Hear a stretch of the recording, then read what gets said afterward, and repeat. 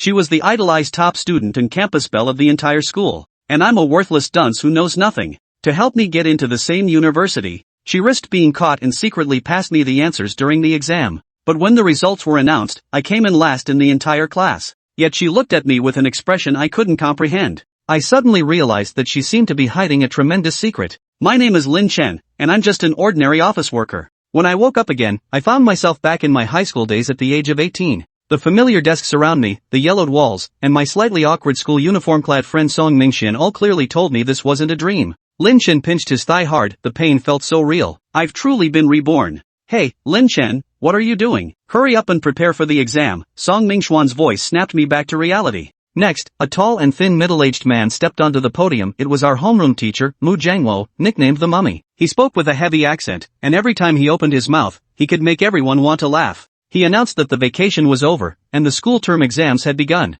Looking at the English test paper in front of me, I felt overwhelmed. Years after graduation, I had completely forgotten all the high school knowledge. Just when I was at a loss, a voice sounded in my ear, "Ding dong, hello host, congratulations on binding with the fake academic slacker system." The fake underachiever system? What kind of nonsense is this? The system explained, "Host, as long as you score 0 on every exam, you'll receive rewards." Scoring 0, since when was that a good thing? I couldn't help but laugh internally. My grades had never been great anyway, so why not give it a try this time? However, the system prompts that blank submissions aren't allowed, which ironically becomes a dilemma. If I randomly guessed answers, I'd probably get a few right by chance. Wouldn't that ruin my 0 score goal? Just as I was puzzling over how to achieve a perfect 0, Su Yan sitting diagonally in front of me caught my attention. She was the top student in our class and also the school's belle. She took advantage of the teacher's inattention and threw a paper ball at me. Opening it, I realized it was actually the answers to the multiple-choice questions. My heart skipped a beat. Su Yan was a total academic ace, so her answers had to be correct. Then all I had to do was eliminate her answers. Without hesitation, I marked all the wrong options on the test, following the answers on the note. After the exam, I reflected on my past life experiences. Due to my family's bankruptcy, I could only work in a factory after graduating from college. I often worked non-stop, but who would have thought that just one moment of dozing off would send me back to my youth? Although this fake underachiever system sounds a bit peculiar, any chance to earn rewards is always good. The next morning, I woke up refreshed and invigorated, feeling more relaxed than ever before. Putting on my school uniform and eating the breakfast mom made, I rode my bike to school. The late summer breeze of Chicheng brushed against me as I looked at the familiar streets. Taking a deep breath, I thought, it feels so good to have a second chance at life. When I arrived at school, my good friend Song Mingxian stopped me. "Hey, Lin Chen, what happened to you yesterday? I invited you to play games, but you never replied." "Something came up at home, so I couldn't log into the game." I smiled to myself, thinking, I just died once and got reborn again. Song Mingxian grumbled about today's exam, as he was the perennial underdog who consistently occupied the bottom rank. I smiled and reassured him, "Don't worry, this time you definitely won't rank last." Song Mingxian looked skeptical. The exam ended quickly, and the results were promptly announced. The mummified teacher held the report card and announced the grades with an expressionless face. Su Yan, first place. Wang Jingze, second place. Song Mingxian, 51st place. Song Mingxian widened his eyes in disbelief. He was actually no longer in last place. He turned to me excitedly and said, "Damn, Lin Chen, I'm actually not dead last this time. Some poor sap stole my throne as the bottom ranked. Thank goodness for him." Hee hee, I glared at him gloomily, and amid his bewildered expression, the mummy teacher called out my name. Lin Chen, 52nd place, Chinese language, 0 points, mathematics, 0 points, English, 0 points, history, chemistry, politics, biology, geography, physics, all zeros. Song Mingxuan's mouth fell open in shock, while Su Yan turned around to stare at me in disbelief. Teacher Mummy was so furious that she gnashed her teeth. "Lin Chen, explain to me how you managed to score such a big fat 0. Just as the teacher roared, the system's voice rang out in my mind again. Chapter 4, Meet in the Grove after evening study. Ding! Congratulations, host, on acquiring CT6 English proficiency, comprehensive knowledge of high school freshman level mathematics, and enhanced memory by 1. Holy crap, this is awesome.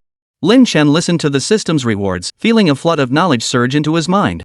He was overjoyed. This system was seriously awesome. If he could just ace a few more exams, his grades would never be a problem again. Just as Lin Chen was quietly gloating, a shrill sound erupted from the podium. Smack! The mummy-like teacher slammed the chalkboard eraser onto the desk, glaring and bellowing, "Lin Chen, I'm talking to you. Get up here and explain why you scored 9 big fat zeros." Lin Chen rose slowly and replied, "Because there are only 9 subjects." The mummy was so furious smoke nearly poured from his ears. "What did you say? Only 9 subjects? So if there were 10, you could have gotten 10 big fat zeros? Oh my god, this is infuriating. Ha! That's hilarious. Ha! The entire class burst into uncontrollable laughter. Seeing this, the mummy immediately slammed the chalkboard eraser onto the desk several times.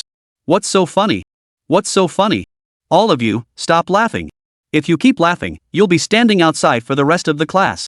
The mummy looked like he was about to explode with rage. He took several deep breaths before slowly calming down. Alright, everyone sit down. Class is starting. Lin Chen watched the mummy practically fuming with rage and couldn't help silently apologizing to himself. Old Mu, I'm sorry. I didn't mean to get a 0. If you're going to blame someone, blame this damn system. Before he knew it, evening self-study was nearly over. Thud. A note suddenly landed on Lin Chen's desk. Lin Chen looked up. It was Su Yan. Her again? Strange.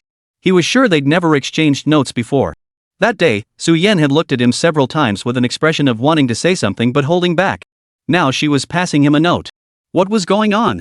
Lin Chen unfolded the note and read, "Meet me in the school grove after evening study.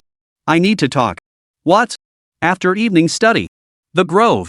This, a moonless night, deep in the quiet of the night, a lone man and woman together. What kind of? Wait, what exactly is she up to? Why can't she just talk in class? Why wait until after evening study? And why the grove? This sounds way too suggestive. This Su Yan, could she possibly have feelings for him? Lin Chen began to ponder. If he had been a complete novice in matters of the heart before, then after all these years of navigating society, he could clearly sense that Su Yan must have some feelings for him. Otherwise, why would she go out of her way to pass me answers and then invite me to the grove? Should he go or not? What if she had ulterior motives? How would he handle that? Should he play hard to get, or give in half-heartedly? Ugh, this is giving me a headache. 10 minutes later, the bell rang, signaling the end of class. The classroom instantly came alive as students chattered and laughed, packing up their things and streaming out. Lin Chen packed his things slowly, his mind still racing about what to do next. His eyes drifted towards Su Yan. He noticed Su Yan was looking at him too. The moment their eyes met, Su Yan quickly turned her head away. She hastily packed her backpack and walked out of the classroom with her head down. After packing his things, Lin Chen also strolled out. Song Mingxian caught up from behind, playfully slinging an arm around her shoulder. Bro Chen, you really came through this time. Ha? What? Lin Chen asked, puzzled. Ha! If you hadn't stepped up and deliberately scored 0 to claim the bottom spot, I'd still be dead last. My dad would have beaten me to death. Bro, you're such a loyal friend. I'll never forget this, Song Mingxian said gratefully. You misunderstood. I wasn't. Before Lin Chen could finish, Song Mingxian cut him off. Bro, I get it. No need to explain. I know you're loyal, this brother knows. He finished with a pat on Lin Chen's shoulder, his expression saying, I get it. No need to explain. No, old Song, you really misunderstood. Alright, Chen, cut the modesty. I know you've got my back. That's enough. My dad's picking me up today. Gotta run and tell him the great news, I came in second to last. With that, Song Mingxian scampered off like a little kid, leaving Lin Chen unable to finish his explanation. Sigh. This buddy of mine is great in every way, but he's got some serious issues. All I did was score 0 points, and he managed to imagine all this stuff on his own. Honestly, I'm amazed. The good news of being second to last? His dad's gonna be furious when he finds out. Lin Chen shook his head helplessly and headed straight for the small grove on the west side of campus. He had no idea what Su Yan actually wanted to talk to him about. Moonlight filled the sky, casting dappled shadows through the trees. As school let out, students streamed toward the gates in a bustling crowd. The trees on the western side of the school were lush and green, silhouetted against the night. Patchy moonlight filtered through the dense foliage, casting a tranquil glow. As Lin Chen approached the grove, he spotted a figure ahead, seated on a bench within the trees. As he drew closer, he recognized the figure as Su Yan, the very person who had asked him out. Ahem. Lin Chen wasn't sure how to start the conversation. After all, they weren't close, they'd barely exchanged 10 words between them. So he simply cleared his throat twice. Su Yan heard the sound and immediately turned her head. Spotting Lin Chen, she stood up, feeling somewhat flustered. Lin Chen, you're here. Yeah. What's up? Lin Chen cut straight to the point. Hearing his words, a rare blush touched Su Yan's usually icy, beautiful face. However, the darkness made it hard to see clearly. I called you here because I wanted to ask you. Lin Chen's heart skipped a beat at her words. Could she really be about to confess to him? I wanted to ask you, why did you score 0 on the exam? I did pass you the answers, didn't I? Chapter 5, After School Tutoring. I wanted to ask you, why did you get a 0 on the test? Didn't I pass you the answers? Ha! Lin Chen realized she'd called him over for this. He'd thought. All right. I was wondering what it was about. I just wanted to prove my own ability, so I didn't copy the answers you gave me. Lin Chen opened his eyes wide, spouting nonsense with a straight face.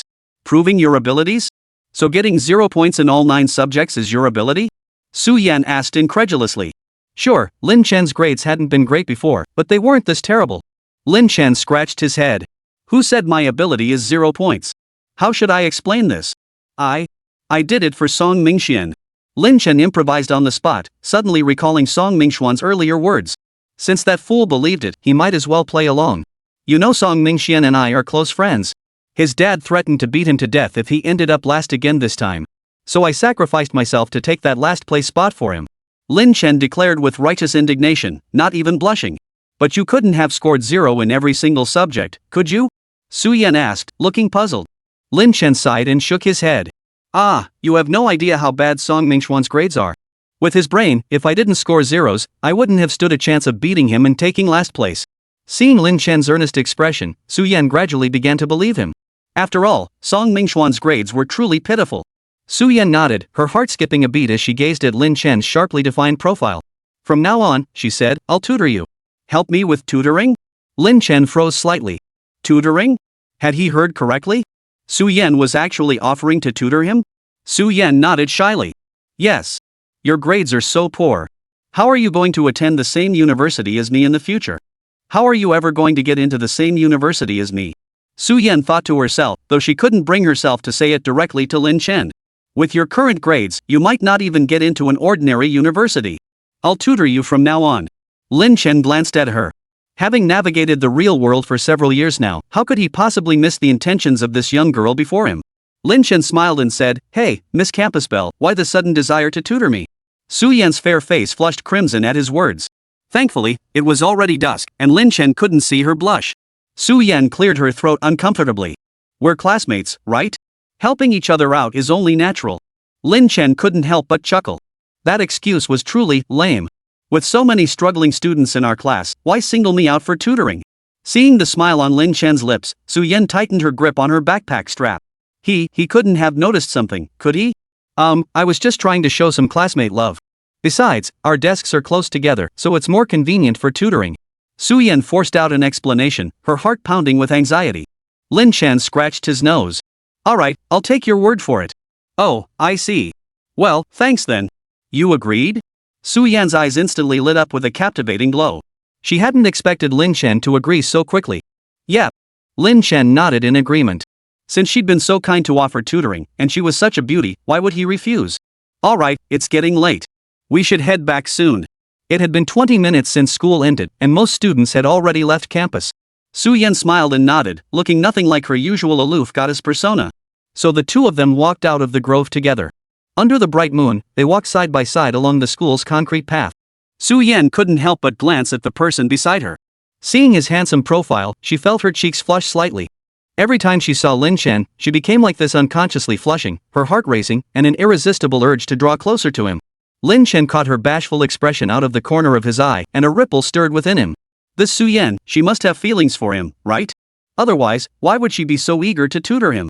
Suppressing the flutter in her heart, Su Yan bit her lip and said, How about we have lunch together tomorrow? I can tutor you then. What do you think? Lin Chen shrugged indifferently. Sure. He had nothing else planned for lunch anyway. It would be perfect to test out the system reward he'd just received with this top student. Hearing Lin Chen agree, Su Yan felt overjoyed inside, unable to suppress the smile that spread across her lips. Only then did Lin Chen realize the Ice Queen wasn't as cold as legend made her out to be. Her smile was actually quite adorable, and she had 2 little dimples at the corners of her mouth, details he'd never noticed before. As they neared the school gate, Lin Chen asked, How are you getting home? Su Yan replied with a hint of shyness, I'll just walk back. My place isn't too far from school. Glancing at the time, Lin Chen saw it was already quite late, and most students had left campus. He suggested, Wait here for me a moment. Ha! Before Su Yan could ask why, Lin Chen dashed toward the parking lot diagonally ahead. Watching Lin Chen's retreating figure, Su Yan couldn't help but smile. Pink bubbles kept bubbling up inside her heart. So this was what it felt like to be with someone you liked. Chapter 6, The Penalty for Second to Last Place. A moment later, Lin Chen pushed his bike over and said, Where do you live? I'll give you a ride. Ha? You're giving me a ride? Su Yan's eyes widened in disbelief. Yeah, who else would be around? Lin Chen replied casually. After all, it was so late now, and all the students had left campus. It would be dangerous for Su Yan, a young woman, to walk home alone. If something happened to her later, he'd be the last person she'd seen tonight. Wouldn't that make him a suspect? No, I mean. Su Yan stammered, completely flustered by the unexpected offer. Seeing her flustered state, Lin Chen chuckled. What's wrong? Worried I have ulterior motives? No, I just didn't want to trouble you. Su Yan hurriedly waved her hands in explanation. I'd be thrilled if he did, she blurted out. No, I mean, I'd be delighted if he offered to walk me home. What's the trouble? I'll need your help with tutoring later anyway. Lin Chen straddled his bicycle and turned to Su Yan. Alright, hop on. Su Yan blushed and nodded, then slid sideways onto the back seat. Once he saw she was steady, Lin Chen pedaled forward. Under the deep night sky, illuminated by streetlights, Lin Chen pedaled toward Su Yan's home. Su Yan's home wasn't far from school, and coincidentally, Lin Chen passed by the entrance to her residential complex every day on his bike ride to school. The two rode in silence. Just as Su Yan thought the quiet would continue indefinitely, as they approached an intersection, a cat suddenly darted out from an alleyway. Lin Chen slammed on the brakes, and with the force of inertia, Su Yan slammed right into his back. Ouch! What's wrong? Lin Chen turned around at the sound. Nothing, I just bumped my nose. Su Yan muffled her words, clutching her nose. She hadn't expected a guy's back to be so hard. Tears had nearly welled up in her eyes just now, it hurt so much. Lin Chen jumped out of the car, propping himself up with one hand on the vehicle as he turned to look at her.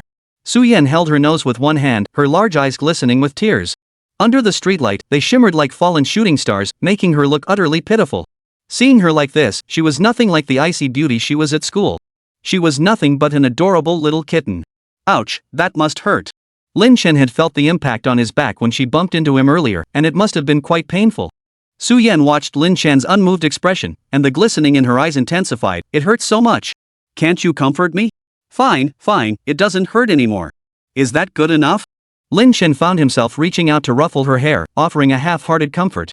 Only after speaking did Lin Chen realize his gesture might have been a bit too forward. He withdrew his hand and absent-mindedly rubbed his nose. What I meant was, is your nose okay? Su Yan froze at Lin Chen's sudden gesture, her face flushing bright red. Thankfully, she had half her face covered with her hand, otherwise, Lin Chen would have seen her blushing cheeks. Su Yan lowered her head in embarrassment and said, No, I'm fine. That's good. With that, Lin Chen remounted his bike and rode forward. 5 minutes later, they arrived at the residential complex where Su Yan lived.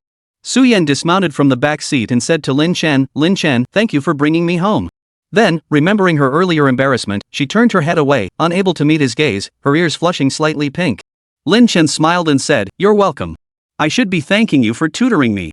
Well, it's pretty late. You should head inside. Okay, be careful on your bike ride home, Su Yan said thoughtfully. Alright, see you. With that, Lin Chen pedaled away. Su Yan watched his receding figure, touching her nose where it had been bumped. It didn't seem to hurt quite as much anymore. The thought of starting tutoring Lin Chen tomorrow filled Su Yan with an indescribable excitement. With that thought, a smile naturally curved her lips as she walked briskly into the residential compound. The next day, when Lin Chen reached the classroom door, Su Yan was already seated at her desk. The moment she saw him, her eyes lit up with a special glow. Lin Chen instinctively glanced her way. Su Yan immediately lowered her head, pretending to organize her textbooks. Noticing her ears flushing a faint pink, Lin Chen tapped his cheek, wondering, is she really a rabbit? Her ears turned pink at the slightest thing. Hey, Chen, what's up? Why aren't you going in? Song Mingxian slung his arm around Lin Chen's shoulder as they walked into the classroom together. Bro, I'm telling you, my dad is so untrustworthy. He promised he wouldn't punish me as long as I didn't come in last place on the exam. But guess what? Last night he made me do cross-stitch embroidery in the middle of the night. Put. Ha! Cross-stitching. Lin Chen couldn't help but laugh out loud. Making a grown man do cross-stitch? Only Song Mingxuan's dad could come up with such a cruel and inhumane way to torture someone. He'd always believed Song Mingxuan's eccentricity was purely inherited from his father. Back in middle school, when Song Mingxian once again scored dead last in the entire grade, his father had him tied up, dressed him up like a little girl, and paraded him down the street for public humiliation. The incident caused a huge stir among their neighbors, and people still occasionally brought it up to this day. It nearly left Song Mingxian with lasting psychological trauma. You had to admit, Song Mingxuan's father was a master at punishing his son. You didn't even come in last, so why did your dad punish you? Lin Chen asked with a smug look. Song Mingxian replied gloomily, my dad thought I was laughing too happily. He said he'd never seen anyone who came in second to last smile like a blooming flower. Bro, you can't blame your dad for that. He probably never saw anyone laugh so hard after coming in second to last either. After saying this, Lin Chen couldn't help but double over laughing. Song Mingxian, you're something else. Chapter 7, I can do it too, just like you. The two walked to their respective seats and sat down. Lin Chen glanced forward and saw Su Yan had already reverted to her Ice Queen persona, her small face set in a stern expression, radiating an aura of keep out. For some reason, he suddenly recalled last night her flustered, pitiful expression when her nose had been bumped. It was strangely endearing. Lin Chen couldn't help but curve his lips upward, shaking his head with a smile. Girls really were strange. Song Mingxian, noticing his expression, asked dramatically, Bro Chen, what's up? Why are you suddenly grinning like that? You haven't been possessed by a spirit, have you? Get lost. You're the one possessed. Lin Chen snapped irritably. What do you know, coming in second to last in the class. Second to last place Song Mingxian, just got looked down on by the dead last guy. The morning passed quickly. The last class was chemistry. After the bell rang, the chemistry teacher didn't keep them behind, and the students poured out of the classroom all at once. Lin Chen rose slowly, glancing towards Su Yan. Yan, let's go. We're heading to the cafeteria for lunch. Su Yan's best friend, Tang Qing, came over and said. Su Yan looked at her apologetically. Qing, I'm sorry. I have something to do today and can't have lunch with you. What could be more important than having lunch with me? Tang Qing pouted. Su Yan flashed a conciliatory smile. Next time, I'll definitely keep you company. Alright, I'll head out first. You promised you'd definitely hang out with me next time. Got it. After saying that, Tang Qing left first. Lin Chen walked slowly over to Su Yan's side and said, what do we need to review today? Let's start with physics today. Looking at your past grades, it seems to be your weakest subject. Alright, physics it is. Lin Chen had no objections at all, felt the same to him anyway. Weakest? Su Yan certainly chose her words carefully. And honestly, what subject wasn't he weak in? Then grab this physics exam paper. After we finish eating, we'll head to the study room, and I'll go over it with you. Okay. Lin Chen retrieved his physics exam paper and returned. Let's go to the cafeteria for lunch first. MHM. Su Yan glanced up at him, then nervously lowered her head. She was actually going to eat with Lin Chen. What should she do? She felt so nervous. Puffing out her lips, she took a slow, deep breath. Only then did Su Yan gradually calm the fluttering excitement in her heart. Together, she and Lin Chen stepped out of the classroom. Once they reached the cafeteria, Lin Chen found a seat and asked Su Yan, what would you like to eat? Su Yan quickly replied, I'll go with you. Lin Chen smiled and said, no need. Just hold our spot here. I'll go get it. Before Su Yan could protest, Lin Chen cut her off, I'll get whatever you want. You stay here and save our spot. With so many people, we might lose it otherwise. The cafeteria was packed, and they'd barely found a spot. If they didn't keep a close eye on it, someone might snatch it away. After hearing his words, Su Yan finally said, anything is fine. I'll have the same as you. Alright. Lin Chen then headed straight for the window he used to frequent most often. Come to think of it, it had been ages since he'd eaten here, and he found himself strangely nostalgic. Su Yan sat alone at the table, watching Lin Chen queue in the distance. Her gaze drifted off as his figure gradually overlapped with the one in her memories. Lost in thought, Su Yan didn't notice someone sitting down across from her. Su Yan, I can sit across from you, right? Su Yan snapped back to reality. Across from her sat a bespectacled boy. Thick lenses rested on his nose bridge, and his face bore numerous acne marks. His school-issued white shirt was buttoned all the way to the top, giving him the look of a seasoned bureaucrat. Su Yan looked at him expressionlessly and said, sorry, this seat is taken. But I thought this seat was empty, the bespectacled boy replied, looking utterly bewildered. Sorry, you're sitting in my classmate's spot, Su Yan said coldly. What's wrong with this guy? She'd already told him someone was sitting here, yet he still wouldn't move. Oh, no, sorry. The bespectacled man reluctantly stood up, then stammered awkwardly, Su Yan. Joe, this afternoon, could I take you to the movies? No. Su Yan refused without hesitation. Why? No reason. I just don't want to go to the movies. Su Yan said coldly. Even if I were to watch a movie, I'd want to watch it with someone I like. I'd never watch it with just anyone. But the bespectacled guy persisted, Su Yan, it's a really good movie. You'll definitely like it. Fed up with his persistence, Su Yan frowned and snapped, I really don't want to watch a movie. Besides, I don't even know you. There's no way I'd go with you. Please just leave me alone. What a jerk. She didn't even know him, why would she go see a movie with him? She'd already refused, yet he kept droning on and on. Su Yan was genuinely fed up. Hey, look. Isn't that girl our school's campus beauty, Su Yan? Yeah, who's that guy next to her? No idea. Don't recognize him. Probably just another toad trying to eat swan meat. Seriously, she turned him down, and he's still going on and on like he knows everything. Seriously, can't he take a hint? With his looks, he actually had the nerve to ask Su-yen out. Chapter 8, The Cafeteria Incident. Students nearby eating their meals started whispering among themselves. After all, Su-yen was widely recognized as the school's most beautiful girl and a top student to boot. It was impossible not to know her. Since she enrolled, the line of guys trying to pursue her could stretch all the way to the school gate. But this was the first time anyone had seen someone so utterly clueless. He's so unattractive, yet he dares to ask Su-yen out? She's already rejected him, and he's still pestering her non-stop. How shameless. No, Su-yen, please just go with me. That movie is really well made, and I genuinely want to watch it with you. The bespectacled guy kept rambling on to himself.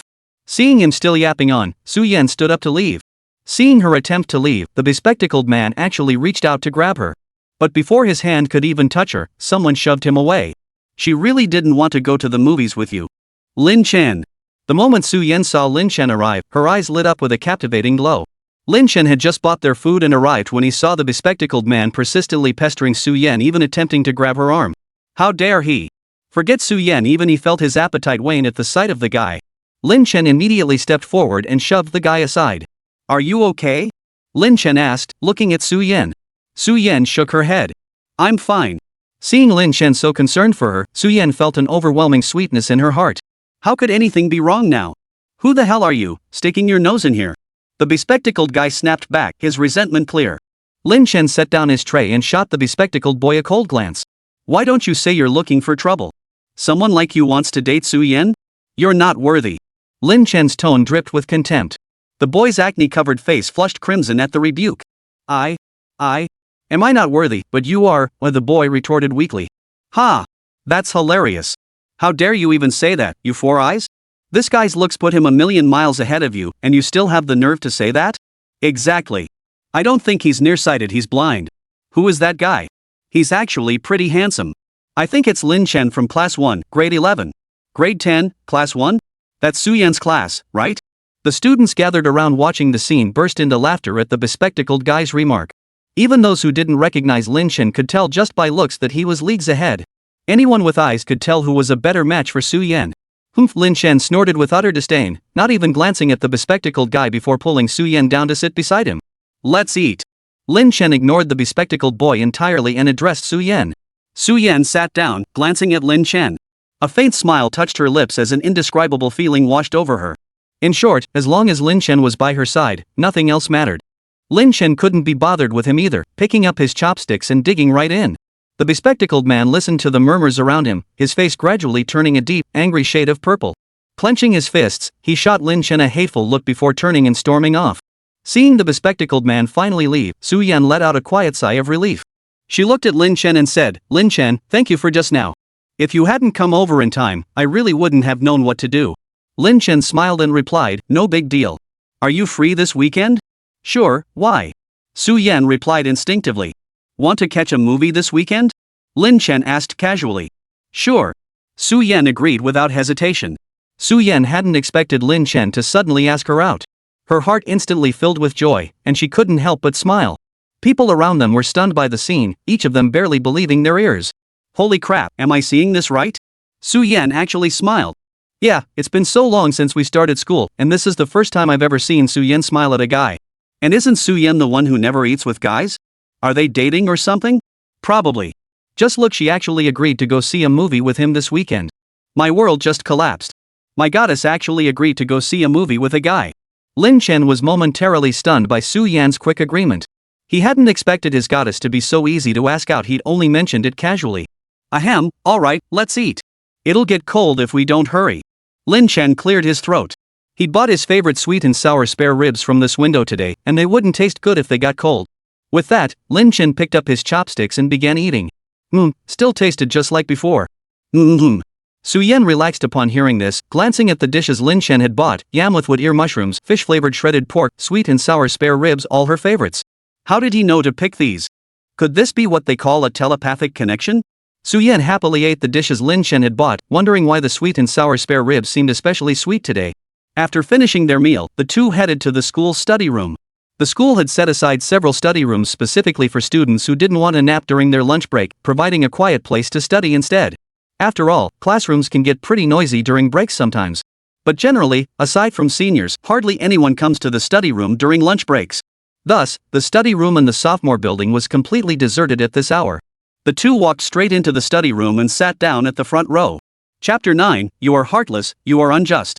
Lin Chen took out the physics exam paper from this test, smoothed it out, and placed it on the desk. Su Yan looked at the paper covered in X's and momentarily didn't know where to begin. Clearing her throat, she said, "How about I start explaining everything from the beginning?" Lin Chen nodded. To him, it all sounded like gibberish anyway. Back in the day, his best physics score had been a fluke, or rather, a 21. He'd always thought physics was utterly defying the laws of nature. Physics, you know you're unreasonable yourself, so why force people to study you? It was utterly incomprehensible. Su Yan watched his distracted expression and waved her hand in front of his face. "Hey, Lin Chen, snap out of it. Focus," she said with a hint of annoyance. "What's the deal?" She'd gone out of her way to tutor him, and before she'd even started explaining, he was already zoning out. Lin Chen smiled apologetically. "Sorry, I was just thinking." "What were you thinking about?" Su Yan tilted her head, looking at him. "Well, I was wondering why this physics problem is so difficult. Look at this one, a car travels at a constant speed of 10 ms on a straight road." Lin Chen launched into his explanation, smoothly steering the conversation back to the physics exam. "How clever of me." Su Yan followed his lead, refocusing her attention on the exam paper. She looked at the problem he mentioned and began explaining it to him. "Here's how this problem works. See, the braking process is uniform linear motion. The time it takes for the car to slow down to zero speed is t0. As Lin Chen listened to Su Yan patiently explain each step, he felt an inexplicable sense of peaceful tranquility wash over him. Previously, when teachers explained problems, it always felt like listening to gibberish that went in one ear and out the other, leaving no trace behind. But whether it was due to the system enhancing his memory or Su Yan's voice being as gentle as flowing water, he found himself retaining every bit of knowledge she shared. Though he still didn't fully grasp everything, at least he wasn't left with a complete blank after the explanation, unlike before. As Lin Chen listened to Su Yan's patient explanations, his gaze drifted to the side of her face. The sunlight was perfect at that moment, warm rays streaming through the window and bathing her delicate, fair complexion in light, not a single flaw visible.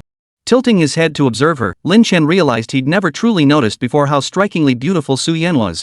She truly lived up to her reputation as the school's undisputed beauty queen, easily outshining all the other girls at their school. As he watched, Lin Chen suddenly noticed a tiny red mole on her ear. It was small, nestled on her pale earlobe, and easy to miss if you weren't paying close attention. This was the first time Lin Chen had ever seen a red mole on someone's ear, and it wasn't unattractive at all. How fascinating. Lin Chen instinctively reached out and touched Su Yan's earlobe. Su Yan froze instantly. After touching her, Lin Chen realized his gesture might have been a bit too forward. He quickly withdrew his hand and fidgeted with his hair, feeling awkward. Sorry about that. I didn't mean to. I just noticed something on your ear and thought I'd help wipe it off. Honestly. Lin Chen said with a look of complete innocence, as if he were truly blameless. Su Yan lowered her head, tucking a strand of hair that had fallen across her face behind her ear. Her ears were already bright red. Hearing Lin Chen's explanation, she couldn't bring herself to say anything more, only managing a low, faint Lin Chen placed his right fist over his mouth and cleared his throat. "Alright, let's get back to the problem. Where were we?" His words snapped Su Yan back to reality. "We were discussing the displacement of the car within 6 seconds, she replied. Then, with ears still flushed, Su Yan resumed explaining the problem to Lin Chen. Sunlight filtered through the lush foliage beside the classroom building, casting dappled patterns across the floor and illuminating every corner. Fragmented, dazzling rays fell upon the young boy and girl, creating a scene of pure beauty. After lunch break ended, the two returned to the classroom together. For some reason, the midday hours seemed to have flown by exceptionally fast today. As they approached the classroom door, Lin Chen deliberately paused. Only after Su Yan had entered and a few seconds had passed did he step inside. The moment he stepped inside, he sensed the students were murmuring about something. They kept glancing his way as he entered. "What the hell? Why are you staring at me?" As soon as Lin Chen sat down at his desk, Song Mingxian immediately turned his head, grinning smugly. "Bro, where'd you disappear to at noon?" Lin Chen shot him a withering look. "Can you just speak properly?" "Tisk, why can't I speak properly?" "Get lost." Lin Chen snapped impatiently. The idiot just kept talking more and more. "Whoa, you're so mean. Telling me to get lost? Ha, I knew it once you got the school beauty, you forgot all about me." Song Mingxian, that idiot, squeaked in a high-pitched voice, striking a flamboyant pose. Lin Chen grabbed a book from the table and said coldly, "Can you act normal? Or else I'll smack you." He made a show of raising the book to throw it at him.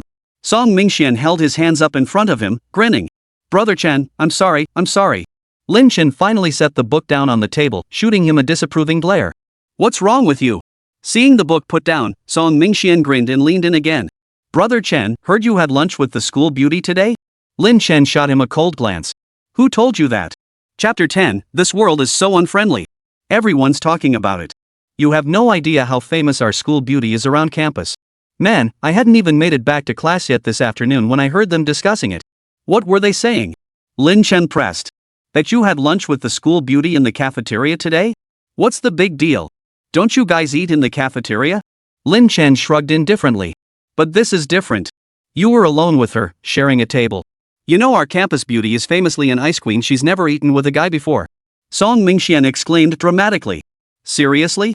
Hasn't she ever eaten with her dad or grandpa? Lin Chen asked, looking genuinely puzzled. If that's the case, that's pretty impressive. Song Mingxian rolled his eyes in exasperation. That's not what I meant. Forget it, I'm not even going to explain. Oh, and I heard they say you asked the school beauty out to a movie this weekend? Yeah, that's right. Lin Chen replied calmly. Holy crap, bro, you're something else. How did you pull that off? Teach me, quick. Song Mingxuan's eyes lit up. Teach you? Forget it. You're beyond help, okay? Lin Chen shook his head helplessly. He still remembered the scene from freshman year when a girl in their grade had confessed to Song Mingxian. That idiot Song Mingxian, he might be a bit dim and not the sharpest tool in the shed, but at least he was decent looking. A girl actually came up to confess her feelings to him, even standing on her tiptoes to try and kiss him. Result? Song Mingxian kicked her away. And then, the idiot actually put on this pitiful act, looking all traumatized and saying something like, "You scared me to death." Ugh, just thinking about that scene makes my eyes hurt. Song Mingxian kept droning on and on. Lin Chen promptly kicked him under the table. Shut up, he growled. Keep babbling like that, and I'll plaster those childhood photos of you paraded around town in a dress all over the school bulletin board. Faced with Lin Chen's threat, Song Mingxian immediately fell silent, obediently turning away. A few moments later, their homeroom teacher Mr. Mu entered the classroom and began his math lesson. Between points M and P, we can draw an auxiliary line. Then, prove that these two angles are. Lin Chen found teacher Mummy's voice unbearable to listen to. Having already mastered all the math concepts for his first year of high school, the lessons no longer felt as taxing as before. But no matter how well formed the sentence was when it came out of the mummy's mouth, he just couldn't bring himself to listen. Forget it, he'd just have to ask Su Yan to tutor him later. The class passed uneventfully. After the bell rang, Tang Ching stormed over to Su Yan's desk. Su Yan's front desk mate had just stepped out, so Tang Ching pulled out a chair and plopped down right in front of her. Su Yan, come clean. When you said you had something to do at lunch, did you go eat with Lin Chen? Tang Ching glared at Su Yan with venom, her expression screaming, how could you betray my trust like this? You went off with that jerk behind my back. Su Yan's eyes flickered. How did you find out? How do I know? I hadn't even returned to class today when I heard people talking about it. You tell me the truth right now. Su Yan grabbed her arm. Keep your voice down. I was just helping him with his tutoring, and we had lunch together afterward. Tutoring? Helping Lin Chen? Why on earth would you tutor him? Tang Ching asked, baffled. She couldn't recall any previous connection between Su Yan and Lin Chen. Why would she suddenly offer to tutor him? Su Yan tucked a stray strand of hair behind her ear and replied casually, he didn't do so well on his last exam, so I thought I'd help him catch up. Not so well? Ha! Yen, that's putting it mildly. Tang Ching couldn't help but chuckle, recalling yesterday when the mummy announced the scores and Lin Chen got zeros in all 9 subjects. Then her gaze drifted unconsciously to the rear, unexpectedly locking with a pair of eyes. Tang Ching immediately stifled her smile and silently rolled her eyes. Song Mingxian had only casually lifted his head, never expecting to lock eyes with Tang Ching. Who knew she'd roll her eyes at him the moment she saw him? Though Tang Ching didn't utter a word, Song Mingxian clearly sensed her deep disdain in that eye roll. Put. If you won't look at me, I'm not even bothering to look at you. Then Song Mingxian turned his head away and started pestering Lin Chen. Bro Lin, when you go on a date with the school beauty this weekend, can you take me along? Lin Chen looked up at him coldly. Why would I bring you? To join some reality show? Get lost. Song Mingxian, this world is just too unfriendly. Ever since receiving the system's reward, Lin Chen found attending classes much easier, especially English. He now possessed the proficiency of someone who had passed the CET 6 exam, making high school level English genuinely no challenge for him. As for other subjects, while he still grasped only bits and pieces, he could at least memorize every crucial point the teacher covered in class without missing a single word. Even if he didn't fully grasp the concepts, he could at least apply them mechanically to some extent. Lin Chen felt quite pleased with himself. Compared to his past self, he had definitely made progress. Time slipped by unnoticed, and before he knew it, Friday afternoon had arrived. The moment the bell signaling the end of evening study rang, many students rushed out as if the air outside tonight was exceptionally fresh. Song Mingxian stretched lazily, then stood up and turned to Lin Chen. Bro Chun, wanna play some games tonight? Chapter 11, My Own Cabbage Got Eaten. Lin Chen glanced at Song Mingxian and replied indifferently, nah. Hey, Chen, what's gotten into you lately? You're not gaming anymore, not going out partying either. Are you trying to go straight? Lin Chen slapped him across the face. What do you mean settling down? Don't you know how to use words? I'm sorry, Chen Gu. I'm sorry, okay? Song Mingxian quickly begged for mercy. Lin Chen couldn't be bothered with his nonsense. After packing his backpack, he headed straight for the door. Hey, Chen! Wait for me! Song Mingxian shouted after Lin Chen, scrambling to gather his own things. Lin Chen paused at the doorway to wait for him, glancing at his watch. Old Song, hurry up! Got it, just a sec. With that, Song Mingxian shoved the books on his desk into his backpack without a second thought and dashed toward the door. The two of them walked out of the classroom like that. Su Yan looked toward the doorway. Lin Chen was already far away, and her heart began to flutter with anticipation for Zhou Tian's date. Hey, what are you thinking about? You look so lost in thought. Tang Cheng skipped over, noticing Su Yan staring fixedly at the doorway. She playfully tapped her on the shoulder. Ah, and nothing. Su Yan lowered her head, pretending to tidy her things. After a moment's hesitation, she looked up, a touch embarrassed, and asked, Xingxing, could you come with me to buy clothes tomorrow? Clothes? Why the sudden urge to shop for clothes? Tang Cheng remembered they'd just gone shopping together 2 days before school started. Why the sudden urge now? I just suddenly felt like it. The thought of going on a date with Lin Chen the day after tomorrow made Su Yan's heart flutter wildly, a faint blush creeping up her cheeks. Seeing her friend's cheeks instantly flush, Tang Cheng immediately suspected something was up. She hooked her arm around Su Yan's neck and said, You're definitely hiding something from me. Spill the beans now. Su Yan tried to free her neck from Tang Cheng's grip, but she simply couldn't match Tang Cheng's strength. Reluctantly, she stammered, I'm not hiding anything from you. Really? Tang Cheng clearly didn't buy Su Yan's story. This little girl had been acting strangely these past 2 days, and today, no matter what, she was going to interrogate her thoroughly. No. Su Yan replied swiftly. Fine. Then don't blame me for being rude. With that, Tang Cheng released her grip on Su Yan's neck and immediately attacked the soft flesh around her waist. If anyone didn't know, she certainly did. Su Yan was the most ticklish person alive. Ha! Stop tickling me. I'm sorry, okay? Ha! Tell me, what are you hiding from me? Tang Cheng wasn't about to let her off so easily. Today, she was determined to pry the truth out of this little brat. Ha, fine, I'll tell you. I'll tell you, okay? Unable to endure any longer, Su Yan quickly begged for mercy. Hearing Su Yan finally give in, Tang Cheng finally let her go. Crossing her arms over her chest, she demanded, Now tell me the truth. Su Yan stifled her laughter. After Tang Cheng's earlier teasing, her already rosy cheeks were now flushed crimson, her large eyes glistening with moisture, presenting a bashful and timid appearance. Thankfully, they were alone in the classroom now. If anyone saw her like this, her Ice Queen image would surely shatter. Hurry up, tell me now. Tang Cheng casually propped one leg on the nearby chair, adopting a bossy, gangster-like demeanor. After regaining her composure, Su Yan lowered her head, unable to meet Tang Cheng's gaze. Her delicate hands nervously twisted the hem of her shirt as she whispered, I'm going to the movies with Lin Chen on Sunday. What? Tang Cheng instantly pulled her foot off the chair, her mouth agape in disbelief. Su Yan watched her reaction and thought she might just drop an egg in her hand any second. Tang Cheng was reeling from this bolt from the blue, no, more like a sledgehammer to the head. Whatever it was, she couldn't process it. You're going to the movies with Lin Chen? Yeah. Su Yan nodded, feeling a bit embarrassed. After all, admitting something like this to her best friend still made her feel a bit shy. Anyway, you're coming with me to buy clothes tomorrow. I have no idea what to wear to the movies with Lin Chen. After saying this, Su Yan lowered her head even further, revealing a slender stretch of fair neck that had flushed a faint pink from embarrassment. It took Tang Cheng a long moment to digest this earth-shattering revelation. Then, trembling slightly, she pointed at Su Yan and stammered, You, don't tell me you've, with Lin Chen? Tang Cheng shot Su Yan a look that spoke volumes without words. Su Yan looked up at her, her eyes clearly screaming, Don't tell me you like that jerk Lin Chen. I won't listen. I can't handle it. Under Tang Cheng's expectant gaze, Su Yan slowly nodded. Damn it! Tang Cheng let out a furious yell to the heavens, No way! How could you possibly like Lin Chen?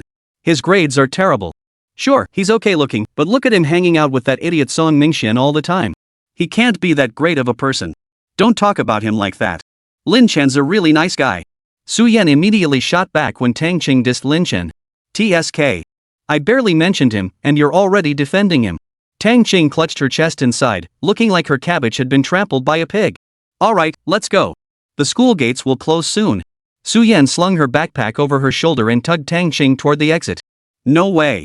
You better tell me exactly when you started liking that Lin Chen guy, and Tang Chung chattered on and on the whole way, relentlessly grilling Su Yan about Lin Chen. The two left school bickering and laughing all the way. The moon hung high, stars twinkled brightly, and a gentle breeze rustled the swaying leaves. Chapter 12, Promise Me One Thing. Early the next morning, Su Yan rose before dawn, washed up, changed into simple clothes, and headed out. The weather was clear today. The morning sun burst forth with golden rays from the horizon, and a gentle breeze caressed the leaves along the roadside. This autumn in Xicheng seemed remarkably different from previous years. After meeting up with Tang Ching, Su Yan began visiting each shop one by one. Su Yan looked troubled as she asked, Ching, what kind of girl do you think Lin Chen likes? What should I wear? Tang Ching took a sip of her milk tea and said, just don't wear anything. Su Yan's face flushed bright red upon hearing this. She immediately reached out and smacked her, snapping, what nonsense are you spouting? How could she even say something like that? Oh, come on, I was just joking. Tang Ching quickly tried to placate her. Fine. I'll help you pick out clothes, okay? Su Yan, her face still flushed, lowered her head and walked ahead. After that little incident, the two began seriously selecting clothes. Spotting a white chiffon maxi dress, Su Yan tugged at Tang Ching's sleeve. What do you think? Would Lin Chen like it if I wore this? Su Yan pictured herself in the dress. It looked lovely, but no way. Tang Ching shook her head and began analyzing with a straight face. I don't think Lin Chen would like this style. You've always gone for this kind of look, right? But we've been classmates for a whole year now, and Lin Chen hasn't shown any special interest in you. I guess he probably doesn't like girls with this artsy vibe. Then what kind does he like? Su Yan asked, her little face wrinkled in confusion. She'd never dated before and knew nothing about guys' minds. She really had no clue what kind of girl Lin Chen liked. Tang Ching shrugged helplessly. She wasn't close with Lin Chen either. Oh. Wait, she might not know Lin Chen well, but someone else did. A sudden flash of insight struck Tang Ching. She slapped her thigh and exclaimed, Yin, I've got it. What did you think of? Su Yan looked at her with a puzzled expression. Tang Cheng chuckled and said, just ask Song Mingxian. He's Lin Chen's best buddy. He should know what kind of girl Lin Chen likes. Su Yan's lips curved upward at the suggestion. Right. Why hadn't she thought of that? But how could she ask Song Mingxian? She didn't even have his contact information. Su Yan suddenly realized this critical problem. Forget Song Mingxian, she didn't even have Lin Chen's contact information. Tang Cheng smiled and said, you don't have it, but I do. How did you get Song Mingxuan's contact info? Su Yan looked utterly baffled. She recalled that the two had barely crossed paths at school, and even when they did bump into each other, they always seemed to be at odds. One disliked the other for being a tomboy, while the other constantly complained about the other being too effeminate. How could two people like that even have each other's contact info? Tang Cheng chuckled. Oh, I added him over the summer while gaming. Normally, I couldn't be bothered to talk to him. After saying that, Tang Ching immediately pulled out her phone and made a WeChat call to Song Mingxian. At that moment, Song Mingxian was still deep in slumber. Hearing the phone ring in a daze, he rolled over irritably. He groped for his phone on the nightstand, and without opening his eyes, pressed it to his ear. Hello? Who is this? Speak up. No response from the other end. Damn it, what's wrong with you? Calling this early in the morning and then not saying anything after picking up. Song Mingxian opened his eyes in irritation, glanced at the phone screen, and realized he hadn't even pressed to answer. Oh. Alright, my bad. Song Mingxian glanced at the caller ID. It was Tang Chung. Confused, he ran his fingers through his bedhead before the call dropped. Hello? What's up? You. Tang Ching, already impatient on the other end, was instantly livid at his arrogant tone. Damn it, are you crazy? Calling me this early just to yell at me? You're the one who's sick. Nuts, retarded, polio.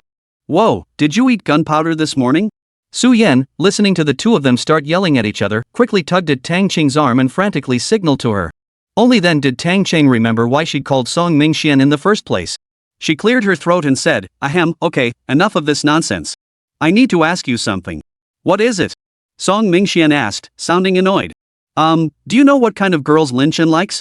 Ha? Song Mingxuan's face turned dark with confusion. What? What did she just ask me? Did I hear that right? Or am I dreaming? Song Mingxian dug his fingernail into his thigh.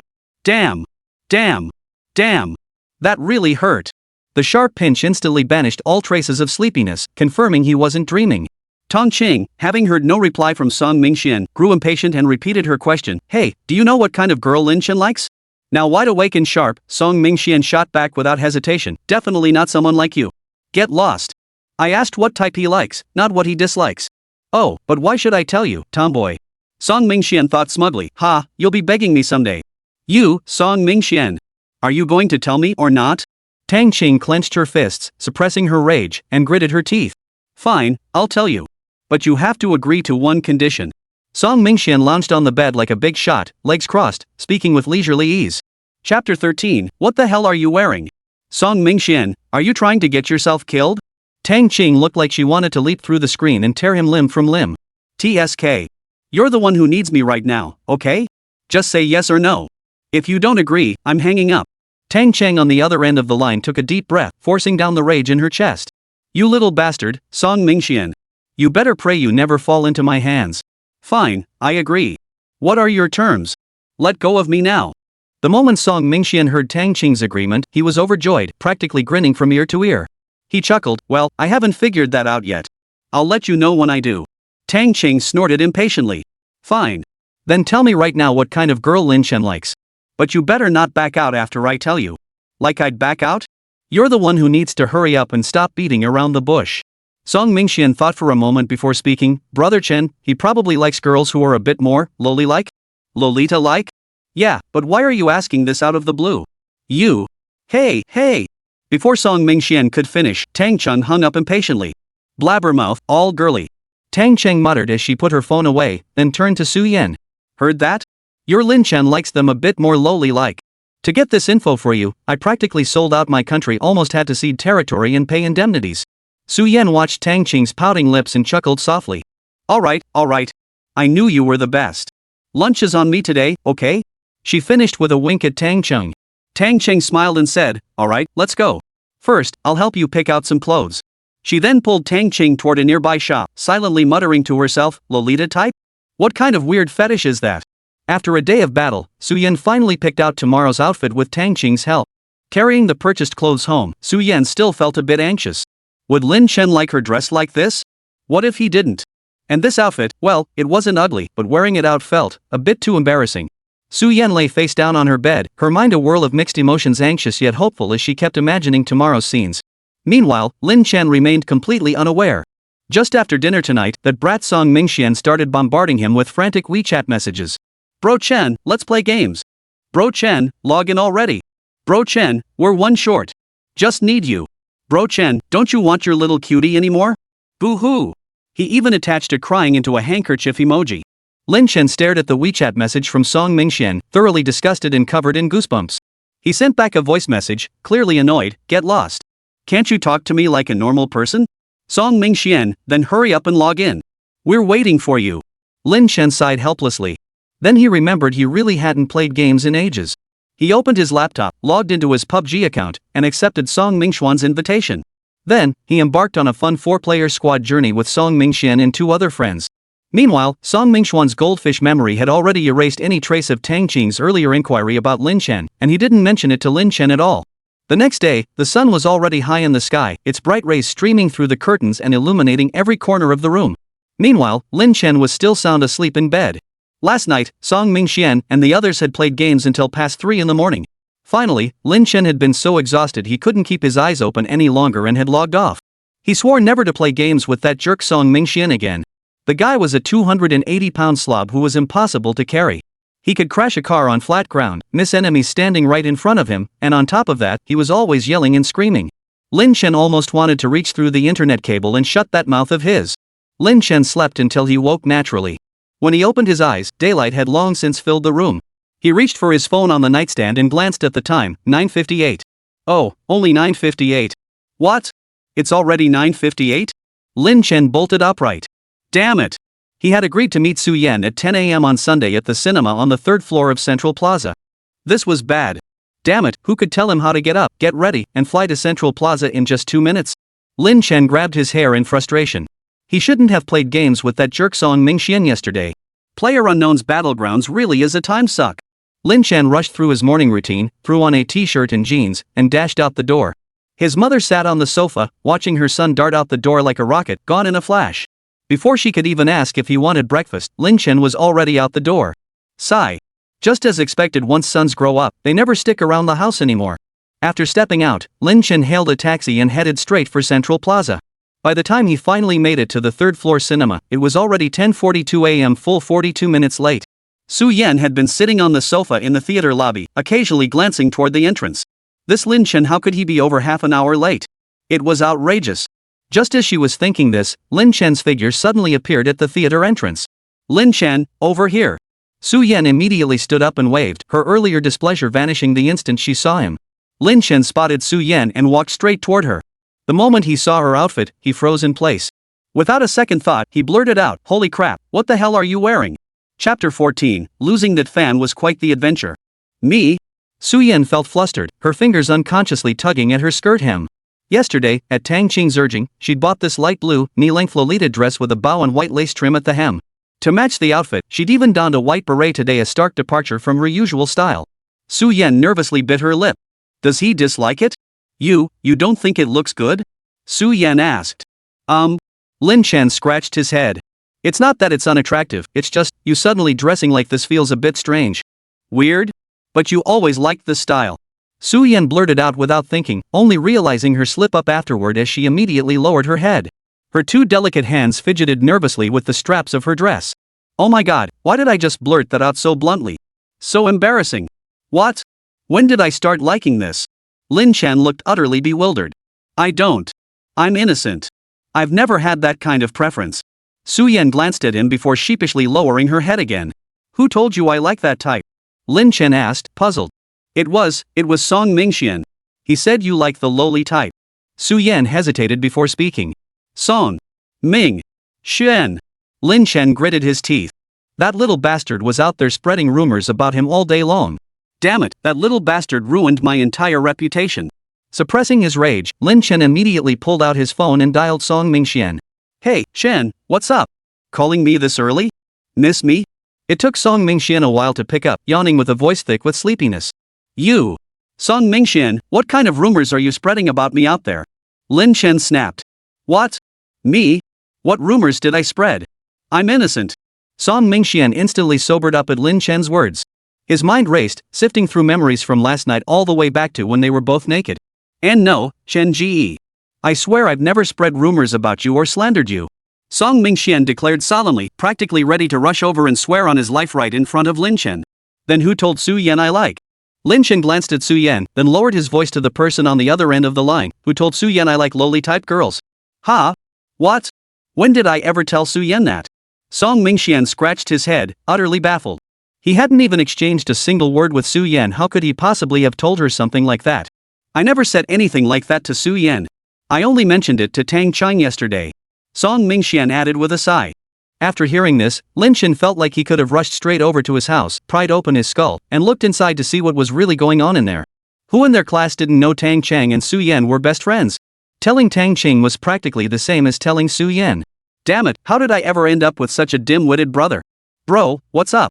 Song Mingxian asked innocently over the phone. What's wrong? When did I ever like lowly-type girls? Stop spreading nonsense about me. Lin Chen felt a million times wronged. He genuinely had never liked lowly-type girls. No, more accurately, he didn't even know what type of girl he liked. He'd never even given that aspect of life a second thought. Remember when we first started playing Honor of Kings? You seemed to really enjoy playing Xiao Xiao. Look how happily you tossed that little fan around. Song Mingxian continued his self-satisfied analysis, his face practically screaming, see? Only your bro really gets you. If Lin Chen were standing right there now and saw that smug look on his face, he'd rip his brain right out of his skull. FCK, when did I ever like playing Xiao Xiao? Get lost. With that, Lin Chen hung up the phone. This Song Mingxian is useless at getting things done but great at messing them up.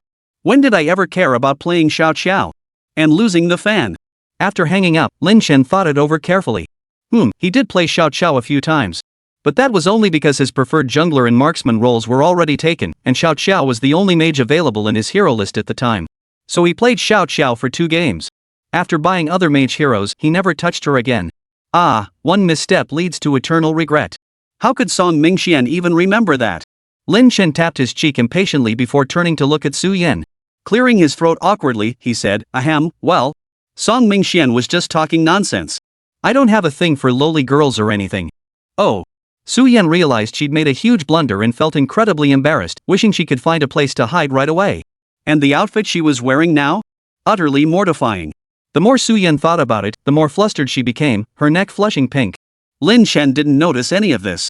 He just found it odd that Su Yan had suddenly changed into this outfit. But honestly, it actually looked pretty good on her. Lin Chen scratched his nose and said, "Sorry about that. I played games way too late last night and ended up oversleeping." "No, it's fine. You look like you're drenched in sweat." Hearing Lin Chen's words, Su Yan finally looked up. Spotting the sweat on his forehead, she hurriedly pulled a tissue from her bag and handed it to him, completely forgetting her earlier embarrassment. Chapter 15, Don't move, there's something in your eye. Lin Chen took the tissue Su Yan offered and wiped the sweat from his forehead. Then he said to Su Yan, "It's getting late. Why don't we grab something to eat first?" After all this delay, it was already past 11 o'clock and the earliest showing of the movie they wanted to see was at 11:45. There were still over 40 minutes until it started, and by then they'd probably be starving halfway through. Besides, Lin Chen had only gotten up around 10 this morning. He'd rushed straight over here without eating a single thing. Su Yan nodded at Lin Chen's suggestion and softly replied, "Alright, I'll go with your plan." Then, the two left the cinema. The third floor of the shopping mall had plenty of food options. They walked around, browsing the surrounding shops. Lin Chen asked, "Su Yan, what would you like to eat?" Su Yan glanced at Lin Chen and replied, "I'll leave it to you. You decide." Lin Chen scanned the options ahead: flavor skewered ramen, spicy hot pot, Chinese hot pot, Japanese cuisine, and felt a bit overwhelmed by the choices.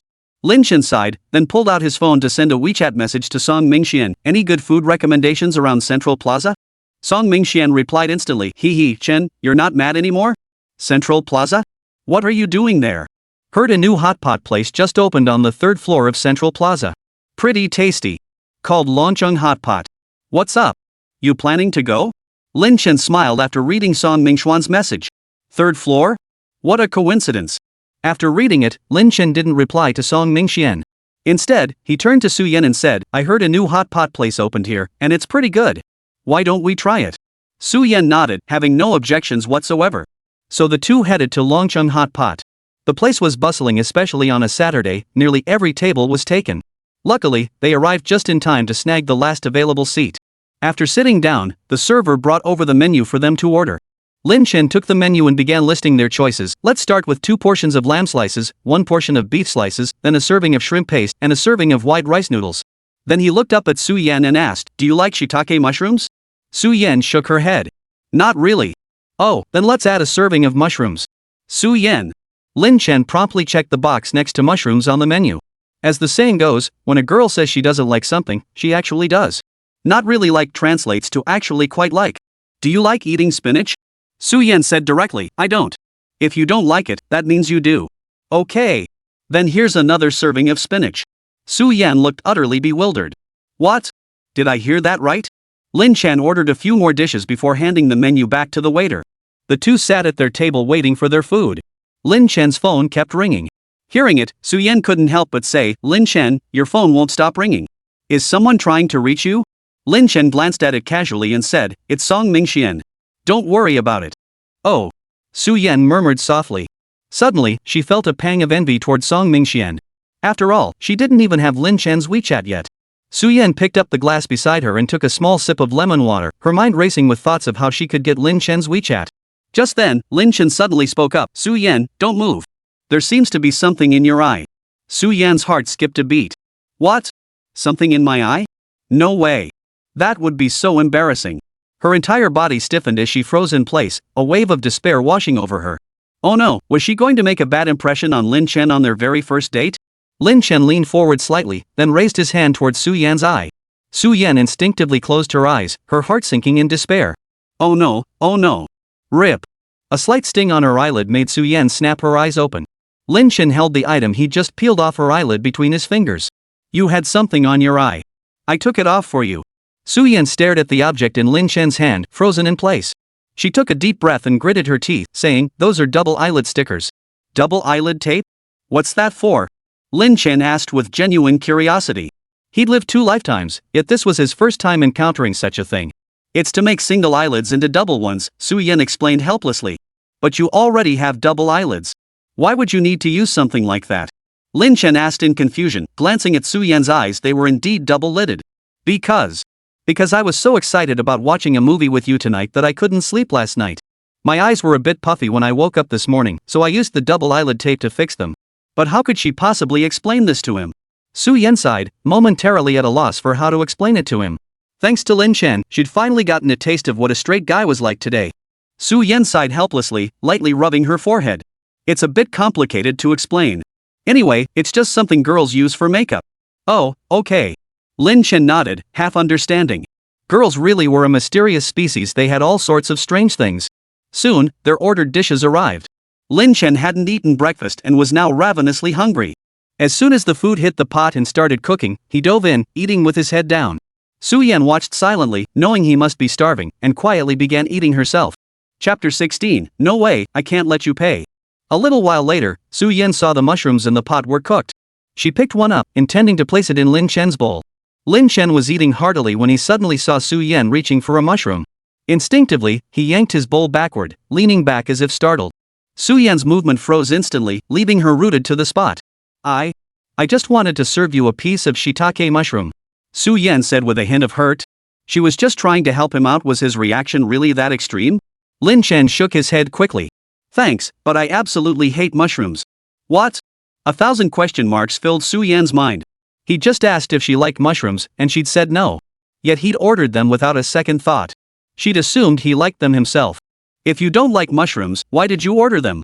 Su Yan asked, utterly baffled. Lin Chen replied with deadpan seriousness, didn't you say you liked them? Huh? When did I ever say I liked them? Su Yan was equally baffled. She clearly remembered saying she didn't particularly like them when Lin Chen had asked her earlier. Had she misspoken? Or had Lin Chen misheard? Where exactly had things gone wrong? Didn't you just say you didn't really like them? Lin Chen asked with a straight face. Exactly. Since neither of us likes them, why did you order them? I thought you liked them. Su Yan was instantly baffled. Yes, she had said she didn't like them, so. Lin Chen picked up the plum juice from the table, took a sip, and said, but I read online that when girls say they don't like something, it actually means they do, right? So when you said you didn't like them, I thought you must really like them. That's why I ordered them. Huh? So what they say online is fake? No way. I need to report that blogger for false content. Truthfully, you couldn't really blame Lin Chen. Ever since his previous life, he'd been as straight as an arrow guy who'd barely interacted with girls. He genuinely couldn't wrap his head around all the twists and turns of this. Su Yan sighed, pressing her hand to her forehead. Sure enough, a straight guy's way of thinking was truly one of a kind. Su Yan sighed, it's not like all girls are like that. Sometimes when we say we like something, we genuinely mean it. And when we say we don't, we really don't. Seriously. Lin Chen nodded thoughtfully after hearing this, then asked, so when is sometimes? Lin Chen genuinely felt baffled. The idea that liking or disliking could depend on the timing seemed utterly confusing. Su Yan was momentarily at a loss for words. After a moment of thought, she finally spoke slowly. I don't know how to explain this to you exactly, but when I'm with you, if I say I like you, I genuinely like you. If I say I don't, I truly don't. All right. Lin Chen nodded. He was nearly overwhelmed by all these layers of like and dislike. At least Su Yan was different from other girls. From now on, whenever he was with her, he'd just take her word for it. He couldn't be bothered to decipher all these convoluted signals anyway. Sigh, girls really are strange creatures. With that settled, both of them simultaneously turned their gaze to the spinach still sitting untouched on the side. Lin Chen stared at the vibrant green pile and swallowed hard. God knows he hated spinach more than anything. That stuff was for Popeye to eat. What did it have to do with him, Lin Chen? Lin Chen turned his head and found Su Yan staring at him unblinkingly. Her watery eyes seemed to spell out, this is the spinach you ordered. Ha, ha. Lin Chen gave an awkward chuckle. Seeing his expression, Su Yan couldn't help but burst out laughing. Alright, I won't push you. Just leave it there. Watching her smile, Lin Chen felt an indescribable sensation well up inside him. Su Yan, privately dubbed the Ice Queen Beauty by her schoolmates, usually wore a cold demeanor. But today, with that smile, she transformed completely. She seemed softer all over, with two faint dimples at the corners of her mouth that were exceptionally charming. The two chatted about this and that, and soon they were full. Lin Chen stood up, phone in hand. Wait here a moment. I'll go pay. No, don't. This rounds on me, Su Yan protested, jumping up. She couldn't let Lin Chen pay every single time. Lin Chen cut her off firmly, that won't do. I never let a lady pay.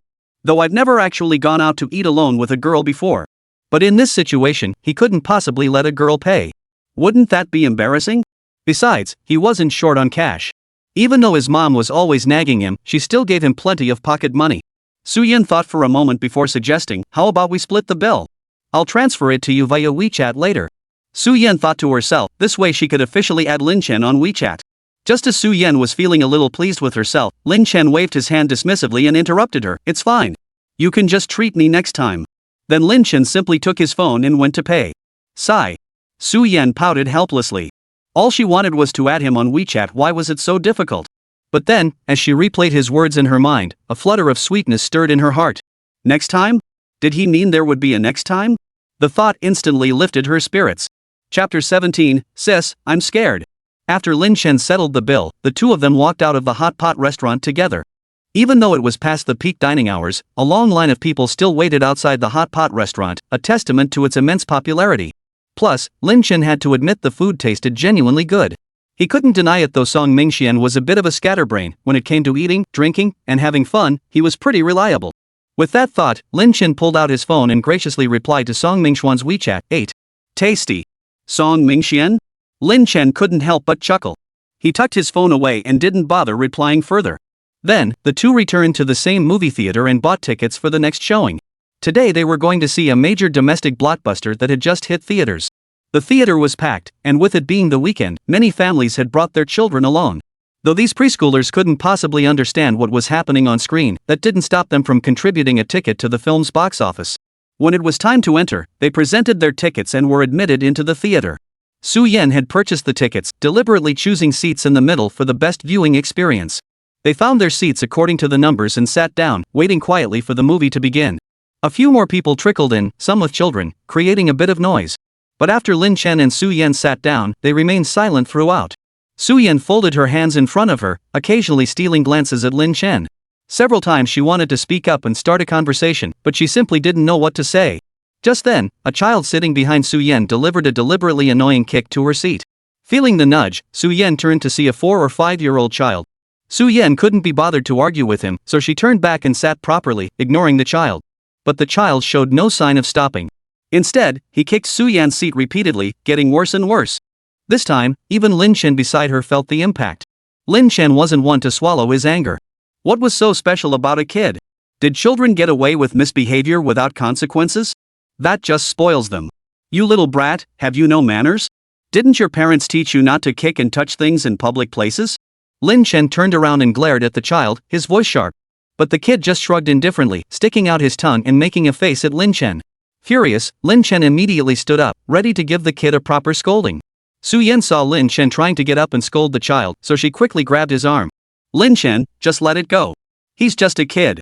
Seeing Su Yan didn't want to pursue it, Lin Chen reluctantly let it go. They wanted to let it go, but the kid was hell-bent on making a scene in front of them. After a few seconds of quiet, he escalated his behavior, this time actually reaching out to grab Su Yan's hair. This was truly the last straw. Even if Su Yan could tolerate it, Lin Chen absolutely could not. Lin Chen sprang up and violently flung the child's hand away.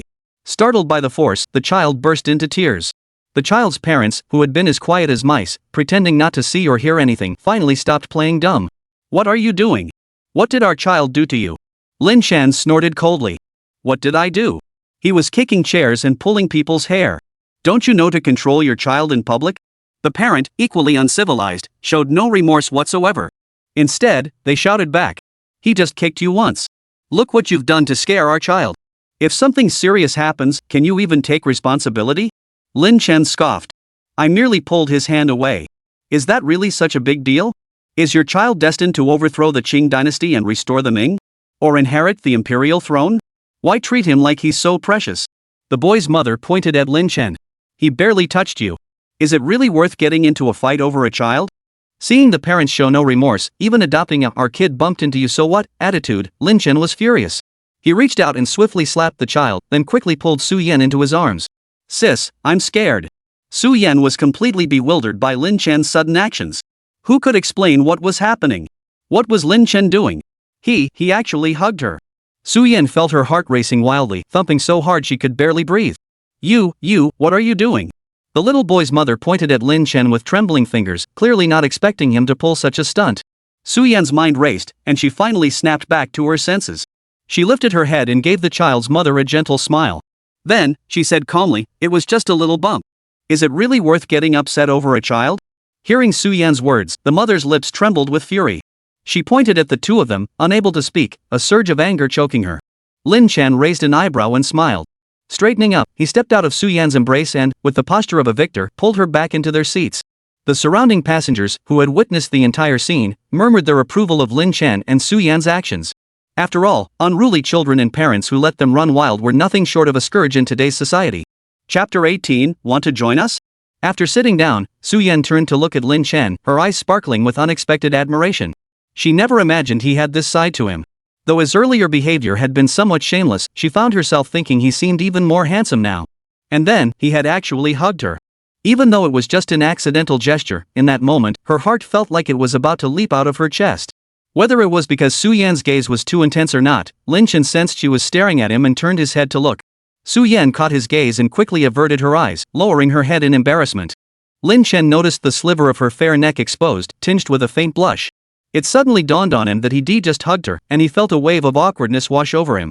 Feeling a bit embarrassed, Lin Chen scratched his nose and said to Su-Yen, "Sorry about that earlier. I didn't mean to take advantage of you. I just acted on impulse." "Meishem, I know," Su-Yen murmured, still looking down, unable to meet his eyes. "Good. The movie's starting. Let's watch." Seeing Su-Yen hadn't misunderstood, Lin Chen continued, though his mind drifted back to the moment he'd held her the scent that had wafted from her body. Unlike the heavy perfume scent on other girls, hers was light and delicate, pleasant and soothing to the nose. TSK, what was he thinking? Lin Chen shook his head, quickly dismissing the thought and focusing his gaze on the movie screen. The film was quite well made. Once it officially started, both of them focused entirely on the movie, watching with great interest. They didn't exchange another word during the screening. The mother and son behind them, having witnessed Lin Chen's earlier display, settled down and dared not cause any further disturbance. After the film ended, the two followed the crowd toward the exit. Su-Yen casually remarked, "I heard starting the week after next, our school is going to enforce mandatory boarding." Mandatory boarding? Why? Lin Chen had no idea about this. While he wasn't particularly opposed to boarding, he simply found it odd. Apparently, because of last semester's final exam results, our school's ranking fell significantly behind number 16 high school. So the administration decided to make boarding mandatory for all students. Su-Yen explained calmly, having overheard the news by chance a few days ago when she went to the teacher's office to pick up her assignments. She didn't mind boarding either, and besides, this meant she'd get to spend more time with Lin Chen. Thinking about it this way, she actually began to look forward to the boarding life ahead. After leaving the cinema, the two parted ways and headed home separately. The new week arrived as expected. Just as Su-Yen had predicted, shortly after the week began, teachers from every class announced the upcoming mandatory boarding requirement. Naturally, the news brought both joy and worry. The happy ones rejoiced at the chance to escape their parents' constraints, while the unhappy ones fretted that the school's accommodations could never compare to the comforts of home. Upon learning her son would be boarding, Mrs. Lin's first reaction was to drag Mr. Lin to the family gravesite to burn incense, deeply relieved she'd finally be spared the daily sight of her spendthrift son.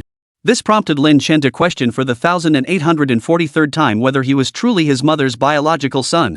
Life passed uneventfully for a week, and then all the day students at Guangda Chicheng First High School embarked on their boarding school journey.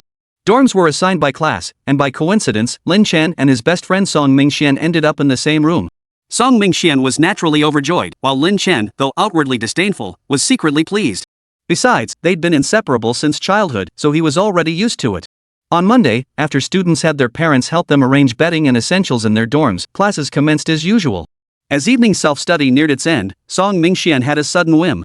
To celebrate his first day of dorm life, he decided to mark the occasion in a unique way. He secretly pulled out his phone and sent a WeChat message to Lin Chen from under his desk. Lin Chen saw it and, thinking it wasn't a big deal, agreed immediately. After evening study ended, students streamed out of the classroom, eager to return to their dorms. Just as Su-Yen was about to find Lin Chen to give him her class notes, she heard Song Mingxian turn around and whisper urgently to Lin Chen. "Bro, hurry up. We'll take the west exit of the building later, don't let anyone see us." Su-Yen approached just in time to hear this and blurted out, "What are we hiding from? Whoa, you scared the hell out of me." Song Mingxian patted his chest, still shaken. He'd been so engrossed in talking to Lin Chen that he hadn't noticed Su-Yen had walked right up beside them. Already feeling guilty as a thief, Su-Yen's sudden question startled him completely. Su-Yen asked curiously, "What were you two talking about? Why are you so afraid of being seen?" Su-Yen's words were directed at both of them, but her gaze was fixed squarely on Lin Chen. Seeing it was Su-Yen, Lin Chen felt there was no need to hide anything. He simply told her, "We're going to climb over the wall to the internet cafe to play games all night." "What?" Su-Yen's eyes widened instantly. Her soft, pink lips parted slightly as shock washed over her. After all, as a model student like her, not only had she never snuck out overnight, she'd never even set foot inside an internet cafe. Hearing Lin Chen's words out of the blue, she was genuinely shocked.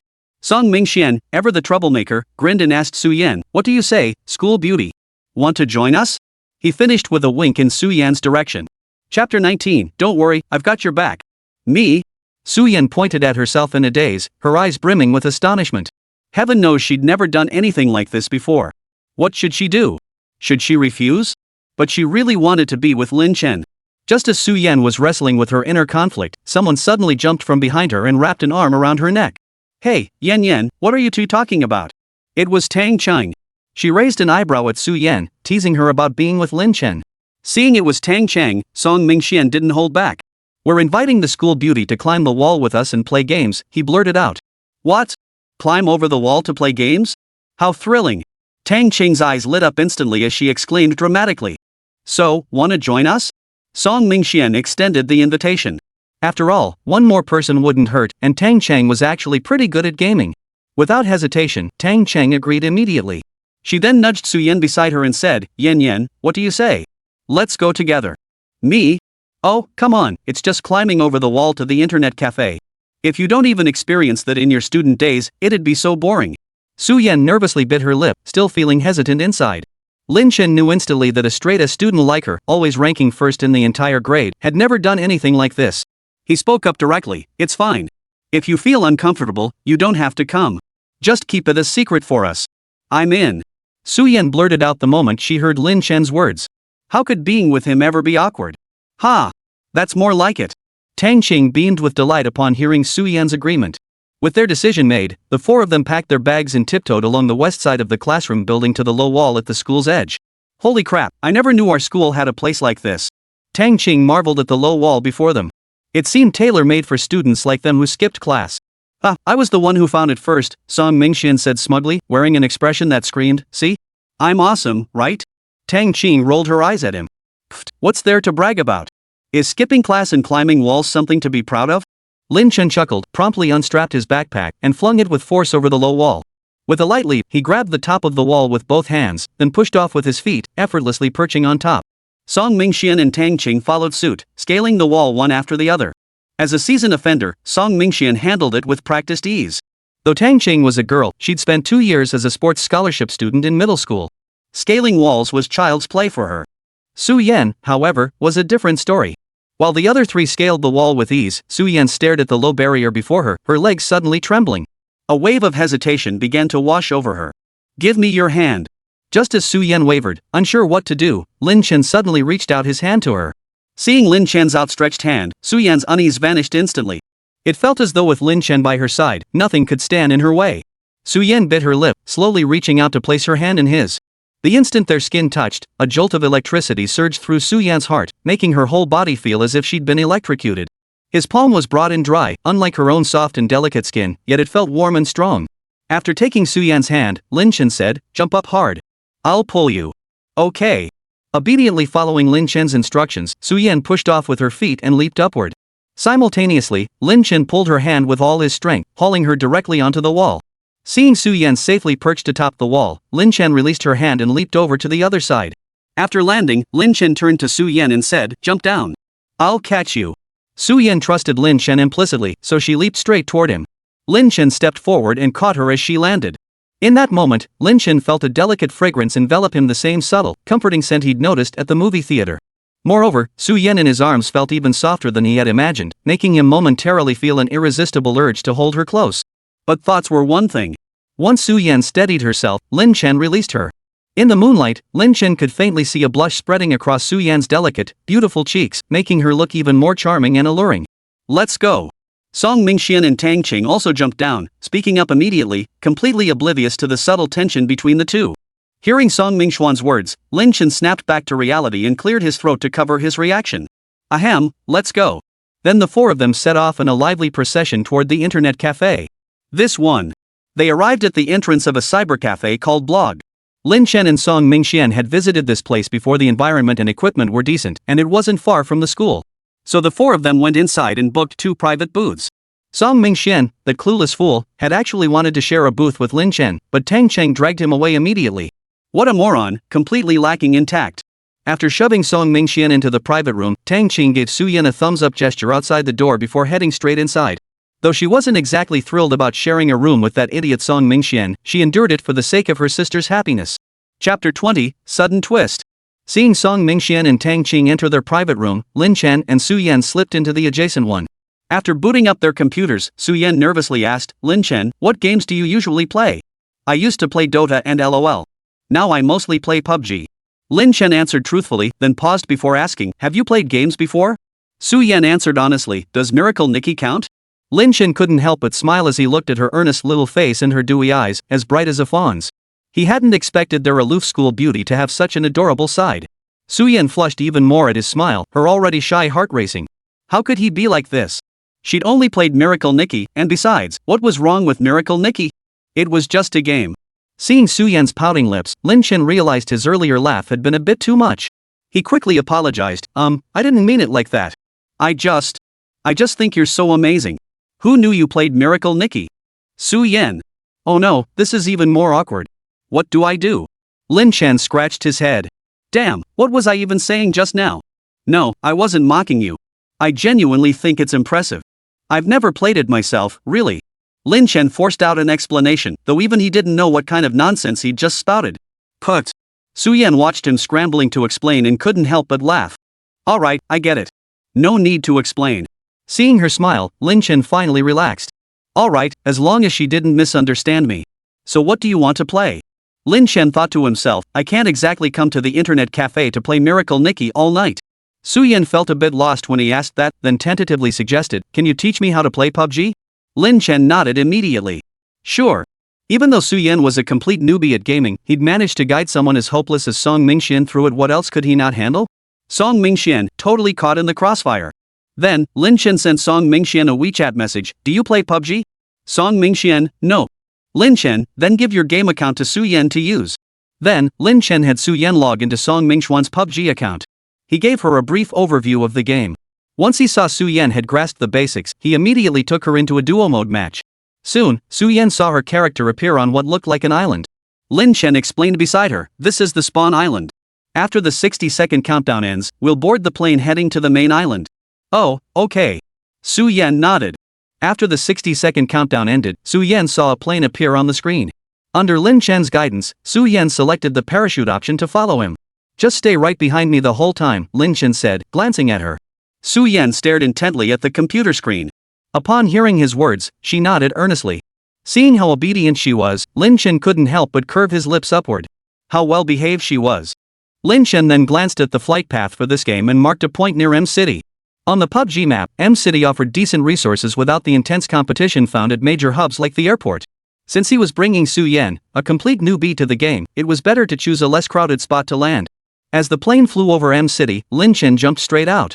Su Yan, who had selected the parachute option, naturally followed him out. After landing in M City, Lin Chen led Su Yan into a nearby building. He instructed Su Yan, "Search the house. Pick up any supplies you find." "Okay." Su Yan nodded obediently and began silently gathering supplies as Lin Chen instructed. Though she couldn't tell the difference between all the various gun models and such, she just picked them up as Lin Chen had instructed. After Lin Chen and Su Yan searched several buildings, their gear was mostly complete. Just as Lin Chen was about to lead Su Yan away, he suddenly heard footsteps. "Freeze! Someone's coming!" Su Yan froze in fear at Lin Chen's warning. Seeing her nervous little expression, Lin Chen couldn't help but want to laugh. Clearing his throat nonchalantly, Lin Chen refocused his attention on the game. "Ahem. Stay right here and don't move. I'll go check." "Okay." Su Yan obediently curled up in the corner, playing the quiet little ostrich. They were currently on the second floor of a building. Hearing footsteps approaching from downstairs, Lin Chen softened his own steps and moved cautiously toward the stairwell entrance. The two players were just about to head upstairs. Lin Chen gripped his rifle, listening intently to the approaching footsteps. He suddenly darted into view at the stairwell entrance and, without a word, unleashed a furious burst of fire from his M16 assault rifle. Bang! Bang! Bang! Both players were instantly knocked to the ground, eliminated. "Alright, Su Yan, come out and loot the bodies." Lin Chen holstered his weapon and addressed Su Yan with remarkable composure. Upon hearing his words, Su Yan immediately dashed out from the corner. Seeing the two box spirits Lin Chen had taken down, her eyes lit up with admiration. She never imagined Lin Chen was this skilled at gaming. After gathering the useful items from the two players' loot bags, Lin Chen immediately led Su Yan toward the exit. The first safe zone had already refreshed, and M City was no longer within it. They needed to get out of here fast. But the moment Lin Chen stepped outside, gunfire erupted. Chapter 21, This is the Power of a Top Student? The moment Lin Chen stepped outside, he was shot down. Su Yan, don't come out. Lin Chen urgently called out to Su Yan. What should I do? Su Yan hurried back inside upon hearing Lin Chen's warning, momentarily panicked and unsure what to do. Damn it, that guy's too sneaky. He probably heard the gunshot and has been lying in wait outside all along. Lin Chen muttered as he swiftly maneuvered his character behind cover. He was now completely helpless. Su Yan was a complete newbie at the game and had no chance against the two players across from them. He was already down. Next, he could only wait for death. Sigh. Lin Chen, what should we do? I think I see them, should I shoot? Su Yan stared intently at the computer screen, her voice trembling with tension. You won't hit them. We're probably going to die here. Lin Chen said, utterly disheartened. But just then, a loud boom echoed through the air. The two players who had attacked him were instantly blown away. Player SMX eliminated player XBNXHD with a grenade. Player SMX eliminated player AAC with a grenade. Lin Chen froze in shock, staring at Su Yan in disbelief. She had actually eliminated those two players with a grenade. How did you do that? This isn't your first time playing this game, is it? That skill level doesn't belong to a newbie at all. Ah, I just calculated the distance between us and them, then pulled the pin and timed the grenade's detonation. Given our distance and my current height, I applied the formula for projectile motion, y equals 1 2 gt superscript 2. Vy equals gt superscript 2, where g is the gravitational acceleration. Then I just tossed the grenade out, right? Su Yan said calmly, as if she just solved the simplest math problem. Lin Chen listened to Su Yan's rapid-fire analysis with a bewildered expression, his mind reeling in astonishment. Is that even possible? This was the first time in his life Lin Chen had ever heard of such a thing. Who knew physics formulas could actually be applied in games? Brilliant! Absolutely brilliant!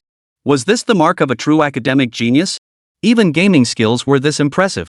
After taking down the two players with her grenade, Su Yan hurried over to Lin Chen and helped him up. Once back on his feet, Lin Chen administered a med kit to himself. With his health bar restored, he led Su Yan to find a vehicle and departed from M City. They encountered no other skilled players along the way, smoothly advancing to the final circle and ultimately securing the chicken dinner. Good luck, have fun. Su Yan gazed at the victory icon on the screen, a radiant smile breaking through her usually icy expression. Lin Chen, we won! Su Yan exclaimed happily, never expecting to secure the chicken dinner on her very first try at PUBG. Lin Chen watched the smile playing at the corners of her mouth and couldn't help but smile himself. Yeah, he praised, we won this round thanks to you. Su Yan blushed at his praise, biting her red lips lightly as she replied, no way. You did all the killing. I just followed behind you the whole time and didn't do anything. If you hadn't taken out those two with your grenade, I would have been dead already, okay? Lin Chen replied sincerely. Back in M City, Su Yan had truly saved them, otherwise, they would have been boxed long ago. Su Yan blushed even more at his praise. No way. You're the one who's amazing. After speaking, they looked at each other and smiled simultaneously. Alright. Enough with the mutual praise, Lin Chen chuckled.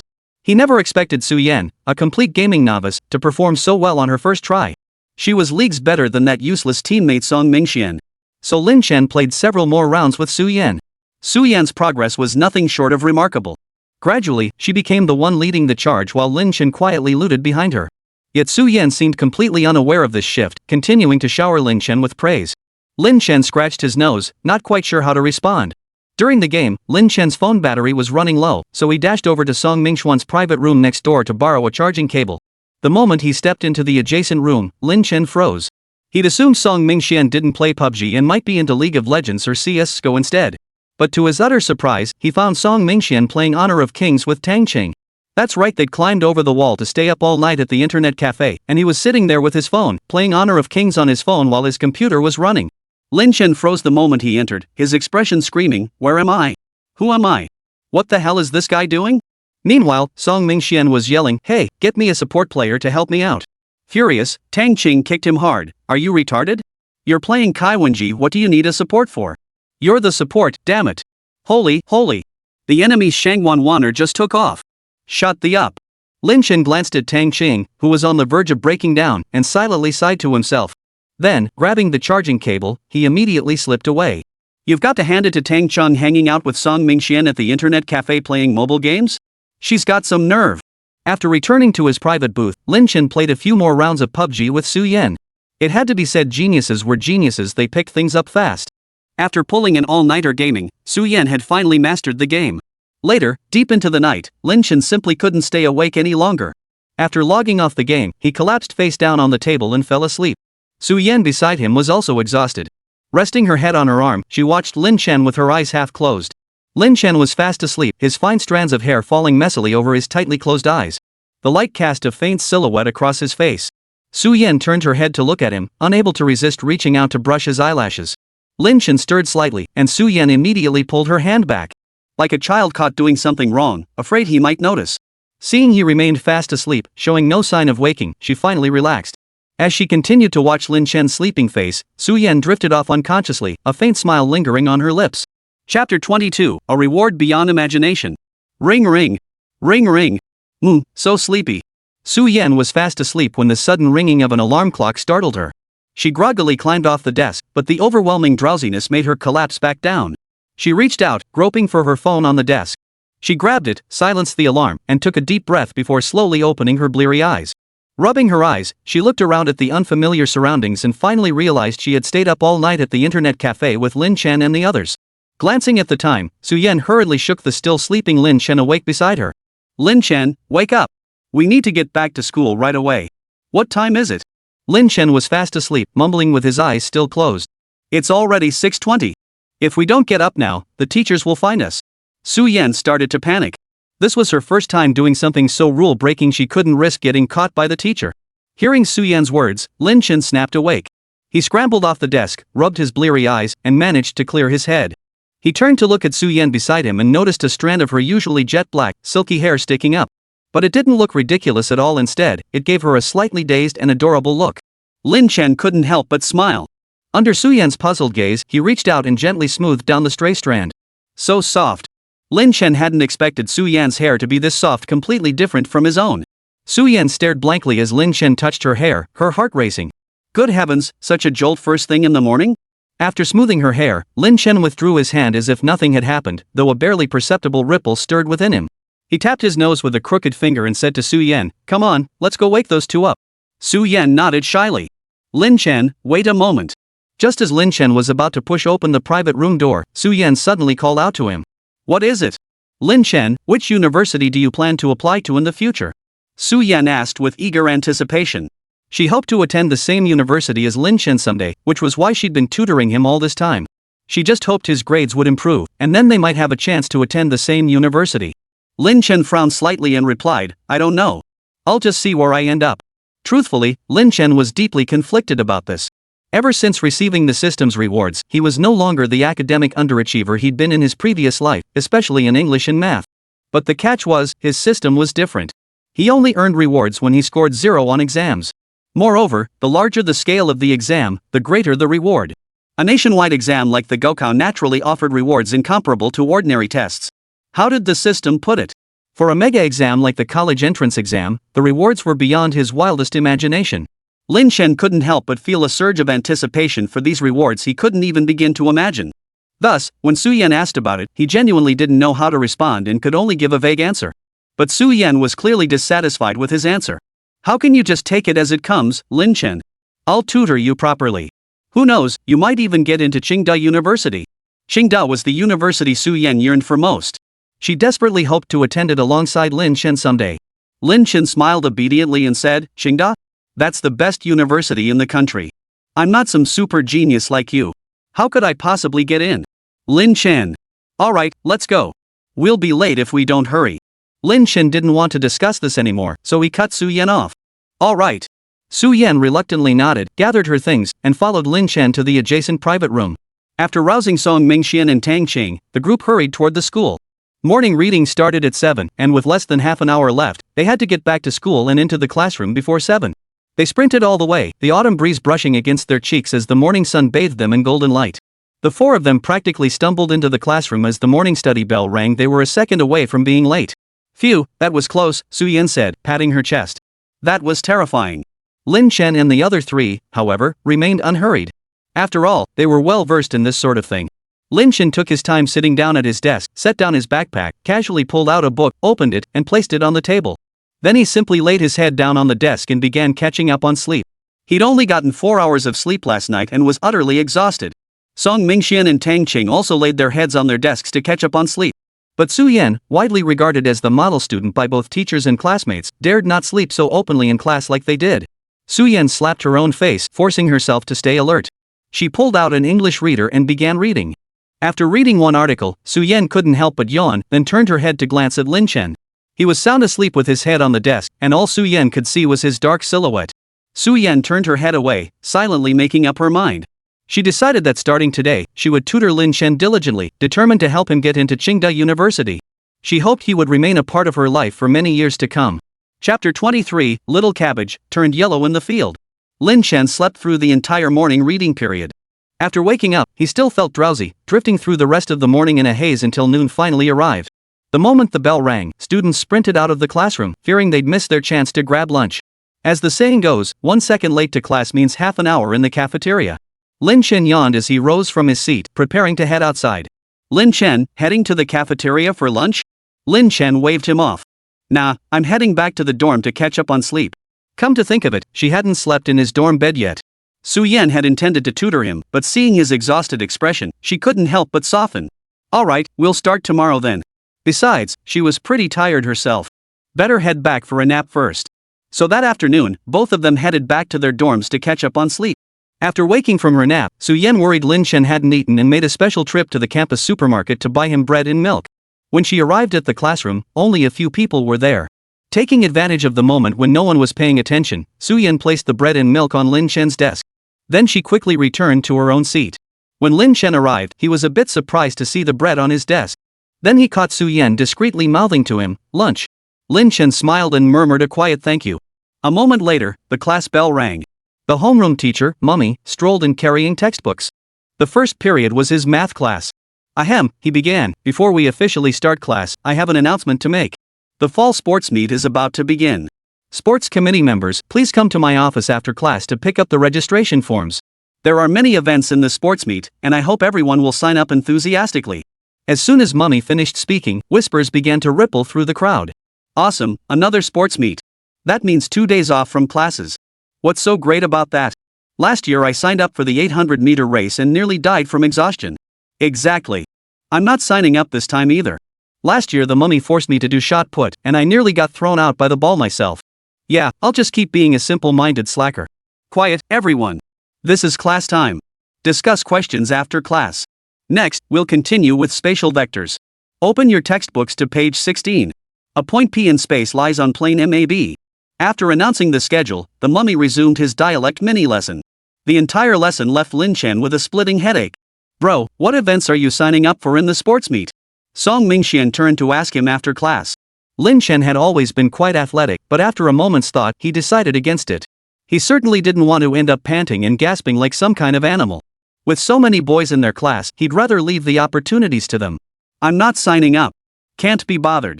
Fine, then I'm not participating either. The sports committee member brought the sign-up sheet back from the office and started persuading everyone to join. But most people avoided the form like the plague, refusing to put their names down. Are you kidding? They just wanted to enjoy 2 days off from classes. They couldn't be bothered to exhaust themselves participating in any events. By the end of the afternoon, their class's sports meet sign-up sheet had only a handful of names, all of them reluctantly persuaded by the sports committee member's persistent nagging. Staring at the vast empty spaces on the form, the sports committee member reluctantly sought out Su-Yen. Su-Yen, you're the top student in our entire grade. You should set an example. Su-Yen was always aloof around others, and this time was no exception. That's for academics, not athletics. But this is about well-rounded development: academics, character, athletics, and the arts. Sorry, I'm genuinely not interested, Su-Yen replied coolly. Why not sign up for something like long jump? You're the top student in our class. If you don't sign up, no one else will either. The sports committee member persisted in his persuasion. But no matter how hard Su-Yen thought, she couldn't see how being the top student in the entire grade had anything to do with participating in the sports meet. Su-Yen, just... Hey, sports rep, Su-Yen already said she doesn't want to sign up. Stop pressuring her. Lin Chen couldn't stand it anymore and spoke up lazily. The sports committee turned around, his face twisted in frustration. I don't want to pressure you guys either. But the sign-up sheet is still half empty, and I just can't find anyone else. You guys have no idea no one in our class wants to volunteer. The few who did sign up, I practically had to beg them. Being the physical education committee member is just too hard. With that, he actually started whimpering, though not a single tear was visible. Lin Chen looked at him helplessly, thinking to himself, if I handed him a handkerchief, he'd probably start singing Little Cabbage, yellowed in the field right then and there. Lin Chen rubbed his temples and sighed. Hand me the sign-up sheet. At those words, the sports committee member instantly stopped crying. His eyes lit up, and the look he gave Lin Chen was filled with nothing but reverence. Lin Chen, are you signing up? He swiftly handed the form to Lin Chen, as if afraid he might change his mind. MHM. Lin Chen took the form, selecting the men's 100-meter and 200-meter events. He then nudged Song Mingxian, who was dozing off with his head on the desk, and handed him the form. Brother Chen, you signed up? Song Mingxian rubbed his eyes and took the form in a daze. Yeah. You wanna sign up? Song Mingxian always followed Lin Chen's lead, and he was the perfect example of someone who was all muscle and no brain. He'd always excelled at sports. Seeing Lin Chen had signed up, he picked up a pen and sleepily scribbled his name on the form. Su Yan, standing nearby, noticed Lin Chen had joined. After a moment's thought, she told the sports committee, I'll sign up too. Chapter 24, You're just ordering food. Su Yan's reasoning was simple, she hoped to have more interactions with Lin Chen. So upon seeing Lin Chen sign up, she decided to join as well. All right. The sports committee nodded like a bobblehead, eagerly handing Su Yan the registration form. At that moment, the sports committee member looked at the three of them as if they were living deities. It wasn't until the following afternoon, after the sports committee member had gone door to door begging, that they finally managed to fill out all the registration forms. He then sprinted straight to the office to hand them to the teacher, fearing someone might change their mind. The last class of the afternoon was Chinese. As soon as the bell rang, the Chinese teacher entered carrying a stack of exam papers.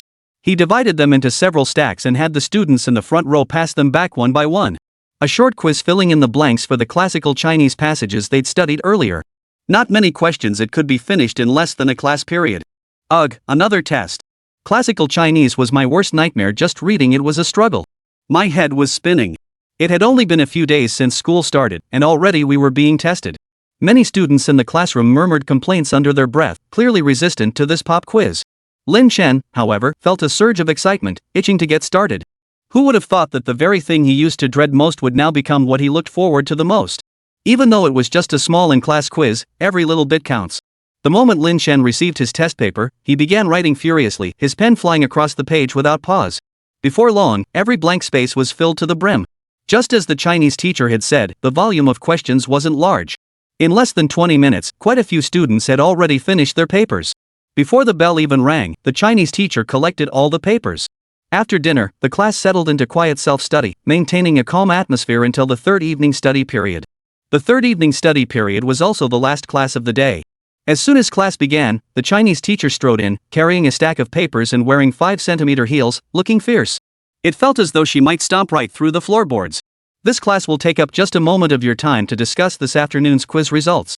The students below the podium groaned in unison at her words. During our school days, the worst thing was when a teacher would come in and take over a self-study period. The Chinese teacher paid no heed to their grumbling and began announcing the results, starting with the top scorers. Students whose names are called should come up to collect their papers. Su Yan, 100 points. No matter the subject or whether it was a major or minor exam, Su Yan always scored the highest in the entire grade.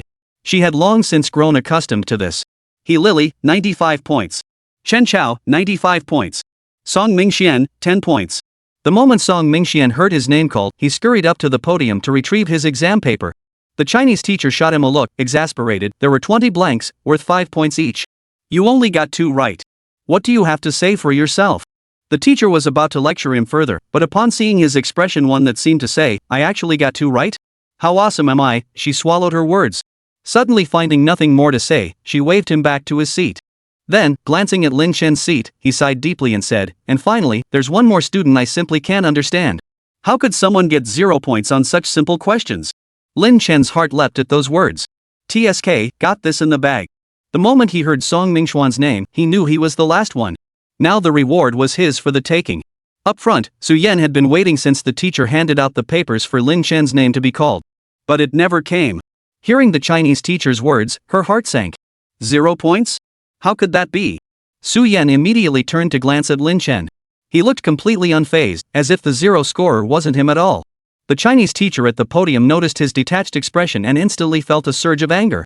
Lin Chen, recite the first 3 lines of The Free and Unfettered Wanderer for me. Lin Chen rubbed his nose, pulled out his Chinese textbook, and recited in a completely flat tone, In the Northern Ocean there swims a fish, whose name is Kuan. Kuan is so vast, its size is beyond measure when it transforms into a bird, its name is Peng. Peng's wingspan is beyond measure when it takes flight in anger, its wings spread like clouds hanging from the sky. Good. Now, how did you write it on your exam paper? The Chinese teacher picked up the last exam paper from the desk and began reading with a trembling voice. In the northern sea dwells a fish, known as the koan. The koan is so vast, it cannot be stewed in a single pot. When it transforms into a bird, it is called the pang. The pang is so immense, it requires 2 barbecue grills, one for secret recipe seasoning, one for mild spice. Bring us a bottle of snow beer, and we'll conquer the world together. Are you writing a recipe or placing an order? What on earth did you write here? Brave the world? Are you even of legal drinking age? The students in the classroom couldn't help but burst into laughter after hearing their Chinese teacher recite those lines. This Chinese teacher clearly surfed the 2G internet. He didn't even know such a famous online joke. But Lin Chen was bold, daring to write that on an exam paper. TSK, what a badass. Song Mingxian was laughing so hard he was practically shaking in the front row. Lin Chen couldn't stand it anymore. He kicked his chair once, and only then did the laughter finally die down. Lin Chen, 0 points. Come get your exam paper, the Chinese teacher said with obvious irritation. In all her years of teaching, this was the first time she'd encountered such a situation. Just then, the system's notification sound rang out again in Lin Chen's mind. Chapter 25, I'm starving. Ding. Congratulations, host, you have gained physical enhancement +1. As the system's voice faded, Lin Chen instantly felt a faint warmth spreading through his body, accompanied by a slight ache in his bones. However, it vanished almost as quickly as it had appeared. Lin Chen gently shrugged his shoulders, feeling his entire body grow noticeably lighter. It seemed the physical enhancement was taking effect. The Chinese teacher at the podium saw him stretching his limbs and felt a surge of anger rise to his forehead. Lin Chen, come up here and get your exam paper. Lin Chen rose from his seat and walked to the front to retrieve his exam paper. The teacher had intended to lecture him further, but seeing his utterly indifferent expression, he suddenly felt a lump in his throat and couldn't utter a word. With a dark expression, she waved him away, signaling him to hurry back to his seat. Lin Chen didn't care much about her, but when he turned and met Su Yan's gaze, he felt a bit uneasy. Su Yan had been tutoring him these past 2 days, and now he really felt a bit guilty toward her. But for the sake of the system's rewards, Lin Chen could only offer his apologies. It took the Chinese teacher quite a while to catch her breath after Lin Chen returned to his seat. Then, she launched into a lengthy lecture, her words flying thick and fast across the classroom of Class 1, Grade 11. From "is this learning you're doing for me," to "how can you face your teachers if you don't study hard," then on to societal value and future development. Finally, he somehow managed to tie it all back to the cosmic macrocosm and each individual within it, rambling on and on. Lin Chen listened with a buzzing in his head, utterly baffled by how the teacher had managed to tie everything back to this point. Finally, the class bell rang, delivering them from her grasp. Hearing the bell, the teacher couldn't continue her lengthy discourse. Stomping out in her high heels, she left the classroom with an air of indignation. The moment she left, the students in the classroom started complaining. Finally, my brain's about to explode from listening to her. You call this taking up a little of our time? This was a whole class period, for crying out loud. Exactly. I never knew a single dictation question could lead to so much nonsense. Ugh, my brain hurts. Lin Chen was calmly packing up his things when a shadow fell over the desk in front of him. He looked up to find Su Yan standing there. Lin Chen, I need to ask you something. Su Yan's expression remained impassive, her tone flat and emotionless. Lin Chen knew exactly what she wanted to ask. It had to be about the exam. He nodded. Then let's walk together. Then, the two of them walked out of the classroom together. Ha! Why is Lin Chen leaving with Su Yan? Seems like Su Yan came over to talk to him about something. No way, they can't actually be together, right? That can't be. Su Yan's grades are so good she probably wouldn't date Lin Chen. I don't think so either. Lin Chen and Su Yan walked back to the dorms together, deliberately choosing a quieter path with few people around. At a crossroads, Su Yan stopped and looked at Lin Chen. Lin Chen, how could you write like that on your Chinese exam? Su Yan looked at him with a hint of displeasure, her big, watery eyes filled with reproach. Lin Chen scratched his head and replied with a straight face, I was just too hungry. Ha! Su Yan never expected that answer. Too hungry? Yeah, I only had a sandwich for lunch. By the fourth period in the afternoon, I was starving. Then, when I saw that essay on the test paper, I was so hungry I couldn't think straight.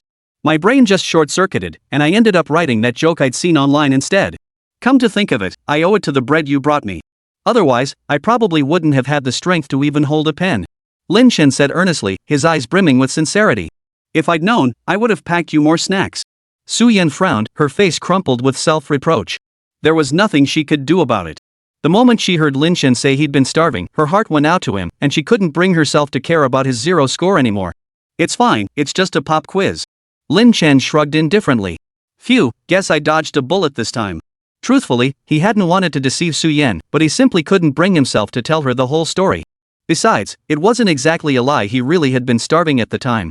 Su Yan nodded in agreement. True, it was just a pop quiz, nothing major.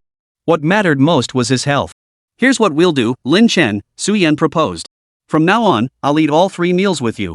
I'll make sure you eat properly so you never go hungry again. The idea suddenly popped into Su Yan's head, and she blurted it out without hesitation. This way, she could ensure he ate properly while also spending more time with him. It was truly killing 2 birds with 1 stone. Lin Chen looked into Su Yan's eyes, filled with expectation, and couldn't bring himself to refuse. Besides, why would he refuse? Su Yan was beautiful and had a great personality. It was just eating together, after all. So Lin Chen agreed without hesitation. Great! Hearing his reply, Su Yan felt an overwhelming surge of joy. She swore those 2 words were the most beautiful she'd ever heard. But to maintain her aloof image, Su Yan forced herself to suppress her smile. Even so, the corners of her mouth still curved upward involuntarily, revealing 2 small dimples. Lin Chen gazed at her smiling face and those faint dimples, feeling an inexplicable sweetness well up inside him. Lost in their own thoughts, the 2 continued walking along the path. Chapter 26, Su Yan still didn't have Lin Chen's WeChat. Ever since Lin Chen agreed to have meals with Su Yan, they appeared together in the cafeteria at every mealtime, breakfast, lunch, and dinner. To prevent Lin Chen from going hungry again like that day, Su Yan made sure to pack him a balanced meal with both meat and vegetables every time she got food, insisting he eat his fill. Lin Chen found this both amusing and exasperating. He wasn't a child anymore, why did she need to fuss over him like this? But whenever he said that, Su Yan would look at him with complete seriousness and say, "You're not a child, but you still let yourself go hungry that day." After hearing it so many times, Lin Chen stopped arguing and just went along with her. Besides, he wasn't picky about food. As the days passed, the school sports meet, the event all students anticipated most, finally arrived. The day before the event, their class sports representative brought back the schedule from the office detailing the timing for each event and their class's participating members. Many students gathered around the sports committee member to see who had signed up for which events. Seeing the commotion, Lin Chen casually asked, "Old Song, what events did you sign up for?" "Huh? Did I sign up?" Song Mingxian looked utterly bewildered after hearing Lin Chen's words. When did this happen? How come he didn't know about it? Lin Chen frowned, giving him a look that screamed, "Have you lost your memory?" Song Mingxian scratched his head, racking his brain before finally recalling that he'd been half asleep that day. Lin Chen had handed him a registration form, and he'd filled it out in a daze. But he couldn't for the life of him remember what event he'd signed up for. Lin Chen shook his head helplessly at him, then asked the sports committee for the printed registration forms. When Lin Chen found Song Mingxuan's name and saw the sport he'd signed up for, he froze in shock. "Holy crap, Song Mingxian, why the hell did you sign up for women's high jump?" "What?" Song Mingxian snatched the form and froze. Who could tell him why he'd signed up for women's high jump and men's 3,000 meter? Lin Chen watched his blank expression, as if a thunderclap had exploded over Song Mingxuan's head. Lin Chen couldn't help but laugh. Patting Song Mingxian on the shoulder, he said earnestly, "Good buddy, oh, wait, good sister, you've really gone out of your way." Song Mingxian clutched the form, frozen to his seat. Who could tell him what on earth he was supposed to do now? Lin Chen swore he really didn't want to mock his good buddy, but whenever he thought of Song Mingxuan's occasional, slightly unhinged behavior, he instantly pictured him participating in the women's high jump with all that dainty, girlish flair. And then, he couldn't help but laugh. He was having lunch with Su Yan in the cafeteria when Su Yan saw him laughing like that and couldn't help but sigh helplessly. "Alright, stop laughing at him," Su Yan said gently. Su Yan said gently. Though she was scolding him, there wasn't a trace of seriousness in her tone. Lin Chen swallowed his mouthful of rice and replied with a smile playing at the corners of his mouth, "But whenever I picture that scene, I just can't help but laugh." Su Yan gave a helpless chuckle, looking at him and saying, "You're still laughing at him. Look, Song Mingxian isn't even eating with us anymore." Ever since Su Yan started having meals with Lin Chen, Song Mingxian always tagged along. To avoid awkwardness, Su Yan had consistently invited Tang Qing to join them. So lately, the 4 of them had been inseparable. Today, Song Mingxian couldn't take his best friend's teasing anymore and had the backbone to refuse joining them for lunch. Upon learning this, Tang Qing immediately dashed off to the cafeteria alone, refusing to be the third wheel between them. Now, it was just the 2 of them eating alone again. Su Yan watched Lin Chen eat with a smile on his face. In a way, she supposed she was benefiting from Song Mingxuan's misfortune. Though the misfortune was all Song Mingxuan's to bear. That afternoon, the Physical Education Committee reported the incident to the teachers. The Physical Education Department teacher stated that the names were already entered into the computer system and couldn't be changed, telling them to figure it out themselves. So, starting that afternoon, Song Mingxian began begging and pleading with the girls in his class for help. But no one agreed to help him. Come on, they hadn't even signed up themselves. Why would they participate for someone else? After hitting dead ends one after another, Song Mingxian turned his attention to Su Yan. Su Yan, the school beauty, please help me out. Song Mingxian pleaded with a desperate look on his face. If it were anyone else, Su Yan would have ignored him completely. But Song Mingxian was Lin Chen's best friend. She really couldn't bring herself to refuse. Seeing Su Yan's conflicted expression, Song Mingxian thought she was refusing him. So he hurriedly added, Su Yan, I'm begging you. If you help me, I'll do anything you ask. Just then, Tang Qing walked over, glaring at him with disdain. Song Mingxian, can't you show some backbone? What's so pathetic about me? Tang Qing glanced at Lin Chen standing behind them, and an idea struck her. She whispered to Song Mingxian, Su Yan doesn't even have Lin Chen's WeChat yet. Tang Chang had only learned today that Su Yan still hadn't added Lin Chen on WeChat. She was practically pacing with anxiety for the two of them. Here's what we'll do. I'll send you brother Chen's WeChat. Song Mingxuan's eyes lit up instantly, and he quickly agreed. Alright, show me your WeChat QR code. I'll scan yours, then send you Chen's contact info later. This is exactly when you sell out your brothers. Yen, hurry up. Tang Qing urged Su Yan to pull out her phone and open the WeChat QR code. Just then, a slender, pale hand with clearly defined knuckles reached out from behind, holding a black phone. Then, before Song Mingxian could, it scanned Su Yan's QR code. Chapter 27, A Goddess Truly Deserves the Title. Thanks, I'll add her myself. No need for your help. Lin Chen chuckled. Song Mingxian had spoken so loudly, did he think he was deaf? Hearing Lin Chen's eager tone to sell himself, Song Mingxian immediately stepped in to intercept. He raised an eyebrow at him and chuckled, you can go to the women's high jump event tomorrow on your own. He emphasized the words women's high jump with particular emphasis. Song Mingxian stared at Lin Chen in stunned disbelief. Brother Chen, I was wrong. Get lost. Meanwhile, Su Yan stared blankly at the friend request on her WeChat, suddenly feeling disoriented. What was going on? Had she just added Lin Chen on WeChat? And it was Lin Chen who had added her. Su Yan immediately clicked accept, as if afraid the request might vanish. So, during one class break, while Song Mingxian would still have to go jump over girls' high jumps tomorrow, Su Yan had somehow, by some twist of fate, added Lin Chen on WeChat. Sitting at her desk, Su Yan still felt a sense of unreality. The next day, after morning reading class, the autumn sports meet officially kicked off. The entire student body, who had been nodding off during the school leader's impassioned opening speech, finally woke up. One by one, they became incredibly lively, a far cry from their earlier lethargy. Students from each class carried chairs to their designated areas, waiting for the competitions to begin. This time, Lin Chen had signed up for the men's 100-meter and 200-meter dashes, both short sprints. He chose these events because they were quick over in a flash and wouldn't be too exhausting. That's why he chose these two events. Su Yan had originally planned to watch Lin Chen compete, hoping to bring him water or something during the race. Unfortunately, her women's 100-meter race was scheduled almost simultaneously with Lin Chen's events, and it was taking place on the opposite side of the track. Their school's track and field covered a considerable area, and from her side of the field, Su Yan couldn't see Lin Chen at all. This left her feeling utterly deflated, yet helpless. She obediently made her way to the other side of the field to prepare for her race. Su Yan walked to the starting line for the women's 100-meter race. After the timing check, she waited for the race to begin. Many people around her noticed Su Yan. After all, she was widely recognized as the school's most beautiful girl, the goddess in countless boys' hearts. Hey, look! Su Yan's competing too. Wow, seriously? I never imagined my goddess would be not only academically brilliant but also athletically talented. Come on, you're already assuming she's amazing before it even starts. Of course she is. She's my goddess. Su Yan mostly ignored these comments, her mind consumed with regret at missing Lin Chen's match. On your marks. The whistle blew, snapping Su Yan back to reality. She immediately crouched down, ready to sprint. Sunlight bathed Su Yan, clad in a white tracksuit, casting an exceptionally soft and captivating glow that left many boys in the crowd mesmerized. Beep! At the whistle's blast, Su Yan shot forward. The surrounding group of boys immediately began cheering loudly. Go, Su Yan! Goddess, you're the best! Goddess, go! Under the spotlight, Su Yan lived up to everyone's expectations and clinched the women's 100-meter championship. As she crossed the finish line and caught her breath, a crowd of boys swarmed around her, scrambling to offer her bottled water and towels. Su Yan's voice was cool and detached as she said, thanks, but I don't need it. Then, without a flicker of emotion, she turned and walked away.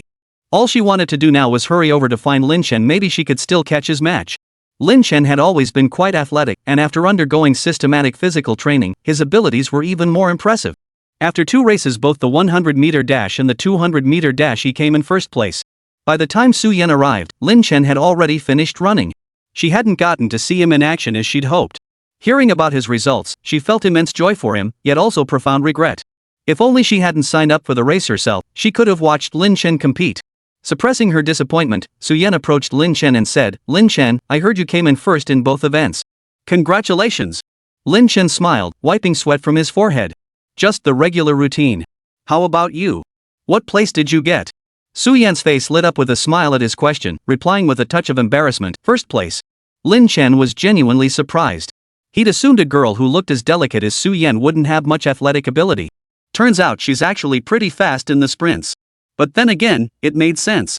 After all, she had long legs, which gave her an advantage in that area. Lin Chen praised her sincerely. "Really? I had no idea you were such a fast runner." Suyen blushed shyly at his words, her cheeks turning pink as her heart filled with sweetness. Lin Chen's compliment meant more to her than any prize. Lin Chen watched the pink flush spread across her fair cheeks and wondered if it was just from the heat of the race. But she looked pretty adorable like this. Feeling a bit warm himself, Lin Chen removed the headband from his forehead and said to Suyen, "The women's high jump is about to start. Shall we go watch together?" "Sure, let's go." Suyen readily agreed to Lin Chen's invitation, especially since she was also looking forward to seeing Song Mingxian compete in the women's high jump. So the two of them headed together toward the western platform of the sports field, the area specially cleared for the high jump competition. Chapter 28, Lin Chen's Jacket. Lin Chen had initially worried Song Mingxian might feel self-conscious, but he clearly underestimated this guy's resilience. Lo and behold, Song Mingxian had somehow procured a wig and was now sporting it on his head. Had Lin Chen not spotted the name tag on his back, he wouldn't have recognized this long-haired girl as his best friend. And what the hell were those red and white patches all over his face? Suyen couldn't help but burst out laughing when she saw him like this. "No wonder he came asking to borrow my makeup this morning." "What?"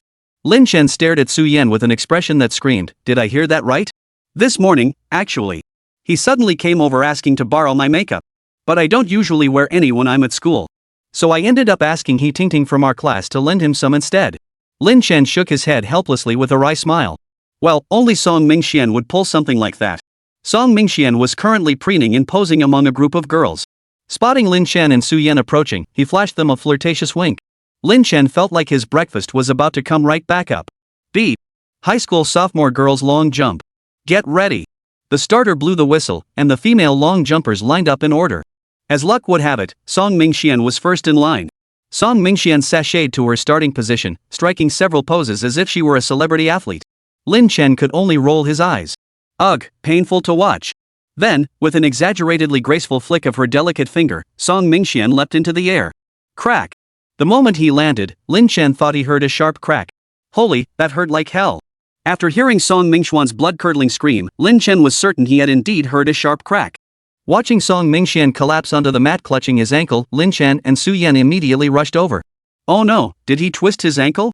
Suyen watched Song Mingxian clutching his ankle, his face contorted in pain, and asked anxiously. Just then, volunteers from the school sports meet rushed over with a stretcher.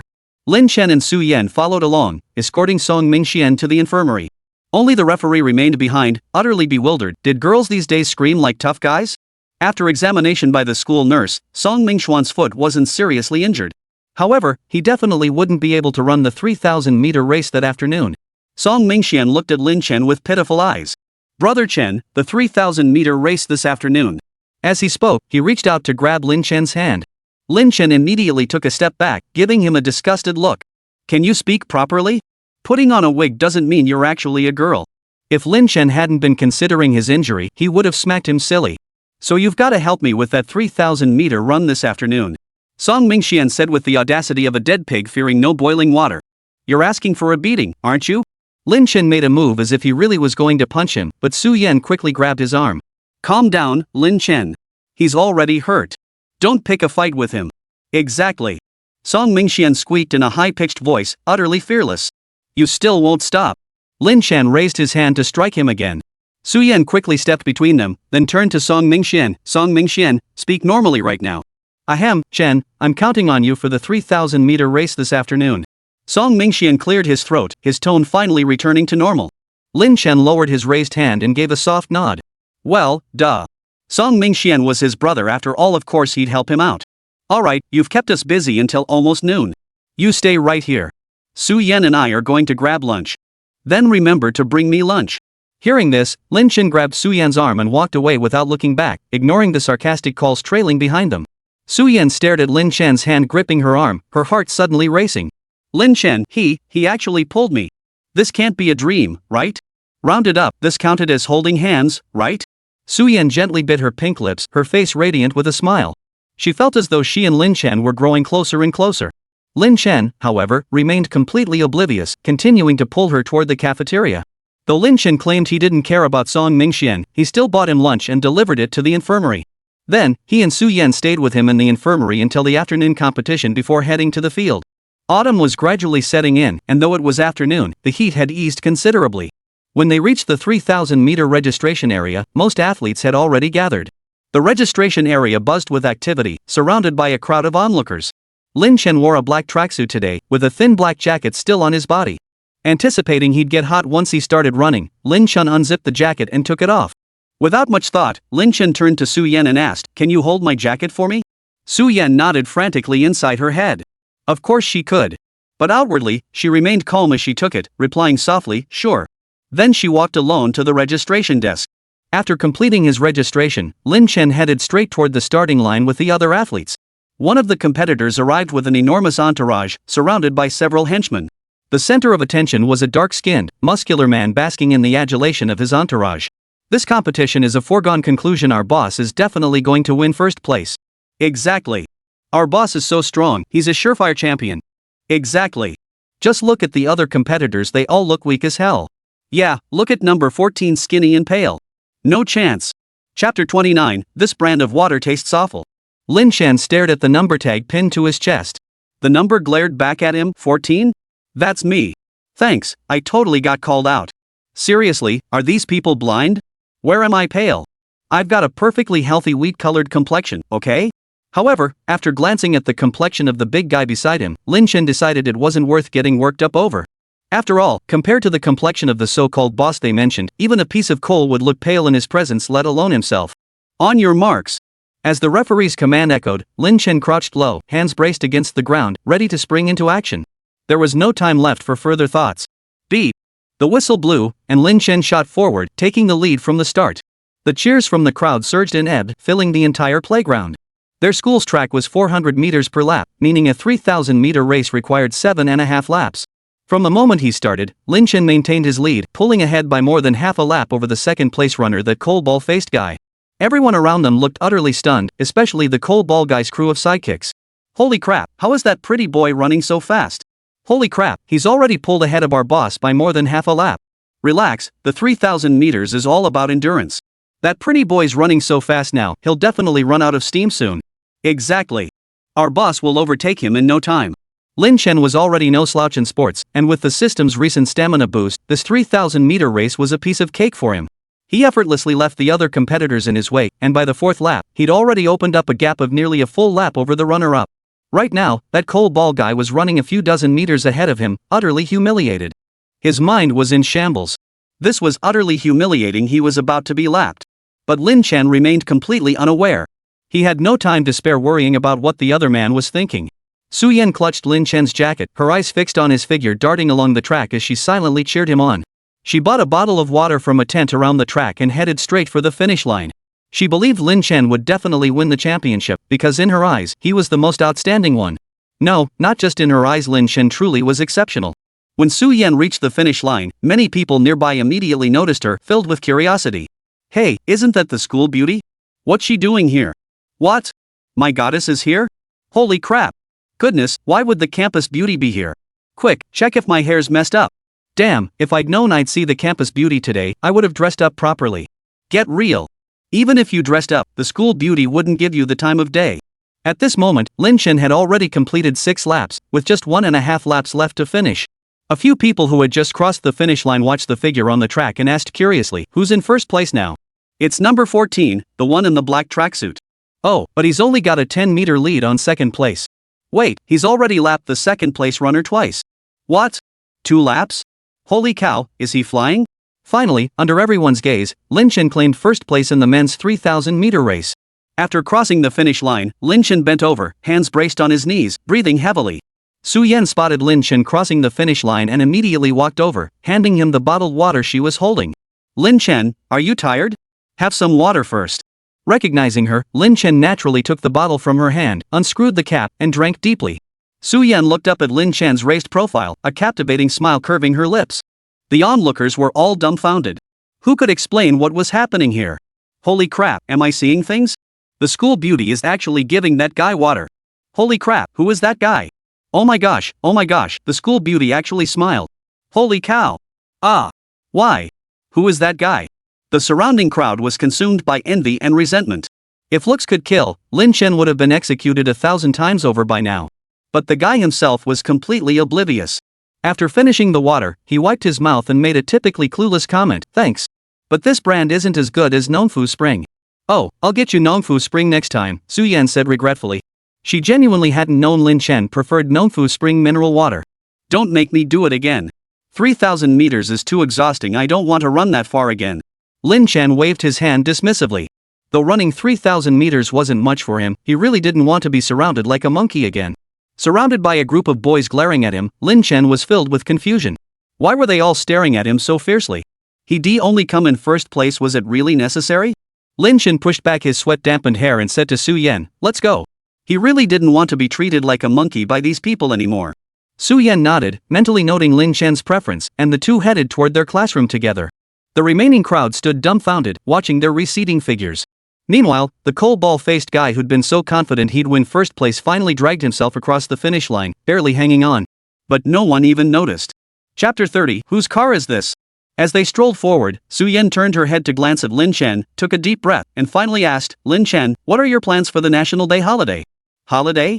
Only then did Lin Chen remember that the National Day holiday was approaching. It was time to plan his schedule. He recalled that in his previous life, his family's company had gone bankrupt because of a contract his father had signed.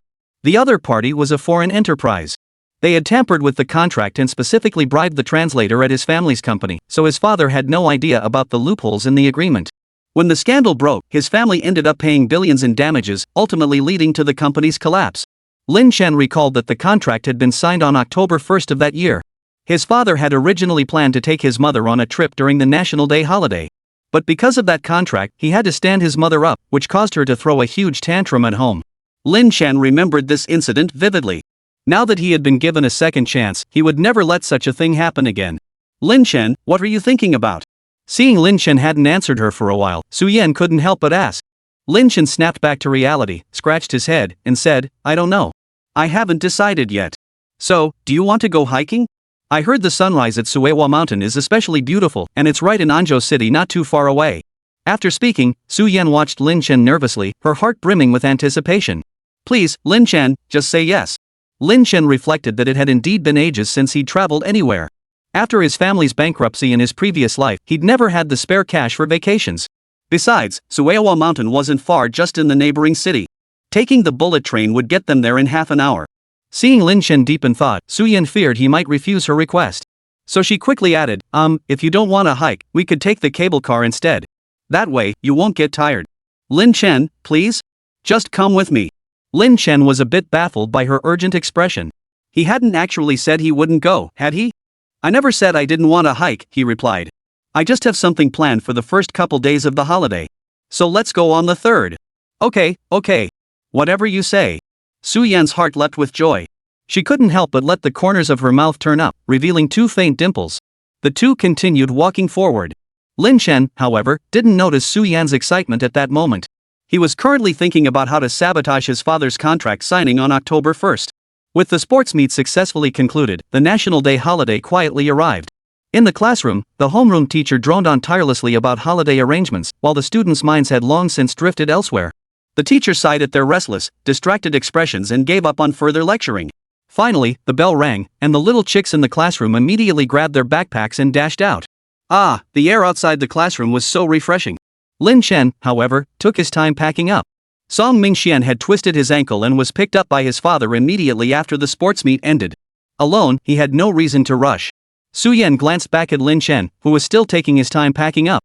Her own hands slowed down as she watched him. Finally, the two of them walked out of the classroom together. Lin Chen, I saw the weather forecast saying it'll get colder in a couple of days. Remember to bundle up when we go out. Su Yan offered her thoughtful advice. Okay. Then we'll meet at the train station at 10 a.m. on the 3rd. All right. Lin Chen nodded in agreement. Considering the crowds during the National Day holiday, they bought their tickets well in advance. You absolutely must not be late. Su Yan reminded him anxiously. With so many people traveling during the holiday, if he was late, they'd definitely struggle to get new tickets. Lin Chen frowned at her words. When have I ever been late?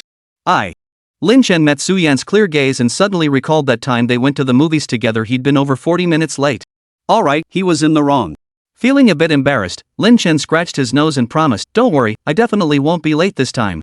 Su Yan smiled at him and said, fine, you said it. Yep, my word. The two chatted and laughed all the way to the school gate. At dismissal time, compounded by the holiday, numerous parents had driven to pick up their children, completely swarming the school entrance. Row upon row of cars sat motionless, as if staging a motor show. However, even though Chi Chang No. 1 High School was a prestigious institution, it didn't have many children of wealthy parents. Therefore, most of the cars parked at the school entrance were ordinary brands. Volkswagen, Hyundai, Ford, Nissan, Mulsan. Wait, Mulsan? Holy crap, check out that car up front, it's a Mulsan. Holy crap, someone at our school can actually afford a Mulsan? Holy crap, that Bentley Mulsan must be worth at least 5 or 6 million.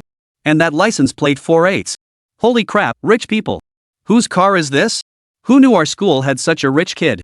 As soon as Lin Chen and Su Yan stepped out of the school gate, they saw a group of students gathered together, chattering away. They could faintly hear words like luxury car, Mulsan, and rich kid. Lin Chen followed their gaze and spotted a very familiar black and brown Bentley parked ahead. Chapter 31, Addition and Subtraction within 10. Wasn't that his family's car? Just then, the driver inside the car spotted Lin Chen and immediately opened the door to step out. Xiao Chun, let's go. Your parents asked me to pick you up. The driver for their family was surnamed Li and had been working for them for nearly a decade. Lin Chen always called him Uncle Li. Uncle Li, you're here. Lin Chen turned to Su Yan and asked, Su Yan, I'll give you a ride home. It's on my way anyway. Su Yan hesitated for a moment before replying, no need. I'm stopping by the convenience store on the way to pick up a few things. You go ahead. Lin Chen didn't press the issue. He nodded and said, alright then, I'll head home now.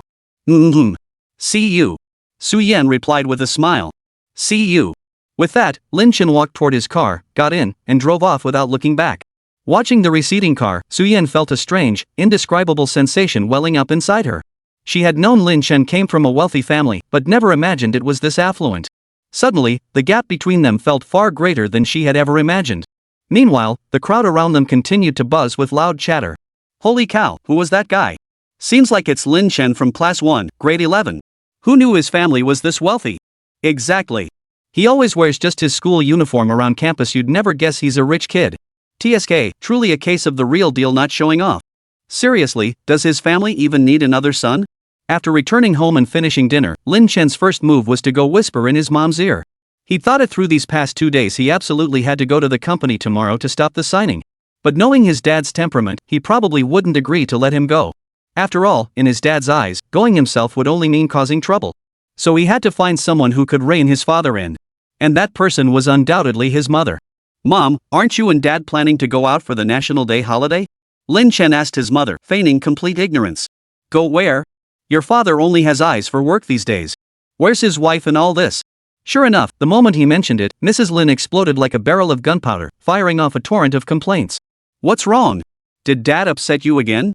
Lin Chen continued to feign ignorance. Just talking about it makes me furious.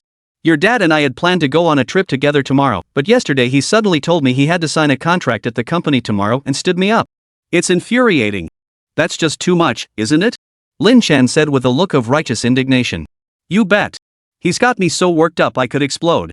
Mom, something doesn't feel right about this. Why would he suddenly need to sign a contract? And why does he have to go in person? I think there's definitely something fishy going on. What kind of problem? Lin's mother looked at him in surprise. You mean my dad isn't actually at the company? Lin Chen raised an eyebrow at his mother, his tone full of implication. He dares. Mrs. Lin's temper flared instantly. Mom, calm down. I was just saying. How about this? I'll go to the company with Dad tomorrow. If something's really up, I can keep an eye on him for you. And if Dad is just going to sign a contract, it won't look like you're accusing him of anything. Lin's mother realized her son had a point and nodded immediately. Alright, it's settled then. But will Dad even agree to let me go? Won't he think I'm just going to cause trouble? Lin Chen looked troubled. He'd better. If I tell you to go, you go. I dare him to say no. Alright, got it. Ha! That's exactly what Lin Chen had been waiting to hear. Though his father was a formidable, uncompromising success story in the outside world, at home, his mother held the real authority. After securing his mother's golden seal of approval, Lin Chen strolled back to his room, ready to rest up and prepare for tomorrow's task. It was just an English contract. He now possessed CET 6-level English skills. While he might not match professional translators, he was still far more capable than his father. With that thought, Lin Chen gradually drifted off to sleep. The next morning, over breakfast, Lin Chen mentioned to his father that he planned to go to the company that day. His father's eyebrows immediately furrowed. "What are you going to the company for? You're not allowed to go." "Why not? Can't I just go take a look? Besides, think of it as me going to the company to learn from you," Lin Chen said earnestly. "You?" His father shot him a mocking look. "Can you even do basic addition and subtraction within 10 without counting on your fingers? Come on, Dad, you're really underestimating me," Lin Chen retorted indignantly. If he couldn't even do simple addition and subtraction within 10, did his father think he was mentally challenged? "How am I underestimating you? You're the one who scores 0 in every single subject. You're coming to the company to learn from me? Besides, today we're collaborating with a foreign company. They all speak English. Do you even understand them?" Lin Chen silently retorted in his mind, "The one who can't understand is you, old man. Otherwise, why would we need a translator right there? And in the end, we still got screwed over like that. Who said I couldn't understand? Father Lin, if you understood, you wouldn't have scored 0 on your English exams." Lin's mother, listening nearby, slammed down her chopsticks and snapped at her husband. "What's wrong with our son wanting to see the company? What's the big deal?" Chapter 32, sold out and still counting the money for them. "Honey, I'm going to the company today to sign a contract with NW Corporation. That contract is crucial. Bringing him along would only cause trouble." Seeing his wife's displeased expression, Mr. Lin's fiery temper instantly cooled by half. He softened his tone and said, "How would your son going cause you trouble?" Mrs. Lin pressed relentlessly. "Honey, shut up. In our family, you make the decisions, I make the decisions. That's final. If our son goes to the company with you, just have him follow behind you. How could he possibly cause trouble?" Hearing his wife speak, Mr. Lin scratched his head, utterly at a loss. What could he do? After all, the boss in their household was his wife. Lin Chen couldn't help but chuckle into his bowl at his father's flustered expression, earning him a disapproving glare. After breakfast, Lin Chen and his father climbed into their family's moshang and headed to the company. Mr. Lin sat in the back seat, watching Lin Chen beside him looking utterly relaxed. He couldn't help but speak up. "Listen, Lin Chen, once we get to the company, you better behave yourself. No pulling any stunts. What kind of trouble could I possibly cause?" Lin Chen protested, feeling completely wronged. He was clearly going to help his father, after all. "Anyway, once we're at the company, just follow me quietly. Don't say anything out of turn." Lin Chen gave a half-hearted too lazy to argue with his father. He turned his gaze out the window. This time, he absolutely wouldn't let the events of his past life repeat themselves. Once they arrived at the company, Lin Chen stayed right behind his father. Lin's father shot him an impatient glance, originally intending to send him away. But remembering his wife's words from that morning, he forced himself to swallow his irritation. Fine, let him tag along. What if the kid went home and tattled to his mother? The moment they entered his father's office, the trusted translator was already waiting inside. Lin Chen discreetly sized him up. He looked like a loyal, honest sort. No wonder he'd managed to deceive his father. The interpreter noticed Lin Chen following behind Lin's father and asked curiously, "And who is this?" "This is my son. He's just tagging along today to learn the ropes at the company. Don't mind him," Mr. Lin said casually, then turned to introduce Lin Chen briefly. "This is our company translator, Mr. Wu." "Hello," Lin Chen greeted politely. "Hello." Mr. Wu gave a perfunctory nod in response, paying Lin Chen no mind. Just a wet behind-the-ears kid, no threat whatsoever to today's contract signing. Then, Translator Wu began discussing today's contract details with Mr. Lin. Lin Chen sat bored on the office sofa, pulling out his phone to play a game, yet he kept a keen ear on their conversation. At exactly 10 a.m., the NW company representatives arrived as scheduled. Lin Chen accompanied his father to the company conference room. Several foreigners in suits walked in. The lead man, a middle-aged man with a full beard, extended his hand to greet Mr. Lin. "Hello, Mr. Lin. Nice to meet you." Mr. Lin smiled and extended his hand in return, then gritted his teeth and shot a meaningful glance at the interpreter Wu standing nearby. Thanks to years of father-son rapport, Lin Chen instantly understood the meaning behind his father's gaze. "What the hell are you standing there for? Get the hell out of here and translate for me." But Translator Wu remained completely unmoved, seemingly oblivious to the meaning behind his father's gaze. The interpreter probably never imagined that his own company president couldn't even understand such basic English. Lin Chen sighed inwardly, rubbing his nose. With his father's English skills, he had the nerve to criticize him. Then, stepping forward, he whispered into his father's ear, "They said they're very pleased to meet you. Now you say, nice to meet you too." Mr. Lin snapped to attention, mimicking the phrase with a smile, "Nice to meet you." Only then did the interpreter Wu realize his boss couldn't even manage such a basic English greeting. He hurried over to translate for Mr. Lin. She shot Lin Chen a dismissive glance, not giving him a second thought. After all, even kindergartners knew such basic English. Lin's father feels like he got dissed. After exchanging pleasantries, both parties took their seats on opposite sides of the conference table, preparing to sign the contract. Mr. Lin flipped through the contract in his hands while translator Wu diligently interpreted for him. Mr. Lin nodded occasionally. Watching his father nod along as if he understood, Lin Chen couldn't help but inwardly scoff. "Do you even understand what you're reading? Just nodding along like that." He was being sold out and still counting the money for the other side. Lin Chen shifted closer to his father without drawing attention, tilting his head to casually glance at the contract. Lin Chen scrutinized the contract, not missing a single detail. Sure enough, he discovered several loopholes.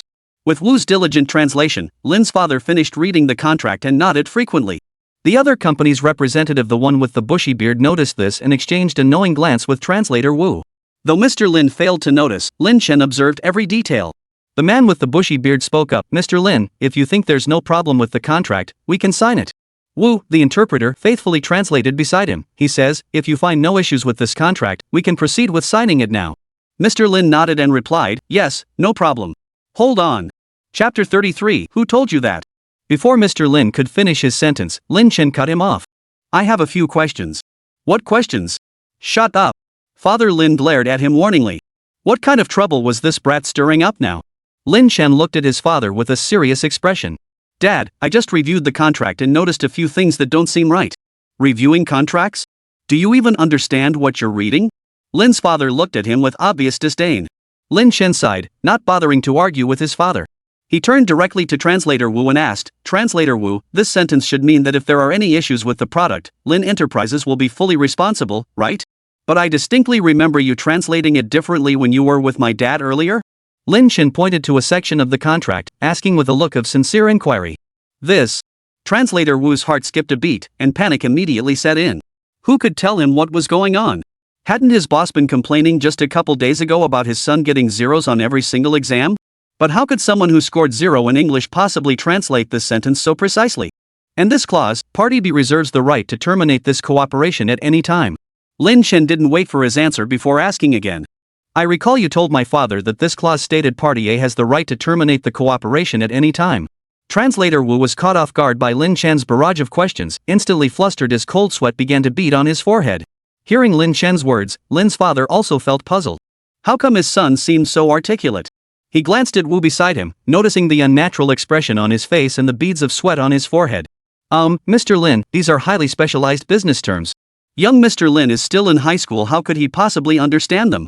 Wu hurriedly explained, his implication clear. "Don't you have any idea how good your son's English really is? How could he possibly compare to a professional translator like me?" Before his father could respond, Lin Chen cut in, "Dad, if you don't believe me, pull out your phone and look it up right now. Forget the rest, just look up this one sentence. Party B reserves the right to terminate the cooperation at any time." Terms like Party A and Party B are easy enough to look up. Father Lin glanced at Translator Wu beside him. The man's face was flushed with panic, his lips turning pale. Even though Lin's father had always considered his son unreliable, something now felt off. He pulled out his phone and began searching. The result, of course, was no surprise. Lin Chen calmly looked at Translator Wu and said, "First party refers to Party A, second party refers to Party B. Mr. Wu, now please carefully translate this sentence. The second party has the right to terminate the cooperation at any time." This. "Mr. Lin, I accidentally mistranslated it just now," Translator Wu stammered.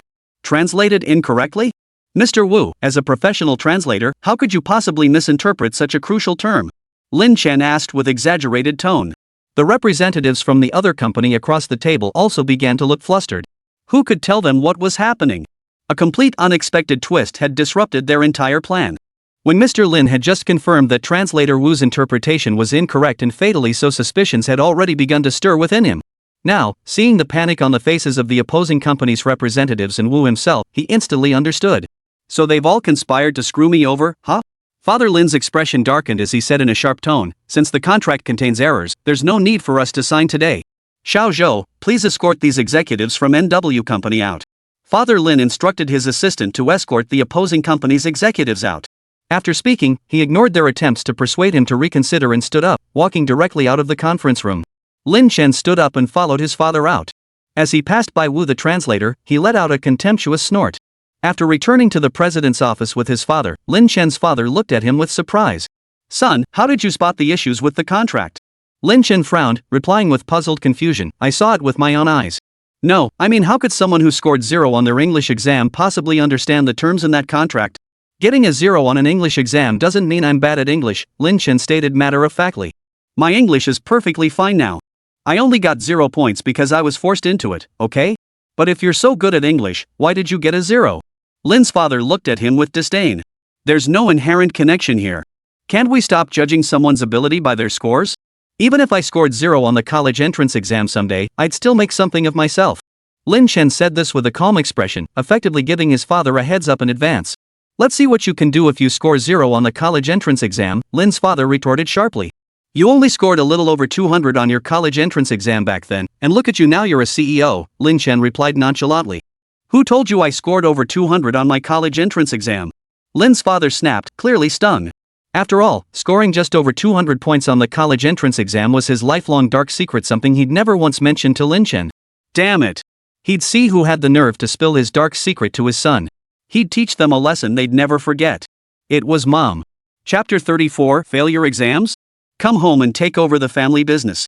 Lin Chen sat on the sofa, legs crossed, speaking with an air of nonchalance. "Oh, it was your mom?" The moment Lin's father heard it was his wife who said it, he immediately backed down.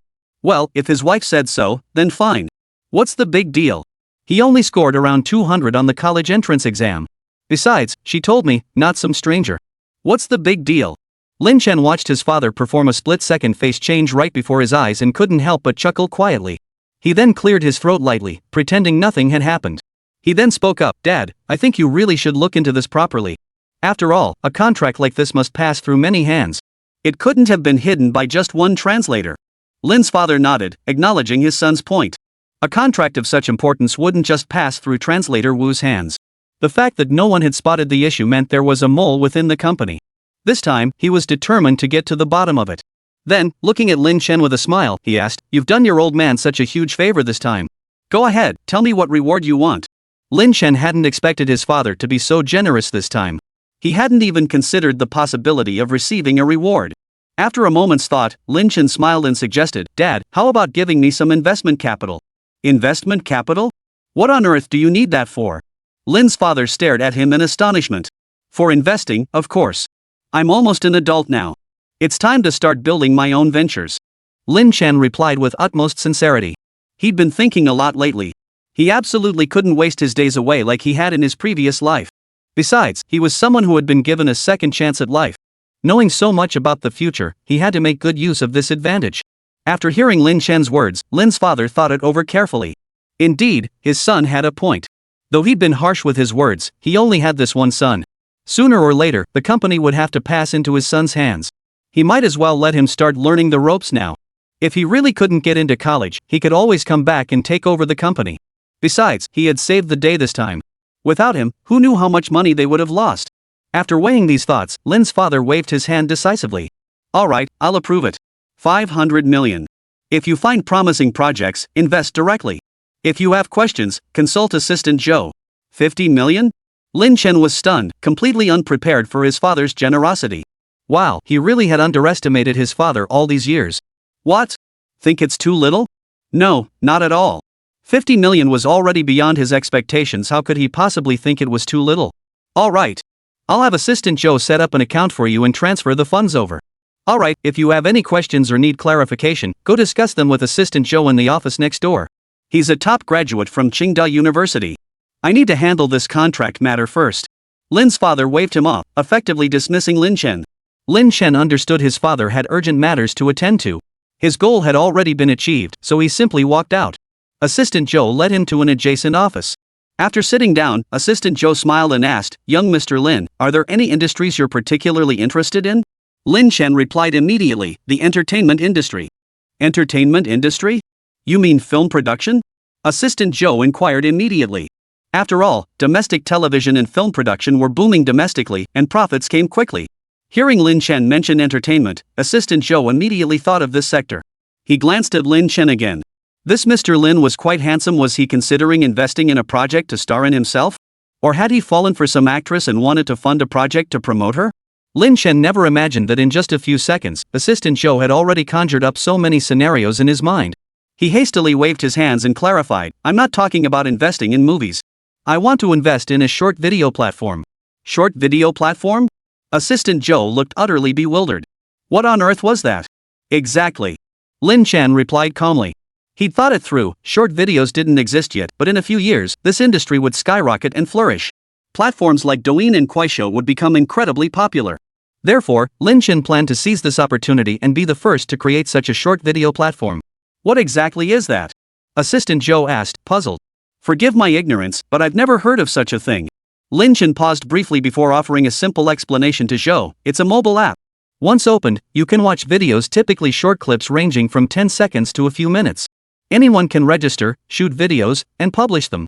Assistant Joe nodded, seeming to grasp the concept. I think I understand. I'll look into it for you. Lin Chen nodded, aware this wasn't something that could be resolved overnight. After all, it was still a year or two before short videos emerged in his previous life, so there was no rush. After discussing matters with Assistant Joe, Lin Chen prepared to leave. His sole purpose for coming today had been to prevent his father from signing the contract, and now that goal was achieved. There was nothing left for him here. I'll see you downstairs, Assistant Joe said, rising. He then escorted Lin Chen down to the first floor via elevator. As soon as they stepped into the lobby, they saw a young man in a plaid shirt and black-rimmed glasses pleading earnestly at the front desk. Chapter 35, what does okay mean? What's going on here? Lin Chen and Assistant Joe approached to ask. Mr. Zhou, this gentleman wishes to see Mr. Lin, but he doesn't have an appointment, the front desk clerk said with a troubled expression. The man in the plaid shirt immediately recognized them as representatives of Lin Group. He then addressed them directly. Hello, my name is Ma Dongmei. I'm a partner at a new media company and have a project I'd like to pitch to Mr. Lin for investment. Lin Chen chuckled. Ma Dongmei? Are you sure you're here to see Mr. Lin, not Charlotte? What? Who's Xiao Luo? Ma Dongmei looked utterly confused. Assistant Joe beside him was equally baffled, completely unable to decipher what their young boss was talking about. Seeing their bewildered expressions, Lin Chen recalled that the movie hadn't even been released yet. He waved his hand dismissively. Never mind. Just a joke. Ignore me. Assistant Joe felt a wave of confusion wash over him. A joke? Is it that funny? Or am I just out of touch with what young people find amusing these days? Joe stopped overthinking it and addressed Ma Dongmei. To meet our CEO, you must schedule an appointment in advance. And since he's very busy, he might not have time to see you. Ma Dongmei quickly interjected. I only need a few minutes, really. Our company develops video dating apps. This project has tremendous potential, I swear. Video dating app? Lin Chen asked curiously. Exactly. Our app lets users record and post their own videos, creating a dating platform centered around video content, Ma Dongmei hastily explained. Lin Chen and Assistant Joe exchanged glances, both seeing surprise in each other's eyes. Lin Chen addressed Ma Dongmei directly. So you mean you're building a short video platform? Ma Dongmei scratched her head. Technically, that was correct, but not entirely. We're dedicated to using video as a medium to pioneer a new social platform. Users can interact and communicate through our software. Lin Chen nodded, thinking to himself, isn't that exactly a short video platform? Talk about someone handing you a pillow just as you were nodding off. Lin Chen smiled and asked, are you looking for investors? Yes, exactly. Ma Dongmei nodded honestly. Lin Chen cut straight to the point, then looked no further. I'm investing in your project. What? Ma Dongmei's mouth fell open in disbelief. You're investing in our company? Are you serious? Ma Dongmei stared at Lin Chen. He was just a teenager, 17 or 18 years old. Was he pulling her leg? Assistant Joe, standing nearby, immediately explained, this is Mr. Lin's son, Lin Chen. You can discuss the investment with him as well. Upon hearing Lin Chen was the son of the Lin Corporation CEO, hope flashed in Ma Dongmei's eyes. Could it be that she had truly encountered a benefactor? Why don't we head over to the coffee shop next door to talk? Lin Chen suggested. Ma Dongmei naturally nodded in agreement. So the three of them headed to a coffee shop downstairs from the company building. As soon as they sat down, Lin Chen cut straight to the chase. Alright, how much investment are you looking for? Ma Dongmei was still a bit dazed. Scratching her head in confusion, she asked, but you haven't even looked into our company's software in detail yet. And what about our software's target audience and development prospects? Enough.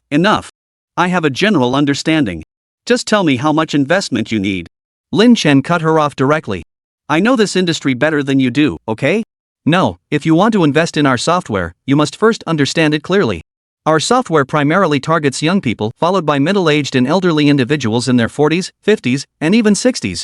Then, also, our software primarily focuses on video creation and the video duration. Also.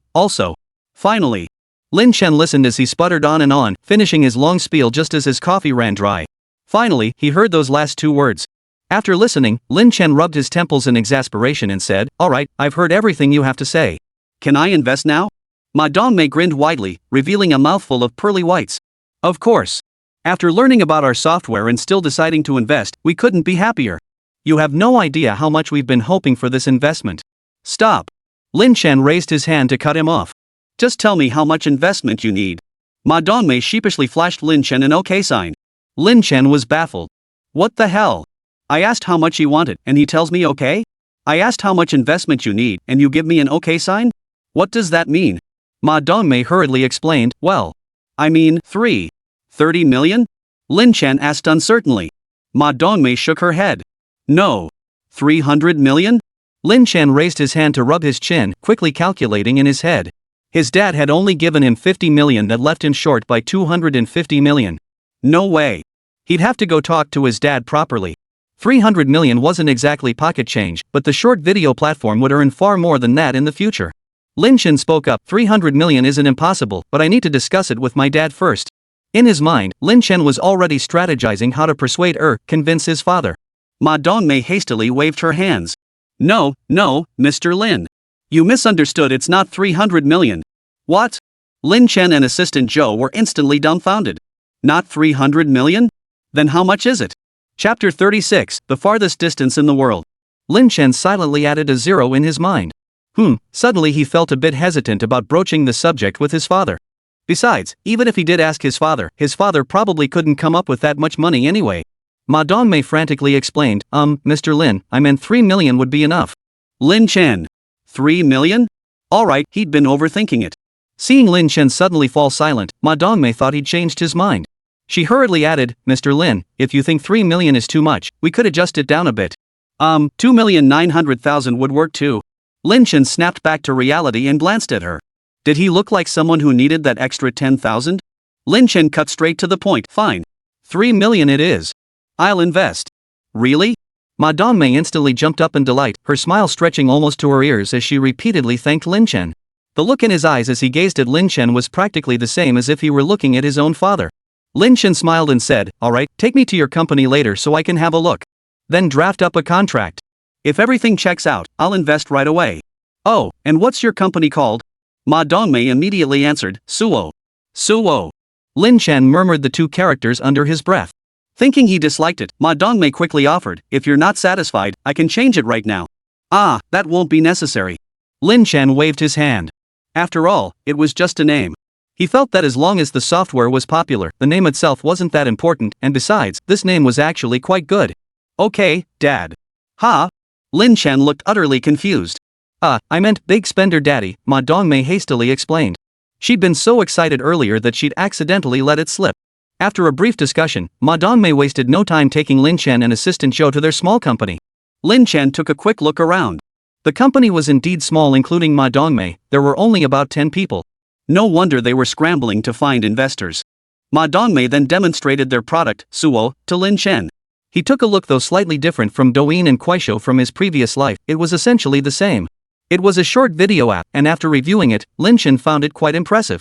Drawing on his past life experience, Lin Chen offered several constructive suggestions. Ma Dongmei promptly drafted a contract. Lin Chen wasn't particularly knowledgeable about business matters, so he entrusted all subsequent handling to assistant Zhou. His role was simply to invest the money. Thus, Lin Chen strolled leisurely back home, content to be a hands-off owner. Upon arriving home, his first act was to report today's events to his mother. In summary, his father had genuinely been forced to stand her up for the sake of the contract signing, but today, because he had discovered issues in the contract, the deal ultimately fell through. Later, recalling the 50 million his father had given him, Lin Chen quietly added, he's a man of impeccable integrity. He's completely devoted to you. There's absolutely nothing going on at the company. You can rest assured. His mother nodded calmly upon hearing this, then declared with a touch of pride, I knew it. He wouldn't dare stand me up. Indeed, his father was utterly devoted to his mother. How could he possibly harbor such thoughts? Oh, Mom, I'm going out with some classmates the day after tomorrow. Oh, go ahead. Lin's mother replied indifferently. Lin Chen scratched his nose and asked, Mom, don't you care where I'm going? Who I'm with? Boys or girls? Mrs. Lin glanced up at him and retorted without hesitation, what's there to ask? You're a grown man, what's there to worry about? Lin Chen thought about it. His mother's words seemed perfectly reasonable. Alright, he shouldn't have asked. Lin Chen spent another day bored out of his mind at home. Come evening, Su Yan even sent him a WeChat message specifically reminding him not to be late. Lin Chen solemnly promised her he wouldn't be late this time. This time, Lin Chen dared not stay up late gaming. So when Song Mingxian, that gaming addict, sent him an invite that night, he ruthlessly clicked decline. After playing with his phone for a while and setting his alarm, he went straight to bed. He made a promise to himself he couldn't backtrack now. Early the next morning, Lin Chen rose and got ready. Considering the mountain would be colder, he deliberately packed a thicker coat. After washing up and eating breakfast downstairs, Lin Chen hailed a taxi straight to the high-speed rail station. Anticipating the crowds during the National Day holiday, he left home over an hour early. But upon arriving at the station, he was still stunned by the sheer sea of people. The moment he stepped out of the taxi, Lin Chen saw the ticket gates completely swamped by people waiting in line to enter the station. The entire plaza outside the entrance was packed to the brim. Gazing at the densely packed crowd, Lin Chen couldn't help but feel a headache coming on. If only he'd left an hour earlier. With a line this long, how long would he have to wait? Lin Chen felt utterly helpless, but there was nothing he could do now. He obediently walked to the back of the line and slowly inched forward with the crowd. He silently lamented to himself, the greatest distance in the world is the gap between me and the station entrance during the National Day holiday. Come to think of it, he wondered if Su Yan had arrived yet. He pulled out his phone and sent Su Yan a WeChat message asking if she had arrived yet. Within seconds, Su Yan replied. Chapter 37, is today an auspicious day? I'm already here, waiting in the departure lounge. No way, she got through security that fast? Lin Chen stared at the long queue before him and replied in astonishment, holy crap, you got in that fast? Yeah. I got here just after 6. Su Yan typed back to Lin Chen, clutching her phone. Just thinking about spending the day with Lin Chen made her heart race with excitement. She hadn't slept a wink the night before. Early this morning, before dawn even broke, she had gotten up, terrified of missing her date with Lin Chen. She arrived at the train station early, and thankfully she did, otherwise she'd probably still be stuck outside in the crowd. A moment later, Lin Chen replied, I'll be in shortly. But a little while turned out to be quite a long wait. Su Yan had been waiting for nearly an hour before he finally arrived. By then it was already 9:40 a.m. They had tickets for the 10 a.m. train, and just as Lin Chen arrived, boarding began. Lin Chen, over here. Su Yan had been waiting at the entrance. The moment Lin Chen appeared, she spotted him and waved excitedly. Lin Chen saw her and walked straight over. Today, Su Yan wore a white hoodie paired with black skinny jeans, her legs slender and long. Though simple, she still stood out strikingly in the crowd. Lin Chen took a good look at Su Yan, finding her quite different from how she appeared at school.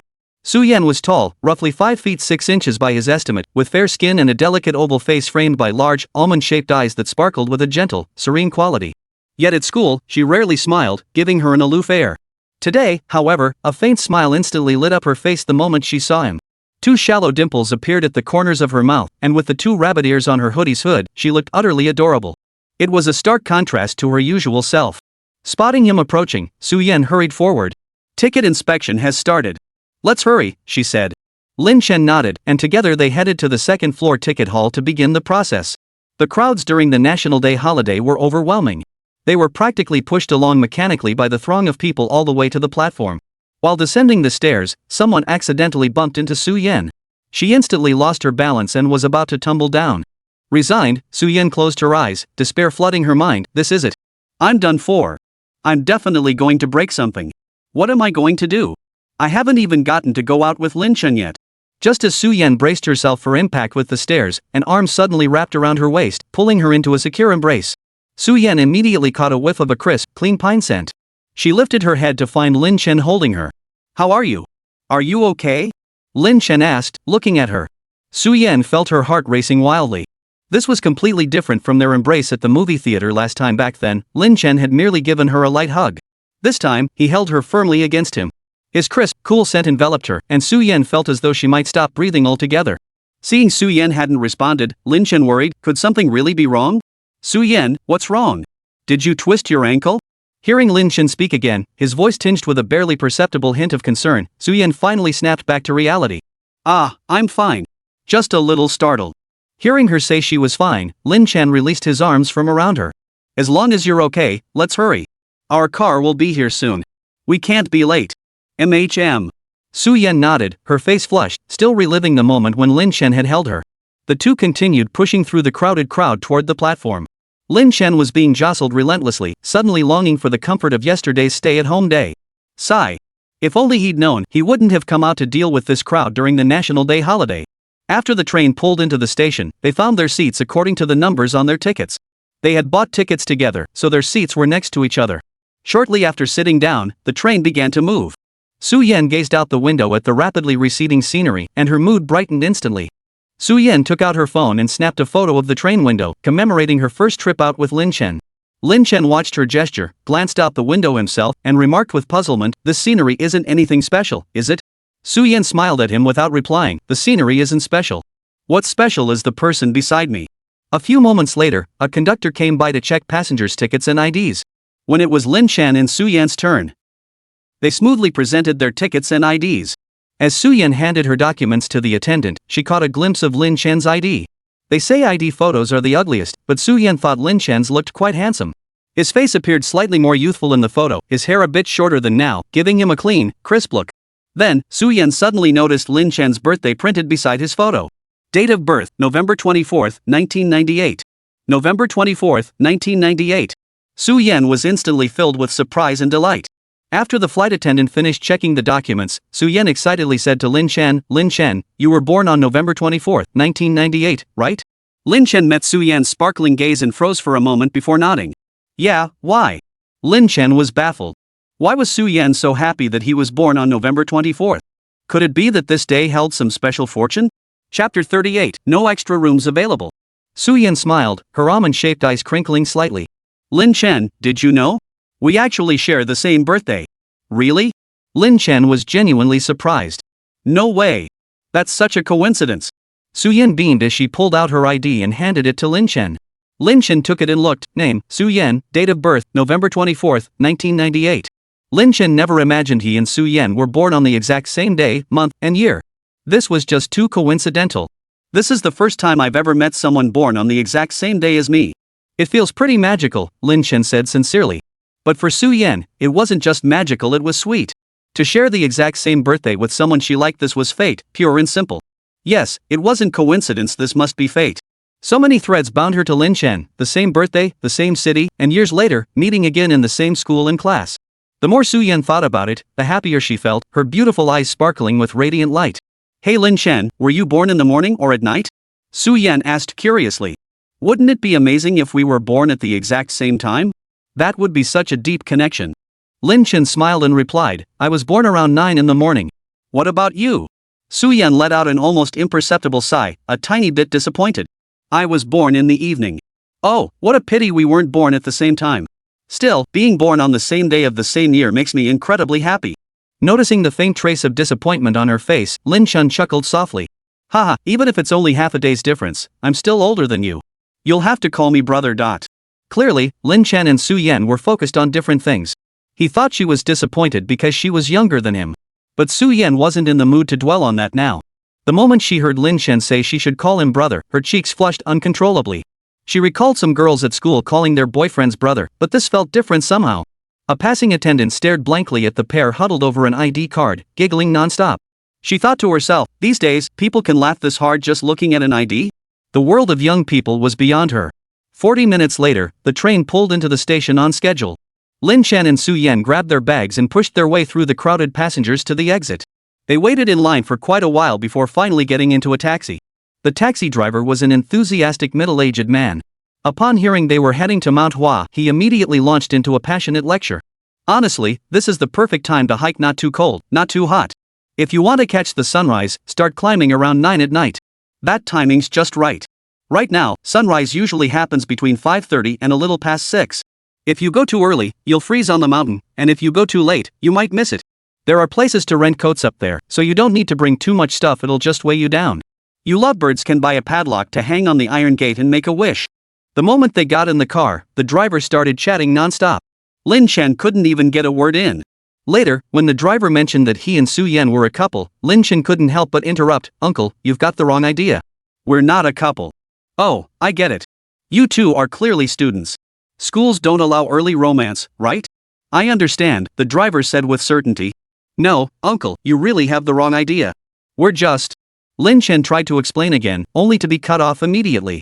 Relax, you're not at school now. Teachers won't find out. Just be yourselves.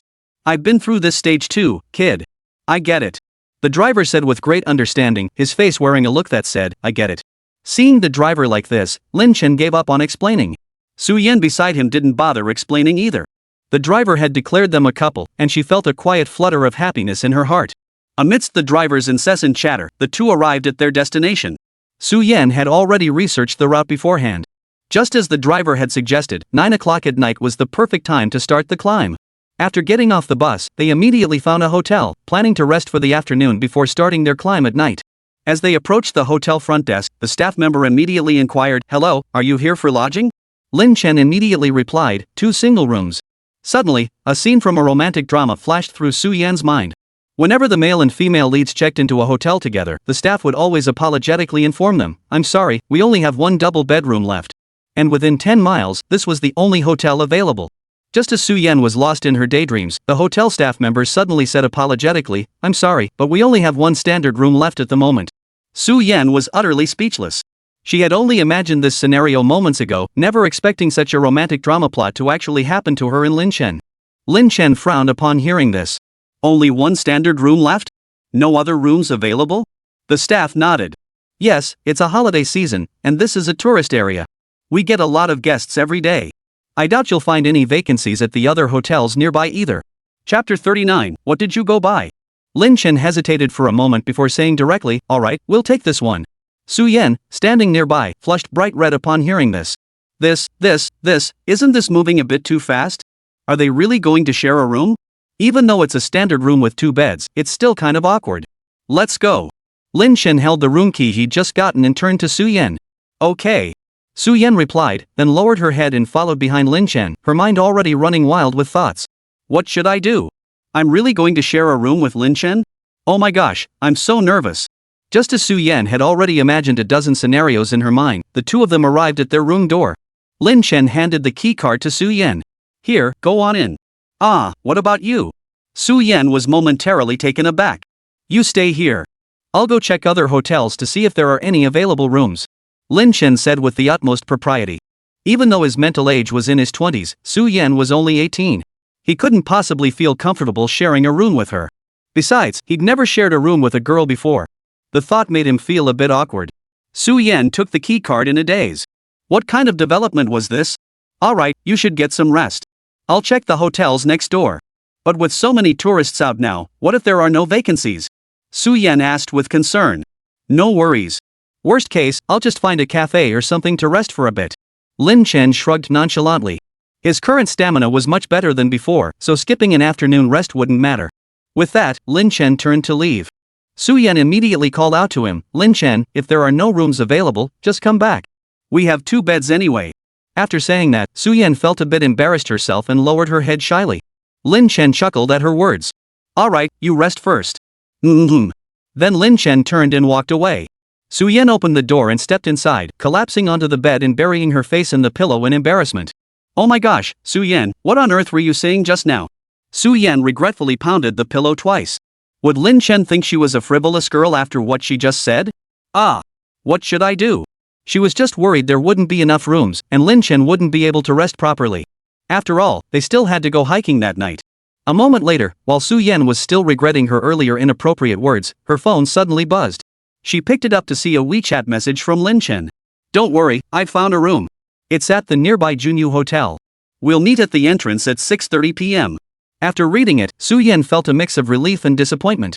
Oh well, as long as he could rest properly. Su Yan replied with a simple okay, calmed her nerves, and began preparing for bed. Last night, she hadn't slept well due to her excitement, so she quickly drifted off to sleep. At 6:30 p.m. sharp, Lin Chen arrived at the hotel entrance as agreed. Shortly after, Su Yan came running out of the hotel. Seeing her rush out looking flustered, her cheeks still flushed pink, he guessed she'd just woken up. Lin Chen, I'm so sorry I almost overslept, Su Yan said apologetically. She hadn't slept much the night before, and when she finally lay her head on the pillow that afternoon, she fell asleep almost instantly. When she woke up, it was already 6:20. Startled, she scrambled out of bed, threw on some clothes, splashed water on her face, and hurried downstairs. Lin Chen smiled indulgently. It's fine. It was only a few minutes. Watching her frantic state, the two rabbit ears on her hat drooped limply behind her. Combined with her rosy cheeks, she really did resemble a little bunny. Alright, let's go. We'll grab dinner first, then head straight to the mountain, Lin Chen said, glancing at the time. Okay, Su Yan nodded in agreement. The two then had dinner at a nearby restaurant. After finishing, it was still early, so they strolled around the night market at the foot of the mountain for a while. The night market at the mountain's base was bustling, filled with stalls showcasing local specialties. They strolled leisurely, occasionally buying something interesting when they spotted it. As they wandered, Su Yan suddenly found herself drawn to a small stall ahead. Remembering the kind words of the taxi driver earlier, she found herself inexplicably drawn toward it. Lin Chen was happily browsing when he spotted a rabbit lantern at a stall selling lanterns. He suddenly thought of the hoodie Su Yan was wearing today and turned to tell her about it. But when he looked back, Su Yan was gone. Lin Chen spun around, scanning the area frantically, but couldn't spot Su Yan anywhere. Panic set in, and he immediately pulled out his phone to send her a WeChat message. But Su Yan didn't reply. Lost and confused, Lin Chen searched the crowded streets for her figure. Oh no! What should I do? There are so many people here, could she have gotten lost? Just as Lin Chen was freaking out, Su Yan suddenly rushed up from behind, panting. Su Yan, where did you go? I thought you got lost. I sent you a WeChat and you didn't reply, Lin Chen asked anxiously. Sorry, Lin Chen. It was so noisy with all these people, I didn't hear my phone ring, Su Yan said apologetically. What were you doing? You vanished in the blink of an eye. They'd been walking side by side just moments ago, and now she was nowhere to be found. Chapter 40, wow, that's gorgeous. I just went to buy something, Su Yan said, her large eyes darting around nervously as a blush spread across her face. What did you buy? And nothing, Su Yan murmured, biting her lip in embarrassment. Lin Chen was puzzled. Why would she be embarrassed to tell him what she bought? That was strange. Damn, it couldn't be that thing girls need, could it? Lin Chen suddenly had a thought, but decided against asking. Seeing Lin Chen drop the subject, Su Yan secretly breathed a sigh of relief. Thank goodness he didn't press further. Otherwise, she really wouldn't have known how to respond. Lin Chen sighed helplessly. There are so many people here. If you really got lost, I'd have no idea what to do. Sigh, looks like I really need to hold your hand every single moment. Lin Chen said it as if offhandedly, but Su Yan, listening nearby, felt her heart surge. Hold her hand? Lin Chen. Was he actually asking to hold her hand? The thought sent Su Yan's heart racing with nervous excitement. Let's go, Lin Chen suddenly said. Huh? What? Lin Chen led Su Yan to a stall and bought something. Su Yan looked and saw it was a child safety bracelet. What the heck is this? Following the vendor's instructions, Lin Chen fastened the child safety bracelet around Su Yan's wrist and secured the other end to his own. He then tugged on it curiously, looking at Su Yan with a smug expression. See? With this, you won't get lost anymore. Lin Chen felt quite pleased with himself, thinking he'd come up with a brilliant solution. Su Yan looked at the anti-lost bracelet on her wrist and gave an awkward smile. It's nice. But this was nothing like what she had imagined. What happened to holding hands? Instead, it was a child-proof wristband, a kid's version at that. Did Lin Chen really think of her as a child? But it was kind of cute. Oh well, a bracelet is a bracelet. After wandering around for a while, they noticed the time was getting late and began making their way up the mountain. Lin Chen had assumed fewer people would be hiking at night, but the line for tickets was unexpectedly long. Seems like holidays never bring a lull in the crowds. After finally queuing up and buying their tickets, they finally began their mountain climb. They had specifically bought flashlights earlier, worried it might get dark on the mountain. But now, seeing the bright lights ahead, they exchanged a knowing smile. The flashlights would be useless. The trees at the base of the mountain were lush and green, and the initial path was relatively gentle. As they walked, they admired the scenery around them, feeling more like sightseers than hikers. Even at the entrance, numerous small stalls lined the path selling wood carvings, hiking poles, and mountain-themed paintings. As they strolled leisurely along, a porter carrying heavy loads suddenly approached at a brisk pace. Excuse me. Su Yan was busy taking photos with her phone and hadn't noticed the approaching figure. Seeing the man's load nearly collide with Su Yan, Lin Chen quickly shouted. Careful! Lin Chen yanked hard on the anti-theft wristband connecting them, pulling Su Yan close to him. Are you okay? It's fine. Su Yan shook her head. Look at that guy, he's even using an anti-theft bracelet to keep her close. How romantic. A girl beside her complained to the boy next to her as she witnessed the scene. Su Yan watched their intertwined hands with a hint of envy. You envy my anti-theft bracelet, but I envy you holding hands. Sigh.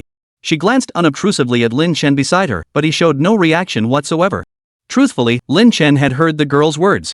But she was just a passerby. He couldn't exactly walk up and say, "Don't envy us, we're not a couple." That would be downright weird.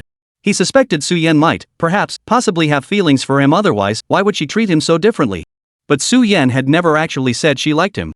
He couldn't just ask her outright either. What if she genuinely only saw him as a friend? That would make him look like he was getting way ahead of himself. Forget it. Better not dwell on this. It's rare to get out like this. Just enjoy the fun. After this little incident, the two continued their ascent up the mountain. The higher they climbed, the fewer lights they saw compared to the valley below, but the path remained clear enough. When they reached the quarter-way mark, they paused to rest before climbing further. Reaching the halfway point, Su-Yen gazed at the scattered stars in the sky and the trees dotting the mountain slopes. She couldn't help but sigh in admiration. Shooting stars pierce through sparse trees. The moon traverses against the drifting clouds. So this was the scene described in those verses. A cool evening breeze brushed her delicate face, and bathed in moonlight, she appeared even more ethereal and graceful. Lin Chen gazed at Su-Yen's profile, his heart filled with profound emotion. At this moment, he truly understood the benefits of extensive reading. Otherwise, he'd be like this now. When a scholar like her arrived at such a beautiful place, she'd naturally recite verses like Su-Yen. The bright moon emerges from the Tianshan mountains, amidst the vast sea of clouds the setting sun melts into gold, evening clouds unite like jade. Whereas he could only manage, wow, that's beautiful. When tasting a delicacy, Su-Yen would recite, fresh spring onions, unmatched under heaven, yellow as duck eggs, 3 feet tall. Whereas he could only manage, this is delicious. Ah, that's the gap. Seems reading more really does pay off, Lin Chen sighed, shaking his head. Su-Yen watched him and suddenly shook her head, asking curiously, "Lin Chen, what's wrong? Don't you think the scenery here is beautiful?" Chapter 41, 2 laps and you won't feel cold anymore. Lin Chen shook his head. No, it's quite beautiful. Just a bit chilly. There's a place renting coats up ahead. Let's go rent some coats. Hearing Lin Chen say that, Su-Yen also felt a chill. The temperature up here on the mountain was truly no joke. So the two headed to the coat rental place up ahead and each rented a coat to put on. As the saying goes, a Buddha needs gold to shine, and a person needs clothes to look good. But this proverb seemed to hold no truth for Su-Yen. Even such an unflattering coat couldn't conceal Su-Yen's beauty. Truly, a beautiful person looks good in anything. Su-Yen glanced down at her bulky coat and gave a slight pout. How ugly. To think she was wearing this in front of Lin Chen. Would he find her hideous? Lin Chen, do I look ugly dressed like this? Su-Yen asked cautiously, afraid Lin Chen might find her unattractive. Lin Chen shrugged indifferently. Aren't all coats like this around here? As long as it keeps you warm. Su-Yen nodded helplessly. Well, boys and girls really do have different priorities. A cold wind blew, and Su-Yen pulled her coat tighter around herself, wrapping herself up snugly. Lin Chen, however, didn't seem to mind. His constitution was exceptionally robust, and he didn't feel particularly cold. Still, considering how bitterly cold it would likely be at the summit, he had rented coats for both of them. And so, the two of them continued their ascent up the mountain, braving the cold wind in their rented coats. As they approached Fengxian Gate, Su-Yen suddenly spotted a scenic spot ahead, the Lover's Bridge. She had seen it online while researching before their trip. Legend had it that if a couple came here together and hung a padlock on the chains of the Lover's Bridge, they would stay together forever. Earlier at the base of the mountain, Su-Yen had spotted a small stall selling padlocks. She recalled the words of the taxi driver. So she bought a heart-shaped padlock from that stall, planning to sneak up and attach it once she reached the summit. But now Lin Chen was right beside her, and they were both wearing anti-theft wristbands. Lin Chen, I need to use the restroom. After saying this, Su-Yen waved the anti-theft bracelet on her wrist toward Lin Chen.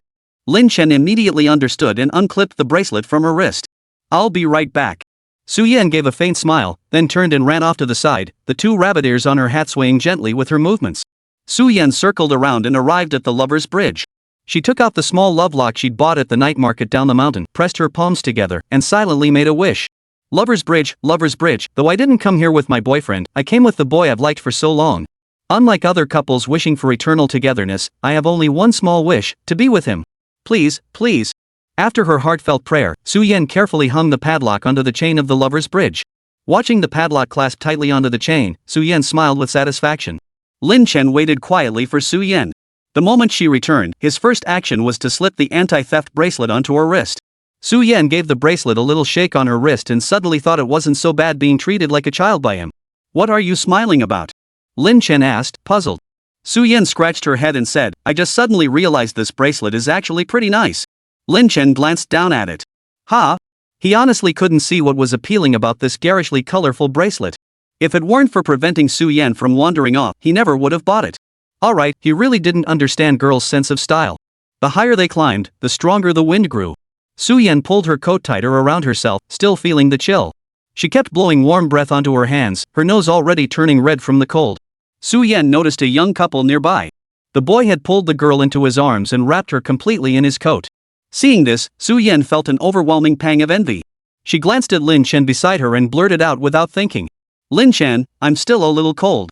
After saying this, her bright, sparkling eyes looked at Lin Chen expectantly. Lin Chen looked at her frostbitten nose and suggested, "Why don't you run a few laps?" What? Su-Yen could hardly believe her ears. Run? Run a couple laps? Had she heard correctly? Lin Chen looked completely serious. Run a couple laps. Get moving and you'll warm up. No sooner had Lin Chen finished speaking than a cold wind swept past, causing Su-Yen to sneeze immediately. Seeing this, Lin Chen hurriedly said, "Start running now, or you'll get even colder later. I'll go buy something." With that, Lin Chen unclasped the wristband on his hand and dashed off to the side. Watching his retreating figure, Su-Yen felt utterly helpless. Why was this so different from what she'd imagined? At a time like this, shouldn't he be like that guy next to them, wrapping his arms around her? But instead, Lin Chen actually told her to run 2 laps? What kind of strange advice was this? Despite her thoughts, Su-Yen obediently began running laps around the open space. The only visible part of her outfit, the rabbit ears on her hat, bounced up and down with each step. Paired with her pouty, aggrieved expression, it was undeniably adorable. Lin Chen stepped forward and handed her the item he was holding. "Su-Yen, this is for you." Chapter 42, I'm a little scared. Su-Yen looked at what Lin Chen was offering, a cup of milk tea. Su-Yen reached out to take it was actually warm. She looked at Lin Chen, who scratched his nose and said, "Aren't you cold? Something warm will help." Holding the steaming cup of milk tea, Su-Yen felt her heart warm despite the scene not unfolding as she'd hoped. The thought of Lin Chen specifically buying this warm drink for her brought comfort. The two of them stumbled and tripped their way to the mountaintop. By the time they reached the winding mountain ridge, the path was incredibly steep. Combined with the fact they'd been climbing for hours, Su-Yen felt her strength nearly depleted. At this point, she relied entirely on the handrail beside the steps and Lin Chen's support to make it up. Looking up at the steep path ahead, Su-Yen spoke softly, "This time, I finally understand what climbing a mountain really means." Wrapped tightly in her gear, Su-Yen clung to the handrail beside the steps, inching upward one slow step at a time. Lin Chen couldn't help but curve his lips at the sight. She truly resembled a tiny rabbit moving with deliberate slowness. Lin Chen couldn't resist reaching out to pinch her rabbit ears. But Su-Yen was utterly exhausted, her focus entirely on climbing the mountain, completely oblivious to his little gesture. They reached the summit just after 5 o'clock, still some time before sunrise. Lin Chen gazed at the view before him. Below his feet lay a sea of misty clouds, and faintly visible were the twinkling lights of countless homes scattered across the valley. Looking up, the sky was filled with twinkling stars bathed in a clear glow. The night slowly receded, leaving only a faint streak of dawn light breaking over the eastern horizon. Lin Chen instinctively reached out his hand, braving the biting cold wind. In that moment, he felt so close to the vast expanse of stars above. A towering building 100 feet high, or one could pluck the stars from the sky. This must be the very scene described. "Lin Chen, look! The sun is about to rise." Su-Yen tugged at the bracelet on her wrist, and Lin Chen turned his gaze toward the eastern horizon. Sure enough, a streak of golden light burst through the clouds, casting an enchanting glow that dyed the pure white clouds into a golden-red haze, sweeping away the gloom and dust of the night. The crimson sun rose slowly. Beside him, Su-Yen hurriedly pulled out her phone, eager to capture this breathtaking moment. Lin Chen, however, remained unmoved, his entire focus fixed on the sun's rays bursting forth atop the mountain, the clouds steaming and the sky ablaze with color. Reborn into this new life, his mindset seemed to have finally shifted completely at this very moment. Indeed, he was now a completely different person from his past life. He had even averted the crisis at his father's company. From this moment onward, he was truly ready to start anew. Lin Chen glanced at Su-Yen, who was holding her phone to take a photo. The rosy glow illuminated the girl's face, making her look unbelievably beautiful. Yes, from this day forward, his life would be as beautiful as this dawn.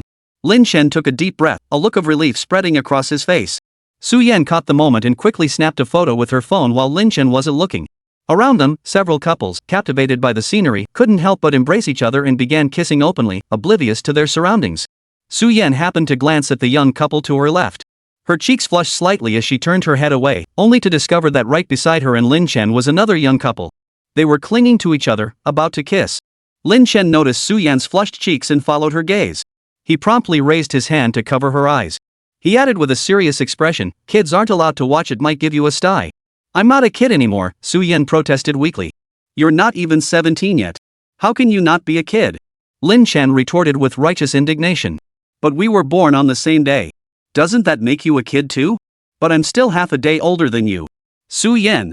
Fine, whatever you say. Su Yen thought, how can Lin Chen actually think of himself as a kid? After the two couples around them finally stopped their public displays of affection, Lin Chen slowly lowered his hand from covering Su Yan's eyes. On the way down the mountain, they decided to take the cable car. After all, the descent was far too steep and treacherous to walk. Besides, after hiking all night, they were both feeling pretty tired. They bought tickets and boarded the cable car. Sitting in the gondola, they gazed down at the dense forest below. Everything seemed so small from that height. Su Yan glanced at the dizzying height above the ground and felt a sudden tingling sensation on her scalp. She immediately averted her gaze, unable to look down again. Lin Chen suddenly noticed the pallor on her pale face and asked, "What's wrong?" Su Yan bit her lip, her large eyes filled with unease. She stammered, I'm a little scared." Lin Chen wasn't surprised. After all, many people feared cable cars, especially a delicate girl like Su Yan. As he gazed into her eyes, now misted with a faint haze, he couldn't help but reach out and clasp Su Yan's hand tightly. Su Yan stared at him in disbelief. She hadn't expected him to take her hand. She felt the warmth and dryness of his large hand. Being held by him gave her a profound sense of security. As Su Yan gazed at their clasped hands, a wave of sweetness washed over her heart. Her once cold little hand gradually warmed, and her fear began to fade. And all of this was because of the boy beside her. Lin Chen felt Su Yan's hand growing warmer and asked, "Are you still scared?" Su Yan shook her head. "Not so much anymore." After that, both of them fell silent. Lin Chen rubbed his nose, feeling a strange sensation he couldn't quite put into words. After all, this was the first time he'd ever held a girl's hand. Chapter 43, You're not going to buy another anti-theft bracelet, are you? After riding the cable car halfway up the mountain and returning the rented coats, they took a bus down the winding mountain road. After all, Manhwa earned its reputation as a place where a single climb could leave you crippled for a week. If they tried walking down on their own, even Lin Chen's robust constitution would ve struggled, let alone Su Yan, being a girl. Only after descending did they recall a rather critical issue. They hadn't purchased their return tickets. Since they hadn't known when they'd be descending, they hadn't purchased tickets in advance. Only now did Lin Chen and Su Yan realize their mistake. They immediately pulled out their phones and opened the ticket booking app. To their dismay, they discovered that tickets during the National Day holiday were incredibly hard to come by. After much effort, they managed to snag 2 tickets back to Chicheng, but both were for the afternoon of the 6th. Fortunately, both were fairly easygoing people. Since they had to wait until the 6th to return, they decided to head back to their hotel to rest first, then simply extend their stay here for 2 more days. Fortunately, they hadn't checked out the previous day for convenience, so they could simply return to the same hotel. Lin Chen and Su Yan had stayed up all night and expended so much energy hiking the previous day. After a quick breakfast, they returned to the hotel and collapsed into bed, sleeping straight through until nightfall. When Lin Chen woke up, he checked his phone and saw it was already evening. Lin Chen suddenly remembered he hadn't told his mother he wouldn't be returning home today. He immediately called his mother. "Hey, Mom. I couldn't get a ticket today. I won't be back until the 6th, Lin Chen stated bluntly. "Oh, it's fine. I won't be home anyway even if you did come back," his mother replied from the other end. "Huh? What?" Lin Chen was completely baffled. Where had his mother gone? His mother chuckled. "Your dad wanted to make it up to me, so he's taking me to Country F today. We're already at the airport." "What? How long will you be gone?" Lin Chen scratched his head. How could they just leave like this without telling him beforehand? Lin's mother thought for a moment before answering, "I don't know. At least 80 or 90 days. Even if you come back on the 6th, you won't see us. Oh, and I won't be giving you your weekly allowance this week. Just budget carefully." Lin Chen rubbed his forehead. TSK. His mom was as unreliable as ever. But hey, he was a 50 million yuan man now. Who cared about a few thousand? Put. Alright, gotta go. Our flight's about to take off. Bye. Without waiting for Lin Chen's response, his mother hung up immediately. Lin Chen, well, kids are accidents, but parents are true love. Lin Chen opened WeChat and sent a message to Su Yan, telling her to reply once she woke up. Then he got out of bed and walked into the bathroom for a quick shower. As he was drying his hair and stepping out of the bathroom, he heard his phone notify him of a new message. Lin Chen opened it to find Su Yan had replied. She had just woken up and asked if he wanted to grab dinner together. Lin Chen replied, and they agreed to meet at her hotel entrance in half an hour. When Lin Chen arrived at the hotel entrance, he saw Su Yan already waiting there. She had changed into a beige floral maxi dress and, upon seeing Lin Chen, immediately jogged towards him. Lin Chen smiled at her and said, "Hungry? Let's grab dinner first." Su Yan nodded and asked, "What do you feel like eating?" "Not sure. What about you?" Lin Chen didn't consider himself a foodie and had never had any particularly strong preferences when it came to eating. Su Yan shook her head too. Both saw the same blank look in each other's eyes. They shared a smile, and Lin Chen suddenly recalled a phrase he'd seen online. "Let's just eat at the first place we see after crossing the street ahead, okay?" Su Yan nodded in agreement, finding the idea rather amusing. With their decision made, they started walking forward. The street ahead was a bustling old thoroughfare, the very same one they'd explored yesterday. Just like yesterday, the street was still crowded. Stalls lined both sides of the road, each drawing a crowd of people lingering in front. Why are there still so many people? You better not get lost again, Lin Chen sighed, expressing his frustration. Gazing at the bustling crowd ahead, Su Yan suddenly recalled yesterday's scene. Without thinking, she blurted out, "You wouldn't be thinking of buying another anti-theft bracelet, would you?" Seeing her bewildered expression, Lin Chen found her utterly adorable. He couldn't resist reaching out to ruffle her hair. Without another word, he simply took her hand and led her forward. As Lin Chen guided her through the crowded streets, Su Yan couldn't care less about her surroundings. She lowered her gaze to their intertwined hands, her heart suddenly leaping with excitement. Lin Chen was holding her hand now. This wasn't like this morning on the cable car when he'd held her hand to calm her down. This was him walking side by side with her, hand in hand.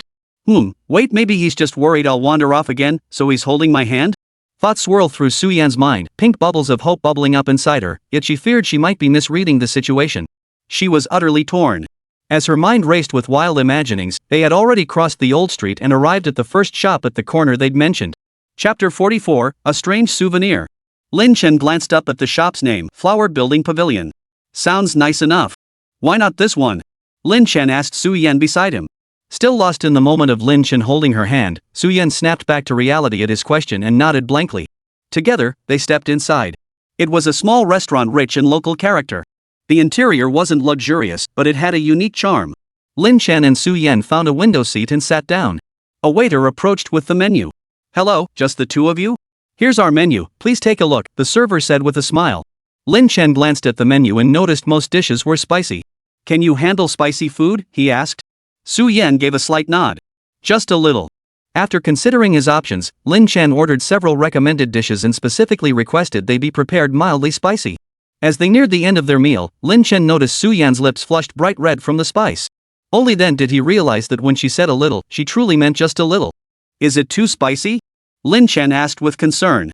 Su Yan fanned her flushed lips with her left hand, her eyes glistening with moisture, and nodded honestly.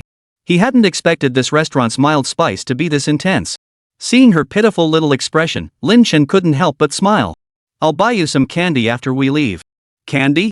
Su Yan blinked her large, watery eyes at him in confusion. Did Lin Chen really think of her as a child? After they finished eating, Lin Chen actually ran out to the street and bought her candy. Holding the rabbit-shaped candy Lin Chen bought her, Su Yan didn't know whether to laugh or cry. Rabbit candy? She hadn't expected him to actually go buy them. "You really do think I'm a kid, huh?" Su Yan looked at him, her lips curling slightly as she spoke. Lin Chen looked at her, smiling with an air of self-assurance. "You are a kid, after all. A little kid born half a day after me." Lin Chen chuckled. Su Yan pouted slightly, yet a sweet curve involuntarily touched her lips. Munching on the rabbit-shaped candy in her hand, she felt a warm sweetness in her heart. Fine, if being a kid is what it takes, then so be it. After spending 2 more days in Anzhou, they boarded the high-speed train back on the afternoon of the 6th. On the train, Lin Chen received a call from Assistant Zhou. "Mr. Lin, the investment matters have been swiftly handled. They expect to officially launch next month." Lin Chen nodded in acknowledgement. Zhou's efficiency was truly impressive. "Alright, continue overseeing the next steps. Call me if any issues arise." After giving Zhou assistant a few more instructions, Lin Chen hung up. Overhearing Lin Chen mention something about investments and launches, Su Yan couldn't help but ask curiously, "Lin Chen, what's going on?" Leaning back lazily in his chair, Lin Chen smiled. "Nothing much, just some company matters." "You're already getting involved in company matters?" Su Yan's bright eyes widened with surprise. Lin Chen smiled. "Not really. My dad just wants to give me some early training. Honestly, his assistant is handling most of it." Su Yan nodded softly. It seemed she still had much to improve upon. The two chatted sporadically until the train pulled into the station. Stepping out of the station, Lin Chen turned to Su Yan and asked, "Heading straight home?" Su Yan nodded. "Yes. What about you?" Lin Chen thought for a moment. Since he didn't have anything else to do anyway, he might as well go straight home and sleep. He said, "I'm heading home too. Let's go together, it's on the way." Lin Chen's reasoning was simple, their homes were close, on the same street. The route from the station to his place passed right by Su Yan's house, why not walk together? Su Yan was naturally delighted to hear this, and she agreed with a faint smile. The two sat in the taxi as it drove forward. During the ride, Su Yan suddenly received a text from her mother. The gist was that she and her father had urgent business to attend to in the neighboring city and wouldn't return until tomorrow afternoon. Su Yan replied with a quick got it before suddenly remembering something. She immediately unzipped her backpack and began rummaging through it. Her backpack was quite large, but after shopping extensively during her 2 days in Anzhou, it was now stuffed to the brim. With no other choice, Su Yan began pulling items out one by one, searching diligently. Lin Chen watched her suddenly start rummaging through her backpack, feeling puzzled. Just as he was about to ask, he suddenly noticed what she had pulled out of her bag. That pink thing, wasn't it the anti-theft wristband he'd bought that day? You still have that anti-theft bracelet? Lin Chen asked directly. Huh? Oh, right. Su Yan looked at the anti-theft bracelet that had somehow ended up in her hands, feeling flustered. Oh no, how did I end up digging this out? Lin Chen, unaware of her thoughts, simply said, I thought you'd lost it. After all, it's the kind of thing only kids would use. Keeping it around is pretty useless. Su Yan quickly protested, why would I lose it? It's not broken. Maybe I'll need it someday. It's because Lin Chen bought it for me that I couldn't bear to throw it away. Huh? Lin Chen looked puzzled. Even if she needed it, wouldn't that be years from now? Did her family have a baby or something? Su Yan realized her words sounded odd and quickly clarified, I mean, it's not broken. It'd be a shame to throw it away. We can just keep it as a keepsake. Lin Chen scratched his nose and smiled. Alright, whatever makes you happy. Then he suddenly remembered the question he hadn't asked. What exactly are you looking for? Chapter 45, Isn't staying in a hotel nice? Su Yan kept her head down, rummaging through her things. Without looking up, she replied, looking for my keys. After her mom sent her that WeChat message, she suddenly remembered she might have left without her keys. She had that vague feeling 2 days ago when she left, but figured it wouldn't matter since her parents were home anyway. But now, her parents had unexpectedly gone to the neighboring city, catching her completely off guard. Su Yan rummaged through her entire bag and sadly discovered it wasn't just a feeling, she really hadn't brought the keys. Oh my god, could someone please tell her what to do now? Lin Chen looked at her helpless little face and suddenly understood, you didn't forget your keys, did you?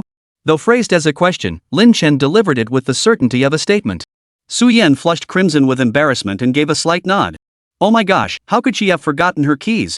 She'd never forgotten them once in her entire life, yet why did it have to happen this one time? And it had to happen when she was with Lin Chen. How utterly mortifying. Su Yan wanted to bury her head in her bag right now, this was too humiliating. Lin Chen chuckled at her words. And you say you're not a kid? You even forget things like this. This is the first time I've ever forgotten my keys, Su Yan said, looking utterly dejected. Are your parents home right now? Why not just call them to open the door for you? Lin Chen suggested. Su Yan's face fell even further. She pulled up her chat history with her mother and held it right in front of Lin Chen. Lin Chen looked at it and asked, so what are you planning to do now? Su Yan sighed, pouting as she said, what else can I do? Stay at a hotel. Seeing her pouty, aggrieved expression, Lin Chen couldn't help but smile and shake his head. Then, suddenly, a flash of white light shot through his mind. Wait a minute, he seemed to. Lin Chen immediately opened his backpack and searched through it thoroughly, but couldn't find even a trace of a key. Su Yan watched his sudden actions and asked in confusion, what's wrong? Lin Chen gave an awkward chuckle. Seems like my keys decided to run away from home. Su Yan burst out laughing. Run away? So even my older brother, who's barely half a day older than me, forgets his keys. Su Yan smiled sweetly, her lively eyes sparkling with playful teasing. The word brother coming from Su Yan's mouth seemed to carry a different feeling. Lin Chen froze for a moment, then rubbed his nose and corrected with a weak voice, I didn't forget to bring it. My key ran away from home. Really? Oh, alright then. Your keys ran away from home. Su Yan's voice was sweet and clear, her expression saying, well, if you insist, I'll reluctantly play along. Seeing her expression, Lin Chen felt no real anger, but decided this little girl deserved a lesson. He stiffened his face, adopting a stern look. Su Yan watched him press his lips together, his face completely expressionless, and thought he was genuinely upset. So she plucked up her courage, tugged at his sleeve, and softened her voice, alright, it's just your disobedient key that ran away on its own. I believe you. Lin Chen gazed into her clear, luminous eyes and let out a soft chuckle. Any trace of displeasure vanished instantly. Seeing the curve of his lips, Su Yan felt a wave of relief wash over her. If he was smiling, then he wasn't angry anymore. So what are you planning to do now? Su Yan asked with concern. Lin Chen sighed helplessly. What else can I do? We'll have to go to a hotel. After speaking, Lin Chen felt this conversation was strangely familiar. No, wait, wasn't this exactly the same dialogue he'd had with Su Yan just 2 minutes ago? Only this time, their roles had switched. Life was truly unpredictable. Who could say heaven spared anyone? Lin Chen shook his head in resignation before turning to the driver up front. Sir, could you take us to a nearby hotel? The taxi driver had been as quiet as a mouse since they got in. Only now, upon hearing Lin Chen's request, did he mutter a low okay. He'd overheard their entire conversation. While outwardly silent, his mind had already spun a dramatic narrative. Deep down, he'd suspected the boy was doing this on purpose, but he had no proof. Sigh, these young men nowadays so many tricks up their sleeves. A few minutes later, the driver dropped them off at the nearest hotel. Lin Chen remained completely unaware that he'd been unwittingly framed for something so serious. The scheming boy Lin Chen, wearing an expression of righteous indignation, led Su Yan into the hotel. Truthfully, he had considered staying at Song Mingxuan's place instead. After all, his parents knew Song Mingxuan's family, and the two households were quite familiar with each other. But then he remembered he was the patient. If he went over, he'd probably end up having to take care of that brat instead. So Lin Chen immediately quashed that thought. Wasn't staying at a hotel just as nice? They arrived at the hotel and, unlike their experience in Anzhou, checked in smoothly without any issues. Lin Chen glanced at his room key 1004, then at Su Yan's 1005. Unexpectedly, they were neighbors. Let's go.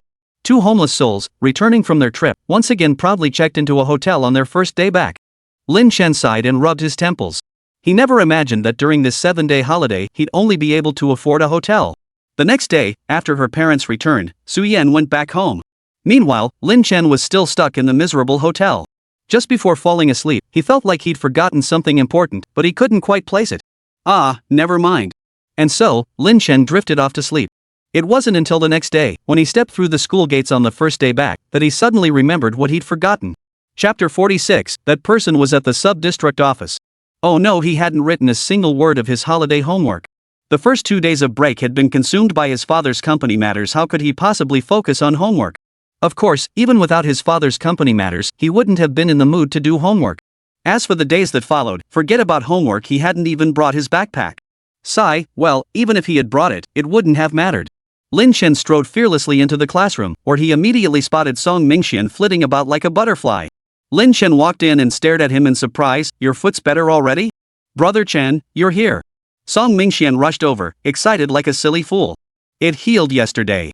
The doctor even said I'm a martial arts prodigy. He's never seen anyone recover this fast. Song Mingxian declared triumphantly, as if it were some extraordinary achievement.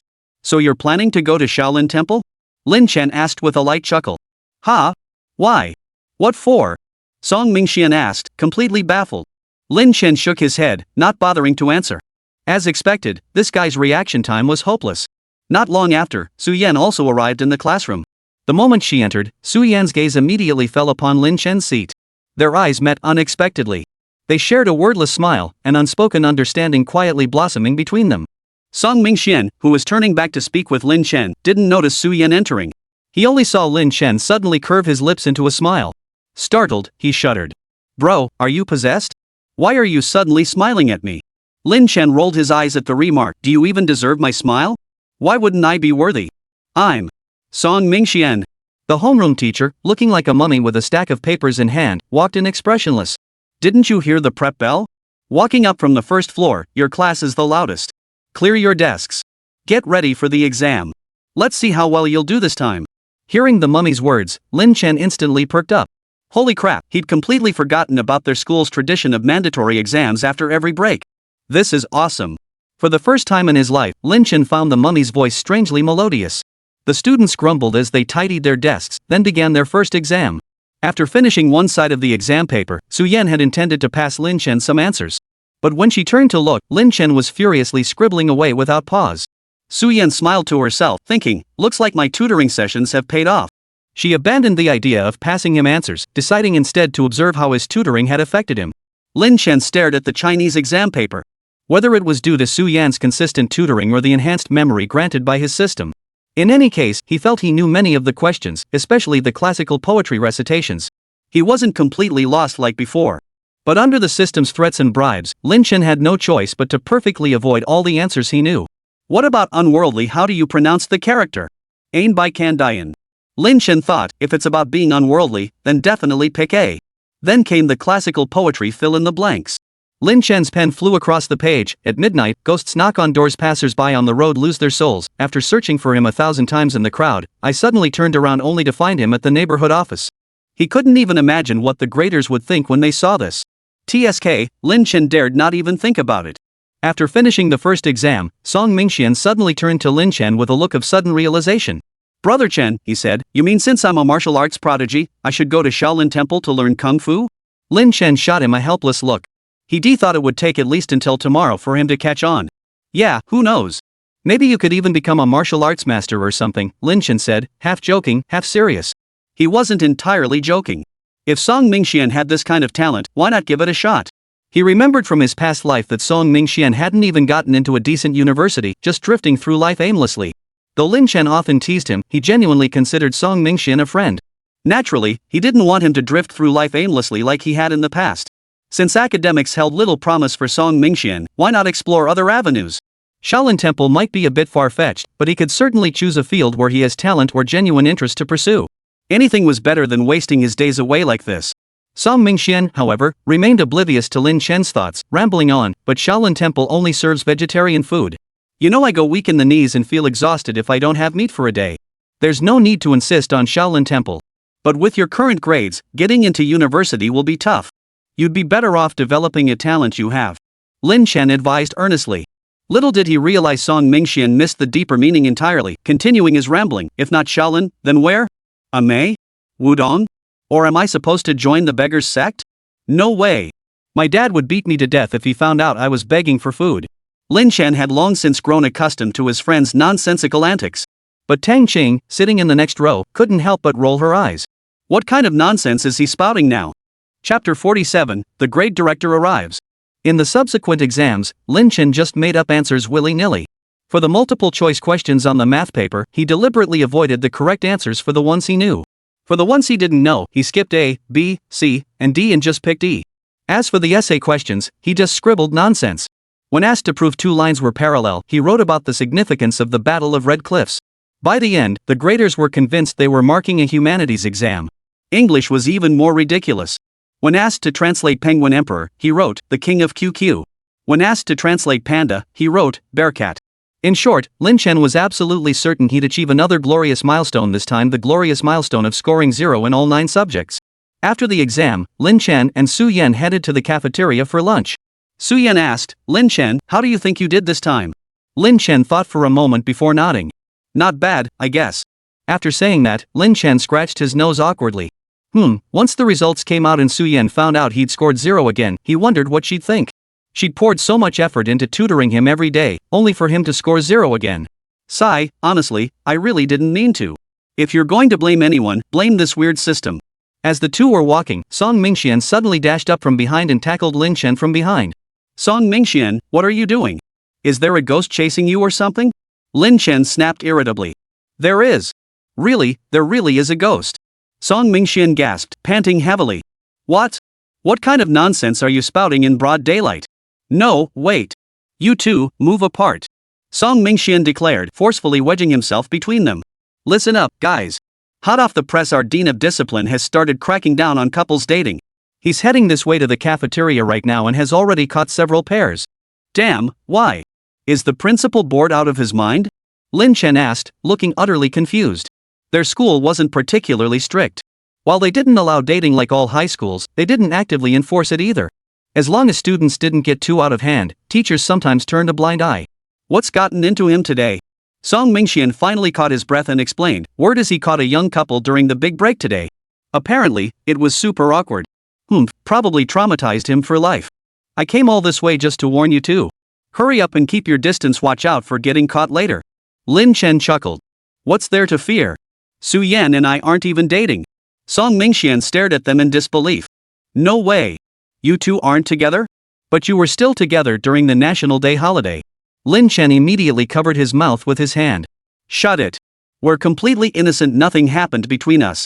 Stop spouting nonsense. Su Yan, standing nearby, heard Lin Chen flatly deny their relationship. Though he was telling the truth, they truly weren't a couple. Hearing him say it aloud left her feeling bitterly disappointed. It felt like a pink balloon, perfectly inflated, had suddenly been deflated. Lin Chen glanced at Su Yan beside him and noticed her pale expression. He assumed she was worried the dean might see them together. True enough, it wouldn't matter much for him, a student who'd scored 0 on the exam. But Su Yan, an exemplary student with outstanding grades and conduct? If the teachers misunderstood them, she'd probably feel terrible. So Lin Chen offered thoughtfully, Su Yan, why don't you head to the cafeteria first? Song Mingxian and I will go later. Su Yan bit her lip, inwardly protesting 1,000 times. But we're supposed to go to the study room together later to catch up on our work. I suggest you two skip the study room too. The dean and over a dozen teachers are searching the entire school. If you two show up together, they'll catch you for sure. Song Mingxian warned from the side. He'd just come from the academic building and spotted 3 teachers within a mere few dozen meters. Glancing up, he saw another standing at a second-floor window. With that kind of deployment, they'd probably be under 24/7 surveillance for the foreseeable future. Lin Chen nodded upon hearing this and said to Su Yan, looks like we won't be able to have tutoring sessions anytime soon. Su Yan felt deeply aggrieved. With only 24 hours in a day at school, her only time alone with Lin Chen was during meals and the midday break. Now, even this precious little time was slipping away. How could she not feel upset? Seeing the clear displeasure on her little face, Lin Chen couldn't help but feel like laughing. After spending time with Su Yan, he realized she wasn't nearly as aloof as the rumors suggested. To him, she'd always been gentle and charming, occasionally even adorably cute. Seeing her reluctant expression now, Lin Chen reached out to stroke her hair, wanting to comfort her. But remembering what Song Mingxian had just said, he restrained himself. He smiled and reassured her, alright, let's talk about it after this period passes, okay? Hey, kid. I told you I'm not a kid anymore, Su Yan pouted defiantly. Alright, since you're not a kid anymore, can you go eat by yourself now? Lin Chen teased. Of course I can. Su Yan felt her mood lighten considerably after Lin Chen's playful teasing.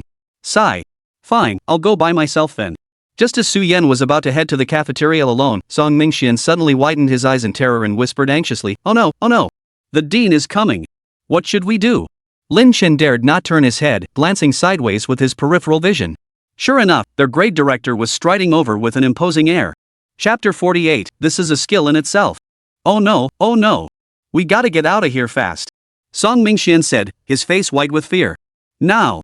Aren't you afraid we're already too conspicuous? Lin Chen observed their dean, whose stance clearly targeted the 3 of them. As the principal drew nearer, Su Yan quickly thought on her feet and blurted out to the 2, the second physics problem should be solved by applying the principle of uniformly accelerated linear motion with initial velocity 0.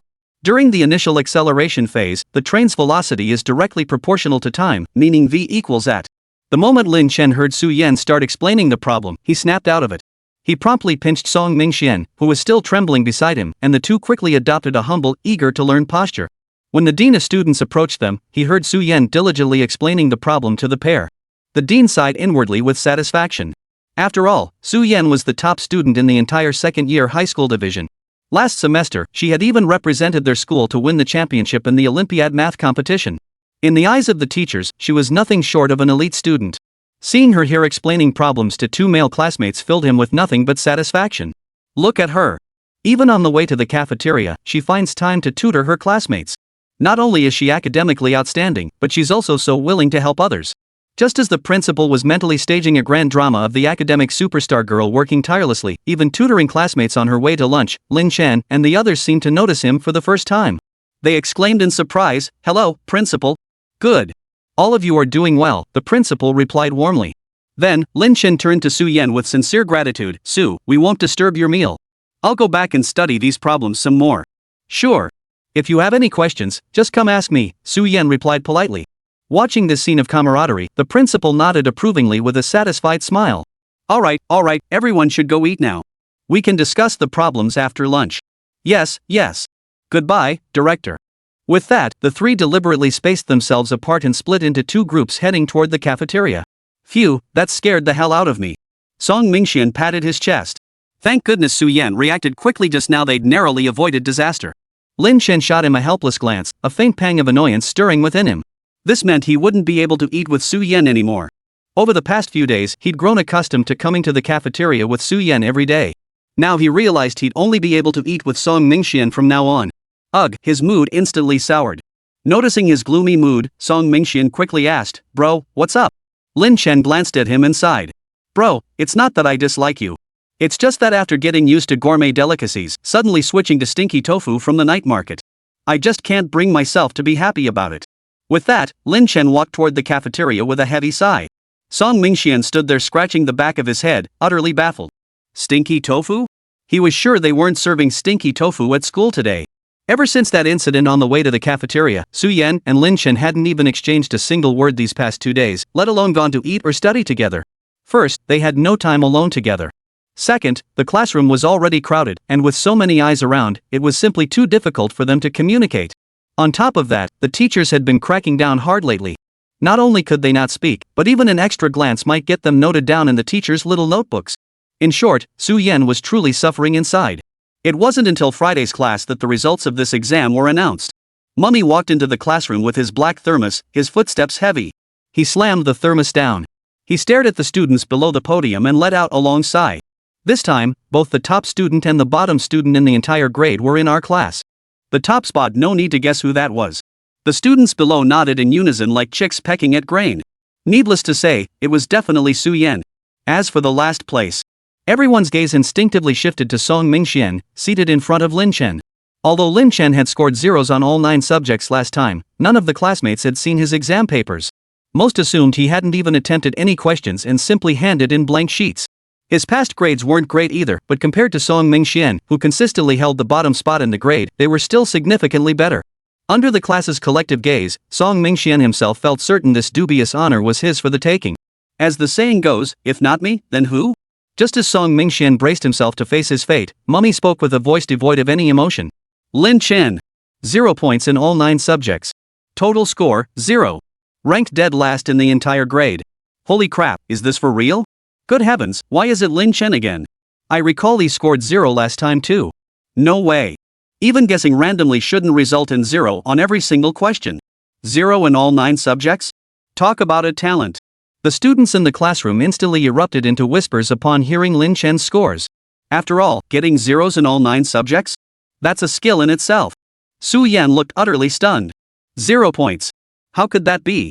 She'd been tutoring Lin Chen all this time, and during those sessions, he seemed quite capable memorizing lessons perfectly and getting many problems right. How could he possibly score 0 again on this exam? Compared to his classmates' shock and Su Yan's disbelief, Lin Chen remained remarkably calm. After all, this outcome was exactly what he had anticipated.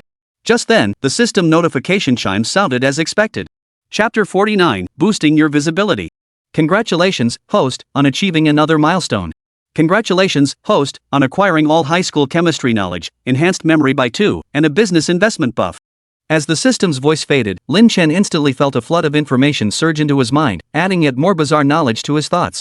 However, as Lin Chen listened to the system's rewards, he understood the first 2 perfectly well, but what exactly did the last one mean?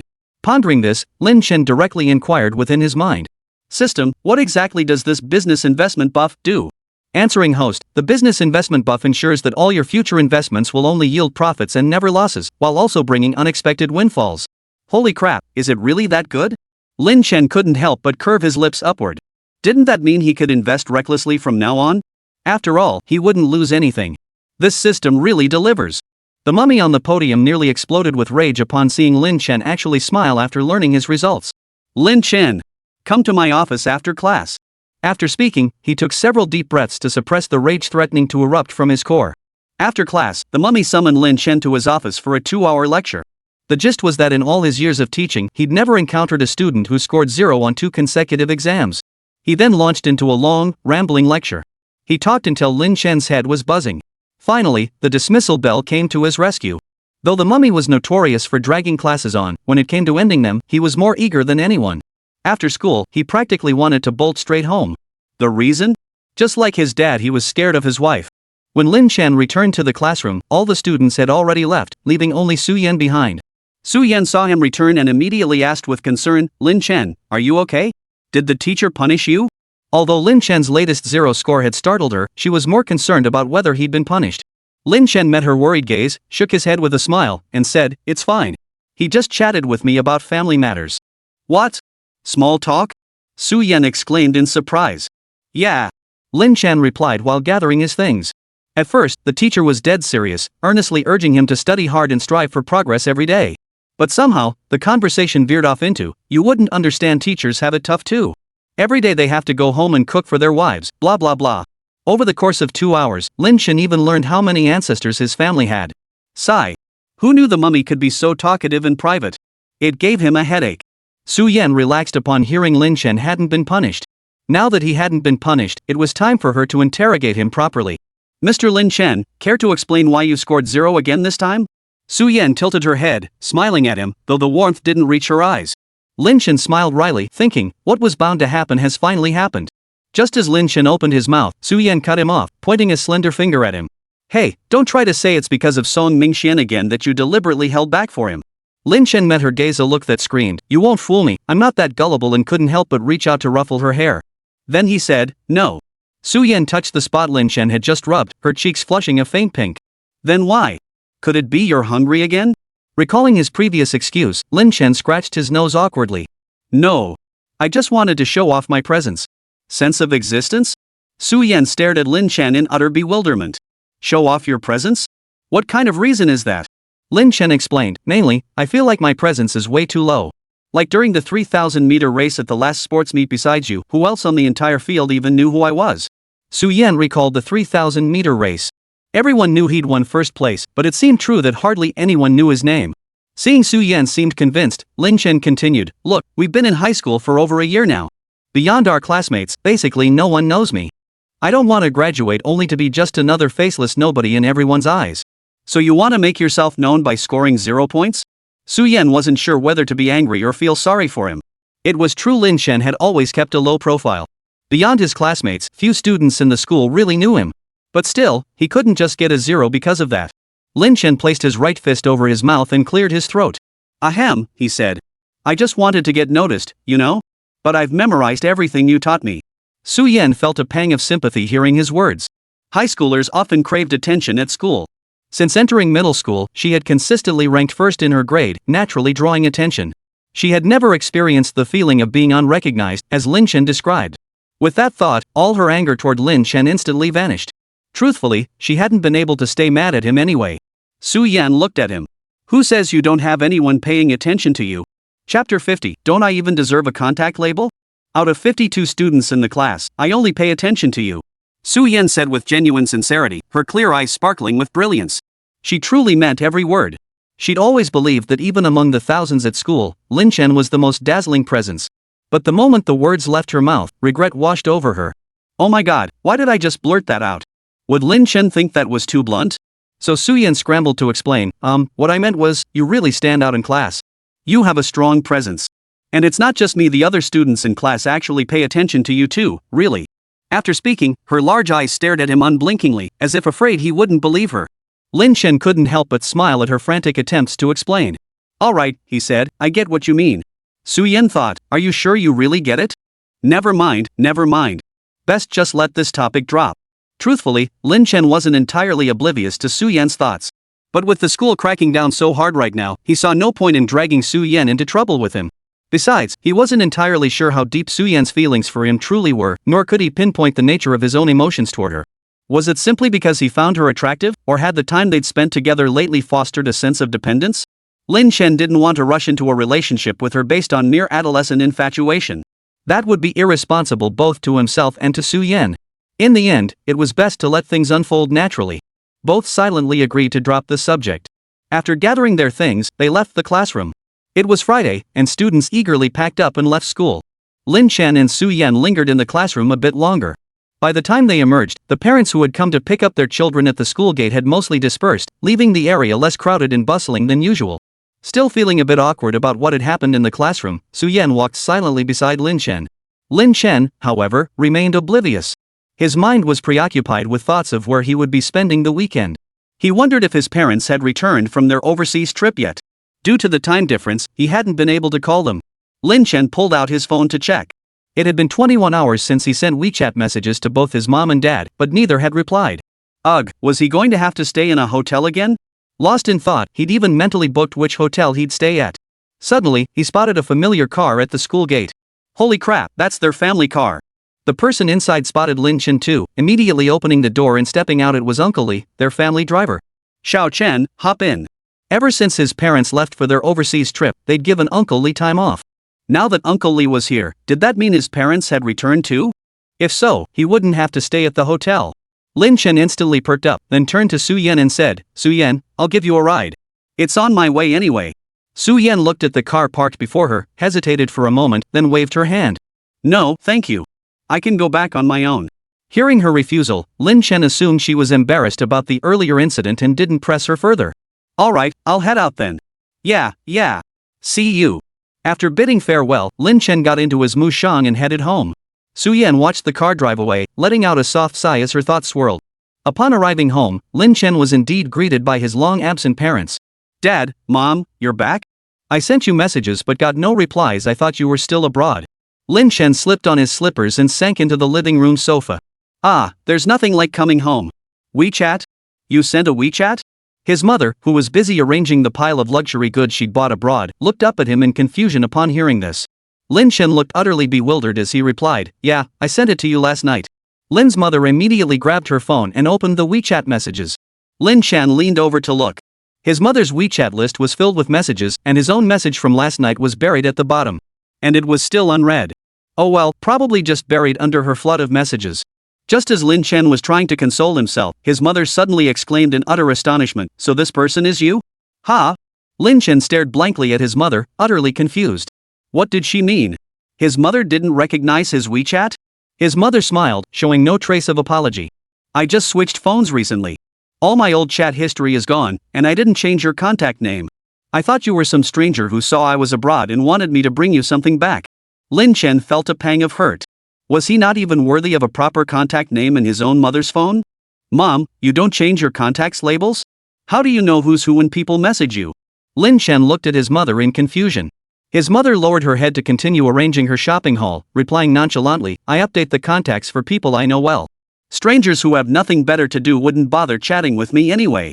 Put. Lin Chen felt as if a knife had been plunged into his chest. So he was in the unfamiliar category?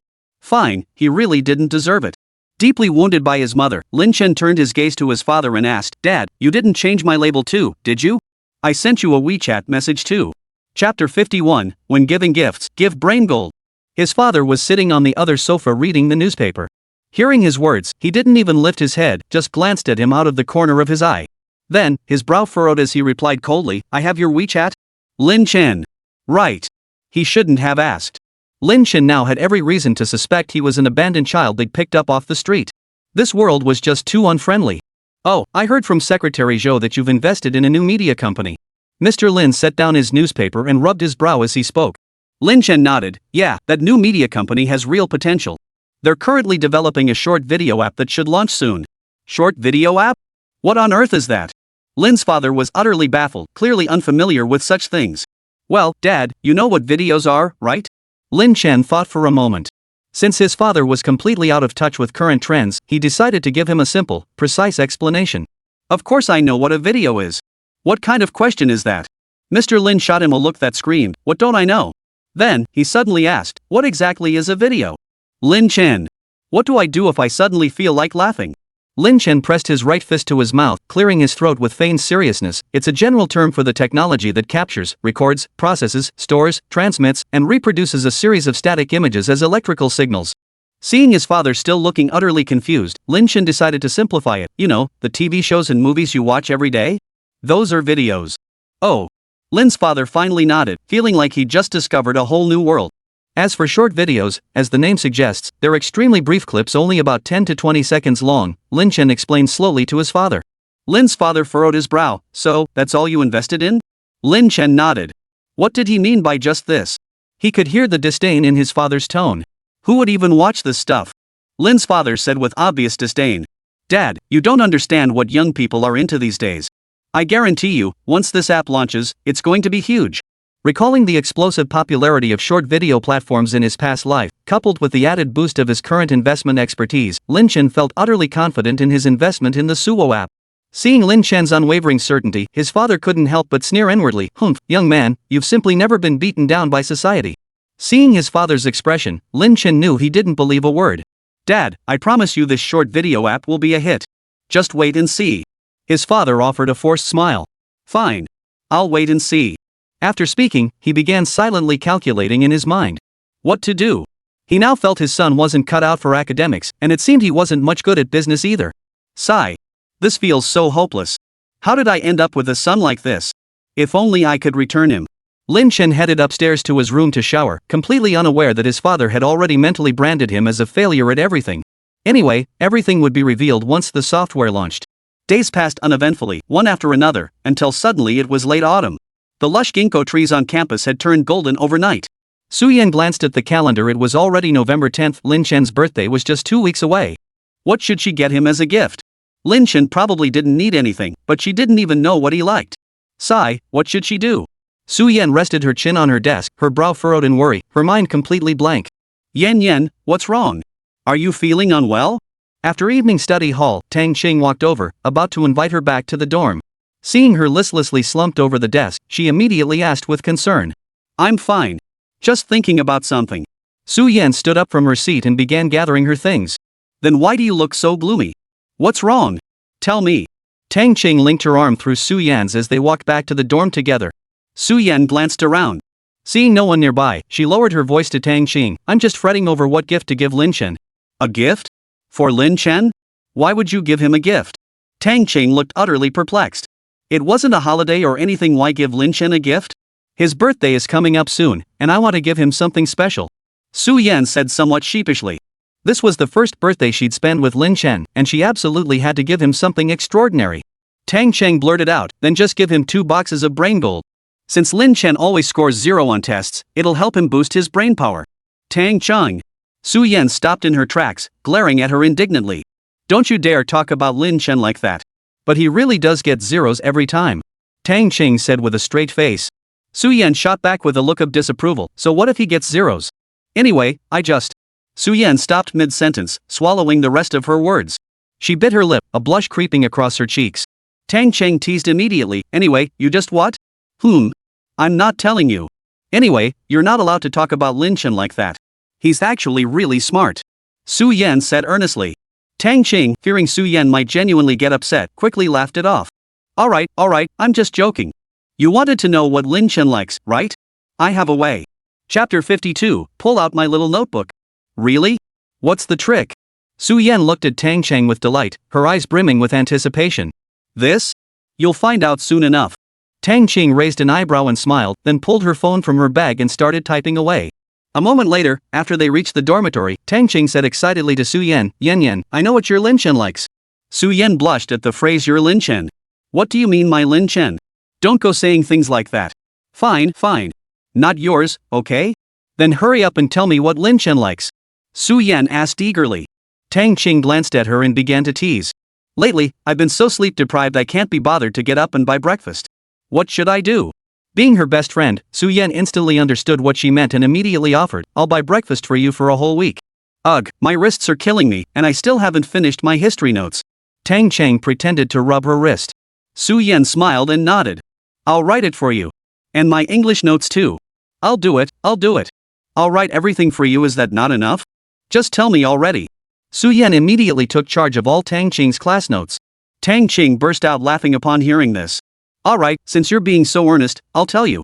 I heard Lin Chen is really into Honor of Kings, and there's this one skin he's always wanted but can never get. Why? Su-Yen never played games.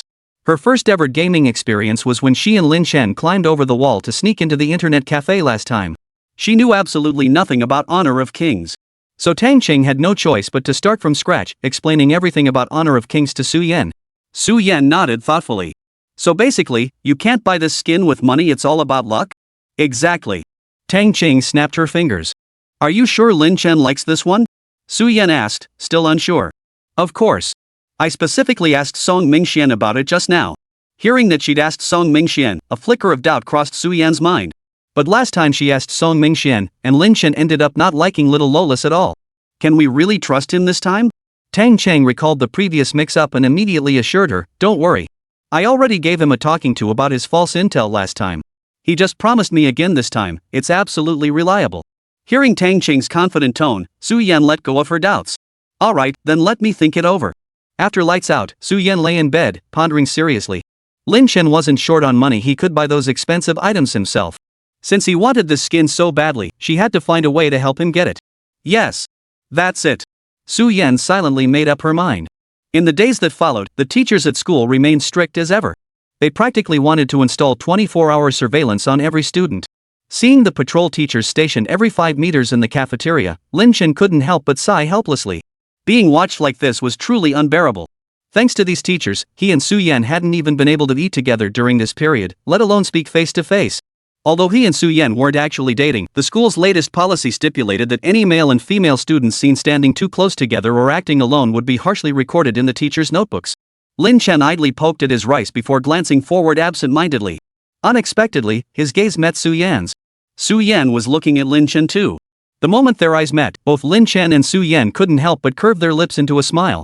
Noticing Lin Chen hadn't touched much of his rice, Su-Yen pointed her chopsticks at her own plate and shot him a meaningful glance, urging him to eat more. Lin Chen couldn't help but smile at her little expression. Then he suddenly noticed Su-Yen's complexion seemed a bit off, with faint dark circles under her eyes. Lin Chen thought, is this little girl under too much academic pressure? Has she been sleeping poorly? But then he thought again, with Su-Yen's academic prowess, that seemed unlikely. Given Su-Yen's abilities, as long as she paid attention in class, securing first place in her grade was a sure thing. In subjects like math and physics, getting perfect scores was practically routine for her. With that thought, Lin Chen couldn't help but glance at her again. A teacher patrolling nearby was wandering within his designated area when he casually noticed the two of them exchanging glances. Don't they know the school cracks down hard on romance these days? And here they are, flirting openly in the cafeteria. The teacher had already pulled out their little notebook, ready to make a note about the two of them. But upon catching a glimpse of Su-Yen, he silently tucked the notebook back into his pocket. Forget it. Su-Yen was, after all, their school's top seed, a protected priority.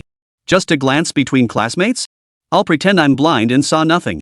The patrol teacher selectively ignored the scene. Ah well, what can you do? Teachers always show extra leniency toward model students like this. Day after day passed, and Lin Chen's birthday was now just 2 days away.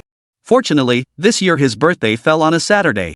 That meant they could go out and celebrate properly. That evening back in the dorm, Song Mingxian excitedly discussed with Lin Chen how they would celebrate on Saturday. His enthusiasm made it sound like they were planning some grand celebration, leaving Lin Chen utterly speechless. Just as Lin Chen was about to lose patience, his phone suddenly buzzed with a WeChat message. Chapter 53, what's today's date? Just as Lin Chen was about to tune out, his phone buzzed with a WeChat message. Lin Chen opened it to find a message from Su-Yen. Lin Chen, can I reserve your time on Saturday afternoon? Lin Chen glanced up at Song Mingxian, who was still talking a mile a minute, and silently replied to Su-Yen with a sure. Song Mingxian was passionately mapping out his birthday plans basically. Let's team up for honor of kings all day, then celebrate your birthday together tonight. Bro, let's push hard this Saturday and climb to the top in one go. Then we'll throw your big birthday bash tonight. What do you say? Lin Chen gave him a faint glance. I don't think that's a good idea. Ha! I've got plans Saturday afternoon. Let's just meet at the restaurant tonight. After saying that, Lin Chen put down his phone and headed toward the restroom. Bro, when did you make plans? We were just discussing this a moment ago. Song Mingxian asked, completely baffled. Oh, just now. Lin Chen replied without turning back, then walked straight into the restroom. Bro, it's not that I'm dissing you, but your skills are just... If we duo Q together, forget my birthday, even if it were my 71st birthday, we'd never make it to Challenger. Saturday morning. Lin Chen dragged himself out of bed at 7:30. He stretched comfortably, glanced out the window, and was pleasantly surprised to see the weather was actually quite nice today. He had arranged to meet Su-Yen at 9 a.m. at Time Cafe in New Century Plaza. Since it was still early, Lin Chen leisurely headed downstairs to grab breakfast first. When he arrived at the dining room, his parents were already sipping kanji. Seeing him come downstairs, his mother gave him a slightly surprised look. The sun must be rising in the west today. You're up this early on a weekend? Lin Chen pulled out a chair and sat across from them, replying with a sigh, isn't it because today's a special day? Special? What's so special about today? His mother asked, looking puzzled. She glanced at her husband, who frowned and shook his head, signaling he knew nothing about it. Then both turned their gaze back to Lin Chen. Lin Chen was nearly driven to laughter by their expressions. Was he really their biological son? Oh, I remember now. Mrs. Lin slapped the table, as if a light bulb had gone off in her head. Seeing this, Lin Chen's frustration dissipated considerably. He knew his mother would never forget his birthday. Then Mrs. Lin continued, Mrs. Wang's golden retriever just had a litter last month. Today marks their 1-month birthday. Mrs. Wang invited me over earlier this week. Really? These days even dogs have full-month celebrations. Alright, I'll drive you over later, then head straight to the office. Though Mr. Lin found the whole full-month celebration for a dog rather baffling, since his wife had decided to go, he certainly had no objections whatsoever. Then, Mrs. Lin hurriedly finished her meal, grabbed Mr. Lin's arm, and walked out the door without so much as a glance back at Lin Chen. Watching his parents' receding figures and the tightly shut door, Lin Chen suddenly felt a wave of existential doubt wash over him. He now had serious, profound, and very compelling reasons to suspect he was an adopted child. Lin Chen sat at the dining table, took several deep breaths, finished his breakfast in a hurry, and left the house. You may not remember my birthday, but someone else certainly does. At 9 o'clock sharp, Lin Chen arrived at the coffee shop, where Su Yan had already been waiting for him. The moment Lin Chen pushed open the cafe door, Su Yan spotted him and immediately called out, "Lin Chen, over here." Hearing her voice, Lin Chen turned his head immediately. She wore a light blue long-sleeved sweater paired with a beige coat, looking exceptionally gentle and charming. Lin Chen took a step toward her. "Happy birthday, Lin Chen," Su Yan said with a soft smile. "Thank you. Same to you. Happy birthday." Lin Chen pulled out a chair and sat down. It had been ages since they'd spent time alone together like this, and now it felt like they were reuniting after a long separation. Just then, the cafe attendant approached and asked, "What would you like to drink?" Lin Chen glanced at the menu and said, "I'll have an Americano." Su Yan murmured, "But isn't black coffee really bitter?" "I don't like overly sweet things," Lin Chen explained. While American coffee does have a bitter edge, he preferred it over those overly sweetened varieties. Besides, after drinking it for a while, the bitterness faded. Su Yan nodded, silently noting his preferences, not fond of sweet things, prefers American coffee. "What about you? What would you like?" Lin Chen asked. "A latte." The waiter smiled and left with the menu. Lin Chen sat in his chair, momentarily at a loss for words. Fortunately, Su Yan spoke up first, breaking the awkward silence. "By the way, Lin Chen, I have a gift for you," Su Yan said with a sweet smile. Lin Chen looked into her sparkling eyes, the corners of his mouth lifting slightly as he couldn't help but smile back. "What kind of gift?" Lin Chen looked at Su Yan, wondering what she could possibly have brought. Su Yan smiled as she pulled out her phone and opened an app. Lin Chen looked, "Honor of Kings? I heard from Song Mingxian that you really love playing this game. There's a skin you've always wanted, but it's so hard to get. I've been hunting for it lately, and I never thought I'd actually get my hands on it." Su Yan stared intently at him, her dimples faintly visible at the corners of her mouth. Then, Lin Chen saw Su Yan open her game interface, displaying the elegant lover skin for Qin Shi Huang, Ying Zhang. This skin was practically a once-in-a-century rarity in the game. It was an exclusive beta test skin for Honor of Kings, the kind you couldn't buy for any amount of money.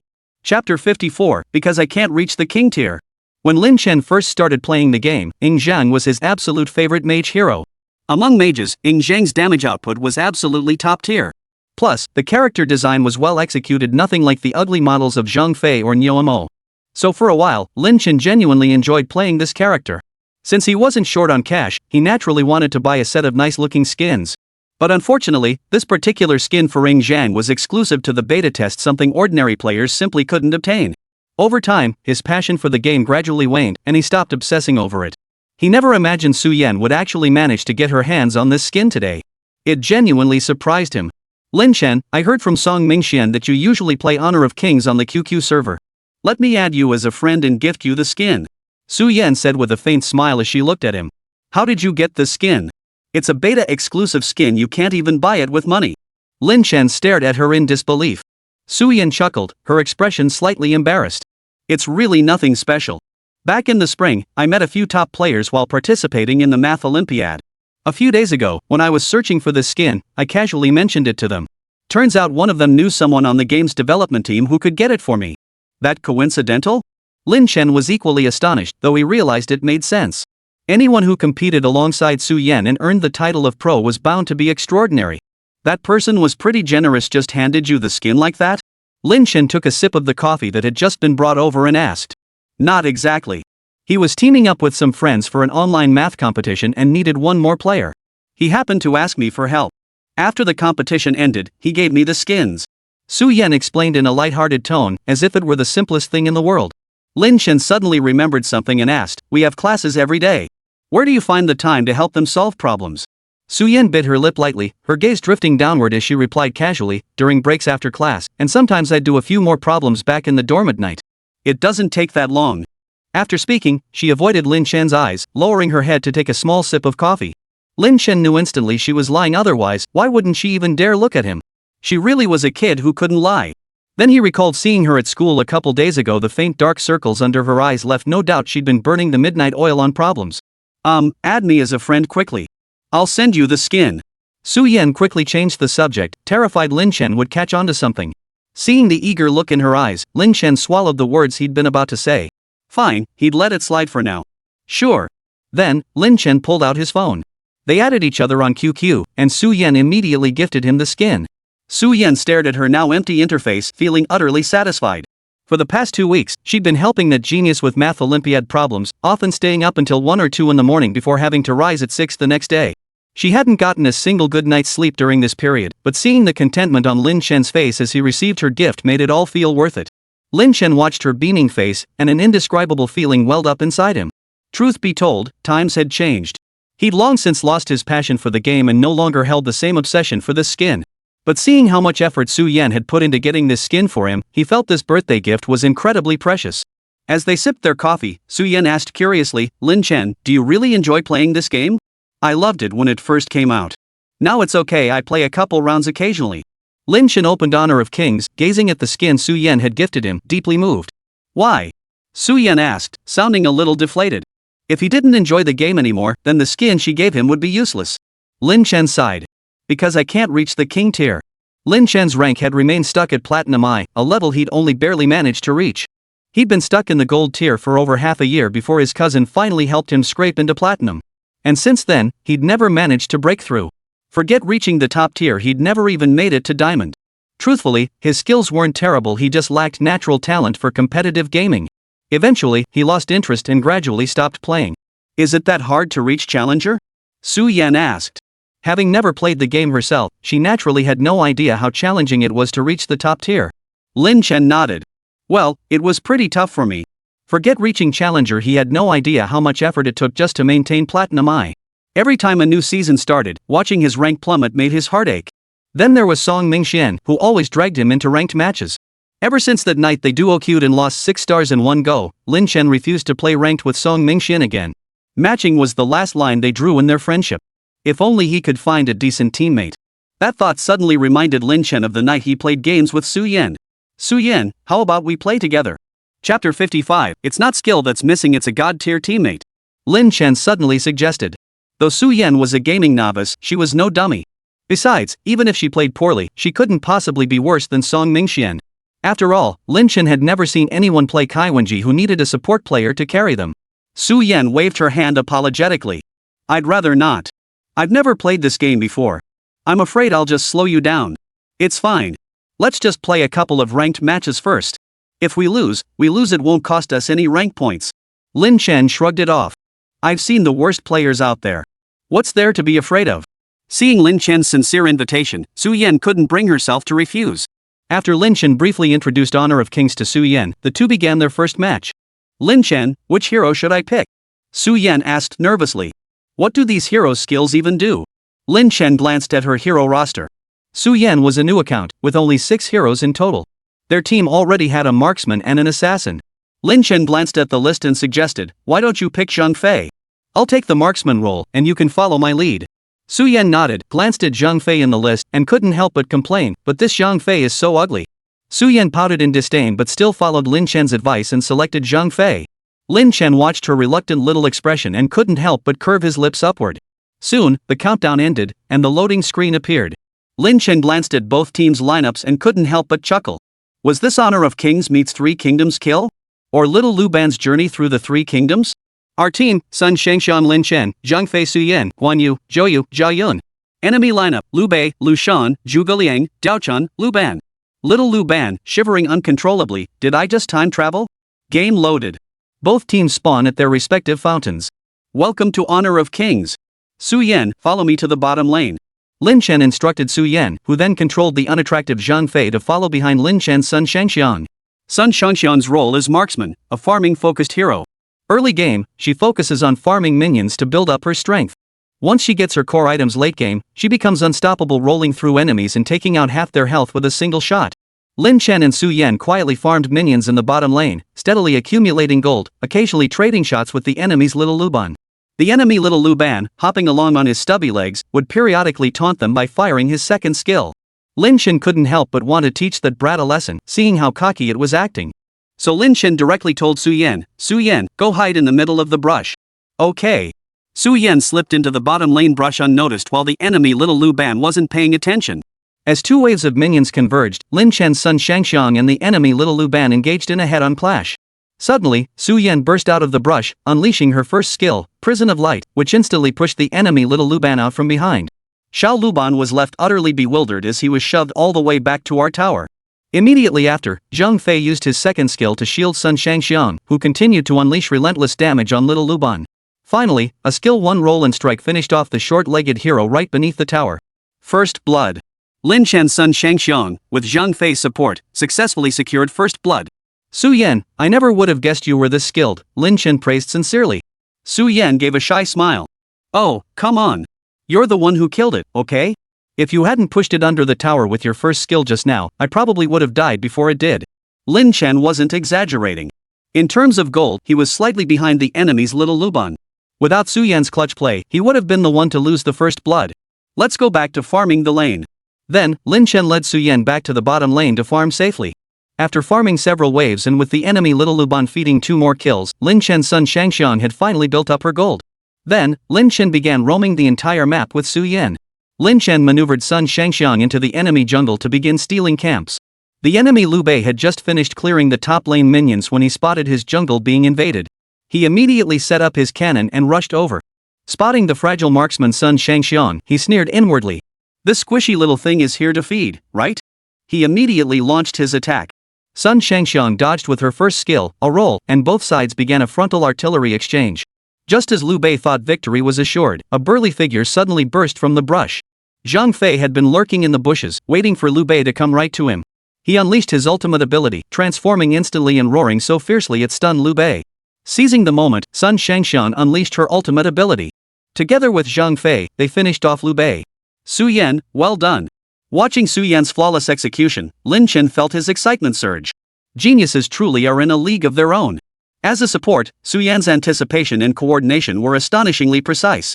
In less than a single game, their synergy had become seamless. He finally understood, was his gap from the top players really about skill? No. He just needed a god-tier teammate like Su Yan.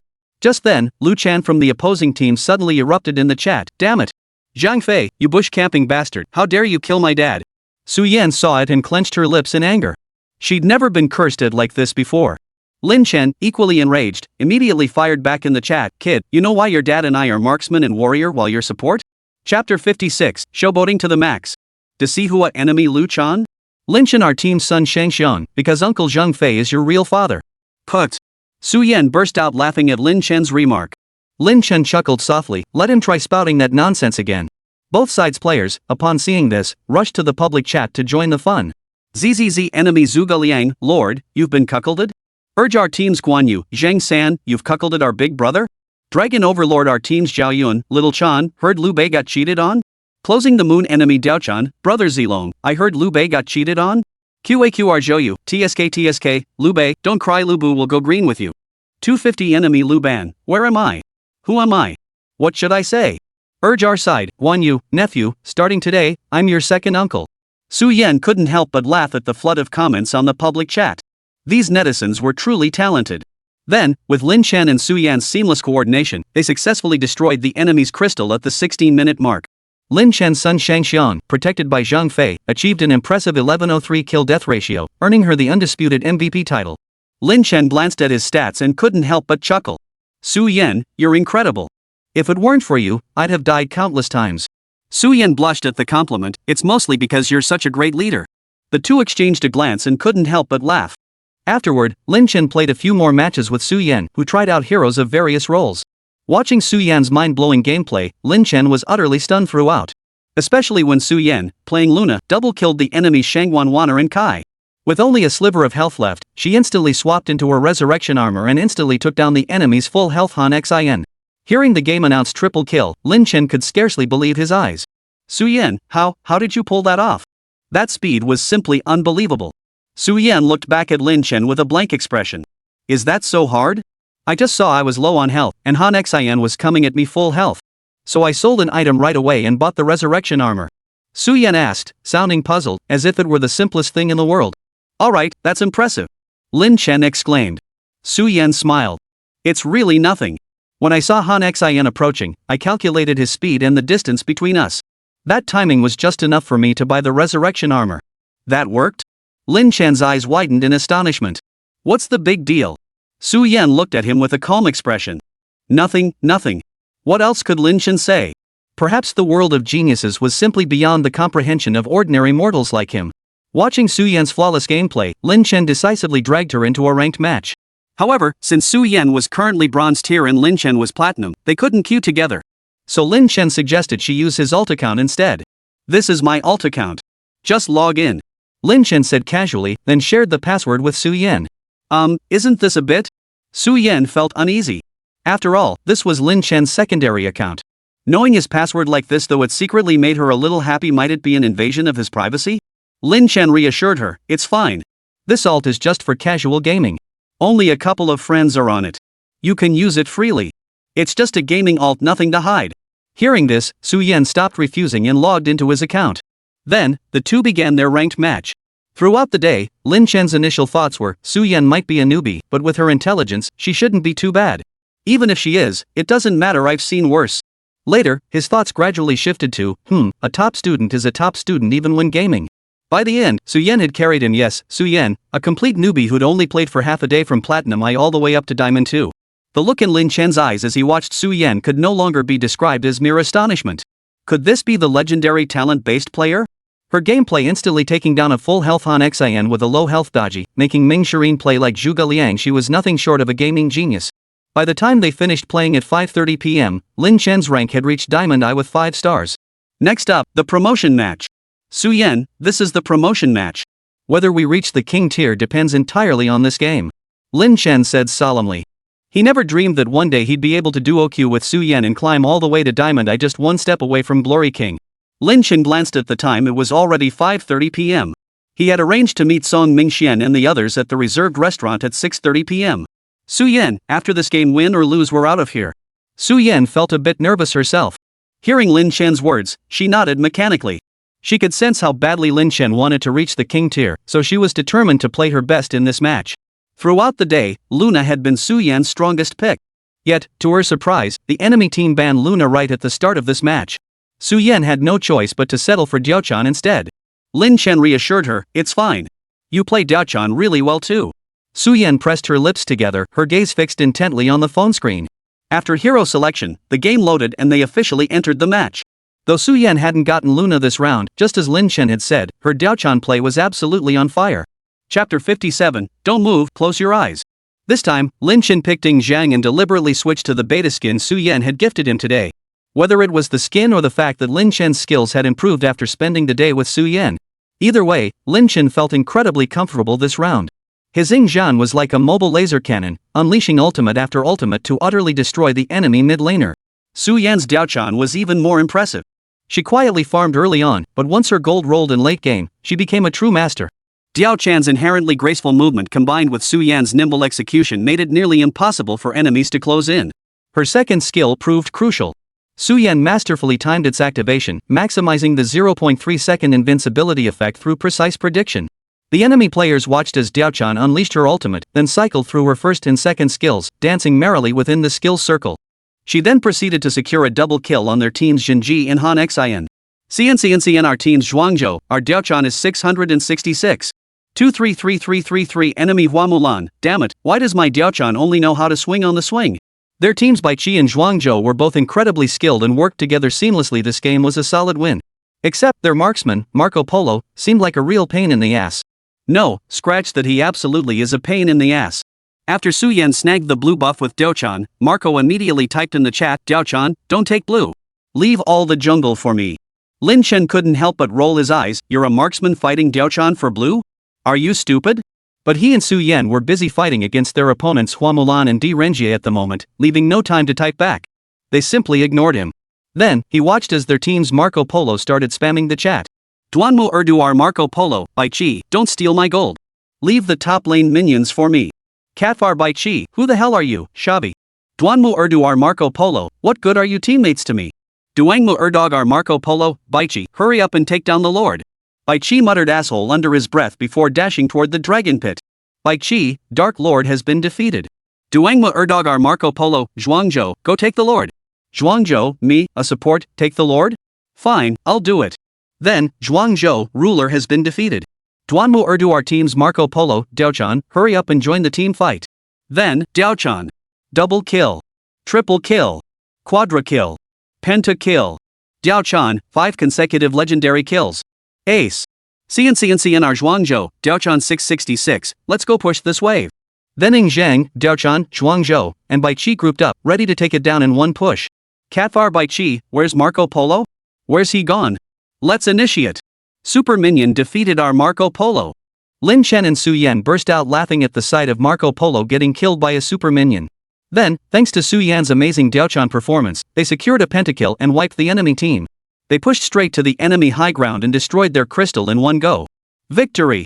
Lin Chen stared at the victory icon on the screen, overcome with excitement.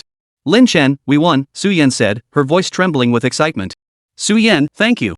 This is the best birthday present I could ever receive. Lin Chen said happily as he looked at Su Yan, never imagining he'd actually reach the king tier in his lifetime. Heaven knows how incredible it was for someone with little natural talent in esports to reach the top tier. He had long given up hope, yet today Su Yan had unexpectedly guided him all the way to the top. And she even gifted him a beta test skin. Though Lin Chen now possessed the mindset of a man in his 20s, the childhood dream he'd once fantasized about had suddenly come true. His heart was still filled with immense excitement. Su Yan, I can't thank you enough. Today, he owed it all to Su Yan. Otherwise, with his skill level, who knew how long it would take him to reach the king tier? Seeing the smile on his face, Su Yan replied with a gentle one of her own, no need to thank me. You're quite skilled yourself. Your Ing Zhang play earlier was really impressive. Su Yan's praise was sincere. She genuinely believed Lin Chen's skills were impressive. Not only that, she felt Lin Chen possessed many strengths he sometimes didn't even recognize in himself. After successfully reaching Honor King, Lin Chen logged out of the game. It was already past 6 o'clock, and they needed to hurry to meet up with Song Mingxian and the others.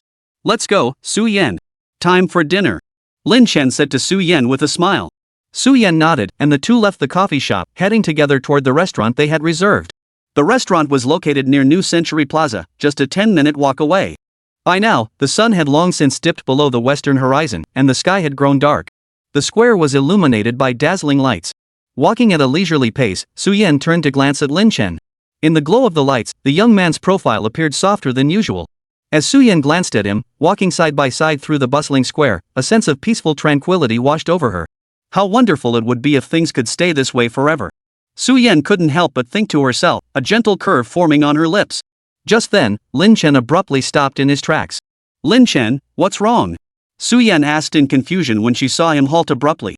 Lin Chen stared intently at her and said, Su Yan, don't move. Ha? What's wrong?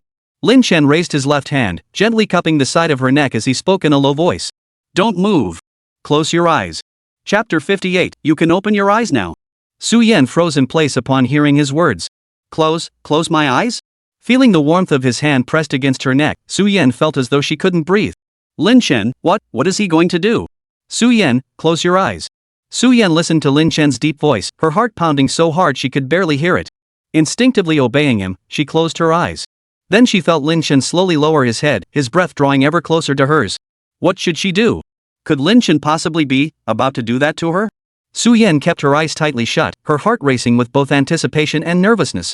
Then, she felt Lin Chen's hand gently cover her eyes. Ouch!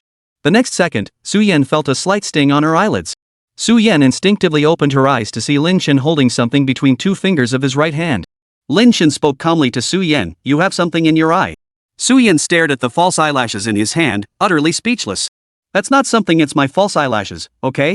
Su Yan sighed softly, her expression twisted with frustration. Those are my false eyelashes. False eyelashes?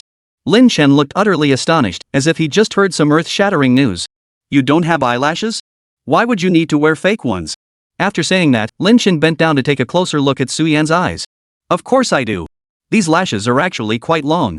Su Yan's heartbeat quickened again at Lin Chen's sudden proximity. She raised her hand to tuck a stray strand of hair behind her ear. They're just for makeup. They make your lashes look longer and fuller. After hearing Su Yan's explanation, Lin Chen nodded with a look of half understanding, saying, I see. But your lashes are already quite long. Really? Su Yan felt a little flutter of excitement in her heart at Lin Chen's compliment. Really? Lin Chen said with certainty. Truthfully, he thought Su Yan looked beautiful without any makeup at all. She didn't need fake eyelashes. Alright, let's go. We'll be late. Lin Chen glanced at the time, it was already 6:25. Then, the two stopped dwelling on the earlier topic and headed together toward the agreed-upon restaurant. This time, Lin Chen hadn't invited many people for his birthday. Besides him and Su Yan, only a few close friends were present. After everyone had eaten their fill, the gathering dispersed when Lin Chen mentioned he had other commitments. After seeing off Song Mingxian and the others, only Lin Chen and Su Yan remained at the restaurant entrance. I'll head back first. You go take care of your business, Su Yan said with great understanding. She was already content to have spent so much time with Lin Chen today. You can't leave yet. Lin Chen pulled out his phone and glanced at it. Huh? Why? Su Yan asked in confusion. Didn't he have something to do later? Lin Chen gave her a mysterious smile and said, I'm taking you somewhere. So Su Yan followed Lin Chen to the place he mentioned, still a bit dazed. So you wanted to bring me to the riverbank. Standing on the bridge, Su Yan watched the moonlight dance across the rippling river surface, creating layer upon layer of gentle waves. Streetlights along both banks cast a warm yellow glow, adding a touch of warmth to this early winter night. Gazing at the scene before her, even the slight chill in the breeze felt less cold against her skin. Lin Chen, the scenery here is so beautiful. Su Yan turned her head, her clear eyes brimming with an uncontrollable smile. You call this beautiful? Lin Chen remarked casually. Su Yan replied with a satisfied expression. By the way, Su Yan, I recall you mentioned you were born at 10:12 p.m., right? Lin Chen asked, feigning nonchalance. That's right. Su Yan nodded, her eyes sparkling with uncontrollable amusement. She hadn't expected Lin Chen to remember it so clearly. Lin Chen glanced at the time on his phone. It was already 10:10 p.m. 2 minutes left. What? Su Yan looked at him, puzzled. Lin Chen smiled and said, I'll give you 2 minutes to make a wish. Huh? Su Yan froze, her pale, delicate face filled with confusion. Today's your birthday too. Make a wish already. Okay. Su Yan nodded, then clasped her hands tightly, interlacing her fingers. Closing her eyes, she began silently making her wish. I wish I could always be by Lin Chen's side, accompanying him through every spring, summer, autumn, and winter to come. No, I will be by Lin Chen's side. That can't count as a wish. Starting over. I hope every day of Lin Chen's future is filled with joy, that all his wishes come true, and that he gets into Qingdao University with me. Yes, that's it. Even though Lin Chen keeps scoring zeros on her exams lately, she knows Lin Chen is actually very smart and talented. After all, getting a zero is an art in itself, isn't it? Alright, let's just say she has rose-colored glasses. Anyway, she believes they'll definitely attend the same university someday. Even if not the same university, they can at least be in the same city. So please, I beg you make my wish come true. Lin Chen watched her make her wish, his expression shifting from a pained smile to one so wide it revealed the dimple at the corner of his mouth. He had no idea what wish she was making. Lin Chen glanced at the time. It was about right. He spoke up, have you made your wish? If you have, open your eyes. Su Yan silently made her wish in her heart. Hearing Lin Chen's words, she slowly opened her tightly closed eyes. Lin Chen glanced at the time, perfect timing. The instant Su Yan opened her eyes, she was utterly stunned by the sight before her. Chapter 59, Placement Exams, Parting Ways. Countless dazzling fireworks exploded across the pitch-black night sky, illuminating the entire riverside. One after another, the fireworks competed to burst open in the night sky, releasing dazzling, brilliant light that was dazzlingly beautiful against the boundless night. Su Yan gazed at the multicolored, ever-changing flames in the sky, mesmerized, unable to look away. Until a special firework burst open in the night sky. Happy 17th birthday, Su Yan. The moment Su Yan saw this firework, she froze in place, her eyes brimming with disbelief. This. Su Yan turned to look at Lin Chen. This is your birthday gift. Lin Chen said with a smile playing on his lips. Su Yan looked utterly astonished. Once she processed his words, her eyes lit up, sparkling like they were studded with stars. This is for me? Su Yan had thought spending the day with Lin Chen was already the best birthday gift she could ask for. She never imagined he would prepare such a huge surprise for her. Lin Chen watched Su Yan's face, where a smile spread uncontrollably. The two shallow dimples at the corners of her mouth looked even sweeter and more charming against the backdrop of the fireworks. Lin Chen, thank you. But aren't all these fireworks a bit extravagant? Su Yan gazed at the fireworks bursting one after another in the night sky, especially the cluster that had just exploded into the words happy birthday for her. She knew this must have cost a fortune. She knew Lin Chen came from a well-off family, but he was still just a student. Having him spend so much money on her felt a bit awkward. As if reading her thoughts, Lin Chen smiled and said, don't worry. This isn't my family's money. Not your family's money? Su Yan looked at him with confusion. No. Lin Chen looked at her and said, this is my first big paycheck. Just today, the Suwa short video app officially launched. As Lin Chen had predicted, no, even more wildly than he'd anticipated, it exploded. Within 3 hours of launch, Suwo had already been downloaded over 10 million times. As of now, its user base has surged to 40 million. Far exceeding their original projections. My dad gave me some capital to invest on my own. Turns out I got lucky and made a little money. Lin Chen said it casually, as if he'd only made 1,000 or 2. Su-Yen listened to Lin Chen's words, feeling not just astonishment but also a deep, heartfelt joy. She never imagined Lin Chen would prove even more capable than she'd imagined. They were still just high school students, yet here he was already managing his own investments. What moved her most was that he had spent his very first earnings on her birthday. Su-Yen's heart was deeply stirred, and a mist gradually welled up in her eyes. In that moment, she wished the fireworks in the night sky could freeze forever. The blooming fireworks gradually ceased, and the night sky reverted to pitch-black silence, dotted only by a few scattered stars. Under the night sky, the young boy and girl stood in silent embrace. Yet, an indescribable emotion quietly blossomed within each of their hearts. Winter gave way to spring, and time slipped by day after day. Before they knew it, the second semester of their sophomore year was drawing to a close. Su-Yen stared at the calendar, her anxiety growing by the day. These days, with teachers still strictly monitoring interactions between male and female students, she and Lin Chen attended classes in the same room daily. Yet, aside from occasional weekend meetings, they scarcely had a chance to speak. Though they'd exchanged little in recent days, their occasional glances shared an indescribable understanding. At least, that's how Su-Yen perceived it. Even though they weren't dating and didn't talk often, Su-Yen felt there was something different between them. Even if they couldn't talk every day or spend time alone together, just being in the same class and occasionally locking eyes was enough to make Su-Yen feel content. Yet as days passed, their sophomore year drew to a close. And with it came the class placement exams. This was the one thing Su-Yen dreaded facing most right now. At their school, Xicheng No. 1 High, there was a tradition: at the end of sophomore year, they would hold placement exams. Based on their rankings, students would be reassigned to new classes. The top 100 students would be placed in Class 1 and Class 2, followed by subsequent classes in descending order. With Lin Chen consistently scoring 0 on every exam, he was bound to end up in the lowest ranked class. Right now, it was hard enough for them to even speak in the same class, let alone if they were separated into different ones. Moreover, Class 1 and Class 21, the very last class, were located on different floors, one on the second floor and the other on the fourth floor, separated by 2 entire levels. This thought only deepened Su-Yen's gloom. She turned her head, pretending to glance at Lin Chen casually, only to find him acting as if nothing had happened, chatting and laughing with Song Mingxian. Su-Yen turned her head away, feeling utterly miserable. How could she possibly get Lin Chen to stay in the same class as her? Early July arrived, and the class placement exams quietly commenced. Because this exam was more important than the casual monthly tests, the school decided to randomly assign exam rooms for all the second-year high school students. Coincidentally, Lin Chen, Su-Yen, and Song Mingxian were all assigned to the same exam room. Su-Yen stared at the seating chart, her heart surging with excitement. Great! She and Lin Chen were assigned to the same exam room. This meant there was hope they could stay in the same class. Su-Yen silently began to strategize in her mind. Chapter 60, The Long-Awaited Reward. July 4th, the placement exams officially began. As luck would have it, Lin Chen and Song Mingxian ended up seated front and back again, the fourth and fifth seats in the second row upon entering. Su-Yen, meanwhile, was assigned to the second seat in the fourth row from the entrance, neither too far nor too close. After the exam started, Su-Yen quickly finished the multiple choice section. Seizing a moment when the proctor wasn't looking, she scribbled her answers onto a small piece of paper, preparing to pass it to Lin Chen. Though cheating was wrong, she felt she had no choice if she wanted to be in the same class as Lin Chen. After all, with her academic record, even if she deliberately underperformed this time, the teachers would undoubtedly find a way to place her in Class 1.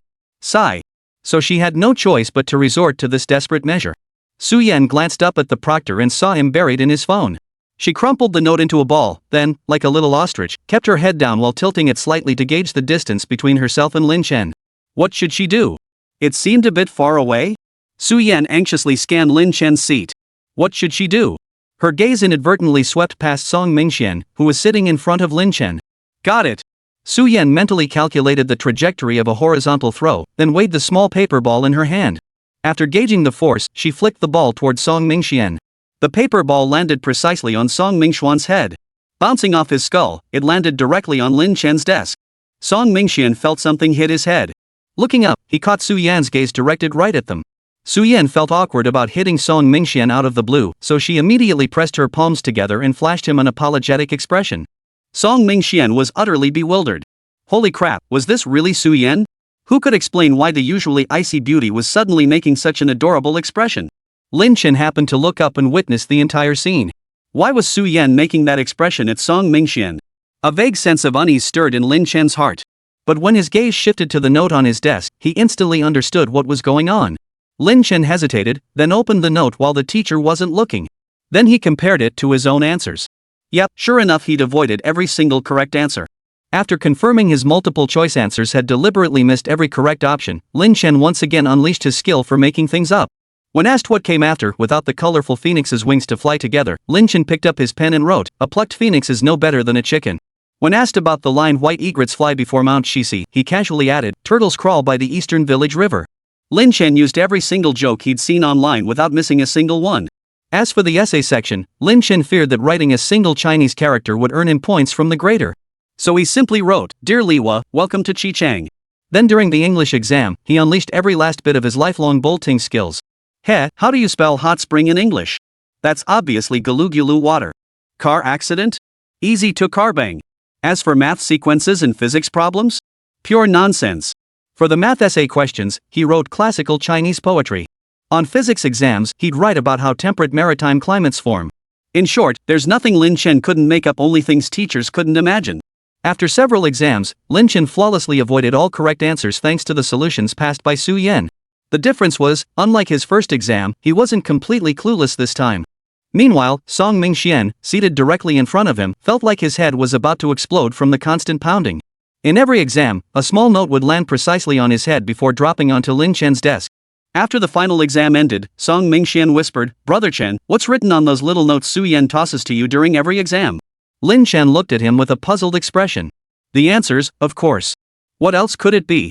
Passing notes during exams, if it's not answers, what else could it be? What's for lunch today? Any normal person would figure that out. Oh, he forgot Song Mingxian wasn't exactly normal. What? Answers? Song Mingxuan's eyes widened, his expression instantly turning to stone. "Keep your voice down," Lin Chen couldn't help but warn him. Thankfully, the exam hall was nearly empty now. That was Su Yan's answers? Song Mingxian still looked completely bewildered.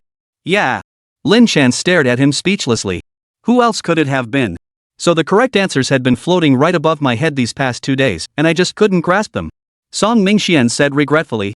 Then he raised his hand dramatically, his expression exaggerated. Who would have thought that one day, I'd come this close? To the top student in our grade? Lin Chen shook his head, too bored to watch his performance, and walked straight out of the exam hall. Now, all he had to do was wait for the exam results. Sure enough, the grading speed of the teachers at Chicheng No. 1 High School never disappointed him.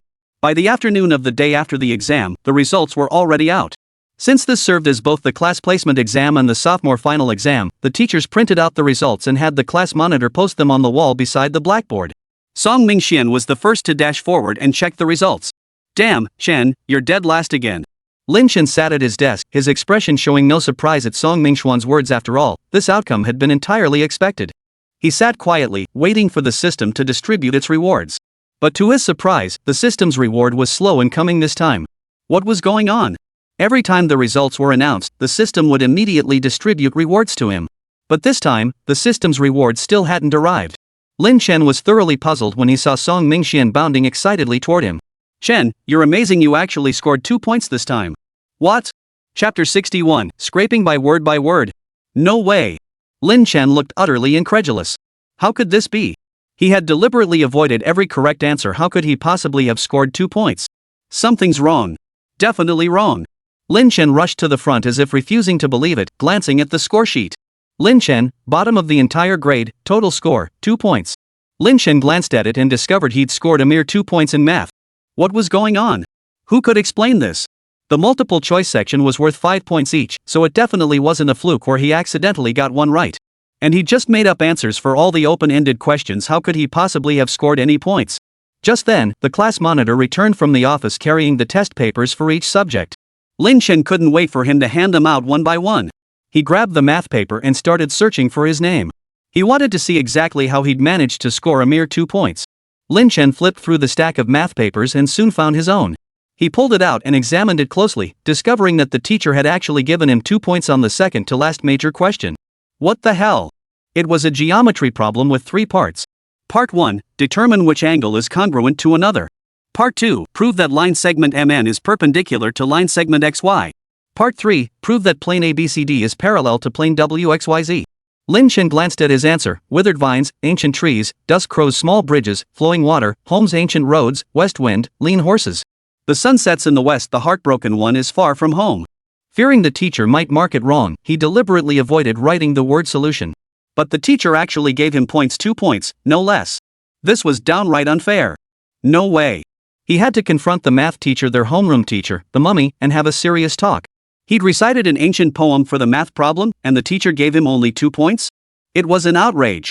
Knock knock. Lin Chen walked to the door of Mummy's office and knocked. Come in. Hearing the response, Lin Chen pushed the door open and walked in. There he saw the mummy sitting calmly at his desk, sipping tea. Noticing his arrival, the teacher looked up with a puzzled expression. Lin Chen, what brings you here? Teacher, why did I get 2 points on my math exam? What Lin Chen really meant was, I clearly earned a 0 with my own abilities, so why did you give me a 2? Upon hearing this, the mummy automatically interpreted it as, I worked my ass off writing all those words, so why did you only give me 2 points? Why? The mummy thought, you did the test yourself, don't you have any idea how you did? But though the teacher appeared stern on the surface, he would never utter words that could wound a student's spirit. Taking a sip of tea, he forced a faint smile. Lin Chen, it's not that I don't want to give you points. It's just that with your answer to this question, I really can't give you any points. Then why did you give me 2 points? Lin Chen looked utterly confused. You know I wrote it so badly you couldn't possibly give me a score. So tell me, where did these 2 points even come from? The mummy adopted an expression of profound effort on the teacher's part for his sake, taking back his exam paper. Look here. The first question asks which angle equals that angle. The correct answer is angle. Lin Chen nodded. So what? What does this have to do with this ancient poem? Then Mummy said with a smug look, I read your paper word for word, picking apart every single character, and finally found one spot. The mummy pointed to a spot on the paper. Lin Chen looked down. He was pointing precisely at the word sunset. But what on earth does that have to do with this question? Lin Chen looked at the mummy with confusion. To his surprise, the mummy winked at him and said triumphantly, see? When I saw this, I couldn't believe you actually wrote this here. I was so excited I gave you 2 points right away. Then, with a look of regret, he added, if only you'd written set, I could have given you 3 points. Seeing the mummy's genuinely regretful expression, Lin Chen felt as if he'd been punched in the chest. Who told you that was a young character? That was clearly the radical Dang from the character Yang. That's the ear knife radical, not some horn. Lin Chen immediately retorted with righteous indignation, Teacher, that's the ear knife radical, not some horn beta. Oh, but it looks so similar. Mummy picked up his thermos and took a sip of water before speaking. Teacher, I think what you're doing is wrong, Lin Chen said with an earnest expression. What's wrong with it? The mummy froze upon hearing Lin Chen's words, even stopping mid-sip. Teacher, I clearly wrote the radical for ear here. Yet you mistook it for something else and only gave me 2 points. This is terribly unfair to the other students. Lin Chen declared solemnly, radiating righteous indignation. You'd think he was talking about something incredibly serious. Oh, Lin Chen, it's just 2 points. It won't affect the other students. Mummy shrugged indifferently, unable to bring himself to tell Lin Chen outright, forget 2 points even if I gave you 20, you'd still be dead last. But teacher, everyone will see right away that you gave me those 2 points on purpose. How will the other students think of me then? Lin Chen declared passionately, his words brimming with righteous indignation. Oh, Lin Chen, listen to yourself. You get zeros every single time. I'm thinking this is my last term as your homeroom teacher, so I racked my brains to give you those 2 points just to help you break that 0 curse. Chapter 62, he went to change the scores. Mummy said earnestly, her face practically screaming, do you have any idea how hard I worked to find a way to give you those 2 points? And here you are, acting so ungrateful. Lin Chen's inner monologue, however, was, breaking my 0 score curse? Thanks, but no thanks. Teacher, what you did was wrong. 0 is 0. Think about it, if other students find out you gave me 2 points, they'll come asking for points too. Will you give them or not? Without waiting for the mummy's reply, Lin Chen pressed on, if you do give them, those top-ranked students will inevitably see their rankings disrupted by these 2 points. If you don't, the others will wonder why you're making an exception for me. They might even suspect I've given you some kind of private benefit. Hearing Lin Chen's words, the mummy thought it sounded far-fetched, yet there was a grain of truth to it. Indeed, what if other students found out and started demanding points from him too? Should I give it, or not? No, she absolutely couldn't give it. But as Lin Chen said, what if everyone started wondering why she gave him extra credit? He was always upright and proper, well, maybe this time he had bent the rules just a tiny bit. Still, he was a teacher with professional integrity, never once accepting gifts from students. Seeing the mummy's stance soften slightly, Lin Chen immediately pressed on, Teacher, I heard you're up for the Outstanding Teacher Award. What if someone spreads malicious rumors about this? The mummy's heart skipped a beat at Lin Chen's words. Indeed, he was currently in the critical phase of the Outstanding Teacher selection. If rumors spread that he deliberately inflated a student's score, it would be disastrous. Besides, since Lin Chen himself didn't want those 2 points, he could just let it go. Even with the extra points, he'd still be dead last anyway. So Mummy immediately said with righteous indignation, Lin Chen, I agree with you. Since that's the case, I can't give you these 2 points. Then, the mummy swiftly picked up the red pen on the desk and crossed out the bright red 2 on Lin Chen's exam paper. Next, she changed the total score on Lin Chen's math exam to 0. The instant the mummy finished writing the 0, the system's voice sounded again in Lin Chen's mind. Lin Chen found the system's voice particularly pleasant this time.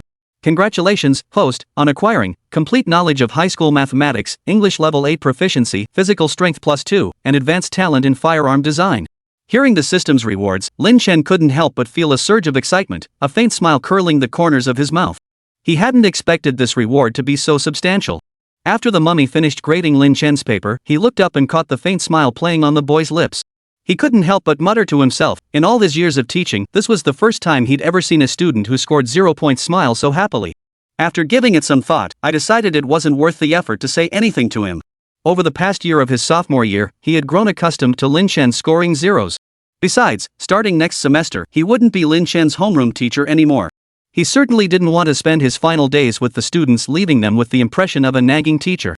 So, after correcting Lin Chen's score, he simply sent him on his way. Lin Chen walked out holding his 0-point exam paper, a faint smile on his face. The moment Lin Chen entered the classroom, Su Yan immediately noticed him. She had just noticed Lin Chen wasn't at his seat and asked Song Mingxian about it. Song Mingxian scratched his head and told her it seemed Lin Chen thought his score was wrong and had gone to talk to the teacher. Su Yan saw his score and froze instantly. She had even passed him the answers, how could he still get a perfect 0? Wait, no, this time he got 2 points in math. When Song Mingxian mentioned Lin Chen's scores were wrong, Su Yan assumed he'd gone to see the teacher because they'd marked all his answers as zeros. She'd been wondering how he could possibly have scored only 2 points total this time. The moment Lin Chen walked in, Su Yan couldn't hold back any longer. She eagerly asked, Lin Chen, did you get the teacher to change your scores? Lin Chen nodded. Yes, he changed it. He gave me the wrong score. Su Yan beamed with relief. That's wonderful. So how many points do you have now? Lin Chen met her expectant gaze and suddenly felt a bit hesitant to speak. Over the past year, though Su Yan couldn't tutor him daily, she always made an extra copy of her class notes for him. Before exams, she'd even highlight key points for him. She'd also periodically compile essential exam outlines to send him. Lin Chen felt that scoring 0 again this time was truly disappointing, especially considering all the effort Su Yan had put into helping him. Clutching his right fist to his mouth, Lin Chen cleared his throat, feigned a cough. After a moment of hesitation, he finally spoke. I didn't do well again. 0 points. After speaking, Lin Chen glanced at Su Yan. Seeing the light in her eyes dim instantly, a faint pang of sorrow stirred in his heart. Sigh. He didn't want to disappoint Su Yan either, but there was no way around it. If he didn't score 0, he wouldn't receive the system's rewards. After all, no matter how high his exam scores were, they wouldn't grant him these system rewards. So, 0 points? Su Yan stared at him in disbelief. Hadn't Song Mingxian just mentioned that Lin Chen's score was in question and that he'd gone to the teacher to have it corrected? So, when he said the score was wrong, did the teacher actually give him an extra 2 points? Lin Chen, I even passed you the answers, how could you still get 0? This means we won't be in the same class next semester. Su Yan pouted, her usually lively eyes now dull and dim. Chapter 63, Not Even a Ripple? To be honest, Lin Chen hadn't even considered the issue of class assignments. In his mind, it was a given that Su Yan would go to class 1 while he ended up in the last class. He had long accepted this arrangement. So, he didn't have any thoughts on the matter at that moment. But we're still in the same school. Lin Chen shrugged indifferently. Even if we weren't in the same class, we'd still be at the same school. It wouldn't make much difference anyway. But, class is starting. Before Su Yan could finish her sentence, Mummy walked in carrying his thermos. With the holidays approaching and class assignments about to be finalized, the mummy cherished every last moment with these students. So, after taking a sip of water, he launched into a long-winded ramble about this and that, his tone making it sound like a farewell for life or death. With the release of final exam results, summer vacation arrived. Lin Chen had planned to talk to Su Yan properly after school, but as soon as class ended, she headed straight to the teacher's office. Lin Chen sighed softly and gave up, heading home alone. When Lin Chen arrived home, his parents were both there. As he entered, his parents were sitting on the sofa, heads down, engrossed in their phones, not even glancing at him. Dad, Mom, I'm home. Oh, the bottom of the class student is home. Lin's mother remarked in a flat tone. For the past year, no matter what exam he took, Lin Chen consistently ranked last. His parents had grown accustomed to it.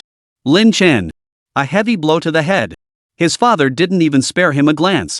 Lin Chen plopped down on the sofa and muttered resentfully, getting 0 points doesn't mean anything. Besides, most people couldn't even manage that if they tried. Lin Chen wasn't lying. At first, he thought getting a 0 would be easy, just hand in a blank paper. But the system wouldn't let him submit a blank sheet. Heaven only knew how difficult it was to fill out every page while ensuring every subject scored 0. His mother burst out laughing in exasperation at his words. You're proud of getting 0 points? I just don't get it. Even if you guessed randomly, you wouldn't have scored 0. Song Mingxian even scored over 120 points. The thought of Song Mingxuan's mother's smug expression made Lin's mother feel a lump in her throat.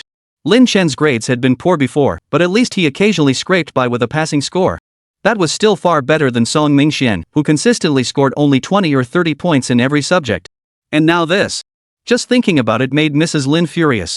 To make matters worse, Lin Chen just shrugged it off, saying, Song Mingxuan's total score is just over 120 points, right? That averages out to about 20 points per subject. That's still way better than someone like you who scored 0 points total. Mrs. Lin suddenly seemed to remember something. Oh, right. I also heard that you originally got 2 points in math, but then you went to the math teacher and had them take those 2 points back.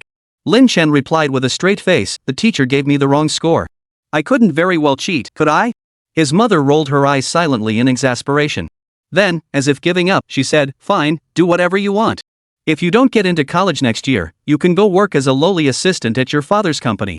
The moment Lin's father heard his wife's words, he immediately turned to look at her. He said with obvious disgust, can I not take him? Lin Chen clearly saw the question in his father's eyes, why did you dump this 0 scorer on me? For the 1447th time, Lin Chen doubted he was his parents' biological child. Dad, do I really deserve this much contempt? After all, he had helped the company weather a crisis. Lin's father snorted coldly, oomph. You? Last time I gave you money to invest on your own, what did you manage to pull off? What kind of new media investment was that? I poured my money into it and didn't even see a ripple. Lin Chen shot his father a speechless glance. His dad was staring at the Suo short video app. Didn't see a ripple? Then what are you looking at now? Noticing his son's gaze, Lin's father turned the phone screen toward him. Look at this. Same new media, but check out this Suo short video. Do you have any idea how crazy popular the short video platform is right now? I know. Lin Chen thought to himself, how could I not know about this app? I'm the one who invested in it. His father looked at him with disappointment, saying, I'm not asking your project to be as successful as Suo's. If you could just achieve 1/10, no, 1/100th of their success, I'd be satisfied. Lin Chen stared at his father in utter disbelief. This was the very project he had invested in. Seeing his expression, Lin's father thought he hadn't taken his words to heart at all. He sighed helplessly. Fine, fine. While he was still young enough, he'd better earn more money so this good-for-nothing wouldn't starve to death later. Forget it. Talking to you is pointless. At least the money I've made will last you the rest of your life. You won't starve, that's for sure. Lin Fu waved his hand dismissively, unwilling to continue this conversation with Lin Chen. Dad, actually. Oh, right, honey, there's a banquet later. You should come with me. Lin Chen was about to explain to his father when Lin's father cut him off ruthlessly. Dad, listen to me. Actually. Why didn't you say so earlier? I need to hurry and pick out an outfit. Mrs. Lin immediately put down her magazine and turned toward the walk-in closet. Honey, wait for me, pick out an outfit for me too. Lin Chen watched his parents walk away. The words he'd wanted to explain, after being interrupted multiple times, he swallowed silently. Lin Chen, why? I'm 17 and worth over 100 million, yet my dad keeps worrying I'll starve to death? Chapter 64, Queuing Until You're Stupid. Since its launch, Suo short video has exploded in popularity, drawing crowds so massive that streets have emptied. Even his father, a man who couldn't even send WeChat messages properly, spent all day glued to his phone scrolling through Suo. As the largest investor, Lin Chen had secured a 14.5% stake in Suo after injecting 3 million yuan into the platform. He was essentially Suo's largest shareholder and de facto owner. As Suo's popularity soared, Lin Chen's net worth skyrocketed beyond measure. Saying he's worth over 100 million would be an understatement. Yet his father remained completely unaware, still fretting daily about whether his son would starve to death someday. Lin Chen shook his head helplessly. Since his parents were gone, he saw no point in seeking out trouble. He simply grabbed his backpack and headed upstairs. The moment Lin Chen entered his room, his phone buzzed with a WeChat message. He opened it to find it was from Su Yan. Lin Chen, let's climb to the top tier. Lin Chen? Go for the top rank? He had assumed Su Yan was contacting him about the upcoming exam. Instead, she was asking him to climb to the top tier? All right. After a moment's hesitation, Lin Chen logged into his Honor of Kings account as Su Yan had instructed. Just the two of us? Match or ranked? Lin Chen asked, though he couldn't fathom why Su Yan would suddenly want to play Honor of Kings with him. 1v1. Lin Chen? Why the sudden urge for 1v1? Isn't ranked mode way more fun? Why 1v1? Lin Chen voiced his inner confusion. Because I'm mad. Lin Chen glanced at the message Su Yan had sent and gave a helpless chuckle. Alright, so that's why. Fine then, 1v1 it is. Then, the two immediately began their 1v1 duel. This time, Lin Chen chose Sun Shangxiang, a hero he was quite skilled with, while Su Yan selected Luna. The game had barely started when Su Yan launched a relentless attack on Lin Chen. Not a trace of her usual gentle demeanor remained. Perhaps driven by guilt, or perhaps simply outmatched by Su Yan's skill, Lin Chen found himself pushed back relentlessly from the very start. Once Su Yan reached level 4, she mercilessly eliminated him time and again. The game ended after Su Yan's Luna successfully killed Lin Chen's Sun Shangxiang for the 12th time and destroyed his turret. Su Yan stared at the victory displayed on her phone screen, letting out a soft snort as a faint smile curved her lips. Then she pulled out her phone and sent Lin Chen a WeChat message. I'm over it now. Lin Chen couldn't help but laugh when he saw Su Yan's message. Playing a 1v1 match and getting thoroughly trounced in game was all it took to calm her down? This kid was way too easy to appease. Lin Chen recalled her dejected expression in the classroom earlier that afternoon. For some reason, a faint ache stirred in his heart. With that thought, Lin Chen hesitated about asking her out tomorrow to make it up to her. Before he could decide, Su Yan's WeChat message arrived. Lin Chen, are you free tomorrow? Let's hang out.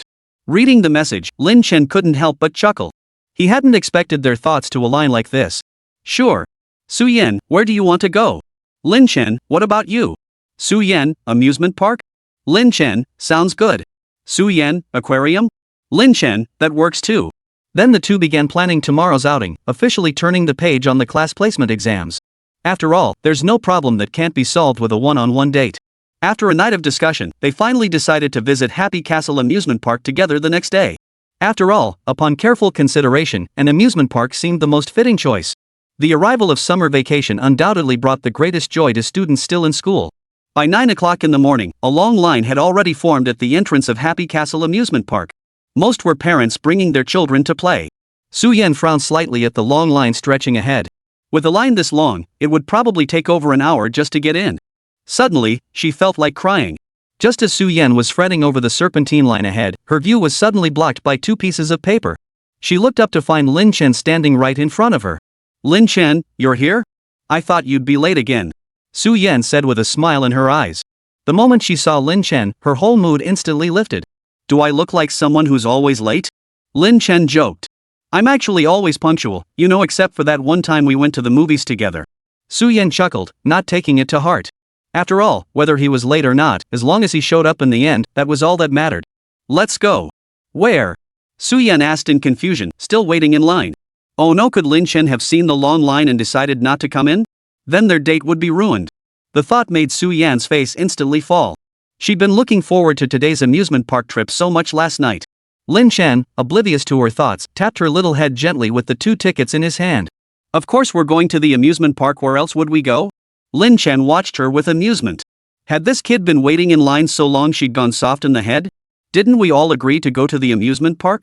Su Yan stared at Lin Chen in surprise, only then realizing what he was holding weren't just any papers, they were clearly 2 amusement park tickets.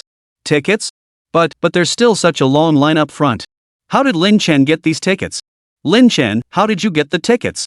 Chapter 65, Kids Have Guts. Of course I bought them. Lin Chen waved the ticket in his hand at her. I saw the line was so long here, no telling how long it'd take, so I just went straight to the VIP window up front and bought a ticket. Su Yan, alright. Let's go. We'll just head straight through the VIP entrance. Then, Lin Chen led Su Yan into the VIP lane, passing through without a hitch. Behind them, a crowd of waiting tourists expressed their envy and resentment.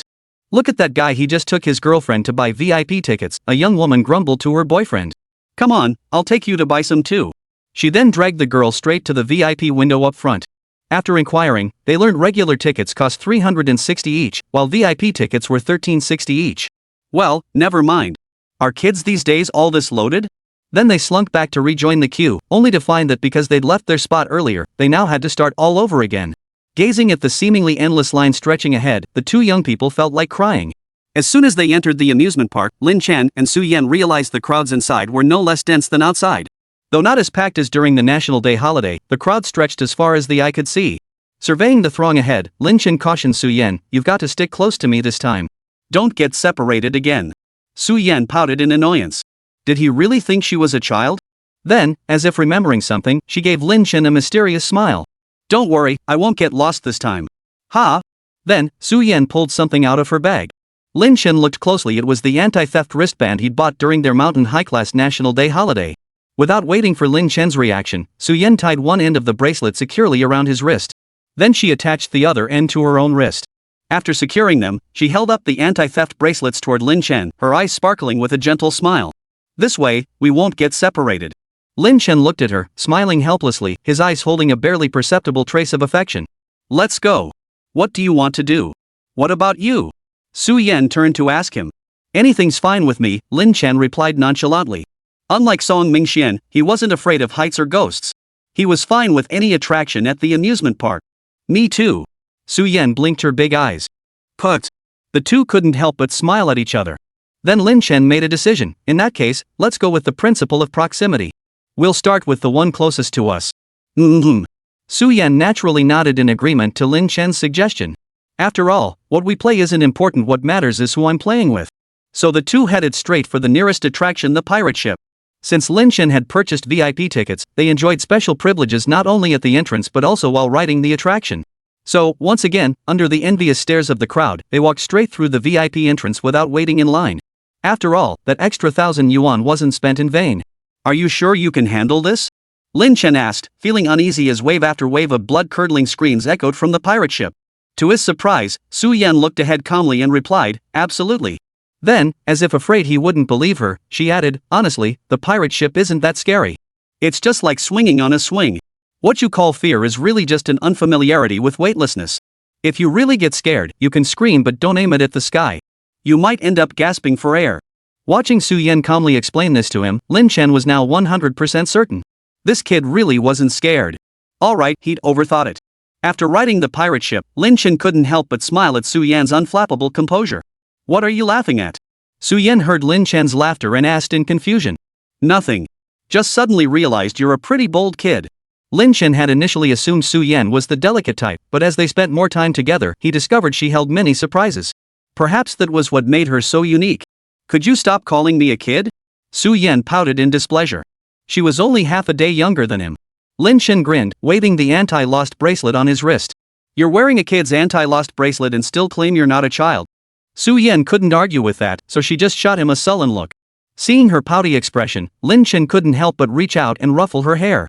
How had he never noticed how adorable Su-yen could be? Then again, at school she always wore that aloof, unapproachable facade. It seemed only when she was with him did she let this side of herself show. The thought stirred an unfamiliar flutter in Lin Chen's heart. The two girls walking behind them couldn't help but feel envious at the interaction between the pair. "Hey, look at those two up ahead. They're even wearing matching anti-theft bracelets, so sweet." Yeah. And that guy just ruffled his girlfriend's hair, so doting." The girls' voices weren't exactly quiet, and Lin Chen and Su-yen, walking ahead, heard every word clearly. Su-yen's face flushed crimson instantly. She walked on silently, neither turning back to explain to the girls nor wanting to. But her silence didn't stop others from speaking. "You've got the wrong idea, I'm not her boyfriend." Chapter 66, I really ran into my uncle. I'm her uncle. Girls A and B. Su-yen. Who can tell her when Lin Chen became her uncle? Lin Chen began spouting nonsense with a straight face. "Don't let my youthful appearance fool you, I'm actually over 30. Today, since my niece is on summer break, I brought her out for some fun." The two girls exchanged awkward smiles upon hearing this, then slunk away. Oh my gosh, mistaking someone's uncle for their boyfriend? How utterly embarrassing. Su-yen watched their hasty retreat, unsure whether to laugh or cry. Her uncle? She couldn't fathom how Lin Chen had come up with that excuse. "You're my uncle?" Su-yen stared at Lin Chen, her tone tinged with slight displeasure. Lin Chen scratched his nose, his voice tinged with embarrassment as he explained, "I just didn't want people to misunderstand." Truthfully, Lin Chen hadn't deliberately claimed to be Su-yen's uncle to take advantage of her. But when he overheard those two girls behind them saying they were boyfriend and girlfriend, he instinctively wanted to set the record straight. If he were actually dating Su-yen, he certainly wouldn't deny it. But the thing was, they were completely innocent. If people got the wrong idea, that would be really awkward. So in his panic, Lin Chen blurted out that lie. "Uncle? Why didn't you say you're my uncle?" Su-yen said discontentedly. Was Lin Chen really in such a rush to distance himself from her? Unexpectedly, after hearing Su-yen's words, Lin Chen actually nodded in agreement. "Calling you my uncle is actually acceptable too." Su-yen was so exasperated she couldn't even muster a response. After this little incident, the two continued on to try other attractions. It had to be said, VIP tickets were a game changer, no waiting in line for any attraction. Otherwise, with the crowds at the amusement park today, they'd probably have to wait over 2 hours just for one ride. Come on, what do you want to ride next, kid? After stepping off the drop tower, Lin Chen turned to Su Yan, who remained completely unfazed, and asked, "Uncle?" Su Yan suddenly called out. Lin Chen froze for a moment before smiling at her. "Kid, why are you taking this so seriously?" Su Yan immediately grabbed his hand and pulled him toward the side. "Su Yan, what are you doing?" "Shoo, don't call me by my name." Su Yan immediately held up a finger to his lips. "I just saw my uncle," Su Yan said, her voice tinged with tension. So she wasn't calling him after all. Oh, okay. Lin Chen had thought Su Yan was just joking around with him when she called him uncle. Who would have thought we'd actually meet your real uncle? Shouldn't we at least say hello to your uncle before leaving? Lin Chen said this with perfect naturalness, completely oblivious to how awkward it would be for them to show up like this in front of someone else's uncle. Su Yan shot him an incredulous look, her eyes practically screaming, "Are you out of your mind?" Lin Chen scratched his nose. Fine, he'd never said it. So where should we go next? Might we run into your uncle again? Su Yan thought for a moment before replying, "Let's head toward the roller coaster." "We probably won't run into him there." Seeing Su Yan's confident expression, Lin Chen asked doubtfully, "Why?" Su Yan calmly explained, "My uncle probably brought my little cousin out to play since it's vacation. My cousin is only 7 years old, so my uncle definitely wouldn't take him on those more thrilling rides." Lin Chen nodded. He had to admit geniuses were geniuses. She could figure that out. Lin Chen glanced at the map in his hand. Indeed, the area around the roller coaster was packed with thrill rides not at all suitable for children. "Let's go then. We'll head over to the roller coaster area." So the two headed straight for the roller coaster. Though safe, the roller coaster was still terrifyingly thrilling. Listening to the waves of death-like screams echoing from the roller coaster, Lin Chen couldn't help but think of his best friend, Song Mingxian. He remembered when they rode the roller coaster together as kids. Song Mingxian had freaked out so badly he passed out right there. After getting off, Song Mingxian was immediately taken away by an ambulance. Ever since then, the guy hadn't dared to ride a roller coaster again. Recalling that scene, Lin Chen couldn't help but chuckle. Su Yan looked at him puzzled. "Lin Chen, what are you laughing about?" Lin Chen stifled his laughter and recounted the story about Song Mingxian. After hearing the story, Su Yan couldn't help but laugh too. She never would have guessed that Song Mingxian, who usually seemed fearless, had such a tiny heart. As the two were still laughing, the roller coaster gradually came to a stop. Su Yan watched the ride come to a halt, thinking their turn was almost up. But just then, a sudden wave of screams erupted from the roller coaster. "Oh no, someone fainted on the roller coaster. Oh my god, call an ambulance right away. Quick, get them off the ride first." Hearing the cries from the crowd, Lin Chen and Su Yan exchanged a glance. Talk about inviting trouble. Lin Chen never imagined that in his entire life, having visited an amusement park only twice, he'd encounter such incidents both times. And he certainly hadn't imagined that someone like Song Mingxian existed in this world, someone who could faint outright from riding a roller coaster. Wow, what a character. With that thought, Lin Chen pulled his phone from his pocket and sent Song Mingxian a WeChat message. "Today at the amusement park, I saw some idiot just like you fainted on the roller coaster." Song Mingxian didn't reply for a long time, but Lin Chen didn't mind. Probably still sleeping, he figured. Chapter 67, Little Radish Seeks Daddy. The ambulance arrived quickly, but with the crowd blocking their view, Lin Chen and Su Yan couldn't see what the fainted person looked like. Besides, neither of them were the type to crowd around a spectacle. Seeing the dense throng gathered up front, Lin Chen thought for a moment, then simply pulled Su Yan away to try other rides. "Come on, let's try something else. What do you want to do?" Lin Chen scanned the nearby attractions on the map. The giant swing, roller coaster, carousel, and something called Flooded Mountain. Who knows what that even is? Just as Lin Chen was debating which ride to choose next, he suddenly heard Su Yan's delighted voice. "Lin Chen, there's ice cream." Spotting the ice cream cart ahead, Su Yan's eyes lit up instantly. Lin Chen couldn't help but smile. He hadn't expected the ice-cold scholar to like ice cream too. "What flavor do you want?"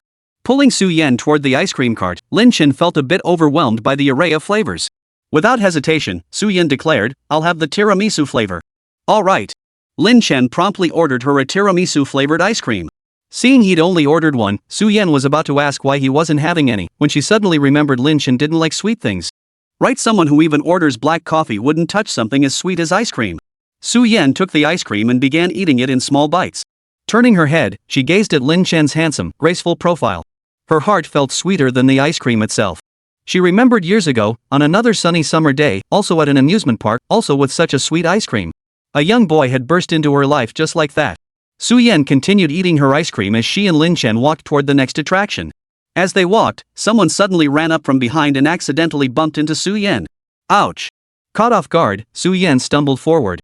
Her nose slammed into the ice cream cone in her hand. Put! Lin Chen burst out laughing. Lin Chen, what are you laughing at? Su-yen blinked her clear, captivating eyes, looking at her in confusion. Lin Chen watched as a smear of white ice cream clung to the tip of her nose, making her look exactly like a little cat caught stealing ice cream, wiping its mouth. Seeing her utterly bewildered expression, Lin Chen couldn't help but reach out and wipe the ice cream off her nose. It got on your nose. Su-yen's face flushed bright red at Lin Chen's words. Who could tell her why this was happening? This was so embarrassing to have Lin Chen see her looking so ridiculous. Miss, I'm so sorry. I didn't mean to bump into you. Just as Su-yen was drowning in embarrassment, the person who had bumped into her spoke up beside her to apologize. Lin Chen and Su-yen finally noticed the person who had bumped into Su-yen. Well, to be precise, it was a little kid barely reaching Lin Chen's waist. Seeing that the culprit was such a tiny little thing, and so adorably cute at that, Su-yen naturally didn't hold it against him.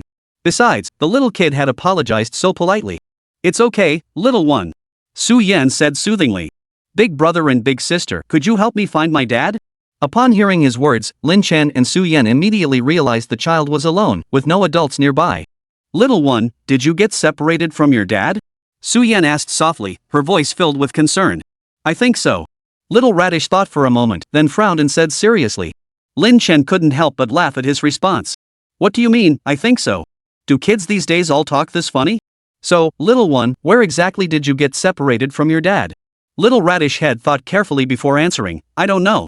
Dad said he was taking me to buy ice cream, but then I was walking along, turned around, and Dad was gone. Lin Chen and Su-yen exchanged glances, both seeing a hint of speechlessness in each other's eyes. What does I was walking along, turned around, and he was gone even mean? It sounded like he was leading his dad around. Su-yen looked at Lin Chen and said, Lin Chen, what should we do?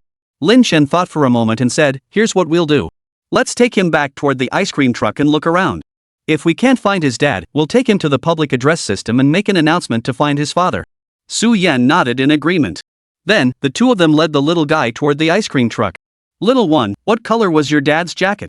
Su-yen asked the little guy, who didn't seem the least bit worried. Little Radish Head stroked his chin as he recalled, my dad wore a black t-shirt, black pants, and black shoes today. Lin Chen couldn't help but silently roll his eyes. In this heat, wearing all black. That's just plain dumb. No wonder he lost track of his kid. Su-yen nodded in agreement. Not many people would wear all black in the middle of summer, so he should be easier to spot. Lin Chen and Su-yen led Little Radish Head back along the path they had come. They kept a sharp eye out for any man dressed entirely in black, but saw none along the way. Just as they were about to take Little Radish Head to the broadcast station to make an announcement for his father, the child's eyes suddenly lit up. He yanked his hand free from Su-yen's grasp and dashed forward. Daddy! Lin Chen and Su-yen looked in the direction Little Radish Head had dashed off. Sure enough, they spotted a man dressed entirely in black. The moment they recognized his face, their eyes widened in shock. Holy crap! How could it be him? Chapter 68, just go by it. Dad! Oh my son, you scared the living daylights out of me. Little Radish Head's father nearly wept with joy upon seeing his son. Lin Chen and Su-yen stared in disbelief at the man clad entirely in black. Their first instinct was to run. Lin Chen immediately grabbed Su-yen and started running toward the side. What the hell? They actually ran into their homeroom teacher the mummy while out playing. They sprinted until they were certain the mummy couldn't see them anymore, then finally stopped. Whoa, that kid is actually the mummy's son? That scared the crap out of me. Lin Chen grumbled. What kind of day was this? First Su-yen's uncle, then their homeroom teacher. Why were they all at the amusement park today? Is today really that great for outings? Yeah, I never expected it to be Teacher Mu. Su-yen was equally surprised. The coincidences today were just too much. Should we keep playing? Lin Chen asked, looking at Su-yen. Nah, let's call it a day. Who knows who we might run into if we keep playing? What if we accidentally bump into the mummy again? That would be terrible. So the two of them simply left the amusement park. After exiting the amusement park, they wandered aimlessly along the tree-lined path by the roadside. Lin Chen, which city's university do you want to go to in the future? Su-yen asked casually. Lin Chen stared straight ahead, his voice light and detached. No idea. With my grades, what university could possibly accept me? He was the guy who scored 0 on the exam. What university could possibly accept him? Would you like to go to the capital? There are plenty of universities there. Su-yen turned her head to look at him, her eyes brimming with hope. She had always hoped they could attend the same university someday. The capital? Lin Chen met Su-yen's hopeful gaze, momentarily unsure how to respond. He hadn't thought about it. He wasn't particularly fond of the capital, and to be honest, he hadn't fully mapped out his own future yet. Therefore, he couldn't give Su-Yan a definite answer at this moment. Su-Yan's eyes instantly dimmed at his response. Staring ahead, she felt a pang of unease. Come the start of the next semester, they would be reassigned to different classes. With Lin Chen's grades, he'd definitely end up in the lowest ranked class. What on earth should she do? The two walked in silence until they reached the end of the path, when Lin Chen suddenly received a reply from Song Mingxian. Bro Chen, did you go to Happy Castle today? Lin Chen frowned in confusion at the message. How did he know? He hadn't told him. A few seconds later, Song Mingxian sent another WeChat message. Bro Chen, that idiot you mentioned must be me. He chuckled. Su-Yin heard Lin Chen suddenly laugh out loud and asked curiously, Lin Chen, what's up? Lin Chen forced himself to stop laughing and said, the guy who passed out on the roller coaster today was Song Mingxian. Su-Yin? What a coincidence. How come we ran into so many people we know at the amusement park today? Is he in the hospital now? Should we go see him? Su-Yan asked with genuine concern. After all, Song Mingxian was Lin Chen's best friend. If he was hospitalized, it would be better for them to visit. After chatting briefly with Song Mingxian on the phone, Lin Chen looked up at her and said, no need. He's already gone home. He's fine, just a bit shaken up. Oh, that's good. Su-Yan nodded. Glad to hear it. After Song Mingxuan's little incident, the heavy atmosphere between them had lifted considerably. Let's go. Where do you want to go next? Su-Yan shook her head blankly. She'd thought they'd stay at the amusement park until evening. But plans never go as expected. She'd run into so many familiar faces at the amusement park. Especially Teacher Mu. If he saw her with Lin Chen, it would be disastrous. With their plans suddenly disrupted, Su-Yan was momentarily at a loss about where to go next. Just as they were debating their next move, Lin Chen's phone suddenly rang. Lin Chen glanced at the caller ID assistant Zhou. Could it be something urgent from the company? Lin Chen gave Su-Yan a quick nod before answering the call. Hello, what's up? A cocktail party? What cocktail party? Is my dad taking me?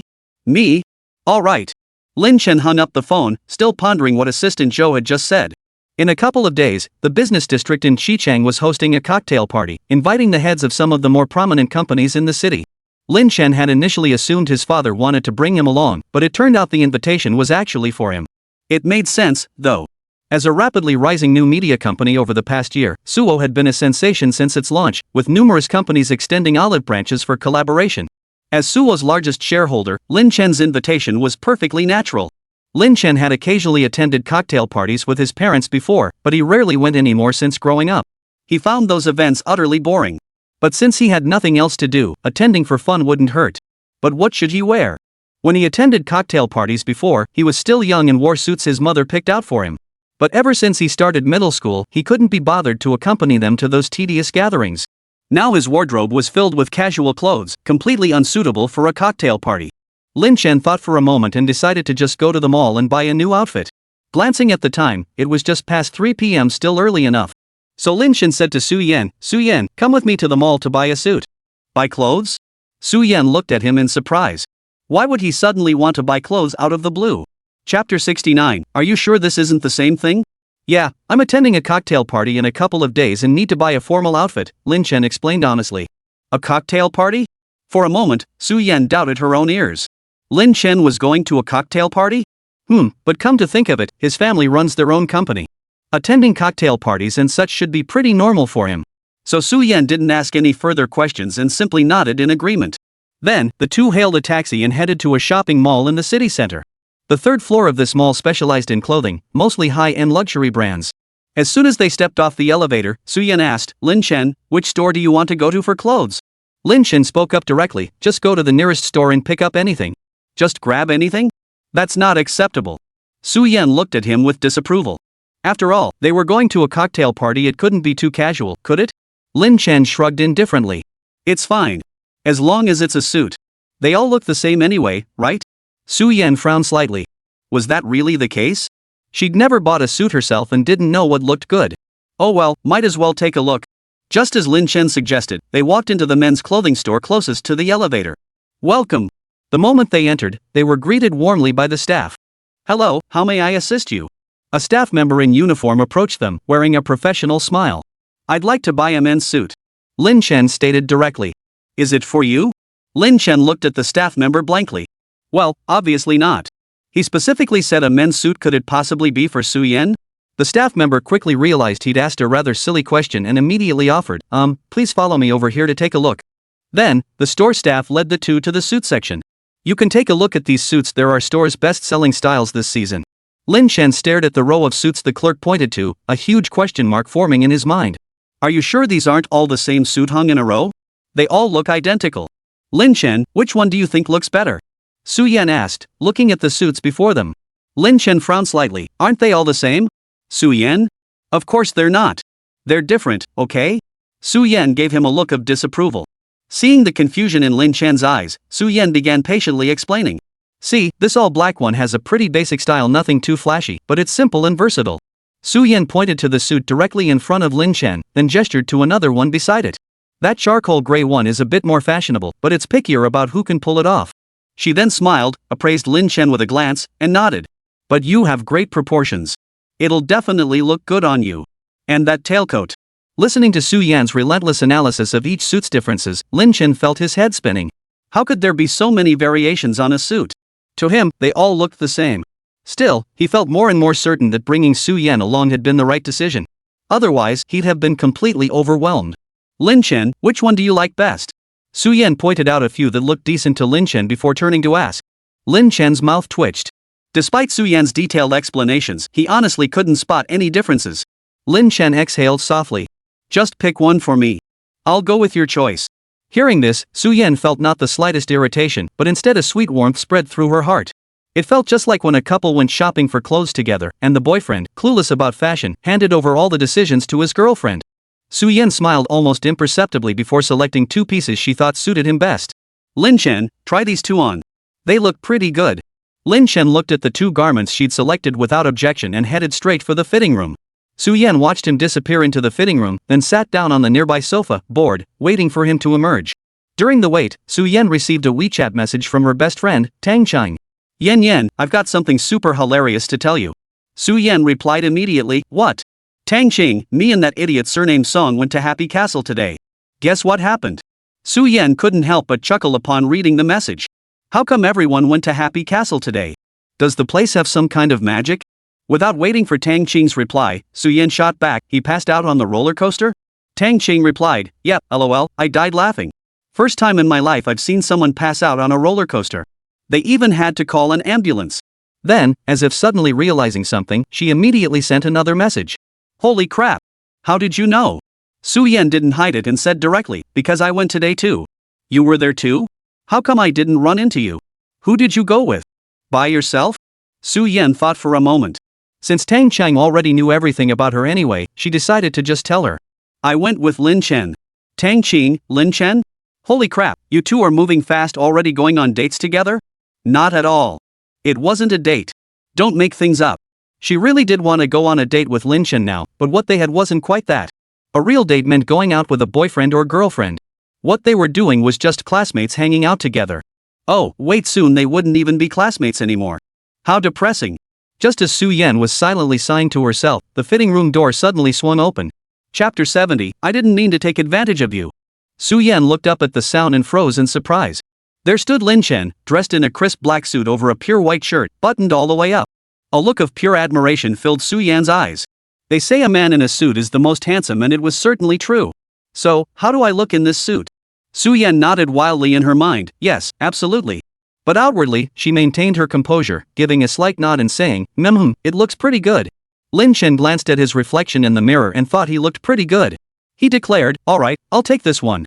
Since it looked decent, he might as well buy it. He couldn't be bothered to try on anything else anyway. After changing out of his suit in the fitting room, Lin Chen headed straight to the front desk to pay.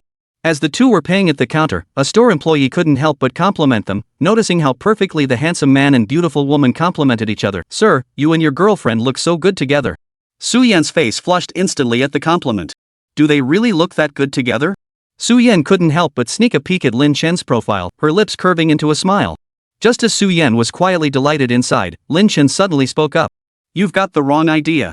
We're not boyfriend and girlfriend. I'm her uncle. Su Yan. Younger uncle? Earlier at the amusement park he said he was her uncle, and now he's suddenly her uncle? The shop attendant also looked a bit awkward. Sorry about that, sir. You look so young, I just assumed you two were a couple. Lin Chen replied with a perfectly natural expression, I just look young. Su Yan watched Lin Chen spouting nonsense with deadpan seriousness. She took a deep breath, resisting the urge to call him out. But the staff member kept chattering away, "Your niece is so thoughtful, accompanying you to shop for clothes." Then, Su-yen saw Lin Chen fully immersed in his act, reaching out to affectionately ruffle her hair. "Yes, our little niece has always been so considerate since she was little." Su-yen couldn't help but pout, glaring at him with indignation. She kept reminding herself over and over, "This is Lin Chen. This is Lin Chen." There were too many people around now, she'd settle the score with him later. After they finished paying and stepped out of the store, Su-yen smiled sweetly at Lin Chen and said, "Uncle Lin? You really came up with that." Lin Chen watched Su-yen. Though her smile was sweet, her tone carried a faint edge of gritted teeth. Lin Chen scratched his nose innocently. "Didn't you tell me to call you uncle? When did I ever tell you to call me your little uncle?" Su-yen glared at him, fuming. What the heck? He actually had the nerve to turn the tables on her. "I never said anything like that." Lin Chen replied, "I mean back at the amusement park." Reminded by Lin Chen, Su-yen suddenly recalled what she'd said to him earlier that day at the amusement park after hearing he was her uncle. "Uncle? Why didn't you say you're my uncle?" She did say something like that, but she was just venting. "I was just saying it offhand, why did you take it seriously?" Su-yen protested weakly, her eyes brimming with reproach. "I didn't take it seriously either. I just said that because I was afraid the staff might misunderstand." Lin Chen had only said it offhandedly. He originally intended to call himself her uncle, just like he had that morning. But then he suddenly remembered Su-yen's words, and before he knew it, he'd blurted out little uncle instead. He didn't think much of it as long as people didn't mistake them for a couple, it was fine. Su-yen felt a wave of exhaustion wash over her. What was the big deal if people misunderstood? Did he really want to distance himself from her that much? The thought made Su-yen feel downright unhappy, a hint of hurt appearing on her small face. Lin Chen watched Su-yen's expression quickly fall. Her once clear, lively eyes had dimmed, filled with unhappiness. Lin Chen's heart skipped a beat. Could Su-yen really be upset? Because he'd referred to himself as her little uncle? Su-yen, I really didn't mean to take advantage of you. Honestly. Lin Chen assumed Su-yen was upset because he'd just called her his little aunt and addressed her as niece, thinking he'd upset her. Su-yen turned away in a sulk, seemingly unwilling to acknowledge him. What nonsense! She wasn't upset about that at all. Seeing Su-yen still ignoring him, Lin Chen paused before suggesting, "How about this? Next time someone misunderstands our relationship, I'll tell them you're my aunt?" "Aunt?" Su-yen stopped in her tracks, turning to stare at him in utter disbelief. Little did she know Lin Chen's train of thought was on a completely different track. Seeing she was still angry, no, even angrier than before, Lin Chen quickly offered, "How about I say you're my aunt?" "You?" Su-yen nearly burst out laughing in exasperation. "Aunt? I might as well be Yanghua. No wonder people say straight men are straight men, they never understand why you're upset." Today, she'd experienced it firsthand. "What's wrong? What did I do wrong?" Lin Chen asked earnestly, trying to understand. He'd even offered to let her get her revenge, why was she still upset? Lin Chen racked his brain but still couldn't figure out where he'd gone wrong. Lin Chen sighed softly, momentarily at a loss. Suddenly, last night's events flashed through his mind. Chapter 71, I used to shop with girls all the time. Got it. He knew how to appease Su-yen now. With his plan in mind, Lin Chen immediately took Su-yen's hand and started walking forward. "Hey, Lin Chen, where are we going?" Su-yen looked utterly bewildered. What was going on? Why was he suddenly dragging her along without a word? Lin Chen didn't answer her. He simply led her to a coffee shop and sat down at a random table. Then, Lin Chen said to Su-yen, "Su-yen, let's go for the top rank." Reach the top rank? What for? Su-yen was momentarily confused. 1v1. Lin Chen looked her straight in the eyes as he spoke. He remembered that yesterday, this kid had also been sulking at him. Then, after playing a 1v1 match and thoroughly dominating him in the game, she instantly cheered up. So today, Lin Chen planned to repeat the same trick to properly appease her. Hearing Lin Chen's words, Su-yen instantly understood his meaning. So he wanted to placate her by playing games, just like yesterday? He really had some nerve. Su-yen, hurry up and log in. Su-yen felt her anger dissipate instantly. At Lin Chen's prompting, she logged into Honor of Kings. Then, the two began a 1v1 match. The outcome was obvious. Although Lin Chen had played longer than Su-yen, her gaming talent was astonishingly good, her skills were leagues above his. Plus, Lin Chen had only started the game to appease her, so he wasn't playing at full strength. Sometimes, when he clearly could have dodged, he'd pretend his hand slipped, allowing Su-yen's Shangguan Waner to slice him cleanly. By the end of the match, Su-yen secured victory without any suspense. She could tell Lin Chen had deliberately held back quite a bit. Forget it. If she didn't want people to misunderstand that she was his girlfriend, then she wouldn't let it happen. After all, they weren't really anything anyway. Getting angry with him over this did seem a bit unreasonable. After all, at the end of the day, their relationship was just a one-sided thing on her part. Su Yan set down her phone, bit her lip, and said to Lin Chen with a touch of embarrassment, "Alright, I'm not mad anymore." "Really?" Lin Chen asked tentatively. "MHM. Then smile for me." Lin Chen, afraid she might be faking it, insisted on seeing her smile to be sure. Seeing Lin Chen's earnest expression, Su Yan couldn't help but smile, revealing 2 faint dimples at the corners of her mouth. Seeing Su Yan finally smile, Lin Chen finally relaxed. Sure enough, there's no problem that can't be solved with one-on-one time. If there is, then have 2. After their little spat, the 2 quickly made up. "It's still early. Why don't we wander around the mall?"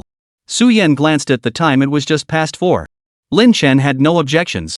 Even if he went home, his parents wouldn't be there anyway, so he might as well enjoy himself a little longer.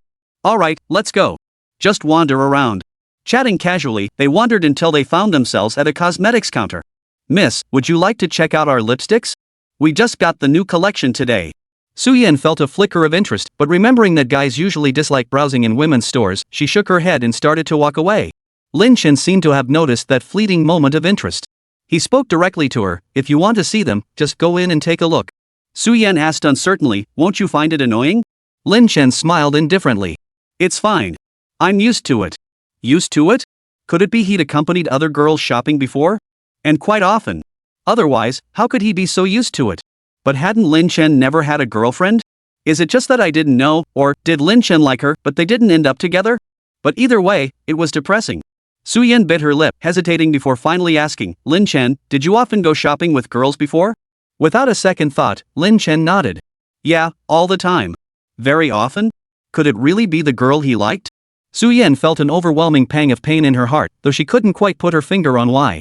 Just as Su Yan was quietly feeling down, Lin Chen casually added, "But it's not some girl, it's my mom." Lin Chen said with an exasperated expression, "My mom loves shopping more than anything.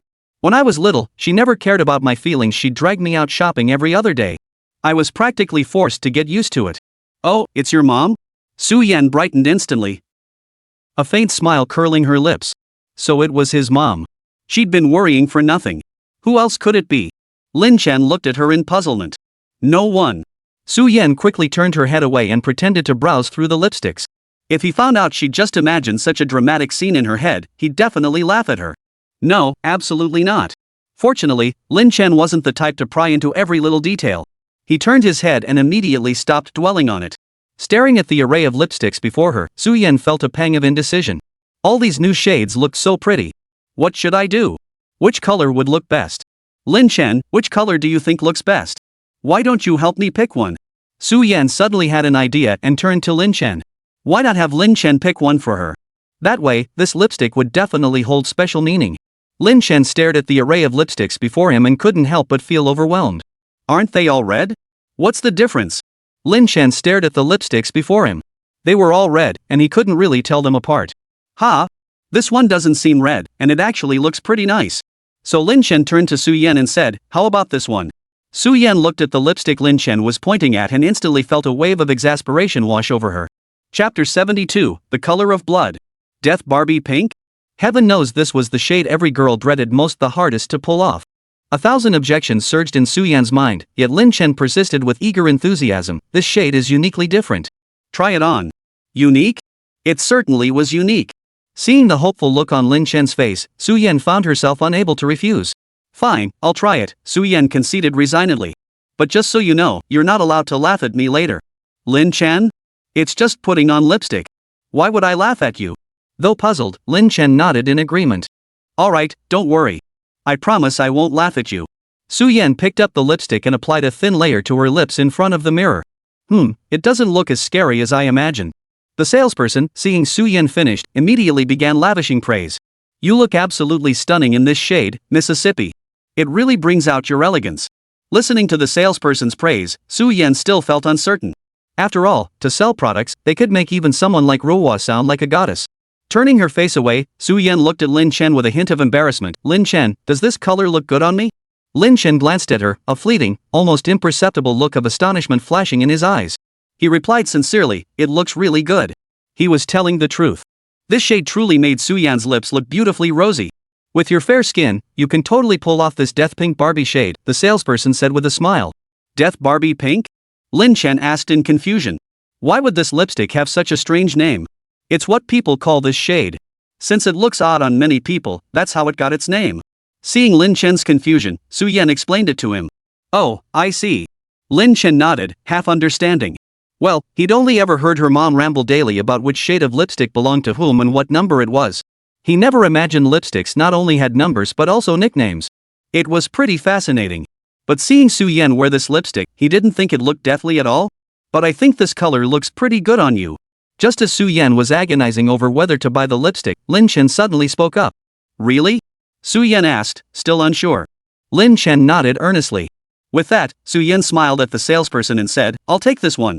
Certainly, I'll fetch a new one for you. The salesperson promptly fetched a new tube from the display cabinet and took the opportunity to recommend their store's latest collection to Su Yan. Miss, we also have this Heartbreaker shade, it just arrived this morning. Would you like to try it? The moment Lin Chen heard the words Heartbreaker shade, a chill ran down his spine. Before Su Yan could respond, Lin Chen blurted out, no thanks on that shade, it's way too intense. Salesperson? Su Yan? It's just a lipstick. How could it be terrifying?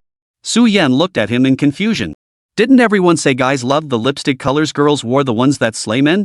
Especially a straight guy like Lin Chen. Why was Lin Chen reacting with such resistance? Lin Chen, it's just a lipstick. How is that terrifying? Su Yan asked in confusion. Lin Chen whispered to her, Heartbreaker. It's practically murder, how isn't that terrifying? Put. Su Yan couldn't help but laugh out loud. Man killing color? Killing? Lin Chen's thought process is just too bizarre. Or is every straight guy's brain wired this way? Lin Chen, what are you thinking? This is a society governed by law, how could I possibly kill someone? Su Yan gazed at him with a playful smile, her lively, captivating eyes sparkling with amusement. Lin Chen scratched his nose awkwardly. Had he misunderstood? I thought Heartbreaker meant guys would literally bleed out on the spot when they saw you. Lin Chen stammered awkwardly, mostly because the Death Barbie pink had left him thoroughly confused. He'd actually come to his senses by now. It was just a lipstick, how could it be so bloody? Su Yan was utterly amused by his remark. Well, straight guys really do think differently. It's not that terrifying. Heartbreaker shade just means guys find the color attractive. Fine. Lin Chen scratched his nose awkwardly and gave a couple of nervous chuckles. Why on earth do they have to give lipsticks such weird names? It caused such a huge misunderstanding. Seeing Lin Chen's awkward expression, Su Yan stopped teasing him and addressed the salesperson directly, no need. This one is enough. Alright, then, handsome. Go pay for your girlfriend. The salesperson said to Lin Chen with a perfectly natural expression, just like many people they'd encountered today who assumed the two of them were a couple. Before Lin Chen could deny it this time, Su Yan quickly interjected, You've got the wrong idea, we're not a couple. Ha? The clerk looked flustered. My apologies. Seeing you two shopping together and looking so well matched, I just assumed you were a couple. Su Yan felt a little pleased inside. She hadn't expected that to outsiders, they actually looked so well matched. Well, even if it was just an appearance, she was already quite satisfied. Suddenly, Su Yan recalled what Lin Chen had said earlier when explaining their relationship to others. She pursed her lips slightly, shooting him a half-smile, half-teasing glance. Chapter 73, Be My Girlfriend. We're not a couple, I'm his aunt. Ha? The shop assistant stared at Su Yan in utter surprise, looking somewhat skeptical. But you look so young, Mississippi. You don't seem like it at all. Su Yan repeated Lin Chen's words from earlier, I just look young. Is that so? Your nephew is so thoughtful, a grown man accompanying you to buy lipstick. Su Yan smiled and glanced at Lin Chen. Yes, my nephew has always been thoughtful since he was little. Lin Chen watched her from the side, pushing his jawline up in exasperation. Hadn't he just said that in the men's clothing store? He never expected the kid to repeat it back to her word for word. After Su Yan finished paying, the two stepped out of the store. Lin Chen looked at her with a half-smile. Kid, you're stealing my lines. You never patented it, so why can't I say it? Su Yan beamed, her tone light and cheerful. Lin Chen smiled and shook his head helplessly. How had he never noticed before that Su Yan had such an adorable side? Fine, my bad for not patenting it. They shared a knowing smile. Here they were, two high school seniors, acting as childish as elementary school kids. Lin Chen chuckled and shook his head, then continued strolling with Su Yan. As they passed a women's clothing store, Lin Chen casually glanced inside and froze in his tracks. Seeing Lin Chen suddenly stop in his tracks, Su Yan asked curiously, Lin Chen, why did you stop? Shoo, don't call me by my name. Lin Chen quickly whispered. Ha? What's wrong? Su Yan was completely baffled. What was going on now? Lin Chen quickly pulled her aside. Then he whispered, I just saw my aunt. Su Yan? What? Lin Chen's aunt? No. No way. What's gotten into these two today? How many acquaintances did they run into on this one outing? And the most surreal part is, Lin Chen just claimed to be her uncle, and then her actual uncle shows up. I just claimed to be his aunt, and then his real aunt shows up. How surreal. They exchanged a glance, both seeing utter disbelief in each other's eyes. Should we keep exploring? Lin Chen asked uncertainly. Su Yan hesitated. Naturally, she wanted to spend more time with Lin Chen, but maybe we should head back. Who knows what we might run into if we keep wandering? Lin Chen nodded. True, who knows what kind of weirdos we might run into if we lingered any longer. Then, the two headed straight back home. This day had been downright surreal. Upon returning home, Lin Chen immediately received a barrage of frantic calls from Song Mingxian. Lin Chen answered immediately, "What's up? Bro, let's get on the game." Lin Chen was speechless. "You just got hauled off by an ambulance today. How about skipping the gaming for now?" Song Mingxian asked in confusion, "What's the connection? Did Honor of Kings introduce new rules? Honor of Kings is getting way too controlling. Why can't people who got hauled off by ambulances play the game? Why the hell not?" Lin Chen fought the urge to punch him and snapped, "It's not Honor of Kings rules, it's me. I'm just telling you to value your life. Hey, relax, Chen. I'm perfectly fine now. I'm tough as nails." Song Mingxian declared fearlessly. "Then go ahead and ride that roller coaster again if you're so brave," Lin Chen said coldly. Sure enough, the mere mention of roller coasters deflated Song Mingxian's bravado by half. But he still wouldn't give up, persistently pestering Lin Chen to play the game. Lin Chen couldn't take it anymore and reluctantly agreed. If he wasn't afraid of dying, why should he be? So the two of them jumped straight into a duo queue. After over 2 hours of intense battle, Lin Chen finally realized what he was afraid of. He feared losing his rank. During those 2+ hours of duo queuing with Song Mingxian, he successfully dropped from Honor King 1 star all the way down to Diamond 2 4 stars. Lin Chen watched helplessly as the hard-earned rank he'd climbed to Honor King plummeted back down to Diamond. Watching those hard-earned stars fall one by one, plop plop, Lin Chen felt a pang of heartache. To make matters worse, Song Mingxian was still recklessly shouting, "Brother Chen, come on. Keep going. Keep going my ass." Lin Chen promptly blocked Song Mingxian. He swore that from now on, even if it killed him, he would never duo queue with Song Mingxian again. Ever since going out with Su Yan on the first day of vacation, Lin Chen hadn't stepped outside again. Mainly because it was just too damn hot outside. Stepping out felt like you'd get baked alive. Wasn't it much better to stay cozy at home? Isn't the air conditioner blissful? Isn't chilled watermelon delicious? Isn't playing on your phone fun? Why would he want to go out? Ever since blocking Song Mingxian that night, he never unblocked him. Until that day when Su Yan logged into the game and saw his rank had dropped, then helped him climb back to the top. Only then did Lin Chen add Song Mingxian back. WeChat could be reconnected, but there was no way they'd ever duo queue again. Playing with Su Yan was so much better, having a god-tier teammate was priceless. And so, Lin Chen holed up at home for a whole week. Before he knew it, the day of the cocktail party arrived. That afternoon, Lin Chen and Su Yan duo queued together in his room. Unexpectedly, they ended up with a total idiot. This time, they were both using their alt accounts. The competitive tier was just too crowded with pros. Even though Su Yan carried him to victory 7 times out of 10, Lin Chen still found the matches exhausting. Playing in the bronze tier was actually more enjoyable. After all, there were more noobs around, and it was more satisfying to dominate them. But there was one problem: there were also plenty of idiots. In this game, Lin Chen played Marco Polo while Su Yan played Diaochan. Then their team's Arthur, whether he had a screw loose or what, started spouting nonsense right off the bat. Probably seeing Su Yan and the player using Chang'e both looking like girls, he just blurted out some idiotic comments on the chat. "Diaochan, Chang'e, wanna play a game?" Lin Chen rolled his eyes in exasperation. What the hell, did this guy just crawl out of kindergarten? Naturally, no one bothered to respond. Then the guy started talking to himself again. "Here's the deal, whoever screws up the most this round gets to be my girlfriend. How about it?" The moment he finished speaking, Su Yan snatched first blood with her Dianchan. Lin Chen burst out laughing. Su Yan never failed to impress. She showed that idiot with her actions. No way. Lin Chen chuckled over voice chat to Su Yan. "Su Yan, you rock." Su Yan retorted angrily, "Who told him to spout nonsense?" Besides Lin Chen, she couldn't be bothered with anyone else. Chapter 74, Begging from an Acquaintance. Not long after, Su Yan's Dianchan had fully leveled up. She began racking up kills like crazy. Later, both teams clashed in a team fight at mid lane. Su Yan's Diaochan landed a triple kill. Then that idiot playing Arthur started bragging again. "Miss Chang'e, looks like you're gonna be my girlfriend now." The next second, Chang'e double killed both players facing her. Lin Chen watched the double kill icon flash on the screen and couldn't help but chuckle.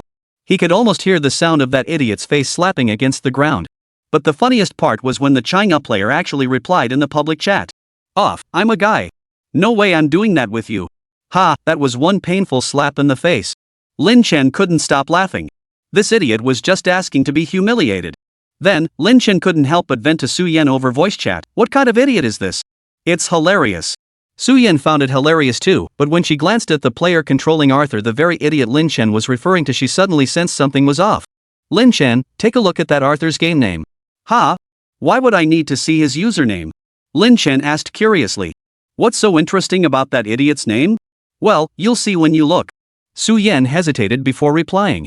Then, Lin Chen clicked the top right corner, checked both teams' economies, and incidentally glanced at that Arthur player's name. Song Mingxuan. Song Mingxuan? Why does that feel off somehow? Then, Lin Chen tried reading the pinyin syllables together. Song Mingxian? Song Mingxian.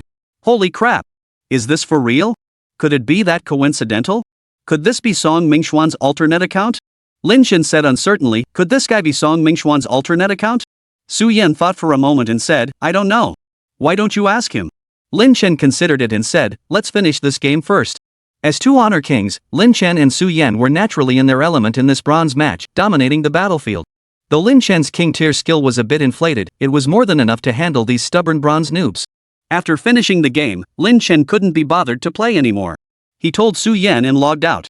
Later, after giving it some thought, Lin Chen opened WeChat and sent Song Mingxian a direct message. What's your gaming alt account name? Game alt? Chen, why are you suddenly asking about this? Lin Chen replied immediately, cut the crap. Just tell me. What's your alt account name? Then he saw Song Mingxian immediately send over a screenshot of his alt account. Lin Chen clicked to view it. Damn it, it really was that idiot playing Arthur earlier. This guy Song Mingxian is toxic. Without hesitation, Lin Chen added Song Mingxian to his blacklist once more. So infuriating, even playing an alt account, he still ran into this jerk. After blocking Song Mingxian, Lin Chen glanced at the time. It was already past 5:30 p.m. He got up and headed downstairs. He was about to tell his mom he wouldn't be home tonight when he stepped outside and saw her picking out clothes. Mom, what are you doing? Going out? His mother didn't even glance at him, too busy sorting through clothes. I'm accompanying your father to a cocktail party tonight. A cocktail party? What kind of cocktail party? Lin Chen raised an eyebrow at his mother, his tone tinged with surprise. It's a business cocktail party on the top floor of the China World Trade Center. Would you like to come along? Mrs. Lin asked casually. Sure, I'll go. Lin Chen hadn't expected such a coincidence. He and his father were attending the same event. But then again, Xi City wasn't that big, and their family company was quite well known locally. It made sense for them to attend this event. Hearing his reply, Mrs. Lin looked up at him with a hint of surprise. Lin Chen was a bit puzzled by his mother suddenly looking up at him. Mom, what's wrong? His mother gave a perfunctory smile and said, nothing. Then she lowered her head again to continue picking out clothes. Lin Chen stared at his mother's insincere, fake smile, feeling a bit baffled. He decided not to press the issue, heading upstairs instead to change into the suit Su Yan had helped him pick out. At 6:30 p.m., Lin Chen changed and went downstairs to meet his parents. Seeing him dressed in a black suit, his father asked with confusion, what are you dressed like that for? Selling insurance? Lin Chen? What the hell? Did he look like an insurance salesman dressed like this? This suit cost him 100,000 yuan. When have you ever seen an insurance salesman wearing something this expensive? I'm going to the cocktail party with you guys, okay? Lin Chen said helplessly. In his dad's eyes, he just couldn't do anything right. Who said you could come with us? Mr. Lin frowned, his tone dripping with disdain. My mom, Lin Chen pouted, gesturing toward his mother. But his mother replied lightly, I just asked him out of courtesy. I didn't expect him to actually agree. Lin Chen. I'm your own son. Why be polite with me? Upon hearing it was his wife's son, Lin's father curled his lip but said nothing more. Fine. If we're going, we're going. Might as well treat him like baggage. So the family of three piled into the car and headed toward Guomao Tiandi. In the car, Lin's father scolded him with disdain, once we get there, find a place to eat and don't wander off. Got it? Lin Chen shot his father a helpless look. Still treating him like a kid. Dad, I know. I'm not a kid anymore. Hearing his son's words, Lin's father suddenly realized something. Right, his son was grown now.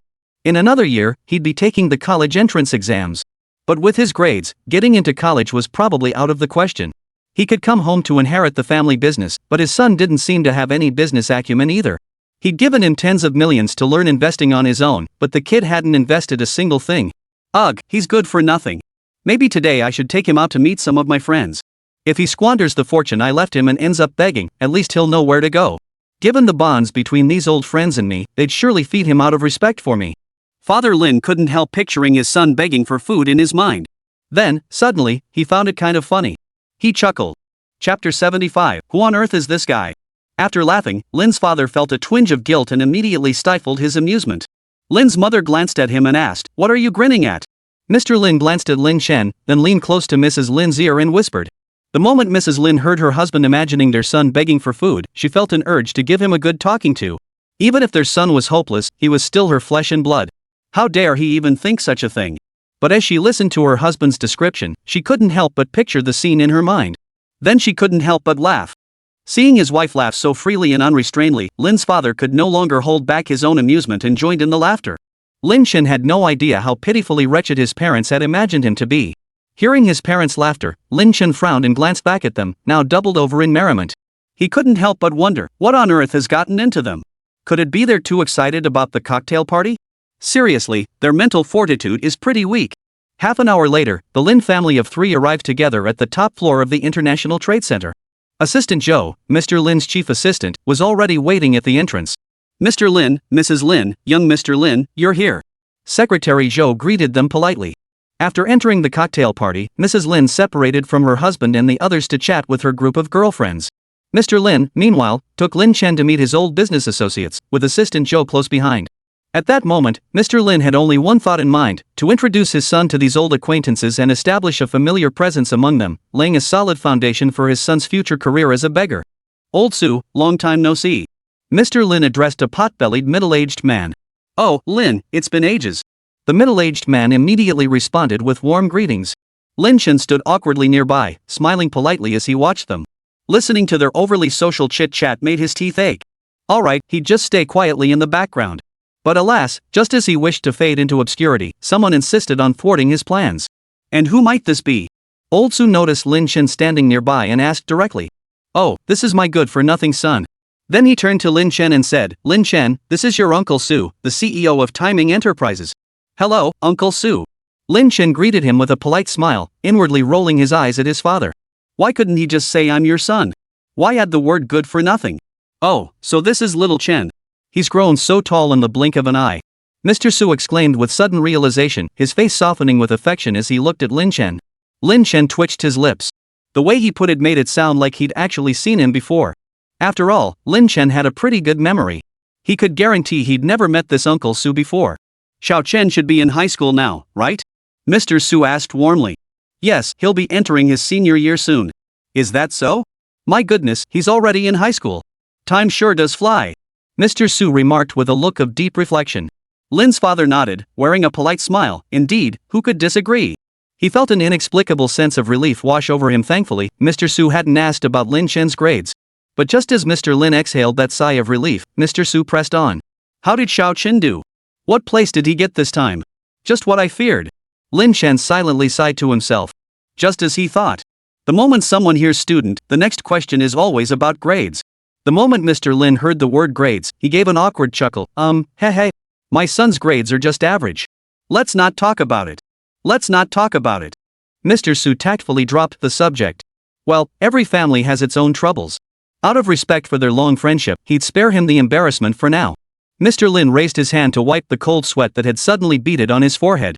Phew. Thank goodness Mr. Su didn't press further. Otherwise, he would have been utterly humiliated.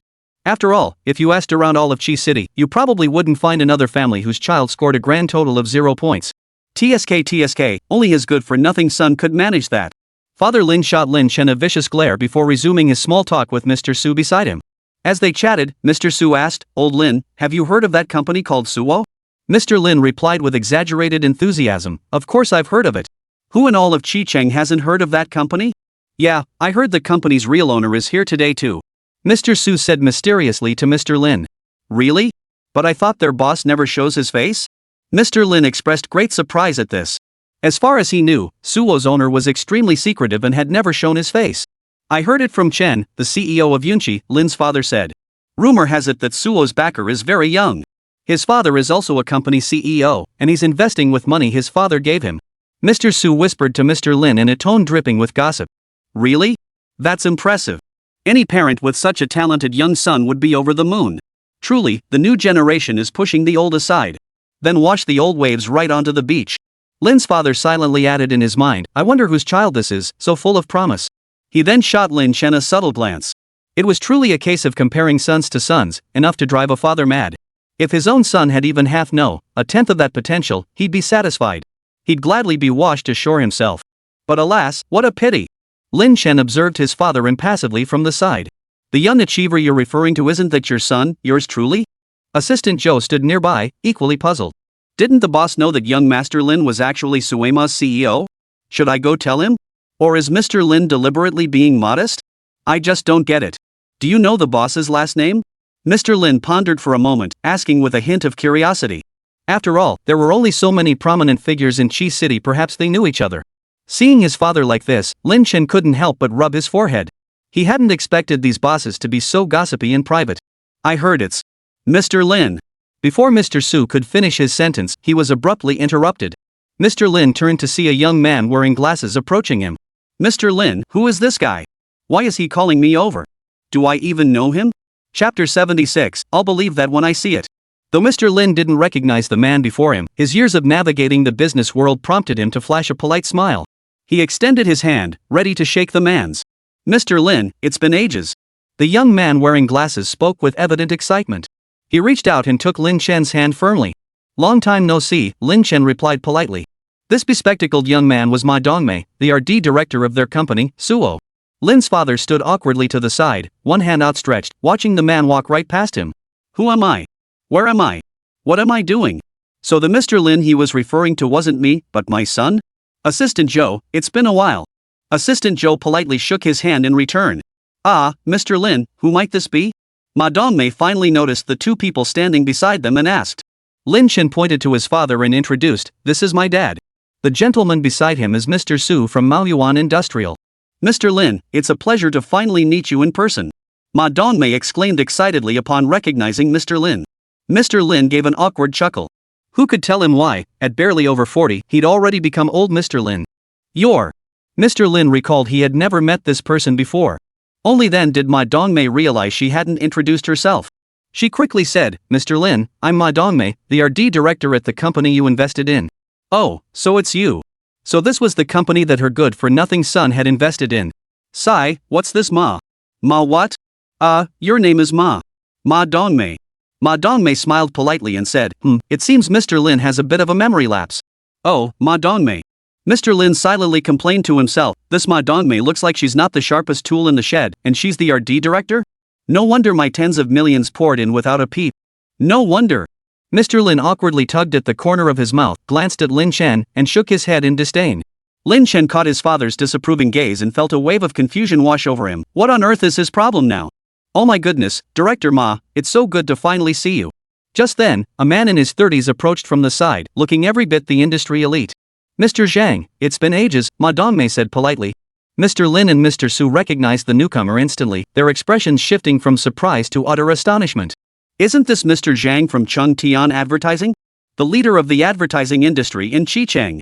Countless people scrambled to collaborate with them, yet rarely earned so much as a glance. Why was he being so courteous to this Ma Dongmei? Mr. Zhang also noticed Lin Chen and his two companions. Recognizing Lin's father and Mr. Su, he nodded in greeting. Then he turned to Lin Chen beside him and asked with a puzzled look, and who is this?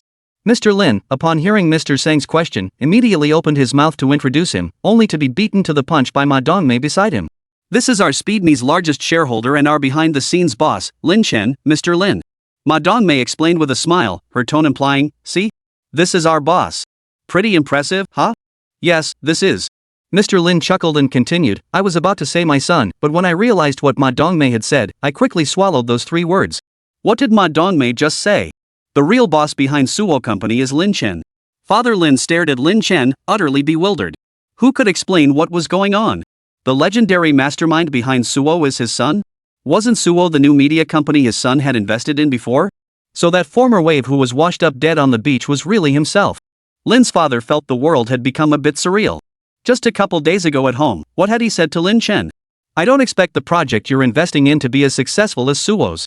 If you can achieve even 1/10, no, 1/100th of their success, I'll be satisfied. Now that he thought back on it. Lin's father, ugh, my face hurts.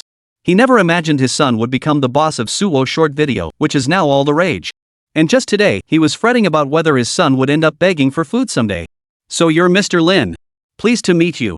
Mr. Zhang, who's always advertising, exclaimed excitedly. He never imagined the mastermind behind Suwo would be so young. Pleased to meet you.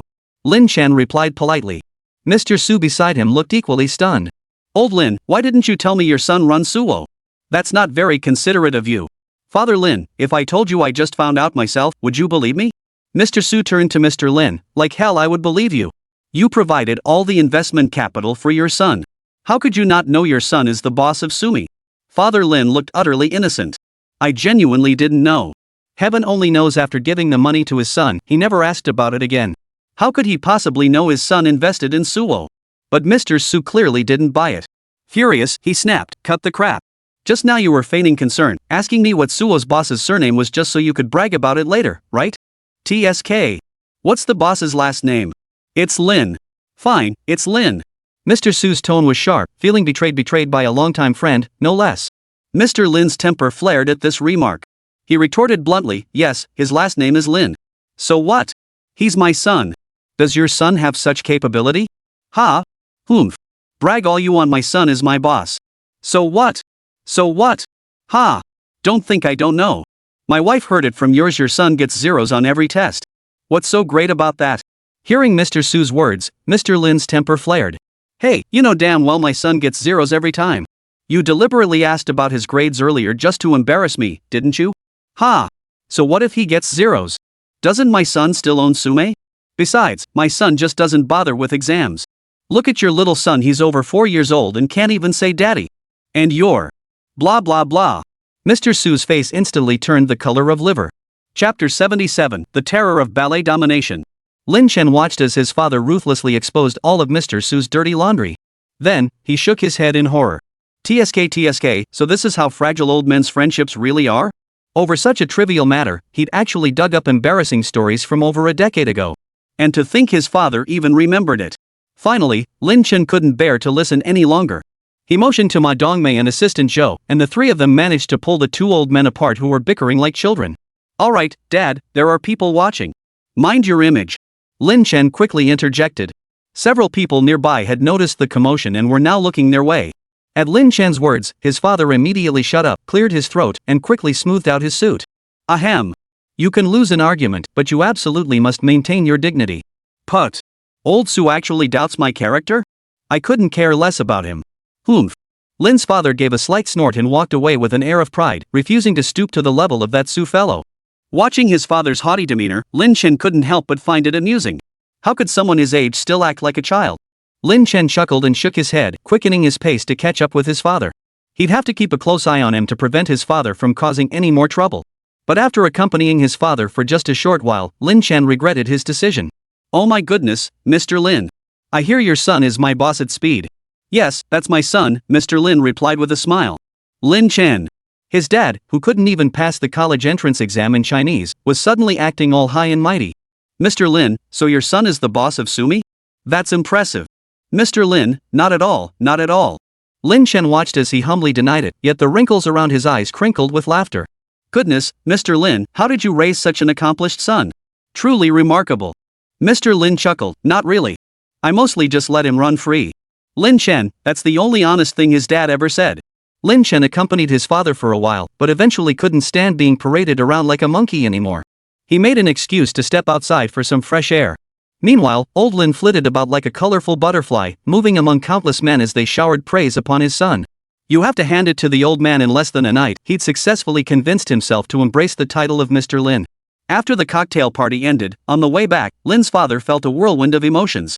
He never imagined two major events would unfold in just one night. First, his son, whom he'd always considered a failure, was actually the mastermind behind Suwo Short Video, a platform now soaring to unprecedented heights, sweeping across the nation like wildfire. It made him question his entire life. It wasn't that he looked down on his son, it was simply that, until now, his son had presented himself as a good-for-nothing wastrel. The other was that his plastic, elderly brotherhood with Mr. Su had shattered completely. Put. He was just jealous of their Lin Chen, jealous that he had such a good son. And to think he'd always considered him a good friend. Today, the moment he walked in, he immediately dragged Lin Chen over to introduce him because he saw Mr. Su as Lin Chen's future #1 beggar. Now it's clear he's not worthy. Lin Chen, from now on, I'm absolutely not going to beg at that old Sue's house. Ha? What? Lin Chen turned around in shock, staring at his father. What did his father just say? Begging? Why would he go begging? Without thinking, Lin's father had blurted out his true thoughts, and now he instantly regretted it. He cleared his throat and said, "Nothing. I just meant you absolutely must never associate with this old Sue again." Oh. Lin Chen gave a faint nod. I never knew this Sue guy to begin with. Now that your plastic brotherhood has shattered, why would I still associate with him? Hey, you little brat, why didn't you tell me you're my boss? The thought of today's awkward scene instantly made Lin's father bristle. Though he felt immense pride that his son was the mastermind behind Sumi, he'd never admit it in front of this brat. You never asked me. Lin Chen replied nonchalantly. Mr. Lin was instantly at a loss for words. Didn't you ask Assistant Joe?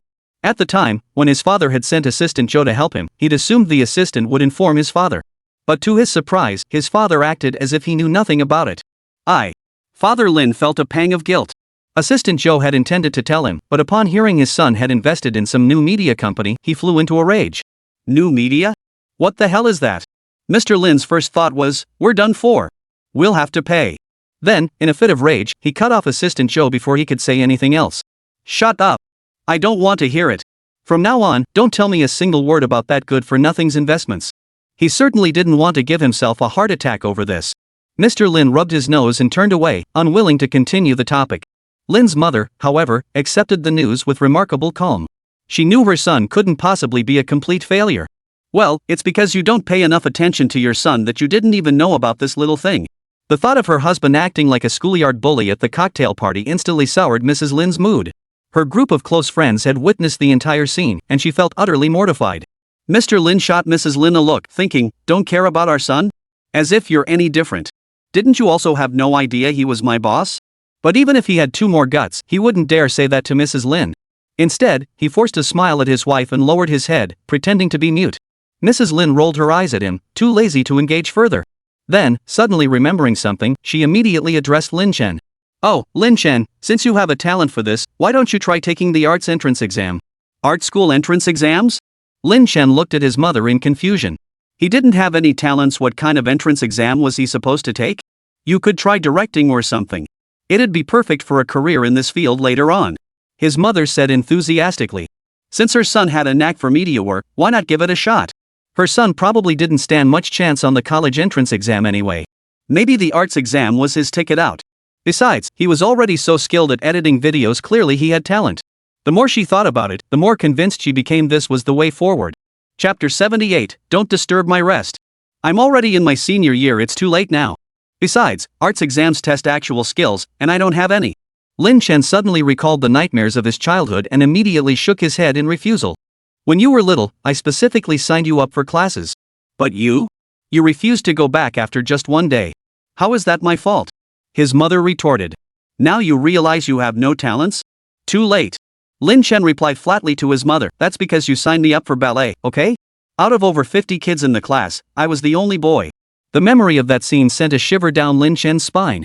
The sheer terror of ballet haunted him. Not only would he never dance ballet in his lifetime, he couldn't even bear to hear the word. Well then, you can start learning something else right now. Piano, violin, if nothing else, you could even learn the eru. Just play a little something during the exam. Lin Chen was about to refuse, but the moment he heard the word exam, his words of refusal vanished. Right, art exams are exams too. If he scored 0 on the arts exam, he'd still get a reward. TSK, why hadn't he thought of that? Alright, I'll go. Son, you agreed? Mrs. Lin looked at him excitedly. MHM. Exams were his favorite thing now. With a chance to win a reward, why wouldn't he go? Alright, I'll sign you up for a class right now. Mrs. Lin pulled out her phone, ready to contact the training center immediately. Lin Chen quickly stopped her. Mom, I can handle this myself. No need to trouble you. Lin Chen dared not trouble his mother again. If she signed him up for something like ballet classes, he'd be done for. Fine, then sign up yourself. After a moment's thought, his mother decided to let him handle it himself, allowing him to choose something he was interested in. That way, he wouldn't complain later that she'd picked something he didn't like. And so, Lin Chen's decision to take the arts entrance exam was happily settled. Back home, Lin Chen mulled it over. What should he study? Ballet? No need to even consider it, that was out first. Singing? No way he'd inherited his father's tone deafness. Arrow? The sound is too mournful, not ideal. Maybe piano? It seems easier to learn, and you can sit the whole time shouldn't be too tiring. After making up his mind, Lin Chen, with nothing else to do, decided to post a status update. Is it too late to start learning piano? Then Lin Chen tossed his phone aside. Who cares if it's too late? I'm going to fail the exam anyway. But just seconds later, his phone buzzed with a new message. He opened it to find it was from Su Yan. Lin Chen, are you learning piano? Lin Chen replied immediately, yeah. Then I can teach you. Lin Chen raised an eyebrow at Su Yan's reply, you can play the piano? Su Yan, yes, I passed grade 10 2 years ago. Grade 10? You passed it 2 years ago? Who knew Su Yan was so skilled at piano? Grade 10, that's practically professional level. Sure enough, academic stars excel at everything they study, especially superstars like Su Yan. After hearing Su Yan's words, Lin Chen thought it over carefully. Honestly, it didn't really matter who taught him, they were all seniors now anyway. He didn't mind personally, but wouldn't it take up too much of Su Yan's time? But won't this take up too much of your time? Su Yan replied instantly, not at all. I've already mastered all the high school material, so it won't take up any extra time. Lin Chen scratched his nose. Well, a top student really is a top student. Since it wouldn't inconvenience Su Yan, asking her to tutor him seemed perfectly reasonable. After all, they were acquaintances, better than asking a stranger to tutor him. With that thought, Lin Chen agreed on the spot. Alright, thanks for doing this for me. No trouble at all. Su Yan read Lin Chen's reply and felt a surge of sweetness in her heart. How could being with you ever be a bother? When she first started learning piano, it was purely to pick up a skill. She never imagined it would come in handy like this someday. She had been worrying about how to arrange another meeting with Lin Chen this summer. Little did she know, fate would present her with such an opportunity. Su Yan couldn't help but smile, already imagining the scene of her teaching Lin Chen to play. She wondered what Lin Chen would be like when he played. After deciding to learn piano, Lin Chen had originally planned to buy a piano outright and bring it home. But he never imagined that his mother, the very person who had suggested he take the arts entrance exam, would be the first to oppose the idea. Thus, under his mother's strong opposition, Lin Chen had no choice but to abandon the idea. Her reason? He shouldn't create noise at home and disturb her rest. Lin Chen was utterly speechless. What happened to supporting his art exam? Sigh, he knew it, he definitely wasn't his parents' biological child. In the end, it was Su Yan who helped him find a place. Apparently, this was where Su Yan had previously studied piano. She was on good terms with the teachers there, so they specially arranged for a practice room to be lent to them. Su Yan led Lin Chen into the room. It wasn't large, containing only a black piano. Lin Chen walked over to the piano and randomly tapped a few keys. Then he turned around and asked with a straight face, how'd I do?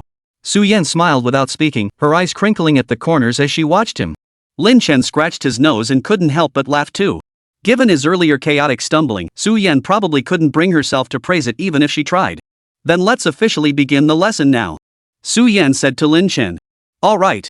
Su Yan then had Lin Chen sit down at the piano and began explaining some basic piano knowledge to him. Generally, pianos have 88 keys, though some have 82, 85, or even 92 keys, though these are quite rare. The most common 88-key piano has 52 white keys and 36 black keys. Below the keys are 3 pedals, the rightmost is the sustain pedal, the middle one is the soft pedal, and the leftmost is the damper pedal. After giving Lin Chen a general introduction to the keys and pedals, Su Yan asked, how proficient do you want to become? Lin Chen thought for a moment, just enough to play a piece or two. Is there a specific piece you'd like to learn? No. Lin Chen replied casually. It wouldn't matter anyway, I wouldn't use it even if I learned. Just play something simple. Su Yan furrowed her brow slightly. Then why did you suddenly decide to learn piano? Chapter 79, you actually fell asleep here. This sudden urge to learn piano, yet having absolutely no goal in mind, that's just too strange. To take the arts entrance exam. Lin Chen said indifferently. Art exams? You're going to take art exams? Su Yan asked, her face filled with surprise. Yeah, I discussed it with my parents a few days ago and decided to give the entrance exam a shot. Though we called it giving it a shot, Lin Chen was really just looking for another chance to score 0 points and win a consolation prize. Su Yan couldn't help but feel a bit taken aback, since she'd never heard Lin Chen mention any such plans before. But then she thought about it, given Lin Chen's current academic performance, the arts exam could indeed be a viable path. If he passed the entrance exam and put more effort into his academic subjects, Lin Chen might actually get into a pretty good university. This thought instantly filled Su Yan with excitement, perhaps they could even attend the same university someday. As far as she knew, Qingde University offered arts programs with significantly lower admission scores than the standard entrance exams. If Lin Chen put in the effort and she helped him brush up on his academic subjects during his senior year, he might just make it. But now, with less than a year left until the college entrance exams and only half a year until the art exams, they had to act fast. With that in mind, Su Yan immediately began teaching Lin Chen piano with eager determination. After all, time was pressing, every second counted. Lin Chen watched her eager expression, feeling a bit baffled. Why did she suddenly get so excited just because he mentioned taking the arts entrance exam? Why are you staring at me like that? Su Yan asked, noticing Lin Chen's puzzled gaze fixed on her. Is there something on my face? Nothing. Let's continue with the lesson. Su Yan nodded. Good, no problem. She then resumed teaching Lin Chen. Su Yan thought for a moment. Since Lin Chen was preparing for the entrance exam, she decided to teach him a relatively easy piece to start with. Then I'll teach you Wedding in a Dream. Wedding Dream? Yeah, it's in G minor. The piece doesn't have any particularly complex melodic lines except for that final octave, which is a bit tricky. The earlier sections are pretty straightforward to learn. Besides, for entrance exams, the judges probably won't ask you to play the whole thing. Just focus on mastering the first part. Wedding Dream is a bit overplayed these days, often called the go-to piece for adults learning quickly. But precisely because it's so familiar, it resonates easily with people. Lin Chen nodded. He knew nothing about this anyway, so whatever Su Yan said would do. Then, Su Yan first taught Lin Chen some basic finger techniques. Once she saw he'd grasped the basics, she said, "Alright, I'll play it through first. Listen carefully." Okay. Lin Chen then sat down on a nearby chair and watched Su Yan play the piano. For a player of Su Yan's caliber well above grade 10, this piece, Wedding Dream, posed no real difficulty. But to play it well, the most important thing was to calm the mind and pour emotion into it. Su Yan sat quietly at the piano, her hands resting on the keys before she began to play with deep emotion. Soon, Lin Chen heard a stream of smooth, beautiful notes flowing from beneath her fair, slender fingers. In everyone's eyes, Su Yan had always been a cool and elegant figure.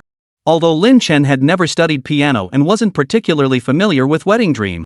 Yet somehow, he felt an inexplicable harmony between Su Yan and the piece, as if the melody had been composed specifically for her story. Lin Chen detected a faint melancholy in Su Yan's playing, the sound of a beautiful dream shattering. Watching this scene, Lin Chen felt a complex mix of emotions welling up inside him, though he couldn't quite pinpoint why.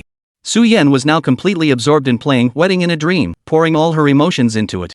Wedding in a Dream was actually a tragic tale. An ordinary boy fell in love with a princess, yet knowing he was unworthy of her, he carried this heavy love alone into the distance. Years later, he returned and shielded the princess from an assassin's blade at her wedding. That princess was named Meng, a dream forever beyond his reach, yet one he vowed to protect even unto death.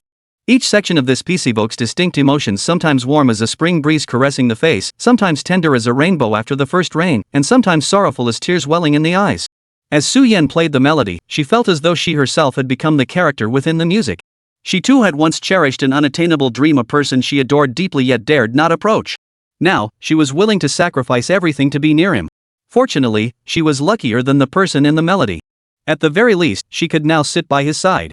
To play music with him, to explore together, to attend classes side by side. If she could, she hoped to stay by his side forever. Sunlight streamed through the window, dancing across her fair, beautiful face in shifting patterns of light and shadow. The scene felt like a beautiful moment that could only exist in dreams. As the piece ended, Su Yan gradually emerged from her deep immersion and asked Lin Chen, "What do you think? Did you like it?" Su Yan waited shyly for Lin Chen's response. After all, she had played this piece especially for him. But Lin Chen remained silent. Turning her head, she saw Lin Chen had actually fallen asleep in the chair beside her. Even Su Yan, with her usual patience, felt a surge of irritation. What was that about? She'd been playing for him, and he'd actually fallen asleep. Did he think she wasn't playing well? Su Yan felt a pang of sadness, but seeing Lin Chen's peaceful sleeping face, she couldn't bring herself to wake him. Oh well, she really couldn't do anything about him. Su Yan sighed softly, gazing helplessly at his profile. Sleep then, sleep. What else could she do? Su Yan rose gently from the piano and walked slowly toward Lin Chen. Watching his peaceful face, she couldn't resist reaching out to gently brush his eyelashes. For the sake of how much she loved him, she'd let him sleep soundly. Then Su Yan tiptoed out, thoughtfully drawing the piano room curtains before leaving. As dusk settled in, Lin Chen finally stirred awake around 7 o'clock. HM? Looking around the dimly lit room, Lin Chen was still a bit disoriented. What happened? Just a moment ago it was bright and sunny. How did it get dark so quickly? And wasn't I just watching Su Yan play the piano? Where is Su Yan? Chapter 80, Where Are You Hugging? Lin Chen carefully recalled the moment. He had been watching Su Yan play the piano, captivated by her utterly absorbed expression. Then, he remembered the sunlight streaming through the window, warming his body. Combined with Su Yan's beautiful, melodious piano playing, he had drifted off to sleep without realizing it. Could it be that Su Yan had stormed off because he'd upset her? Just as Lin Chen was lost in these wild thoughts, the door to the piano room suddenly opened. The sky had already darkened, and the dimly lit room made the sudden creak of the door rather startling. Lin Chen immediately turned his head to look. Recognizing the figure, he finally breathed a sigh of relief. Phew! That gave me a fright. That sudden entrance had Lin Chen wondering what on earth it could be. Am I that scary? Su Yan said with obvious displeasure. She had played the piano for him this afternoon, and he had actually fallen asleep. Seeing how late it was, she'd come to check if he'd woken up only for him to claim he'd been scared half to death upon seeing her. Am I really that scary? No, I just woke up and wasn't fully alert yet. Lin Chen hurriedly explained. Su Yan sighed softly, her anger dissipating. Since you're awake, let's go, she murmured. Leave already? Lin Chen asked with a puzzled look, feeling he hadn't even started learning anything yet. Su Yan gave a helpless smile. It's already past 7:30. The practice rooms are about to close. Hearing Su Yan's words, Lin Chen immediately grabbed his phone to check the time. Damn, it's already past 7:30? I can't believe I slept in this late. Hungry? Let's grab something to eat. Su Yan figured Lin Chen must be starving after sleeping for so long. Su Yan's words made Lin Chen feel hungry too. He stood up from his chair and ruffled his slightly messy hair. Let's go then. Ugh, this is so embarrassing. Su Yan went out of her way to teach me how to play the piano, and I actually fell asleep while listening. What are you thinking about? Let's go already. Seeing Lin Chen hesitate for a moment, Su Yan asked directly. Nothing. Just feel really bad I didn't expect to fall asleep. Su Yan couldn't help but smile at him. Seeing you asleep, I thought I was playing lullaby instead of wedding in a dream. Hearing Su Yan's playful remark, Lin Chen couldn't help but laugh too. Thank goodness Su Yan had such a good temper. If it had been anyone else, they probably would have slapped him awake. The two left the piano room and walked along the bustling commercial street. Lin Chen, what do you feel like eating? Su Yan turned her head to ask Lin Chen. The warm glow of streetlights cast a soft light on her delicate profile, while the air carried the scent of unnamed flowers. Lin Chen scratched his nose. No idea. How about you? Su Yan thought for a moment, then smiled. How about we just walk down this street and pick the first place we come across? Lin Chen knew she was stealing his idea again. He pushed his jaw forward and gave a helpless smile. Kid, you're stealing my idea again. Yep. What, is that a problem? Su Yan said cheerfully. So, the two followed their old routine and headed toward the street corner ahead. They reached the very end of the street and glanced up at the first shop on the corner. Mu Teacher's shop. Lin Chen looked at the shop's name and suddenly felt a bad premonition welling up inside him. While there were many people surnamed Mu in the world, and many teachers named Mu, for some reason, the moment Lin Chen saw the shop's name, he felt a pang of unease. Lin Chen, what's wrong? Aren't we going in? Su Yan watched Lin Chen freeze in place, asking with some confusion. Lin Chen frowned almost imperceptibly. Don't you think seeing this shop name reminds you of someone? Su Yan glanced up at the sign again, paused, then replied, it can't be that coincidental. Besides, they probably just picked a random name. Lin Chen nodded, conceding Su Yan had a point. Still, he couldn't shake the unease. Su Yan, maybe we should go to another place. This spot just doesn't feel quite right. Lin Chen suddenly recalled the scene at the amusement park when they encountered the mummy. For safety's sake, it would be better to avoid this shop. Seeing Lin Chen's reluctance, Su Yan didn't object. As long as she could be with him, any shop would do. So they decided it was best to leave quickly. Just as they turned to leave, a familiar, childish voice suddenly rang out behind them. Big brother, big sister. It's you guys. Hearing the voice, Lin Chen and Su Yan instinctively turned around and froze in place. Holy crap! No way! Could this world really be this surreal? The person calling out to them at Teacher Mu's shop entrance was none other than the little radish head they'd met at the amusement park that day. No, more accurately, he was the son of their homeroom teacher, the mummy. Lin Chen and Su Yan exchanged a look without a word. Who could tell them what kind of karma they'd accumulated to deserve this? Summer break had only just begun, and they'd already run into Mummy twice both times while they were together. Their school had been cracking down hard on relationships between male and female students all year.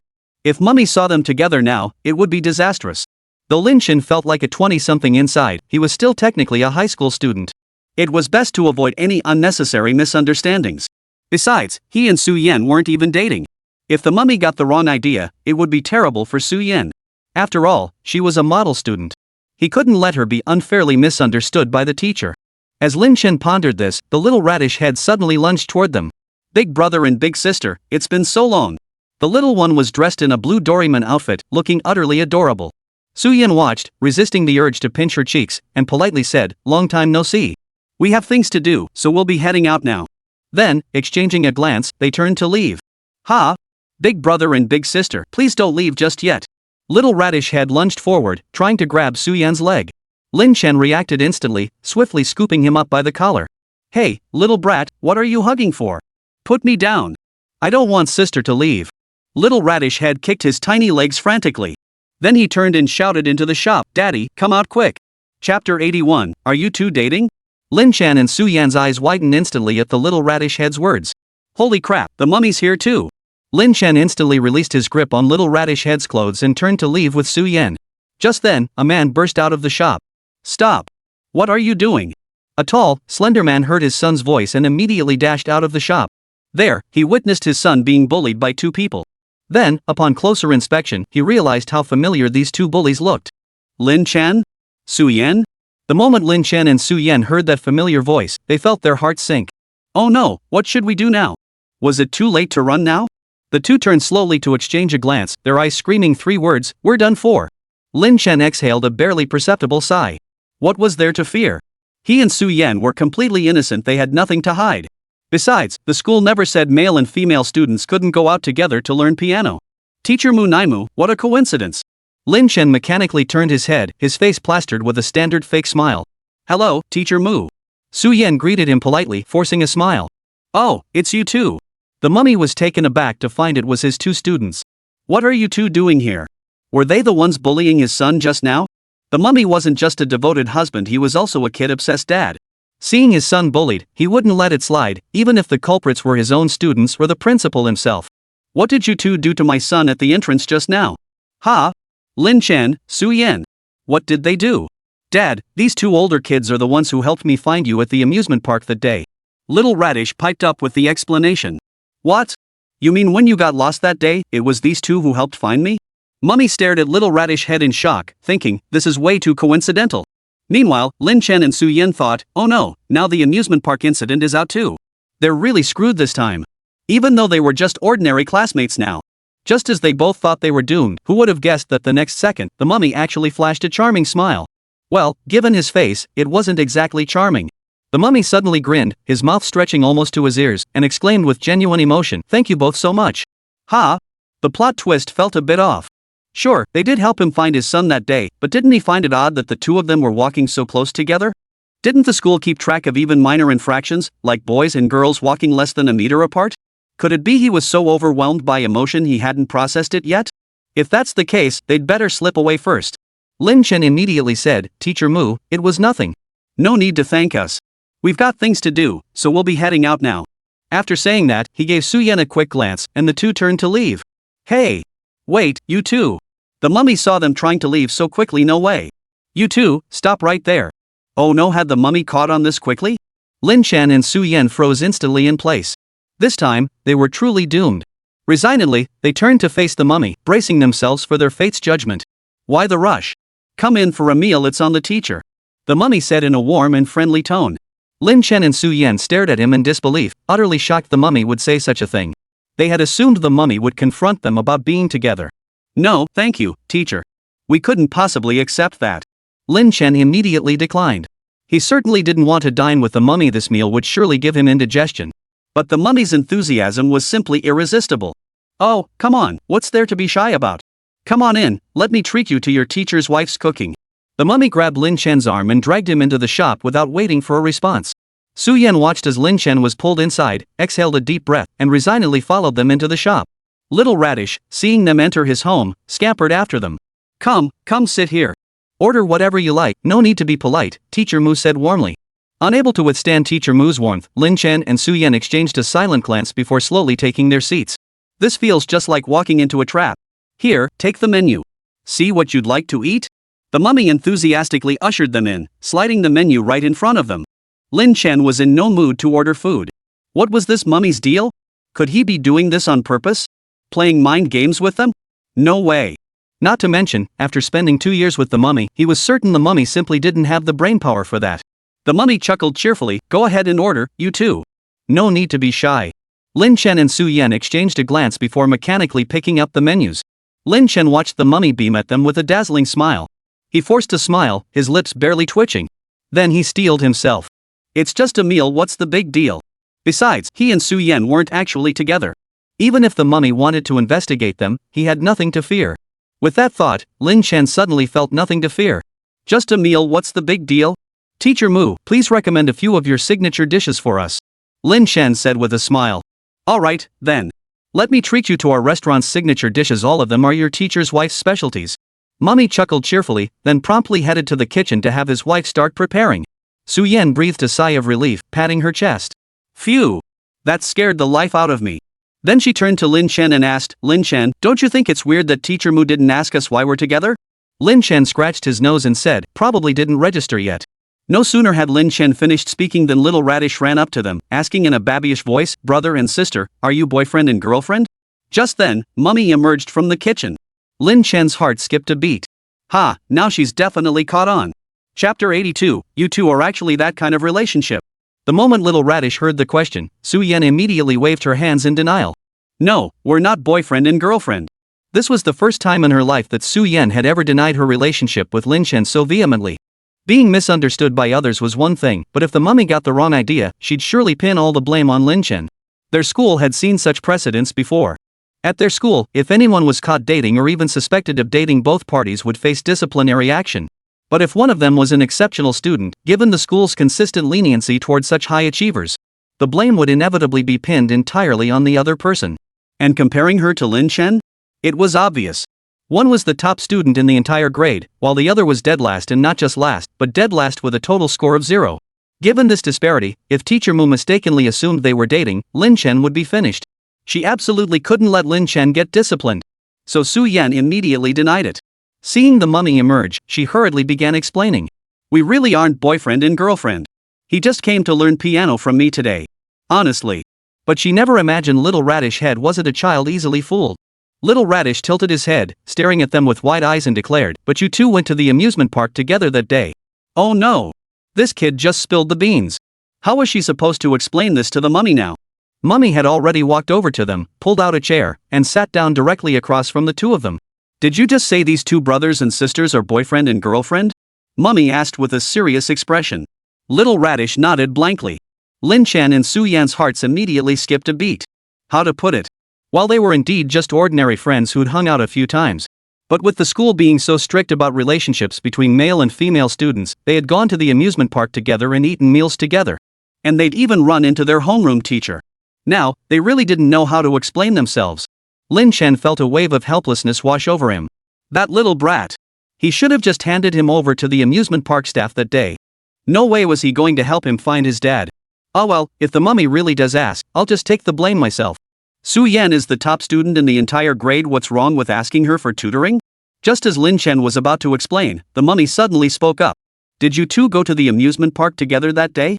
Lin Chen nodded, then immediately began explaining, we did go to the amusement park together that day, but Su Yan and I really aren't boyfriend and girlfriend. The mummy waved her hand dismissively. Alright. No need to explain. Your teacher already knows. Not the teacher. You really have misunderstood. Su Yan also hurriedly began explaining, I was the one who suggested going to the amusement park that day. If this gets Lin Chen in trouble because of me, I'd feel absolutely terrible. Yes, teacher. I invited her to the amusement park just to thank her for tutoring me, Lin Chen added, ready to take the blame. Tutoring? Su Yan tutored you? Mummy said with a hint of surprise, then nodded knowingly as if something clicked into place. Lin Chen instantly cursed himself inwardly, damn it, I just sold myself out. Su Yan quickly interjected, teacher, I saw Lin Chen's grades were a bit weak, so I offered to tutor him. The mummy frowned upon hearing this. Slightly lacking? Were Lin Chen's grades just a little off? They were extremely poor, the worst this entire Cheese City First High School had ever seen. Su Yan sure knew how to sugarcoat things. Seeing the expression on the mummy's face, Lin Chen and Su Yan immediately assumed he didn't believe a word they said. They felt at a loss for how to explain. Lin Chen couldn't help but sigh inwardly. Who could tell him how to explain this? Sure, Su Yan might have a little something for him, but they'd always maintained a purely platonic friendship. They hadn't crossed any boundaries, they'd just gone out together a few times. Couldn't male and female classmates hang out together? Teacher Mu, you've really misunderstood. Su Yan and I are not what you think we are. Before Lin Chen could finish, the mummy interrupted him. Oh, well, the teacher already knows. No need for explanations now. The mummy stared at them with a look that said, I know everything. Lin Chen sighed, exasperated. No, teacher, you don't understand. We really are just. I know you two are just uncle and niece. The mummy smiled knowingly. Lin Chen? Su Yan? What? Nephew and aunt? What the hell is this? Lin Chen was utterly baffled. What was this mummy up to now? Lin Chen gave an awkward smile before asking, Ms. Mu, how did you figure out our relationship? The mummy chuckled and said, that day when you two were buying lipstick at the mall, I happened to be in that same store. That day, after the mummy had taken Little Radish out of the amusement park, he deliberately headed to the downtown shopping mall to buy his wife a lipstick. The mummy entered the store and immediately spotted the two of them laughing and chatting while buying lipstick. He was furious inside two students from his class actually going out together to buy lipstick. With the school cracking down so hard on relationships between boys and girls these days, how dare they defy the rules like this? The mummy immediately strode over, ready to catch them red-handed. But just as he drew near, he heard Su Yan say she was Lin Chen's aunt. Holy crap! Aunt? He never would have guessed they were related like that. He'd taught them for 2 whole years and never once suspected Su Yan was Lin Chen's aunt. Before he could recover from his shock, the two had already walked away. He hadn't even had time to call after them. Little did he know he'd run into them again today. Huh, so that's how it is.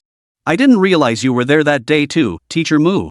Lin Chen gave an awkward chuckle, then turned to glance at Su Yan, shooting her a knowing look. Su Yan gave a slight nod, signaling she understood. Had they somehow stumbled their way out of trouble? Oh, right, Lin Chen, I have some good news to share with you. Mummy suddenly said in a mysterious tone. Chapter 83, Don't get the wrong idea. What good news? Lin Chen was baffled. What good news could this mummy possibly have for him? And judging by its expression, why did he get this uneasy feeling?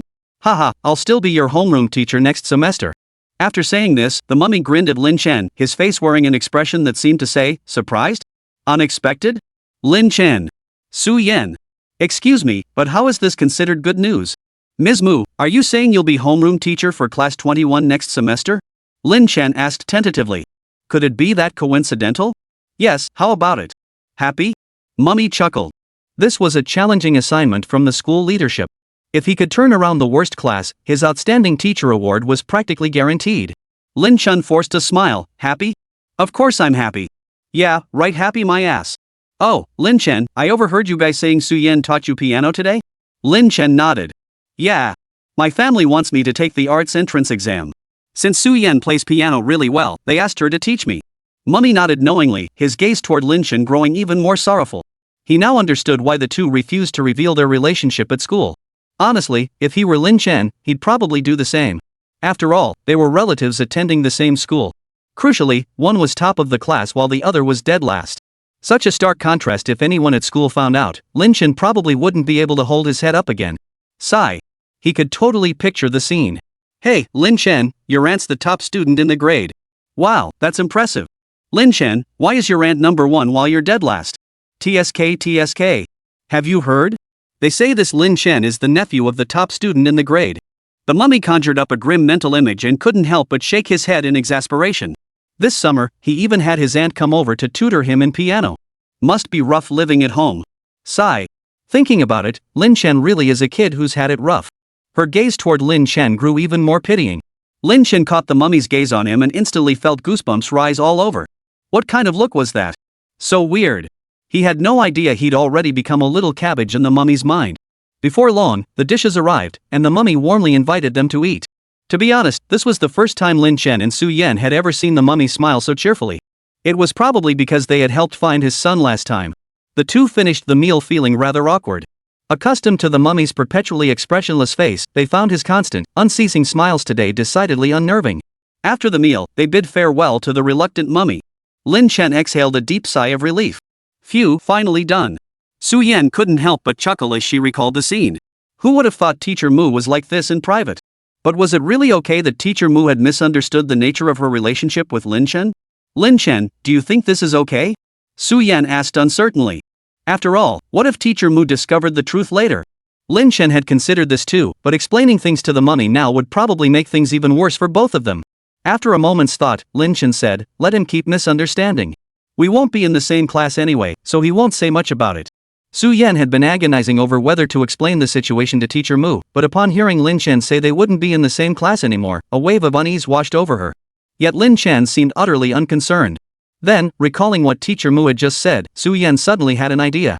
Ever since they parted ways that night, Su Yan had been going to the music room every afternoon to teach Lin Chen how to play the piano. Lin Chen was naturally quite intelligent, and with his now exceptional memory, he could usually remember everything after Su Yan taught him just once. But piano wasn't something you could master just by memorizing. There were a few fingerings that, for some reason, Lin Chen just couldn't quite get right no matter how many times he practiced them. Sitting dejectedly at the piano, Lin Chen wondered why it seemed so effortless for Su Yan. Then he thought, wait, what's the point? I'm going to fail the exam anyway. If I can't learn it, I can't learn it. Why get so worked up? With that thought, Lin Chen felt his frustration melt away. He reached out and randomly pressed a few keys. As soon as Su Yan entered, she witnessed this scene.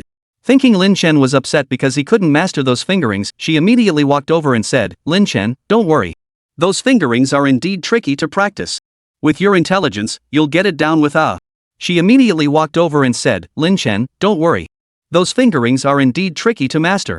With your intelligence, you'll get it down with a little more practice. Lin Chen thought to himself, I'm not anxious. What exactly am I anxious about? No, I'm not anxious. Seeing Lin Chen's deliberately nonchalant expression, Su Yan suddenly thought of a solution. It was just that this solution was a bit. Never mind. What's the big deal? I'm just teaching him to play the qin, not, Su Yan bit her lip, suppressing her nervousness, and sat down gently beside Lin Chen. Lin Chen, place your hands on the keys. I'll guide you step by step. Su Yan said nervously, unable to even look at Lin Chen. That's not necessary. He wasn't a child anymore. Why would he need someone to teach him step by step? It felt awkward. When Lin Chen refused, Su Yan thought he might have misunderstood her intentions. So she hurriedly explained, don't misunderstand. I just think this way will help you learn faster. Misunderstanding? Misunderstanding what? Lin Chen was momentarily baffled. Had he misunderstood something just now? No, right? Su Yan suddenly felt flustered and waved her hands hurriedly. Nothing. Anyway, I just want you to learn faster. Oh. Lin Chen scratched his nose and nodded in agreement. It made sense. Su Yan cared more about his piano lessons than he did himself. It was only natural she wanted him to learn quickly. Besides, he'd already taken up so much of her time over the summer. He really should learn quickly and stop bothering her. Alright, then teach me as you said. Chapter 84, want to hear something else? What? Su Yan froze for a moment, staring blankly at Lin Chen. Do as I say? So Lin Chen he actually agreed? Once Su Yan processed it, she nodded blankly. Hearing Lin Chen actually agree, she suddenly felt a wave of stage fright wash over her. Su Yan kept mentally encouraging herself. It's fine, Su Yan. It's just teaching Lin Chen those two-finger techniques step by step. It's just touching hands. We've touched before, what's the big deal? What's wrong? What are you thinking about? Seeing Su Yan hesitate, Lin Chen asked with a hint of confusion. Nothing. Just place your hands on the keys, I'll teach you right now. Lin Chen placed both hands on the corresponding keys as instructed.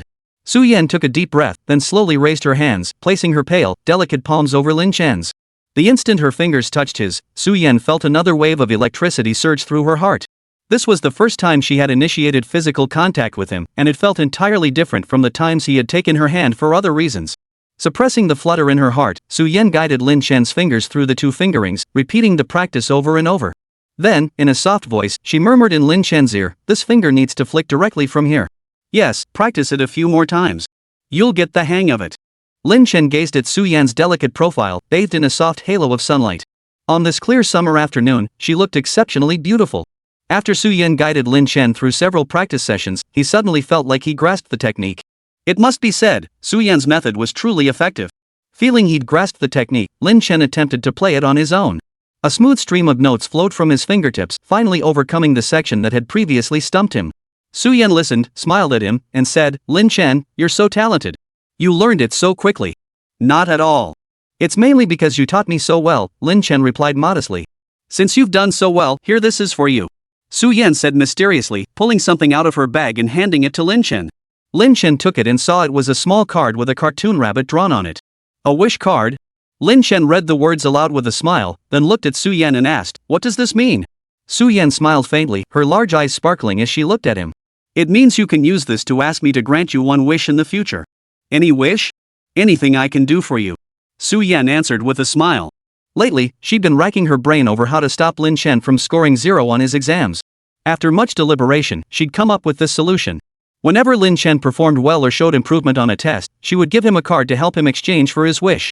Lin Chen stared at the card in his hand, feeling both amused and exasperated. Wasn't this the kind of gimmick only little girls in TV dramas would fall for? He never imagined Su Yan would use it on him. Besides, what kind of wish did he have that needed a young girl to fulfill it? But since it was her kind gesture, he might as well accept it. Lin Chen smiled and shook his head. Alright, I'll take it. Thank you, Teacher Su. Put. Su Yan burst out laughing at the sound of Teacher Su. What was that about? Why did he always come up with these strange titles for her? Lin Chen, is there another piece you'd like to hear? Su Yan pondered for a moment before asking, since he'd been practicing Wedding in a Dream non-stop these past few days. Anyone who'd studied music knew the process was tediously repetitive. Mastering a piece demanded endless, monotonous practice. Worried Lin Chen might grow weary of practicing the same piece day after day, Su Yan suggested playing something different for him. Lin Chen nodded upon hearing this and said, sure. Is there anything you'd like to hear? Su Yan turned to look at him and asked. Lin Chen shook his head. He knew next to nothing about music. If it weren't for his mom suddenly suggesting he take the arts entrance exam, he never would have considered learning piano. Seeing Lin Chen shake his head, Su Yan said directly, well, since you don't have anything specific in mind, I'll just play something at random. Sure, that's fine. Lin Chen naturally had no objections. To him, all these pieces sounded the same anyway. Then, Su Yan recalled a piece in her mind. She placed her slender, pale fingers on the keys and began to play slowly. Summer sunlight streamed through the glass window, bathing Su Yan in a soft glow that outlined her delicate silhouette. Lin Chen watched her fingertips dance nimbly across the black and white keys like a sprite, and soon, a gentle, exquisite melody filled the air. It was the first time Lin Chen had heard this piece.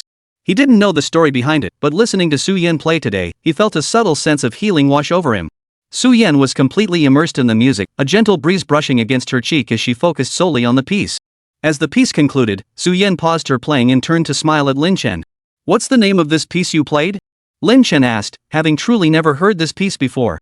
Su Yan smiled faintly and replied, this piece is called Encountering Summer. It's the theme song from the anime Firefly Forest. Firefly Forest? Lin Chen wondered what kind of anime this was, as he had never heard of it before. Then again, he usually only watched those more action-packed anime. He'd never even seen the kind Su Yan was talking about. Su Yan saw his bewildered expression, so she simply pulled out her phone, tapped her WeChat profile picture, and held it up in front of him. Here, this is Jin, the protagonist of Firefly Forest. He's a mysterious masked youth protected by a group of spirits. He vanishes whenever he touches a human, but later he helped a child up only to discover the child was human. Su Yan said regretfully. Then he died? Lin Chen asked. Not died, vanished. But before he vanished, he embraced the girl he loved. He was truly a gentle and kind person. Su Yan couldn't help but recall the anime's plot, feeling a moment of melancholy. But Lin Chen, oblivious to the sentiment, blurted out, so why did you pick a dead guy as your profile picture? Chapter 85, Give me an explanation. That's so unlucky. At first, he hadn't paid attention to what Su Yan's WeChat profile picture was. Only after she deliberately pointed it out did he notice it was an anime boy wearing a mask. He found it a bit odd. Didn't girls usually use cute, pink, childlike avatars? Why would Su Yan choose a boy's image as her profile picture? But he didn't press the matter. After Su Yan explained the character's story to him, he was left utterly stunned. Why on earth would she use a dead person as her profile picture? That's just bad luck. What would her WeChat profile look like with that photo? The thought sent a chill down Lin Chen's spine. Su Yan was practically speechless at his words. It was just an anime character. How did this even come up? Besides, she genuinely loved this anime. But now, after Lin Chen's words, she felt a bit creeped out too. Su Yan immediately dropped her phone. Why did it feel like it was burning her hands? Watching her toss the phone aside like it was a hot potato, Lin Chen couldn't help but feel a surge of amusement. It felt like he'd tricked an innocent young girl. Seeing the smirk on Lin Chen's lips, Su Yan snapped angrily, it's all your fault. Why did you have to say that? Now I can't even look at my WeChat. Lin Chen gave an awkward chuckle. I didn't mean to. It just slipped out. He'd spoken purely on instinct, never expecting it to cast such a shadow over Su Yan's mind. Lin Chen scratched his nose awkwardly and suggested, why don't you change your WeChat profile picture? Su Yan bit her lip and shot him a look that screamed accusation, her eyes practically saying, what else could I do? Lin Chen sighed helplessly. Fine, it's my fault. My fault. Su Yan shot him a pouty look before reaching out to grab her phone. After what Lin Chen had said, Su Yan now didn't even dare to open her WeChat. It really does seem kind of creepy. Seeing her obvious reluctance, Lin Chen couldn't help but chuckle softly before reaching out to take her phone. Give me your phone. I'll change it for you. Su Yan immediately nodded as if she'd been granted a reprieve. Lin Chen opened her phone, and the lock screen popped up immediately. Lin Chen asked directly, what's the unlock password? Su Yan blurted out without thinking, 1124. The moment the words left her mouth, regret washed over her. Oh no, why did she just blurt out the passcode? Oh no, she'd used Lin Chen's birthday. Would he catch on? Oh. To her surprise, Lin Chen merely responded with a flat "oh," then entered the passcode. Watching his unruffled reaction, Su-Yen suddenly remembered November 24th was also her own birthday. How could she have forgotten that? Thank goodness, thank goodness. I dodged a bullet. Su-Yen glanced up at Lin Chen and saw him opening her WeChat interface. Then she suddenly felt a sense of dread. Oh no! The contact label she'd given him. Su-Yen immediately reached out and snatched her phone from Lin Chen's hand, not caring if it was creepy or not. What's going on? Lin Chen looked at her with a puzzled expression. What was going on? Why had she suddenly snatched the phone away out of nowhere? Su-Yen shook her head quickly. Nothing. I just feel like I'm bothering you too much. I'll handle it myself. Ha? It's just changing a WeChat profile picture. What's so troublesome about that? Su-Yen gave him an awkward smile before lowering her head to start fiddling with her WeChat profile picture. Lin Chen chuckled and shook his head. Fine, he couldn't begin to understand girls' minds anyway. Fine, let her do as she pleases. Bored, Lin Chen pulled out his phone and started playing around. He opened his WeChat and glanced at his own profile picture, suddenly sensing something was off. Wait a minute. The profile picture at the top of Su-Yan's chat list wasn't that his own? What did Su-Yan label him as? Tiramisu ice cream? Weird. What kind of weird nickname is that?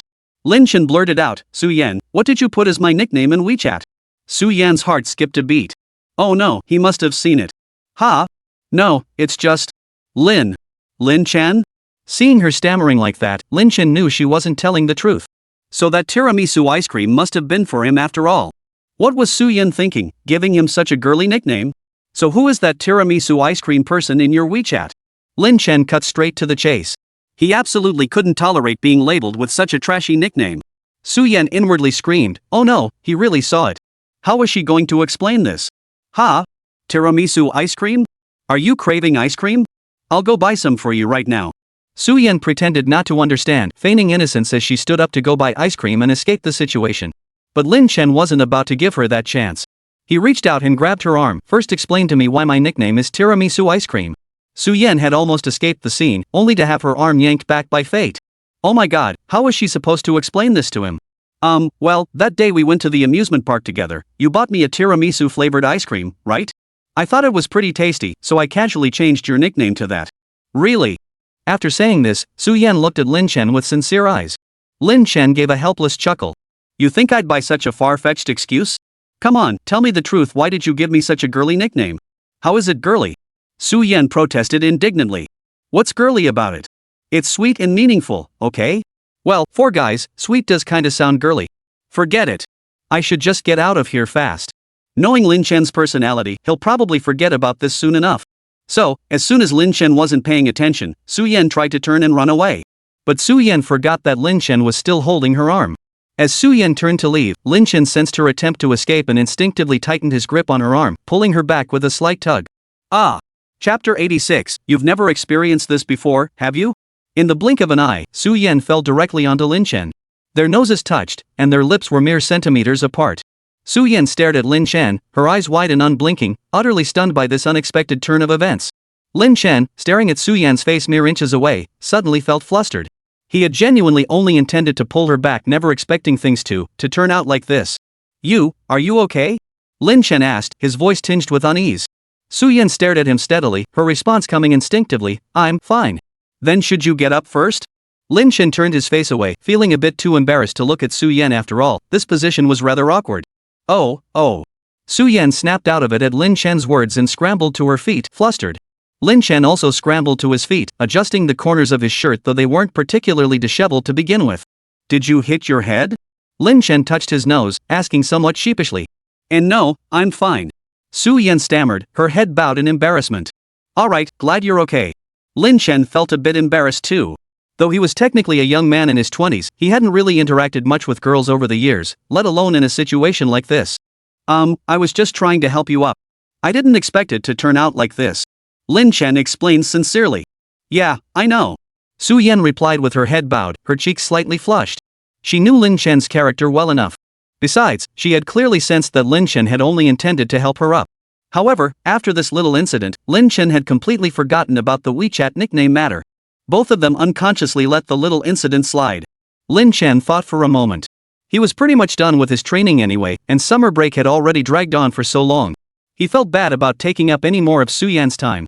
After all, it was a precious summer vacation. He couldn't possibly let Su-Yen waste all her time on him. So Lin Chen spoke up to Su-Yen. Su-Yen, how about we call it a day for now?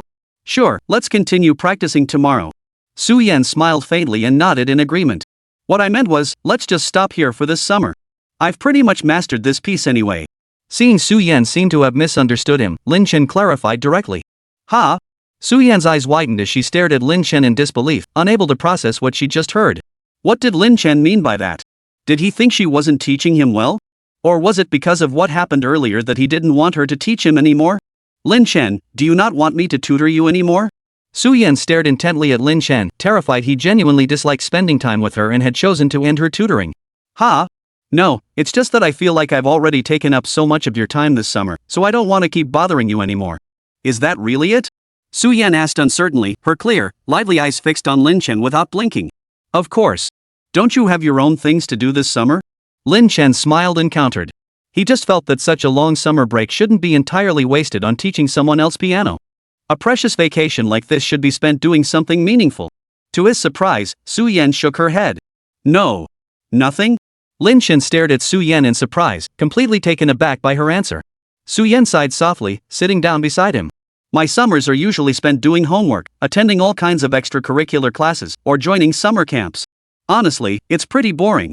Recalling her past summer vacations, Su-Yen realized her holidays had always been filled with different kinds of studies. There was hardly any free time. So coming here every day to teach Lin Chen piano actually felt like a leisurely, carefree time. Hearing this, Lin Chen couldn't help but feel a bit sorry for Su-Yen. His own vacations were usually filled with eating, drinking, and having fun. As for homework, that was something he'd tackle on the very last day of summer break.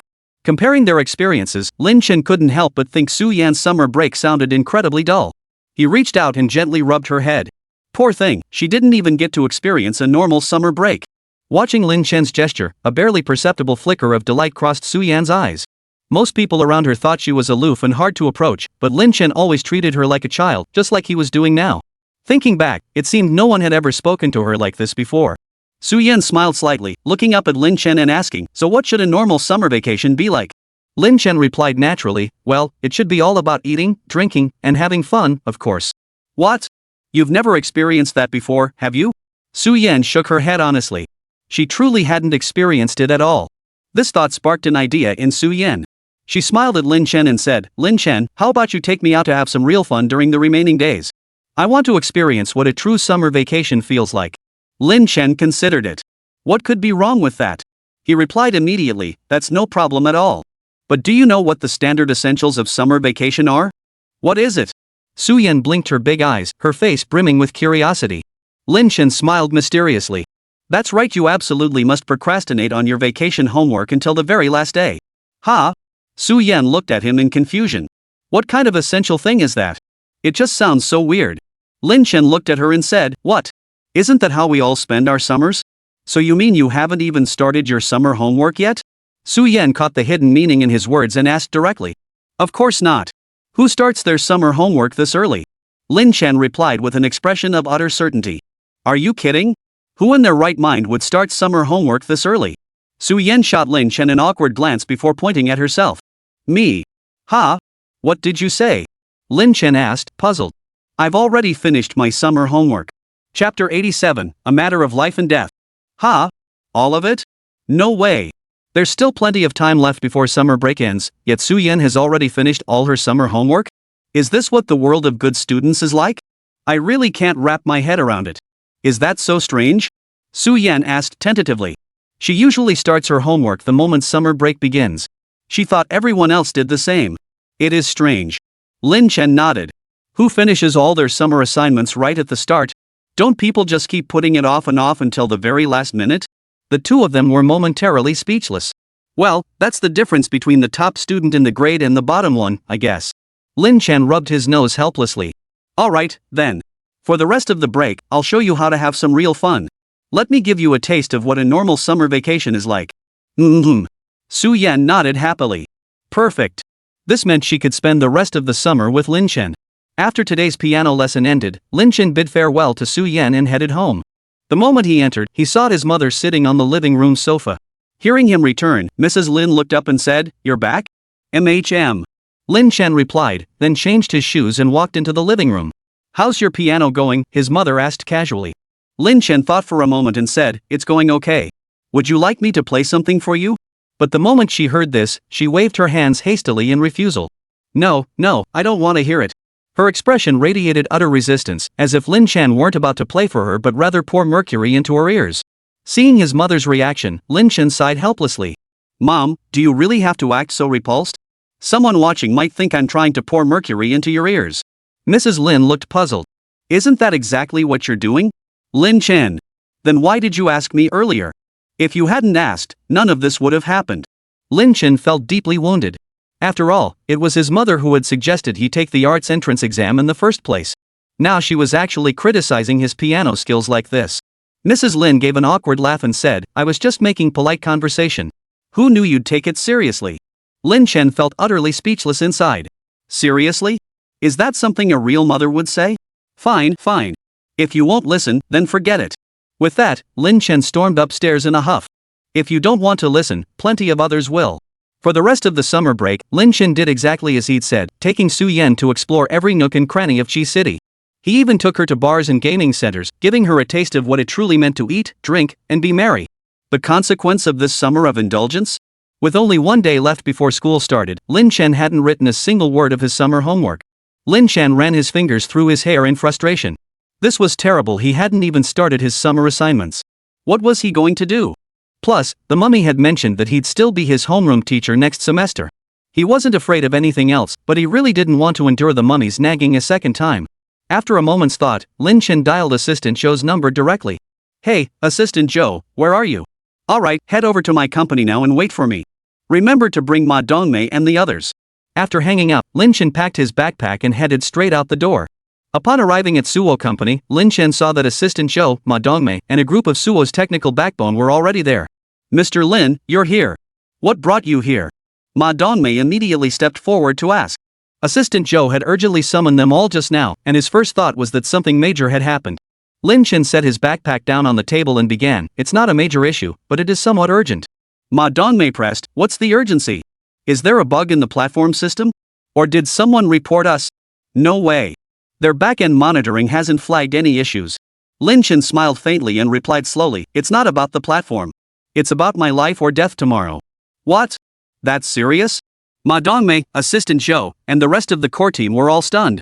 What kind of urgent matter could possibly involve their boss's life or death? If this isn't a big deal, then what is? If their boss were to die, wouldn't Suwo be facing a complete upheaval? The company's shareholding structure, board decision-making power, and Suwo's future development would all be affected. In a split second, countless thoughts raced through Ma Dongmei's mind. She blurted out, boss, just tell me what's going on. You're killing me with this suspense. Lin Chen frowned and shot him a disdainful look. Talk about the emperor not being as anxious as his eunuch. Here he was, the one directly involved, not saying a word, while this guy was freaking out. Lin Chen slowly opened his backpack and casually remarked, actually, it's nothing major. Just that. I haven't finished my summer homework yet. Assistant Joe. Ma Dongmei. Our entire tech team. So the urgent matter their boss mentioned was homework not finished? Lin Chen glanced around the office and silently counted the people present. There were exactly 12 people. He currently had 6 subjects, so 2 people helping him with 1 subject would be perfect. Lin Chen cleared his throat and said, I haven't had much chance to get to know you all before. Today, I'll take this opportunity to assess your academic abilities. Everyone. He just wants them to do his homework. Does he really need to make it sound so noble? Lin Chen pulled his homework out of his backpack and turned to Assistant Joe. Assistant Joe, what was your major in college? Assistant Joe replied instinctively, business administration. Oh, then you must have studied Chinese literature quite well. I'll assign you the task of transcribing classical texts. Lin Chen said with a smile, then shoved the classical Chinese transcription notebook directly into Assistant Joe's hands. Assistant Joe was inwardly speechless. Could someone please explain to him how studying business administration had anything to do with being good at Chinese? Lin Chen then walked over to Ma Dongmei and asked, Dongmei, what did you major in at university? Ma Dongmei stammered, computer science. Chapter 88, another school year begins. Oh, computer science. Then your English must be pretty good. Here, I'll leave this English exam paper to you. Ma Dongmei instinctively took the English exam paper Lin Chen handed her, still puzzled why someone studying computer science would be good at English. Then Lin Chen asked everyone else in the office in turn, handing each of them an assignment. After distributing the assignments, Lin Chen settled back in his executive chair and sipped his coffee leisurely. TSK, having others do your homework for you felt absolutely blissful, especially when those others were a bunch of high-achieving graduates from prestigious universities like Qingdao University and Beihua University. And so, for the entire day, the entire RD department of Suwo, a group of social elites and company pillars, spent their time furiously writing homework for their boss, who was about to enter his senior year of high school. After Assistant Joe finally finished Lin Chen's Chinese homework, he looked up and couldn't help but complain, "Young boss Lin, you didn't just leave your homework unfinished, you didn't even start it at all, did you?" Lin Chen replied with a straight face, "Nonsense. I clearly did one English multiple choice question, okay?" Assistant Joe. Does that even make a difference? After a full day of collective effort by the elite team, Lin Chen's homework was finally completed. Lin Chen exhaled deeply in satisfaction. Wow, this was the first time since middle school he'd ever finished all his holiday assignments. What a joyous occasion! To thank his capable assistants for helping him finish his holiday assignments, Lin Chen treated them to a lavish feast that evening. After all, he wasn't some unscrupulous boss like his father. The next morning, Lin Chen finally woke up when the 7th alarm clock went off. He'd basically slept in every day this summer break. It had been ages since he'd woken up this early.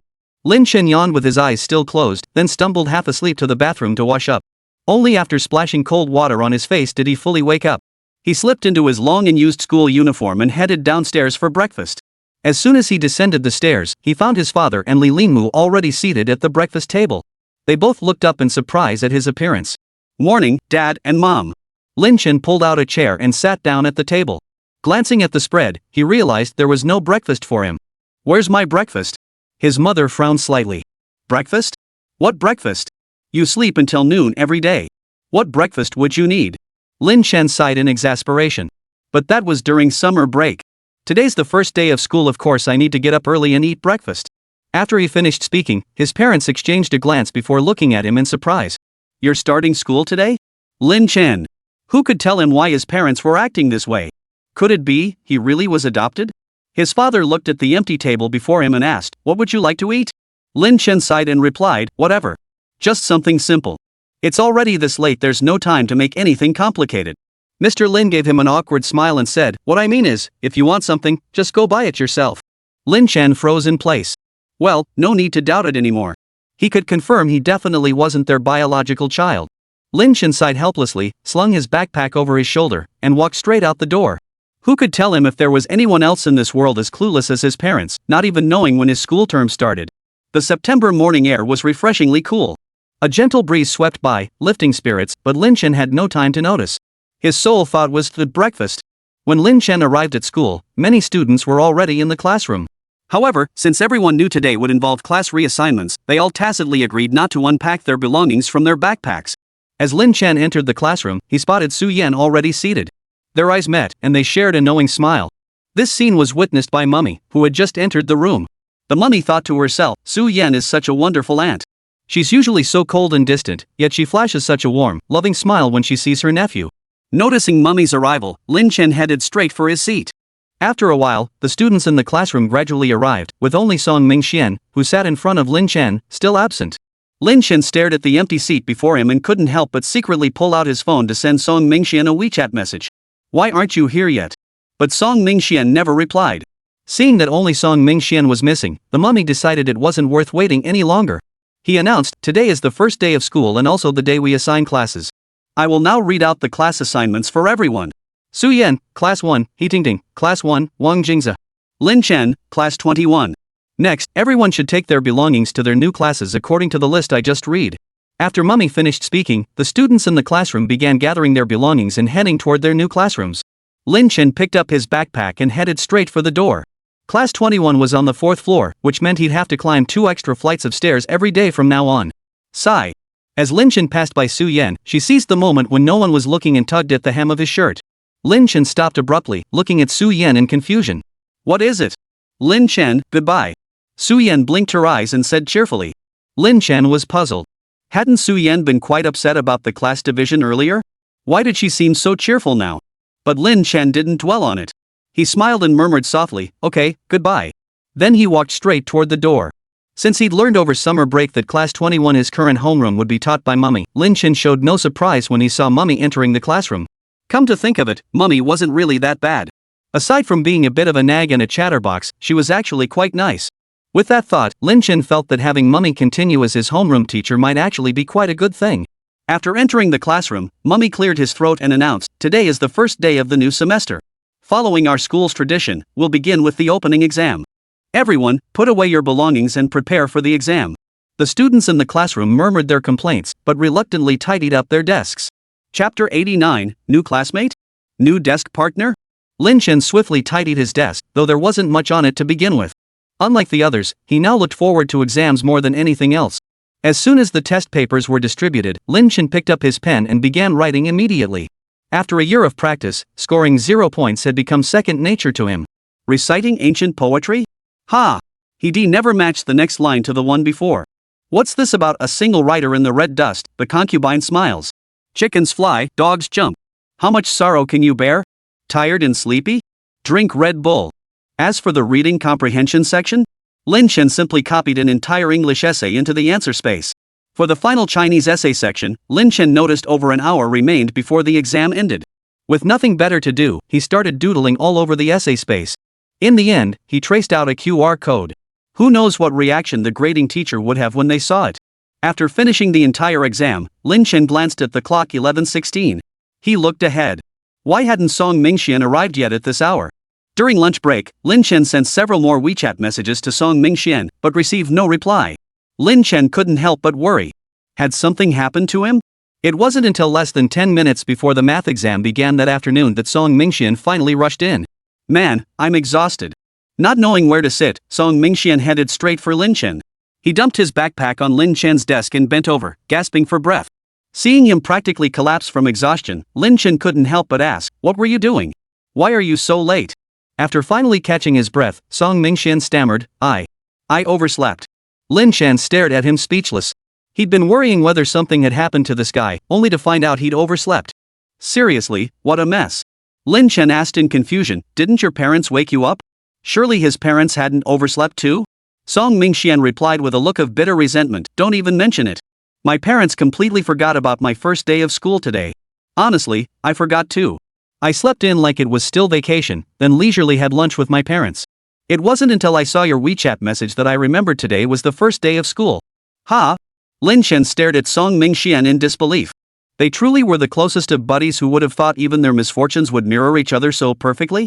Oh, right, no wonder. After all, his dad and Song Mingxuan's dad were best buds.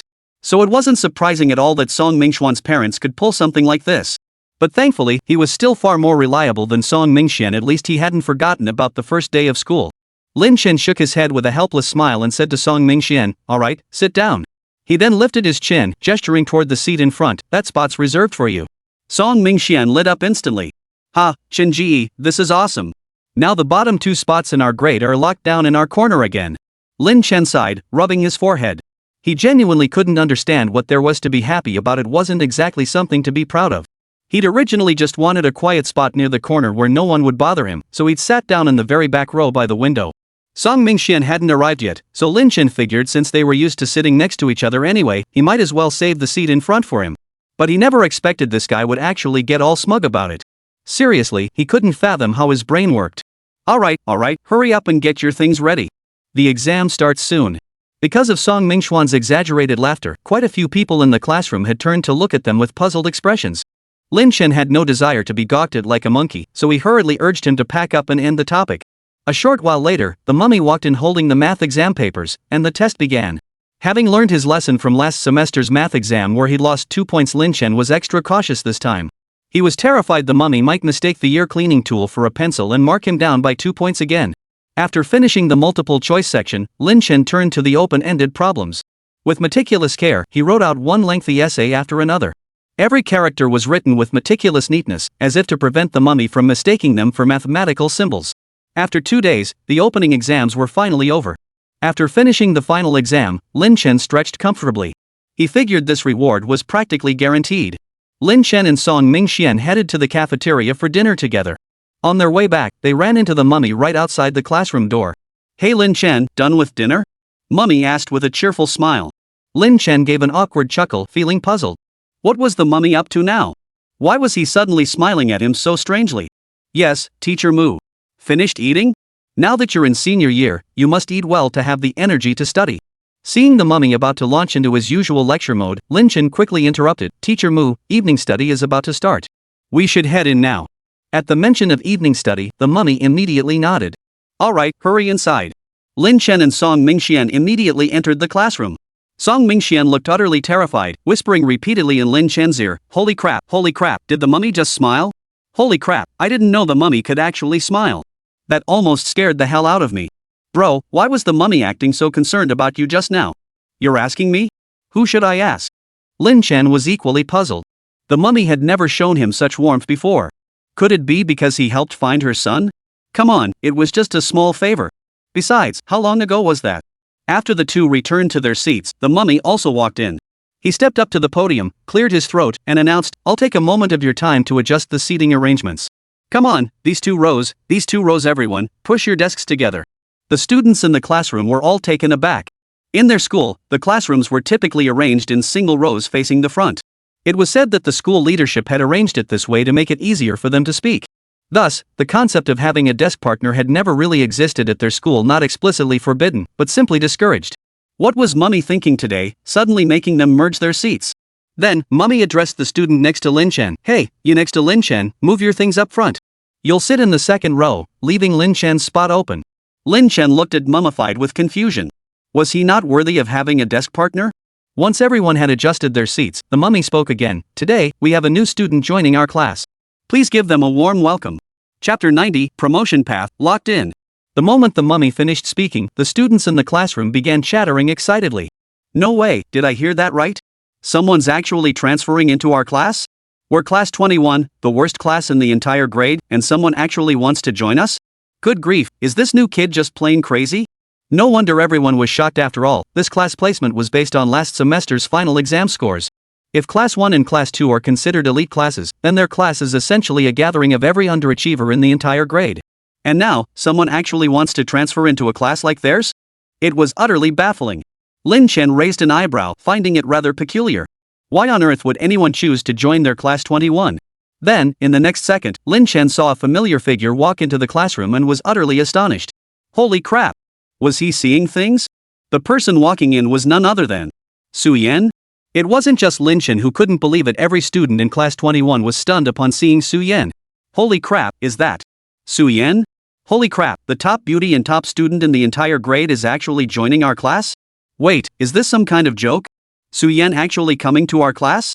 Overhearing the murmurs below, the teacher cleared his throat. Ahem. From now on, Su Yan is part of our class. Come on, Su Yan, take the seat next to Lin Chen. Su Yan gave the teacher a slight nod before walking toward the back of the classroom with her usual cool demeanor. Only after meeting Lin Chen's stunned gaze did she finally offer a faint smile. Su Yan walked to the back of the classroom, sat down in the seat next to Lin Chen, and began organizing her things without a word. Seeing that the seating arrangements were finalized, the teacher didn't waste any more time. After urging everyone to study hard, he left the classroom. The moment the mummy vanished, the classroom erupted into a buzz of excitement as students scrambled to discuss Su Yan's sudden transfer to their class. Lin Chen opened his mouth slightly, looking at Su Yan beside him, about to ask her. Before he could speak, however, Song Mingxian, seated in front of him, eagerly turned around. Holy crap, school beauty, why did you suddenly transfer to our class? Su Yan glanced up at him and replied indifferently, I feel like the atmosphere in this class is better. Ha? Really? A class that gathered all the bottom-ranked students from every other class and you call that a good atmosphere? Song Mingxian scratched his head in confusion, then turned away without pressing further. After all, he and Su Yan weren't particularly close, and it felt awkward to keep asking questions. Lin Chen, standing nearby, studied Su Yan's profile and hesitantly asked, Is it really because the class atmosphere is so good that you transferred here? He just couldn't bring himself to believe it. Su Yan turned to look at him, gave a slight smile, and said, You guess. Ha? How am I supposed to guess? Then how did you convince Mummy? How did he agree to it? Lin Chen asked curiously. Su Yan was the top student in their entire grade. How could the school possibly approve her transfer to the worst class in the entire grade? Su Yan organized the books on her desk as she replied to Lin Chen, I just told them I wanted to be in this class. That's it? Lin Chen stared at her in disbelief, finding it hard to believe. Su Yan nodded. When she first brought it up, the school administrators and many teachers were baffled. Later, she carefully explained her reasoning to the school administration and teachers. After all, her current grades were more than sufficient to get into Qingda University. She also explained that the atmosphere in Class 1 was too stifling, making it hard for her to focus on her studies. She had initially worried this reason wouldn't convince the teachers, but then she met Teacher Mu during the summer break. Learning he was Class 21's homeroom teacher, and after he misunderstood her relationship with Lin Chen, she suddenly saw an opportunity. She decided to approach Teacher Mu directly, stating her desire to transfer to his class. After all, her grades were nothing to worry about, and this way she could also tutor Lin Chen. Mummy was overjoyed upon hearing this. School administrators had told him that as homeroom teacher for Class 21, if even 2 students from this bottom-ranked class could secure undergraduate admissions next year during the college entrance exams, his promotion prospects would look promising. So when Mu Negi heard Su Yan wanted to join his class, his first thought was, his promotion was already halfway secured. Without hesitation, the mummy agreed to Su Yan's request and deliberately seated her next to Lin Chen, making it convenient for her to tutor him. With Su Yan's tutoring, perhaps the other half of his promotion path would be secured too. Mummy immediately brought this up with the school leadership. Using his relentless nagging skills, he wore down the administrators in their office for over 3 hours until he successfully persuaded every single one of them, securing Su Yan for his class. Hearing this, Lin Chen couldn't help but silently give Mummy a thumbs up. It was the first time in his life he'd felt such admiration for her. What's wrong? Are you unhappy about sitting next to me? Seeing Lin Chen's prolonged silence, Su Yan asked uncertainly. Could it be that Lin Chen didn't want to be in the same class as her at all? Lin Chen, oblivious to her thoughts, merely smiled faintly and replied, of course not. Really? Really? Su Yan's face lit up at his answer, a faint smile curving her lips, a sight that was exceptionally beautiful. Those sitting nearby witnessed the scene, their eyes widening in disbelief at what they'd just seen. Oh my gosh, did Su Yan just smile? No way. Isn't Su Yan known as the Ice Queen? Seriously, look. This is the first time I've ever seen Su Yan smile. I'm so jealous of that guy sitting next to her. Me too. Why isn't it me sitting next to her? Several boys nearby muttered resentfully, practically itching to tear Lin Chen, the guy sitting next to Su Yan, to shreds. But Lin Chen remained completely oblivious. He was genuinely surprised Su Yan had ended up in Class 21. Still, since he and Su Yan were already friends, being in the same class and even sharing a desk was actually pretty nice. Just as he was thinking this, Su Yan suddenly handed him something. Chapter 91, How did you do on the test? Lin Chen took it with a puzzled look. It was a small card, similar to the one Su Yan had given him last time in the music room. What kind of reward is this? Lin Chen asked, raising an eyebrow. Last time in the music room, Su Yan had given him a wish card because he'd done well with his piano practice. But what was the reason this time? Su Yan turned her face slightly to look at him and said, a gift for your new desk partner. Lin Chen smiled helplessly and shook his head. All right. Then, as if remembering something, he chuckled and asked, so that's what you meant when you said goodbye to me yesterday morning? At first, Lin Chen had thought Su Yan was just saying goodbye to him, but it turned out her farewell meant a real farewell. Su Yan nodded. Yep. All right, I see. They say senior year is the most grueling, nothing but exams and practice problems every day. But Class 21 seemed different.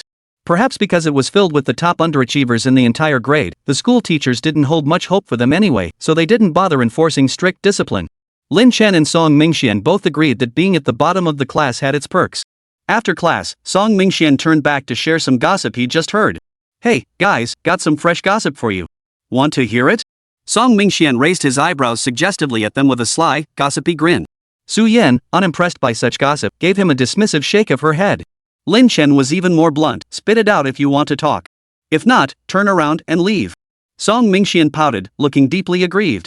I just wanted to share the latest gossip with you guys. Lin Chen frowned, glaring at him coldly. Are you asking for a beating again? Can't you speak properly? Song Mingxian snorted sarcastically, humph. You've forgotten your friends for a pretty face. Now that you've got Su Yan, you've tossed your brother aside. Su Yan's face flushed instantly at Song Mingxian's words, and she couldn't help but glance sideways at Lin Chen. Lin Chen immediately dropped what he was holding and lunged at Song Mingxian as if to strike him. Song Mingxian scrambled to beg for mercy. I'm sorry, bro. I'm sorry. Lin Chen replied irritably, cut the nonsense from now on. Song Mingxian nodded vigorously, his face all innocence. So, Chen, do you still want to hear the latest gossip from our school? Song Mingxian was the classic type who learned nothing from punishment. After getting a minor scolding from Lin Chen, he immediately asked again with his usual cheeky tone. Lin Chen didn't even glance at him. Just spit it out, then turn around immediately. Knowing Song Mingxian, if he didn't get to share this today, he'd probably pester him 100 times over. At Lin Chen's words, Song Mingxian immediately grinned and launched into his story. You guys have no idea. That bookworm Chen Duan from Class 1, who always comes in second place, went absolutely nuts when he found out Su Yan transferred to our class.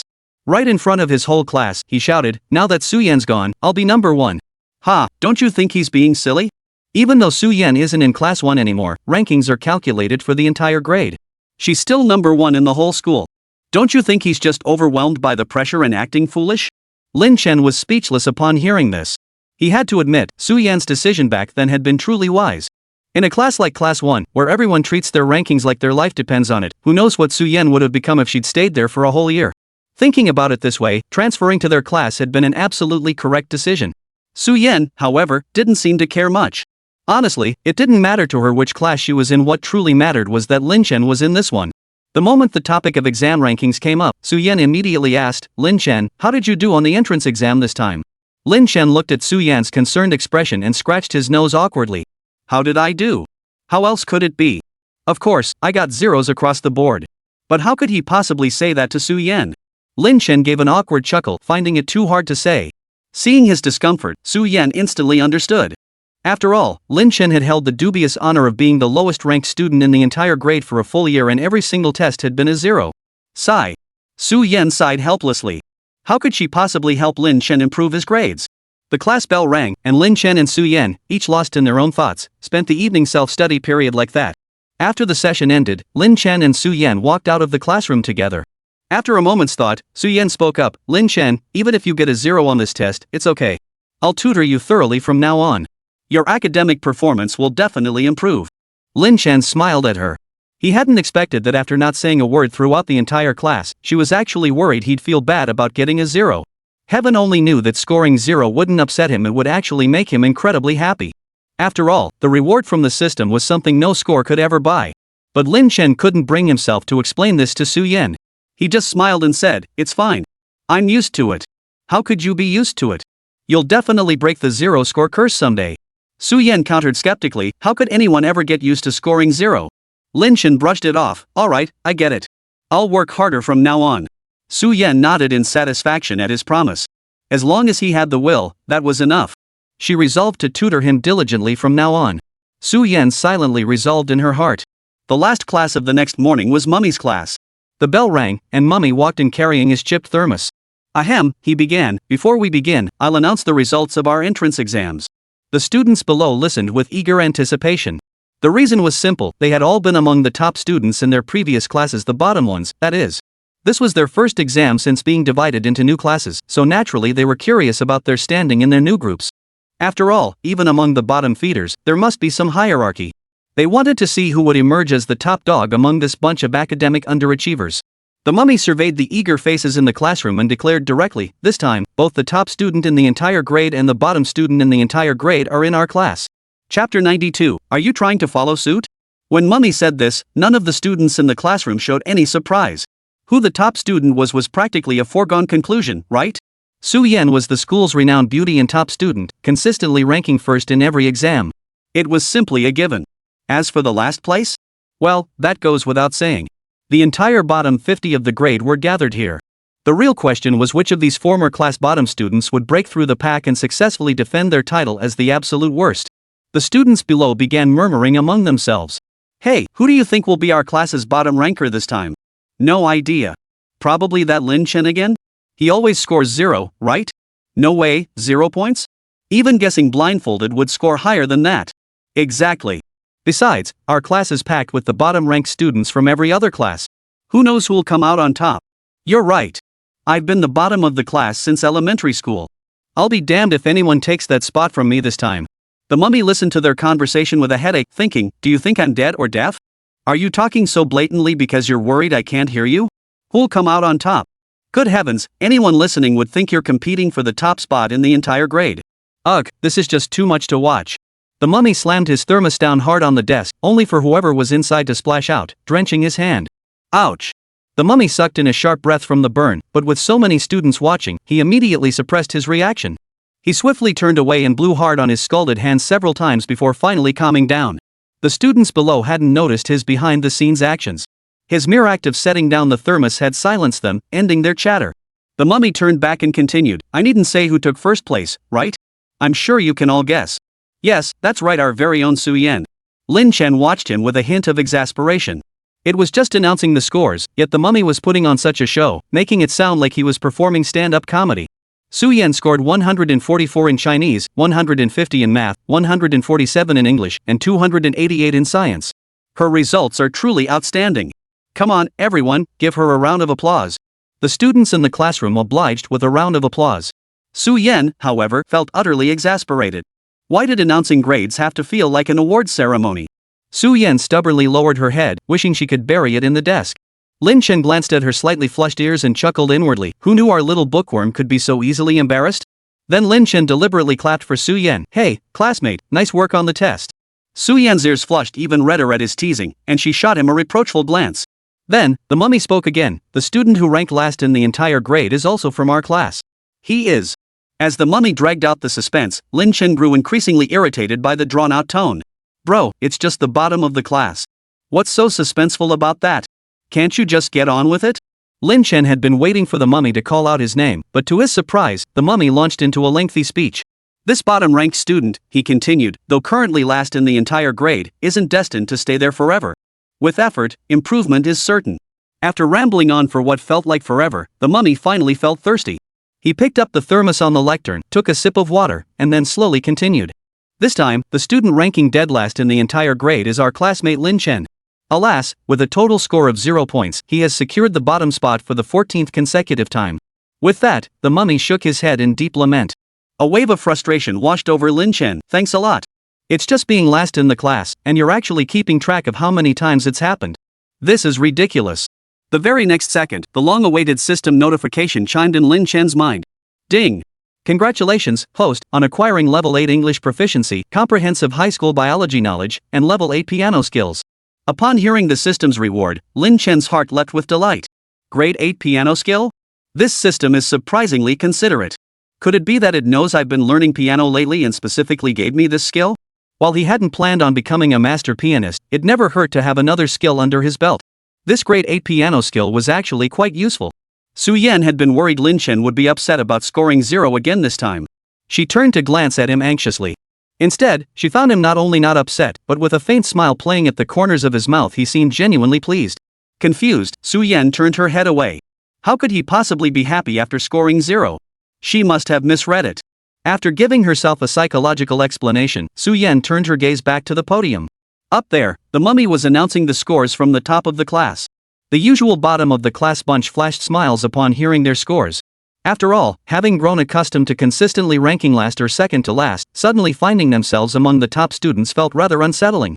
After announcing everyone's scores, the mummy finally began the lesson. Now, let's discuss the math exam paper. For the first question, in an arithmetic sequence if A2 equals A4, 2A9 equals 12, then. After class, Lin Chen, Su-Yen, and Song Mingxian headed to the cafeteria together. On the way, Song Mingxian asked with exaggerated expression, Bro Chen, how do you manage to score 0 on every single exam? Lin Chen shot him a glance and replied nonchalantly, What? Fancy trying it yourself? Song Mingxian immediately waved his hands. No need.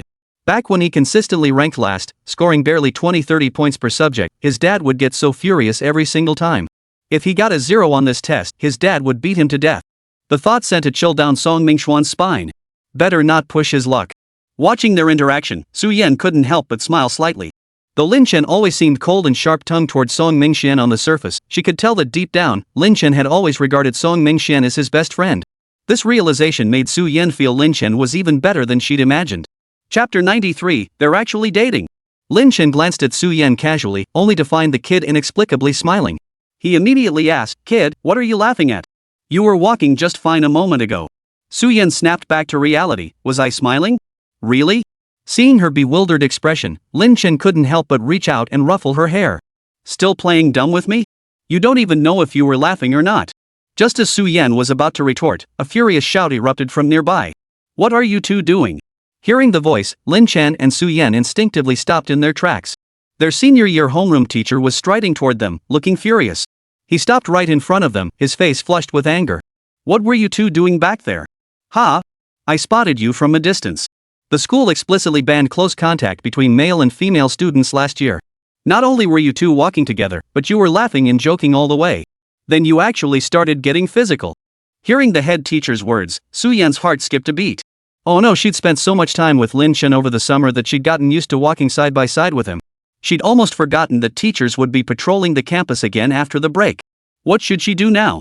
Lin Chen immediately stepped forward. Teacher, we were originally in the same class. Now we've been assigned to the same class again with few familiar faces, so we just walked to the cafeteria together. Though the principal didn't recognize Lin Chen, he certainly knew Su Yan. He'd been puzzled all along why would Su Yan, the top student in the entire grade, suddenly choose to go to class 21. Hearing Lin Chen's explanation, a chilling thought instantly flashed through his mind. What did that kid just say? They were in the same class before, and now they're in the same class again. Could it be that Su Yan insisted on transferring to class 21 just for this kid? The thought sent a chill down the principal's spine. Normally, for an outstanding student like Su Yan, who excelled in both character and academics, he could turn a blind eye if she truly made a mistake. But now she'd willingly transferred to class 21 for a student who ranked dead last in the entire grade? And they'd been chatting and laughing all the way here. That boy even ruffled her hair. Acting so intimate. Could they possibly be dating? No. The grade director's face flushed with fury as he glared at Lin Chen. How dare a bottom-of-the-barrel student from class 21 try to steal away their top student? The nerve! As the head of the senior class, he would never tolerate such a thing. You! Explain yourself immediately. Are you dating Su Yan? The principal pointed at Lin Chen, his voice thick with fury, his eyes practically seething with hatred. Lin Chen immediately denied it. No, Su Yan and I aren't dating. No? Then what were you doing touching her hair just now? He had seen it clearly. This brat wasn't fooling him. Lin Chen was momentarily at a loss for words. He genuinely only saw Su Yan as a friend. Earlier, he'd just seen her laugh for no apparent reason and instinctively ruffled her hair. But how was he supposed to explain this to the grade director now? Just as the tense standoff between them reached a boiling point, Mummy suddenly popped up from the side. What was going on here? Mummy had spotted Lin Chen and Su Yan being called over by the head of year from a distance, wondering what they were discussing. The principal immediately recognized the Mummy and addressed him. Jangmo, Su Yan, and this boy are in your class, right? Look at them, they're standing so close together, chatting and laughing all the way. And look, this boy even reached out and touched Su Yan's head. Lin Chen stared at the principal's exaggerated expression, as if he'd twisted Su Yan's head instead of just ruffling it. Mummy heard the principal's words and just chuckled. Oh, I thought it was something serious. What's the big deal? What? No big deal? The head of the department stared at Mummy in disbelief. No big deal? How is this not a big deal? The Mummy waved dismissively at Lin Chen and Su Yan and Song Mingxian, who stood frozen nearby, and said, "You guys go eat. I'll explain things to the principal." What? Who said they could leave? The grade director immediately raised his voice. The Mummy grabbed him by the sleeve and waved at Lin Chen and the others, signaling for them to leave first. Lin Chen and Su Yan exchanged a glance and decided to heed the Mummy's advice. They'd leave first and leave the rest to him. With a nod to both the principal and the Mummy, the pair headed straight for the cafeteria. Song Mingxian, who had been standing frozen nearby, saw them leave and hurried after them. The grade director was left glaring angrily at the Mummy, as if he had committed some heinous crime. Mu Jiangwo, do you have any idea how intimate Su Yan was acting with that boy just now? She might have transferred to class 21 specifically for him. To everyone's surprise, the Mummy nodded calmly and said, I know. What? You knew? The department head's eyes widened in disbelief, his expression practically screaming for him to reach out and strangle the Mummy right then and there. The Mummy sensed the principal's fury and quickly interjected, Oh, principal, you've got the wrong idea. While Su Yan did transfer to class 21 for Lin Chen, they absolutely are not dating. The principal looked utterly confused. Who is Lin Chen? Mummy. So you just spent all that time lecturing him, and you don't even know his name. The boy you were lecturing just now. Oh, so his name is Lin Chen? Lin Chen, that name sounds so familiar. The principal stroked his barely there stubble, furrowing his brow in thought. Lin Chen, Lin Chen. Could it be that Lin Chen who ranked dead last in the grade? The principal stared at the Mummy in astonishment. The Mummy nodded expressionlessly. Then, the principal slapped his thigh in exasperation. Good heavens! How could Su Yan possibly fancy such a bottom-of-the-class brat? The Mummy quickly grabbed his arm and said, Principal, you've got it all wrong. There's no way those two could be together. I also think Su Yan couldn't possibly fancy a kid who ranks dead last, but you didn't see how intimate they were just now. Goodness, it was almost too much to watch. The head of the grade lamented with heartfelt regret. Chapter 94, this time it's different. Though Su Yan was usually cold and quiet, as a teacher, who wouldn't like a top student? The thought of Su Yan actually being with the kid who ranked dead last in the class, even if he was somewhat good-looking, was simply unacceptable. The principal felt utterly dismayed. Mummy, observing the principal's heartbroken expression, said with a mix of laughter and exasperation, Oh, principal, you've got it all wrong. They're actually relatives. What? Relatives? The principal stared at Mummy in utter astonishment. Exactly. Su Yan is Lin Chen's aunt. She came to see me specifically the other day, saying since she doesn't need to worry about her own grades anyway, she might as well come to our class 21 and help tutor Lin Chen. The mummy explained with a smile. Oh. So that's it. You gave me quite a scare. The principal patted his chest, feeling a wave of relief wash over him. Oh, just a relative? Well, talking to him is perfectly normal then. He knew a top student like Su Yan wouldn't possibly be involved in early romance. Alright, since it was a misunderstanding, let's just drop it. The principal waved his hand dismissively, unconcerned, before returning to supervise the other students. In the cafeteria, Lin Chen, Su Yan, and Song Mingxian were eating together. Su Yan still felt uneasy, thinking about being called aside by the principal earlier. What are you thinking about? Noticing her distracted expression, Lin Chen waved his hand in front of her face. Su Yan snapped back to reality and said with concern, Lin Chen, do you think the head of the grade will come find us later? Lin Chen shrugged it off. No way. Didn't the mummy say he'd handle it? Su Yan nodded, but her worries lingered. Could Teacher Mu really be trusted? A little while later, just as they were halfway through their meal, they spotted their grade director approaching the cafeteria, his hands behind his back and his sparse head of hair clearly visible. His gaze swept the cafeteria until it landed on them. His eyes lit up as if he'd found his target. Then, he strode directly toward them. Lin Chen glanced up casually and saw their grade director striding toward them, sporting his ever-unchanging receding hairline. Damn it, didn't the mummy say he'd handle everything? Why is the head of their year still coming after them? Damn it, is old Mu even reliable or not? Lin Chen quickly swallowed his mouthful of rice, then watched as the homeroom teacher approached their table with a cheerful smile. What did you lot have for lunch today? Su Yan looked up at the sound and froze when she recognized their homeroom teacher. What's going on? Just moments ago, the principal was so fierce, yet now he's suddenly so amiable? Principal. Su Yan responded softly, momentarily unsure how to react. Fortunately, the principal spoke up the next second, leaving her no time to feel awkward. It's fine, just eat. Oh my, this is wonderful. The principal beamed at them, surprised to find Su Yan not only academically gifted but also so kind-hearted. She had even transferred to class 21 specifically for her nephew and was planning to tutor him. Truly a wonderful aunt in Chi City. Lin Chen watched the principal's beaming expression and felt a pang of surprise. This whole scene felt a bit off. What on earth did the mummy just say to him? Principal, is there anything else? Lin Chen asked calmly. If you have nothing else, please leave. Your presence here is giving me indigestion. Ah, no need, no need. You kids just eat up, and make sure to eat plenty. The grade director chuckled as he urged them on, looking every bit the doting old father. The group nodded in unison. Only then did the principal reluctantly turn to leave, glancing back at them every few steps, his eyes brimming with concern. Only after his figure completely vanished from sight did Lin Chen finally shiver uncontrollably. He felt like the goosebumps on his skin were about to fall off. Did I see that right? What the hell was our head of studies thinking just now? Song Mingxian mumbled with his mouth full of food. Lin Chen and Su Yan looked at him, shaking their heads in unison. They too were baffled by the principal's sudden, inexplicable behavior. In the span of just a few minutes, he seemed like a completely different person. The three finished their meal, their minds buzzing with questions, then headed straight back to the classroom. All the way back, they discussed the principal's drastic change in attitude. Lin Chen shrugged indifferently. Who cares? Probably got talked into it by old Mu. Su Yan nodded noncommittally, and the group entered the classroom together. The moment they stepped inside, they saw students gathered in small groups, deep in conversation. What are they talking about? Did some new gossip break out? Song Mingxian asked curiously. But Lin Chen and Su Yan weren't the gossiping types. They showed zero interest and headed straight back to their seats. As the undisputed gossip kingpin, Song Mingxian unleashed his natural social butterfly instincts, diving straight into the crowd. Leveraging his knack for striking up conversations, he began probing others for the latest scoop.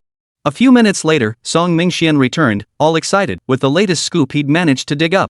Lin Chen knew the moment he saw his expression that this guy was coming to share the scoop. Sure enough, the moment Song Mingxian sat down, he blurted out eagerly, Brother Chen, guess what I just found out? Lin Chen glanced at him and sighed softly.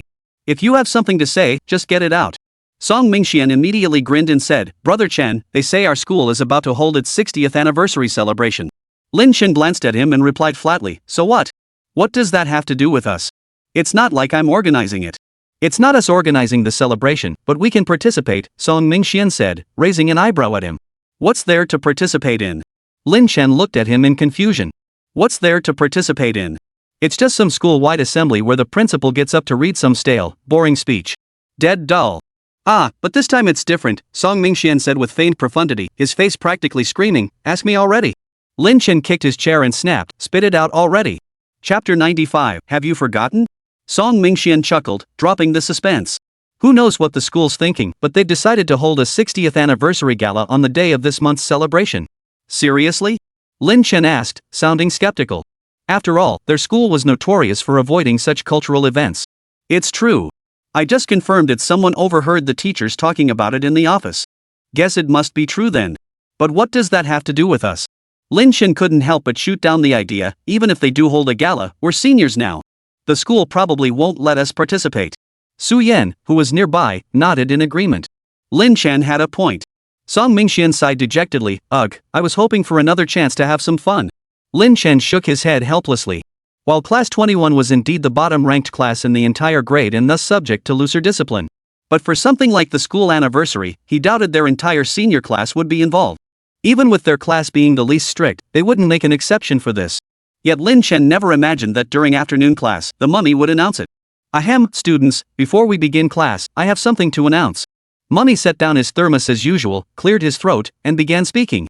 On the 25th of this month, our school will celebrate its 60th anniversary. To mark the occasion, the school leadership has decided to host a anniversary gala. Before the mummy could finish, the students below chimed in unison. The mummy's eyes widened in surprise. How did you know? He asked, utterly astonished. He was certain only the school leadership and teachers knew about this so far. Could someone have leaked the information? Who was it? Who betrayed the organization? Who betrayed their teachers? A student with a crew cut spoke up loudly. Didn't you tell us? Mummy. When did I tell you? The student with the crew cut spoke up again. You said it this morning in the office. We overheard you by accident. The students below couldn't help but burst into laughter. Mummy froze solid at the lectern, utterly stunned. Never in a million years did I expect that the one who betrayed the organization, betrayed the teachers. That person was me. The mummy regained his composure, cleared his throat, and continued, alright, since you all know now, I won't say more. Just prepare your performance as well. The students below? Prepare a program? What kind of program? Teacher, what kind of program? Song Mingxian raised his hand immediately, asking with perfect timing. The mummy looked at him puzzled. Didn't you all already know? The students in the class, what do we know? Teacher, we only know there's a school anniversary gala, but we have no idea what programs to prepare. The teachers suddenly understood, so they only knew part of the story. Here's the thing, for this anniversary gala, the school wants every class to prepare 1 or 2 performances. Originally, we didn't plan to include our senior class, but considering the immense pressure you're under now that you've advanced to senior year, we've specially allowed you to participate to help relieve some of that stress. However, since our school has many classes, there will be numerous performances. There will be a preliminary round, and those that don't make the cut will be eliminated. Holy crap! This is awesome! The students in the classroom instantly lit up with excitement. They'd thought they'd be stuck in the classroom sweating over problems during the gala. Never in their wildest dreams did they expect to be able to participate. This is absolutely awesome. None was happier than Song Mingxian. He was practically floating on air. Lin Chen watched him strutting around up front and couldn't resist kicking his chair. Calm down, dude. It's just a school anniversary party. Is it really worth getting so worked up? Song Mingxian turned back with a grin when the mummy wasn't looking. Hee, I'm just happy I don't have to attend class. Lin Chen. Yeah, right. The mummy on the podium was already spitting saliva as he lectured, but the students in the classroom couldn't care less about listening. Their class was already a bunch of bottom-of-the-barrel students. Studying was nothing but pure torture for them. At that moment, all my thoughts were focused on the school anniversary performance. The moment class ended and Mummy stepped out of the classroom, everyone started chattering away. Hey, what kind of act should we sign up for? No idea. Singing? That's a bit too unimaginative, isn't it? Then what do you suggest? Do any of you have any talents? In the corner by the window, Su Yan looked at Lin Chen and said, Lin Chen, should you sign up for something? Me? What should I sign up for? Lin Chen looked at her in confusion. He didn't have any talents. Piano. Su Yan's eyes sparkled as she suggested. Lin Chen wasn't untalented. He'd played Wedding Dream quite beautifully. And if he's worried about messing up, they could play together maybe a 4-hand piano piece or something. Lin Chen shook his head firmly. I'll pass. Even though he'd now acquired piano level 8 skills, he'd always been reluctant to perform on stage. That sort of thing suited Song Mingxian better. Just as Lin Chen thought this, Song Mingxian turned around. Hey, Chen, aren't you going to sign up? Lin Chen shook his head. No sign up. Nothing to sign up for. Song Mingxian sighed helplessly. I was actually thinking of participating, but I suddenly realized I don't seem to have any talents. His expression looked genuinely disappointed. Lin Chen chuckled helplessly, then suddenly remembered something. He smiled and said, Who says you don't have any talents? Haven't you forgotten? Ha? Do I? Song Mingxian looked utterly confused. Could I have a talent I'm unaware of? But why can't I remember it myself? Seeing Song Mingxuan's utterly bewildered expression, Lin Chen couldn't help but laugh. Did you forget that when you were little, your mom sent you to a dance class? At Lin Chen's words, a memory buried deep in Song Mingxuan's mind suddenly surfaced. Chapter 96, Will you go? He remembered it clearly. He was 5 years old at the time. His mother had heard that Lin Chen's mother had enrolled Lin Chen in a ballet class, so without a second thought, she signed him up too. She figured having him learn alongside Lin Chen would make for good company. But when he showed up the next day, Lin Chen was nowhere to be found. Later, he found out his unreliable mother hadn't even bothered to check which class Lin Chen was in and had signed him up for a completely different one. And the worst part? Lin Chen stopped going the very next day. But he, under his mother's relentless pressure and his parents' relentless nagging, was forced to endure over 2 years of ballet lessons. That memory was so humiliating he buried it deep in his mind. If Lin Chen hadn't brought it up, he'd have almost forgotten it. Ah! Chen, I was almost done forgetting this humiliating memory. Why did you have to bring it up? Song Mingxian exclaimed dramatically, his face contorted as if he were dying. Those around him shot him surprised glances. Song Mingxian, what's wrong with you? A dark-skinned guy in the front row couldn't help but turn around and ask. Lin Chen glanced up at him, finding him vaguely familiar but unable to quite place him. Song Mingxian stammered, unable to speak. Lin Chen smiled and explained directly, Song Mingxian studied ballet as a child. He wanted to showcase it at this school anniversary gala and got a bit too excited. As soon as he finished, Song Mingxian stared at him in disbelief. Brother Chen, do you even know what you just said? Before Lin Chen could respond, the surrounding classmates swarmed around them. Really? Song Mingxian, you can actually dance ballet? Oh my gosh, this is the first time I've ever met a guy who can do ballet. Yeah, me too, first time meeting a guy who can do ballet. Watching Song Mingxian surrounded by a chattering crowd, Lin Chen couldn't help but laugh. Su Yan, standing nearby, chuckled too and turned to Lin Chen. Didn't you just set Song Mingxian up? Lin Chen waved his hand dismissively. No big deal. Isn't that what brothers are for, to get screwed over sometimes? Su Yan gave a resigned chuckle. Well, I suppose you have a point. After the crowd had finished bombarding Song Mingxian with their chatter, he was left feeling dizzy and giddy from all the flattery. Then, as if possessed, he nodded and agreed. Only after the crowd dispersed did Song Mingxian snap back to reality. Turning to Lin Chen, he asked, Brother Chen, did I just agree to that? Lin Chen nodded with a smile. Ah. Song Mingxian instantly turned away, utterly dejected, and buried his face in the table, playing dead. Lin Chen and Su Yan couldn't help but laugh at the sight. Then, a figure appeared with a light, floating step before Su Yan's desk. Su Yan. Ha? Su Yan jumped in surprise. When had this person arrived? How had they made no sound at all? What do you want? Su Yan looked at the visitor, a girl with short hair and glasses. She didn't recognize her at all. The girl smiled sweetly and said, Hello, I'm Chen Yi, the class cultural affairs representative. Hello. Su Yan gave a faint nod. So, what exactly did she want? Well, we heard you're quite skilled at piano. So, we were wondering if you and Song Mingxian could each contribute a performance for the school anniversary gala? Chen Yi looked at Su Yan with eager anticipation. Su Yan hesitated for a moment before replying, Let me think about it. I'll give you an answer later. Okay, sure. Hearing Su Yan's response, Chen Yi felt awkward pressing further. She nodded and turned to leave. Su Yan turned to Lin Chen and asked, Lin Chen, do you think I should participate in this anniversary gala? Lin Chen looked at her, puzzled. If you want to go, go. If you don't, don't. Well, I'm just a bit torn about it. Su Yan turned her head away, speaking with a hint of embarrassment. Truthfully, she'd much rather attend with him, but Lin Chen didn't seem particularly interested. But Lin Chen misunderstood her meaning, thinking she was simply debating whether to attend or not. What's there to be indecisive about? Lin Chen chuckled lightly. Come on, I'll help you. Ha? Help me? Su Yan looked at him in surprise. How exactly was he going to help? Lin Chen pulled out a notebook, tore off 2 sheets, and scribbled something on them with a pen. He then crumpled the papers into 2 balls and placed them in front of Su Yan. Pick one. Su Yan? Was this really the method Lin Chen had mentioned? Lin Chen watched her expression and said casually, If you're having trouble deciding, let's just draw lots. Whichever one you pick is the one. Su Yan stared at him, utterly stunned. Was this really how it worked? Seeing her hesitation, Lin Chen tilted his chin, urging her to pick one. Su Yan gave a slight smile, then casually picked a paper ball. Su Yan unfolded it immediately. There, in bold black characters, stood a single word, Go. Could it be this straightforward? Lin Chen peered at the paper's message and chuckled. If fate itself is telling you to go, then go. Will you come see my performance then? Su Yan looked at him expectantly. Lin Chen gazed into her eyes, filled with a light like brilliant stars in a cold night sky. At that moment, he simply couldn't bring himself to refuse. He was free anyway, so why not go and see? So Lin Chen simply nodded. Of course I will. Su Yan's face lit up at his answer. She took a deep breath. Alright, I'll go. After making her decision, Su Yan informed the young girl named Chen Yi who had just come to find her about her plans. Upon hearing Su Yan's agreement, Chen Yi was overjoyed. Everyone knew Su Yan was their school's campus beauty, not only academically gifted but also multi-talented, having even won the championship at their city's youth piano competition.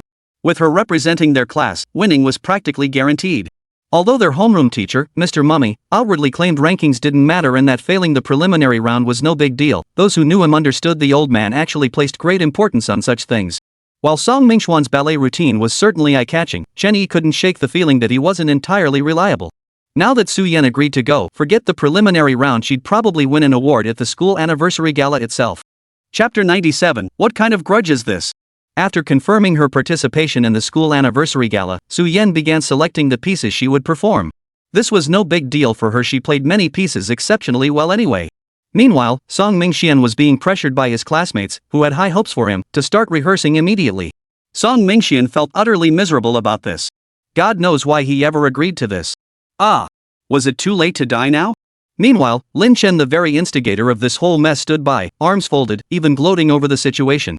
This nearly severed Song Mingxuan's long-standing friendship with him. Only when Lin Chen bought him a cup of milk tea did he manage to salvage their bond. What Lin Chen didn't tell him was that he and Su Yan had gone to buy milk tea together that day. With a buy two get one free deal, Lin Chen and Su Yan each bought one cup, and he gave the free one to Song Mingxian. After school on Friday, the arts committee member Chen especially reserved the school dance studio, wanting Song Mingxian to demonstrate his dance skills first. After all, she still felt Song Mingxian was a bit unreliable, so it was better to see for herself first. Under the eager gazes of everyone, Song Mingxian reluctantly agreed. Naturally, once Lin Chen found out, he insisted on tagging along to watch. Since Lin Chen was going, Su Yan naturally had to come along too. Later, when many in the class heard about it, they all expressed their desire to come and witness it for themselves. By the time classes ended that afternoon, a large group of over 20 students from class 21 marched together toward the school's dance studio. If not for their relatively friendly expressions, they might well have been mistaken for a gang heading out to fight. Upon arriving at the dance studio, the group had barely sat down when someone burst in from outside, breathless and clutching a package. Phew, I made it just in time. Tang Qing, why are you here? Song Mingxian asked incredulously. Who could tell him why this person was here? Why couldn't I come? Tang Qing replied with an air of self-evident right. How could she miss such a momentous scene? Tang Qing immediately walked up to Su Yan and asked her to hold her backpack. What on earth are you carrying? Su Yan asked curiously, eyeing the bulky bag in her hands. Hee, you'll see soon enough. Tang Cheng winked at Su Yan, speaking with feigned mystery. Then she turned and pulled Song Mingxian out. Come on, hurry up and change into this outfit I specially picked out for you. Lin Chen lowered his head slightly and asked Su Yan, did you tell Tang Cheng? Su Yan nodded honestly. Yes. Last night in the dorm, I accidentally mentioned it to her. She got so excited she insisted on coming. Lin Chen nodded in understanding.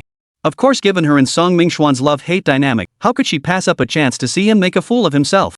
The group waited in the dance studio for a while.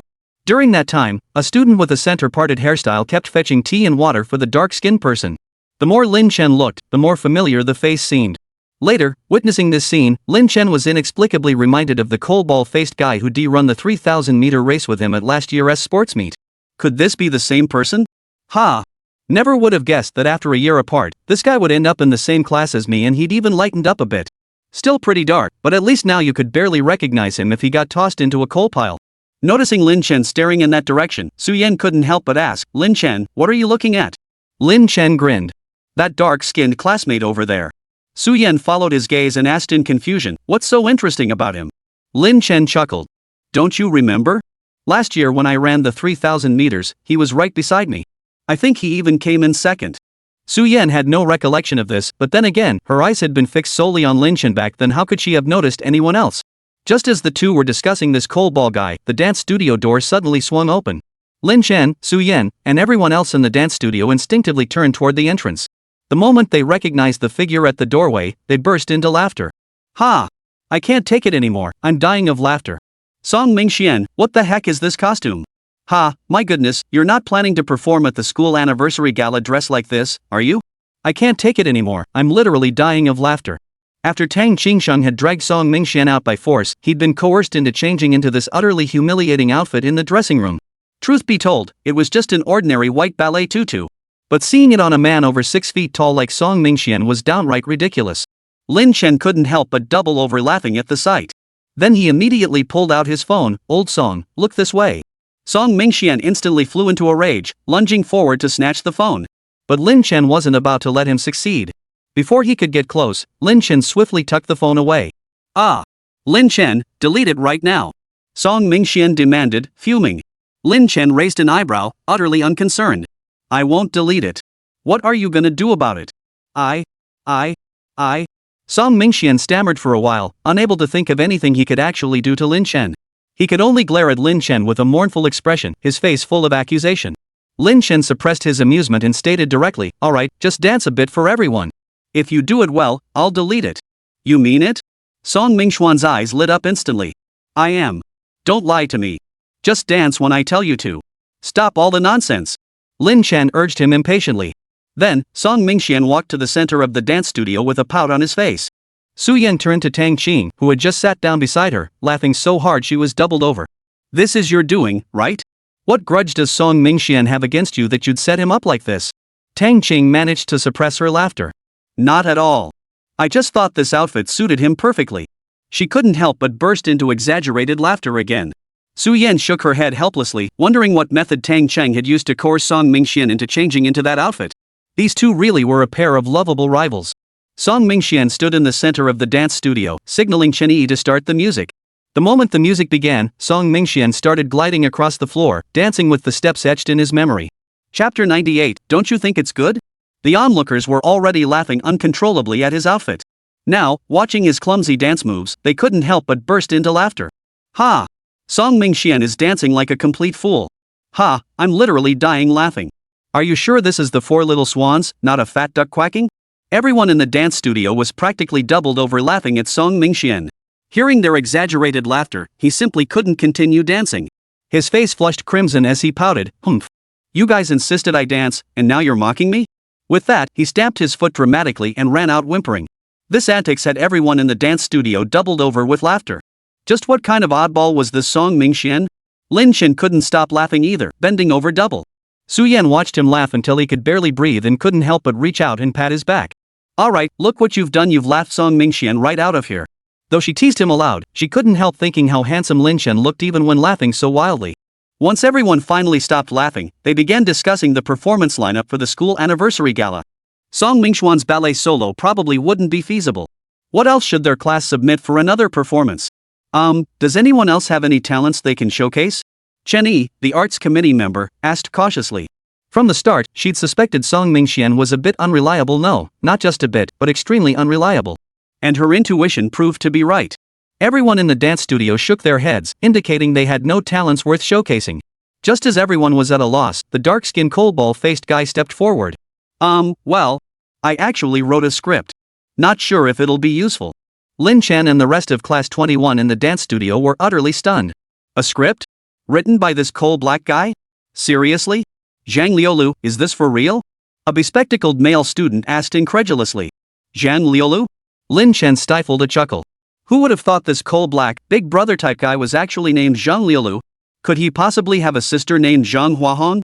The coal ball like big brother. Oh, no, Zhang Liulu scratched his head awkwardly. Really, it's just... I was just writing for fun. After saying this, Zhang Liulu gave a shy little smile.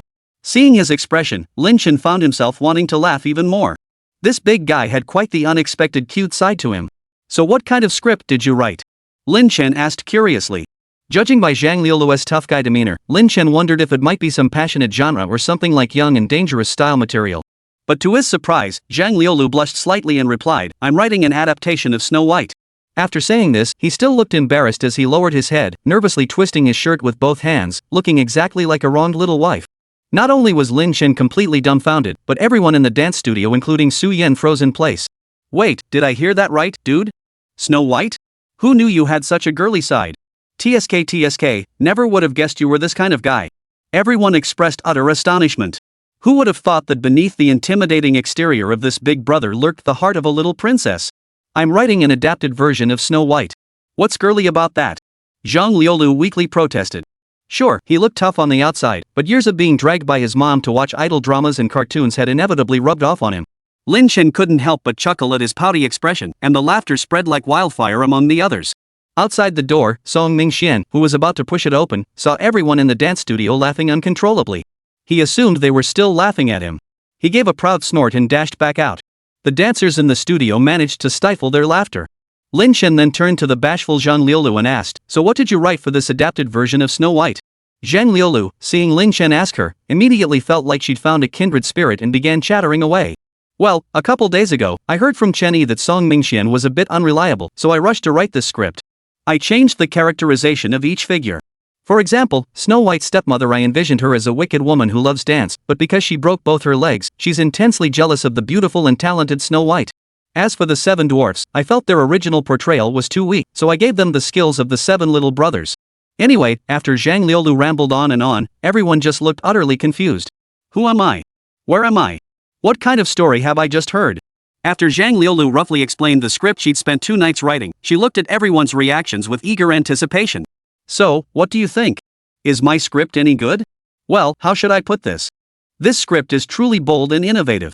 It really proves the saying, the bolder the person, the greater the output." Lin Chen dared say he'd never encountered such a refreshingly unique and unconventional script in his entire life. The group in the dance studio exchanged glances, momentarily at a loss for words. Clearly, Zhang Liulu's script had left them all stunned.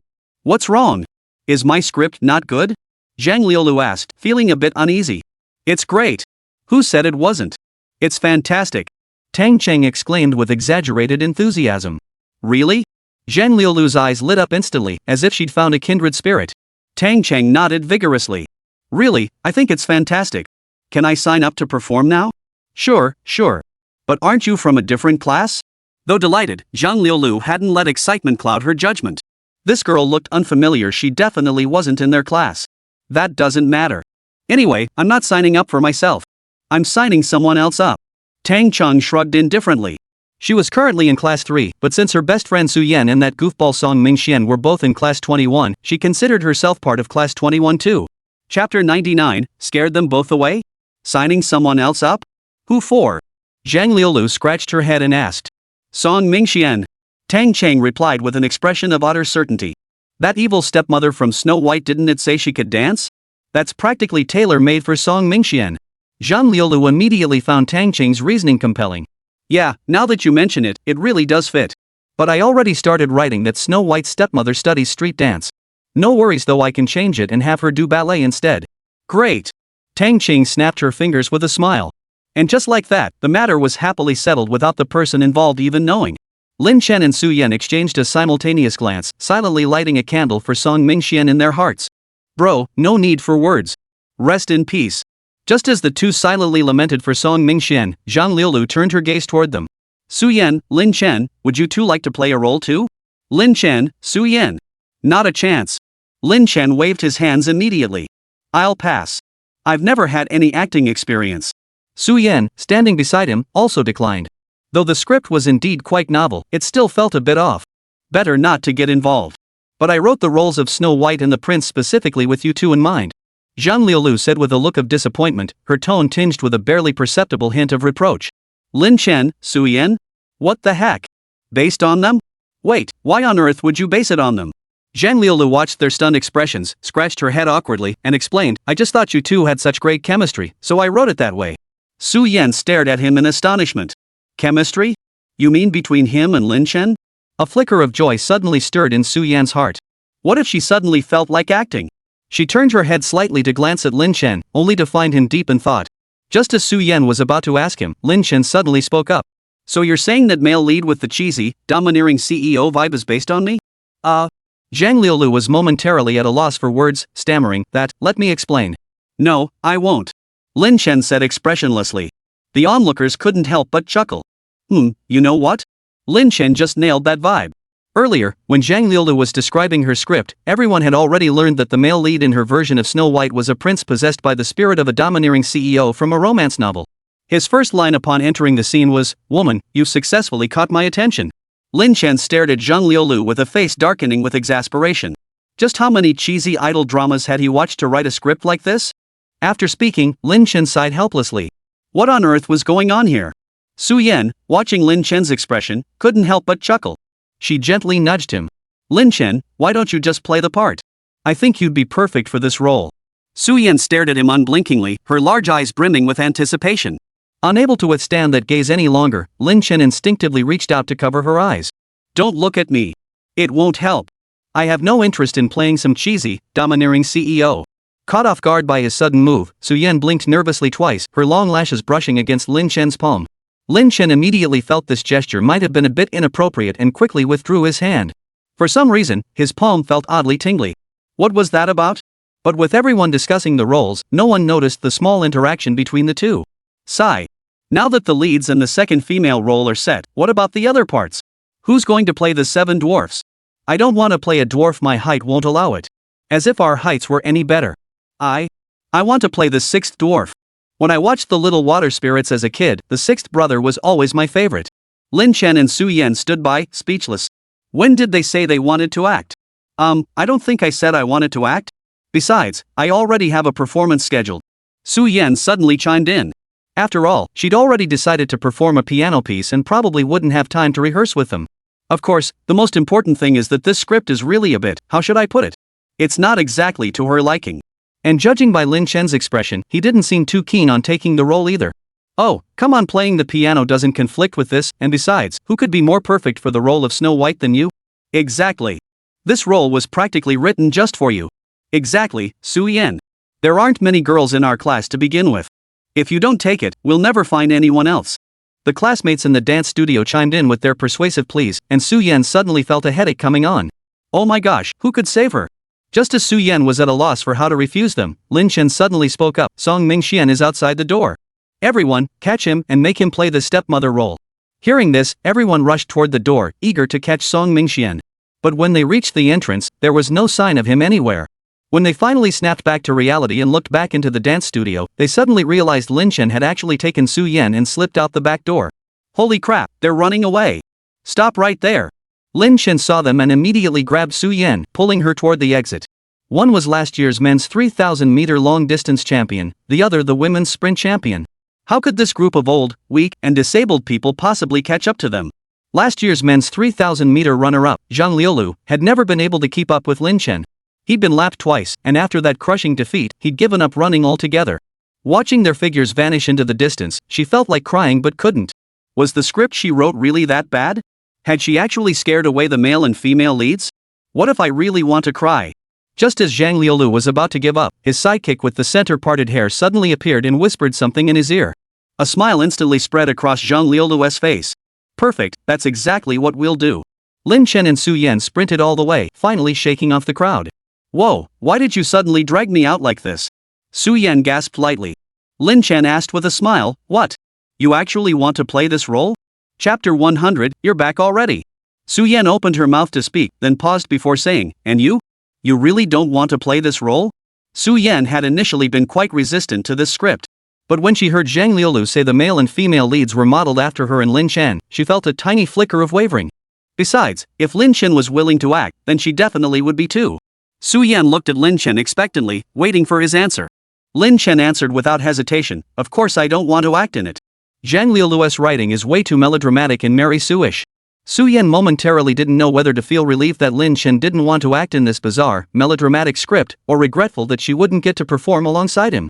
The script was indeed cheesy and cringy, but if she could act alongside Lin Chen, it might just be tolerable. Besides, if Lin Chen wore the prince's costume, he'd probably look quite dashing. What are you thinking about? Seeing Su Yan staring blankly without answering, Lin Chen waved his hand in front of her face. Nothing. It's getting late. We should hurry. Su Yan snapped back to reality and hurriedly said to Lin Chen. Let's go. With that, they walked together toward the school gate. The afterglow of the setting sun spilled across the tree-lined paths of the campus.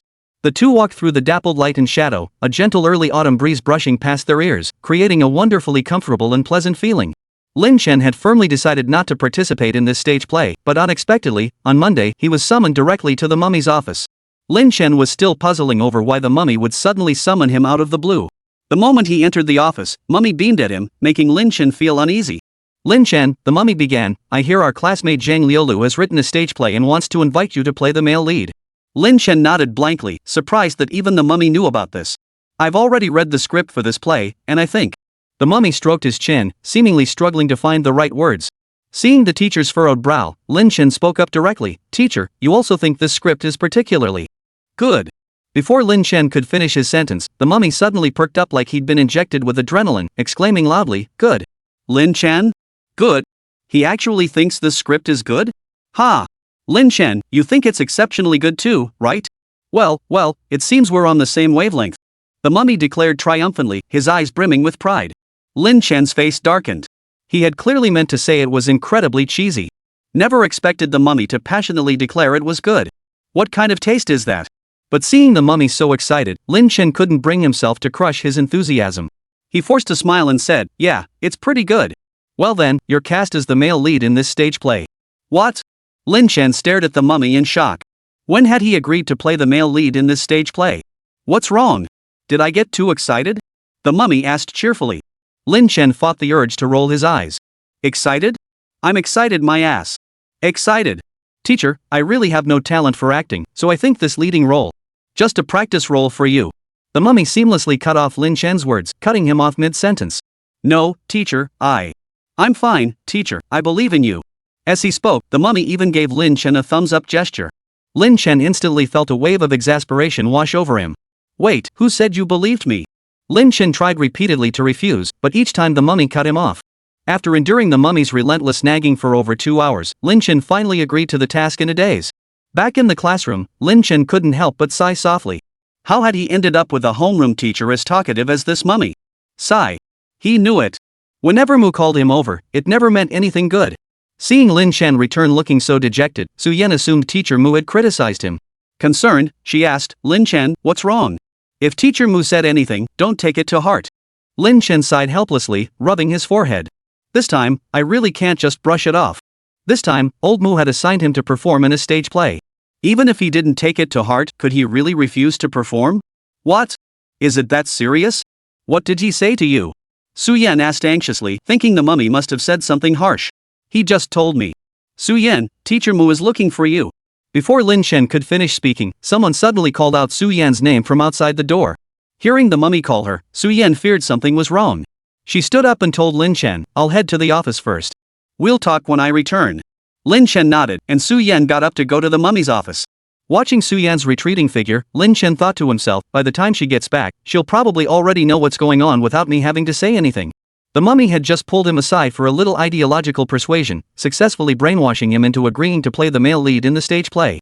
Now that she'd called Su Yan away, he didn't even need to think to know the mummy must want Su Yan to play the female lead in this stage play.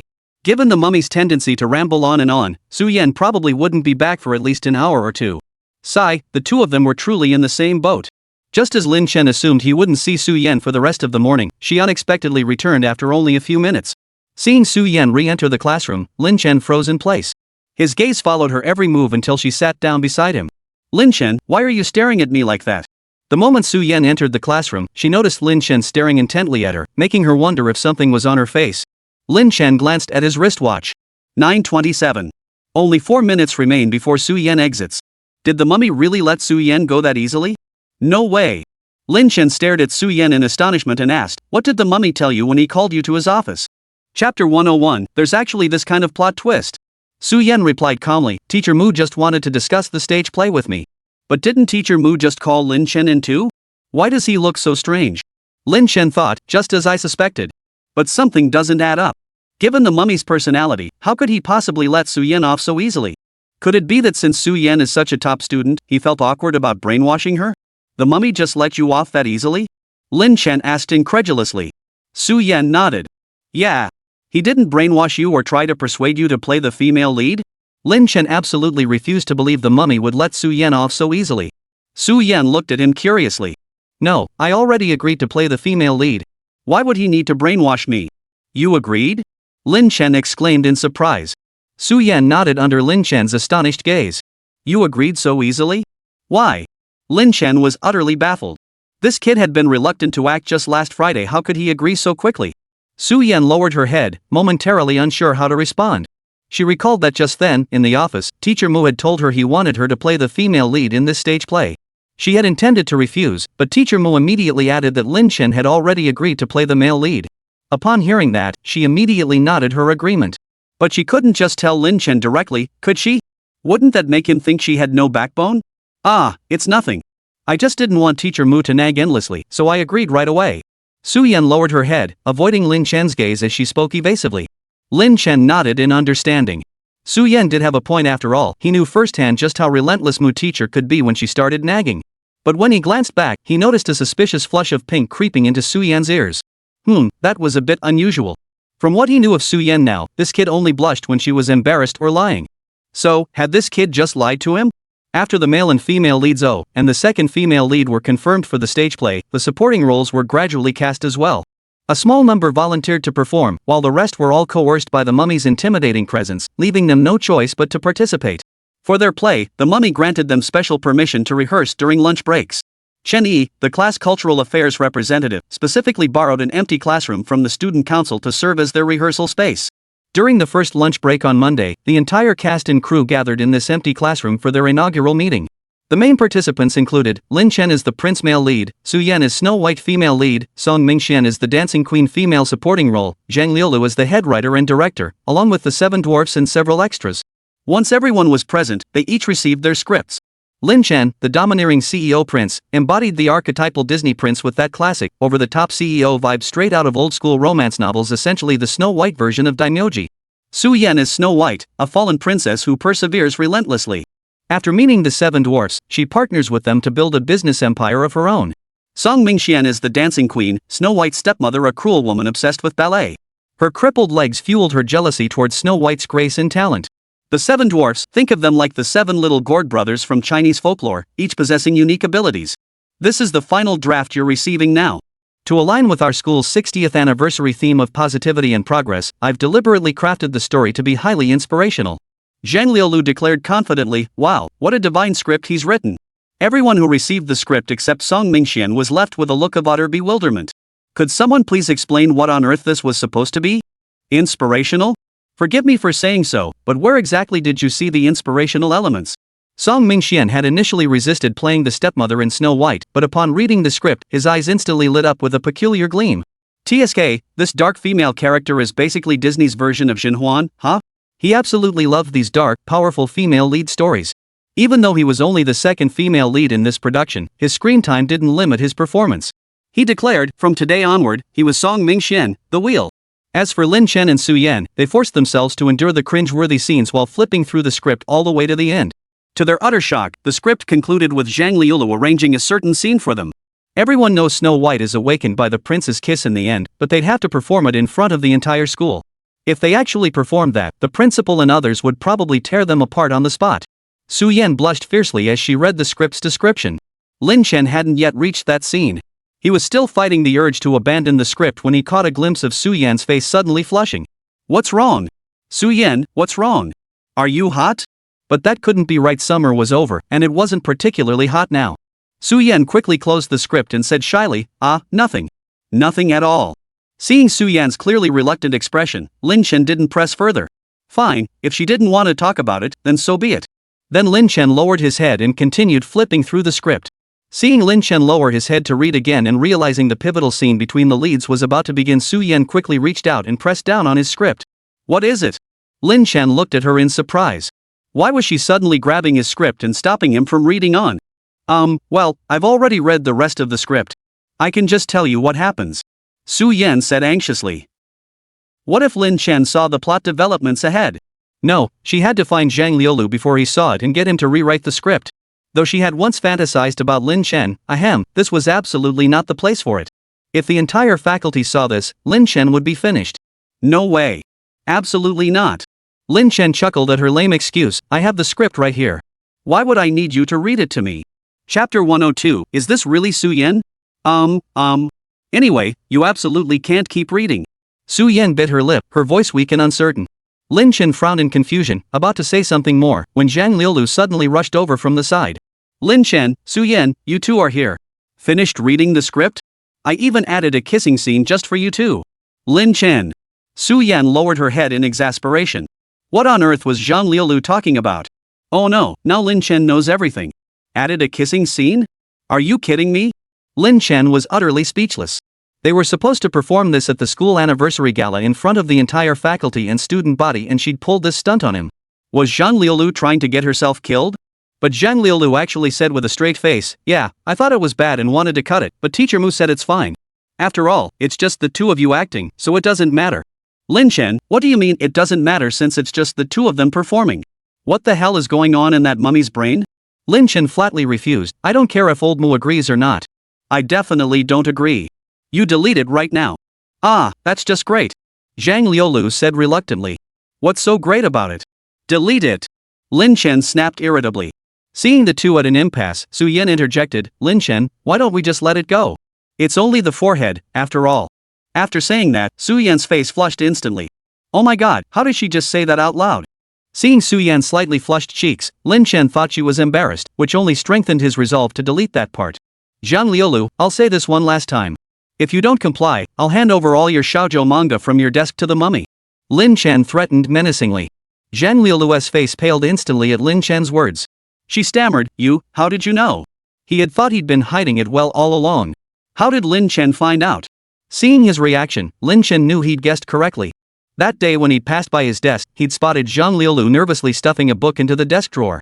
At first, he'd assumed it was an extracurricular book or a martial arts novel. But ever since hearing Zhang Liulu's story last Friday, he'd suspected it was something like a shoujo manga. And sure enough, he'd hit the nail on the head. Anyway, I'll tell the mummy you read shoujo manga, or you can cut this whole scene your choice. Zhang Liulu looked at Lin Chen with a pout. Do I look like the type who's afraid of teachers? Do I look like the type who'd cave in to threats? Lin Chen was momentarily taken aback. Zhang Liulu actually had some backbone. If you're... I am. Just as Lin Chen was about to switch tactics, Zhang Liulu suddenly deflated like a punctured balloon, reluctantly uttering two words. Lin Chen. Just now, this guy was speaking with such righteous indignation and impassioned fervor. He'd thought he'd rather die than yield. But who knew he'd back down so quickly? Brother Chen, as long as you don't tell mummy, I'll do whatever you say. Zhang Liulu immediately groveled obsequiously. At this moment, Lin Chen couldn't possibly associate him with the image of that big shot from last year's sports meet. Alright, then delete it immediately. Lin Chen ordered without hesitation. Got it, no problem. Zhang Liulu quickly agreed, then immediately ran off to the side and buried his head in revising the script. Su Yan watched this dramatic turn of events unfold beside them, utterly surprised that Zhang Liulu had caved in just moments later. Lin Chen noticed Su Yan staring blankly at him, unable to recognize her. He reached out and gave her little head a pat. What's wrong? Scared silly? Su Yan glanced at him, her heart suddenly unsure whether to feel disappointed or relieved. Right? At first, I never imagined someone as tall, burly, and intimidating as Zhang Liulu would actually enjoy reading that kind of shoujo manga. Lin Chen shook his head in exasperation after speaking, thinking Su Yan was startled by the revelation that Zhang Liulu enjoyed reading shoujo manga. Su Yan gave an awkward laugh. Yeah, I really didn't expect that. Wait, what does that even mean? Su Yan watched Lin Chen let out an almost imperceptible sigh. Well, straight guys really do think differently. After this little interlude, the group finally began rehearsing the script. However, since Zhang Liulu was still revising the latter part, they started with the first half. Lin Chen stared at the script's thickly layered, cliched lines dripping with domineering CEO drama. He simply couldn't bring himself to say them. Who could tell him why the boss had approved such a script? Lin Chen, read your lines already. Chen Yi urged from the side. They were now rehearsing the scene where the male and female leads first meet. Lin Chen, playing the male lead Long Batty and the Dragon Prince, fell instantly in love with Su Yan's character, Snow White, Cabbage Princess, in a vegetable greenhouse. Gazing at the heroine's beautiful face, the hero affectedly smoothed his hair and declared, "Woman, you've successfully caught my attention." Lin Chen sighed helplessly, then delivered the line with utter resignation and zero emotion, "Woman, you've successfully caught my attention." Su Yan couldn't help but burst out laughing as she watched Lin Chen deliver this ridiculously cheesy line with a stone-cold expression. Seeing Su Yan laugh like that, Lin Chen couldn't help but laugh in exasperation too. "TSK, kid, what are you laughing at?" Su Yan waved her hand, still laughing. No way, even if those words came from Lin Chen's mouth, she couldn't help but laugh. Seeing her laugh so hard, Lin Chen couldn't help but reach out and grab her neck. Is it really worth laughing like that? Their relationship had grown into a very close friendship, and occasional playful bickering had become second nature to both of them. But the onlookers were utterly dumbfounded.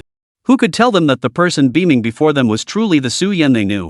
Holy crap, am I seeing this right? Is that really Su Yan?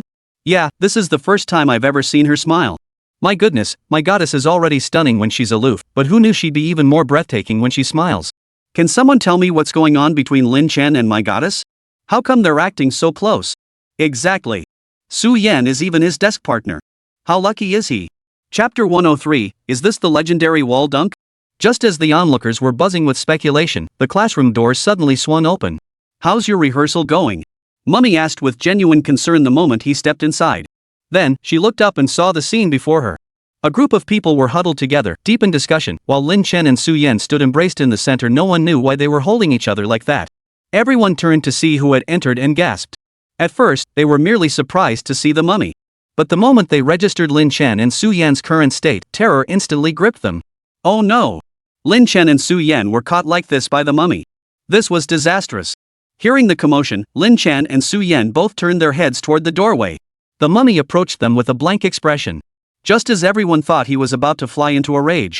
To everyone's surprise, the mummy grinned and said to them, "Looks like you two got into character pretty quickly. Haha, that puts my mind at ease." Initially, the mummy had worried that Lin Chen had only agreed to perform in this stage play out of sheer desperation.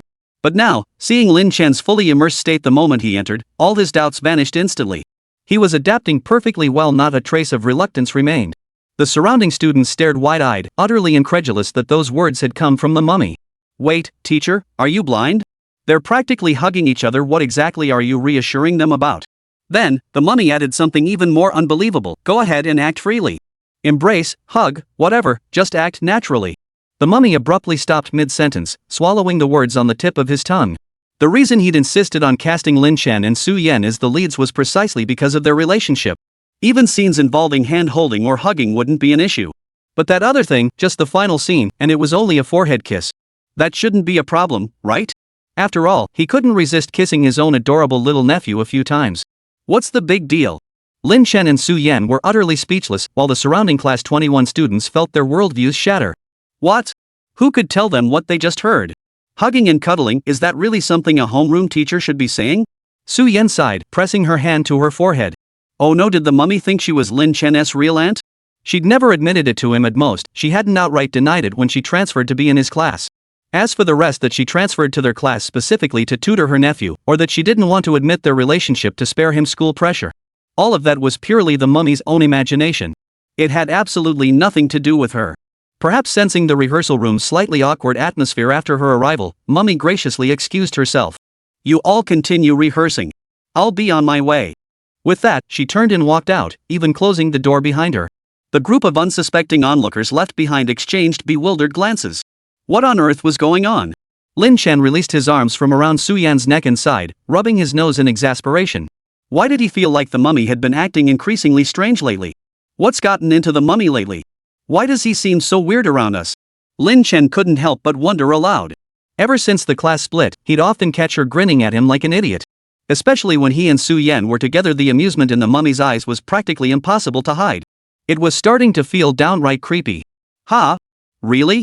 I don't think so. Su Yan replied, sounding unconvinced. Seeing Su Yan's guilty expression, Lin Chen narrowed his eyes. Clearly, this kid was hiding something from him. So Lin Chen addressed the group directly. You must all be thirsty. Su Yan and I will go get you something to drink. Ha! The topic shifted so abruptly that Su Yan hadn't even processed it before Lin Chen pulled her out the door. The others watched their intertwined backs recede, then gave a thumbs up. Brilliant! Absolutely brilliant! With their school, Xicheng #1 high, enforcing such strict rules, these two actually dared to walk out holding hands so brazenly. That took real guts. Lin Chen pulled Su Yan by the wrist straight out of the classroom building. Su Yan followed him blankly until she saw him leading her to a corner behind the building. She quickly protested, Lin Chen, you're going the wrong way. This isn't the way to the supermarket. Who knew Lin Chen would say without even turning his head, I know. Su Yan? Then Lin Chen led her straight to a secluded little pavilion behind the academic building. This pavilion sat at the northernmost edge of their campus, shielded from the front by an artificial rockery and overgrown with vines all around. It was incredibly secluded, a popular spot for couples to sneak in a rendezvous. Watching Lin Chen silently lead her here, Su Yan felt her heart racing wildly. Lin Chen, why did he bring me here? What does he want? Lin Chen, what are we doing here? Su Yan tentatively asked aloud. This was famously known as the school's sacred dating spot. Surely Lin Chen knew that. If he did know, then bringing her here, could it be he wanted to tell her something? Of course, it would be something he couldn't let anyone else know. What? Something that can't be known by others? Could it be? Lin Chen really intended to confess his feelings to her here? But that didn't make sense. She was the one who liked him first. Shouldn't she be the one to confess? Just as Su-Yen began to overthink, Lin Chen suddenly pinned her against the pavilion pillar, propping himself up with one hand beside her ear. Su-Yen's heart raced at his sudden actions. Was this the legendary wall dunk? Goodness, what on earth was Lin Chen up to?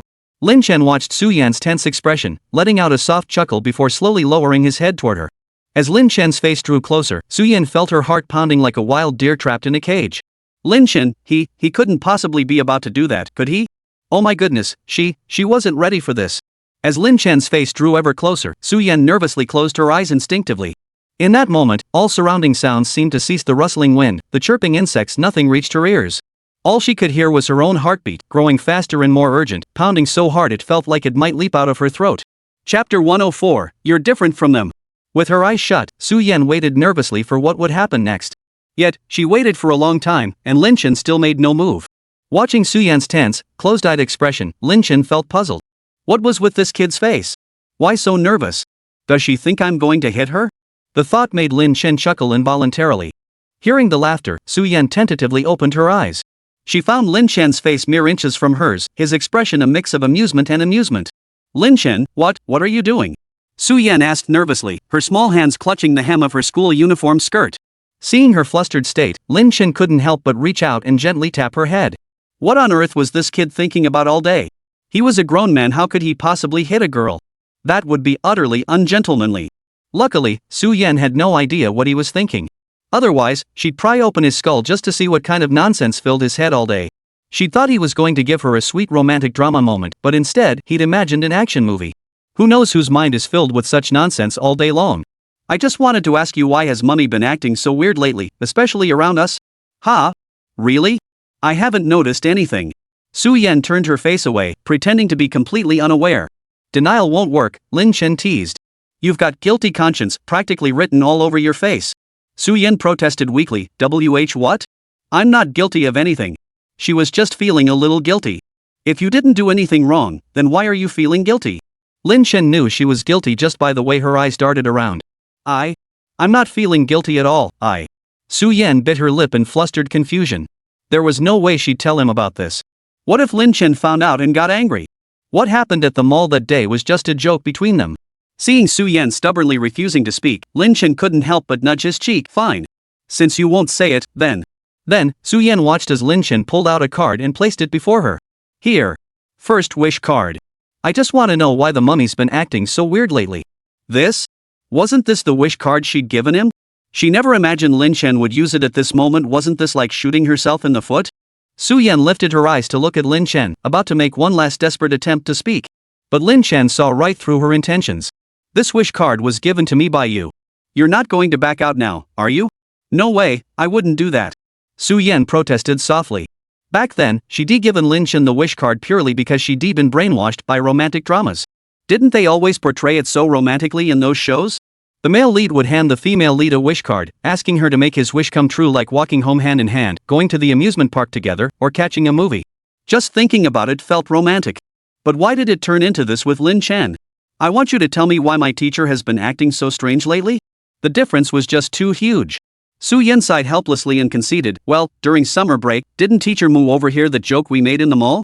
So after school started, I went to see him to request a transfer to class 21, and then you just kept lying to him?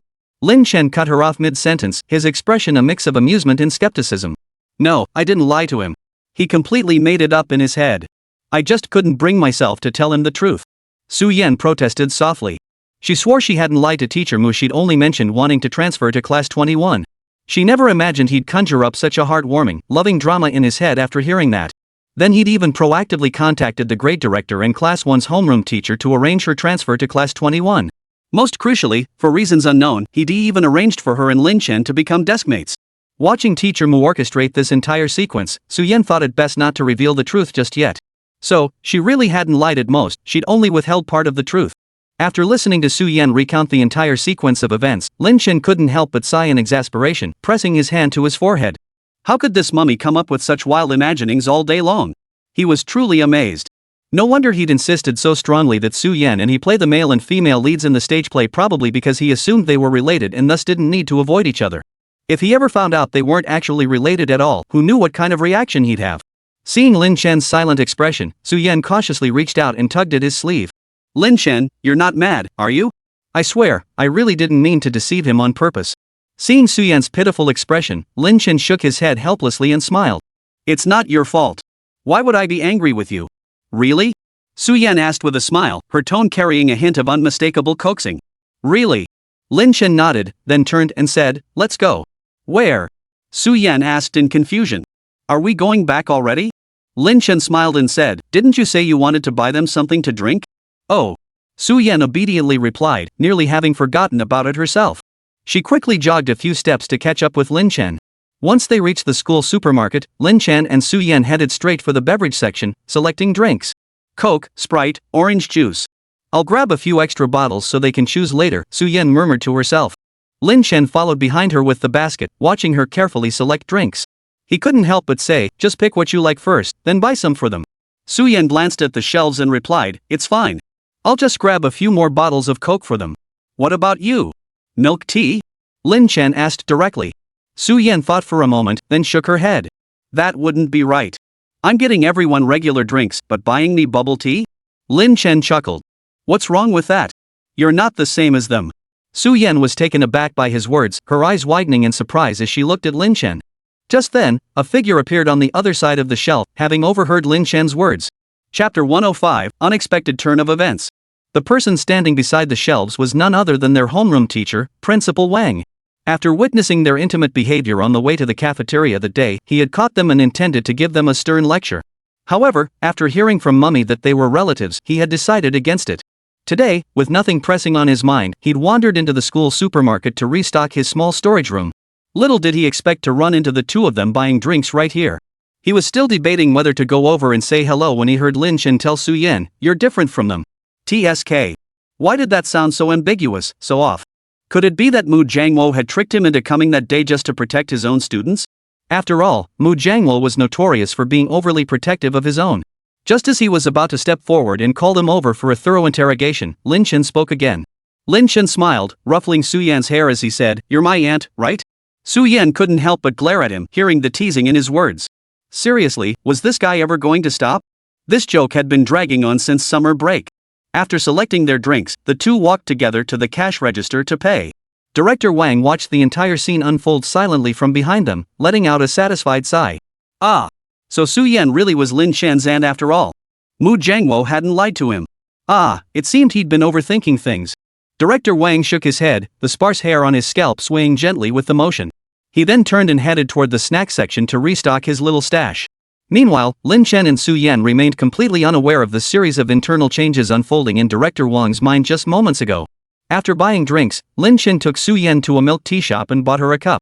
When they returned to the rehearsal room, everyone naturally noticed the difference in how Lin Chen treated Su-Yen compared to them. Yet, everyone tactfully kept their mouths shut. After all, their relationship was something they couldn't compare to. Except for Song Mingxian, who was utterly clueless. Seeing Su-Yen holding a bubble tea while he was only given a 3 yuan bottle of Coke, he felt deeply unfair. Fuming, he stormed up to confront him. Bro Chen, why does Su-Yen get a 10 yuan milk tea while I only get a 3 yuan Coke? Lin Chen looked at him, utterly bewildered. What? What do you mean, no? Why does she get a 3 yuan Coke while I only get a 3 yuan Coke? I go to the supermarket too, don't try to fool me. Song Mingxian put on a dramatic act, his face twisted and feigned hurt anyone watching would think he was a bitter old woman. Lin Chen watched his performance in silence. Only after he finished did he speak in a low, drawn-out tone, what I meant was, Su-Yen's bubble tea cost 16 yuan per cup. Your Coke? That was a freebie they gave us because we bought so much. Song Mingxian froze in place upon hearing Lin Chen's words. Complimentary? So she drank a 16 yuan bubble tea, while he got a free bottle? Song Mingxian let out a pouty snort, then stomped off indignantly, fingers splayed like a delicate orchid. The crowd burst into laughter at his retreating figure. What kind of dramatic queen was this, seriously? Lin Chen and Su-Yen watched him run off, sniffling and whining, not forgetting to shoot them a reproachful glance over his shoulder. They exchanged a knowing look and burst into laughter. The following days passed relatively smoothly, basically just attending classes, rehearsing, and heading back to the dorm to sleep. The group rehearsing the stage play together became endlessly entertaining, thanks to the two comedic geniuses, Song Mingxian and Zhang Liulu. When these two clowns got together, they could literally make you laugh yourself to death. Though neither Lin Chen nor Su Yan had much acting experience, as Zhang Liulu put it, just having the handsome guy and the beautiful girl stand on stage meant their play was already half successful. Though Lin Chen suspected that remark was purely meant to flatter them. With the stage play gradually falling into place, Su Yan began focusing her attention on her solo piano performance. She felt quite confident about the piano performance itself, but what piece should she play? Lin Chen watched Su Yan, her head resting on the desk, deep in thought. Unable to resist, he tapped her forehead lightly with his pen and asked, "Hey kid, what are you thinking about? You look so engrossed." Su Yan turned her head and looked at Lin Chen as she replied, "I'm just thinking about what piece would be best to play at the school anniversary gala. Why even stress over it? Just play any piece." Lin Chen shrugged indifferently.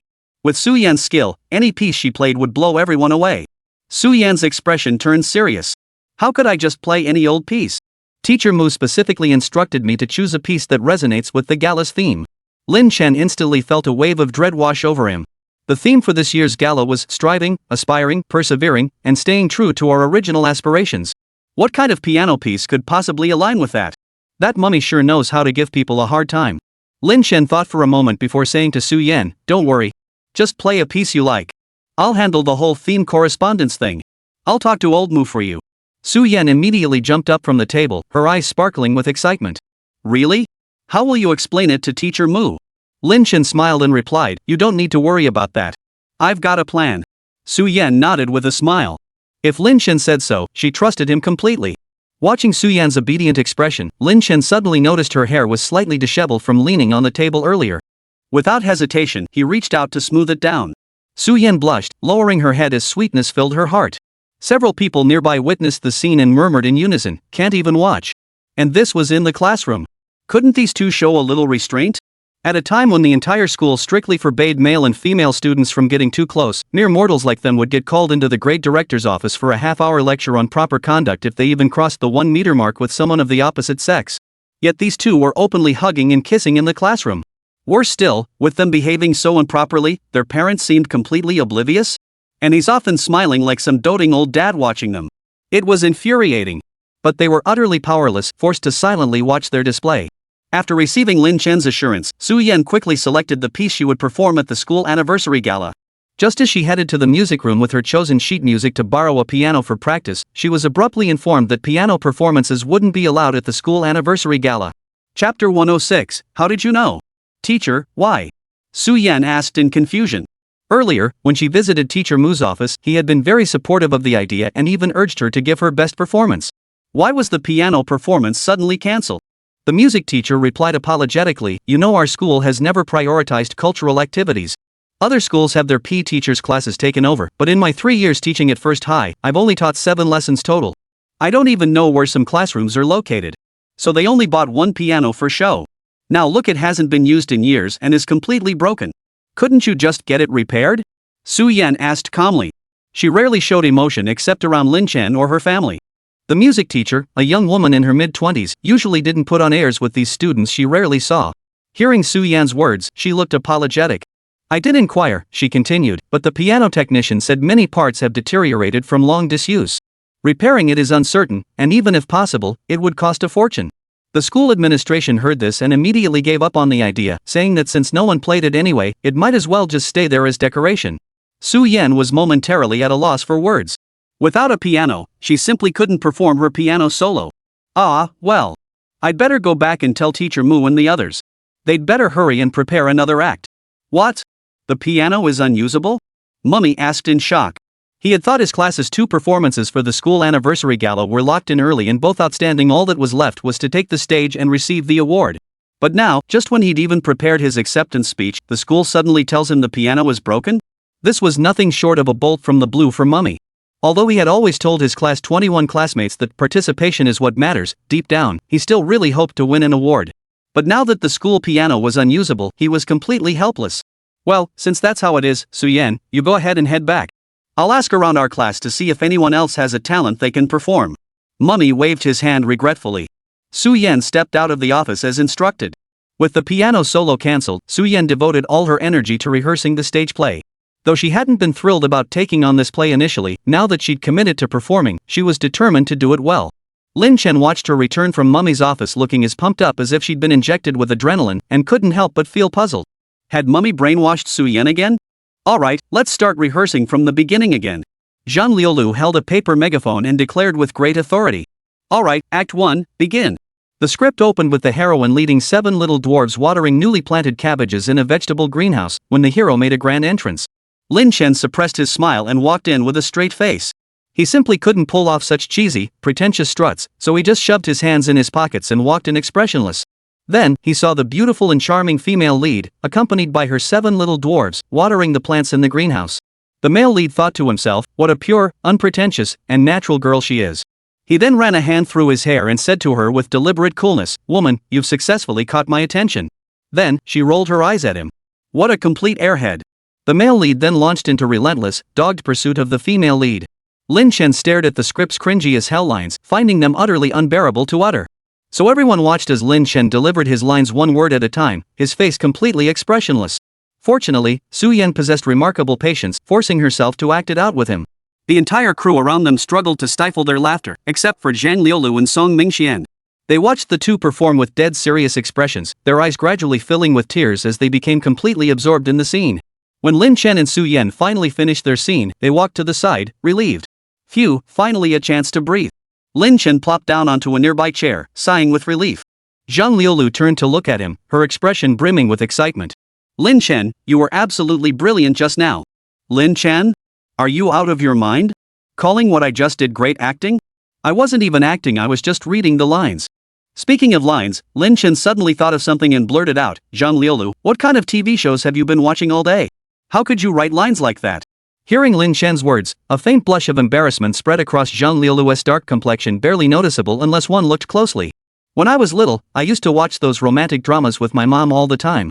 Then when I got a bit older, I'd watch Prince Turns into a Frog with her. After saying this, she bit her lip shyly. Lin Chen immediately covered his eyes with his hand. Ugh, that's so embarrassing. No wonder she could write such plots and dialogue, not to mention come up with those bizarre names. Dragon Overlord, Cabbage Princess, he really is a talent. But then again, considering his own name, it made sense. After all, that talent for naming must run in the family. The thought struck him, and Lin Chen couldn't help but ask, Zhang Liulu, do you have an older sister named Zhang Huahong? The next second, Zhang Liulu stared at him in shock and said, how did you know that?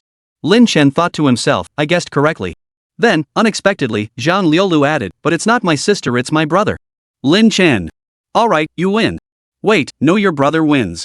Actually, that's not quite right either. I suppose it's your parents who win. He could barely stomach the idea of a grown man named Zhang Liulu, but Zhang Huahong? What kind of name was that? He couldn't imagine how her brother had managed to live with that name all these years. Lin Chen fought back a smile and said, what a great name. Zhang Liulu chuckled softly, then replied shyly, thanks. Su Yan couldn't help but ask, her eyes full of curiosity as she studied Lin Chen's expression, Lin Chen, what's up? Lin Chen shook his head with a smile. Kids shouldn't pry into such things. Su Yan. Truthfully, he was afraid that the moment he mentioned Zhang Liulu's brother's name to Su Yan, he wouldn't be able to hold back his laughter. Chapter 107, something that can only be understood, not explained. After a full afternoon of rehearsals, the group headed straight back to the classroom. With 10 days left until the school anniversary gala, their stage play was now basically ready to be performed from start to finish. Once they bought the costumes and props over the weekend, the main work would be done. After discussing it among themselves, they headed to the office to talk to Mummy about funding.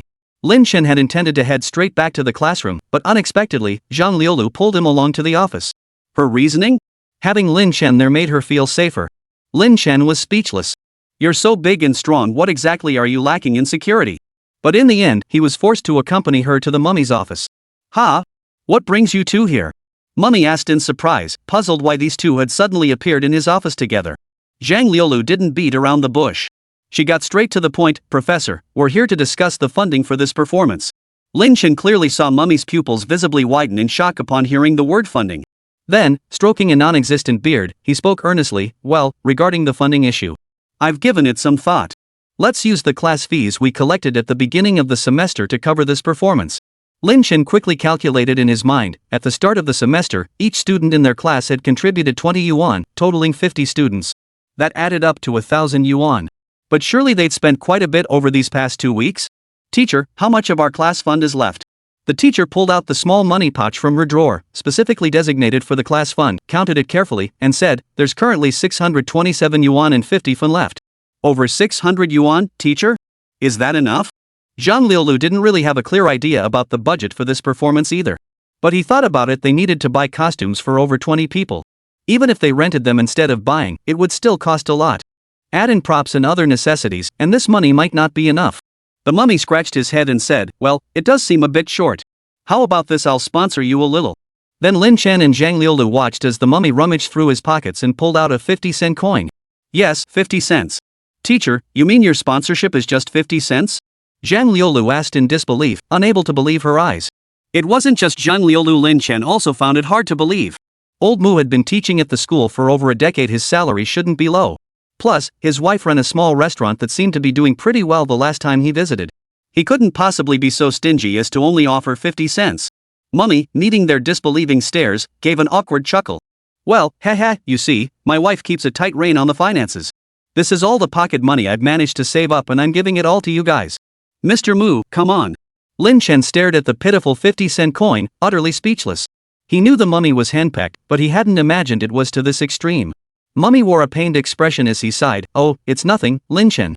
You and Lulu have no idea. Your teacher's wife keeps such a tight rein on me. Since we got married, I haven't even seen a 100 yuan bill up close. I finally managed to save up a whole yuan, but last week I couldn't resist and bought a pack of spicy strips. Then your master's wife found out and gave me such a scolding. This 50 cents? I fought tooth and nail to keep it. You guys have no idea. Seeing Mummy about to launch into another endless rant, Lin Chen quickly cut him off. Teacher Mu, it's fine. 50 cents is plenty. Just leave the rest of the funds to me. Really? The mummy's eyes lit up instantly, staring at Lin Chen in disbelief. Yes. Lin Chen nodded calmly. Though he didn't know the exact cost, it was just a stage play for the school's anniversary gala. Even if it ran over, a few thousand yuan should cover it. Besides, with Lin Chen's current net worth, he could easily afford tens of millions, let alone a few thousand. Over the past year, Suwo had launched and rapidly gained popularity. Simultaneously, Lin Chen had capitalized on the momentum to release a series of derivative products. So Lin Chen's net worth now exceeded even his father's. The budget for a stage play? Not a problem at all. Seeing Lin Chen nod so calmly, Mummy felt as if he'd spotted a lifeline. He then spoke up, feeling quite embarrassed. Lin Chen, since that's the case, I might have one more favor to ask of you. What is it?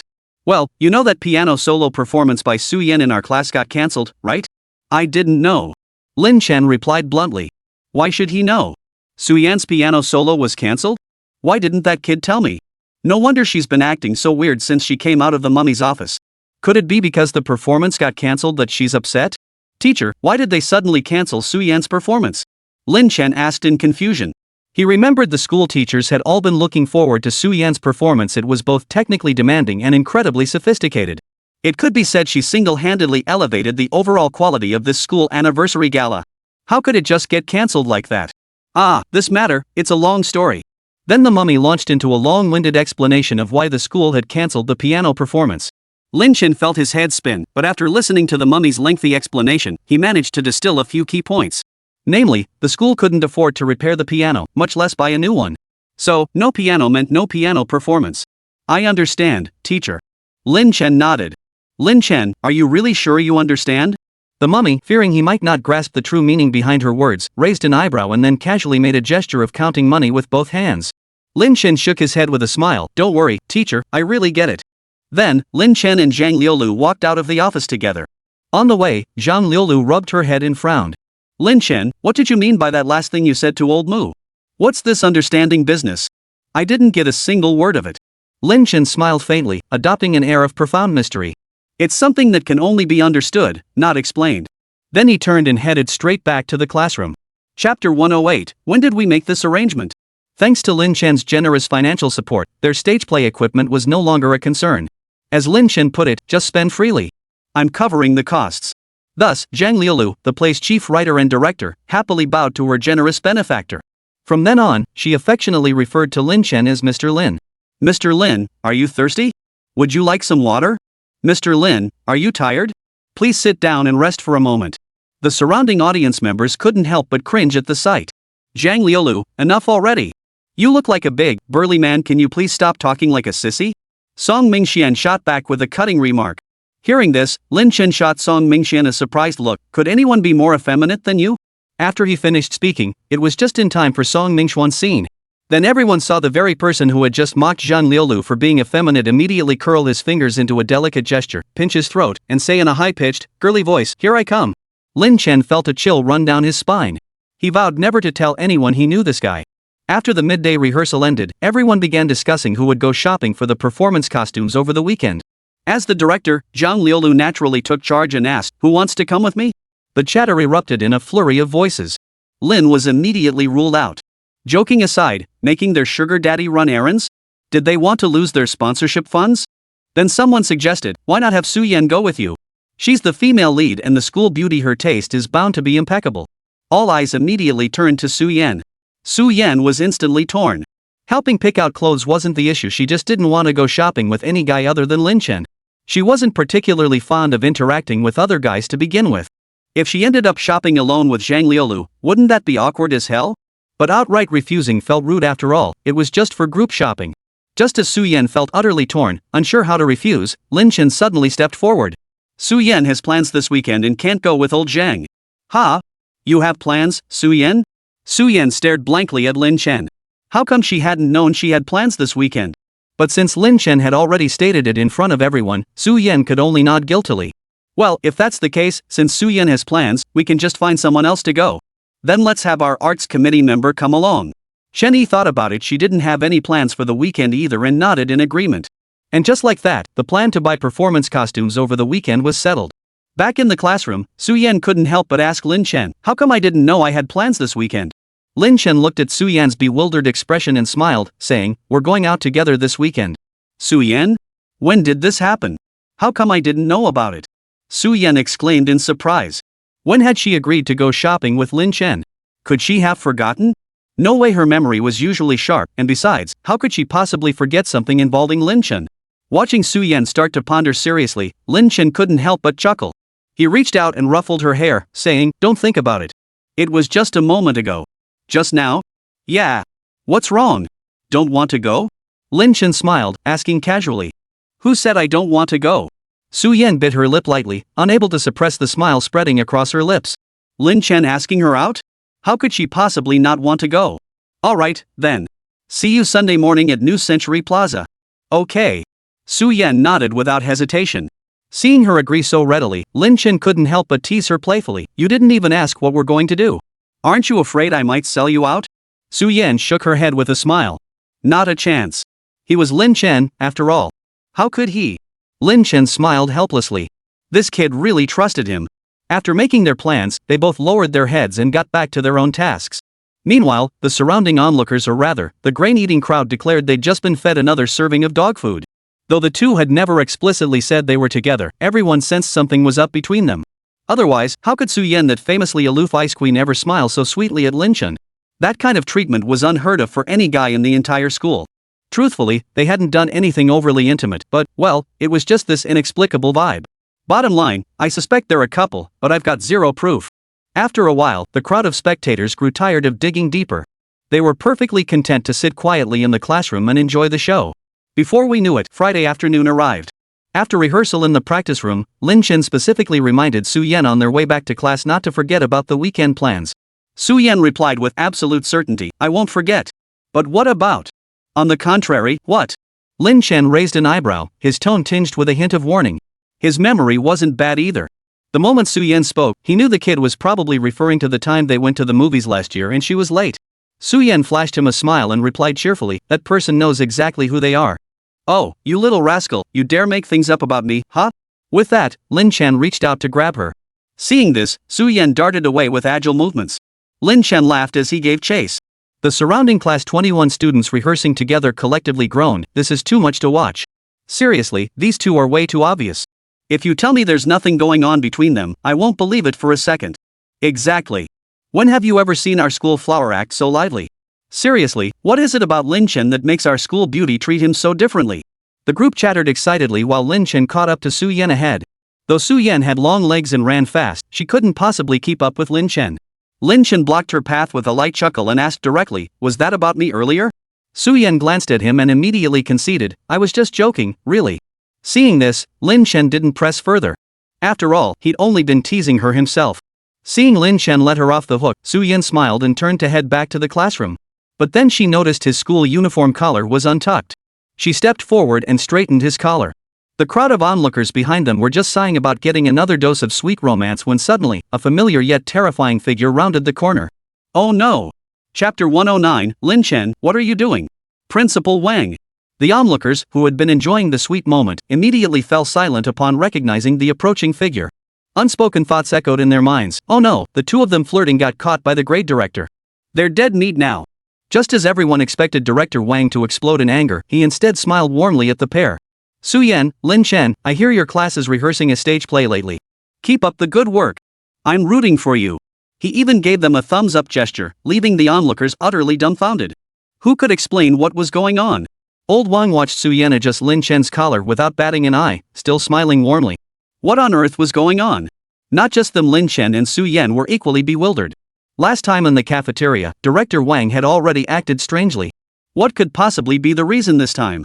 Could it be that the mummy had revealed their so-called relationship to him? That does sound like something the mummy would do. Still, they maintained a calm facade, smiling at Director Wang as they replied, Thank you, Director Wang. We will. Director Wang listened, chuckled, and nodded. Then he said, Class is about to start. You two should hurry back, don't be late. Then, with a wave of his hand, he turned and walked away without looking back. Lin Chen and Su-Yen watched him go before heading straight back to class.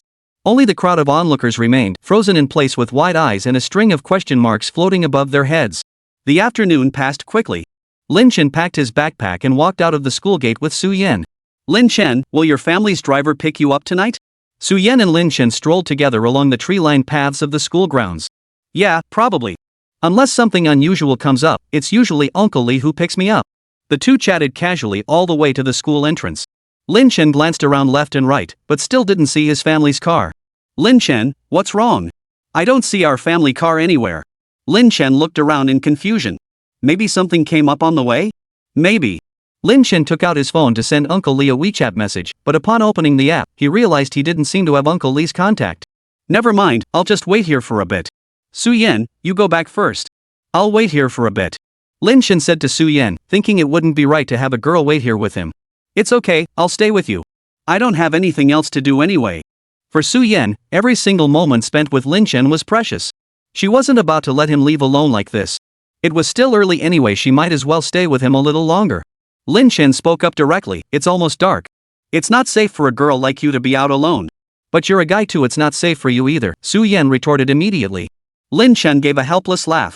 What could possibly be unsafe for a big, strong guy like me? Besides, with his current skills, even if he did run into some punks, they'd be the ones in trouble. Anyway, I'll wait with you. It'd be so boring for you to be here alone. Seeing Su-Yen's childlike demeanor, Lin Chen found himself unable to refuse. Su-Yen usually carried herself with an aloof demeanor. Though she softened considerably around him, moments like this were rare. So Lin Chen could only nod and indulge her with a soft, alright then, I'll listen to you. Su-Yen smiled knowingly. Bathed in the setting sun, her expression momentarily dazzled Lin Chen. The two chatted idly near the school gate, watching the cars parked outside gradually disappear as the sun sank lower and lower. But no matter how long they waited, Lin Chen's family car never appeared. Lin Chen glanced at his watch, it was already past 5:40. Could Uncle Lee have something come up and not be able to make it? Never mind, Su-Yen. Let's go. Uncle Lee probably couldn't make it. Su-Yen looked at the empty school gate, now completely devoid of vehicles, and nodded in agreement. The two of them walked slowly along the road. Lin Chen, how are we going to get home later? Su-Yen recalled that Lin Chen used to ride his bike to school, but now they didn't have one. Taking the bus seemed impractical since there was no direct route to Lin Chen's home. Lin Chen glanced at her, smiled, and said casually, walk back, I guess. Walk back? Su-Yen asked incredulously. It was 4 or 5 kilometers to Lin Chen's house, was he really going to walk all that way? Yeah. Lin Chen nodded indifferently. But it's still so far from your place. It'll take you nearly an hour to walk back, won't it? Su-Yen said with concern. Lin Chen chuckled. Just kidding. You actually believed me? You? Su-Yen was so flustered she couldn't speak. What was that about? Here she was worrying about how he'd get home, and he was making fun of her. Alright, I was just joking. Come on, don't be mad. Su-Yen shot him a reproachful glance as if she could ever truly be angry with him. Lin Chen watched the sky gradually darken and asked, Su-Yen, are you in a hurry to get home? Su-Yen honestly shook her head. Her mom was working the night shift today, and her dad was away on a business trip, so she was home alone. It was fine if she got back a little later. Seeing Su Yan wasn't in a hurry, Lin Chen suggested, how about we grab dinner together before heading home? Su Yan readily agreed to Lin Chen's suggestion, but then asked, Lin Chen, aren't you going home to have dinner with your parents? My parents are out on a date tonight. They won't be home for dinner. Lin Chen said nonchalantly. Yep, his parents had once again ruthlessly ditched him. Even if he went home, he'd just be ordering takeout alone. So why not grab dinner with Su Yan first before heading back? Oh, I see. Well, what would you like to eat? We can go together. Lin Chen thought for a moment. How about we just go to that burger place up ahead? I heard they just launched a new kids meal. Kids meal? Su Yan asked, puzzled. Were they really going to eat a kids meal? Yeah, for you, kid. He said it with a loving smile, ruffling her hair. What is this, Lin Chen? Lin Chen, what are you doing? Su Yan's words were cut off by a furious shout. Chapter 110, You're bullying me. Lin Chen and Su Yan recognized the voice and instantly turned toward the source of the shout. Not far away, a red sports car was parked. A woman dressed in a sleek black OL-style suit and skirt, her makeup impeccable, stormed out of the car in high heels. Seeing the woman's hostile demeanor, Su Yan tugged at Lin Chen's sleeve. Lin Chen, who is she? She's my Lin Chen. Before Lin Chen could finish, the woman cut him off. Lin Chen. Staying out late instead of going home, and now you're picking on a young girl by the roadside. The woman glared at Lin Chen with such fury, she looked like she wanted to tear him limb from limb right there on the street. I didn't. Who did I bully? Lin Chen protested innocently. He hadn't bullied any girl. Wait, could she be talking about Su Yan? Just as Lin Chen suspected, the woman immediately continued, I saw everything. You were bullying that young girl over there just now. Then, pointing at Su Yan, she added, I saw everything clearly from the car. Don't think you can fool me. Let me tell you, Lin Chen, today. No, sister, you've got the wrong idea. Lin Chen didn't bully me. Seeing the misunderstanding, Su Yan hurriedly explained. Sister? You called me sister? The person stared at Su Yan in disbelief. Su Yan nodded blankly. Had she called her by the wrong name? But this woman looked so young, probably only 10 years older than them at most. Should she call her auntie? But that would be terribly impolite. Had I called her wrong? Su Yan cautiously asked. The young woman immediately burst into laughter, gazing at Su Yan with affection. You didn't call me wrong. Not at all. Lin Chen watched his mother beside him, beaming like a flower, and couldn't help but think to himself, you really didn't call her wrong. Shouldn't my aunt be calling you sister instead? Seeing his mother's smile grow even brighter, Lin Chen couldn't help but interject, Mom, could you please stop pretending to be young? Su Yan, let me introduce you, this is my mom. Your mother? Su Yan's eyes widened in disbelief as she stared at the woman before her. No way, how could Lin Chen's mother be so young? Then Su Yan hurriedly said, Auntie, I'm so sorry. I didn't mean to. Oh no, what should she do? She'd made such a huge blunder on her first meeting with Lin Chen's mother. How could she possibly fix this? Lin's mother smiled warmly at her. Oh, there's no need to be embarrassed. You're Su Yan, right? Are you in the same class as our Xiao Chun? Yes, Su Yan replied obediently, nodding her head. Mrs. Lin looked at the sweet, pretty young girl before her and nodded approvingly. The girl was indeed lovely and well-mannered. Though her grades were a bit lacking. While she never worried much about Lin Chen's studies, she knew her son had been placed in the weakest class this semester. Since this Su Yan girl was in the same class, her grades probably weren't great either. Still, poor grades aside, she had good taste. Sister? This girl certainly had an eye for things. Overall, she was quite satisfied with Su Yan. Besides, if the girl's grades were too high, her son wouldn't be a good match for her. Thinking about it this way, the young lady and her son actually seemed quite well matched. Su Yan, that name sounded rather pleasant, and it felt familiar, as if she'd heard it somewhere before. In any case, Mrs. Lin's gaze toward Su Yan grew increasingly warm. Lin Chen noticed the look in his mother's eyes and the smile spreading across her face. Something felt off, so he quickly spoke up to divert her attention. Mom, why did you suddenly come here? Shouldn't she be having that romantic dinner for two with his father at the rooftop revolving restaurant, just like she'd mentioned in their WeChat chat? Why had she suddenly appeared near his school? Well, it's all because your dad stood me up. I was so furious. Then I figured, since I'd already reserved a table, it'd be a waste to let it go to waste. So I gave Uncle Lee the day off and came to pick you up myself. Now we can go eat together. After saying that, she winked at Lin Chen, clearly implying, so, son, wasn't that a brilliant idea? Lin Chen gave an awkward chuckle before asking, then why did you take so long to show up? I got out of school almost an hour ago. Huh? Didn't you guys get out at 6? Mrs. Lin asked in surprise. She was certain her son's school ended at 6. Lin Chen rolled his eyes and said, Mom, we get out at 5, okay? Oh, is that so? I must have misremembered. Mrs. Lin gave an awkward chuckle. No wonder she'd driven to the school gate earlier only to find no one there. Glancing at her phone, it was just 5:55 and she'd assumed she'd arrived too early. So she decided to drive around the neighborhood for a bit. From a distance, she spotted Lin Chen walking with a young girl, even playfully smacking her on the head. Her temper flared instantly, prompting her to yell at Lin Chen. Little did she know she'd gotten the time wrong herself. Lin Chen sighed helplessly. What kind of situation was this? She couldn't even remember her own son's dismissal time correctly. Knowing she was in the wrong, Lin's mother quickly smiled and said, all right, Mom was wrong about this. Come on, I'm treating tonight. Order whatever you want. Lin Chen thought to himself, if Dad hadn't stood you up, you wouldn't have even thought to treat me to dinner. But since his mother had already offered, Lin Chen couldn't very well refuse. He nodded in agreement. But he had already made plans to have dinner with Su Yan. Turning to her, he said, Su Yan, let's go together. Su Yan waved her hands in refusal. No, thank you. You go eat with your aunt. I don't want to intrude. Though Su Yan genuinely wanted to dine with Lin Chen, she knew better than to intrude now that his mother had come to pick him up. It's fine. How could you possibly be a bother? Mommer, Auntie is thrilled you're here. Before Lin Chen could even try to persuade her to stay, Lin's mother stepped forward and warmly took Su Yan's hand. She was so overcome with emotion that she nearly blurted out what she was really thinking. Seeing Lin Chen's warm welcome, Su Yan felt a bit overwhelmed. Auntie, I really shouldn't stay. You and Lin Chen should just have dinner together. Su Yan replied with a smile, then shot a pleading glance at Lin Chen beside her. Chapter 111, One Couple's Meal, Please. Lin Chen didn't immediately grasp the meaning behind Su Yan's gaze. Seeing her expression, he assumed she was just being shy. So he offered thoughtfully, yeah, Su Yan, why don't you just come with us? Didn't you say your parents aren't home tonight? Su Yan. Why did you have to bring that up?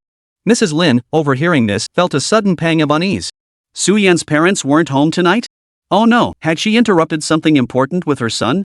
But then she thought better of it. No, Lin Chen was still in high school. She couldn't let him start messing with young girls so early. Her resolve only strengthened. She'd insist the girl join them for dinner and then personally escort her home safely. Exactly. Su Yan, come on, accompany Auntie.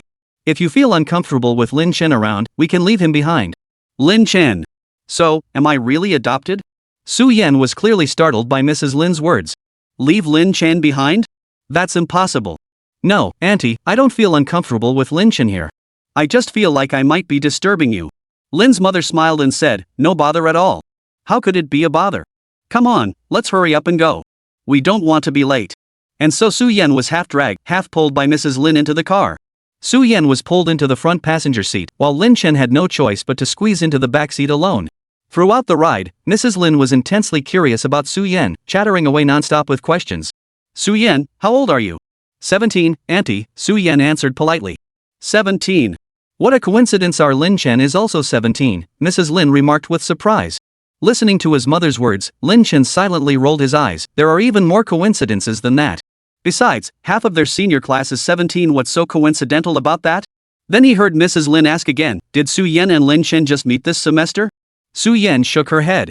No, Auntie. Lin Chen and I were in the same class before. Oh, I see. Mrs. Lin exclaimed with sudden understanding. She had suspected as much given her son's personality. It was impossible for him to become so close with someone after only half a month of knowing them. So they'd known each other for a while. But that was good since the girl had known her son for so long. She must understand what kind of person he was. That way, she wouldn't have to worry about Su Yan getting to know him better and then deciding she didn't want to be with him. Su Yan, how old are your parents? Are you an only child? Lin Chen saw his mother's questions getting increasingly absurd and quickly cut her off. Mom, are you running a household registration check or something? TSK, you kid. I was just trying to be nosy. Lin's mother shot him a displeased glare through the rearview mirror. I'm just gathering information early to prepare for the future. It's not every day a girl with poor eyesight takes a liking to you. As your mother, I have to help you seize the moment, don't I? Is this how you gossip? Just focus on driving, Mom. Lin Chen sighed helplessly. Su Yan was already feeling awkward enough. After all your questions, she must be even more embarrassed. What do you mean by old lady? Am I that old? Mrs. Lin, who prided herself on her youthful appearance, loathed being called old. Lin Chen watched his mother's expression darken rapidly and inwardly groaned. He sensed that if he dared utter a single word of agreement, she'd pull over right then and there to kill him. Su Yan, who was sitting beside them, noticed Mrs. Lin seemed upset and quickly interjected, Auntie, don't be angry. Lin Chen was just joking with you. You look like you're only in your 30s. How could you be old? Su Yan's words instantly soothed Mrs. Lin's anger. True enough, otherwise, why would Su-yen have called her sister when they first met? Taking a deep breath, Mrs. Lin remarked, Su-yen really knows how to talk. Unlike this little brat who spends all day trying to get under my skin. Lin Chen shifted uncomfortably behind her, scratching his nose. True mother always teasing him. Half an hour later, the three arrived at the restaurant Mrs. Lin had mentioned. Thanks to Lin Chen's earlier words, his mother had reined herself in somewhat during the trip and didn't press further. Otherwise, Lin Chen was certain that, given his mother's level of curiosity, she would have managed to find out how many ancestors Su-yen had along the way. Stepping into the elevator, Mrs. Lin immediately pressed the button for the 52nd floor. She and Mr. Lin had planned to ditch their son today for a date. But this afternoon, Mr. Lin suddenly called to say he had a last-minute meeting and couldn't make it. Fuming with anger, she decided to drag her son along. Little did she expect that not only would she be bringing her son, but also a young girl. And this young lady might very well be her future daughter-in-law. Ha! She'd have to chat with the girl more after all, she was a wise and approachable mother-in-law. The thought made her smile so wide she could barely contain it, nearly laughing out loud in the elevator. Lin Chen watched his mother's uncontrollable grin and helplessly raised his hand to his forehead, wondering what on earth she was thinking about now. Ding! The elevator arrived directly at the 52nd floor. After Mrs. Lin provided the reservation details, the three of them were led by staff to their pre-booked table. However, Mrs. Lin had originally reserved a table for two. Due to the restaurant's popularity, there were no additional seats available for them to switch to. Thus, Mrs. Lin had the staff add an extra seat. Naturally, Lin Chen took the newly added seat. What would you like to order? The staff member asked politely. Mrs. Lin had originally planned to come with Mr. Lin to try their newly launched couples set menu, but now, what was the point of eating alone? But if she couldn't eat it herself, someone else could. With a smile, Mrs. Lin addressed the server, I'll have one of your restaurant's newest couples set meals. Lin Chen had been studying the menu when he heard his mother's words. He looked up at her and said, Mom, Dad isn't here. Who are you going to share a couple's set meal with? I'm definitely not eating with you. Mrs. Lin rolled her eyes in exasperation at her son's dismissive tone. As if I'd want to eat with you. I ordered this for you and Su-yen. Lin Chen? Su-yen? Even the nearby waitstaff shot Mrs. Lin a disapproving glance. Chapter 112, this really is his business. The server standing nearby, about to take their order, glanced at the school uniforms Lin Chen and Su-yen were wearing and couldn't help but feel surprised. Are parents this open-minded nowadays? These kids must still be in middle school, yet their parents brought them out to dinner and even ordered a couple's set meal for them. What kind of divine parents are these? Back in his day, even exchanging a few words with a girl his age would earn him a long lecture from his parents, who'd literally drag him by the ears. Sigh, truly, comparing oneself to others is a sure way to feel miserable. Upon hearing Mrs. Lin's words, Su-yen quickly interjected, Auntie, you've misunderstood. Lin Chen and I are just friends, not a couple. She whispered the last four words under her breath. Though she secretly wished she and Lin Chen were that kind of couple, they truly weren't at this moment. Lin Chen chimed in from the side, Mom, stop talking nonsense. Su-yen and I aren't what you think we are. Lin's mother chuckled. Oh, I just wanted to see what this package deal looks like. Since your father couldn't come with me, why don't you two kids give it a try first and let me know if it's any good? She then turned to Su-yen, Su-yen, dear, help your aunt fulfill this little wish. Before Su-yen could respond, Lin Chen interjected, Mom, if you really want to eat it, you can share with Su-yen. Lin's mother shot him a withering look. What kind of couple's set menu would two girls eat? Shut your mouth. Then she instantly switched her expression, smiling warmly at Su-yen, it's fine, yen. If you really can't stand the idea of Lin Chen sharing a set meal with us, we can just order something else. Though she said this, a trace of disappointment still flickered in Mrs. Lin's eyes. That look seemed to say, oh, I really wish I could see what their couple's set meal looks like. What a pity. Seeing that look in Mrs. Lin's eyes, Su-yen felt a pang of pity. Besides, how could she possibly dislike Lin Chen? She'd only hesitated earlier because she'd heard Lin Chen refuse, worried he might be unwilling. Su-yen quickly reassured Mrs. Lin, Auntie, you misunderstood. I don't look down on Lin Chen at all. I just... Oh, as long as you don't look down on Lin Chen, then it's settled. Then Mrs. Lin turned directly to the server and said, bring them a couple's set meal, plus a Wellington steak, a seafood soup, and a pudding. Certainly. The server nodded politely and promptly walked away to place their order. Due to Mrs. Lin's lightning-fast ordering, Lin Chen and Su-yen didn't even get a chance to exchange a single word. While waiting for their food, a restaurant staff member approached them with several sheets of paper. Smiling, they said, hello, everyone. Our restaurant is currently running a promotion. If you complete the tasks on these sheets, you'll receive a 20% discount on today's bill. Please take a look.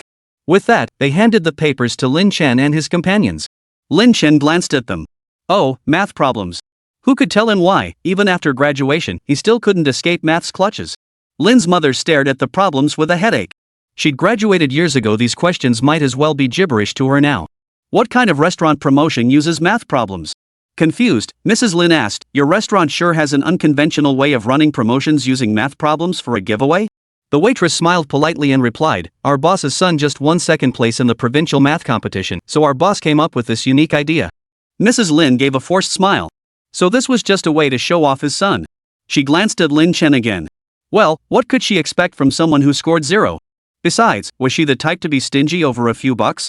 Just as Mrs. Lin was about to speak up and return the paper, Su Yan had already picked up a pen and started writing. What was most astonishing was that Su Yan wrote without pause, her pen flying across the paper. In no time, she had solved the problem. Lin's mother and the server stared blankly at Su Yan. Solved that fast? Lin Chen, standing nearby, remained completely unfazed. Come on, Su Yan was the top student in their entire grade. She'd won countless awards in those math competitions the waitress mentioned. Last year, Su Yan had won first prize in their province and even represented them at the CMO competition. Who knew how much more impressive that was than some boss's son? Su Yan handed the paper directly to the stunned staff member. Only then did the staff member snap out of his daze and take it. Staring at the neat, clear solution steps on the paper, he suddenly didn't know what to do. Oh no, their boss had only given them the problem, not the solution. What were they supposed to do now? The staff member wiped the cold sweat from his forehead and said to Lin Chen and the other two, please wait a moment, I'll go ask our boss. Then he turned and slunk away. Mrs. Lin looked at Su Yan with surprise and delight. Su Yan, I never imagined you were so talented. How did you end up in the same class as my Lin Chen? As far as Mrs. Lin knew, Lin Chen's current class was the worst in their entire grade, reportedly gathering the bottom 50 students in the year. Faced with Mrs. Lin's inquiry, Su Yan felt a bit embarrassed and shyly replied, Auntie, I specifically asked the teacher to transfer me to class 21 this semester. Huh? Why? Mrs. Lin asked in confusion. Why would you voluntarily transfer to class 21? Su Yan glanced at Lin Chen unconsciously before offering an awkward smile. She couldn't exactly tell the woman's mother, actually, I transferred to class 21 specifically because of your son. Lin Chen shifted uncomfortably, scratching his nose. Ugh, why is my mom so nosy? How is Su Yan supposed to explain this? So Lin Chen quickly interjected, alright, Mom, stop asking. Su Yan's grades are so good it doesn't matter which class she's in. Hearing this, Lin's mother instantly grew displeased. You little rascal. I'm just concerned about Su Yan, it's none of your business. Hearing his mother's words, Lin Chen gave a helpless smile. Truth be told, it really was his business. But how could he possibly explain it to his mother? Seeing the awkward expressions on both Lin Chen and Su Yan's faces, Lin's mother instantly understood. Chapter 113, It's so late, it's not safe. The expressions on those two kids' faces were clearly off. Besides, Mrs. Lin was no stranger to such matters. Putting two and two together, she instantly understood what was going on. So Su Yan had deliberately transferred to class 21 for their stinker of a son. Well, who knew her son had such charm after all? Lin's mother smiled and asked Su Yan, so, Su Yan, how are your grades? What rank do you usually get? Su Yan smiled, momentarily unsure whether to be honest or just say she was pretty good.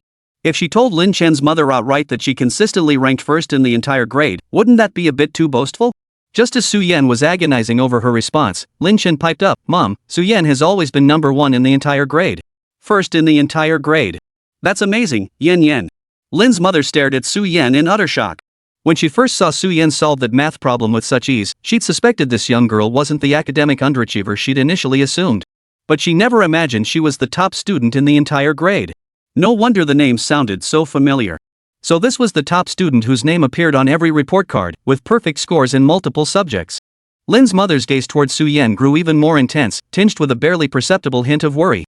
Oh no, suddenly she felt her son might not be good enough for this girl. Lin Chen knew the moment he saw his mother's expression she was off thinking about some strange, unfounded things again. Fortunately, their ordered dishes arrived just then. Lin Chen quickly spoke up to interrupt his mother's wandering thoughts. Alright, the food's here. Let's eat. With her stomach already growling, Mrs. Lin promptly picked up her knife and fork and began elegantly cutting into her steak.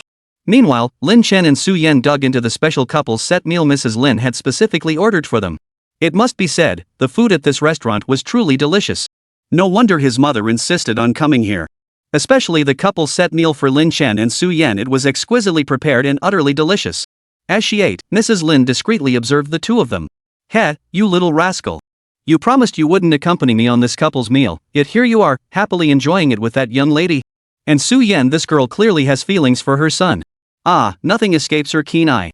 Halfway through the meal, Mrs. Lin suddenly spoke up. Lin Chen, roll up your school uniform sleeves. Lin Chen, why?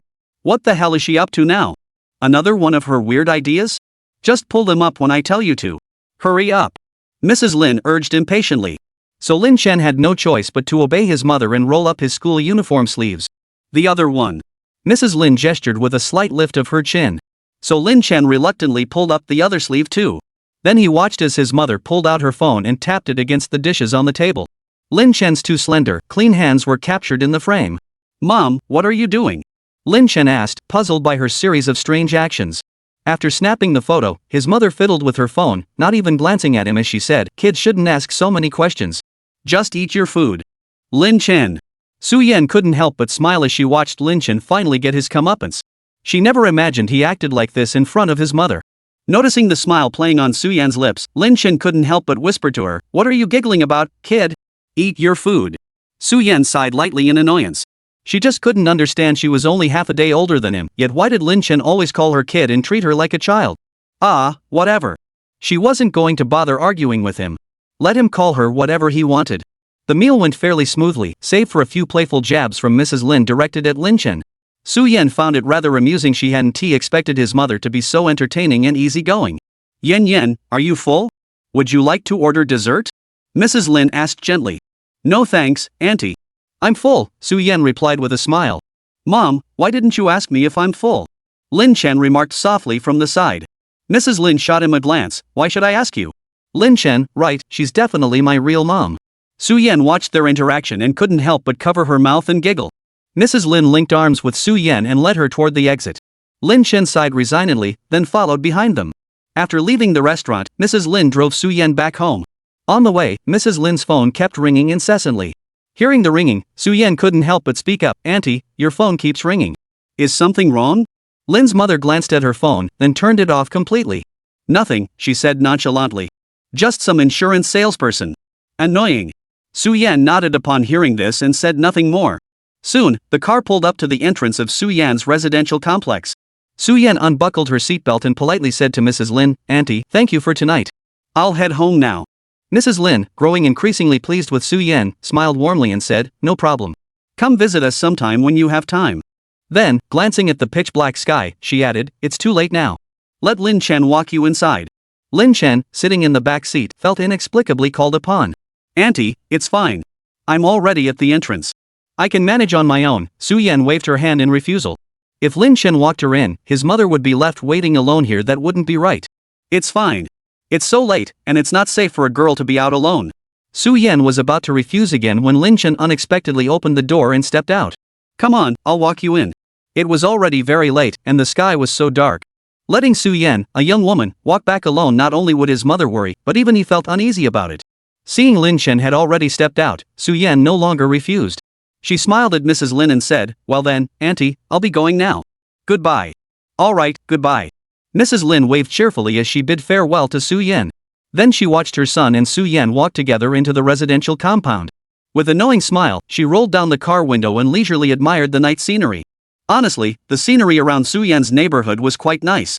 Just as Mrs. Lin was leisurely enjoying the night view, the door on the other side of the car suddenly opened. Chapter 114, Off on a Date with a Hottie. Startled, Mrs. Lin turned to see who it was. Lin Chen. How come you're out already? Mrs. Lin asked in astonishment.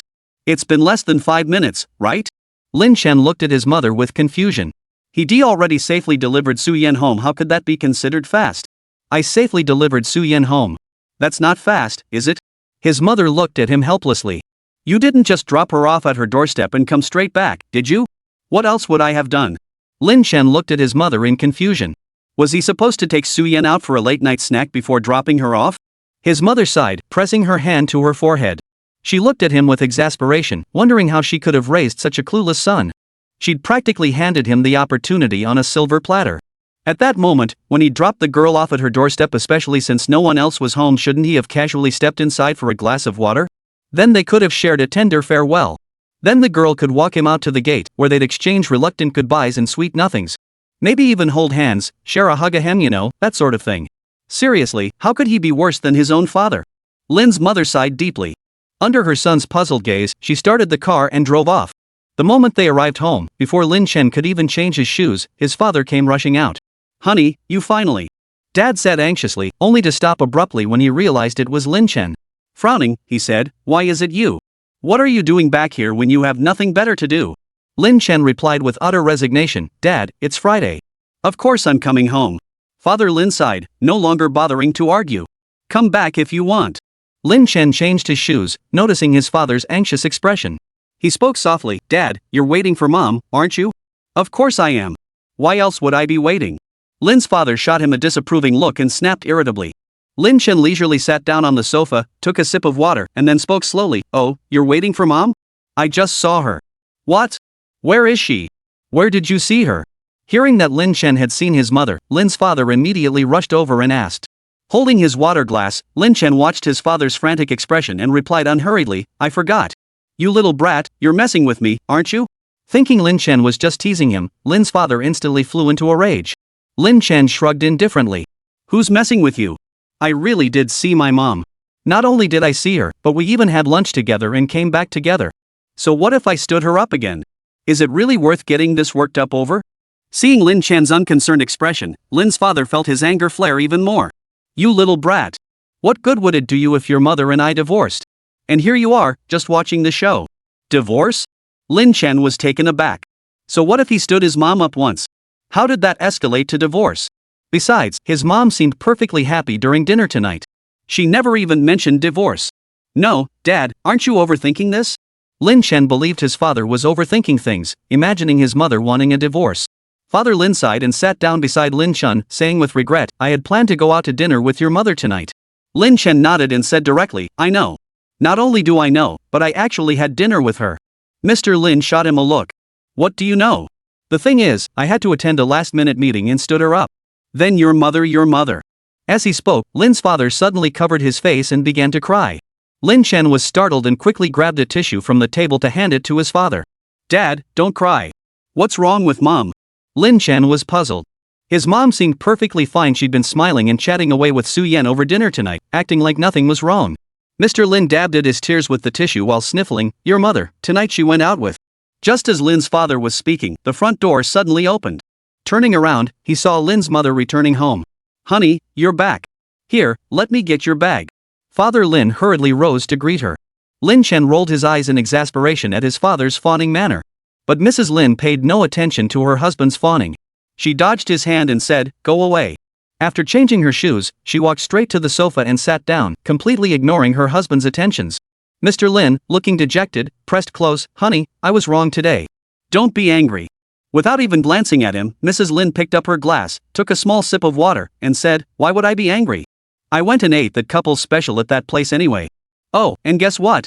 A cute guy even accompanied me." She then gave Lin Chen a knowing wink, and he immediately got the message. Now he finally understood why his mother insisted on taking photos of him at the restaurant. It was all to get back at his father. Hearing his mother's words, Lin's father instantly backed down. "Honey, it's all my fault.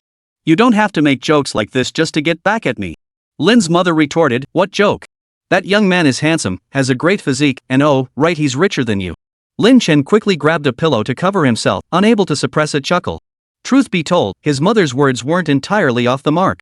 Poor Dad, he'd been so easily fooled. "Ahem, I'll head upstairs now. You two take your time chatting." Lin Chen got up and headed straight to his room. He couldn't bear to watch his father's pitiful state any longer. Only when Lin Chen stood up did his father suddenly remember he had another son. He quickly turned to his mother. "Honey, look, our son is all grown up now. How could you possibly abandon us two old folks?" Then he went on and on and on. Even after Lin Chen had run upstairs, he could still hear his father droning on and on. Finally, his mother's furious shout brought things to a halt. Lin Chen rubbed his temples in exasperation. He was truly amazed by his parents, especially his mother, who seemed to come up with new schemes every day, never stopping. Thankfully, Su Yan was nothing like her mother. Why was he thinking about Su Yan? It had nothing to do with her. Lin Chen shook his head, got up, and headed into the bathroom to take a shower. Yet, some things seemed to have changed subtly without him even noticing. Chapter 115, Sure enough, a cure-all. Lin Chen stayed home all morning on Saturday. After calling Joe's assistant in the afternoon, he headed out. Seeing he was leaving with assistant Joe, Mrs. Lin didn't bother to question him. It wasn't until early Sunday morning, while Lin's parents were having breakfast downstairs, that they saw Lin Chen slowly descending the stairs. "Why are you up so early today? Lin's mother asked, sipping her nourishing porridge elegantly.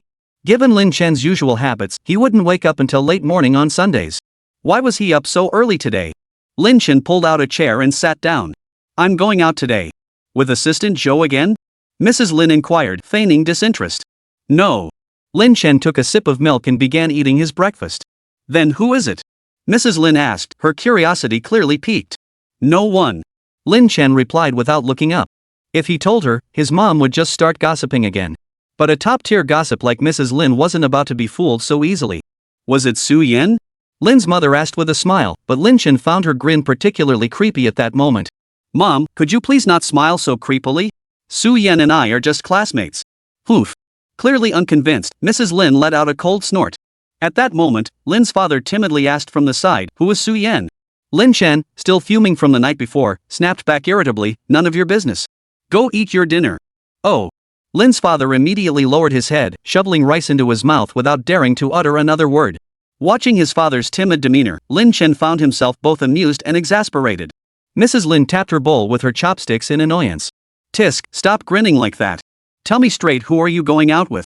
Mom, could you please stop being so nosy? Lin Chen sighed helplessly. He couldn't understand why his mother was imagining all sorts of things just because she'd spotted him walking with Su Yan. How am I being nosy? I raised you all these years, and now you're finally old enough to start eyeing other people's girls? Can't I ask a few questions? Mrs. Lin shot Lin Chen a disapproving look, her expression full of righteous indignation. May I ask one more thing? Lin's father raised his hand cautiously, his tone almost submissive. Whose cabbage is he trying to pluck?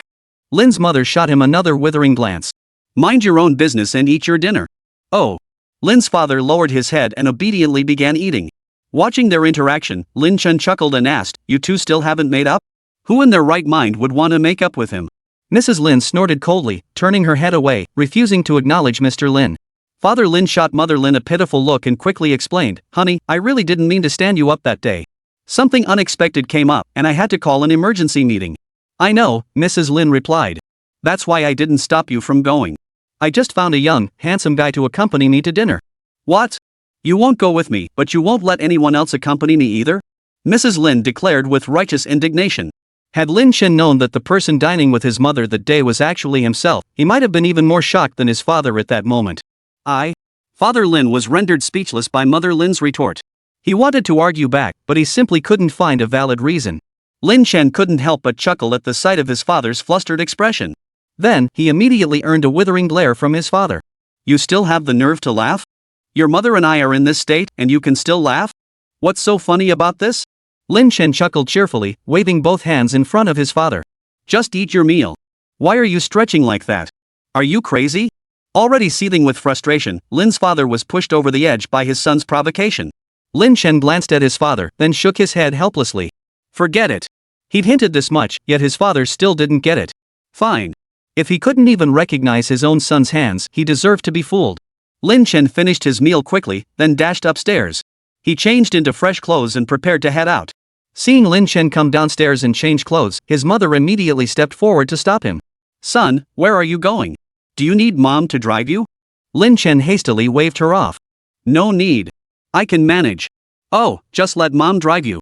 I don't have anything to do today anyway, Lin's mother said earnestly. Seeing his mother like this, Lin Chen knew she was up to something again. A sudden idea struck him, and he quickly said, Mom, didn't you say you had your eye on that new C-brand bag? I saw it on sale at Qingye Shopping Center yesterday. Aren't you going to buy it? What? That bag is available now? I'll go right away. Hearing her long-coveted bag was finally available, Mrs. Lin couldn't wait to go buy it. Father Lin saw this as a golden opportunity to make amends, so he hurriedly followed after them.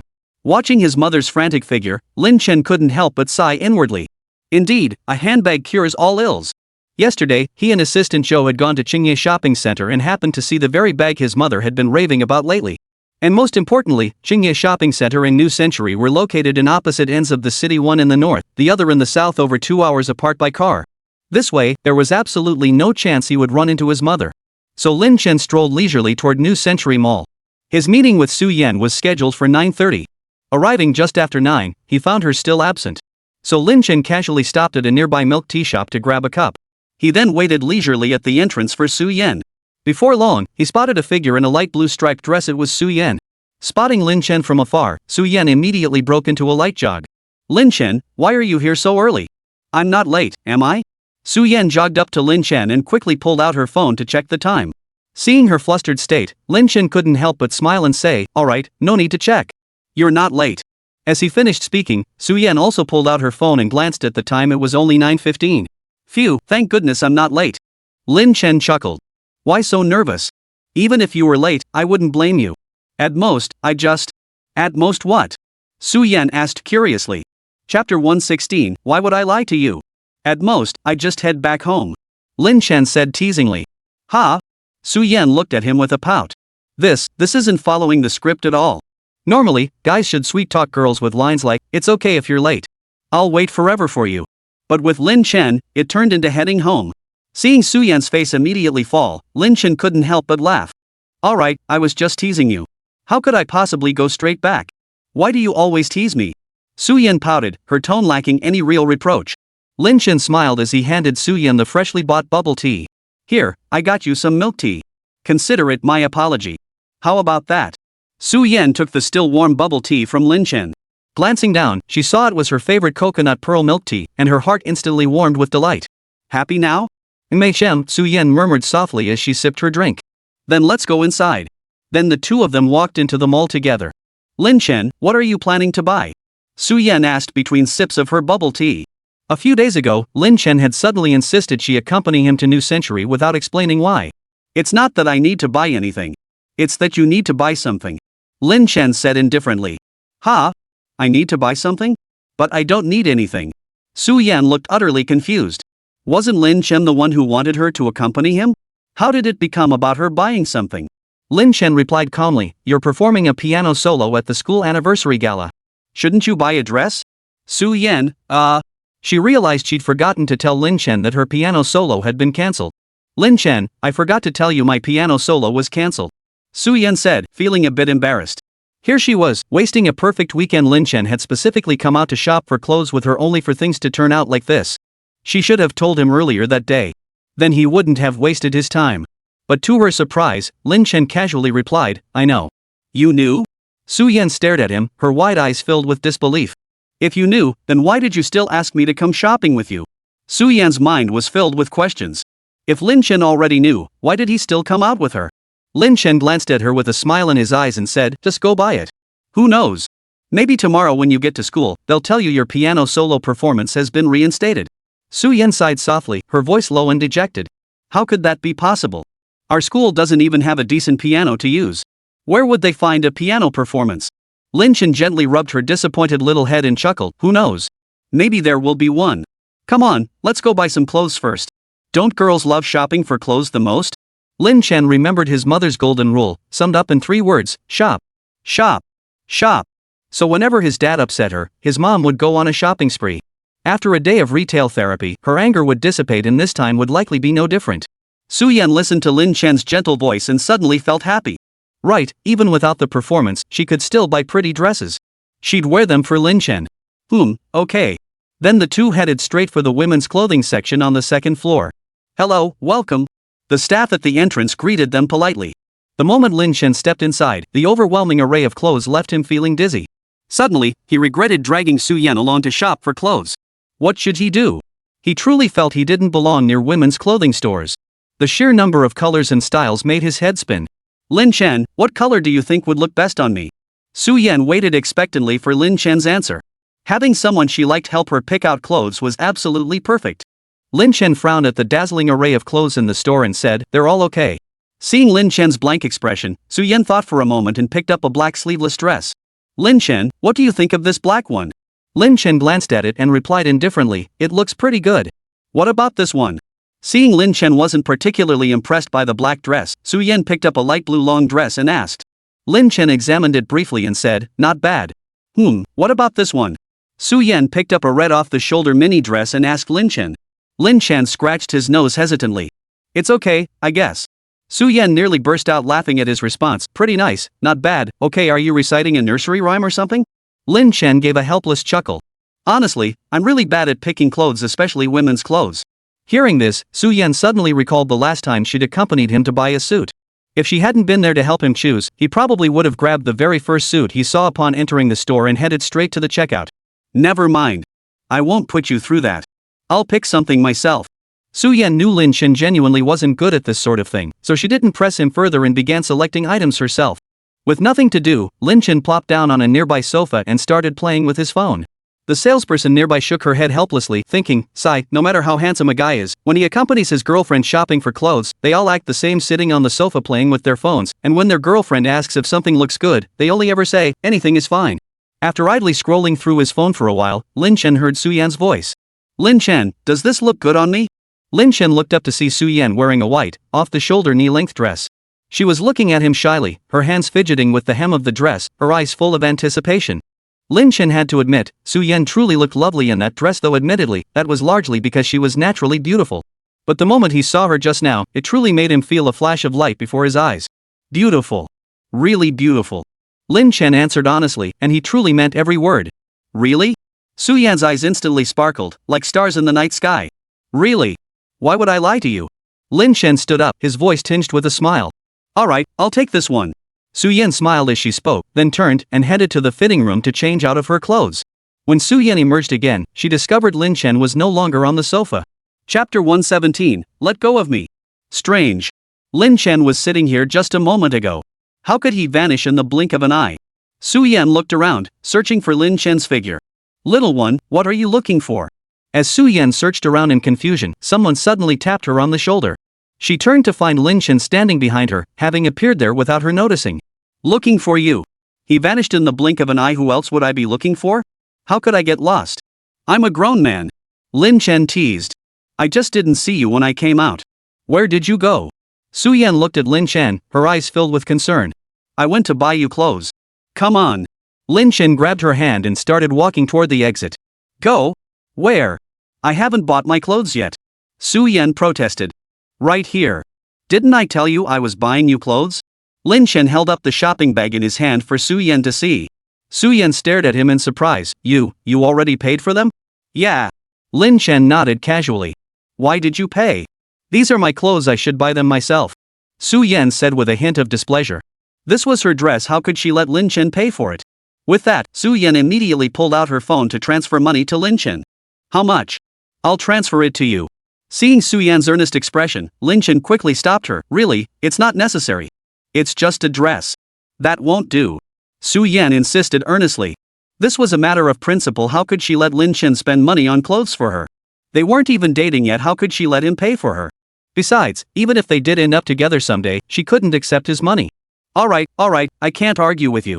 How about this, I buy you the clothes, and you treat me to a meal. That'll even things out, okay? Lin Chen conceded with a sigh. He just casually paid for Su-Yan's meal anyway. Besides, she wasn't just anyone. Without realizing it, Lin Chen had already mentally placed Su-Yan in the category of his own people. Alright, let's go. Seeing Su-Yan still hesitating, Lin Chen grabbed her arm and pulled her out. The remaining shop assistants watched their retreating figures with starry eyes. Wow, are guys this smooth these days? I'm so jealous of that girl. Yeah, it's true, all the good boyfriends belong to other people. Are guys turning into domineering CEOs at such a young age these days? Sour grapes, sour grapes. Another day of being a lemon head. Lin Chen and Su-Yan walked out together. After Lin Chen had gone to such lengths, Su-Yan couldn't refuse him anymore. So she finally asked, where do you want to go for lunch? Lin Chen checked his phone, it was just past 10. A bit early for lunch, don't you think? Su-Yan glanced at the time too and realized it was indeed a bit early. She gave an awkward smile and said, then shall we browse some more? Is there anything you want to buy? Su-Yan's question suddenly reminded Lin Chen that there was one thing he hadn't bought yet. Yes. Then Lin Chen led Su-Yan to a jewelry store. Lin Chen, what are we doing here? Su-Yan stared at the glittering, girly girl accessories shop before her, suddenly feeling like she'd wandered into the wrong dimension. What on earth could Lin Chen possibly need to buy here? Lin Chen chuckled softly before striding straight into the shop. Though utterly baffled, Su-Yan followed him inside. Lin Chen, what on earth are you buying in a place like this? Lin Chen looked at her clearly reluctant expression. Anyone watching might think he'd dragged her to some strange place. Why are you so tense? I'm just here to buy something. Lin Chen couldn't help but chuckle. Su-Yan quickly grabbed his arm and demanded, Lin Chen, what exactly are you buying? Why do you have to come to a place like this? Just a little trinket. A little trinket? Lin Chen never used to buy things like this. Oh no, could he have been corrupted by that girly-minded Hulk Shan Liolu? The more she thought about it, the more plausible it seemed. Lately, due to rehearsals for the stage play, they'd been spending a lot of time with Zhang Liulu. Could Lin Chen have unknowingly picked up her taste and started liking these girly things too? No, absolutely not. She had to nip this thought in the bud before it even took root. Just as she was thinking this, Su Yan saw Lin Chen walk over to the jewelry section and begin selecting items with great care. Su Yan hurried over, determined to pull him away. Lin Chen, stop looking. Come with me now. As Su Yan tugged at his arm, ready to pull him out, Lin Chen suddenly spoke up, I haven't picked anything yet. He was actually considering buying something? Su Yan glanced at the dazzling array of accessories on the rack and suddenly felt a stinging pain in her eyes. Why on earth would Lin Chen want to buy this kind of thing? Wait a minute, hey, this one's pretty nice. Lin Chen picked up a sparkly hair clip from the rack and said with a smile. Su Yan felt like she could die right then and there. Lin Chen? He actually wanted to buy such a girly hair clip? Had he really been corrupted by Zhang Liulu? What's so nice about it? It's not attractive at all. Lin Chen, let's not look at this anymore, okay? Su Yan pleaded earnestly, determined to nip Lin Chen's bizarre notion in the bud. Not pretty? I think it's fine. Lin Chen furrowed his brow slightly, looking puzzled. Su Yan shook her head hastily, ugly. Totally ugly. Lin Chen, please, stop looking at this. These things really aren't suitable for you at all. Su Yan felt like crying but had no tears left. She wanted to drag him out of there immediately. Then she watched as Lin Chen picked it up and examined it closely. Just as Su Yan was about to snatch the hairpin away, he actually put it on his own head. See? Doesn't it look pretty good on you? Lin Chen glanced at it and offered a sincere compliment. Hearing Lin Chen's words, Su Yan instinctively glanced at the mirror beside her. Ugh, could someone please explain this straight guy aesthetic to her? The crown-shaped hairpin, encircled with rhinestones, sparkled brilliantly under the lights. But this style went out of fashion 800 years ago, right? How could Lin Chen even bring himself to compliment it? But wait. Wasn't Lin Chen supposed to be buying something for himself? How did it end up on her head? Su Yan looked at Lin Chen, hesitating slightly as she asked, Lin Chen, did you buy this hair clip for me? Chapter 118, what are you doing here? What else? Lin Chen looked at Su Yan's perfectly natural expression. If he hadn't bought it for her, then was he buying it for himself? Something didn't feel quite right. As Lin Chen recalled Su Yan's earlier peculiar behavior, it suddenly clicked. He looked at Su Yan with a teasing expression and said, You didn't think I was buying it for myself, did you? No, I didn't. I wasn't. Don't make things up. Su Yan shook her head hastily in denial. Joking aside, how could she possibly admit to those chaotic thoughts she'd had just now? Had rehearsing for the stage play driven her completely mad? Lin Chen was such a straight guy, how could he possibly buy something so girly? Seeing her frantic denial, Lin Chen knew he'd guessed right. Oh? Then why did you just say this hair clip was ugly? Lin Chen's tone was perfectly calm, but for some reason, Su Yan sensed a hint of danger in the air. She quickly forced a smile. It's pretty. Really pretty. When did I ever say it wasn't? Though Lin Chen had picked this hairpin for her, it was undeniably tacky. Yet given the current situation, Su Yan had no choice but to go against her better judgment. Oh? Since you think it's pretty, then this one it is. Lin Chen raised an eyebrow as he spoke, then reached out and took the hair clip off Su Yan's head before turning to head to the front desk to pay. At that moment, Su Yan had no energy left to chase after him and demand the order back. Watching Lin Chen's retreating figure, she felt utterly helpless and wanted to cry. How could she have made such a huge mistake? After paying, Lin Chen saw Su Yan still standing there in a daze. He walked over, smiled, and patted her head. What are you standing here thinking about? Nothing. Su Yan snapped back to reality and gave Lin Chen a smile. She vowed never to let her imagination run wild about Lin Chen again. How could he possibly be that kind of person? Su Yan silently vowed to herself, then glanced at the bag in Lin Chen's hand and asked, Lin Chen, why did you suddenly decide to buy me a hair clip? Lin Chen replied with a straight face, aren't you going on stage to perform? I saw a lot of girls dressing like that. Su Yan. A lot of girls? Are you sure? Well, if Lin Chen was watching last century's TV shows, then yes, quite a few girls did dress like that. Su Yan gave an awkward laugh, really? Yeah, I was thinking you could wear this white dress and this hair clip when you perform on stage that day. Seeing Lin Chen's earnest expression, Su Yan momentarily didn't know how to refuse. It was impressive how thoroughly Lin Chen had thought things through. He'd even picked out the accessories for her. But, Lin Chen, if we're doing a stage play, we'll probably need costumes, so this probably won't be needed. Su Yan assumed Lin Chen was referring to their stage play, but Zhang Liulu and the others had already gone to look at costumes today. So she figured she probably wouldn't be wearing this hairpin either. To her surprise, Lin Chen chuckled softly and said, who knows? Then he simply turned and walked out of the accessory shop. Su Yan was completely baffled. What did Lin Chen mean by that? Never mind. It's already bought anyway. Maybe she'd wear it someday. But as for this hairpin? She'd politely decline. After this minor hiccup, the two finally decided to go eat. It was nearly 11 o'clock, so it wasn't too early to eat. After some deliberation, they settled on a grilled fish restaurant for lunch. After finishing, Su-yen headed straight to the front desk to pay. This time, Lin-chen deliberately trailed behind at a leisurely pace, no longer rushing ahead of her. While Su-yen was paying, Lin-chen hadn't emerged yet. Suddenly, someone nearby called out to her in surprise. Su-yen! Su-yen turned at the sound and froze in place. Ah, auntie?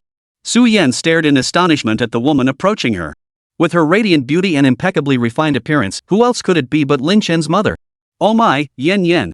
What a surprise to run into you here. Mrs. Lin approached Su-yen with a delighted smile, followed by a middle-aged man with an elegant, scholarly demeanor. Su-yen silently wondered, could this middle-aged man be Lin-chen's father? As if to confirm her suspicion, the middle-aged man spoke up directly, honey, do you know her? Upon realizing he was indeed Lin-chen's father, Su-yen promptly greeted him politely, hello, uncle. I'm Su-yen. Mr. Lin, hello. You're. Mr. Lin looked questioningly at Mrs. Lin, seeking clarification with his eyes. Mrs. Lin quickly introduced with a smile, this is Su-yen, Lin-chen's classmate. Then she whispered in Mr. Lin's ear, the cabbage your son's been trying to pluck. Ha!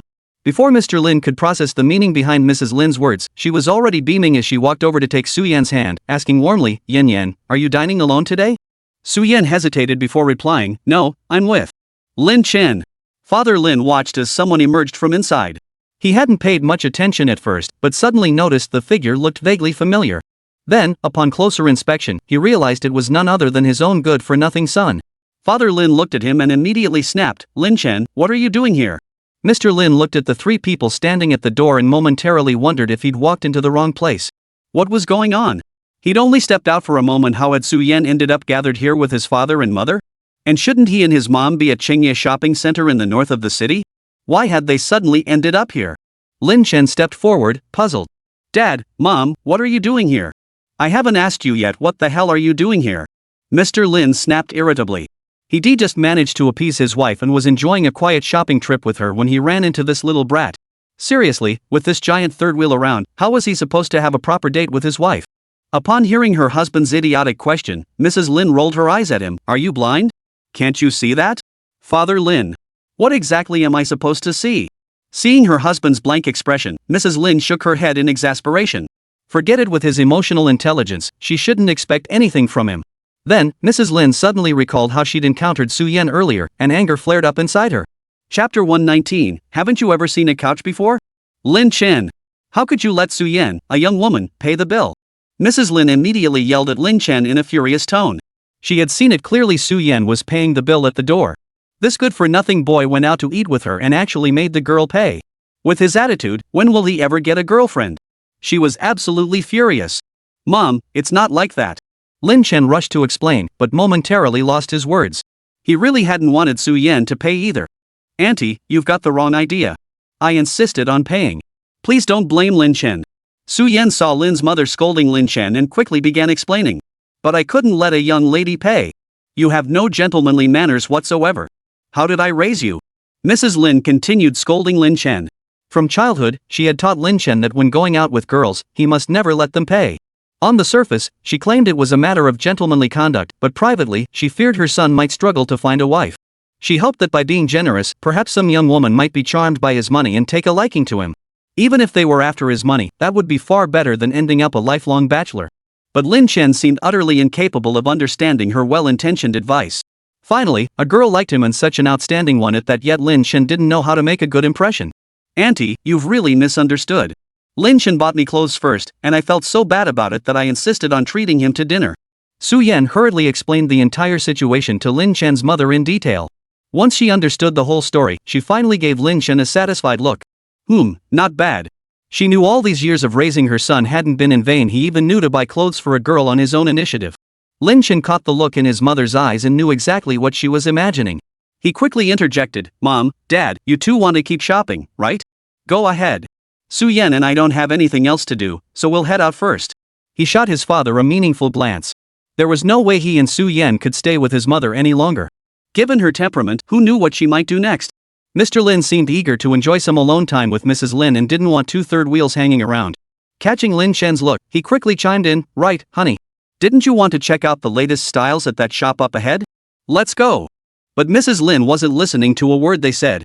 Smiling, she turned to Su Yan. Yan, I need to buy some clothes too. Why don't you help Auntie pick something out? Faced with Mrs. Lin's enthusiastic insistence, Su Yan felt completely overwhelmed. She immediately shot Lin Chen a pleading look. Lin Chen quickly interjected, Mom, Su Yan has plans this afternoon. Besides, couldn't you just ask Dad to help you out?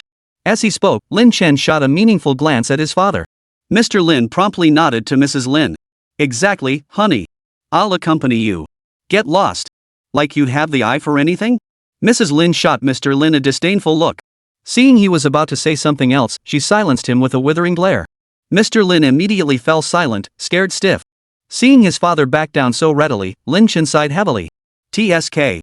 He'd never seen anyone more afraid of his wife than his own father. Yan, do you really have plans this afternoon?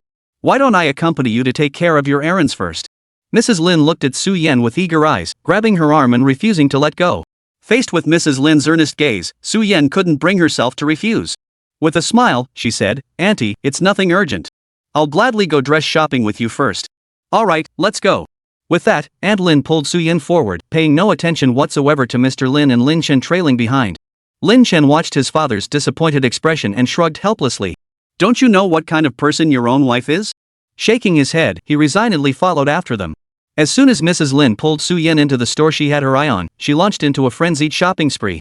Yan, don't you think this dress is pretty? Mrs. Lin asked, holding up a black dress. Su Yan looked it over and replied sincerely, it's quite pretty. The cut is very flattering, and the color really makes your complexion pop. Alright, then I'll take this one. Then Mrs. Lin picked up a gray trench coat and asked, Yan, do you think this trench coat would look good on me? Su Yan looked at it and said, it should look quite nice. The cut is very elegant. But Auntie, I think that brown one would suit your skin tone better. Su Yan pointed to a trench coat nearby, identical in style but a different color. Mrs. Lin looked at the one Su Yan mentioned and said, then I'll try both. Sure. Then, Mrs. Lin happily headed to the fitting room to try on the coats. Su Yan wandered around the store idly, browsing as she mentally selected outfits that would suit Mrs. Lin. Just then, Lin Chen and his father walked in. Where's Mom? Lin Chen walked in and saw only Su Yan. He glanced around discreetly but didn't spot his mother anywhere. Su Yan smiled and said, Auntie went into the fitting room. Why don't you and Uncle take a seat on the sofa and wait for a moment? Lin Chen and his father nodded in unison. After all, shopping wasn't exactly their forte, so they'd be better off sitting quietly. Before long, Mrs. Lin emerged from the fitting room. Yan, you really have great taste. That gray one I tried on earlier? It just didn't look good at all. This brown one is so much prettier. Lin's mother emerged with a smile in her eyes and addressed Su Yan. Then she noticed Lin Chen and Lin's father just sitting there on the sofa, staring at her. Lin's mother sighed helplessly. Sigh, I knew it. Asking these two men to come shopping with me, and all they do is sit there. It's like they haven't seen a sofa in centuries. Su Yan was so much better patient and with such great taste. Auntie, it's not me, it's your fair skin that makes this color look so good on you. Su Yan wasn't exaggerating. Mrs. Lin prioritized skincare above all else, visiting beauty salons at least once or twice a week. Besides, Mrs. Lin was naturally beautiful. No amount of skincare could make someone that stunning otherwise. Su Yan glanced at Lin Chen beside her and suddenly noticed something. Chapter 120, Don't Scare Her. Su Yan scrutinized Mrs. Lin's features and noticed Lin Chen's eyes and nose bore a strong resemblance to hers. His mouth, however, seemed to resemble his father's. In short, Lin Chen's appearance truly combined the best features of both his parents. No wonder he was so handsome. Yan, pick out a dress you like. Auntie will buy it for you. Su Yan was still studying Lin Chen's features when Mrs. Lin suddenly spoke up. Auntie, no need. How could I let you buy me clothes? Su Yan hastily waved her hands in refusal. She couldn't accept an unearned gift. She certainly couldn't let Lin Chen's mother buy her clothes. Oh, come on, it's no big deal. We're all family anyway, Lin's mother said with a cheerful smile. Ha? Su Yan looked at Mrs. Lin in confusion. Family? Had she heard correctly? Realizing her slip, Mrs. Lin quickly clarified, well, what I meant was, you and Lin Chen are classmates, and I'm so fond of you. Don't be so polite, we're all family here. Auntie, really, it's not necessary. How could I possibly accept your generosity for no reason? Su Yan hastily declined. Oh, it's fine. Seeing his mother's enthusiasm border on excessive, Lin Chen stood up to intervene before she could say more. Mom, that's enough. Su Yan already said no. He then promptly pulled his mother aside and whispered, Mom, you're being a bit too enthusiastic, don't you think? Didn't you see how you startled Su Yan? Reminded by Lin Chen, Lin's mother instantly realized she'd been overly enthusiastic. But she still couldn't resist giving Lin Chen a light slap on the arm. How is this my fault? You're this old, and this is the first time I've ever seen you with a girl. Otherwise, would I be this excited? Lin Chen looked at his mother, utterly embarrassed. What on earth are you talking about? Su Yan and I are just classmates. Mom, could you please stop imagining things? He was truly exasperated. He'd only been spotted with Su Yan twice, and already his mother had started spinning wild fantasies. What am I imagining? I just saw you with a classmate, so I thought I'd show some motherly affection by offering my seat. Lin's mother deliberately emphasized the word classmate, though she didn't believe it for a second. Who do you think you're fooling, you little rascal? With your attitude, do you think I don't know you? Since you were little, which girl have you ever played with? You always complain girls are annoying and too delicate. You don't have a single female friend. Back in middle school, a girl who had a crush on him told him to meet her on the school playground after class. The girl had intended to confess her feelings to him, but when Lin Chen heard she wanted to meet him on the playground after school, he thought she was coming to pick a fight. So that evening after school, Lin Chen led a large group including Song Mingxian and over a dozen close friends marching toward the playground. In the end, they scared the girl so badly she burst into tears. When she later saw Lin Chen, she turned and ran away. So when Lin's mother saw Lin Chen hanging out with Su Yan eating together, shopping for clothes, she knew immediately something was up. It was just that their dim-witted son hadn't caught on yet. He probably hadn't even realized his feelings towards Su Yan were different. Alright, don't exaggerate like that. You'll scare Su Yan. Lin Chen didn't appreciate his mother's concern at all, instead whispering a low warning. Alright, I got it. Don't worry. Lin's mother had just gotten a little overexcited, but she wasn't completely out of control. Seeing his mother finally return to normal, Lin Chen walked back with her. Then, for the rest of the afternoon, Mrs. Lin dragged Su Yan around, constantly asking her to help pick out clothes. With Su Yan as her reliable advisor, Mrs. Lin shopped to her heart's content. Meanwhile, Lin Chen and his father spent the entire afternoon shifting restlessly on shop sofas, silently watching their mother's shopping frenzy. The two men were utterly baffled. They simply couldn't fathom why girls enjoyed shopping so much. After the shopping spree, Mrs. Lin enthusiastically invited Su Yan to join them for dinner, finally bringing the day's activities to a close. After dropping Su Yan off at home, Lin Chen suddenly remembered something and blurted out, "Mom and Dad, didn't you go to Qingye Shopping Center? How did you end up at New Century all of a sudden?" Father Lin replied with a smug grin, "The moment I got in the car, it hit me, aren't your mom and I their super VIPs? So I called them right up and had them send over every color of that bag your mom had her eye on. Anyway, it's too far over there, and your mom and I couldn't be bothered to go. So we just headed to New Century instead." Finishing his explanation, Lin's father flashed his son a smug grin. "See? Your old man's pretty clever, huh?" Lin Chen gave a cold laugh. "Yeah, smart. Really smart." His dad's brain always kicked into gear at the most unnecessary moments. Lin Chen sighed, pressing his hand to his forehead. Oh well, he'd only planned to shop for performance outfits with Su Yan today anyway, with no other commitments afterward. Accompanying his mom shopping would just be a way to kill time. By the time they got home, it was already late. Lin Chen went straight upstairs to bed, while his father stayed behind to help his mother sort through today's shopping haul and her row of identical handbags, differing only in color. The next morning, Lin Chen headed to school. Before he could even enter his classroom, he was summoned to the principal's office by the mummy. It took him a while to escape the mummy's endless nagging before he walked in, his head pounding. Truth be told, the mummy was indeed a good teacher, but he had one major flaw: he was incredibly long-winded. For such a minor issue, he'd managed to drag Lin Chen into a lecture that lasted over an hour. Sure enough, by the time Lin Chen returned to the classroom after morning reading, the first period had already started over 10 minutes ago. Su Yan noticed Lin Chen's gloomy expression the moment he entered. Seizing a moment when the English teacher wasn't looking, she asked with concern, "Lin Chen, what's wrong? Did Teacher Mu say something to you?" Seeing his demeanor, Su Yan assumed he'd gotten into trouble again and been lectured by Teacher Mu. Seeing her misunderstanding, Lin Chen smiled and replied with a serious expression, "Yeah, I brought something to school today. The mummy found out and called me to the office, then lectured me for ages." After saying this, he adopted an utterly exhausted expression. Chapter 121, so that's what happened. Su Yan tugged at his sleeve and whispered, "Lin Chen, Teacher Mu just likes to nag. Don't take it too seriously." Lin Chen chuckled at her unexpected consolation. This kid's pretty smart, so why is she so easily fooled? Alright, it's fine. We'll go somewhere first at lunchtime, Lin Chen murmured. Where? Lin Chen gave a deliberately mysterious smile. You'll see. The moment the last morning class ended, Song Mingxian immediately turned to Lin Chen. Brother Chen, let's grab lunch. Lin Chen declined, I've got stuff to do. You go ahead. Ha! Ignoring Song Mingxian's bewilderment, Lin Chen exchanged a knowing smile with Su Yan beside him before they walked out together in perfect sync. Song Mingxian was left standing there, utterly bewildered.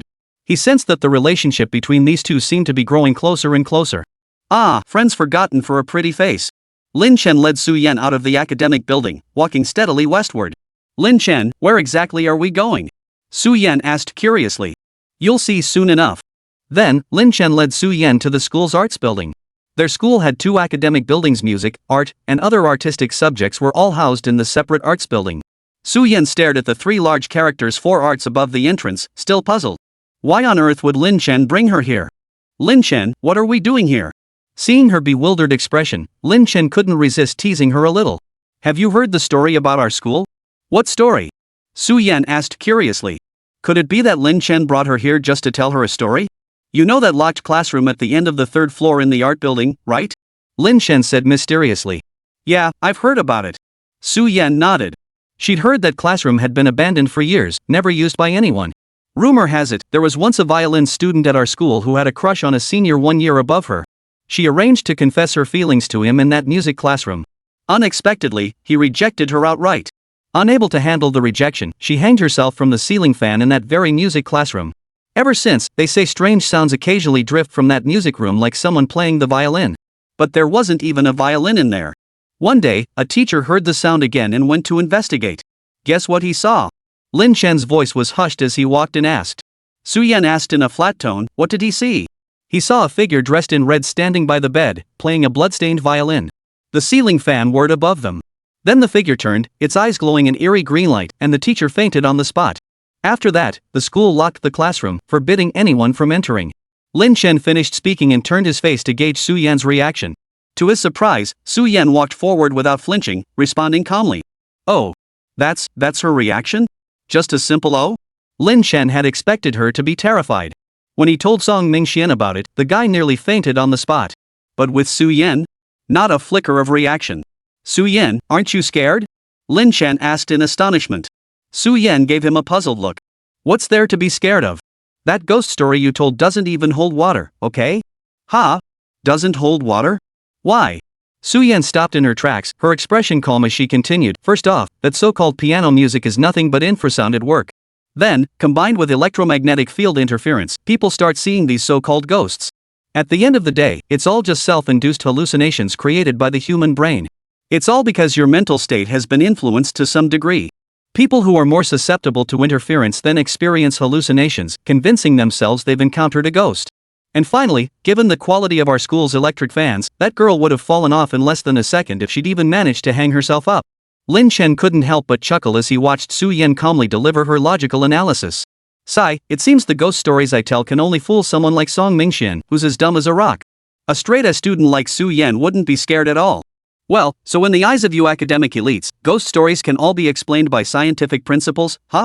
Lin Chen shook his head helplessly with a hint of regret. Su Yan watched his failed attempt to scare her and couldn't help but smile. Then, with a hint of mischief in her voice, she said, actually, it's not about scientific explanations. The main reason I wasn't scared is because... Because of what? Lin Chen asked curiously.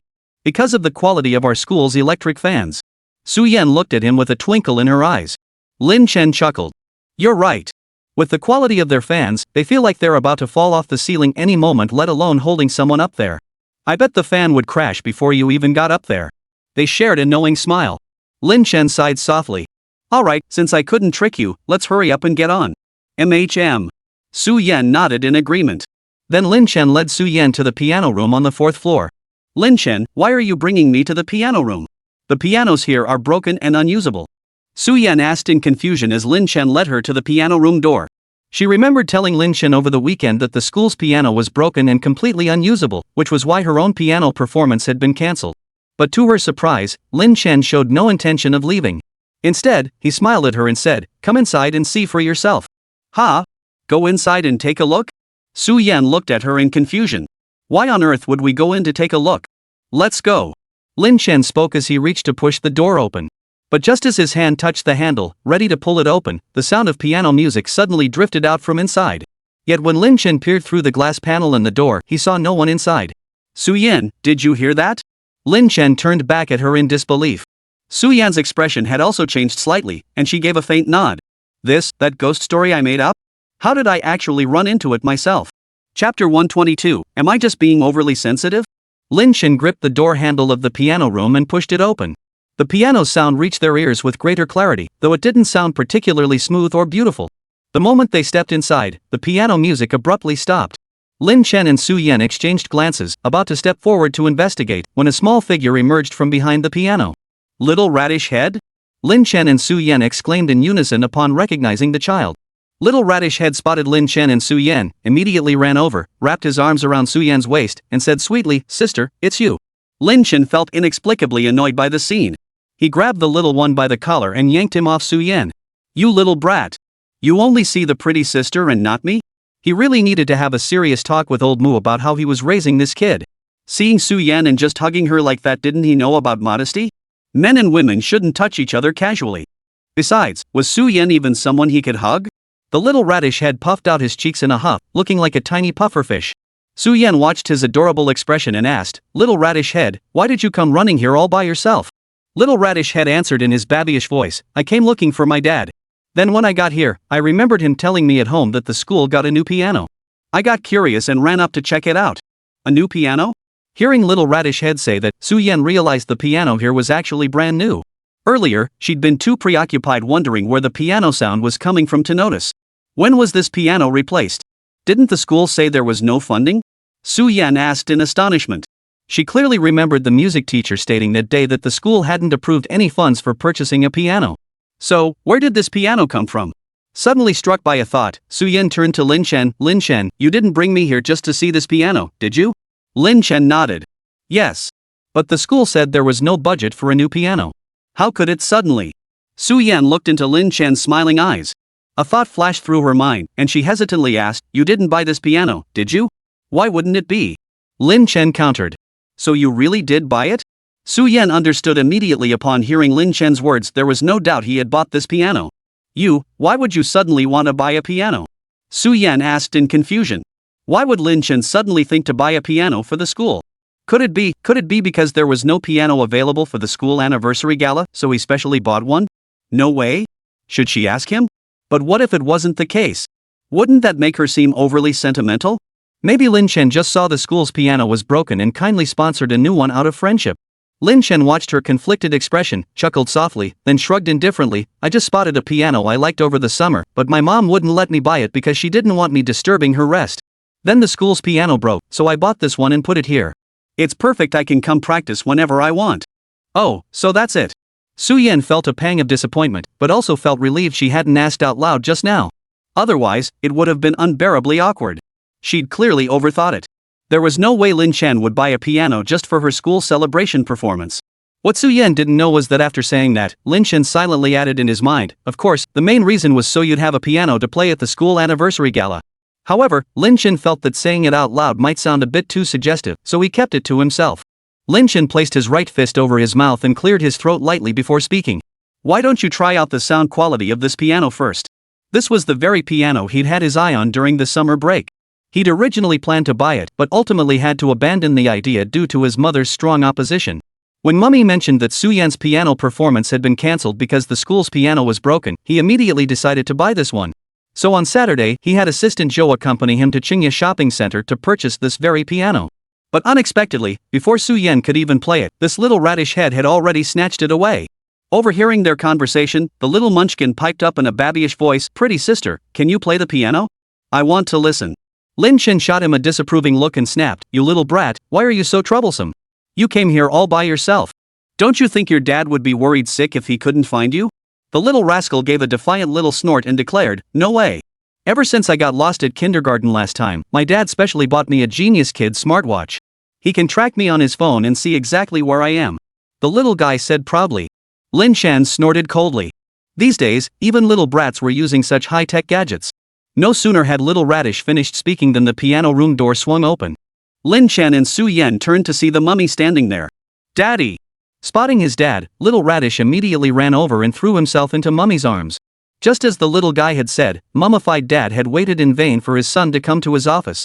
He checked his phone and discovered Little Radish Head had gone over to the arts building, so he rushed over immediately. Pushing open the door, he found his son happily playing with Lin Chen and Su Yan in the piano room. "Teacher Mu." Lin Chen and Su Yan spoke in unison. "You two are here too? The mummy picked up her son, smiling warmly at the two of them. Lin Chen noticed that ever since Mummy learned he and Su Yan were the ones who found Little Radish Head at the amusement park, she'd been extra cheerful whenever she saw them. It was nothing like before, when he always wore a stern expression, as if to say, strangers keep out. Then she looked at Little Radish in her arms and asked, "Son, why did you come here all by yourself?" "Daddy thought you'd gotten lost again." "Daddy, I just came to see the new piano you mentioned." Little Radish Head instantly became much more well-behaved when he saw his father. "Well, now that you've seen it, let's go home for dinner." "No way. I haven't heard the pretty lady play yet." Little Radish Head immediately protested. Mummy gave his son a helpless look, then turned to Su Yan. Su Yan paused, about to respond, when Lin Chen suddenly spoke up, "No." Chapter 123, The Troubled Piano Piece. "Why?" Little Radish Head pouted, asking indignantly. All he wanted was to hear the pretty lady play the piano. She hadn't said no, so why was he saying no? "You're too short, the sound won't pick up well." Lin Chen retorted bluntly. "Mummy." Was Lin Chen criticizing his son right to his face? But then again, he did have a point. Little Radish Head asked with a blank expression, "Daddy, what does poor reception mean?" "Well, how should I put this? Basically, it means..." Before the mummy could finish explaining to his son, the phone in his pocket suddenly rang. The mummy pulled out his phone, glanced at the caller ID, and immediately scrambled to answer it. "Hey, where the hell have you been? Why haven't you brought the kid home for dinner yet?" Hearing his wife's urgent call, the mummy immediately replied, "We're coming right back. We're coming right back." Then, clutching Little Radish Head, he turned and hurried away, completely ignoring the child's cries of "I wanna listen to sister play the piano." Lin Chen and Su Yan watched the mummy's hastily retreating figure and couldn't help but laugh. Teacher Mu really was scared to death of his wife. Once the onlookers had finally dispersed, Lin Chen spoke again. "Finally, they're all gone." Su Yan watched his visibly relieved expression and couldn't help but smile. "It's just a kid. Is it really that big of a deal? Little brats are a major scourge in today's society, okay?" Lin Chen declared with deadpan seriousness. "You don't like kids?" Su Yan asked tentatively after hearing Lin Chen's words. Without hesitation, Lin Chen shook his head. "I don't. If they're well behaved, it's slightly better. But if they're disobedient and cry all the time? I'd beat them so badly their own mother wouldn't recognize them." "Isn't your wife his own mother?" Su Yan hesitated before speaking. Then an image flashed through her mind, Lin Chen beating a mischievous child until his face was bruised and swollen, and the poor little thing running off sniffling to find his mom. Su Yan found the image both heartbreaking and faintly touching. Still, she believed Lin Chen was all talk, his temperament wouldn't allow him to actually hurt a child. Just like when he was a kid, wasn't he always gentle with the children around him? I still don't know where my future wife is," Lin Chen remarked, scratching his nose with a carefree shrug. Su Yan bit her lip lightly, a pang of sadness welling up inside her. "Couldn't it be right here? What's wrong? What are you thinking about?" Lin Chen asked, puzzled by Su Yan's pensive stance. Nothing. I'll try out the piano." Su Yan snapped back to reality and quickly changed the subject. She couldn't let Lin Chen know what she'd just been thinking, that would be so embarrassing. Su Yan walked straight to the piano, sat down, took a deep breath, and placed her hands on the keys. After a moment's thought, she began to play. Beautiful, moving melodies instantly poured forth from her pale fingertips, flowing like gentle streams through the heart, soft, soothing, and deeply refreshing. Su Yan stopped after playing only a short passage, then looked up at Lin Chen and said, "This piano has excellent tone quality and feels exceptionally smooth to play." Lin Chen stood beside the piano, leaning casually against it. Hearing Su Yan's words, he nodded with satisfaction. The warm afternoon sunlight carved a unique beauty, streaming through the glass window into the piano room and stretching their shadows long. Their smiles melted into the hazy glow. With the new piano, Su Yan's solo recital was back on the agenda. During self-study period, Su Yan finished the physics worksheet handed out and began pondering which piece to perform at the school anniversary gala. What should she play? Adele at the Riverbank? Canon? Piano Concerto No. 2 in F minor? But wouldn't those be a bit too common? As Su Yan wrestled with the decision, her thoughts suddenly drifted to Lin Chen. She turned to look at his profile, and an idea suddenly formed in her mind. Amidst the anticipation of all students, the school anniversary gala arrived as scheduled. Both performances from Class 21 had smoothly passed the preliminary selection and would appear on the anniversary gala stage. That afternoon, the entire school was assigned to self-study in preparation for the evening gala. Students participating in the performances headed directly to the backstage area of the school auditorium to begin preparations. Su Yan's piano solo was scheduled as the third act, while her class's stage play was slated as the 22nd act, the second to last performance. Su Yan went straight to the dressing room and changed into the off-the-shoulder white knee-length dress Lin Chen had bought for her that day. The dress itself wasn't particularly unique, but its simplicity and elegance made it stand out. After changing, Su Yan sat before the makeup table and let the makeup artist begin her application. It must be said that their school had truly spared no expense for this 60th anniversary gala. They had even specially hired 10 makeup artists from outside the school to do the makeup for the performing students. The makeup artist assigned to Su-Yen was a very young woman. As soon as she began applying Su-Yen's makeup, she couldn't help but remark, "Your skin is so beautiful, young lady, so fair and smooth, without a single blemish." Su-Yen politely thanked her. The makeup artist had just finished applying Su-Yen's foundation when the door to the dressing room swung open. Su-Yen instinctively turned her head.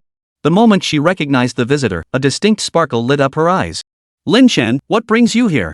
Su-Yen asked with a smile. Lin Chen wore a black jacket over a white t-shirt, paired with high-top boots. His black pants were tucked into the boots, showcasing his long, straight legs. He looked incredibly handsome and rebellious. Su-Yen blushed slightly at the sight of Lin Chen's strikingly handsome outfit. The young makeup artist applying Su-Yen's makeup couldn't help but chuckle at her reaction, her teasing gaze darting between the two. Having been through this age herself, the makeup artist instantly recognized the girl's reaction. The boy who just walked in was undoubtedly the one she liked. Otherwise, how could a girl who had been so cool and distant moments ago have her eyes instantly warm and sparkle upon seeing him? Lin Chen walked straight over and sat down in the empty seat beside Su-Yen. He sighed softly and said, "Don't even mention it." "What's wrong?" Su-Yen asked immediately, concern evident in her voice. Hadn't Lin Chen just gone to help Song Mingxian and the others prepare props? Why had he suddenly come over to her? Had something happened with the props? Chapter 124, Did you bring the stuff we bought last time? Could there be a problem with the props? Su-Yen hurriedly asked. The performance was tonight. If something went wrong now, what would happen to their show? Lin Chen waved his hand. It's not the props. It's Song Mingxian. Song Mingxian? What's wrong with Song Mingxian? Su-Yen asked in confusion. She had just seen Song Mingxian bouncing around full of energy. How could he suddenly have a problem? Lin Chen sighed and began explaining. After he changed into his costume, the makeup artist saw he was playing the stepmother in the cross-dressing role of the Cabbage Princess. She offered to do his makeup, but guess what Song Mingxian said? Su-Yen recalled Song Mingxuan's usual behavior and blurted out, he was probably thrilled, right? More than happy. That guy practically went wild with excitement. He immediately ran over to the makeup artist, sat down, and had her start applying it. And the kicker? He actually started discussing cosmetics with the makeup artist, leaving the poor person completely dumbfounded. Hearing Lin Chen's complaint, Su-Yen was utterly astonished. Song Mingxian actually knows so much about cosmetics? Not just knowledgeable, later he even started instructing the makeup artist, telling them to use this shade of eyeshadow layered with that shade and then topped with this one. It gave me a headache just listening. Lin Chen couldn't help but complain, his expression dripping with disgust. Watching Song Mingxuan's overly dramatic antics next door had given him goosebumps. So he'd come straight over to Su-Yen's side. Su-Yen burst out laughing at Lin Chen's description, and even the makeup artist beside her couldn't help but cover her mouth and giggle. Who would have thought that Song Mingxian, who usually acted like such a loudmouth, actually knew anything about makeup? It was truly laughable. But then again, considering his usual adolescent behavior, it seemed almost fitting that this happened to him. Well, Song Mingxian is just a bit of a dork, Su-Yen said with a smile. Lin Chen shook his head helplessly. Watching the makeup artist apply layer upon layer to Su-Yen's face, he couldn't help but interject, don't put so much on her face. Skip the fake eyelashes and all that. Just 2 black lines will do. Su-Yen. Makeup artist. What the heck are 2 black lines? That's eyeliner, okay? Su-Yen and the makeup artist exchanged a glance, then shared an awkward laugh. Still, she said, just do as he says, only apply eyeliner. The makeup artist shot Lin Chen a helpless glance before following Su-Yen's instructions and applying only eyeliner. Though she skipped the eyeshadow and other steps, Su-Yen's natural beauty shone through. Even with just simple eyeliner, she looked stunning. Since no eye makeup was needed, many steps were skipped, and Su-Yen's makeup was finished quickly. After finishing her face, the makeup artist walked over to Su-Yen's chair and asked with a smile, "What kind of hairstyle would you like?"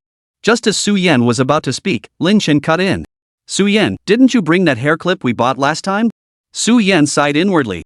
Sure enough, what was bound to happen had happened. Though she really didn't want to wear that hair clip, it was a gift from Lin Chen after all, so she had brought it today. "I did. It's in my bag." Su-Yen murmured, then picked up her bag from the table and reluctantly pulled out the hair clip. The makeup artist had been listening to their conversation with growing anticipation.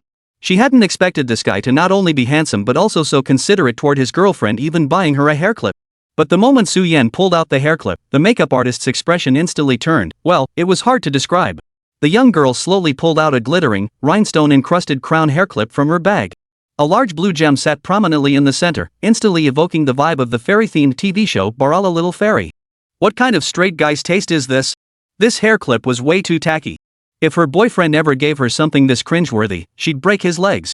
The makeup artist tugged at the corner of her mouth, asking uncertainly, "Are you sure you want to wear this hair clip, dear?" Lin Chen replied puzzledly, "Why not? It's so pretty." Su Yan met Lin Chen's expectant gaze in the mirror and willingly nodded. "Alright, I'll wear it." The makeup artist glanced at Lin Chen through the mirror. The guy was actually quite handsome, but his taste in accessories was, well, it was hard to describe. Sigh. People really aren't perfect. Compared to this, the bouquet of carnations her boyfriend had given her last month seemed almost forgivable. Seeing Su Yan's nod of agreement, the makeup artist summoned all her skills and did her utmost to create an exquisitely beautiful hairstyle for Su Yan, ensuring the hairpiece wouldn't look too edgy. After nearly half an hour of the makeup artist's diligent work, Su Yan's hairstyle was finally complete. Su Yan glanced up at her reflection in the mirror and was instantly taken aback by the stunning result. The makeup artist had styled her hair into soft, gentle waves, then loosely braided it twice at the crown, perfectly showcasing the fairy tale crown hairpin. Now, the rhinestones on the hair clip were partially obscured by strands of hair, creating a delicate, ethereal effect that looked utterly natural. "Lin Chen, do you like it?" Su Yan watched Lin Chen's reaction through the mirror, eagerly awaiting his response. Lin Chen had been scrolling through his phone when Su Yan's voice caught his attention. He looked up, and a flash of astonishment lit his eyes. He had always known Su Yan was beautiful, but he never imagined she would look this stunning in an evening gown. She wore a white strapless gown that revealed her graceful collarbone. Her hair was softly curled, and the rhinestones on her crown sparkled brilliantly under the lights, making her look like an ethereal fairy descended from the heavens. Lin Chen rubbed his nose uncomfortably before honestly admitting, "You look really beautiful." Hearing Lin Chen's compliment, Su Yan smiled contentedly. Nothing brought her greater joy than receiving praise from the person she liked. The makeup artist watching them couldn't help but chuckle inwardly at the faint blush on both their ears. Young love, indeed so easily embarrassed. After finishing the hairstyle, Lin Chen and Su Yan left the makeup room together, making space for other students waiting for their turn. Chapter 125, The Catchy Song. After leaving the dressing room, they headed to the classroom where their class was rehearsing the stage play. Earlier, their classmates had mentioned in the group chat that they should gather there after getting their makeup done for one final rehearsal. Lin Chen and Su Yan pushed open the door and found quite a few people already waiting inside. The moment the crowd saw them enter, a wave of admiration erupted. "Holy cow, Su Yan, you look absolutely stunning." "Exactly. You truly live up to being the school beauty. With your look today, you'll absolutely outshine everyone else." "Lin Chen looks super handsome today too. This outfit is seriously cool. Somehow, they just look so perfect together today. I can't take it, I feel like I'm suffocating. What kind of divine beauty is this?" Amidst the chorus of compliments from their classmates, Lin Chen and Su Yan walked in as if nothing was out of the ordinary. Su Yan was simply used to hearing such compliments, while Lin Chen? Purely because he had thick skin. They approached the crowd, and then Lin Chen suddenly raised his hand to cover his eyes. "Lin Chen, what's wrong? Did something get in your eye?" Seeing Lin Chen cover his eyes, Su Yan thought something might have gotten in them and immediately asked with concern. Lin Chen replied with deadpan seriousness, "Nothing. Just feels like something's stinging my eyes." "Burning my eyes? What's so irritating about it?" Though Lin Chen hadn't named anyone, everyone in the rehearsal room instinctively turned their gaze toward Song Mingxian, the Song Empress, standing right in the center. Su Yan hadn't noticed at first, but when she followed the collective gaze, her expression became indescribable. Well, it was indeed a bit jarring. Song Mingxian had changed into his red and black performance outfit, his face adorned with heavy smoky eye makeup and fiery red lips. But the most jarring sight of all was the pair of black fishnet stockings he wore on his legs. Su Yan felt she was experiencing the most intense visual shock of her life. Yet Song Mingxian remained completely oblivious, basking in his own self-satisfaction. Seeing Lin Chen and the others clearly disgusted by his appearance, he actually looked quite aggrieved. "What's with those looks? Don't you think I look gorgeous like this?" After saying this, he flashed Lin Chen a deliberately flirtatious wink, making Lin Chen want to punch him. Finally, Zhang Liulu stepped forward urgently, coaxing him gently, all right. The performance is tonight. Just bear with it, okay?" With Su Yan quickly grabbing Lin Chen's arm beside him, Lin Chen finally relented. He felt like he'd been getting more and more neurotic lately. Once the school anniversary gala was over, he absolutely had to give him a good talking to. What the hell is wrong with him? After Class 21 rehearsed their stage play one more time, evening had fallen. "Alright, that's it for today. Let's give it our all tonight and make sure nothing goes wrong." Zhang Liulu, the play's writer and director, delivered a closing speech. They'd rehearsed tirelessly for nearly 20 days, and the performance was just around the corner. Thinking about it still gave her a little thrill. After the final rehearsal, everyone dispersed to grab dinner, agreeing to meet backstage later.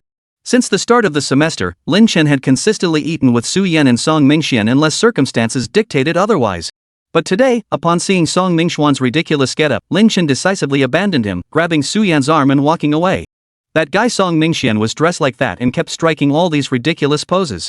If Lin Chen had been seen walking with him, he'd never be able to show his face at their school again.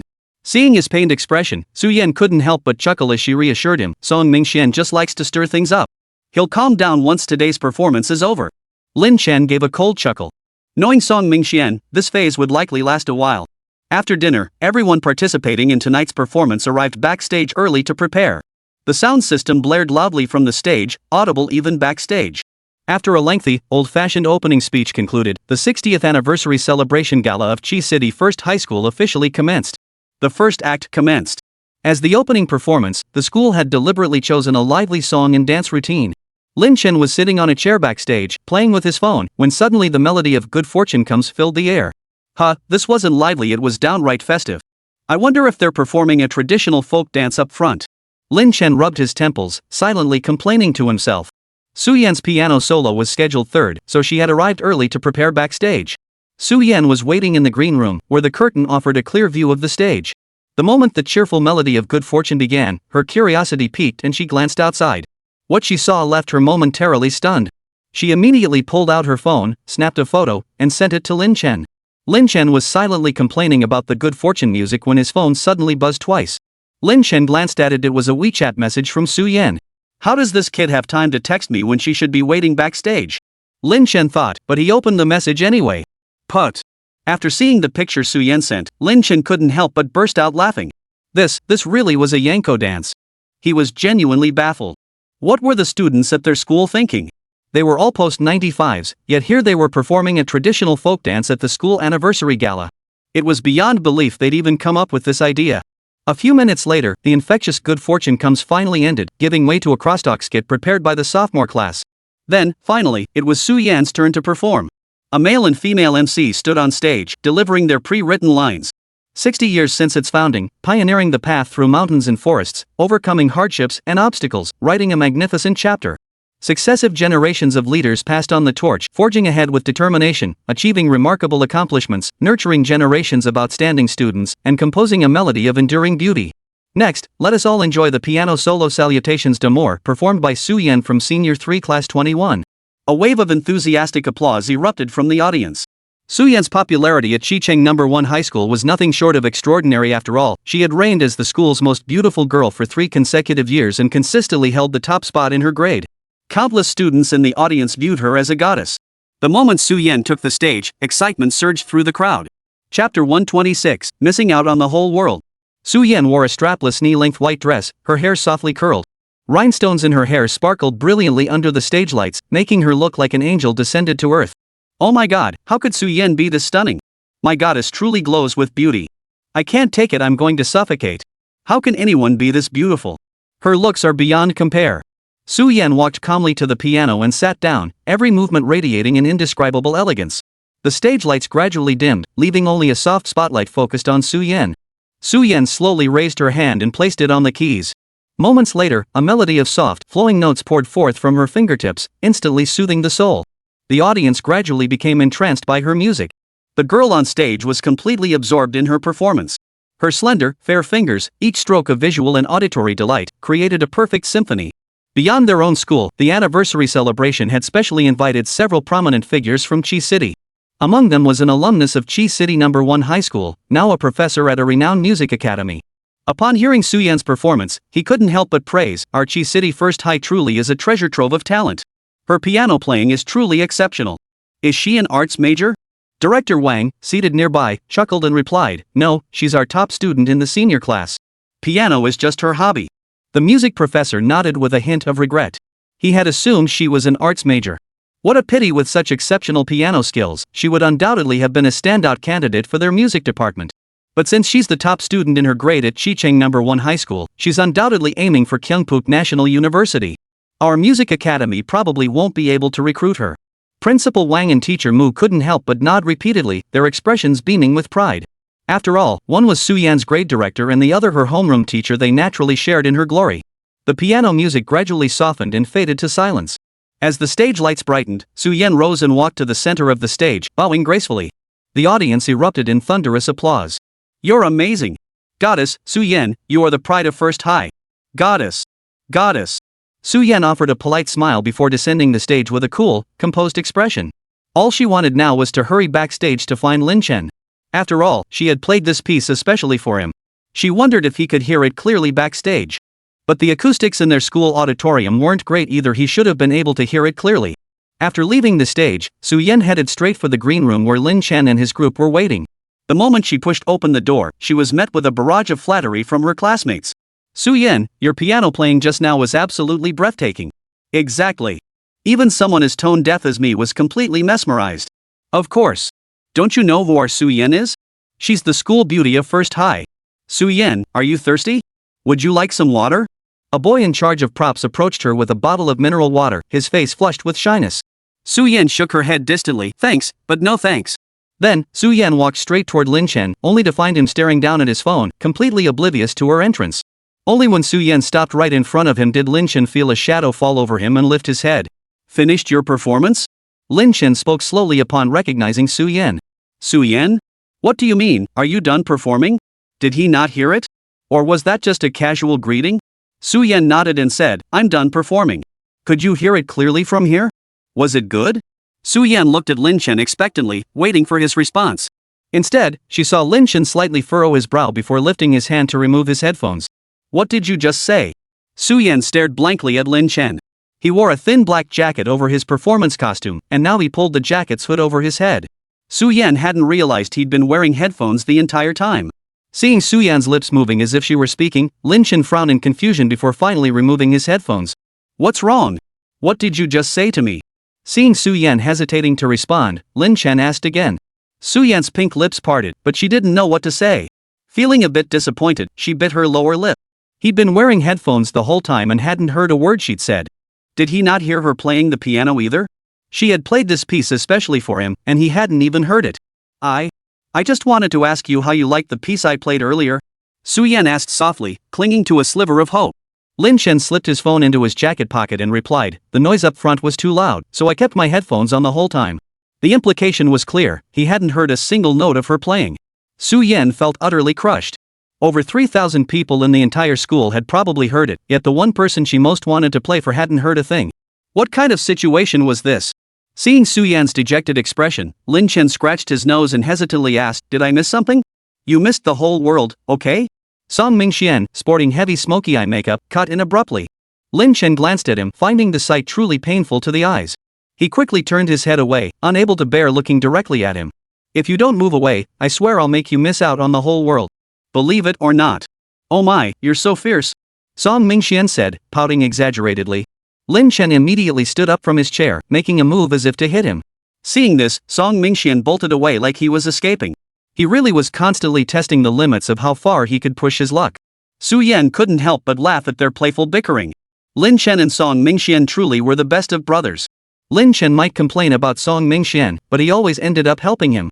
Song Mingxian was a split-personality drama queen, yet if Lin Chen needed help, he'd be the first to rush to his side. Su Yan watched their playful fight, her gaze fixed on Lin Chen. Once, she could only stand silently in the distance, watching him. But now, she could walk into his life, attend classes with him, eat meals together, and go out to have fun.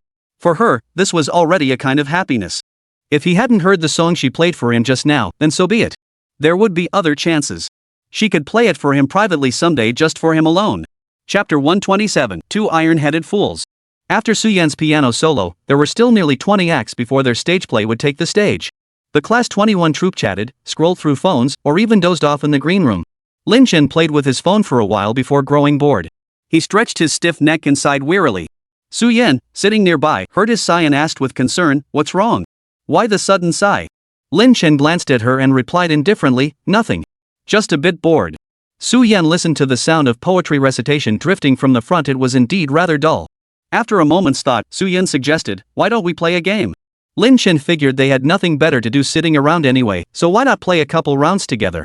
So the two of them opened the game. Song Mingxian and Zhang Liulu, who were nearby, saw them about to play Honor of Kings and immediately asked to join the game. And so, the four of them, one prince, one princess, a cross-dressing queen, and a screenwriter started playing right there in the lounge. After forming a 4-player squad and entering the match, Lin Chen asked, Old Zhang, how good are you? Lin Chen glanced at Zhang Liulu's rank, Gold 2. Gold was notoriously a massive pitfall. Players at this tier were a mixed bag, with skill levels wildly varying. Some players had fluid mechanics and could carry the entire team solo, while others could sink their teammates so badly it made you want to puke. In short, judging Zhang Liulu's skill level based solely on her gold rank was impossible. Zhang Liulu answered without hesitation, "Don't worry, I'm really good. Carrying the team is no problem." Since Zhang Liulu had made such a bold claim, Lin Chen chose to believe him, albeit with some skepticism. With Su Yan on their team, things should be manageable as long as he didn't end up being as toxic as Song Mingxian. Moments later, Lin Chen clicked start. Within seconds, teammates were matched, and they entered the hero selection screen. Lin Chen and Su Yan didn't rush their picks, waiting for Song Mingxian and Zhang Liulu to choose first.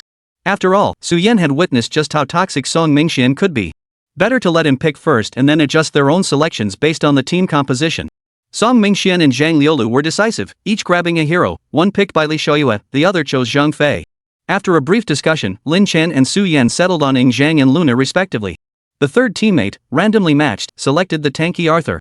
Then, the group waited for the game to begin.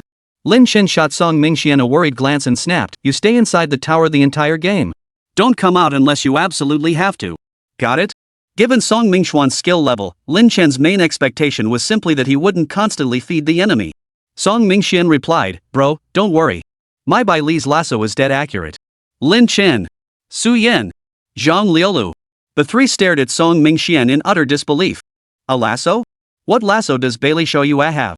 Lin Chen kicked his chair, "Are you stupid? Bai Li Shoyue is an archer, what lasso?" Song Mingxian looked utterly bewildered. "Did I pick Bai Li Shoyue? Oh my god, I picked the wrong one. I thought I chose Bai Li Xian, so how did I end up with his brother?" He'd just seen the character's Bailey and selected him without looking further. Only after Lin Chen pointed it out did he realize he'd picked Bai Li Shoyue. No wonder Su Yan chose Luna after seeing him pick Bai Li Xuan. It turns out he'd messed up all along. Lin Chen closed his eyes. He shouldn't have agreed to bring Song Mingxian along. But it was too late now. With the welcome message "Welcome to Honor of Kings," the group had officially entered the game. Lin Chen could only instruct Song Mingxian, "You just stay put inside the bottom lane tower. Since you're the marksman, your job is to handle long-range damage." Okay. Song Mingxian knew he wasn't great at playing Bai Li Shoyue, so he obediently agreed. Each player controlled their character and set off in their respective directions. Lin Chen went solo mid-lane. Opposite him was Wang Xiaojun, but the player's skill was mediocre, especially their second ability, which never landed accurately. Lin Chen found the fight surprisingly easy. After clearing the jungle, Su Yan joined Lin Chen mid-lane to take down the enemy Wang Xiaojun, securing the game's first blood. Lin Chen glanced over at the bottom lane where Song Mingxian and Zhang Liulu were playing. Just as he'd predicted, Song Mingxian hadn't left the tower once, staying put the entire time. The only problem is, his aim has never been on point. Ah well, as long as he doesn't go out and get himself killed. Lin Chen could only console himself with that thought. Once everyone was sufficiently leveled up, both sides launched into a team fight. Lin Chen had thought Song Mingxian was bad enough, but he hadn't expected Zhang Liulu to be just as useless. During the fight, that dimwit Song Mingxian actually hid under the bottom tower. Lin Chen couldn't be bothered with him. 4 against 5? Fine by him. Su Yan was there to cover. But, Zhang Liulu, why did you activate your ultimate now? Lin Chen froze in disbelief, asking incredulously. The enemy's little Luban was already down to a sliver of health. Then Zhang Liulu's Zhang Fei suddenly activated his ultimate, roaring as he sent little Luban flying back toward their own tower. The enemy little Luban froze for a moment before snapping out of it and immediately flash ing away. Zhang Liulu gave a nervous chuckle. I just wanted to transform and scare them a bit. Lin Chen. What kind of terrible teammates had he gotten stuck with? One Song Mingxian wasn't enough, now he had Zhang Liulu too. Lin Chen felt a wave of frustration wash over him. Su Yan also looked somewhat helpless, but at this point, she could only comfort Lin Chen. Lin Chen, it's okay. The enemy's gold is way behind ours. We can still win. Lin Chen nodded, deciding to ignore the pair. He and Su Yan would see if they could carry these two deadweights. The Arthur they matched with turned out to be pretty easygoing. Seeing that his teammates, Bai Li and Zhang Fei, were both complete disasters, he didn't even bother to open the chat. However, when Zhang Fei ran up to top lane trying to assist him, he silently typed 3 words in the global chat, "You're screwed." Lin Chen couldn't help but chuckle upon reading it, then told Zhang Liulu, "Old Zhang, you should head to the bottom lane and defend the tower with Song Mingxian. Better not let Zhang Liulu's Zhang Fei go wreak havoc on others." No sooner had Lin Chen finished speaking than a notification appeared at the top of the screen. Chapter 128, Growing More in Sync. Our defense tower destroyed. Lin Chen saw the bottom lane tower had already been taken down. Song Mingxian's Bai Li Shoyu stood frozen in place, then got sliced down by the enemy's Eiko, falling heroically beneath the tower. Song Mingxian, couldn't you run? Lin Chen snapped at Song Mingxian. Was this guy stupid? Standing there motionless, just waiting for the enemy to kill him? But you told me to stay under the tower. Song Mingxian protested, sounding aggrieved. I told you to stay under the tower so you wouldn't go out and get yourself killed. You. Lin Chen couldn't be bothered with the back and forth. Forget it. Do whatever you want. With Song Mingxian and Zhang Liulu, two absolute deadweights on the team, this match was exceptionally tough. Fortunately, Su Yan's Luna was exceptionally skilled, and Lin Chen's Xing Zhang along with the Arthur they matched with were also competent. After Su Yan's Luna secured a pentakill, the trio pushed the enemy base in one decisive wave. Finally, at 43 minutes and 27 seconds, the trio combined their efforts to destroy the enemy's crystal. Meanwhile, Song Mingxuan's Bai Li Shouyu and Zhang Liulu's Zhang Fei were hiding in the bottom lane brush, admiring the scenic beauty of the valley. After the game ended, Lin Chen promptly reported Song Mingxian and Zhang Liulu without hesitation, citing deliberately feeding kills and refusing to participate in team fights as the reasons. Even if they were friends, he had to report them. In esports, there's no room for sentimentality. After the match ended, Su Yan set down her phone and stretched her slightly sore fingers. Since starting to play Honor of Kings, she had never felt this exhausted from a game. After all, she'd always duo-queued with Lin Chen. Though Lin Chen often claimed his skills were average, Su Yan actually thought he was pretty decent. Sure, she occasionally got matched with some toxic teammates, but she'd never encountered anyone as uniquely toxic as Song Mingxian and Zhang Liulu, and she'd gotten stuck with both of them at once. And to make matters worse, these two clueless players didn't even realize how utterly useless they were. After the game ended, they were still excitedly clamoring for another round. Bro Chen, Su Yan, let's play one more round. Su Yan, your Luna was so clutch just now. Zhang Liulu chimed in from the side. Yeah, Su Yan, who knew you were such a skilled player? You totally carried the whole game. Lin Chen shot them a withering glance. Who was it just now claiming they could carry the whole team? Zhang Liulu, realizing she was in the wrong, gave a sheepish chuckle and said, I meant sorry the whole game. My English pronunciation isn't great, you know, I have an accent. Your accent. Lin Chen immediately quit the game and declared, you two can forget about playing with me ever again. With how much they tanked the team, if it weren't for Su Yan, they'd probably have lost by 6 points. But Song Mingxian merely responded with a flat O. Then he turned to Su Yan with a smirk. Su Yan, let's play together then. You're so good, it doesn't matter if Chen's here or not. Lin Chen, thanks, but that kinda stings. What did he mean it's the same with or without him? Sure, his skill wasn't on par with Su Yan's, but he was still leagues better than those two. Su Yan immediately retorted, how can it be the same? I think Lin Chen played really well. If it weren't for him earlier, I wouldn't have gotten that pentakill. Lin Chen felt a wave of relief wash over him at Su Yan's words. He raised an eyebrow at Song Mingxian and retorted, did you hear that? You useless leech, and you have the nerve to criticize me? How did you even climb to gold rank? I'm clearly bronze. Song Mingxian retorted indignantly. Oh, my mistake. Zhang Liulu is gold. This guy's only bronze too. You're bronze and you still have the nerve to argue? Lin Chen shot back, refusing to be outdone. He then turned to Zhang Liulu beside him and asked, Old Zhang, I've got to ask, how did you manage to get your gold rank? With skills like that, you actually made it to gold? How disrespectful to all those bronze and silver players. Zhang Liulu scratched his head and grinned sheepishly. Actually, my brother played my account at first. He's skilled and got me straight to king. Later, I played for a while and dropped to gold. After that, I didn't dare play ranked matches anymore. Lin Chen and Su Yan shared a helpless chuckle. Plummeting from king to gold in half a day, though given Zhang Liulu's skill level, it was well deserved. Zhang Liulu chuckled awkwardly before turning to Su Yan. School beauty, could you carry me through a couple more games? Your Luna play earlier was absolutely insane. Su Yan hesitated. If it were a stranger, she'd have refused outright. But Zhang Liulu was, after all, her classmate. Plus, after spending time together lately, she and Lin Chen had developed a decent rapport with him. The problem was his gaming skills. She genuinely didn't know how to refuse him. Su Yan gave an awkward smile before turning to Lin Chen. Lin Chen, I'm craving bubble tea. Want to grab some with me? Lin Chen and Su Yan exchanged a glance, instantly understanding each other. Somehow, their tacit understanding had grown stronger over time. Sure, let's go. The two then got up and left the lounge, leaving Song Mingxian and Zhang Liulu behind. Then, these two troublemakers who knows where they found the courage actually teamed up to start a duo queue. Had Lin Chen witnessed this scene, he would have silently mourned for the teammates they ended up matched with. After stepping outside, Lin Chen and Su Yan didn't actually buy bubble tea. Their whole plan had been to avoid the fate of quadruple teaming with those two deadweights. After wandering around for a bit, they returned to the lounge. Before long, they were notified to head to the holding room. Zhang Liulu hurriedly roused the classmates who had fallen asleep. It had to be said, the performances their school had prepared were one more boring than the next. Apart from Su Yan's piano solo at the beginning, which was quite impressive, only one or two crosstalk routines and skits were slightly entertaining. The rest dance performances, poetry recitations were truly enough to put them to sleep backstage. Fortunately, after a few minutes, it was finally their turn to perform. The two hosts delivered their lines with perfect diction, reading from the script. Fairy tales paint our childhoods with vibrant colors, keeping us innocent and carefree. Dreams fill our futures with hope, fueling our drive to achieve greatness. Next, let us enjoy the stage play The Cabbage Princess's Entrepreneurial Journey, presented by Class 21 of Senior 3. Chapter 129, Did Su Yin Say That? After the hosts finished their lines, the Class 21 cast members took the stage one by one. Immediately after, the curtain slowly rose, revealing a castle-shaped backdrop before the audience's eyes. The student playing the king wore a golden cape and a large crown atop his head. The king held a small baby in his arms, his face beaming with happiness. "Oh, my beautiful daughter. Look, her skin is as white as snow, her lips as red as blood, and her hair as black as ebony."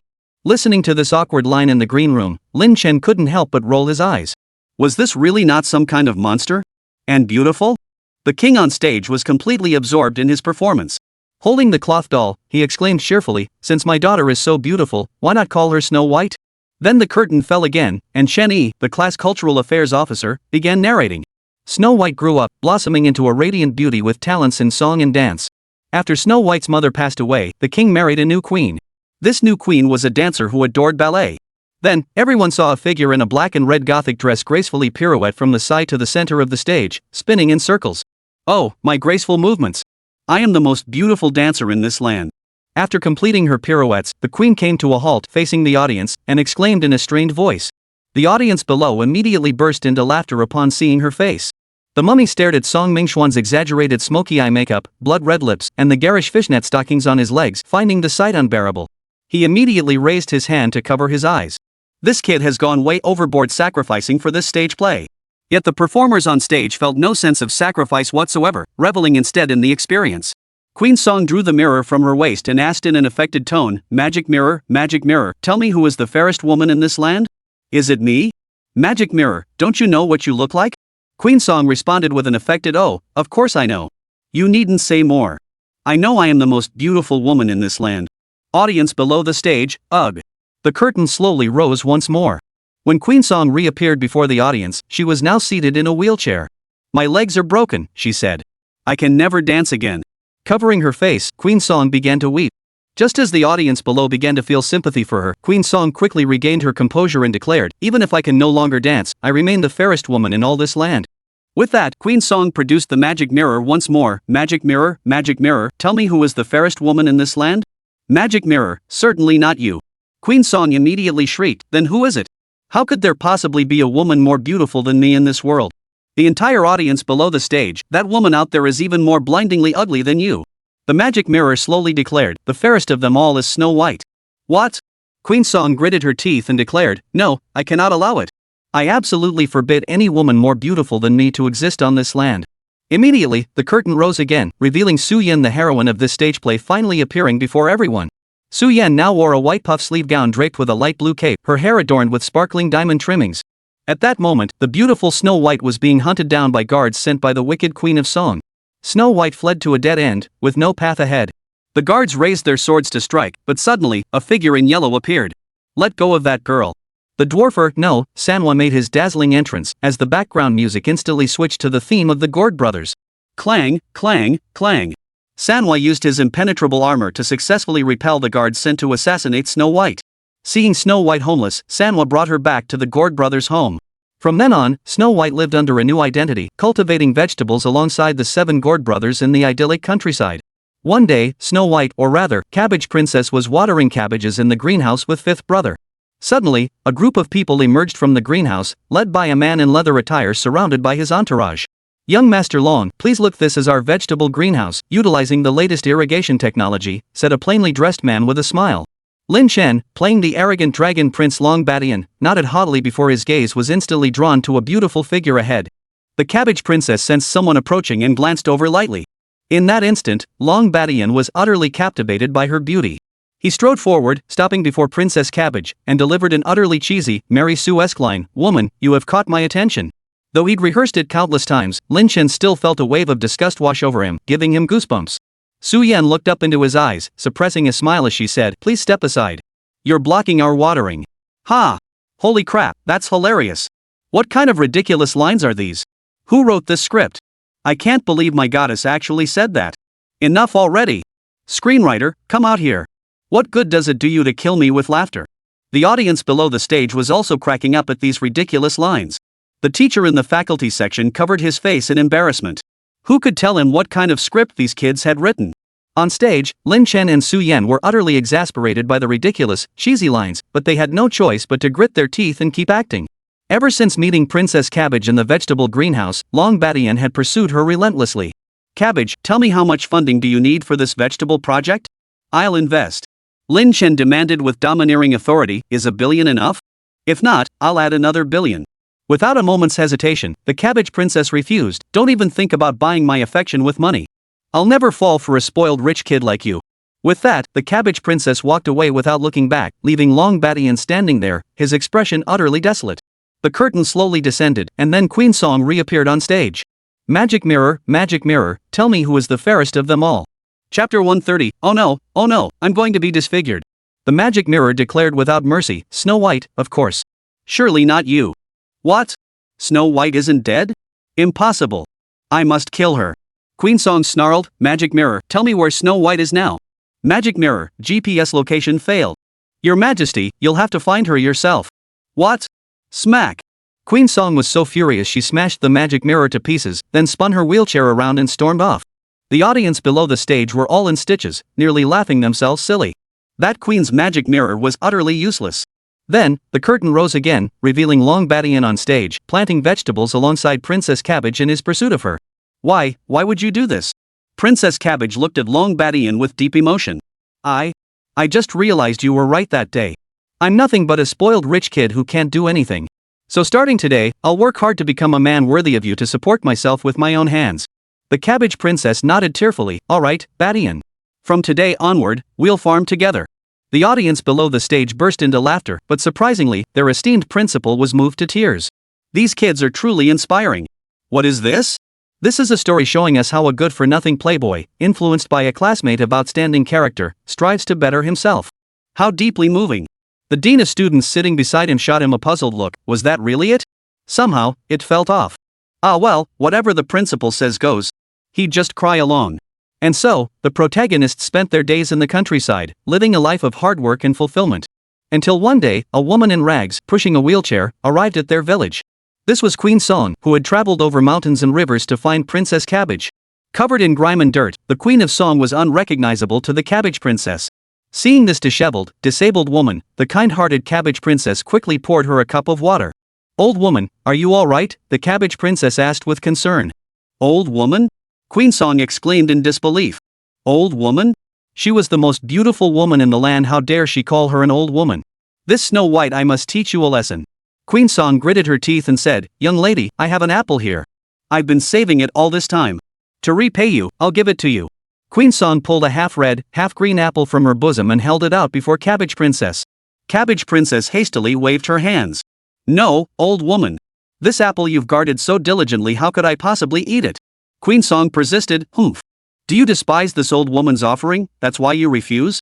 No, grandmother, I don't despise you. If you don't despise it, then eat it right now and show me.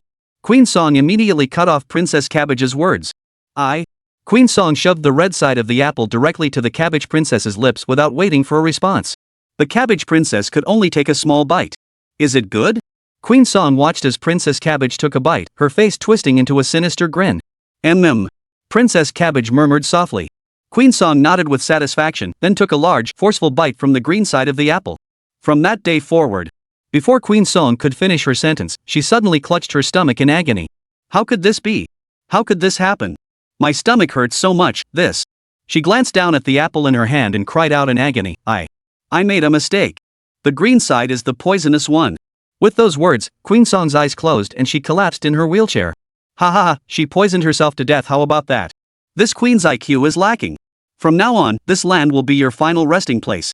The audience below the stage all clutched their stomachs, though unlike Queen Song, they were laughing so hard their sides ached. Only the principal, seated front and center, declared indignantly, this is karma in action. This scene teaches students not to do evil deeds, lest they reap what they sow. The vice principal beside him raised an eyebrow, utterly baffled. Is that really it?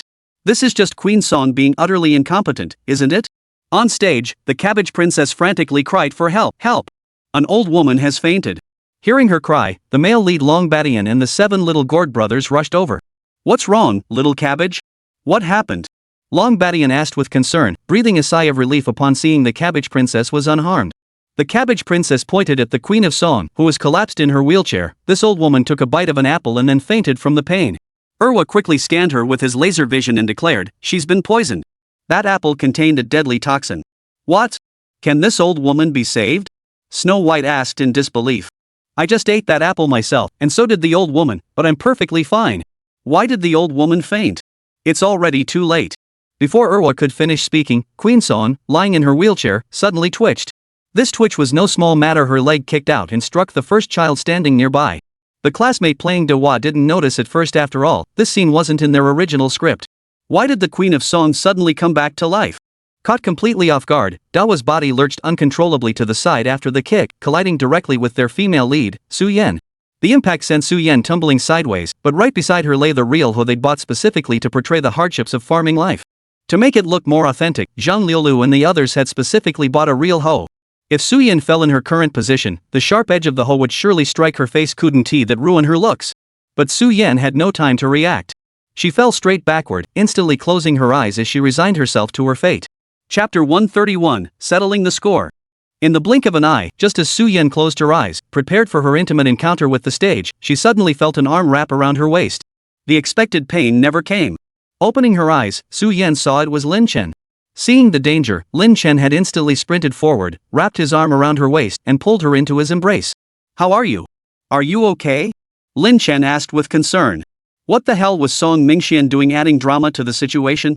If he hadn't reacted quickly, Su Yen would likely have fallen onto the hoe and been injured by it. Su Yen shook her head gently. I'm fine. Lin Chen finally relaxed. The performers on stage exchanged bewildered glances, momentarily at a loss. Who could explain why things had suddenly turned out this way? According to the script, Queen Song should have remained a quiet corpse at this point. What was this sudden resurrection about? Yet the culprit herself showed no sign of awareness, continuing to improvise her own lines. Help me. I think I can still be saved. Lin Chen watched him coldly. No, you're beyond saving. But at that moment, a deathly silence fell over the stage. Song Mingxuan's unexpected improvisation caught everyone completely off guard. Thousands of teachers and students below the stage were staring intently at them. Backstage, Zhang Liulu was frantic with worry. Who the hell told you to improvise, Song Mingxian? Just as everyone was sweating nervously, Lin Chen and Su Yen exchanged a glance. Then Su Yen immediately spoke up. Urwa, you better help treat this old lady. But I'm certain she intended to poison you with that apple, Long Badian interjected. Cabbage Princess hurriedly interjected, but regardless, this is still a human life. Urwa, please save this old woman. Su Yen turned to the actor playing Urwa and gave him a knowing look. At that moment, Urwa finally caught on. The 7 Huluwa brothers scrambled to carry away the dying Empress Song, who had jolted awake in her sickbed. The principal watching below the stage was moved to tears. The heroine, Princess Cabbage, is so kind-hearted. This clearly teaches us to repay kindness with kindness. Such noble character is truly worthy of every student in our school to learn from. The vice principal silently handed him a tissue, his mind filled with doubt. Is that really the case? He couldn't help but feel that what just happened had come dangerously close to being a stage accident. But seeing the principal's deeply moved expression, he silently swallowed the words on the tip of his tongue. Ah well, let them interpret it however they wish. He's the boss, his word is final. On stage, Princess Cabbage and Dragon Tyrant continued their struggle.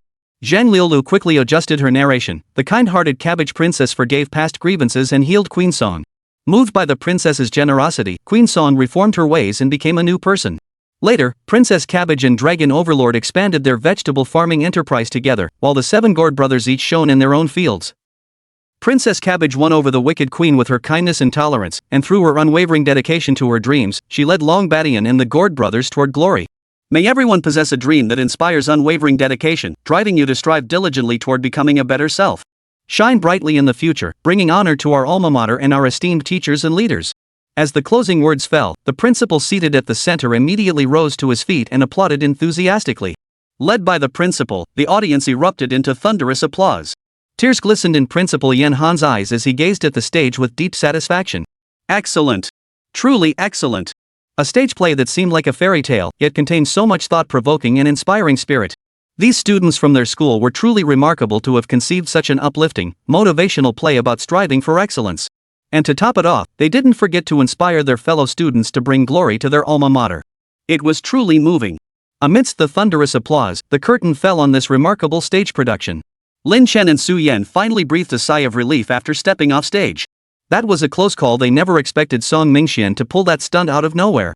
Su Yan looked at Lin Chen with clear eyes. Thank goodness you reacted quickly just now. Otherwise, our play would have been ruined. Lin Chen reached out to ruffle her hair, but then remembered she'd gotten it styled today. He quickly withdrew his hand and smiled at her. It was clearly you who reacted first, you know.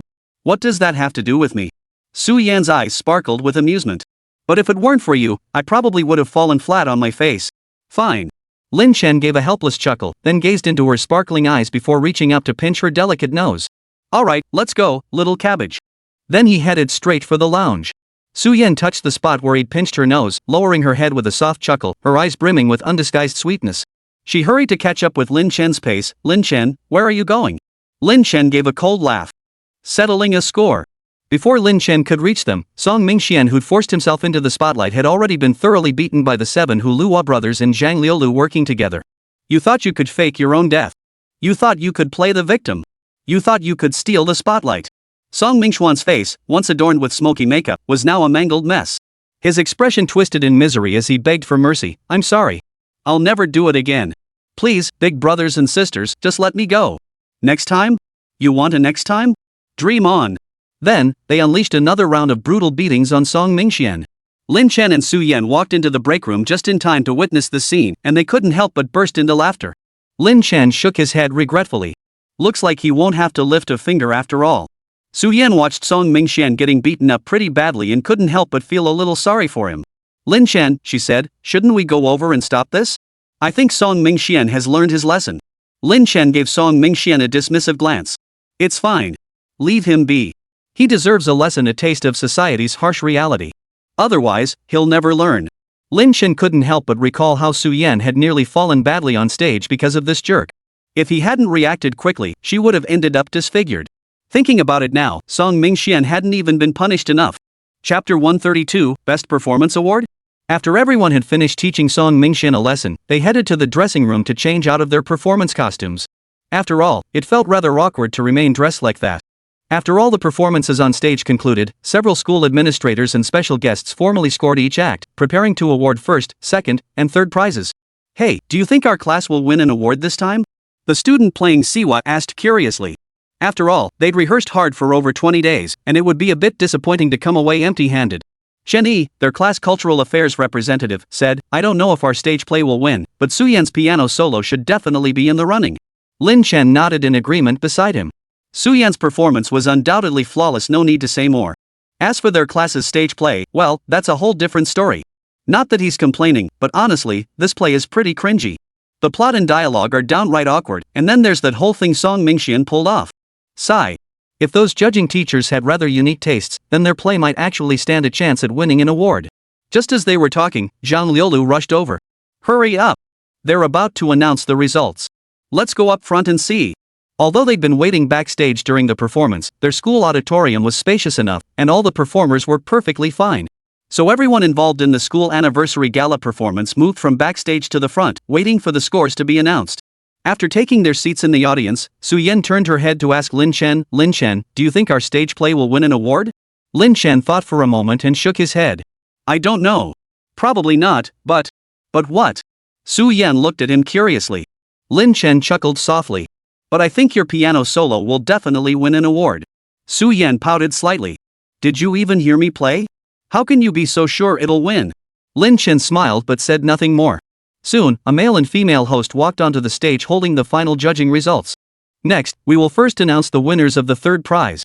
3 performances have won third prize: Senior 3 Class 4 skit, Whatever You Say, Senior 1 Class 16's medley of songs, and Senior 1 Class 2 street dance performance. After presenting the third prizes, the other host continued, next, let's announce the second prize winners. 2 programs received the second prize, the square dance performance by Class 7, Grade 11, and the Arrow Solo Moon Reflected in Second Spring by Class 6, Grade 10. When Lin Chen heard the second place winners announced from the audience, he couldn't help but doubt his own ears.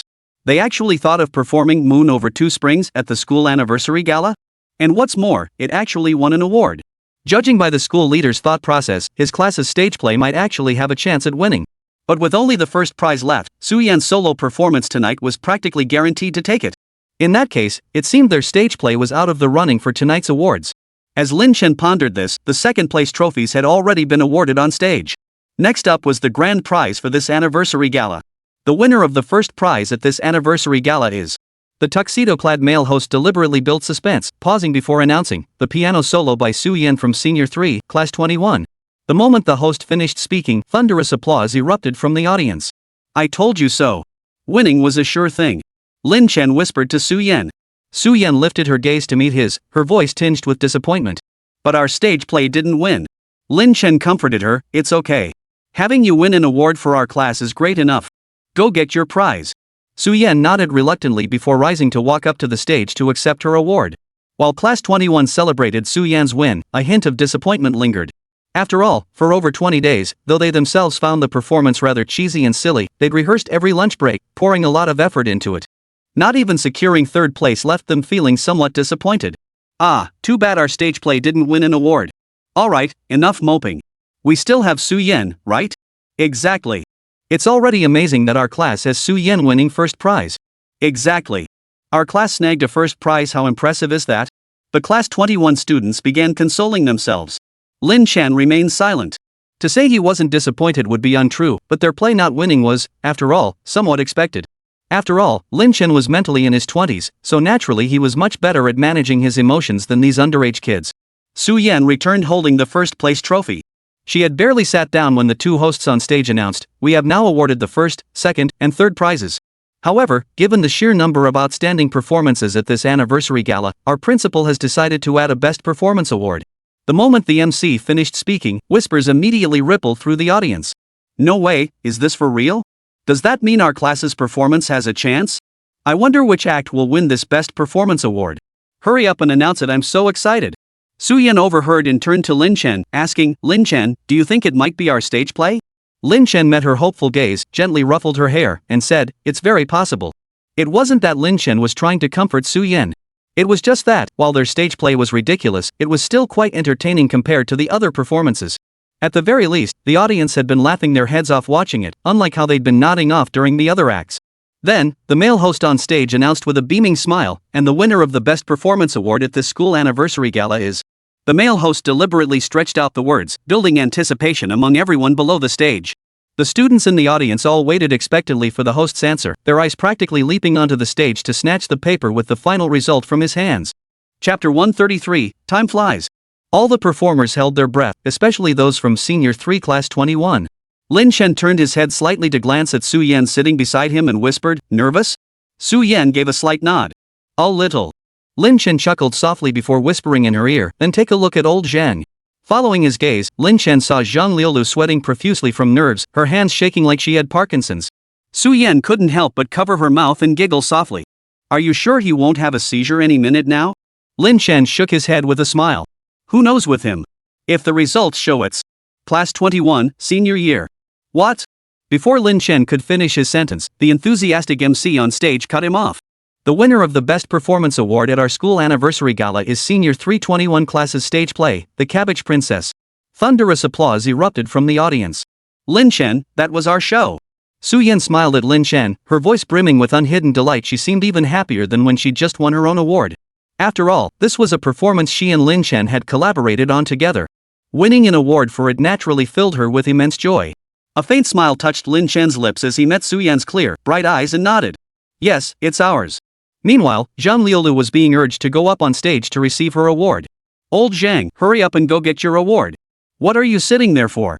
Exactly, old Zhang, you're our writer and director. Hurry up and go. Zhang Liulu stammered, my legs are giving out. Chen, you go up and accept it. I can't walk anymore. Zhang Liulu looked pained as he turned to Lin Chen for help.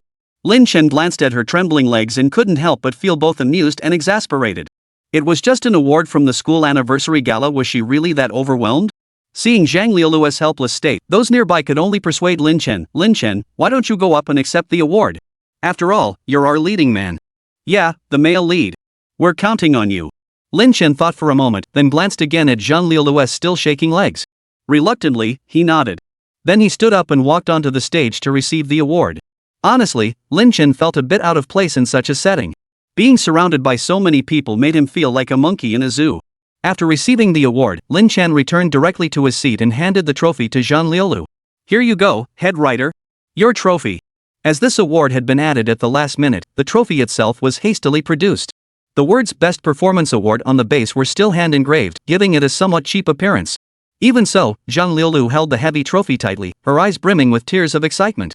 Lin Chen and Su Yan couldn't help but find her reaction amusing. For this anniversary gala, the school administration had specially allocated bonus funds to the winning classes. After the gala concluded, Class 21 received a substantial sum thanks to their performance, winning both the first prize and the Best Performance Award. The students of Class 21 were all discussing what to do with the prize money next. Hey, how about we go hiking? What do you think? No way. Hiking is exhausting. I'm not going. Then how about soaking in hot springs? Hot springs? Hot springs? I bet you have ulterior motives. Who says that? I don't. The classroom buzzed with lively discussion as students gathered in groups. Zhang Liulu was overwhelmed by the group's bizarre ideas, so she turned to Su Yan and asked, "Class beauty, you're the one who deserves all the credit this time, you won both awards. What do you think?" Su Yan instinctively glanced at Lin Chen before replying, "I'm fine with anything. You should ask Lin Chen." Lin Chen looked at her in confusion. Me? Yes, I'll follow your lead. Su Yan's eyes sparkled as she looked at him. After speaking, Su Yan suddenly realized her words might have been a bit too blunt. She immediately tried to explain, but before she could speak, Lin Chen cut in, "Let's just grab a meal together. No need for all the fuss." Zhang Liulu thought about it and agreed that Lin Chen had a point, nodding in approval. Right, I think those guys are overcomplicating things. You're the reliable one, Chen. Lin Chen shot him a non-committal glance. If we're talking about over-the-top ideas, your script alone puts everyone else to shame, old Zhang. After some back and forth, the destination for the bonus money was finally decided. By majority vote, Lin Chen's proposal won the approval of most of the class. It was finalized that everyone would gather for a meal after school on Friday to celebrate properly. With the date set, the waiting period felt interminably long. The entire Class 21 was eagerly anticipating Friday night's gathering, leaving little focus for actual lessons. Of course, the students of Class 21 had never really been in the mood for class to begin with. Teachers who had come to class these past few days had grown accustomed to it and couldn't be bothered to scold them. Finally, Friday evening arrived. With the weekend and the National Day holiday overlapping, the moment the bell rang, students from every class burst out of the classroom like they'd been let loose. Let's go, let's go. Chen, hurry up. Song Mingxian turned around excitedly, watching Lin Chen pack his backpack at a leisurely pace, unable to resist urging him. Lin Chen glanced up at him and said, "What's the rush? It's not like you've never eaten before in your life." Song Mingxian retorted, "How could it be the same?" "Oh, Lin, hurry up." Seeing Song Mingxian's frantic impatience, Lin Chen lost interest in teasing him. He slightly quickened his pace and finished packing his bag in a few swift motions. Noticing Su Yan had also finished packing her bag, Lin Chen finally spoke up, "All right, let's go. Let's go." Song Mingxian finally bolted out the door, his excitement bubbling over. Lin Chen and Su Yan exchanged a glance before strolling out of the classroom at a leisurely pace. "Lin Chen, any plans for the break?" Su Yan asked as they walked. Unbidden, memories of this time last year surfaced. Back then, right after the sports meet, she and Lin Chen had planned to visit Manhwa during the National Day holiday. She'd been both nervous and excited, never imagining how quickly time would pass. A whole year had flown by in the blink of an eye. She wondered if she and Lin Chen would be able to spend this year's National Day holiday together. Chapter 134, I'll just have a taste. Lin Chen thought for a moment and replied, "Nothing planned. Probably just staying home." Last National Day, he'd truly experienced what it meant to be crushed by the crowd, what it meant to be unable to move an inch. This year, he wouldn't go out no matter what. Wasn't it better to just stay home peacefully? Su Yan nodded softly upon hearing this. Then, "Lin Chen, Su Yan, hurry up. We're waiting for you." "Coming." Lin Chen called out immediately. Then he turned to Su Yan and asked, "What were you going to say just now?" Su Yan shook her head and smiled. "Nothing. Let's hurry. We don't want to keep everyone waiting." With that, the two quickened their pace to catch up with the main group ahead. This gathering's location had been chosen by Zhang Liulu and Song Mingxian. At first, Lin Chen had worried they might be unreliable, but upon reaching the agreed-upon restaurant entrance, he finally breathed a sigh of relief. The place looked decent enough, not some weird, offbeat restaurant. For once, the pair had actually pulled through. The group entered the restaurant one by one. Zhang Liulu gave her phone number, and the staff led them to the private room reserved for them in advance. "How about it? Not bad, right?" Zhang Liulu asked smugly. Lin Chen glanced around the private room. It was indeed quite nice, spacious, with 3 large round tables that could easily accommodate their entire group. "Nice work, old Zhang." "Not bad at all." Zhang Liulu chuckled. Alright, everyone, grab a seat wherever you like. The classmates didn't stand on ceremony, choosing seats at will and settling down. Su Yan glanced at Lin Chen. Lin Chen, let's sit here. Su Yan pointed to the seats directly in front of them. Lin Chen nodded without hesitation. They walked over, and Lin Chen instinctively pulled out the chair for Su Yan. Su Yan glanced at him, pleasantly surprised by his thoughtfulness. A smile slipped onto her lips, and she softly murmured, "Thank you." Lin Chen pulled out the seat next to Su Yan and sat down. Zhang Liulu and Song Mingxian, who hadn't sat down yet, saw them take their places at this table and hurried over to join them. Song Mingxian plopped down on the seat opposite Lin Chen. Given how deeply immersed in his role Song Mingxian had been lately, he still spoke in an unnaturally effeminate tone. So Lin Chen silently shifted his position, moving closer to Su Yan and farther away from this lunatic. Before long, their ordered dishes arrived.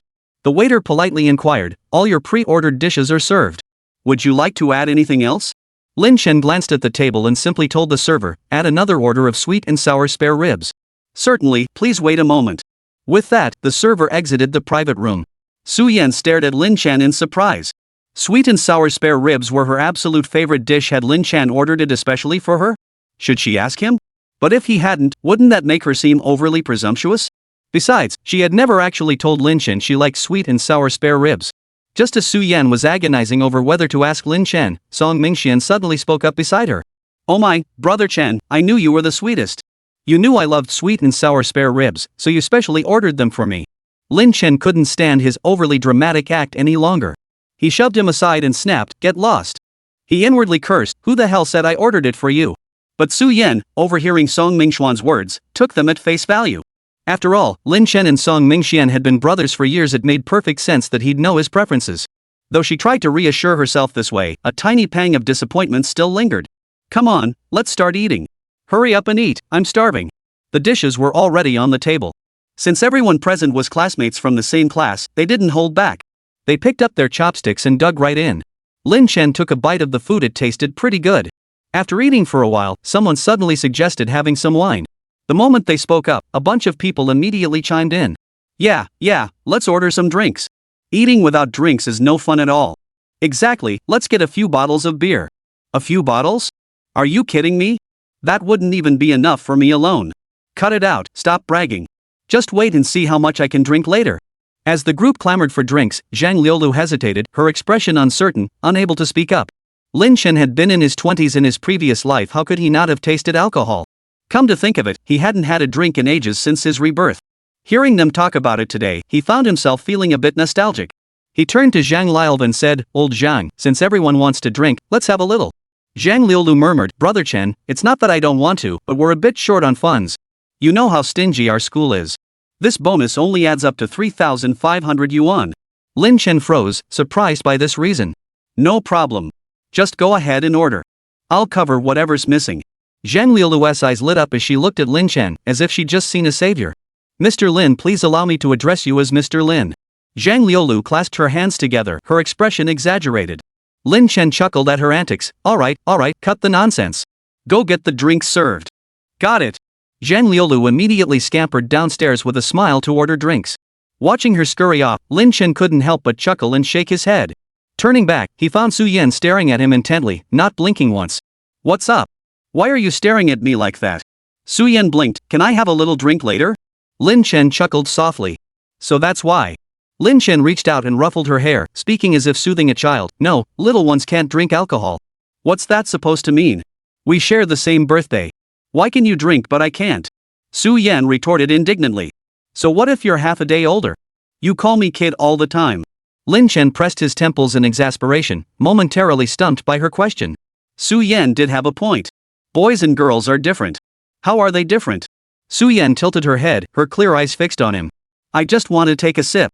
Chapter 135, Can I have a drink with you? Lin Chen gazed into her watery eyes and found himself reluctant to refuse. After a moment's thought, he relented. "All right, but just one glass. No more." Su Yan nodded obediently. Classmates nearby watched the scene, their jaws nearly dropping. Is that the aloof school beauty Su Yan? She actually smiled at Lin Chen so sweetly and adorably just now, and even let him touch her head. This was truly a once-in-a-lifetime sight. No, I need to drink some water to calm down." Before long, Zhang Liulu and the hotel staff arrived carrying several cases of beer. The classmates in the private room spotted them and immediately cheered as they rushed over to grab the drinks. Lin Chen grabbed a bottle, opened it, poured a glass for Su Yan, and warned her sternly, "Just this one glass. Got it?" Su Yan obediently nodded, and only then did Lin Chen place the glass before her. Many of the boys in the class had already started drinking. As soon as the beer arrived, they wasted no time and began drinking immediately. Zhang Liulu poured herself a glass and said to Lin Chen, "Brother Chen, this toast is for you. If it weren't for you, we wouldn't have secured such generous funding for our stage play and this dinner." Lin Chen raised his glass to clink with hers. "Enough with the niceties," he said. With that, both men tilted their heads back and drained their glasses in one gulp. After finishing, Lin Chen savored the moment. It had truly been ages since he'd last had a drink. Since his rebirth, perhaps due to his surroundings or his own state of mind, he'd been forcing himself to act like a high schooler his current age should. Over the past year, he'd nearly forgotten about drinking altogether. Now, gazing at the glass before him, he found himself oddly nostalgic. Seeing him down the entire glass in one gulp, Su Yan quickly served him some food and said with concern, "Don't drink so fast. Eat something first to line your stomach." Lin Chen smiled and said, "It's just one glass of wine. No big deal." "What do you mean just one glass? Who was it that told me I could only have one glass just now?" Su Yan tilted her chin slightly, gesturing toward the beer glass before her, her eyes flashing a barely perceptible hint of reproach. Lin Chen retorted, "How could that be the same? How is it not the same?" Su Yan countered, "I'm not a first-timer. I know my limits. Do you know yours?" "Me?"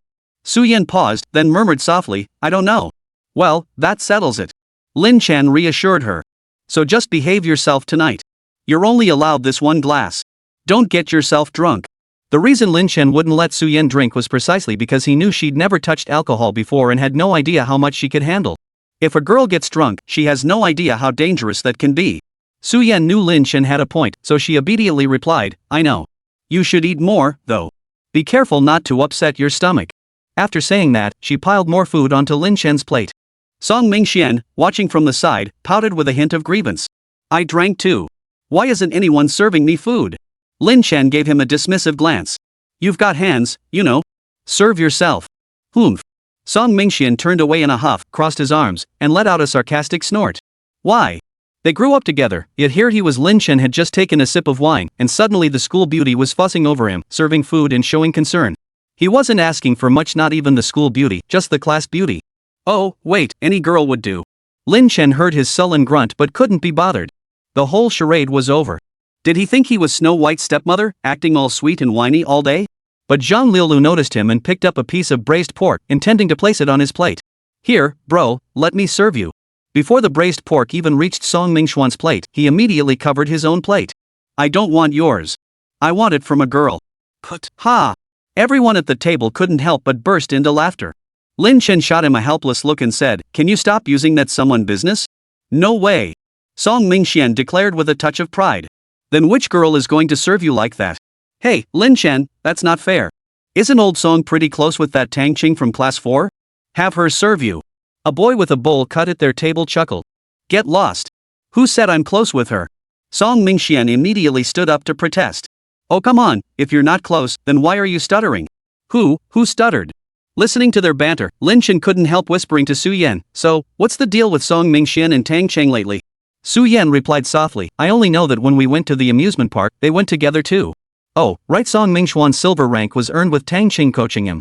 With Song Mingxuan's skills, how many matches did they have to play to reach silver? Lin Chen asked incredulously, since both he and Su Yan had experienced Song Mingxuan's skills firsthand. Tang Cheng said it took over 300 matches, Su Yan replied. Lin Chen couldn't help but mentally give Tang Cheng a thumbs up. Su Yan's sister is amazing. She's a tough cookie. To play over 300 games with Song Mingxian? Her mental fortitude is beyond words. If that's not true love, then what is? Lin Chen glanced at Song Mingxian, who was still arguing with someone, and couldn't help but shake his head and chuckle. This poor guy really doesn't know how good he has it. With your terrible skills, Tang Cheng still agreed to play over 300 games with you. She's clearly into you. And here you are trying to distance yourself from her. But seriously, if you're going to distance yourself, why the blush? Lin Chen lifted his glass and took a small sip.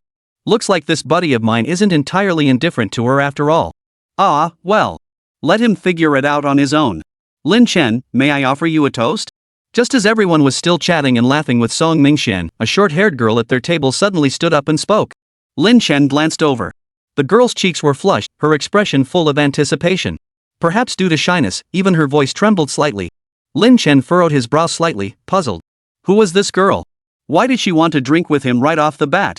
Did he know her? Then, Lin Chen casually draped his arm over Su Yan's chair back and spoke indifferently. Sorry, I don't drink. Chapter 136, just a mild discomfort? The short-haired girl stared at the glass of alcohol sitting right in front of him in disbelief. She had seen him drink several glasses with the guys beside him just moments ago. How could he not drink? But you just drank several glasses. Lin Chen nonchalantly pushed the glass away from him.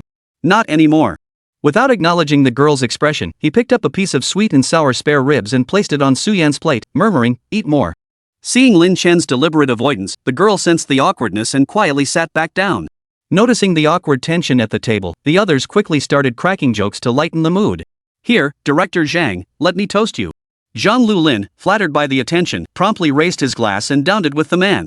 Then he launched into some small talk, and the earlier little incident was smoothly brushed aside. Even though Lin Chen had just rejected that girl, Su Yan still felt a little uneasy inside. How to put it? It wasn't so much discomfort as a sense of crisis. She'd always known Lin Chen was truly exceptional. Even though he consistently scored 0 on exams, that didn't stop girls from liking him. He was handsome, had a great personality, and even if he was a bit of a straight guy sometimes, that hardly counted as a flaw. Su Yan stared at the cup before her, feeling a bit down, her mind starting to wander. Lin Chen watched Su Yan staring motionless at the cup before her, thinking she might be craving a drink. So he picked up his own glass and gently tapped the one in front of Su Yan. Ha? What are you doing? Su Yan looked up at him in confusion. Why would he suddenly tap her glass out of the blue? Lin Chen met her puzzled gaze and nodded toward the glass before her. You wanted a drink, didn't you? I'll have one with you. Su Yan blinked. When had she ever said she wanted to drink? And, didn't you just tell someone you can't drink? Su Yan recalled Lin Chen using that exact line to brush off that short-haired classmate earlier. Lin Chen arched an eyebrow. Is that so? But suddenly I can drink again. Su Yan instantly burst into laughter at his words, picked up the wine glass in front of her, and gently clinked it against his. Lin Chen cautioned, just sip it. One small sip at a time. Then Su Yan obediently took only a tiny sip. After finishing his own glass, Lin Chen asked, so, how is it? Tasty? Su Yan shook her head honestly. Not really. It tastes a bit bitter. Lin Chen said, see? That's why I told you not to try it lightly. If you don't like it, just drink juice. Su Yan asked curiously, but do you think it tastes good when you drink it? I didn't like it at first either. Lin Chen recalled his first time drinking. It was when he just started high school. Out of curiosity, he and Song Mingxian, along with a few close friends, bought several bottles of beer and snuck up to the rooftop to try alcohol for the first time in their lives. He remembered the feeling after that first sip. How can so many people love something this awful? Damn it. Looking back now, he found it pretty funny. Then why do all you guys seem to love drinking so much? Su Yan asked in puzzlement. If it tastes so awful, why are they all so eager to drink it? Lin Chen chuckled softly. Because scientific studies have shown that people often become addicted to things that initially cause mild discomfort. It turns out that's true. Things like cigarettes and alcohol feel uncomfortable at first, but gradually you get hooked. Su Yan nodded thoughtfully. It seemed to make sense. She recalled someone once mentioning how the first cigarette felt harsh and unpleasant. But over time, somehow, they just got hooked. Song Mingxian, standing nearby, chimed in with his usual contrarian tone. Well, if that study is so reliable, how come I've never seen anyone get addicted to eating poop? Lin Chen shot him a surprised look and feigned astonishment. So you only feel mild discomfort when you eat? Song Mingxian. No, I haven't. When I eat, it's definitely extremely uncomfortable. No, I wouldn't eat. Realizing his words might be misinterpreted, Song Mingxian hastily clarified. Lin Chen and Su Yan watched his face flush crimson with his frantic explanations, unable to suppress their low chuckles. Seeing the amusement on their faces, Song Mingxian wished he could vanish on the spot. He truly dug himself into a hole. He shouldn't have opened his mouth. After laughing their fill, Lin Chen and Su Yan stopped teasing Song Mingxian. They sat down at their seats, occasionally joined by people coming over to drink with Lin Chen. Lin Chen considered himself no lightweight when it came to alcohol, so he accepted every offer and ended up drinking quite a bit over the course of the meal. As the meal drew to a close, someone suggested playing a game. Great idea.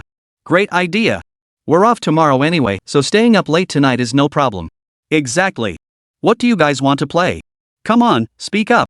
How about werewolf? Nah, how are we supposed to play with this many people? Truth or dare would be better. But that's so lame. Just say whether you're in or not. I'm in. So in the end, everyone settled on a cliché game, truth or dare. Let's set the rules first. When the pointer on this spinner lands on someone, they have to choose truth or dare, then draw a card from the chosen option. You have to do exactly what it says, or else you have to down a shot. Got it? Zhang Liulu went downstairs and specifically requested 3 sets of truth or dare props from the hotel owner, placing them on the tables 1 set per table. Everyone nodded in agreement upon hearing Zhang Liulu's explanation. At Lin Chen's table, Song Mingxian stood up first and said, "I'll spin first. Whoever it lands on next will spin the next round." No one at the table objected. Song Mingxian rolled up his sleeves, reached out, and gave the spinner a firm spin. The pointer on the spinner spun rapidly. All eyes fixed on it as it slowed from high speed, gradually coming to a stop and pointing to a specific section. Everyone followed the direction the pointer indicated. Chapter 137, Sending a WeChat to someone of the opposite sex? The needle pointed directly at Su Yan, sitting right next to Lin Chen. "Whoa, Su Yan, come on, pick one." Song Mingxian immediately egged her on. "Come on, truth or dare?" Su Yan looked at the 2 boxes on the table, hesitated for a moment, then said, "I'll choose truth." Then Su Yan stood up and pulled a card from the truth box. Song Mingxian immediately shouted, "Quick, Su Yan, read what it says." Su Yan glanced at the card's prompt, her cheeks flushing slightly as she read aloud with a touch of embarrassment, "Is there someone here you like?" "Whoa, that's intense." "School beauty, answer us. We all want to know." "Exactly. School beauty, tell us. Is there someone?" Everyone present was eagerly awaiting Su Yan's answer. After all, she was the school's most beautiful girl. Over the years, countless boys had harbored feelings for her. A few bold ones had even confessed their feelings to her, only to be rejected without mercy. So everyone was incredibly curious, did this aloof campus beauty actually have someone she liked? Meeting their eager gazes, Su Yan nodded without hesitation. "Holy crap, she really does. Who is it? Who could possibly win our campus beauty's affection? Yeah, school beauty, who is it? We're dying of curiosity. Who is this guy? I'm practically dying of jealousy." Ignoring their clamor, Su Yan stated directly, "That's the second question. It's beyond the scope of my response." She flatly refused to answer their questions. "Oh, school beauty, just tell us." "Yeah, we're dying to know. Come on, who is that guy?" Song Mingxian watched the group clamoring incessantly, inwardly puzzled. Are these people idiots? Su Yan has been so blatantly obvious about their Chenggu, can't they see it? She transferred classes for their Chenggu, she eats with their Chenggu, are these people blind? Song Mingxian stood up abruptly. Enough already. One spin, one question, that's the rule. Come on, Su Yan, spin again. Su Yan raised her hand and spun the wheel, kicking off a new round of the game. So, the entire table focused their attention on the next person the spinner landed on. After sitting down, Su Yan glanced at Lin Chen beside her. Seeing he showed no unexpected reaction, she felt a pang of disappointment. Did Lin Chen not care at all that she had someone she liked? Wasn't he even curious about who that person was? What's up? Why are you staring at me like that? Noticing Su Yan's gaze fixed on his face, Lin Chen assumed she had something to say and asked directly. What is it? Is there something on my face? Su Yan shook her head.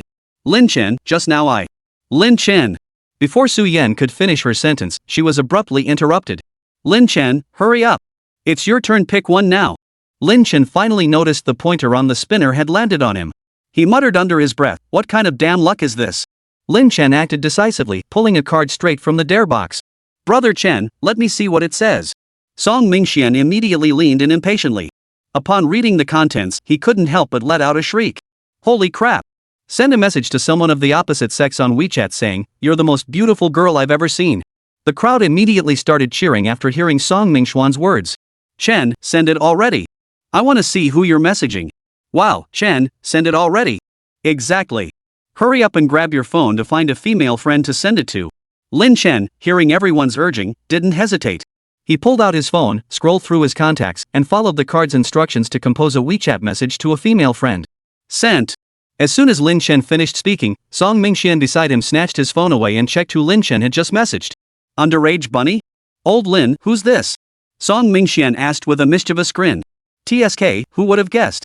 Lin Chen actually gave someone that nickname. Something's up, definitely something's up. Lin Chen ignored his teasing, snatching the phone back and saying, who cares who it is? Alright, I'm done messaging. Let's get the next round started. Then, Lin Chen leaned forward and spun the wheel. Su Yan silently opened her WeChat to check. Finding no new messages, she realized Lin Chen's WeChat wasn't meant for her. Did that mean she wasn't the most beautiful in Lin Chen's eyes? And that he had a close opposite sex friend? The thought instantly made Su Yan feel a pang of sadness. She had thought that after spending time together, their relationship had grown strong. But now it seemed like all that might just be wishful thinking on her part. Suddenly, Su Yan felt a wave of self-doubt wash over her. She couldn't blame Lin Chen, maybe he just wasn't into her type? After drinking a bit too much, Lin Chen stepped out to use the restroom. When he returned, he noticed Su Yan's glass was completely empty. Su Yan, you drank all of it? Su Yan nodded obediently. Seeing the faint blush on her cheeks, Lin Chen felt a wave of helplessness wash over him. He'd only been gone a moment, and this kid had downed the entire bottle. And judging by her state, she might actually be getting drunk?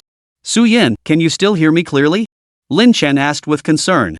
After all, this was Su Yan's first time drinking, and he had no idea how she held her liquor. Su Yan lifted her head to look at him, her expression innocent. Of course I can hear you clearly. I'm not deaf, you know. Lin Chen observed her. Though her cheeks were only slightly flushed and her speech still coherent, she seemed somewhat different from her usual self.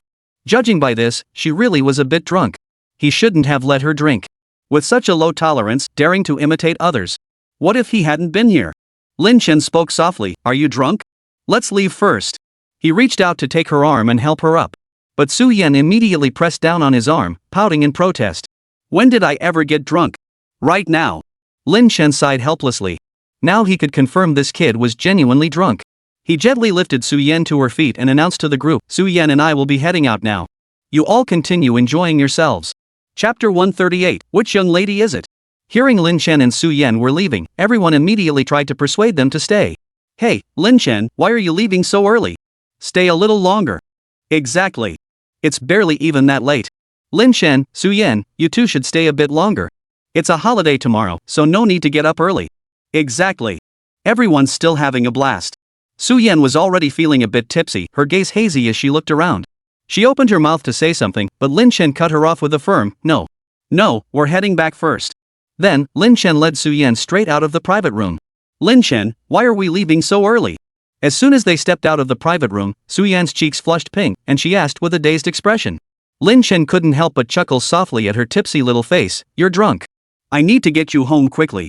I'm not drunk at all. Su Yan pouted, her voice brimming with protest. If you're not drunk, then walk in a straight line for me.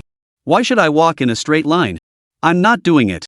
Su Yan turned her face away, her expression stubbornly proud. Lin Chen sighed helplessly, pressing his fingers to his temples. What was the point of reasoning with a little drunkard? Fine, I'm drunk. I just want to go home early. Is that okay? Upon hearing Lin Chen admit he was drunk, Su Yan immediately responded with concern, you're drunk? Alright, let's hurry home. Then, with a serious look, she grabbed Lin Chen's arm, as if afraid he might fall. Lin Chen watched her earnest little expression, shaking his head with a mix of amusement and exasperation. How adorable this kid was when drunk. Lin Chen, hurry up. Aren't you going home?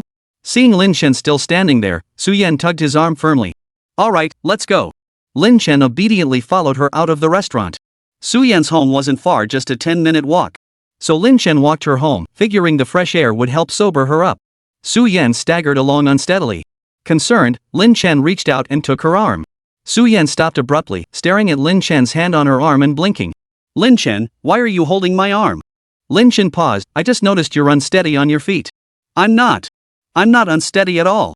Su Yan retorted indignantly, insisting she was perfectly steady. Fine, you're not unsteady, it's me. I'm worried I might lose my balance, so I wanted to hold on to you. Is that okay? Lin Chen coaxed softly, knowing better than to argue with a tipsy little thing. Humph. No way. I won't let you hold me. Lin Chen hadn't expected Su Yan to angrily pull his hand away, her face puffed up with indignation. What's wrong? Had he done something to upset her? What's wrong? Why won't you let me hold your hand? Su Yan pouted, her voice full of hurt. I just don't want you to hold my hand. Some girl wants to drink with you, and you're texting other girls. You didn't even listen to my piano solo. The more Su Yan spoke, the more aggrieved she felt. Perhaps fueled by her intoxication, she poured out all the pent-up words she'd been holding inside. Or maybe it was because during Truth or Dare, Lin Chen had texted another girl, you're the most beautiful girl I've ever seen. Su Yan felt utterly dejected. Did Lin Chen really not like her at all? So now, in her hazy state, she was venting her grievances at Lin Chen. Hearing her words, Lin Chen couldn't help but laugh helplessly. So this was what she was upset about. You're laughing? Su Yan glared at the faint smile playing on Lin Chen's lips, her anger flaring up instantly. Why can't I laugh? Lin Chen countered. That girl wanted to drink with me, it wasn't my idea. Besides, I turned her down, didn't I? Lin Chen patiently explained to the little drunkard before him. Su Yan pondered for a moment, well, I guess you're right. What do you mean sort of? It's obvious, isn't it? Lin Chen watched her confused little expression and couldn't resist reaching out to ruffle her hair. But Su Yan immediately turned her head away to dodge his hand. No way. You're not allowed to touch me. Why? Lin Chen asked, puzzled, staring at her slightly flushed cheeks. Because you sent that WeChat to another girl. You even told her she was the prettiest girl you'd ever seen. The memory of that message made Su Yan's heart ache. So, did Lin Chen have someone prettier than her in his heart? He even labeled her underage bunny, such a cute nickname, surely for someone he liked. The more Su Yan thought about it, the sadder she felt, and mist gradually gathered in her bright, lively eyes. Hearing Su Yan's words, Lin Chen felt both amused and exasperated. So this was why the little girl was upset with him.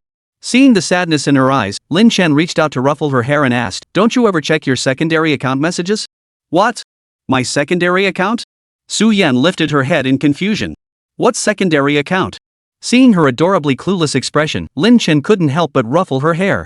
Even a top student's brain must turn to mush after drinking, he thought. What else could it be? My WeChat secondary account.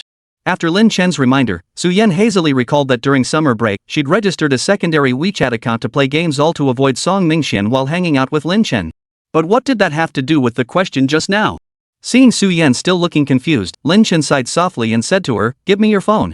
Su Yan obediently took out her phone and handed it to Lin Chen. Lin Chen took the phone and skillfully entered the unlock code, 1124. Then, I opened Su Yan's WeChat, tapped logout, and switched to Su Yan's secondary account. Here, enter the login password. Su Yan stared at the phone screen in front of her, feeling a bit of double vision that gave her a headache. Then she mumbled, "Your birthday plus your name." What? Su Yan's voice was muffled, and Lin Chen didn't quite catch it at first. Su Yan glanced up at him, then resignedly raised her voice. "The password is your birthday plus the first letter of your name." Lin Chen paused slightly before entering the password as instructed. LC. Login successful. Lin Chen then held the phone screen up to Su Yan and said, "Here. Take a good look at which girl I actually sent that WeChat to." Su Yan rubbed her eyes, staring at the phone screen in disbelief. Chapter 139, what does he mean by this? Her secondary WeChat account had only one friend, Lin Chen. She saw a message in her inbox, marked as received half an hour ago. The sender, naturally, was Lin Chen. "You're the most beautiful girl I've ever seen." So, that WeChat message Lin Chen just sent was meant for her? So that WeChat was meant for me.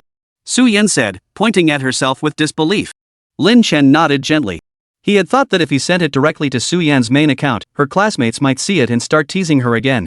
So he'd send it to her secondary account instead, reasoning it made no difference since it was still for her. Little did he expect this kid would misunderstand. After receiving Lin Chen's confirmation, Su Yan's heart suddenly filled with an unexpected sweetness. So, was Lin Chen implying she was the most beautiful in his eyes? So all that earlier jealousy had been entirely her own doing? Su Yan never imagined she'd made such a huge blunder. Had she really gotten drunk? Was her brain just not working right? But there was still one question lingering. Why did you label me as underage bunny? With a puzzled look, Su Yan bit her lip and asked, "That's such a weird nickname. So, are you an adult yet?" Lin Chen countered directly. "No." Su Yan shook her head instinctively. "Then that's that." "No, but why a little rabbit?" "A little rabbit." Su Yan stared at him wide-eyed, her gaze intense.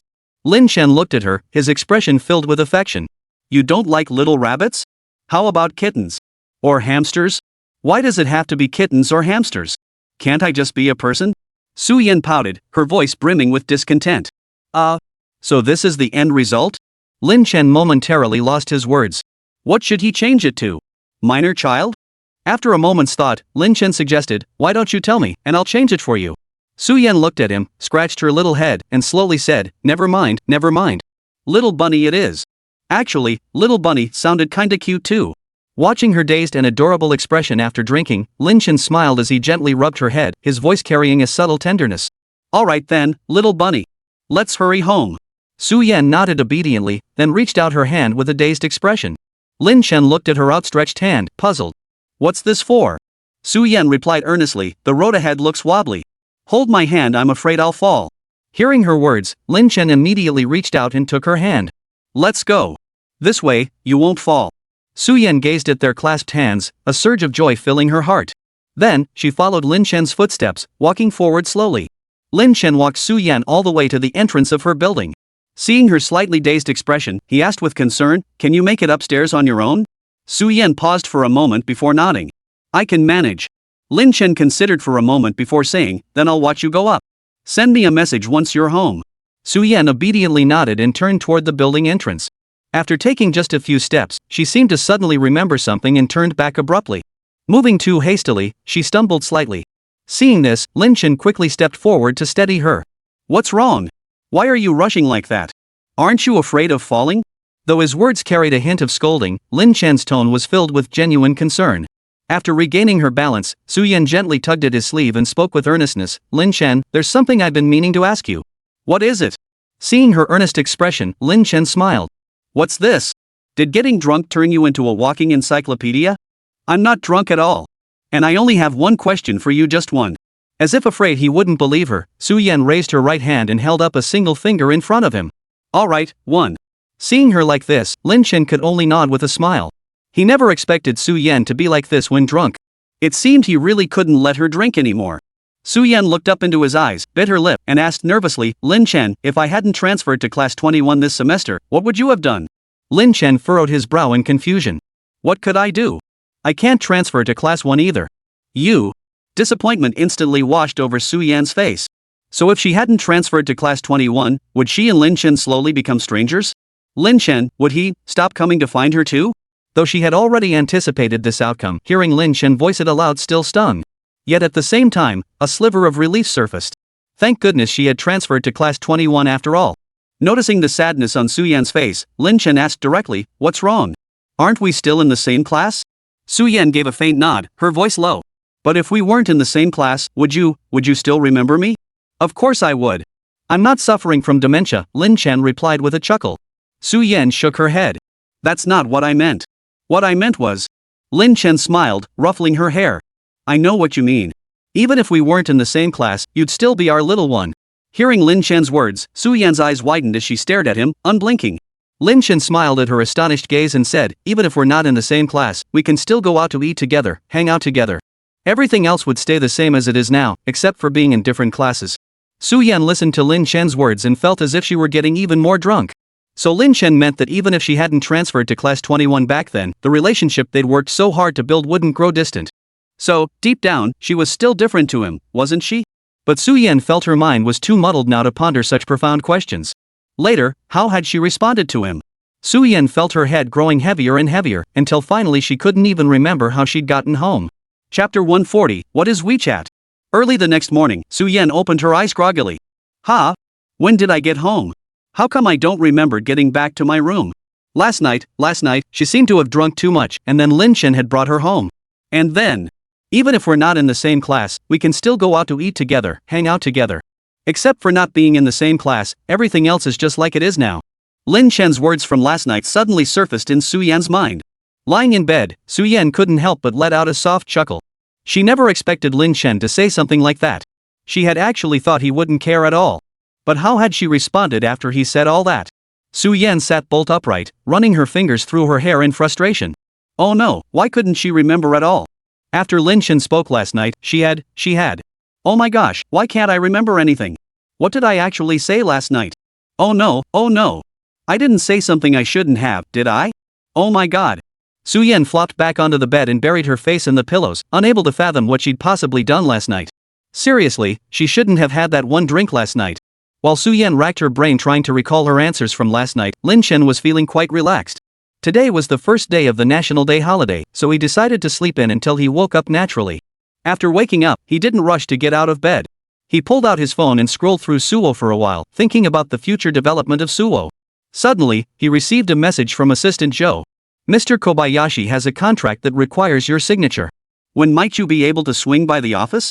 We also have some matters regarding Suwo's development this year that we'd like to discuss with you. Lin Chen thought for a moment. Since he had nothing else planned for the day, he decided to reply directly. I'll come by this afternoon. Just wait for me at the office.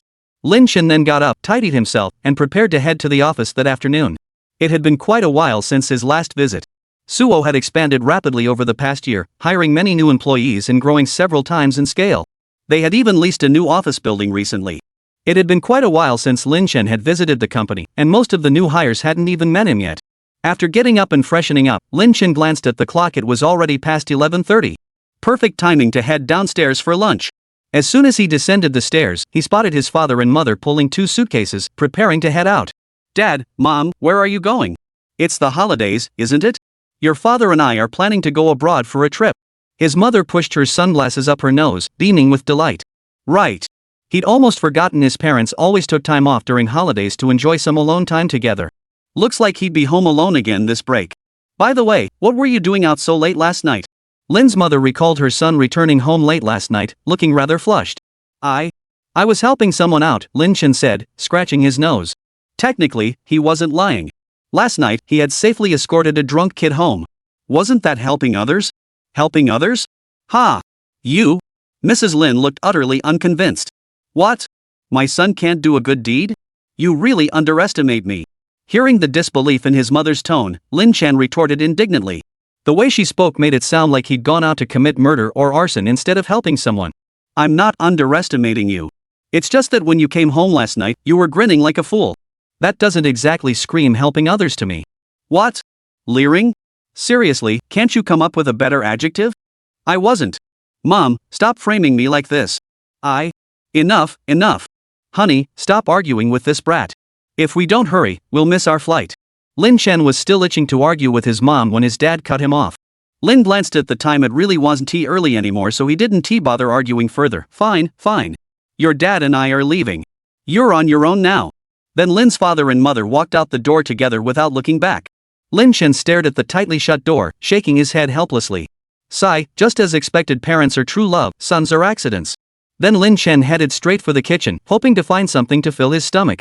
But when he saw the refrigerator completely devoid of any ingredients, he pressed his temples in frustration and pulled out his phone to order takeout. After eating his takeout lunch, Lin Chen headed straight out the door and hailed a cab to the headquarters of Suwo Company. As soon as Lin Chen entered the lobby, the receptionist greeted him politely. Hello, who are you here to see? I'm here to see Assistant Joe, Lin Chen replied calmly. Do you have an appointment? The receptionist asked shyly, glancing at Lin Chen. A wave of frustration washed over Lin Chen. He was the company's owner, visiting his own company, and yet he needed an appointment? No need, Lin Chen stated directly. I'll call him to come down and meet me. He then picked up his phone and dialed Assistant Joe's number.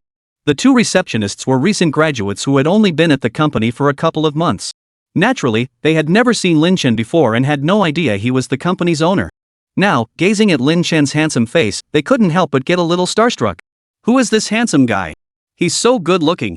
I wonder if he's here to see Assistant Joe. Maybe he's a business partner of ours? But he doesn't look very old. Could he be Assistant Joe's relative? He does look pretty young. Wonder how old he is? Does he have a girlfriend? Yeah, but he really is incredibly handsome. After hanging up, Lin Chen sat on a sofa in the lobby, waiting for Assistant Joe to come down and meet him.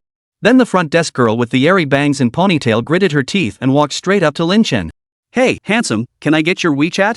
Next time you come to our company, just send me a WeChat beforehand, and I'll make an appointment for you in advance.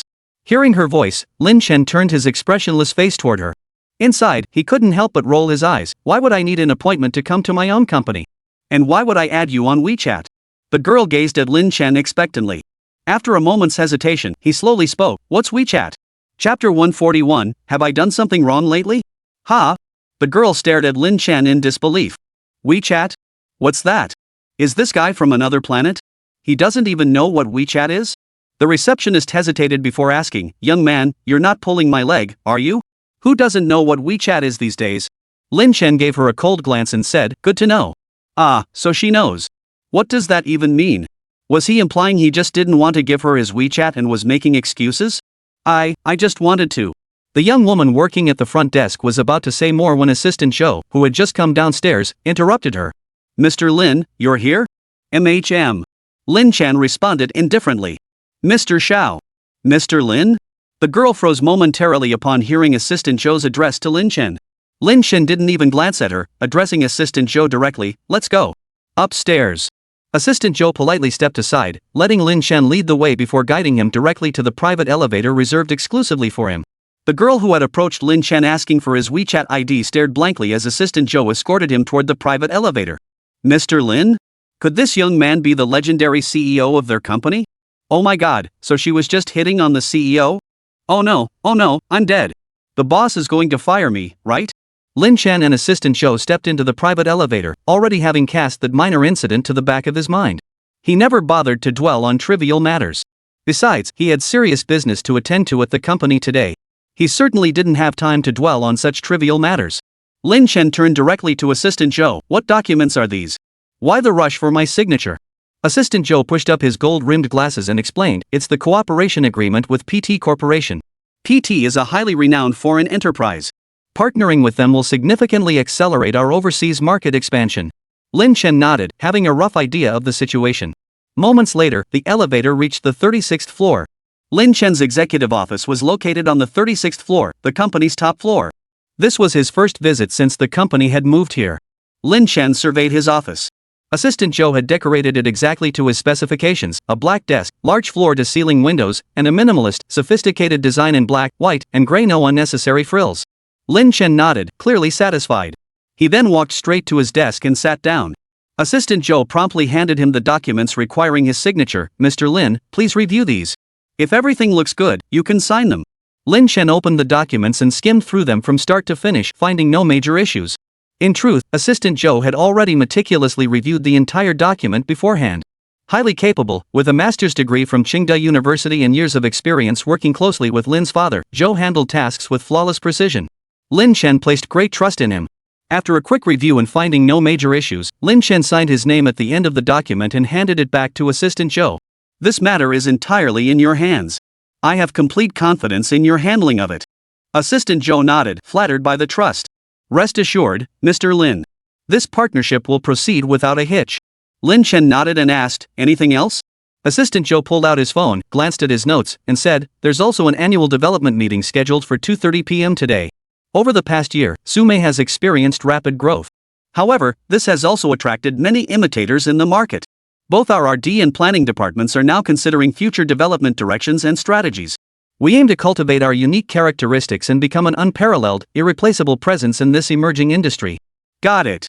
I'll go over the details with them during the meeting later. In his spare moments, Lin Chen would browse Suwo. On one hand, it served as relaxation. On the other, it allowed him to gain a broad understanding of the video types currently on Suwo, along with the data, popularity, and audience demographics of various video categories.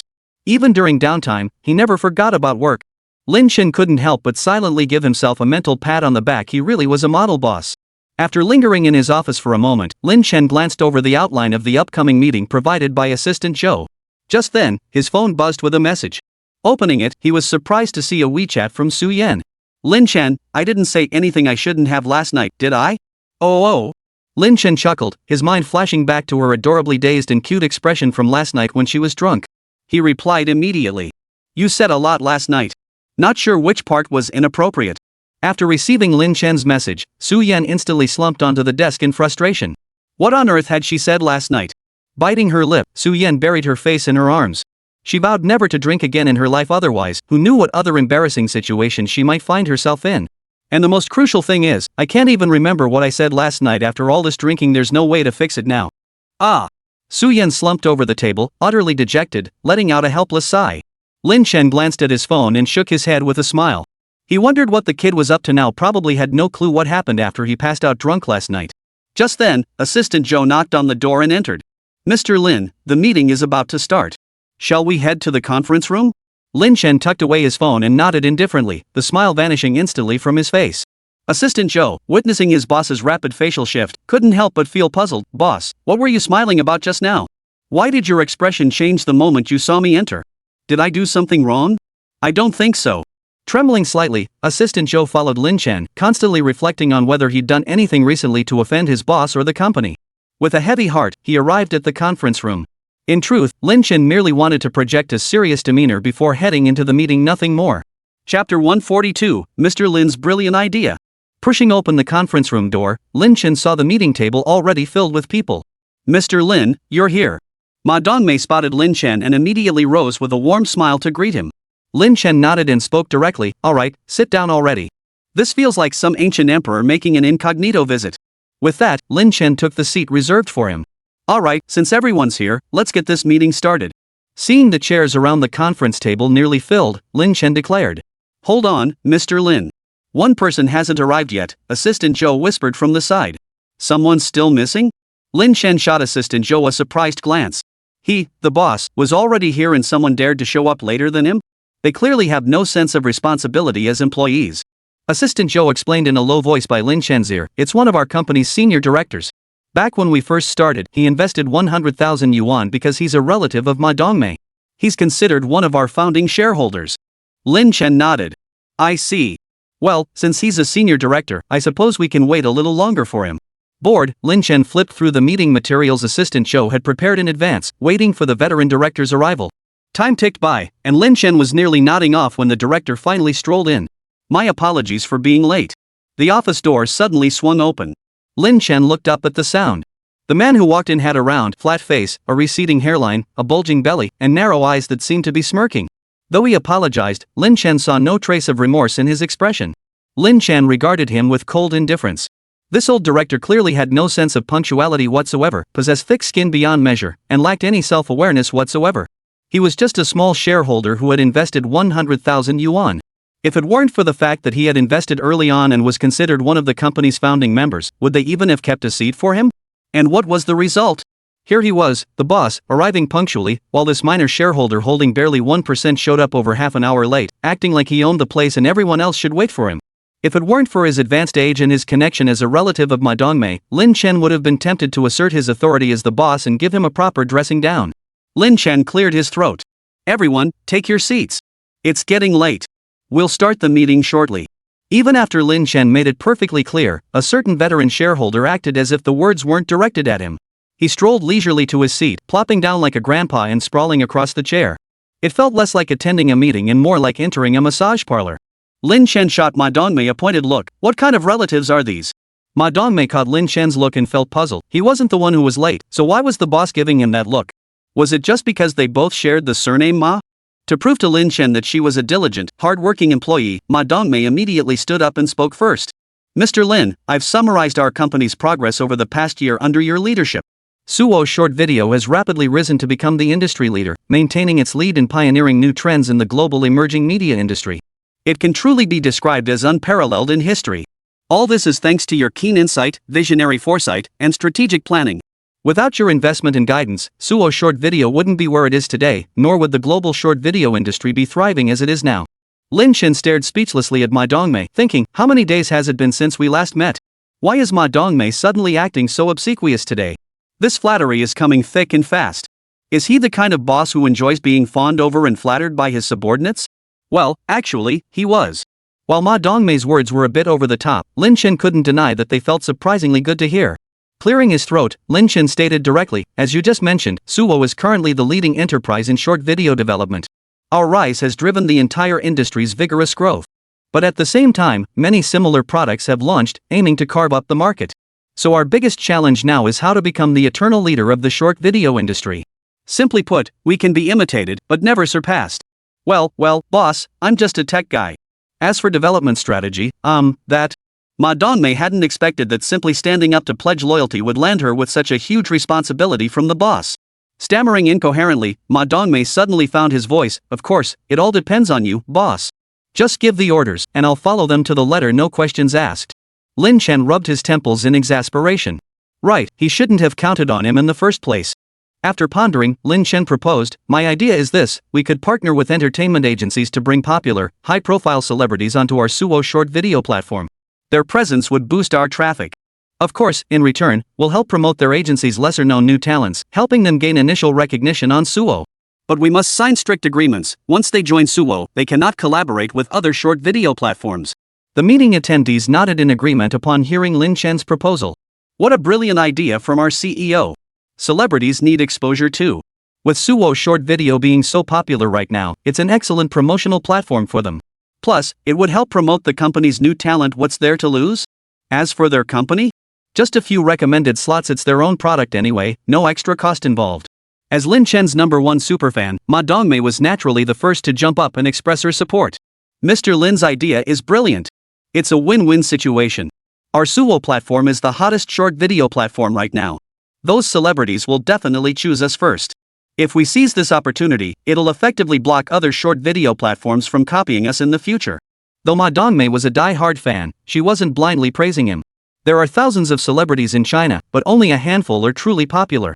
And since Suwo is the most popular short video platform in the country, while there are many imitators, none can compare to us right now. Any celebrity with half a brain knows who the best choice is. Once they partner with Suwo, other short video platforms won't be able to collaborate with these celebrities even if they try to copy us. As for those minor celebrities who haven't partnered with Suwo, those companies aren't stupid either. What do short video platforms need most? Traffic. Those unknown minor celebrities don't have much traffic to offer, so partnering with them is pointless. In short, Lin Chen's plan was absolutely flawless. Chapter 143, If you can't pay up, shut your mouth. Lin Chen watched as everyone nodded in agreement, then asked calmly, if no one has any objections, then let's proceed exactly as I've outlined. But just then, a chubby hand shot up. I have an objection. All eyes turned to the owner of that plump hand. The one raising it in protester opposition was none other than Ma Dongmei's relative, the venerable director Ma, who had arrived over half an hour late. What's your objection? Lin Chen gave him a cold glance. The elderly director Ma spoke slowly. You see, young people these days are far too restless and impatient. Instead of chasing after some trendy celebrity, you'd be better off keeping your feet firmly on the ground, building steadily, slowing down, and taking the time to truly settle in. Lin Chen. Assistant Joe. Everyone thought, are you kidding us? Slow down? Do you have any idea how fast the new media industry evolves? One slip up and you'll be crushed by the next wave on the shore, and you expect time to settle? You'll probably sink to the riverbed within a year. Lin Chen snorted derisively. Settle down? How exactly do you propose I settle down? Buy every employee a copy of the Heart Sutra and make them recite it daily? Then build a chapel under the office so they can drop by for prayers whenever they feel like it? Hearing Lin Chen's words, the crowd couldn't help but stifle giggles. Director Ma's face flushed alternately pale and crimson with fury. His trembling finger pointed at Lin Chen as he stammered, when did I ever say they should chant sutras? And building a chapel? Is this office building your family's property that you can just build whatever you want? Lin Chen chuckled softly, shrugged his shoulders, and said with a hint of resignation, sorry, but this office building really is ours. Director Ma. Assistant Joe stepped in to explain, this office building was developed by Lin Enterprises, that is, our young CEO Lin's family. When the lease on our original office space expired, and considering Sumo's continuous growth, we decided to move directly into a larger office building. Since the Lin family also happens to be involved in real estate development, they have numerous projects across the city. It made perfect sense to move into one of their own buildings. Why not leverage resources from our own family? Therefore, Lin Chen's earlier remark that this office building is indeed ours was entirely accurate. Seeing Director Ma's face turn as if he'd swallowed a fly, everyone in the conference room felt an urge to laugh. This slap in the face came completely out of left field. Lin Chen ignored his visibly flustered expression, crossed his arms over his chest, leaned back lightly in his chair, and said indifferently, all right, back to business. Director Ma, if you have any good suggestions, now is the time to share them with everyone. The veteran director took a deep breath and spoke slowly. I believe today's youth are far too restless and impatient, always seeking shortcuts in everything they do. The young people present immediately turned their gaze toward him in unison. Thanks for the subtle dig. In truth, Director Ma had only intended to take a subtle jab at Lin Chen, but he hadn't anticipated inadvertently offending everyone present. After all, aside from him, everyone else in the conference room was under 27 or 28 years old. It could be said that Director Ma single-handedly succeeded in raising the average age of the entire conference room. Yet as the sole elderly figure present, he remained utterly oblivious to how his remarks had offended everyone in the room, continuing to speak at length without pause. I believe that for our company to achieve sustainable growth, we should focus on learning how to manage the company effectively and ensure its steady development. Especially since most of our staff aren't professionally trained in business administration. Therefore, I propose that everyone in our company should go back to school, enroll in a business administration program, and only return to manage and lead the company's development after completing their studies. So you're suggesting our entire staff take leave to study business administration? One director questioned directly. Yes, exactly. I think we're growing too hastily right now. We should pause and properly restructure. Everyone present stared at him as if he were an idiot. If all the company's people went off to study, who would run the company during that time? Who would keep it growing? By the time they finish their studies and return, this market will likely have no room left for them. Besides, they're all researchers and programmers. Why are they studying business administration? Shouldn't that be their boss's job? So, Director Ma is targeting the boss again. All eyes turned to Lin Chen. Lin Chen listened to the entire lengthy speech with a calm expression, then casually remarked, oh, I disagree with this proposal. Director Ma, then why did you make me say all that? Mr. Lin, you haven't even asked everyone's opinion. How can you just dismiss my proposal like that? Everyone in the conference room, why drag us into this? Why? Because I'm the boss. I call the shots in this company. Lin Chen raised an eyebrow and smiled. He was the company's owner, so naturally he had the final say. Why would anyone listen to a minor shareholder holding less than 1%? Lin Chen watched his face flush with indignation and added, if you're truly dissatisfied with me as the boss, you're welcome to buy out my shares. Honestly, I don't hold that many, just 56%. Based on our current market valuation, you'd only need to pay me 2.8 billion. Lin Chen's tone was utterly casual, as if he'd just mentioned 28 yuan instead of 28 billion. You? Old director Ma pointed at Lin Chen with a trembling finger. 28 billion? What kind of joke was this? He couldn't scrape that much together even if he sold himself off. Lin Chen looked at him and snorted derisively. If you give me 28 billion yuan and buy all my shares, then I'll just lie back and let you mock me. The implication was clear: if you can't come up with the money, then shut up. Seeing the old director's face turn the color of liver in an instant, everyone in the conference room couldn't help but stifle their laughter. Seriously? A director with less than 1% ownership only kept his seat out of respect for his age. And now he dares to play the senior card, talking back to their boss? Doesn't he want to live anymore? Chapter 144, Come Over for Dinner. Lin Chen couldn't be bothered with him. He cut straight to the chase. From now on, we'll proceed exactly as I say. In 1 month, I want to see results. That's final. Meeting adjourned. With that, Lin Chen stood and walked straight out of the conference room. After Lin Chen departed, the others in the conference room rose and followed suit, leaving only the elderly director Ma, his face flushed crimson with fury, sitting angrily in his seat. As soon as Lin Chen stepped out of the conference room, his number one fan, Ma Dongmei, eagerly followed him. Mr. Lin, you were absolutely brilliant just now. You nailed it perfectly. Ma Dongmei spared no flattery, showering Lin Chen with praise. Lin Chen couldn't help but roll his eyes at Ma Dongmei. Ma Dongmei, what kind of relatives do you have? Getting the entire company to skip work and go study business administration? How long is that supposed to take? It's not like you can learn that in a year or two, right? So does that mean our company won't be operating for a year or two? Ma Dongmei looked utterly confused. Relatives? What relatives? That old director Ma, isn't he related to your family? What? When did we ever have a relative like that? We don't. Ma Dongmei said, looking utterly bewildered. When did old director Ma become their relative?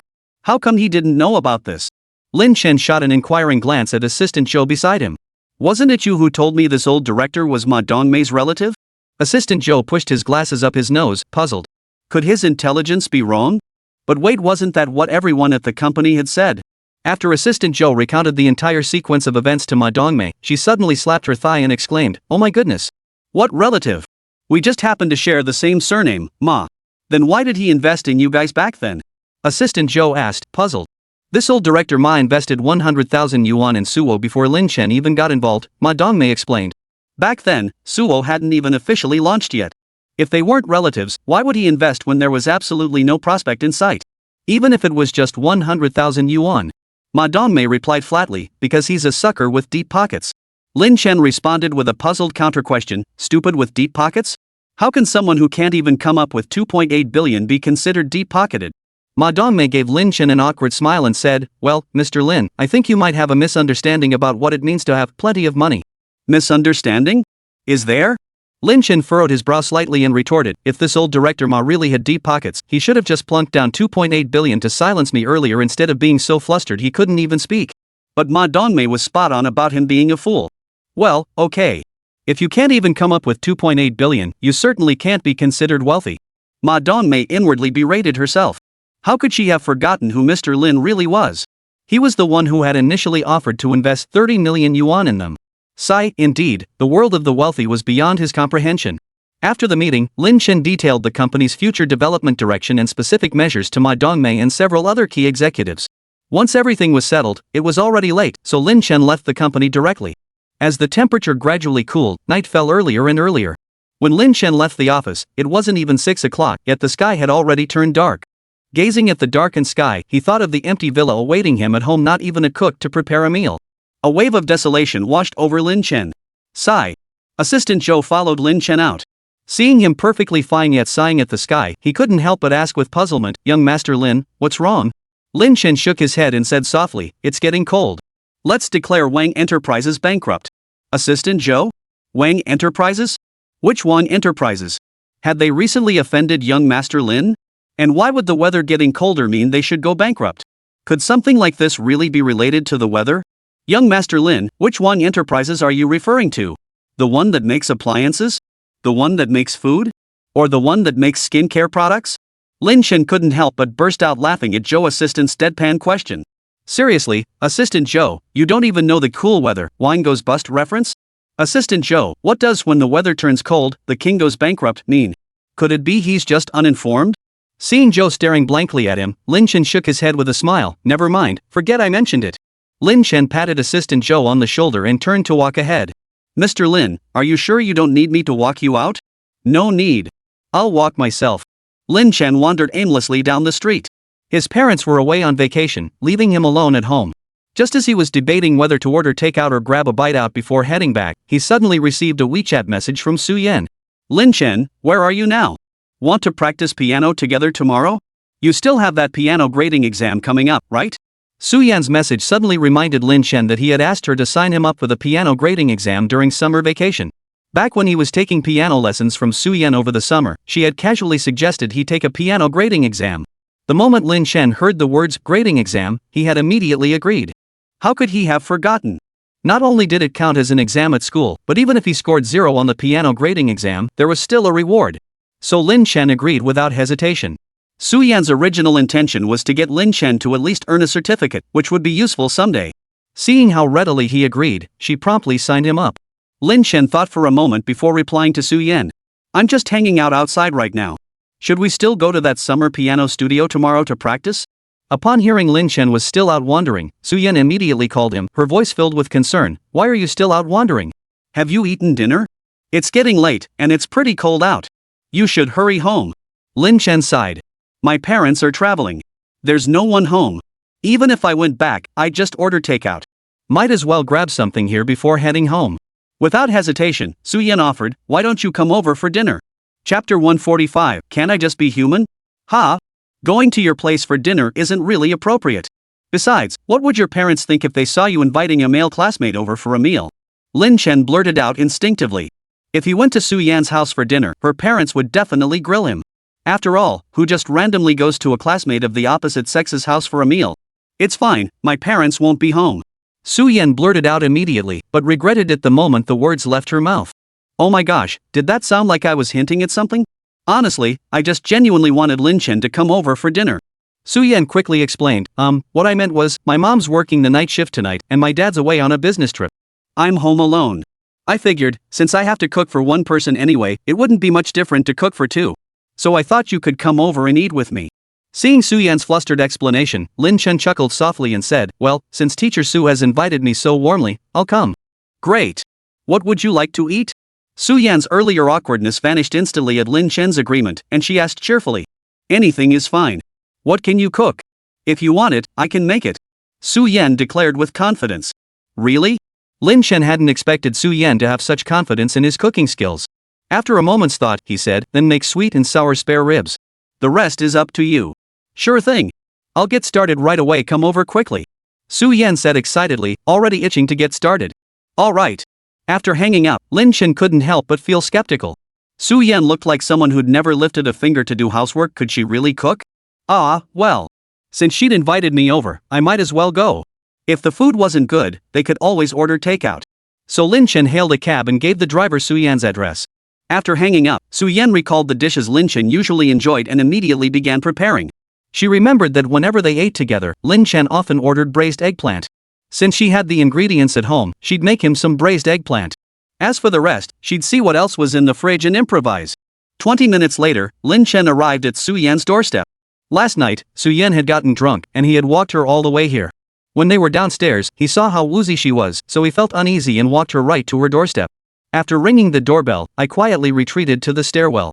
Later, I saw Su Yan's mother come out and safely escort her inside. Only then did I leave with peace of mind. Little did he expect that less than a day later, he'd find himself back here again. Lin Chen raised his hand and pressed the doorbell. Moments later, he heard footsteps approaching from inside. Su Yan glanced through the peephole. Once she confirmed it was Lin Chen, she immediately opened the door. Lin Chen, you're here.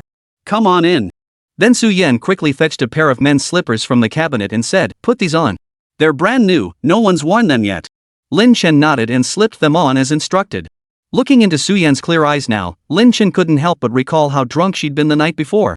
He couldn't resist teasing her, so, Teacher Su, are you sober now? Hearing Lin Chen's playful remark, Su Yan shot him a reproachful glance. Why tease me like that? Of course I'm sober. If I weren't, how could I be standing here talking to you? Oh, glad you're sober. If you weren't, I'd have to go buy you a hangover cure. Lin Chen watched her with playful eyes. Lin Chen, if you keep making fun of me like this, you won't be getting dinner tonight. Su Yan glared at him, her pink lips pressed tightly together, looking utterly adorable. Lin Chen watched her cheeks puff up in anger and couldn't resist raising both hands. He extended his index fingers and gently poked her puffed up little face. Su Yan, her cheeks poked, widened her eyes and mumbled, "Why are you poking my face?" "Because you're adorable, like a little pufferfish." Su Yan leaned back in displeasure, dodging Lin Chen's fingers. "One minute I'm a rabbit, the next I'm a pufferfish. Can't I just be human?" she complained. Lin Chen suddenly recalled her saying something similar last night and couldn't help but chuckle softly. "What are you laughing at?" Su Yan asked, puzzled by his sudden amusement. "Nothing. Is your dish ready? Do you need help?" Lin Chen feared he might really upset this girl, so he quickly changed the subject.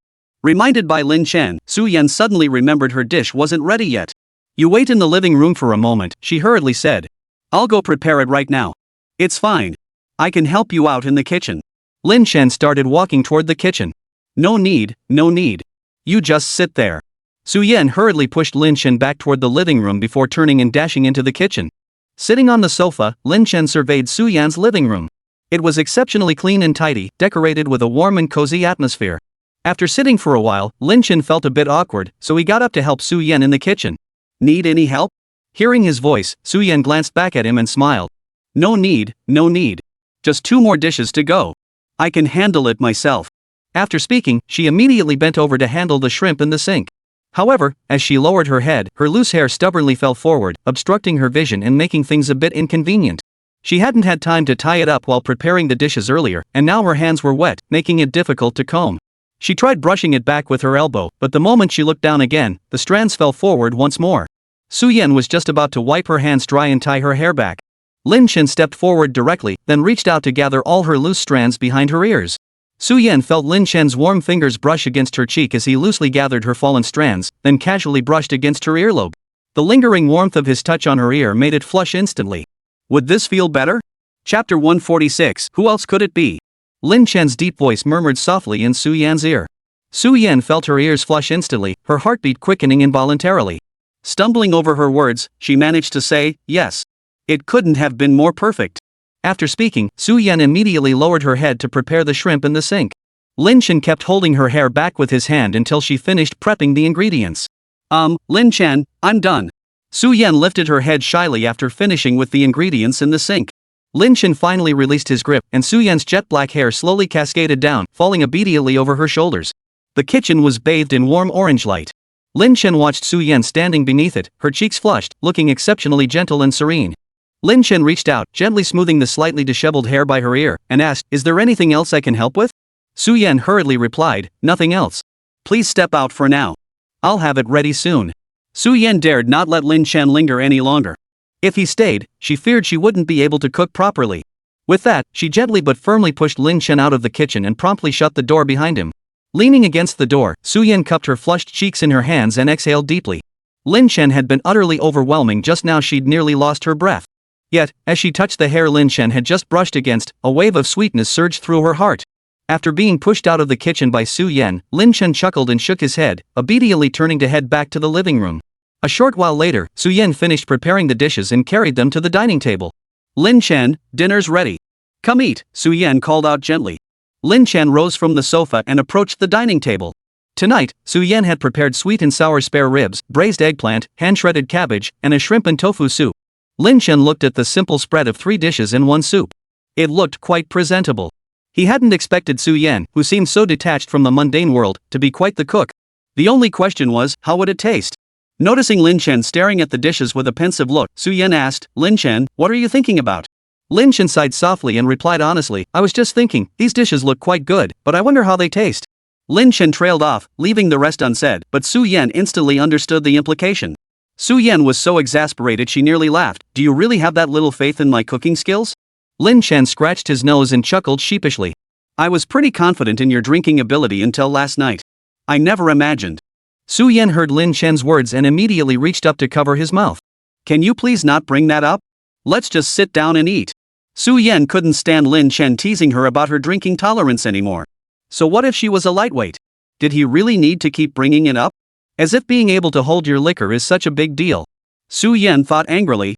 "Fine, I won't mention it," Lin Chen said with a smile, then pulled out a chair and sat down. Lin Chen picked up his chopsticks, scanned the dishes on the table, tentatively picked up a piece of braised eggplant, and slowly brought it to his mouth to chew. Su-Yen watched him expectantly. Lin Chen, how is it? Is it good? Well, the flavor is a bit. Lin Chen frowned slightly, hesitating as he spoke. Su-Yen saw Lin Chen's brow furrow and instantly felt her heart race. No way. Her cooking skills were pretty decent, after all she often cooked for herself at home. Could it be that she'd mixed up the seasonings just now because she was too nervous? Su-Yen promptly picked up a piece of braised eggplant and carefully tasted it. The flavor was fine, she hadn't mixed up the seasonings or anything. Could it be that her cooking just didn't suit Lin Chen's taste? Watching her ponder so earnestly, Lin Chen couldn't help but smile to himself. Alright, I was just teasing you. It tastes pretty good. Lin Chen, you try teasing me again. Su-Yen shot Lin Chen a reproachful glance. Honestly, he'd given her quite a scare, she'd thought her cooking was terrible. Hearing her soft, almost playful threat, Lin Chen found it less intimidating than flirtatious. Alright, I won't tease you anymore. Lin Chen picked up another piece of sweet and sour spare ribs and popped it into his mouth, nodding repeatedly. He hadn't expected Su-Yen's cooking to be this good, it really was unexpected. Seeing Lin Chen enjoy her cooking, Su-Yen relaxed and picked up her chopsticks, eating happily. As long as he likes it. Halfway through the meal, watching Lin Chen eat with such earnest focus, Su-Yen couldn't help but bite her lip. After a moment's thought, she gathered her courage and asked, Lin Chen, last night when I was drunk, I didn't say anything I shouldn't have, did I? What do you mean, things I shouldn't have said? Lin Chen asked, his words muffled with a piece of spare rib in his mouth. Did I confess to you? Like, say I like you or something? Su-Yen thought indignantly to herself. But if she asked so directly now, even if she hadn't said it last night, wouldn't she be saying it now? Wouldn't it still be just as awkward? Oh, last night. Just as Su-Yen was wrestling with her thoughts, Lin Chen suddenly seemed to remember something and spoke up. What happened last night? You asked me later last night why I ordered sweet and sour spare ribs for the dinner gathering. Was it because Song Mingxian likes them? Lin Chen's words jolted Su-Yen's memory. Last night at the dinner, Lin Chen had ordered sweet and sour spare ribs. Song Mingxian remarked that he hadn't expected Lin Chen to remember his favorite dish. Su-Yen had assumed Lin Chen had ordered it specially for Song Mingxian, and she quietly felt a tiny pang of jealousy. So how did you respond? Su-Yen looked at Lin Chen, hesitating slightly as she asked. Lin Chen picked up a piece of eggplant and replied nonchalantly, to be honest, after knowing Song Mingxian for all these years, I only found out last night that he likes sweet and sour spare ribs. Ha? So that means Lin Chen's sweet and sour ribs weren't for Song Mingxian at all. Then who was it for? Su-Yen hesitated, afraid she was overthinking it. Then who was it for? Su-Yen hesitated briefly before asking aloud. Lin Chen gave her a puzzled look, of course it was for you. Who else could it be? Chapter 147, The Little Matter of Washing Dishes. Su-Yen looked at Lin Chen in surprise. For me? But she was certain she'd never told Lin Chen she liked sweet and sour spare ribs? Lin Chen, how did you know I like sweet and sour spare ribs? Su-Yen asked curiously.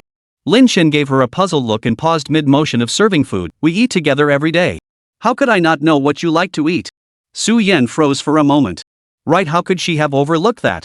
Alcohol really does make your brain go sluggish. Lin Chen curved his lips into a helpless smile, then picked up a piece of sweet and sour pork ribs and placed it in Su-Yen's bowl. Dig in, Teacher Su. Hearing the hint of teasing in Lin Chen's voice, Su-Yen couldn't help but chuckle softly. Then, something suddenly occurred to her. Oh, right. How's your piano practice been lately? Have you gotten rusty? Lin Chen paused for 2 seconds before replying vaguely, it's okay. Su-Yen nodded. It's okay.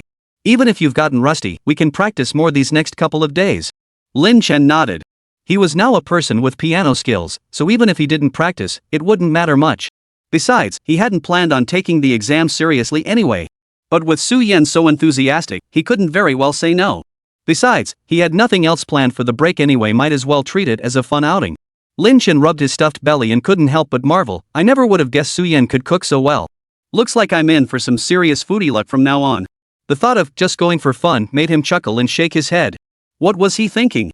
Su-Yen watched Lin Chen rubbing his stomach and chuckled softly. Are you full? Full. Any more and I'd burst. Honestly, I never would have guessed your cooking could be this good. Lin Chen praised her sincerely.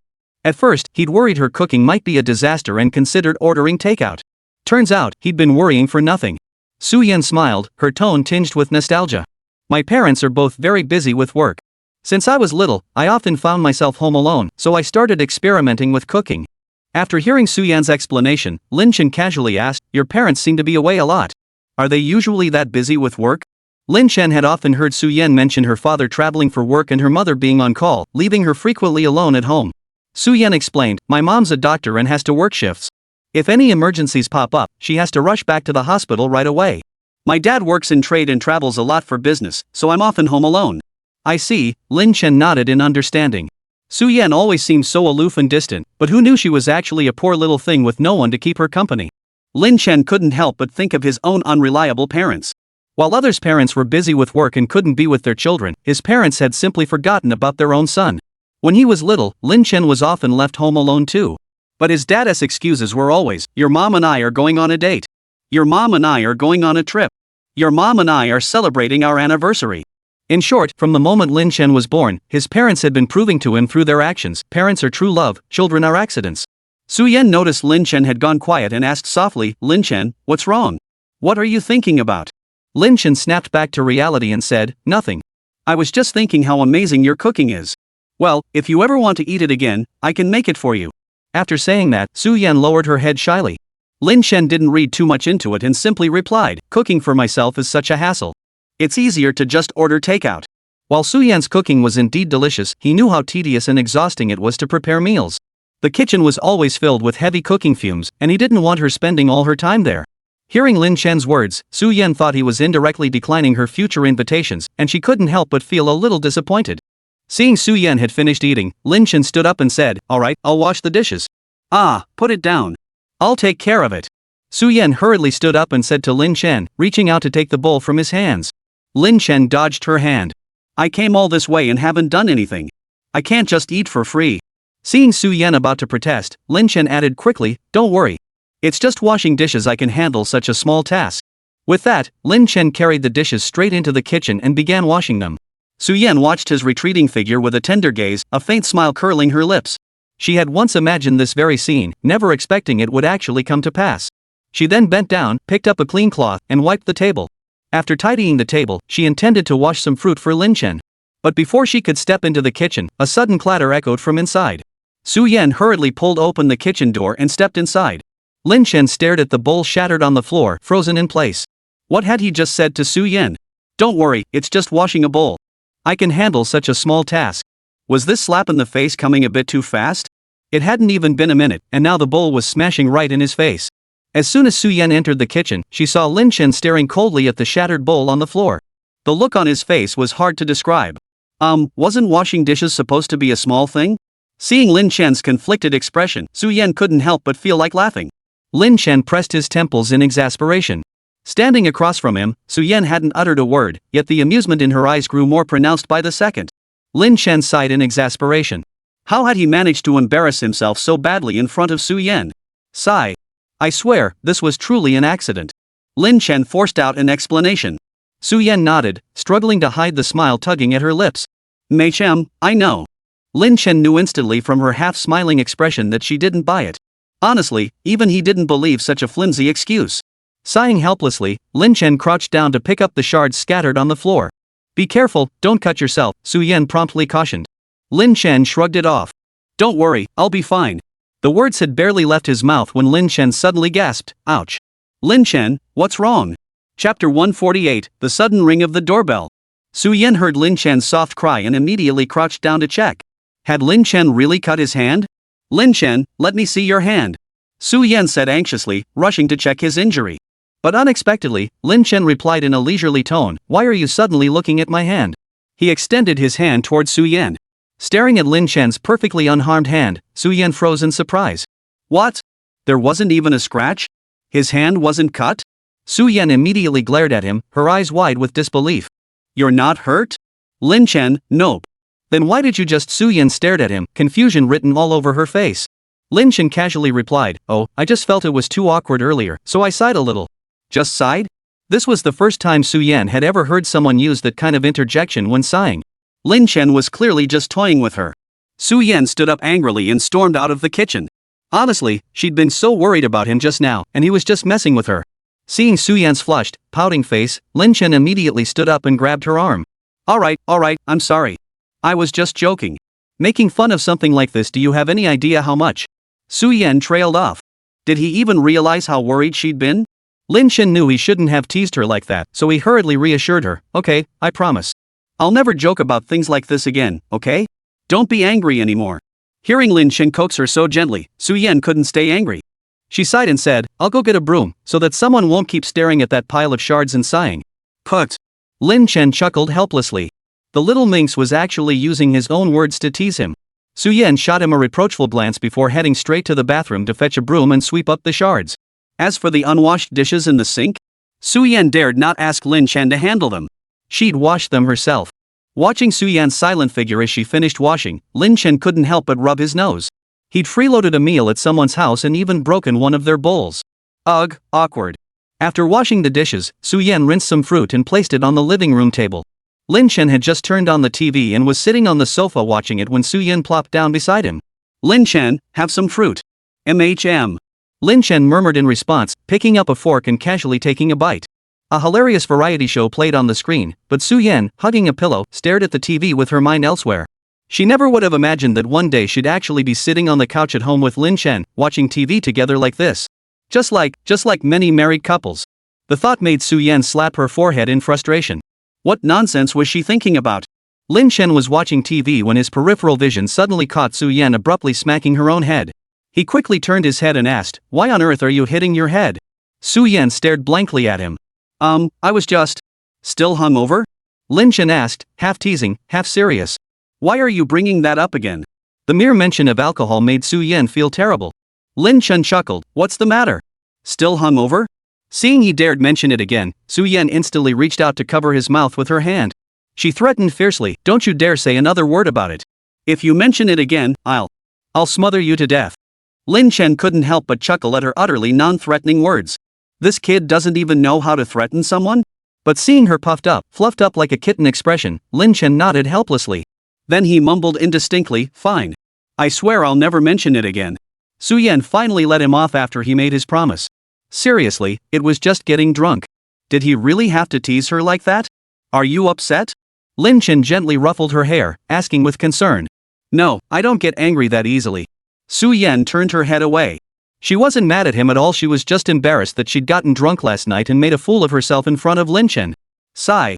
Her greatest wish now was for Lin Chen to lose his memory, to forget everything about her drunken state last night. Su Yan buried her head weakly into the pillow in her arms.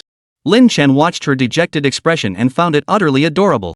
He reached out to ruffle her hair and said, Alright, I promise I'll never bring it up again. Deal? Su Yan nodded obediently, and they shared a smile. Just then, the doorbell at Su Yan's house suddenly rang. Su Yan immediately sat up straight, puzzled. Visitors? That shouldn't be happening. Oh no. Could it be her mom suddenly coming back? She remembered her mom had indeed forgotten her keys when she left earlier today. Oh no. Lin Chen was still here. How was she going to explain this to her mom? Lin Chen watched Su Yan's flustered expression and asked with some confusion, What's wrong? Why are you so nervous? The doorbell rang. Could it be my mom suddenly coming back? Lin Chen glanced at his phone, then smiled as he ruffled her hair. Relax, it's not your mom. Su Yan looked at Lin Chen in confusion. How did he know? Lin Chen met her puzzled gaze and explained, My takeout just arrived.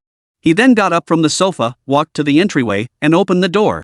Moments later, Su Yan saw him return carrying a bag. Lin Chen placed the items on the table and calmly began unpacking the bag. Su Yan patted her chest. That scared the life out of me. I thought it was my mom suddenly coming back. Lin Chen chuckled. Look how scared you got. Was it really necessary? Besides, we're completely innocent.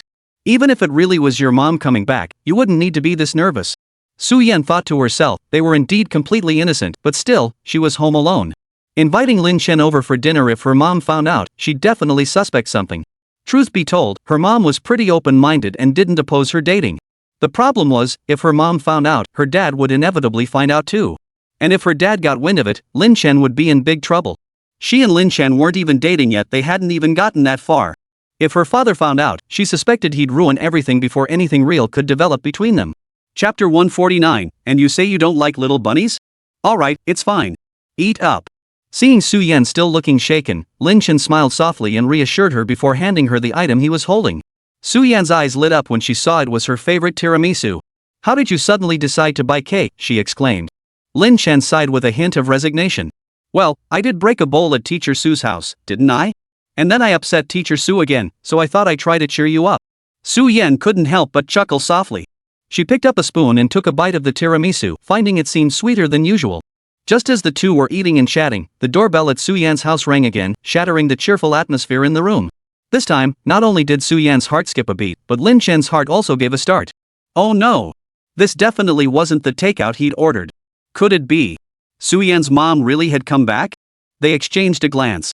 Su-Yan quickly suggested, Lin Chen, why don't you go hide in my room for a bit? Hide in your room? That doesn't seem quite right. Lin Chen instinctively wanted to refuse. They hadn't done anything shameful together. If he just said they were classmates having dinner at her place, her mom probably wouldn't refuse to listen to their explanation. But more importantly, how would he even get out of Su-Yan's room afterward? If her mom caught him in Su-Yan's room, that would be even harder to explain. Never mind that now. Just hide in there first. If my mom sees you, who knows what she'll think. Then, without another word, Su-Yan shoved him into her room and slammed the door shut. After inspecting the door, Su-Yan took a deep breath before walking to the entrance to open it. Lin Chen stared at the closed door, shaking his head helplessly. This felt like being caught red-handed in the act. Heaven knew he and Su-Yan were completely innocent, at least for now. Lin Chen walked over to the desk in Su-Yan's room and sat down. Under the faint light streaming in from the window, he surveyed her bedroom. Unlike most young girls' rooms, hers wasn't drenched in pink. Only one wall was painted a light blue, giving the space a clean and comfortable feel.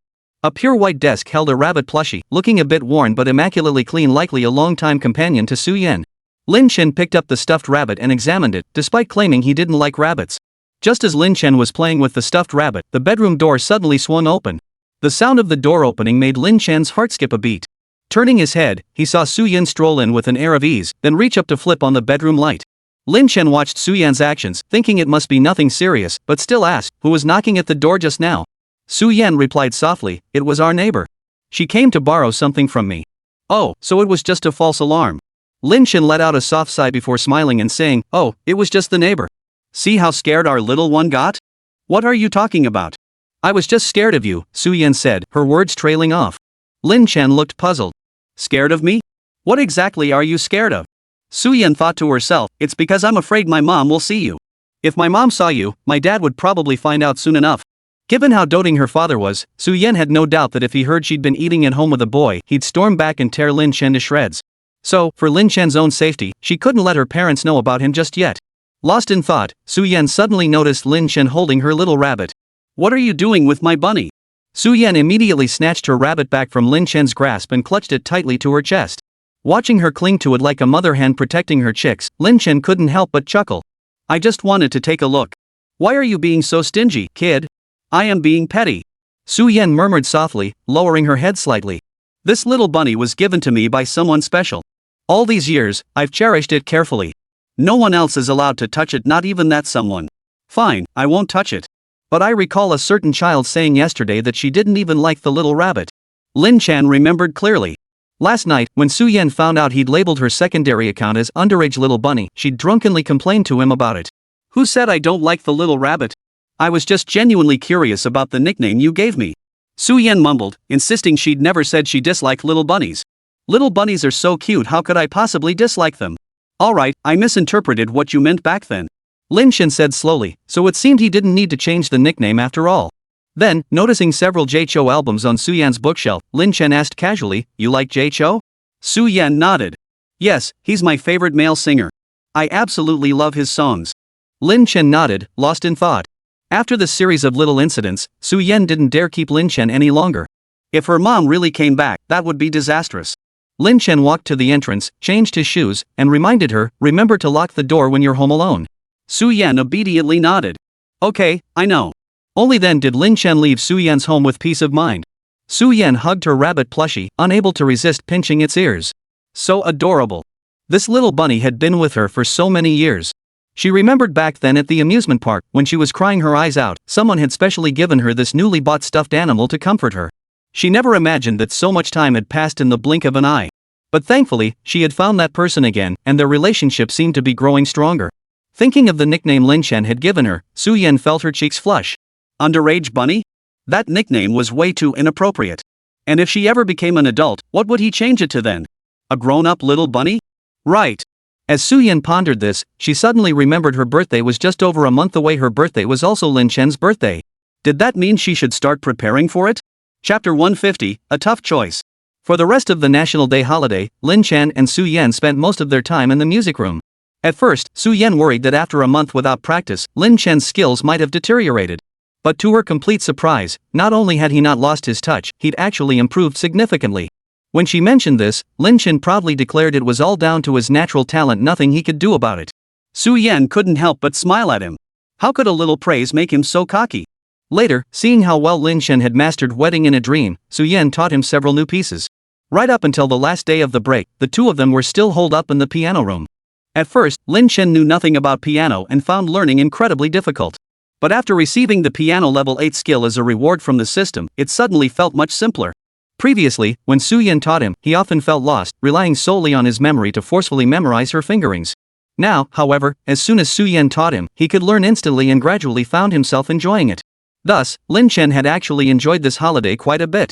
Before he knew it, the afternoon of the last day of the break arrived. Seeing that Lin Chen had practiced enough, Su Yan said, "Let's call it a day." "All right." Lin Chen stretched lazily. Today was the last day of the break. School started tomorrow, and according to their school's tradition, exams followed the start of term. It seemed he had another chance to win an award. Thinking about it, he felt quite excited. Su Yan, unaware of Lin Chen's thoughts, turned her head to glance at him and softly suggested, "Lin Chen, would you like me to play a piece for you?" "Sure." Lin Chen nodded without hesitation. Su Yan's playing was beautiful, and he always enjoyed listening to her. Su Yan gazed at Lin Chen with gentle eyes, her fingers lightly touching the keys as she began to play. Her pale, nimble fingers danced across the keys, unleashing a cascade of soft, melodious notes. The gentle melody, the tender and moving tune, drew one in deeply. As Lin Chen listened, the melody felt strangely familiar, as if he'd heard it somewhere before. The afterglow of the setting sun streamed through the window, bathing Su Yan in its warm light. As Lin Chen watched her play with such earnest focus, it suddenly dawned on him. Wasn't this the very piece Su Yan had played at the school anniversary gala? How did Su Yan think to play this piece? As the piece ended, Su Yan looked up and asked, "Lin Chen, what do you think? Did you like it?" Lin Chen nodded and smiled. "Isn't this the very piece you played at the school anniversary gala?" Su Yan froze slightly, asking in disbelief, "How did you know? You didn't hear me play the piano, did you?" Su Yan recalled that after her performance that day, she had immediately rushed off stage to find Lin Chen. Little did she know that Lin Chen had found the noise too distracting and put on headphones, completely missing the very piece she had played. She had felt quite disappointed at the time, since she had specifically played that piece for him. That was why she had deliberately played it for Lin Chen alone today. Yet now, to her surprise, he recognized it as the very same piece she had performed at the school anniversary gala. Su Yan looked at Lin Chen in confusion, her eyes asking how he knew. Lin Chen gave a faint smile, reaching up to ruffle her hair. How could he possibly miss Su Yan's performance? He had genuinely found good fortune comes too loud back then, which was why he'd put on his headphones.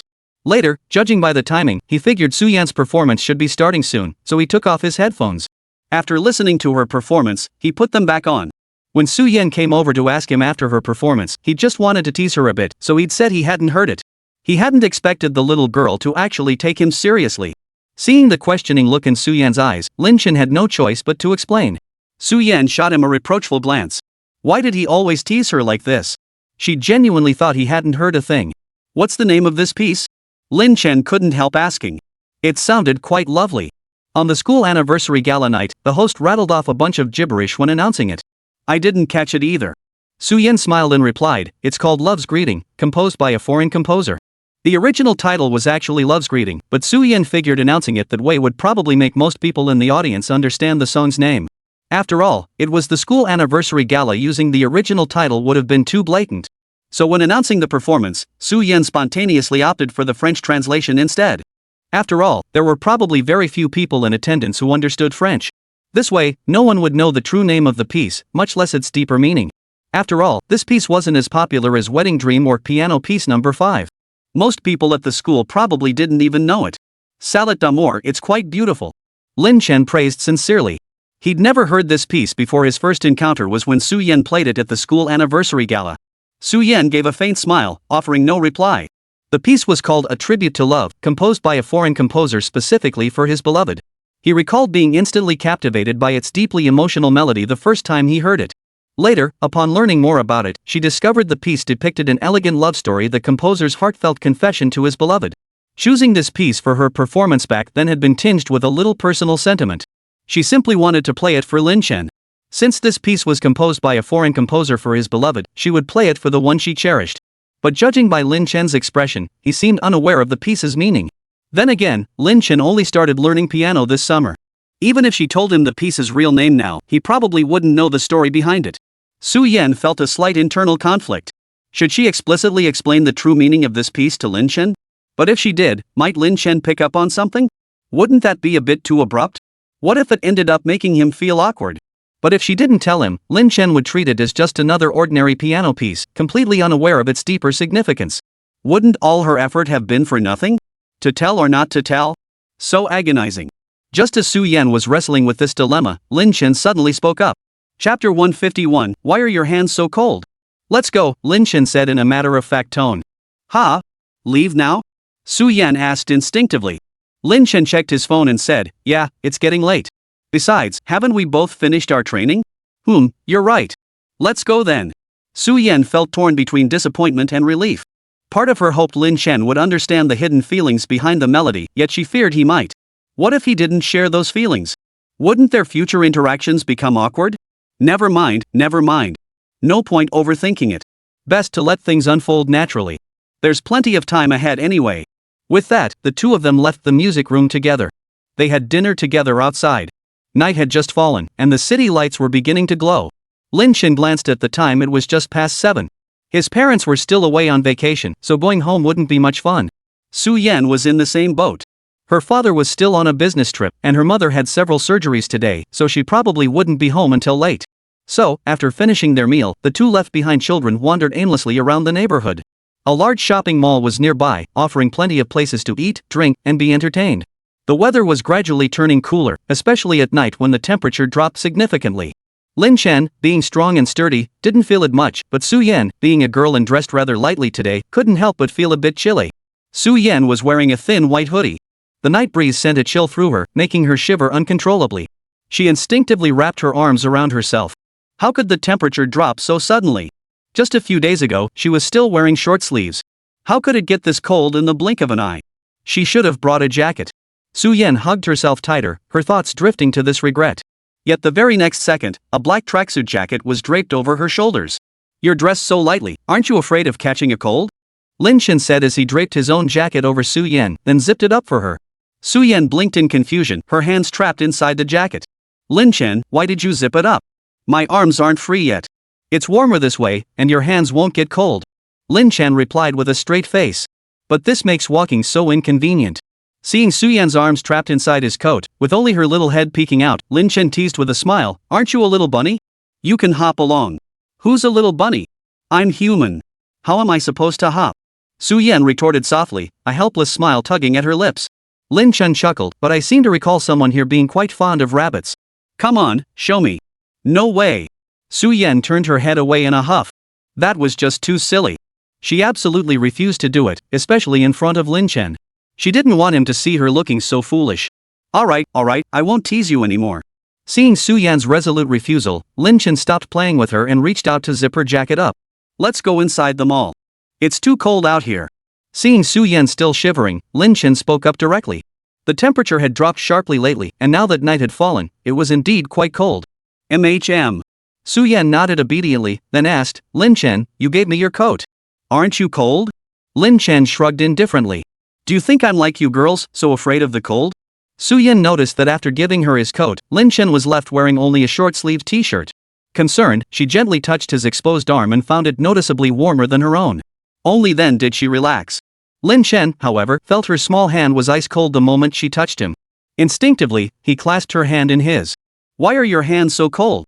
Lin Chen asked directly, his tone carrying a barely perceptible hint of concern. It's not even winter yet. How come this kid's hands are so cold? Could it be that all girls' hands are this cold? Su Yan explained, maybe it's because of the cold weather? My hands get really cold easily when it's chilly. Lin Chen frowned. That won't do. How about? As Su Yan listened to Lin Chen's words, a quiet hope blossomed in her heart. Could he be planning to warm my hands for me? How about I go buy you a pair of gloves? Ha? What? Yet, completely unexpectedly, Lin Chen's next words shattered her fantasy instantly. Without another word, Lin Chen grabbed Su Yan's wrist and pulled her into the mall. Although the weather was gradually turning cooler, winter hadn't quite arrived yet, so cotton gloves and such hadn't been put out for sale just yet. Fortunately, persistence paid off. Lin Chen finally spotted a pair of pink gloves tucked away in the corner of a girly-looking accessory shop. Coincidentally, they featured a little white rabbit design. The moment Lin Chen saw them, he knew they were the ones. After paying, Lin Chen promptly slipped the newly purchased gloves onto Su Yan's hands and declared triumphantly, "There. Now your hands won't get cold." Su Yan looked down at the delicate pink rabbit gloves on her hands and couldn't help but feel both amused and exasperated. Alright, she shouldn't have expected such a romantic gesture from a straight guy. Still, they did feel much warmer. After buying the gloves, the two began strolling around the mall. "Lin Chen, what should we do next?" Lin Chen thought for a moment and said, "It's still early. How about we catch a movie?" Su Yan nodded in agreement. "Sounds good." She immediately pulled out her phone to browse the movie listings. Quite a few films had been released during the National Day holiday. After discussing it, they chose the one with the highest number of showtimes. Perhaps because it was quite popular, the screenings were frequent. After buying tickets, it wasn't long before the movie started. As they entered the theater, Lin Chen suddenly stopped at the concession stand before ticket inspection and bought a bag of popcorn and a cup of milk tea. "Why did you buy popcorn?" Su Yan asked, puzzled. She remembered Lin Chen disliking sweet snacks like these. "For you," Lin Chen replied nonchalantly. "Who else? Is there a third person here?" Su Yan took it blankly, cradling it in her arms before being handed a warm cup of milk tea. Chapter 152, Did anything happen between you two? To warm your hands. Oh. Lin Chen couldn't help but smile at her obedient demeanor. How could people at their school think Su Yan was aloof? She was clearly adorable. Holding a large popcorn in her arms and a steaming cup of milk tea in one hand, Su Yan felt an overwhelming sweetness in her heart. She hadn't expected Lin Chen to care so much about her. Could this mean she held a special place in his heart after all? After entering the theater, Lin Chen and Su Yan found their seats according to the numbers on their tickets. Once seated, Su Yan placed the popcorn on the armrest between them and set her milk tea on her own side. Su Yan figured Lin Chen wouldn't be able to drink the milk tea if she kept it for herself, but what if he suddenly wanted some popcorn while watching the movie? And sure enough, Su Yan's hunch proved correct. They had chosen a sci-fi film with impressive plot and special effects. Lin Chen was initially completely absorbed in the movie screen, but later, a casual glance caught Su Yan munching on popcorn like a little hamster. Instantly, he felt the urge to try some popcorn himself. He reached out to grab a piece to try. Su Yan, however, had her eyes glued to the computer screen. Her right hand mechanically held the popcorn, and she accidentally brushed against Lin Chen's outstretched hand. Startled, Su Yan whipped her head around, her cheeks puffed out with an unfinished piece of popcorn still in her mouth. She stared at him with her big, watery eyes wide open. Lin Chen couldn't help but chuckle out loud. How could this kid be so adorable even while eating popcorn? Already flustered from accidentally touching Lin Chen's hand, Su Yan felt even more embarrassed by his sudden laughter. "What are you laughing at?" Su Yan turned her head away, unable to meet his gaze. "Nothing. Just thought you looked so happy eating it that I suddenly wanted some popcorn myself," Lin Chen said with a smile in his eyes. "Then you eat it." Su Yan lowered her head and promptly shoved the popcorn into Lin Chen's arms. Lin Chen popped a kernel into his mouth. It tasted just as sweet as the popcorn he'd eaten as a child. He wasn't one for sweets. Ever since he'd tried popcorn once during a childhood outing with his mom, its sweetness had turned him off. But this batch seemed surprisingly tasty. Midway through the movie, Lin Chen suddenly muttered a curse under his breath before quickly turning sideways to cover Su Yan's eyes. What the hell? This was supposed to be a sci-fi blockbuster, how could it have scenes like this? "Lin Chen, why did you suddenly cover my eyes?" Su Yan was engrossed in the movie and hadn't even realized what was happening when everything went pitch black. She asked in confusion. She was enjoying the movie just fine, why did Lin Chen suddenly cover her eyes? How was she supposed to watch the movie now? Not suitable for minors. Su Yan? I'm already 17, how am I still considered a minor? I'm 17 now, I'm not a kid anymore. Su Yan muttered under her breath, but she didn't pull Lin Chen's hand away. How is 17 not a kid? Are you even an adult? Lin Chen shot back. As if you're an adult, Su Yan retorted defiantly. Lin Chen and I share the same birthday. If I'm not an adult, how could he be? Lin Chen hesitated for 2 seconds before declaring with righteous indignation, so what if I'm not an adult? I was born half a day before you. I'm older, so I get to boss you around. Su Yan was instantly speechless. How could he be like this? But for some reason, she felt that being looked after by Lin Chen wasn't so bad after all. After a dozen seconds, Lin Chen finally lowered his hand from over Su Yan's eyes. Alright, it's over. Su Yan opened her eyes, gazing at the screen before her, though her thoughts were already elsewhere. After the movie ended, Lin Chen asked Su Yan if she enjoyed it. Su Yan mumbled, it was okay. Truthfully, her mind had wandered completely during the latter half. She hadn't paid close attention to the plot, only knowing the ending was happy. When Lin Chen asked her about it now, Su Yan could only give a non-committal reply. After the movie, it was already late, so they each went home. The 7-day holiday flew by in the blink of an eye, and before they knew it, the day to return to school had arrived. Lin Chen woke up extra early because he had exams. It had been a while since his last test, and he found himself oddly nostalgic for the experience. Since his unreliable parents were still out enjoying their romantic getaway, Lin Chen had to eat breakfast alone before heading straight to school. While his parents were traveling, they had given their driver, Uncle Lee, time off. Consequently, Lin Chen had to ride his long-neglected bicycle today. October had arrived, and the weather was gradually turning cooler. Many students at school had already donned their autumn school uniforms jackets. By the time Lin Chen arrived at school, his hands were frozen stiff. He had to admit, the autumn wind was quite chilly. After parking his bike, Lin Chen headed straight for the classroom. He hadn't taken 2 steps when someone suddenly lunged at him from behind. "Hey, Chen. Morning." The moment Lin Chen heard that annoying tone, he knew it was that jerk Song Mingxian. He pushed him off with a look of disgust. "Talk if you want to talk, but keep your hands to yourself." "Oh, come on, it's been ages. Missed you, didn't I?" Song Mingxian blinked innocently, a mischievous grin spreading across his face. Lin Chen shot him a dismissive glance. "It's only been 7 days. Is that really necessary?" To his surprise, Song Mingxian bit his finger and looked at Lin Chen with feigned emotion. "Brother Chen, you remember exactly how many days it's been since we last saw each other?" Lin Chen couldn't stand his disgusting act any longer. He grabbed Song Mingxian by the neck and snapped, "Can you just act normal? If you dare talk to me in that sarcastic tone again, I'll post your childhood cross-dressing photos on the school bulletin board." "I'm sorry, bro. I'll try to be more normal from now on," Song Mingxian begged immediately. "Try?" Lin Chen tightened his grip. The little was playing word games with him. I will be more normal." Song Mingxian corrected himself immediately. "That's more like it." Lin Chen finally let him go after hearing his promise. Rubbing his neck, Song Mingxian then asked, "Brother Chen, let's talk seriously. That night when Su Yan got drunk, you two went back together. Nothing happened, right?" Song Mingxian looked at Lin Chen with a smirk, raising an eyebrow mischievously. Chapter 153, Sister? Brother-in-law? Lin Chen shot him a withering look. "You think I'm like you? Me? What about me? I'm a model student. I've never done anything unethical or immoral." Song Mingxian asked in confusion. "You haven't done it, but I have?" Lin Chen stared at him in disbelief. This little bastard, what does he take himself for? Isn't that just a reasonable assumption? Song Mingxian replied with a perfectly innocent expression. "Reasonable, guess my ass." "Listen, stop thinking up all this nonsense." Lin Chen shot him a withering look before striding into the classroom without a second glance, ignoring his persistent questions trailing behind. When Lin Chen entered the classroom, Su Yan was already seated at her desk. Spotting him, she immediately smiled and greeted him. Lin Chen curved his lips into a nod for her before striding straight toward their seats. The moment he sat down, a black jacket was handed to him from beside him. Su Yan said somewhat sheepishly, "Your jacket. I forgot to give it back to you last night."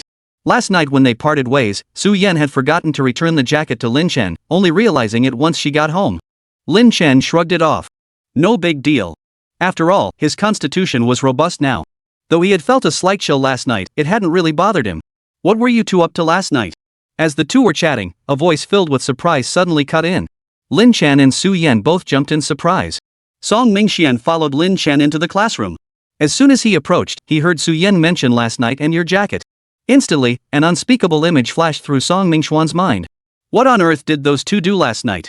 Lin Chen shot him a withering look, "None of your damn business." Seeing the look on his face, Lin Chen knew this guy was probably imagining all sorts of nonsense again and couldn't be bothered to respond. But Song Mingxian, hearing Lin Chen's response, assumed he was embarrassed and angry. He immediately asked with a smug grin, "What? Too shy to tell her? What's there to be embarrassed about? Stop being so sarcastic." Lin Chen was truly amazed by this guy's imagination. "How am I being sarcastic? Come on, spill it. What were you two doing last night?" Song Mingxian pressed relentlessly. Lin Chen sighed helplessly and decided to explain, "We just went to see a movie." "Then why's your jacket at her place?" Song Mingxian raised an eyebrow, his tone begging to be punched. "It was cold last night, so I lent her my coat. She brought it back today. What's the big deal?" After Lin Chen finished speaking, he saw Song Mingxian's expression clearly saying, "Yeah, right. I'm not buying it." Lin Chen tapped his cheek, ready to resort to force, when Su Yan suddenly spoke up from the side. Yuan. What? Who?" Lin Chen looked at Su Yan in confusion. Who was Yuan? Why had that name suddenly come up? Song Mingxian's expression immediately changed upon hearing the name, his panic evident. Yuan, you see. Before Su Yan could finish her sentence, Song Mingxian cut her off. "Su Yan, Goddess Su, Sister Su, I was wrong. Please don't say any more." Song Mingxian immediately clasped his hands together in supplication. Lin Chen was stunned by the sudden reversal. What was going on? Just one word Yuan had subdued Song Mingxian? Did those two characters hold some kind of magic? Su Yan regarded him with a calm gaze, asking triumphantly, "So you still dare to speak to me in Lin Chen like that?" I won't. Song Mingxian shook his head hastily. Lin Chen stared at the pair in bewilderment. What was going on? That jerk Song Mingxian had actually caved in so easily? Lin Chen nudged Su Yan's arm with his elbow and whispered, "Who exactly is Yuan?" Song Mingxian begged for mercy, "Sister Su, I was wrong. Please don't tell him." Then he turned to Lin Chen, "Brother-in-law, can't I just call you that? Please don't ask anymore." Su Yan's face flushed instantly. "Brother-in-law." Lin Chen raised his hand and smacked Song Mingxian hard on the head. "Can you keep your voice down? What the hell are you yelling about?" "Fine, I'll shut up. I won't say another word about you two, okay?" Song Mingxian hastily made a shushing gesture, then bowed to Su Yan. "Sister Su, please, I beg you don't tell anyone." Su Yan looked at him seriously and said, "But Lin Chen isn't just someone else." "Oh, true." Song Mingxian buried his face in his hands in exasperation. Anyway, Lin Chen was his best buddy. He knew every embarrassing moment from their childhood. What difference would this one make? Resignedly, he conceded, "Fine. But you can only tell Brother Chen. No one else." He immediately turned away, muttering under his breath, "Keep your voices down. Don't let me hear you." Lin Chen watched his futile attempt to hide the truth, unable to suppress a smile as he shook his head. He then leaned close to Su Yan and whispered, "Who exactly is this Yuan?" Su Yan chuckled softly before whispering back to Lin Chen, "Song Mingxuan's son." Lin Chen. What? Song Mingxuan's son? When did this guy have a son? How come he didn't know about it? Seriously, when did he have a son? Who did he have it with? Lin Chen asked in shock. Su Yan blinked and replied with a smile, "With Tang Cheng." Lin Chen was instantly speechless. Did these two move that fast? Seeing Lin Chen's expression, Su Yan knew he jumped to the wrong conclusion. She was about to explain when suddenly, the mummy walked in. "Didn't you hear the prep bell? Why are you still whispering here? Our class is the loudest on the entire floor," Mummy said sternly. The next second, the prep bell's ring echoed throughout the entire campus. "Ugh, my face hurts." Mummy's face instantly turned pale and green. Was the prep bell delayed today or what? The students in the class couldn't help but chuckle quietly at the mummy's expression, as if he'd swallowed a fly. All right. Quickly pack up your things, it's time to prepare for the exam." The mummy cleared his throat and hurriedly announced, "TSK, what an embarrassment." The moment the word exam was uttered, the class erupted in sighs of dread. Lin Chen, who had been excited about the exam, now felt unsettled by the recent incident involving Song Mingxuan's son. Who could explain to him why his childhood best friend, whom he'd grown up with since they were kids, suddenly had a son? It was utterly mind-boggling. Chapter 154, Everything I Could Write is Written. Lin Chen couldn't help but turn his head and whisper to Su Yan, "Su Yan, what's the deal with Song Mingxuan's son?" Before Lin Chen could finish his question, the mummy tapped the table. "The exam is about to begin. No more whispering." Then, Lin Chen caught the mummy's gaze drifting casually in his direction. Great, so he was the one being addressed. Lin Chen sighed helplessly, temporarily suppressing his curiosity. He'd ask Su Yan for clarification after the exams. The first exam today was Chinese. Lin Chen once again put his skill for making things up to the test, diligently avoiding every correct answer. After all, after over a year of hard work, he had become quite adept at scoring zeros. With over half an hour left before the exam ended, Lin Chen had already finished his paper. The moment the bell rang, Lin Chen eagerly asked, "Su Yan, what's the deal with Song Mingxuan's son?" Lin Chen asked curiously. How could Song Mingxian suddenly have a son after just 1 week apart? Su Yan chuckled. Just kidding. Actually, after the dinner gathering that night, Song Mingxian confessed his feelings to Tang Cheng. Confessed? Lin Chen asked. If he confessed, how did a son come out of it? Seeing Lin Chen's puzzled expression, Su Yan explained the whole story from start to finish. It turned out that after the dinner that night, once everyone had left, Song Mingxian had been heavily plied with alcohol. Later, after returning home, he pulled out his phone and started sending Tang Cheng a barrage of WeChat messages. Drunk out of his mind, his words were incoherent and jumbled. The gist was, even though you're fierce, tough, and not at all feminine, I think I kinda like you. And look, our names go so well together. I'm Song Mingxian, you're Tang Cheng. Tang, Song, Yuan, Ming, Cheng. If we have a son someday, we'll name him Yuan. That way, our family will be complete. Tang Cheng, would you be Yuan's mom? Su Yan recounted everything she'd learned from Tang Cheng to Lin Chen. What? Holy crap, that's one unconventional way to confess your feelings. In all his years, Lin Chen had never heard of anyone confessing like this. But coming from Song Mingxian, it actually made sense. So that's what happened. That gave me a scare. I thought he'd actually killed someone. So what's going on between him and Tang Cheng now? After learning the full story, Lin Chen finally relaxed. If Song Mingxian had actually done something that absurd, his parents would probably have beaten him to death. Su Yan shook her head. I don't know the details. Tang Cheng might act like she can't stand him, but I saw she changed his WeChat nickname to Yuan Yuan's dad. Yuan's dad. Good heavens, these two. I can't even imagine. Lin Chen shook his head helplessly. Talk about birds of a feather. Seeing his startled expression, Su Yan asked with concern, Are you okay? Lin Chen gave her a puzzled look. What's wrong with me? Song Mingxian finally found someone, and you're still. Su Yan observed his reaction as she spoke. Doesn't he want to find someone too? Lin Chen chuckled softly, looking at her. What's wrong with me? I've still got you to keep me company in single dom, right? Me? I'm just waiting for you, Su Yan silently thought to herself. Lin Chen shrugged indifferently. Don't worry.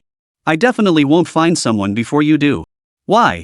Su Yan asked instinctively. What did that mean? How could Lin Chen be so certain? After all, she knew she would never be with anyone else besides him. But if he fell for another girl, wouldn't that mean he'd find love before her? Where did he get the confidence to say something like that? What are you thinking about now? Lin Chen noticed the strange expression suddenly appear on Su Yan's face and reached out to pinch her cheek.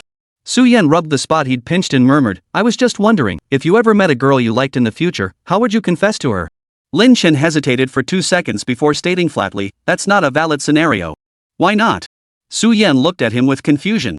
Could it be he wouldn't meet a girl he liked? How could that be possible? No reason. The situation you just described won't happen. Lin Chen replied flatly. In the future. Su Yan kept pondering the meaning behind Lin Chen's words. Why wouldn't it happen?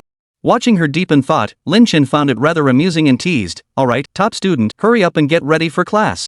A Chinese exam lasted 2.5 hours. It was already 10:30 a.m. Their school had lunch at 11:30 a.m., so there wasn't enough time left this morning to hold another exam. The remaining period would proceed with regular classes. Lin Chen's reminder snapped Su Yan out of her daydreaming. She pulled out the textbook for the next class. Forget it, no point dwelling on it.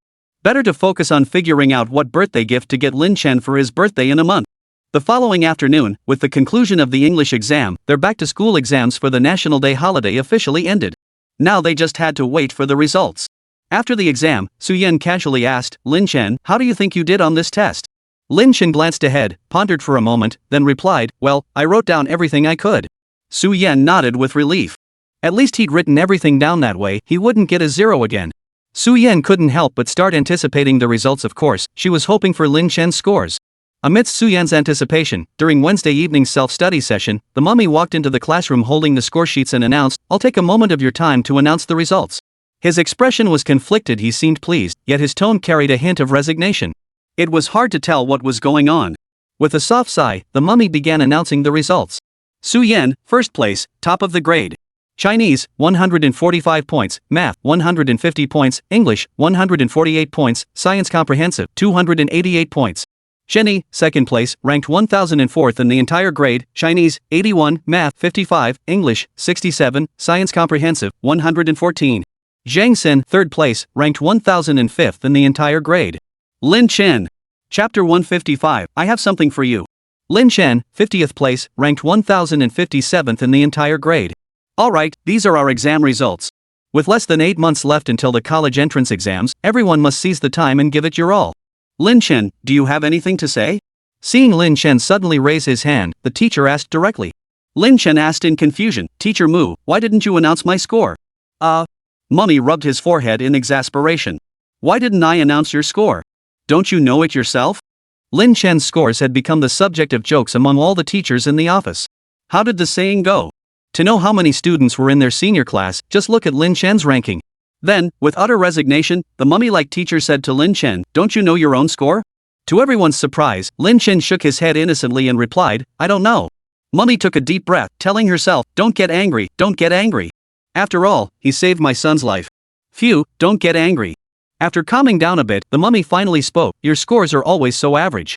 What's there to guess? You got 0 again this time. I just don't understand, have you been cursed or something? How could you possibly score 0 on such simple questions? Ding! The moment the mummy finished speaking, that familiar mechanical alert sounded once more in Lin Chen's mind. Ding! Congratulations, host, on acquiring all high school physics knowledge, basic computer skills, and basketball skills. Lin Chen smiled with satisfaction upon hearing the reward. This was quite a decent payoff, well worth the effort he'd put into deliberately scoring 0. Beside him, Su Yan shot Lin Chen a surprised look upon hearing the score. What happened to writing everything you could? Even if he guessed every multiple choice question, he shouldn't have gotten a 0. A wave of helplessness washed over Su Yan. What was going on? Could it really be fate decreeing that she and Lin Chen were destined never to attend the same university? While she hadn't held much hope given Lin Chen's academic record, she'd at least hoped they could attend university in the same city. But with Lin Chen's current 0 score, forget about the same city, he wouldn't even get into college. If that happened, wouldn't they have to part ways after high school graduation? She had only just begun to grow closer to Lin Chen. She didn't want to part ways with him like this. This was one reason Su Yan hadn't dared to confess her feelings to Lin Chen. Clearly she feared they'd go their separate ways after high school, making their relationship even less likely. That's why Su Yan had been tutoring Lin Chen and pushing him to study, hoping they could stay in the same place after graduation. That way, if she confessed her feelings, she'd have a sliver more hope. But now, Su Yan sighed silently to herself. After the first evening study session ended, Lin Chen turned to Su Yan and asked hesitantly, isn't there anything you want to ask me? Right after the exam, Su Yan had asked him how it went, and he'd vaguely replied that he'd written everything he could. But now he'd actually scored 0 again. He wondered how Su Yan would react. Would she be angry? He had expected Su Yan to press him for an explanation, but instead, she sighed softly and said, "It's okay. I'm used to it by now." Then, Su Yan slumped listlessly over her desk, racking her brain to figure out how she could possibly help Lin Chen improve his grades. Seeing her listless state, Lin Chen thought she was upset. He quickly whispered, there's actually a reason I got 0 points, but I really can't tell you right now." "Oh." Su Yan murmured softly. "Hey, don't be upset. I'm not angry." "Really?" Su Yan blinked at him. After a year, she'd grown so accustomed to Lin Chen's 0 scores that she couldn't even muster the energy to be upset anymore. She was just worried about their future. She really wanted to go to the same city as him after high school graduation. But with Lin Chen's current grades, what on earth could they possibly do? Seeing her expression, Lin Chen realized she didn't seem upset at all. It looked like he'd worried for nothing. As long as she wasn't angry, that was good. 2 days after the results were released, Su Yan began devising ways to tutor Lin Chen. She kept wondering if her previous methods had been flawed, which might explain why she hadn't been able to help him improve. Meanwhile, Mummy had spoken with Lin Chen twice. The gist of it was, you had the top student in the entire grade tutoring you, and you still managed to score 0. Her tone was thick with disbelief. What surprised Lin Chen even more was that as she left, Mummy silently slipped him a fortune-changing talisman. "What is this?" Lin Chen stared in astonishment at the strange object in the mummy's hand. The mummy said earnestly, "This is a fortune-changing talisman your master's wife and I prayed for at the temple a couple days ago. It's to turn your luck around." Ever since the test results came out, the mummy had been pondering why Lin Chen kept scoring 0s. Then it suddenly struck him, could Lin Chen be possessed by evil spirits? That must be why he kept getting 0s, 0s, 0s. So when she and her husband went to the temple to burn incense that day, she specifically requested a fortune-changing talisman for Lin Chen to ward off evil spirits, avert misfortune, and dispel his bad luck. Lin Chen gave an awkward smile, but ultimately couldn't resist the mummy's enthusiasm. Reluctantly, he reached out and accepted the yellowish paper talisman. It's the 21st century, how could the mummy still believe in such things? But since it was a gesture of goodwill, he figured he might as well accept it. Then, before he knew it, it was Friday after school. Lin Chen and Su Yan walked out of the classroom together. Su Yan casually asked, "Is someone from your family picking you up again today?" Ever since their last encounter on the road when Lin Chen's mother had unexpectedly shown up to pick him up, Su Yan made a point of asking him beforehand who would be picking him up. If they happened to run into his mother again, she really wouldn't know how to handle it. It wasn't that Lin Chen's mother was unpleasant, if anything, she was too kind, her warmth bordering on excessive. Su Yan simply didn't know how to handle her mother's affection. Chapter 156, Testing the Waters? Lin Chen shook his head. "No, I'm riding my bike home today. My parents went on a trip and gave our driver time off, so I have to commute on my own." "That bad? They didn't even leave you a driver?" Su Yan asked in surprise. Sigh. Lin Chen stretched lazily. "That's just how our family is. I'm basically a freebie. How can you talk about yourself like that? Auntie seems pretty good to you." "Are you sure?" Lin Chen countered immediately. Su Yan hesitated for a moment but nodded anyway. Although Lin did occasionally enjoy teasing Lin Chen, as the saying goes, spare the rod and spoil the child, she found the dynamic between Lin Chen and his mother rather amusing. Lin Chen chuckled, neither confirming nor denying it. This time, Lin Chen rode his bike home himself, so he gave Su Yan a ride along the way. After all, he was in such great shape now, and Su Yen wasn't heavy, so carrying her wasn't a strain. After dropping Su Yen off at her apartment complex entrance, Lin Chen rode straight home. The moment he entered the house, the aroma of cooking wafted toward him. But something about the scent felt odd. What was going on? Had his parents returned? After changing his shoes, Lin Chen saw his mother carrying dishes from the kitchen to the dining table. Mom, when did you guys get back? Why didn't you tell me? Lin Chen asked curiously. His parents hadn't even sent him a message saying they were home. His mother gave him a puzzled look. Why should we tell you? What good would it have done? Would you have welcomed us back with fireworks and a big celebration? Lin Chen shook his head, his expression blank. No. Was he crazy? Firecrackers and gongs? Why didn't his mom mention waving red flags or crowds of people? His mother shrugged. Well, that's just how it is. Alright, go wash your hands and come eat. Okay. Lin Chen murmured a low response before setting down his backpack and heading to the bathroom to wash his hands before dinner. After washing his hands, Lin Chen emerged and glanced at the food on the table, instantly dumbfounded. Could someone please tell him what these dark, mysterious dishes on the table actually were? Mom, what are these dishes? Lin Chen hesitated for a moment before asking. Oh, I cooked these myself tonight. How do they look? Try some. Lin's mother said excitedly, her voice tinged with quiet pride. A barrage of question marks flashed through Lin Chen's mind. His mom cooked this herself? Was she trying to poison him? What's that look on your face? Lin's mother shot him a displeased look. All these years since we got married, your father begged me to cook, but I never did. Today I made a special effort to cook for you myself, and now you're criticizing me? No, I wouldn't dare. Lin Chen chuckled, but his inner monologue screamed, Dad begged you not to cook, okay?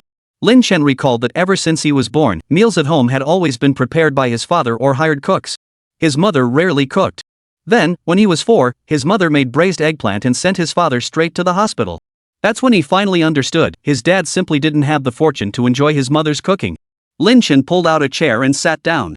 After picking up his chopsticks and deliberating for a moment, he finally picked up a bright green, block-like object. Lin Chen asked, Mom, what is this? After scanning the table, he decided this dish looked slightly better than the rest. It had a faint greenish hue and appeared to be some kind of squash. To his surprise, his mother chuckled and said, Oh, this? It's my braised potato chunks.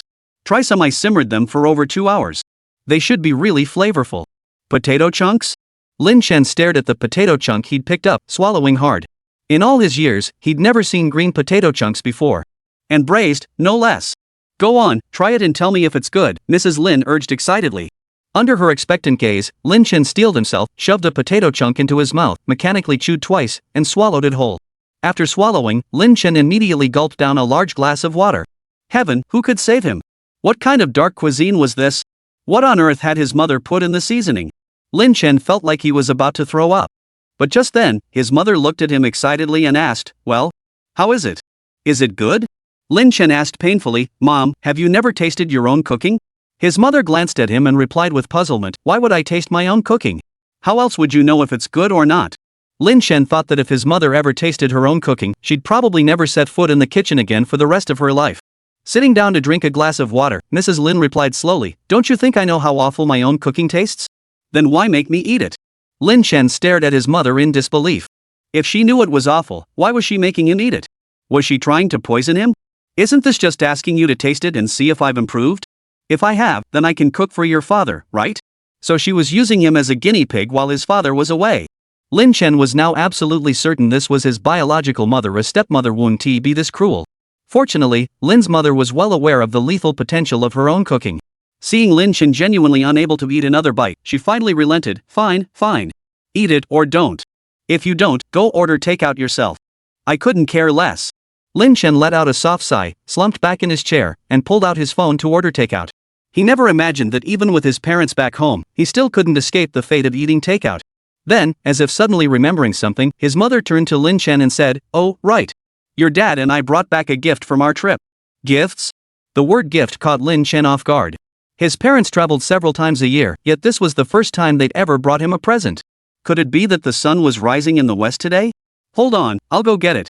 Then he watched as his mother dashed into the bedroom and came rushing back out, clutching several shopping bags. No way, Mom, why did you suddenly buy so many gifts? Lin Chen stared in astonishment at the mountain of presents his mother was clutching. If she wasn't going to bring anything, why bring so much? This was beyond belief. Chapter 157, Are you kidding me? Then Mrs. Lin happily introduced, "This is the latest handbag from L brand, this is a lipstick set from Y brand, this is S brand's most classic face mask super effective, and this is C brand's newest dress for this season." Lin Chan? What? Handbags, lipstick, face masks, dresses? Why did you buy all this? Mom, I'm a guy. Lin Chen couldn't believe his ears. What on earth had his mother gone and bought? Of course I know you're a guy. I gave birth to you, how could I not know? Mrs. Lin rolled her eyes. Lin Chen asked, utterly speechless, then why did you buy these? For Su Yan, of course. Lin's mother gave him a look that said, do I really need to explain? If it's not for Su Yan, then who else could it be for? For Su Yan? What about mine? What about you? A gift? Why would I bring you a gift? Mrs. Lin asked, looking genuinely puzzled. Me? Lin Chen sighed, pressing his temples in exasperation. Fine, he shouldn't have asked at all. Since Lin's father was still working late at the office, and Lin's mother skipped dinner to maintain her figure, Lin Chen ordered takeout for himself. Shortly after finishing his meal, Lin Chen received a WeChat message from Assistant Zhou. The gist was, following his instructions from the previous meeting, the company staff had contacted several well-known domestic entertainment agencies and initiated collaborations with them. Unexpectedly, once they reached out, nearly all these entertainment companies were practically lining up to collaborate with them. Moreover, recent data indicated that the results of these collaborations were quite promising. Lin Chen was quite satisfied with this outcome, though it was largely what he had anticipated. He recalled that in his previous life, while scrolling through short videos, he often saw celebrities joining certain platforms. Even lesser-known or faded stars had managed to regain popularity through their content on these platforms. Short video platforms would sign agreements with these celebrities, requiring them to meet predetermined KPIs each month. This allowed the platforms to gauge the potential for deeper collaborations with these stars, creating a mutually beneficial arrangement. Moreover, Lin Chen wanted to expedite this matter because of a private message he had received. So over the weekend, Lin Chen spent both days holed up at the office. He used to wonder why his dad worked overtime all the time, wondering what could possibly be so busy every day. After all, his dad was the company president, couldn't he just delegate tasks to his subordinates? But now that Lin Chen was running his own business, he realized things weren't nearly as simple as he'd imagined. Countless details required his personal oversight and follow-up. Without his direct supervision, unforeseen flaws could easily surface. It was clear being the boss wasn't as easy as he'd imagined. After 2 hectic days, Monday finally arrived, the start of the new school week. Lin Chen never imagined that Monday, a day most people dread, would now feel like liberation to him. Truly, life is full of surprises. As soon as Lin Chen stepped into the classroom, he heard the students chattering away about something. Hey, did you guys hear? Jay Cho is having a concert in our city next month. What? Seriously? No way. Exactly. Don't celebrities usually announce concerts way in advance? We haven't heard anything about this before. Exactly. How could they possibly prepare a concert in just over a month? It's true, I swear. A relative of mine works at the Chicheng Sports Center, and he said Jay Cho is holding a concert there next month. No way. I'm definitely going to see it. Of course it's true. Our relative mentioned that some big boss in our city personally invited him to perform and is sponsoring the entire event, handling everything from the venue to expenses. Wow, that big boss? He's got deep pockets. No idea, but apparently he's loaded. So are you guys going? Of course we are. Lin Chen overheard their discussion and gave a faint smile before walking straight to his seat. Shortly after Lin Chen sat down, Su Yan and Song Mingxian also entered the classroom one after another. The moment Song Mingxian sat down, he immediately turned and said, Hey, Chen, Su Yan, have you heard? Jay Cho is having a concert in our city. Su Yan's eyes lit up instantly. Really? Jay Cho is coming? For real? My dad told me. He said some big boss in our city specially invited him to hold the concert here and invested heavily in it, spent a ton of money. So when exactly is he coming? Su Yan asked excitedly. This is amazing. I never imagined Jay Cho would hold a concert in Xicheng. I absolutely have to go see it. Song Mingxian scratched his head. Not sure yet. Just know it's near the end of next month, but the exact date hasn't been set. Lin Chen, who had been standing nearby, suddenly chimed in with a matter-of-fact tone. It's the 24th of next month. Brother Chen, how do you know that? Song Mingxian asked curiously. He had even asked his dad to inquire about it, but his dad had told him the exact date hadn't been confirmed yet. Lin Chen replied casually, I just know. He didn't know much else, but Jay Cho's concert absolutely had to be on the 24th of next month. Otherwise, wouldn't the concert lose its original meaning? The 24th? Su Yan beside him was also slightly startled. The 24th was her and Lin Chen's birthday, wasn't it? This was too coincidental. But if it was the 24th, that day would be a Thursday. Wouldn't that mean she couldn't go to the concert? Oh, how disappointing. Seeing Su Yan suddenly look so downcast, Lin Chen instantly understood what was going on. He gently rubbed her head and asked, "What's wrong? Do you want to go?" Su Yan nodded honestly. Of course she wanted to go. This was his first concert in their city of Qichang, and she didn't want to miss it. But, it's a Thursday. Su Yan said gloomily. So what? We'll just skip class to go see it. Lin Chen said nonchalantly, his tone as casual as if they were discussing what to eat for lunch. Skipping class? Su Yan asked incredulously. Was Lin Chen joking with her? Chapter 158, Why Give Up the Recommended Admission? After speaking, Su Yan realized her voice might have been a bit loud. She quickly glanced around to make sure no one had noticed them before lowering her voice again to ask Lin Chen, skipping class to go to the concert? Lin Chen nodded, his expression unconcerned. So what? The concert's in the evening. We'll just ask for permission to leave during evening study hall. We'll be back the next day after the concert, so it won't interfere with class or anything. Besides, Lin Chen leaned close to Su Yan's ear and whispered, last year, didn't we climb the wall to stay up all night at the internet cafe? The implication was clear, you've done things way more daring than this. Skipping class for a concert? What's the big deal? Su Yan nodded in agreement. Lin Chen did have a point. Last year, the four of them had even climbed over the wall to play games at the internet cafe all night. Besides, Jay Cho coming to perform in their city of Qichang was a once-in-a-lifetime opportunity. If she missed this chance, who knew when the next one would come? So are you going? Su Yan looked at Lin Chen expectantly. Lin Chen chuckled softly. Of course I'm going. Didn't I just tell you? We're skipping class together. Song Mingxian, who was standing nearby, immediately chimed in, I want to go too. Take me with you. Lin Chen shot him a withering look. Get lost. Why are you always hanging around? Go on, get out of here. Brother Chen, just take me alone. I'll cover the concert tickets. I'll treat you guys, okay? Song Mingxian pleaded urgently, desperate to attend the concert. Who needs your money? Get lost. Lin Chen shot him a disgusted look. This Song Mingxian, didn't he have any common sense?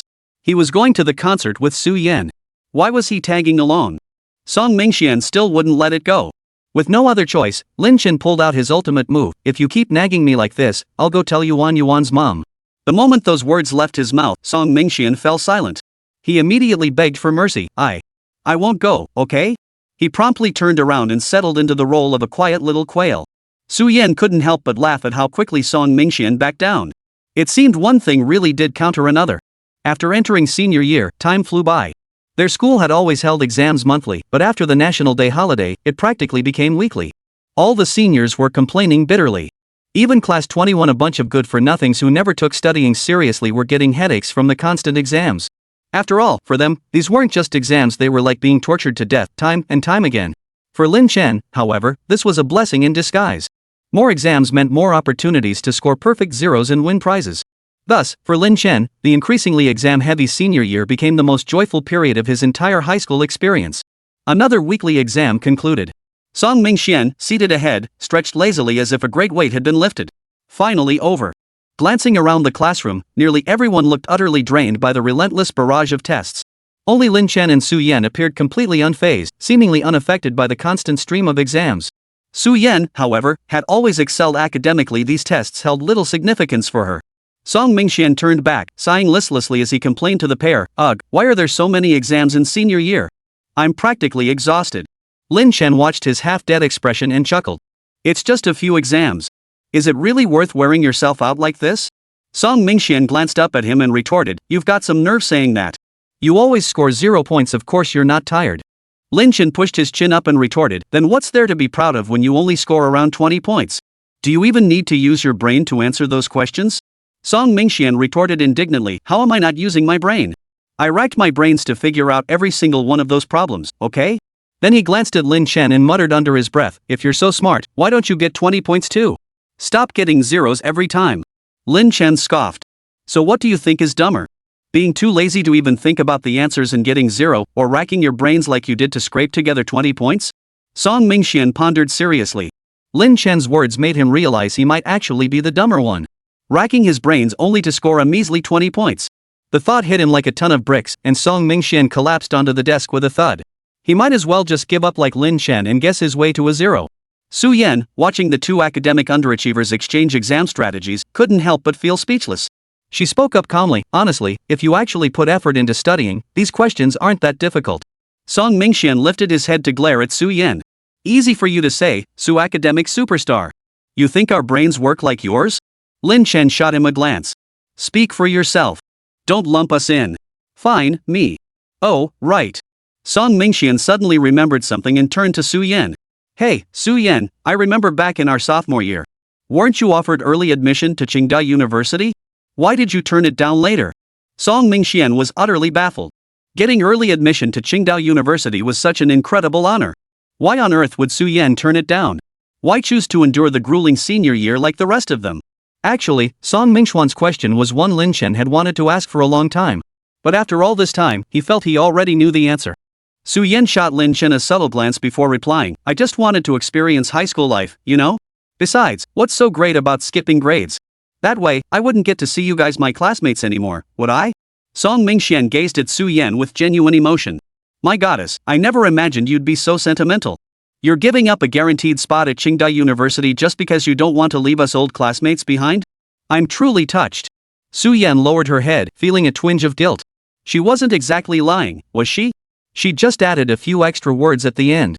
Lin Chen watched the faint blush spreading across someone's ears and couldn't help but chuckle softly. This kid's ears always turn red whenever she tells a lie. Doesn't she even realize it herself? Chapter 159, What a Filial Child. Alright, go finish your math homework. Seeing Su Yan's fair ears growing increasingly crimson, Lin Chen cut off Song Mingxian's incessant chatter. Song Mingxian looked thoroughly dejected upon hearing this, but he had no choice but to turn around and start scribbling furiously. No choice. During his last math exam, he'd accidentally written 236 while showing his steps. Mummy had been furious upon seeing it, so now he was punished with daily practice of addition and subtraction problems under 10. Lin Chen felt both sympathy and amusement toward this situation. A senior high school student doing first grade addition and subtraction every day? Unbelievable. As the days passed and winter drew nearer, Su Yan bundled up in her white down jacket as she walked along the school path. BRR, it's getting colder and colder. After saying that, she couldn't help but stamp her feet. She hated the cold the most. Lin Chen watched her from the side and chuckled, it's only November. Is it really that bad? Of course it is. I've hated the cold since I was a kid, Su Yan muttered, tucking her hands into her pockets. Ever since she was little, the cold had been her greatest enemy. Come winter, she'd want to bundle herself up like a rice dumpling. Though it was only November, she'd already pulled on her down jacket. At this rate, she'd probably be lining her clothes with heating pads before long.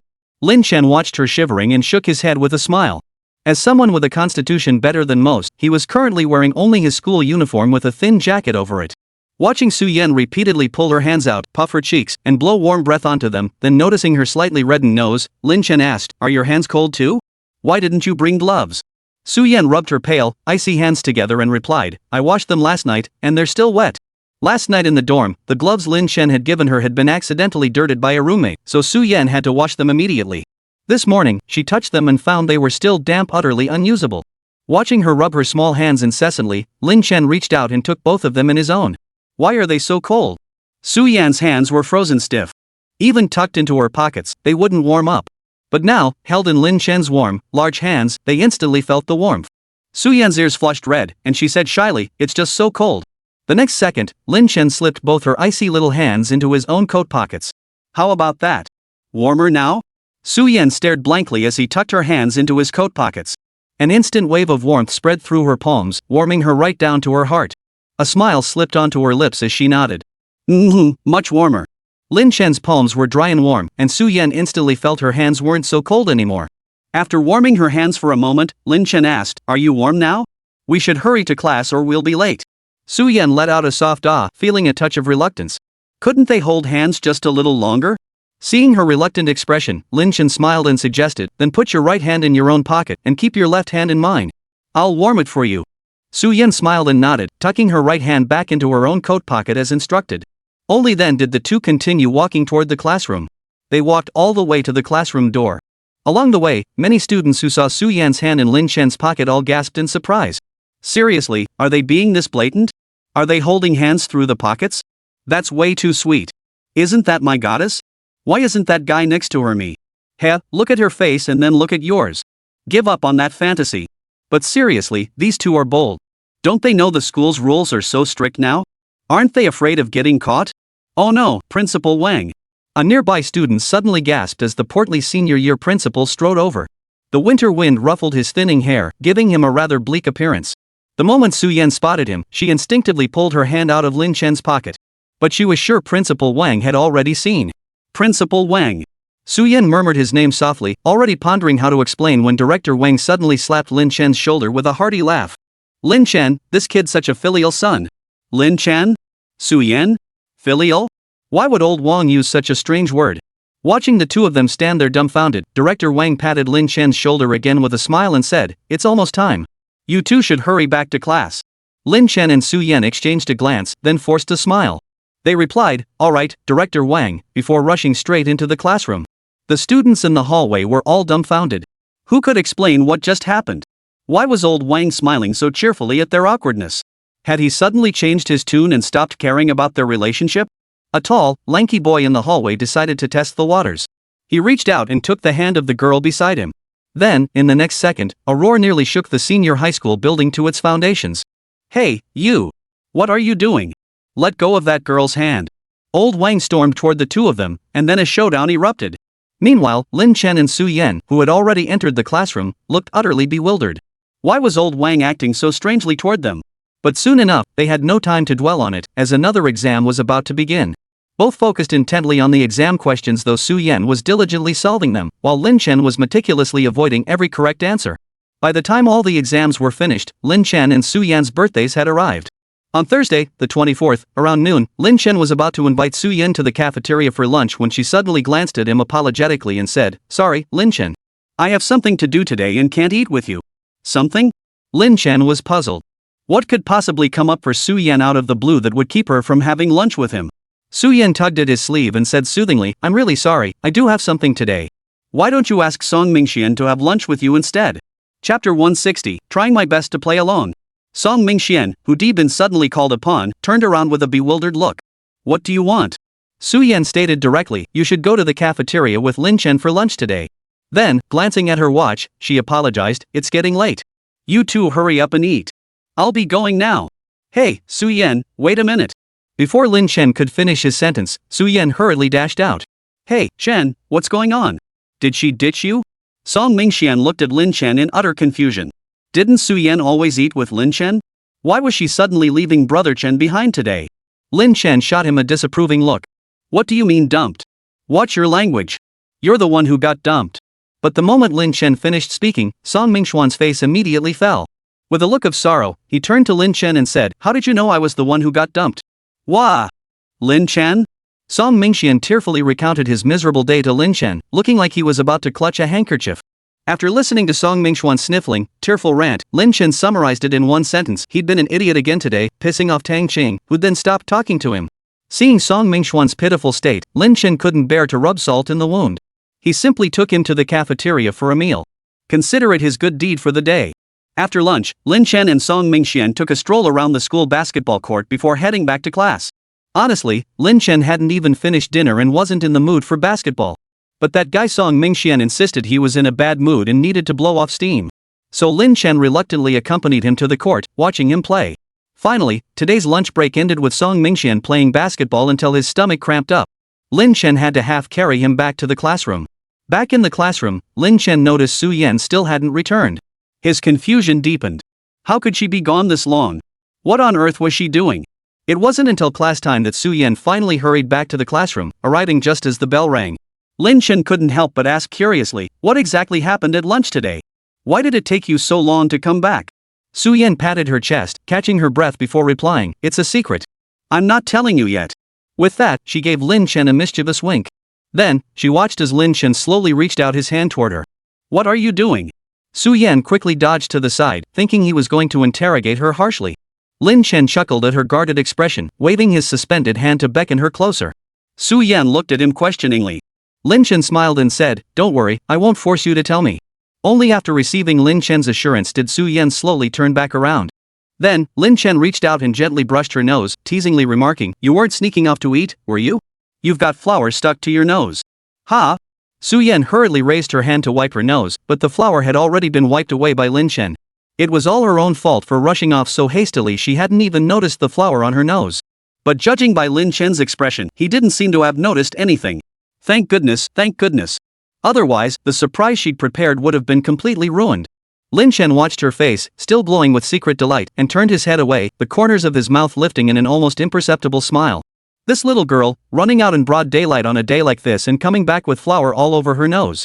He could easily guess what she'd been up to. Ah well, he'd pretend he knew nothing and play along with the little one. Oh, by the way, did you eat lunch? Lin Chen realized she'd dashed out right after class and only just returned, and he hadn't even thought to ask if she'd eaten.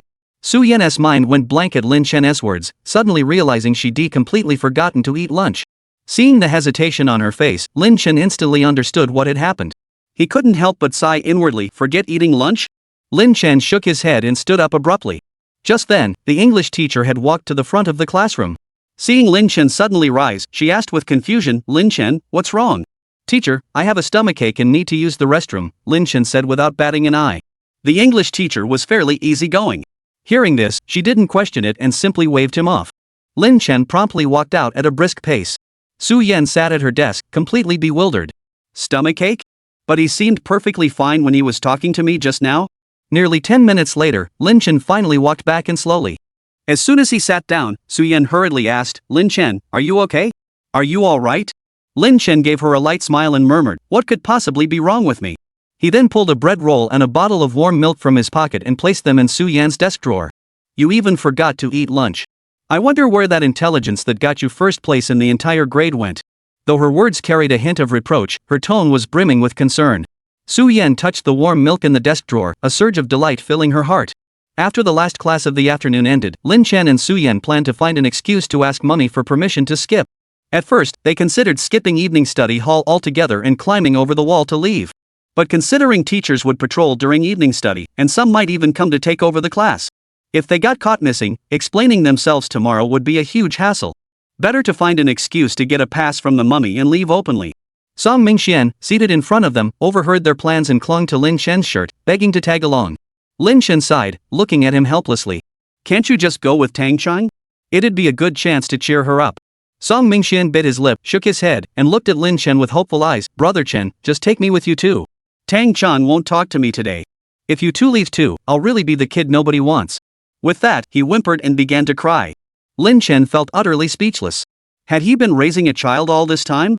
When he saw Song Mingxian reaching for the hem of his shirt to wipe his nose, Lin Chen swiftly snatched his own clothes back. Su Yan and I still need to find old Mu to ask for leave. Taking you along would be way too weird, wouldn't it? Chapter 161, Parting Ways? Lin Chen could only calmly reason with him. Originally, he and Su Yan planned to tell old Mu that Su Yan had stomach discomfort, and since the school nurse couldn't help, Lin Chen wanted to take her to the hospital. To ensure the illness seemed genuine, Lin Chen had even asked assistant Zhou to arrange for a hospital certificate. But adding Song Mingxian to the mix seemed a bit hard to justify. Surely Su Yan didn't need both of them accompanying her just because she felt unwell. Song Mingxian perked up at once. Then I can fake being sick. Acting is my specialty. I'll make it look really serious and dramatic, then specifically demand you two take me to the hospital. Lin Chen. Su Yan. Both of them were now deeply skeptical about how Song Mingxuan's intelligence had managed to survive this long. Have you ever seen someone who's practically dying still demanding to name who should take them to the hospital?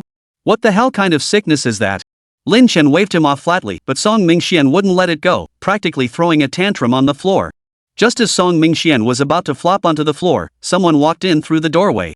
Seeing the three of them still there long after class had ended, the person asked directly, "What are you three doing here?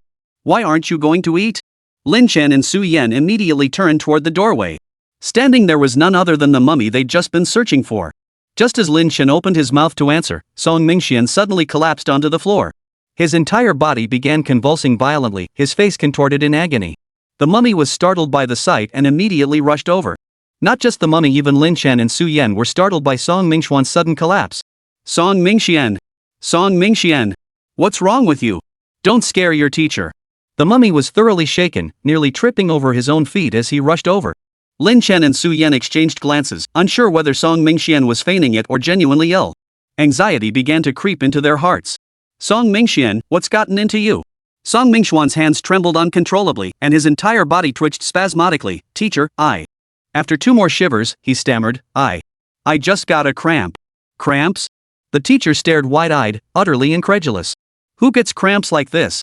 Lin Chen heard Song Mingxuan's bizarre excuse and felt a wave of exasperation wash over him. Seriously, couldn't this guy come up with a better excuse? A cramp? Would the mummy actually buy such a lame excuse? To his surprise, the mummy immediately responded with concern, cramp? What should we do? Should we take you to the hospital?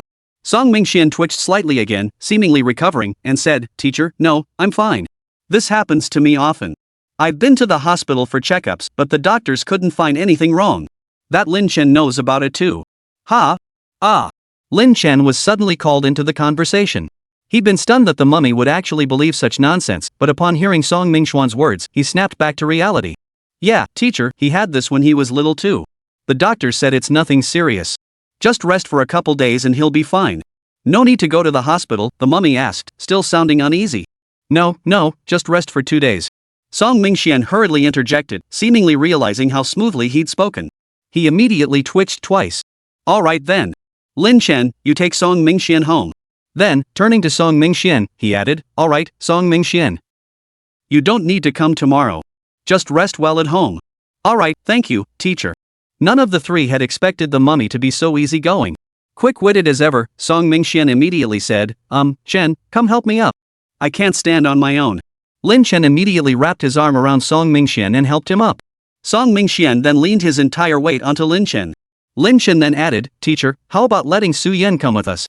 It's a bit tough for me to support Song Mingxian alone, especially since I still need to carry things." The mummy couldn't possibly refuse at this point and quickly agreed. "All right, you two hurry up then." Upon catching Lin Chen's glance, Su Yan promptly retrieved Song Mingxuan's backpack from his desk. Lin Chen supported Song Mingxian, while Su Yan helped carry his backpack. The three of them walked straight out of the classroom. Once outside the school gates, Lin Chen saw no one around. He gave Song Mingxian a sharp pat and shoved him off his shoulder. Song Mingxian sprang to life instantly, stretching lazily to loosen his joints. "Whoa, man, that act of pretending to be exhausted just killed me. You've got some nerve saying that." Lin Chen couldn't help but roll his eyes at the memory of his exaggerated performance. With that over-the-top acting and lame excuse, it's a good thing the mummy's a bit dim. Any other teacher would never have bought it. Song Mingxian shrugged indifferently. Whatever. As long as I got out, right? He personally thought his performance had been pretty solid, nothing to complain about. Lin Chen couldn't be bothered to argue further. He simply snatched Song Mingxuan's backpack off Su Yan's shoulder and tossed it into his arms. "Take your own stuff. We're leaving." Then, Lin Chen pulled Su Yan toward him, ready to leave. "Hey, aren't we going together? We're all heading to the concert anyway," Song Mingxian hurriedly called out. It was already past 6, and it was completely dark outside. He felt a bit uneasy being alone. "Who wants to go with you?" Lin Chen pulled Su Yan forward without looking back. "Come on, Chen, take me with you. I'm scared by myself." Song Mingxian pleaded pitifully from behind. Lin Chen waved him off without turning back, and they parted ways. After walking a few steps, Su Yan couldn't help but glance back at Song Mingxian. With a hint of reluctance, she asked, "Lin Chen, are we really just leaving Song Mingxian behind?" Lin Chen replied indifferently, "No need to worry about him." But Su Yan felt that they had only managed to escape the school thanks to Song Mingxuan's brilliant acting. Wasn't it a bit unkind to just abandon him like this? Lin Chen sensed her hesitation and smiled reassuringly. "Don't worry. Someone will take care of him." Chapter 162, Why Can't It Be Me? Su Yan looked at him questioningly. Who? Who else could it be? Yuan's mom, of course. Lin Chen replied with a light chuckle. Ever since learning this inside joke, Lin Chen often referred to Song Mingxian and Tang Cheng as Yuan's dad and Yuan's mom. "Tang Cheng?" Su Yan exclaimed in surprise, then hurriedly asked, "When did you notify her?" She recalled that Lin Chen hadn't touched his phone since Song Mingxuan's illness. When had he contacted Tang Cheng? Lin Chen smiled and explained, "I contacted her ages ago. Ever since Song Mingxian mentioned wanting to attend the concert last time, Lin Chen knew the guy would definitely go. So he'd given Tang Cheng 2 tickets early on, instructing her to wait for Song Mingxian at the school gate on Thursday evening." Su Yan nodded in understanding. So that was it. She knew Lin Chen wouldn't be so inconsiderate. When the two arrived at the stadium, a crowd had already formed for ticket inspection. Su Yan stared at the long queue ahead and couldn't help but worry. With such a lengthy line, how long would it take them to get in? Judging by the length of the line, they'd probably have to wait nearly an hour to get in. Sigh. Su Yan sighed helplessly, resigned to joining the queue. Then it suddenly hit her, where were their tickets? Su Yan hurriedly asked Lin Chen, "Where are our tickets?" When concert tickets first went on sale, Su Yan had planned to try snagging some at midnight. But Lin Chen had told her there was no need, he had a way to get tickets, and they'd be for the best seats. So Su Yan hadn't bothered trying. Lin Chen looked at Su Yan, feigning confusion. Tickets? What tickets? What else could they be? The concert tickets, of course. How are we supposed to get in without them? Su Yan looked at Lin Chen, her delicate brows furrowing slightly. Lin Chen shrugged indifferently. No tickets? No tickets? How could there be no tickets? When I was trying to snag them, didn't you tell me not to bother? So without tickets, how are we supposed to get in? Su Yan stared at him in disbelief. What about the promise to handle everything? Now there weren't even tickets. How were they supposed to get in? They'd finally gotten out of school. Were they supposed to listen to the concert outside the stadium? Lin Chen replied, didn't I tell you? I gave them to Song Mingxian and the others. Su Yan stared at Lin Chen in utter bewilderment. Given to Song Mingxian and the others? Then how are they supposed to get in? They'd finally gotten out of school. Were they really going to have to listen to the concert outside the stadium? He burst out laughing at her flustered little expression. Alright, I was just teasing you. Come with me, I'll take you inside. Lin Chen thought to himself, it's a concert hosted by my own family, why would we need tickets? Lin Chen led Su Yan to the back entrance of the stadium. He pulled out his phone and made a call. Within a minute, a dedicated staff member emerged and personally escorted them inside. Su Yan felt like she was in a dream as she stepped inside. She tugged at Lin Chen's sleeve. Lin Chen, what's going on? How do you know the staff here? Walking through the VIP entrance, Su Yan still felt a sense of unreality. Our company invested in this concert. Lin Chen said it with the same casual tone as if he'd just bought a cabbage for 2 yuan at the market, not invested in a concert. Your family invested in it?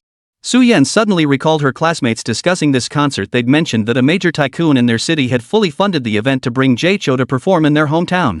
Normally, a concert required at least half a year of preparation, but for some reason, that tycoon insisted it must be held at the end of November. He spared no expense renting the venue, covering all costs just to ensure the concert could be held precisely on November 24th. Unexpectedly, that big boss turned out to be Lin Chen's father. Could it be that Uncle Lin specially invited Jay Cho to Qicheng to hold the concert on Lin Chen's birthday? Su Yan couldn't help but exclaim in admiration, so this concert was Uncle Lin's birthday gift to you. Lin Chen frowned slightly and replied, Uncle Lin? You mean my dad? Yes, Su Yan nodded. Who else could it be? What does this have to do with my dad? Lin Chen scoffed. His father wouldn't spend that much money on a concert unless it was for his mother. But his mom wasn't a fan of celebrities, or more accurately, singers. She was tone deaf and couldn't stand people who could sing well. It has nothing to do with Uncle? Su Yan asked in confusion. Isn't this the birthday gift Uncle gave you? When Lin Chen mentioned their family had invested in the concert, Su Yan's first thought was his father. Although Lin Chen had mentioned before that he'd started investing on his own last year, Su Yan assumed he was merely learning corporate matters from his father and dabbling in small-scale investments. So it never crossed her mind that the investor Lin Chen mentioned was actually Lin Chen himself. Hearing Su Yan's words, Lin Chen knew the kid had misunderstood. He cut straight to the point, my dad's birthday gift? You're overthinking it. My dad probably doesn't even remember my birthday giving me a birthday gift? Uncle, didn't you say it was your family's investment? Su Yan asked in confusion. If it's not Lin Chen's dad, then who else could it be? Could it possibly be Lin Chen's mom? Oh right, Lin Chen did mention that Uncle Lin always listens to Auntie at home. Lin Chen looked at her with a smile in his eyes and said, can it be me? You? Su Yan stared at Lin Chen, utterly incredulous. Seriously? This concert brought in a hefty sum. How could Lin Chen possibly have that kind of money? What? Don't you believe me? Lin Chen asked with a light laugh, noticing the shock in Su Yan's eyes. It's not that I don't believe you. I'm just curious how you managed to secure the funds for this concert. And why did you insist on putting it on? Su Yan naturally didn't doubt Lin Chen's words. Although he sometimes liked to tease her, he wasn't one to brag. If he said he invested, then it must be true. But why on earth would Chen invest in this concert? Chapter 163, Who do you want to be with? Doesn't a certain someone know why I absolutely had to put on this concert?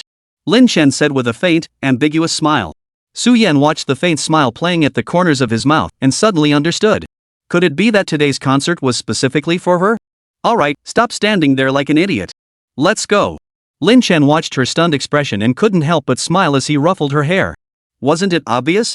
Why so surprised? Su Yan couldn't even begin to imagine that one day, someone would hold a concert just for her and that someone was the person she'd loved for so many years. The surprise came too fast and too big, she couldn't quite process it all at once. Was she really that surprised? Seeing Su Yan staring at him in astonishment, Lin Chen wanted to say something but couldn't find the words. Aha! Su Yan nodded instinctively. Who wouldn't be stunned by such a massive surprise? This wasn't just any small gift, it was a Jay Cho concert. This overwhelming surprise crashing down on her was enough to leave her completely dazed.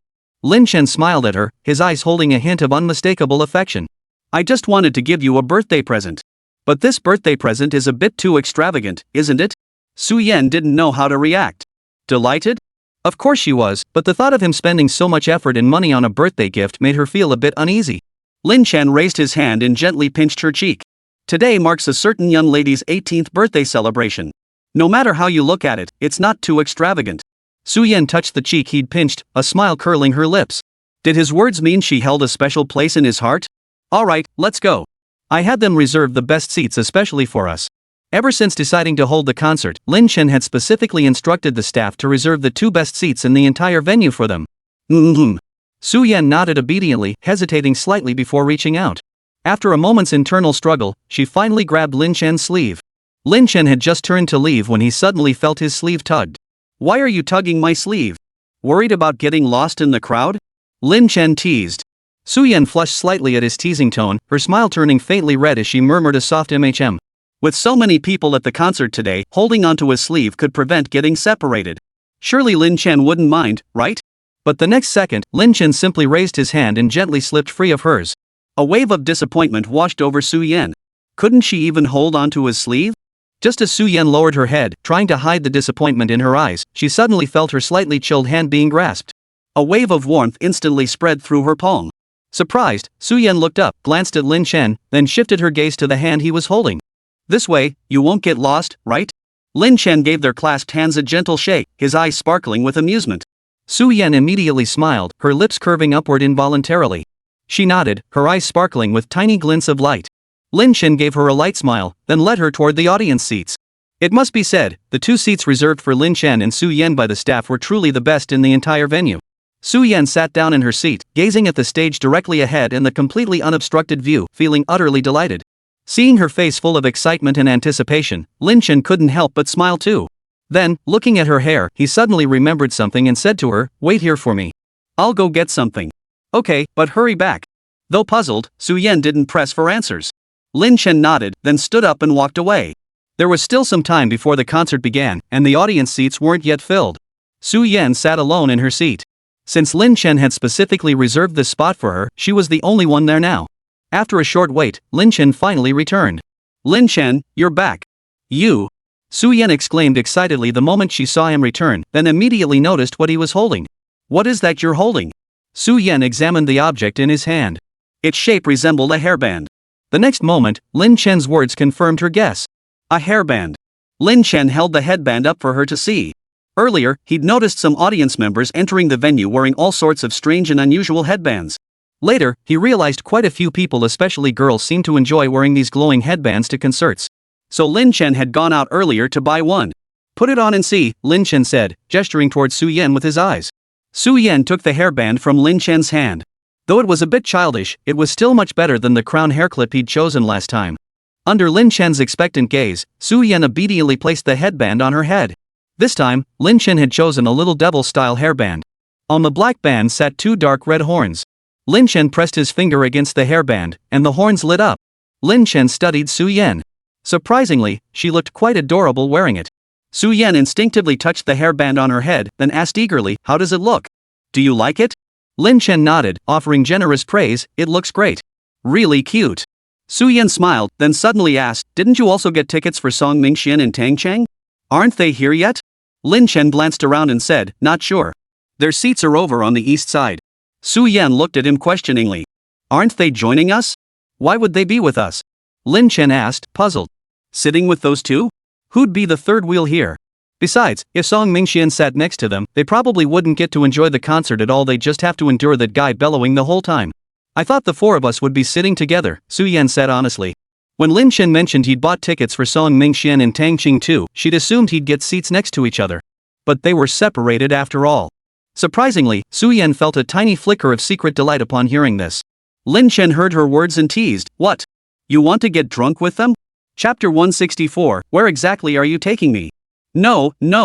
Su-Yen hastily waved her hands in denial. She didn't actually want to sit with Tang Cheng and the others. She actually preferred spending time with Lin Chen. Besides, today was their birthday, and she just wanted to celebrate properly with him alone. Lin Chen seemed satisfied with her answer, responding with a half smile, "That's more like it." A moment later, Su-Yen glanced back at the audience seats and saw they were nearly filled to capacity. It was already past 7:10 p.m. The concert officially started at 7:30 p.m., leaving less than 20 minutes. Suddenly, Su-Yen felt a wave of nervousness wash over her. After all, the person performing on stage shortly would be her childhood idol, and this concert was a birthday gift from the boy she liked. This was undoubtedly the most meaningful event she had ever experienced in her life. Lin Chen caught her glancing his way. Her lips were pressed together, and she looked slightly uneasy. He quickly asked, "What's wrong? Not feeling well?" "No." Su Yan turned to look at him and said, "I'm just a little nervous." "What's there to be nervous about?" Lin Chen asked with a light chuckle, then reached out to take her hand, hoping to ease her tension. The moment his fingers touched hers, Lin Chen's brow furrowed almost imperceptibly. "Why is it still so cold?" "I forgot to wear gloves," Su Yan murmured. Song Mingxuan's sudden performance earlier that evening had left her no time to put them on. She'd simply grabbed his backpack and rushed out. Lin Chen immediately took her small, pale, tender hand and wrapped it in his own palm to warm it. Su Yan gazed at her hand held so tenderly and couldn't help but smile. Her heart pounded wildly, leaving her feeling as if she were floating on air. November 24th, 7:30 p.m. Jay Chou's concert in Xicheng officially began. At exactly 7:30, dazzling magnesium lights suddenly illuminated the stage, and a figure slowly ascended to center stage on a lift. The entire arena erupted in a deafening roar of cheers. "Ah! Honey, look over here. Jay, ah! I'm dying. My idol, I love you. Ah! I can't take it anymore, I'm dying. My idol is so handsome." Su Yan couldn't help but feel overwhelmed when she saw the figure appear on stage. But what thrilled her even more was that Lin Chen had been holding her hand the entire time, showing no sign of letting go. She never imagined she'd one day hold hands with Lin Chen at a concert, a scene she'd never dared dream of. And yet, on her 18th birthday, it had become reality. The next moment, the familiar melody of Blue and White Porcelain began to play, echoing throughout the vast stadium. Tens of thousands of concertgoers rose as one, waving glow sticks and wildly chanting his name as they sang along with his voice. Every song he performed that night carried a special memory, each one having accompanied the people below the stage through unforgettable moments. Though Lin Chen wasn't one to chase celebrities, the thunderous applause and shouts echoing behind him couldn't help but draw him into the electric atmosphere. He tightened his grip on Su Yan's hand. "Happy to see your idol?" Su Yan turned to look at him, a sweet smile playing on her lips as she nodded excitedly. "Glad you enjoyed it." Lin Chen watched her beaming face and thought, all the effort I put into organizing this concert was worth it. The 2.5-hour concert ended all too quickly. Like many in the audience, Su Yan felt it wasn't enough. She wished it could have lasted another 2.5 hours. That's all for today's concert. We'll see you again soon. After waving goodbye to the audience below, Jay Chou on stage turned and departed. The crowd below lingered reluctantly, some die-hard fans even screaming heartrendingly, "Don't go! Jay, don't leave! I want to have your baby!" A deafening scream pierced the vast arena, making Lin Chen's ears hurt. Yet at the same time, the voice seemed strangely familiar. Lin Chen looked in the direction the voice came from. Who else could have shouted that disgusting line but that idiot Song Mingxian?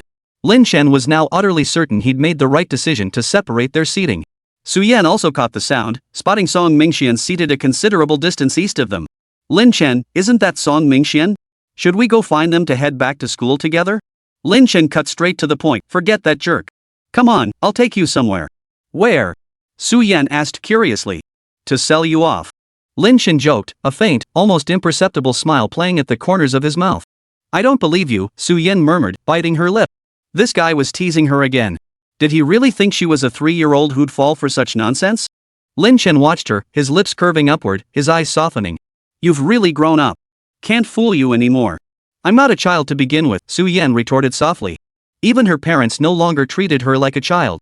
Only Lin Chen for some reason, despite being barely older than her, still called her kid all the time. Though, to be honest, being treated like a child by him felt rather nice. Su Yan bit her lip and fell silent, letting Lin Chen take her hand and lead her toward the backstage area of the gymnasium. "Lin Chen, where are we going?" Su Yan was led deeper into the backstage area by Lin Chen. Yet the further they went, the dimmer the lights grew. Now, there was almost no light at all, leaving her in near total darkness. "What? Scared?" Lin Chen asked softly. But the light was too dim for Su Yan to see the expression on his face, otherwise, she would have noticed the smile playing at the corners of his mouth. And no. Su Yan wasn't particularly afraid. After all, Lin Chen was holding her hand now. Even if danger lurked, he would protect her. But why on earth was Lin Chen bringing her to such a dark place? As Su Yan was lost in her thoughts, she suddenly felt Lin Chen stop in his tracks. "Lin Chen, why did you stop? Are we here already?" Su Yan could see nothing but pitch blackness before her eyes. Lin Chen murmured a low response before pushing open the door directly in front of them. Chapter 165, Can I Give You a Hug? The door swung open abruptly, and Su Yan was met by a warm glow emanating from within. Though not blindingly bright, it was still slightly disorienting for someone who had just spent so long in complete darkness.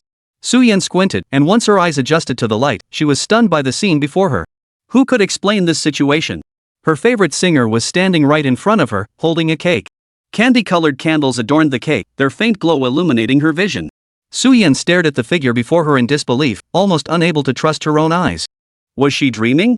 This was all too surreal. Lin Chen watched Su-Yen's dazed expression and gently tugged at their joined hands. Su-Yen instinctively turned to look at him. Lin Chen smiled softly and said, "Let's go." Then he pulled her forward. "Hello, Su-Yen. Happy birthday." "Ah, thank you." Su-Yen still looked a bit dazed at the person before her. Only then did she notice the words written on the cake he held, "Happy birthday to little Su-Yen." Su-Yen turned to look at Lin Chen. Could all of this have been his doing? Lin Chen watched her with a soft smile, then released her hand, ruffling her hair as he said, "What? Are you so happy you've gone silly? I just never expected it." She truly hadn't imagined Lin Chen would prepare so many surprises just to celebrate her birthday. If you could have imagined it, would it still be a surprise? Lin Chen gazed at her with indulgent affection. All right. Make a wish quickly. Your idol is personally bringing you the cake." Lin Chen said with a light chuckle, though his tone carried a hint of envy he hadn't even noticed himself. Su-Yen nodded, her heart still racing as she gazed at Jay-Cho holding the cake before her. Taking a deep breath, Su-Yen pressed her palms together, interlaced her fingers, closed her eyes, and silently made her wish. After silently voicing her wish, Su-Yen opened her eyes and gently blew out the candles before her. Just then, the staff nearby turned on the lights in the room. The break room, which had just lost its dim light source, instantly brightened. A staff member stepped forward to take the cake, then stepped back. "Here you go. Thank you for helping me celebrate my birthday." Su-Yen was now so overwhelmed with joy she couldn't find words to describe her feelings. The series of surprises today had nearly overwhelmed her. Mr. Joe smiled and remarked, "It's nothing. I never imagined someone would go to such lengths and expense just to throw a birthday party for their girlfriend." After speaking, he shot a knowing glance at Lin Chen beside him, thinking, young people these days sure know how to have fun.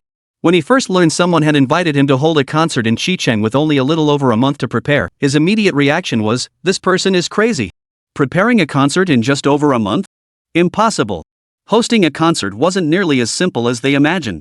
From securing the venue and designing the stage to ticketing, selecting songs and dances, and filing paperwork with the authorities, completing all these tasks would take at least half a year.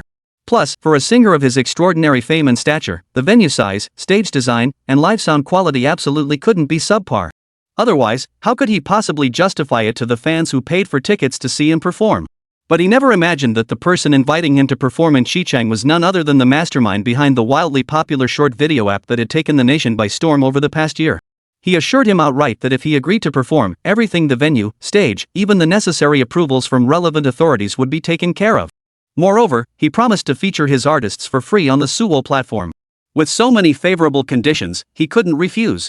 He had been puzzled earlier about why the concert had to be held on November 24th. Then, while resting backstage today, a staff member suddenly rushed over and asked him to help celebrate a young fan's birthday after the concert. Only then did he realize why they'd insisted on holding the concert in Xicheng on November 24th. It was to celebrate his girlfriend's birthday. Wow, young people these days are something else. No, you've got the wrong idea, I'm not his girlfriend. Su-Yen hurriedly explained. She and Lin Chen had often been mistaken for a couple before, and Lin Chen always had to step in to clarify. She never expected to be misunderstood by her favorite singer this time. Su-Yen thought it best to clarify things herself, otherwise Lin Chen would have to step in and explain later. But what she didn't know was that Lin Chen didn't seem to have any intention of speaking up to clarify this time. Ah, isn't that right? Joe said with a hint of surprise, then shot Lin Chen beside him a half smile, half sneer. He silently thought, oh, so he hasn't won her over yet. Mr. Joe shook his head with a smile, then picked up one of his albums from the nearby table and handed it to Su-Yen. I didn't know what you liked, so I just prepared one of my albums. I hope you don't mind. How could I dislike it? Thank you. Su-Yen quickly accepted it with both hands, her eyes falling on the inscription, to Su-Yen, happy birthday. Su-Yen cradled the album in her arms, unable to suppress the smile spreading across her lips. This birthday gift was the second best she'd received today. As for the best? That would undoubtedly be everything Lin Chen had meticulously prepared for her.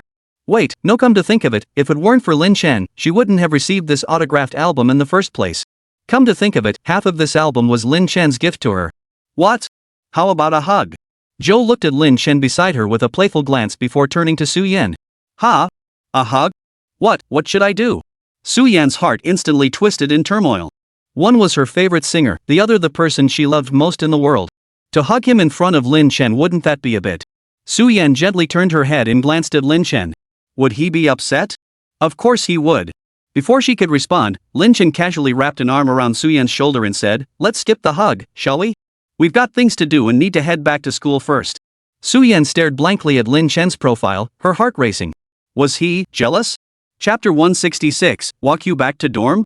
After speaking, Lin Chen pulled Su-Yan out of the lounge without further ado. As he pulled her along, Su-Yan turned her face to look at his tense profile, a flicker of secret delight rising within her. Was Lin Chen just jealous? Just because Mr. Zhou had mentioned wanting a hug? If that was the case, did it mean that deep down, Lin Chen actually had a little bit of affection for her? Should she ask him? But what if he was just upset because he felt neglected? Then wouldn't she be reading too much into it? Su-Yan stared at Lin Chen's profile, her own face suddenly knotted with confusion. Noticing Su-Yan's face scrunched up like a steamed bun, Lin Chen immediately stopped and asked softly, "What's wrong? Are you disappointed I didn't let you hug your idol?" Su-Yan gave a soft smile, looked up at him, and said, "Who's disappointed? Besides, I never said he was my idol. Then whose bookshelf has a row of his albums on it?" Lin Chen clearly didn't believe her. He distinctly remembered seeing her bookshelf filled with Jay Chou albums in her room that day. "I just like listening to his songs," Su-Yan hurriedly explained. She genuinely only enjoyed his music and wasn't a starstruck fan. Beyond buying a couple albums, she'd never done anything crazy. "Well, you seemed pretty happy when you saw him earlier," Lin Chen remarked softly. He couldn't deny that seeing Su-Yan smile so sweetly at another man had left a bitter taste in his mouth. Hearing Lin Chen's words, Su-Yan quickly defended herself. "I was just a little overwhelmed. How many people get to have their favorite singers celebrate their birthday with them? Besides, you're the one who arranged all this." Su-Yan reached out and tugged gently at Lin Chen's sleeve, her tone tinged with a hint of petulance. Truthfully, Lin Chen wasn't genuinely upset. He understood that anyone would be thrilled to have their favorite idol suddenly appear and celebrate their birthday. That was precisely why he'd arranged this surprise to make her happy. But he couldn't explain what had come over him just now, that sudden, tiny pang of, well, jealousy, I suppose. Seeing Su-Yan coaxing him with such sweetness, that lingering irritation vanished instantly. Resigned, he sighed, ruffled her hair, and said, "Alright, am I really that petty?" No, Su-Yan flashed him a bright smile and shook her head quickly. "Alright, let's go. We still need to head back to school." After all, it was Thursday night. Thanks to Song Mingxian, they skipped evening study hall and couldn't just head home. Their parents wouldn't approve. But staying out all night and checking into a hotel seemed equally awkward. So after leaving the gymnasium, they headed straight back to campus. It was already past 10 o'clock. When they first emerged from the gymnasium, there were still quite a few people around due to the crowd of spectators. But the further they walked, the fewer people there were, until finally, only Lin Chen and Su-Yan remained. As midnight approached, the temperature dropped unbearably, especially for someone like Su-Yan who was naturally sensitive to the cold. A cold wind blew past, making Su-Yan shiver involuntarily. "Brrr, it's freezing." Lin Chen couldn't help but smile at her, shivering like a little quail. "Stop laughing." Seeing the amusement playing at the corners of his mouth, Su-Yan knew he was mocking her sensitivity to the cold again. "Seriously, big deal if you have a strong constitution." Alright, I won't laugh at you anymore. Come here, walk behind me. I'll shield you from the wind." Lin Chen pulled Su-Yan behind him in one swift motion, shielding her from the oncoming chill. With Lin Chen shielding her, Su-Yan instantly felt much better. Without the cold wind blowing directly on her, she wasn't nearly as chilled. The two of them walked like this all the way to the school gate. At that moment, the security guard at the gate was dozing off, his eyes heavy with sleep. Lin Chen approached and tapped on the window of the security booth, saying, "Uncle, we're students here. Could you please open the gate? We need to go in." Jolted awake by the interruption, the security guard yawned and asked, "Students? Why are you out so late at night?" "This evening, a classmate of ours fell ill, so the two of us took him to the hospital." Reminded by Lin Chen, the guard suddenly recalled seeing a boy and a girl helping a classmate who seemed to be having a seizure leave earlier that evening. Seeing the boy was clearly unwell, he'd opened the gate immediately without getting a good look at them. "So it was you too?"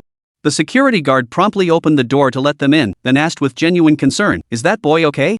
He looked so, well, scary when he left this evening."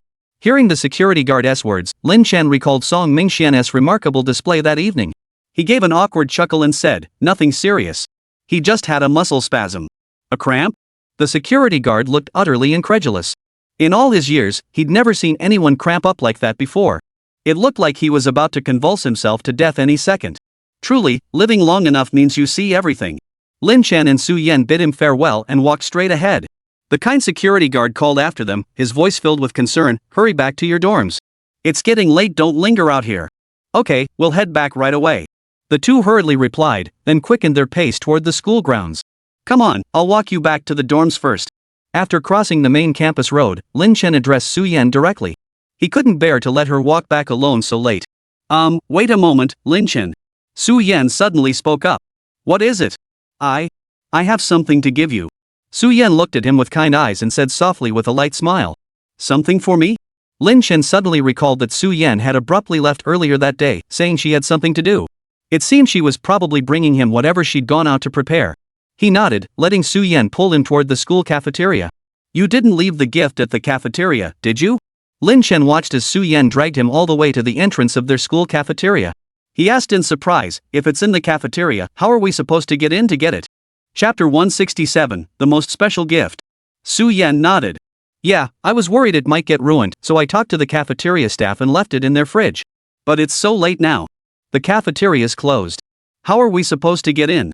Lin Chen looked at the locked cafeteria doors in confusion. There was no way to climb over the wall to get in.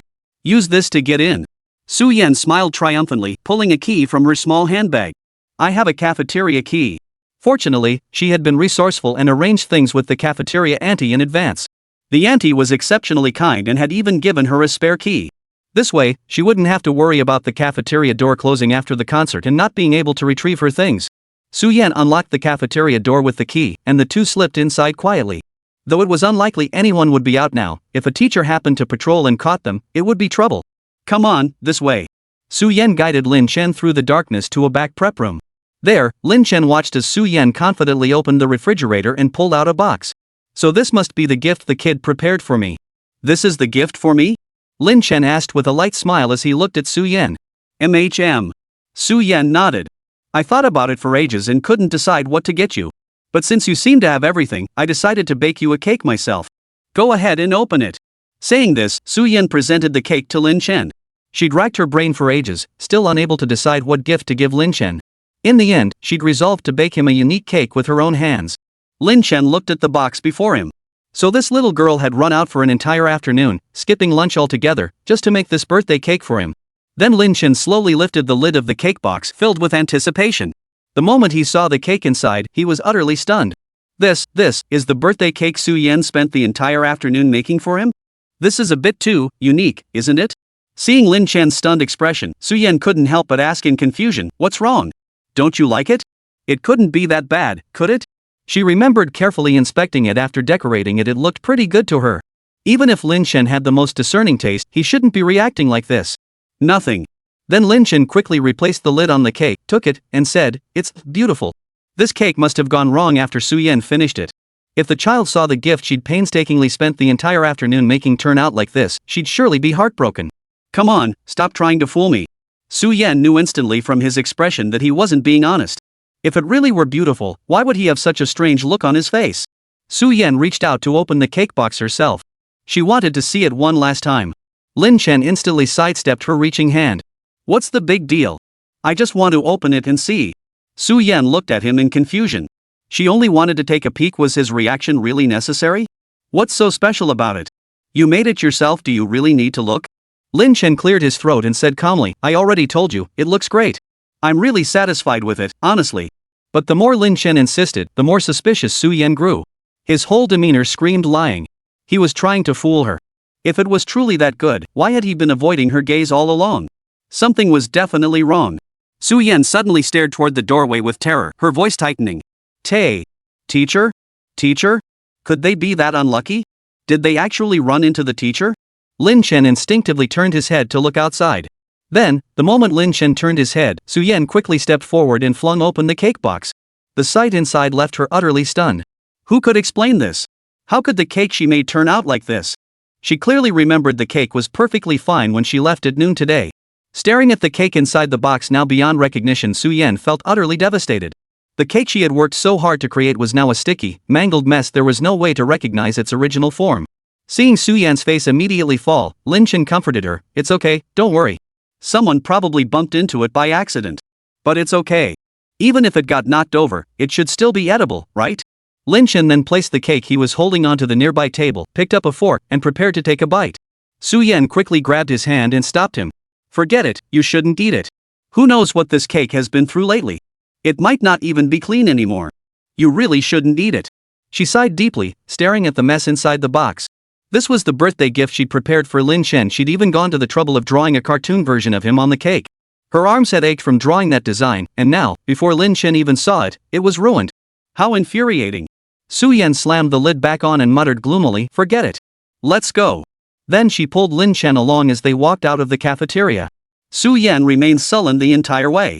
After all, who wouldn't be upset if they'd carefully prepared a gift only to have it ruined like this? Seeing Su Yan's pouting expression, Lin Chen ruffled her hair and comforted her. "It's okay, don't worry." How can it be okay? "This was your birthday present." Su Yan protested softly.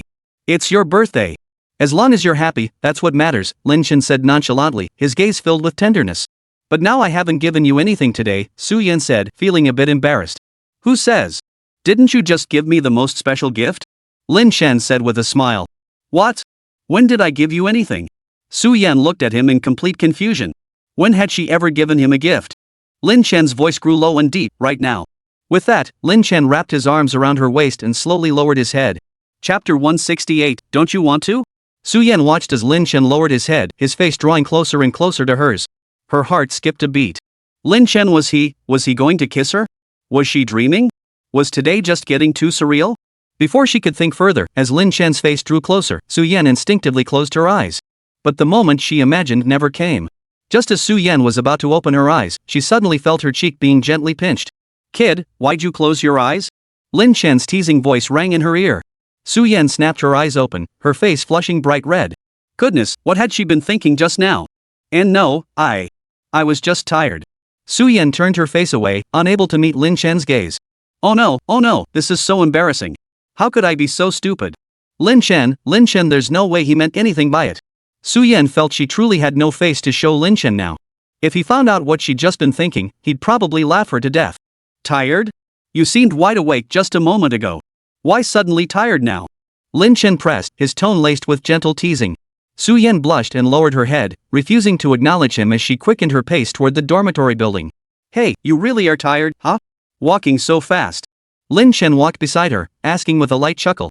Su Yan wished she could bury herself right then and there. This guy was relentless, why couldn't he just let it go? Wasn't it just a misunderstanding? Did he really have to keep teasing her like this? Lin Chen watched her tiny head nearly disappear into her clothes and couldn't help but chuckle softly. This kid, she really couldn't take a joke. Hearing his laughter, Su Yan turned her head, her cheeks puffed out in annoyance. How dare he laugh? He was the one who led her astray in the first place. Why was he bowing his head to her like that? Stop laughing, you. Su Yan glared at him with her big, watery eyes, pausing for a long moment, unsure what to say next. Just then, they reached the girls' dormitory building. Su Yan bit her lip and said, I'm going back. Then, as if sulking, she turned and started walking toward the dormitory. But the next second, Lin Chen suddenly reached out and grabbed her arm, pulling her forcefully toward him. Are you really mad? I was just joking with you. Lin Chen stared at her flushed cheeks whether from embarrassment or anger and murmured softly. Who jokes like that? Su Yan mumbled, her eyes downcast, avoiding his gaze. I thought he was really going to do that thing, but it turns out he was just teasing me. Lin Chen lowered his head and looked at her.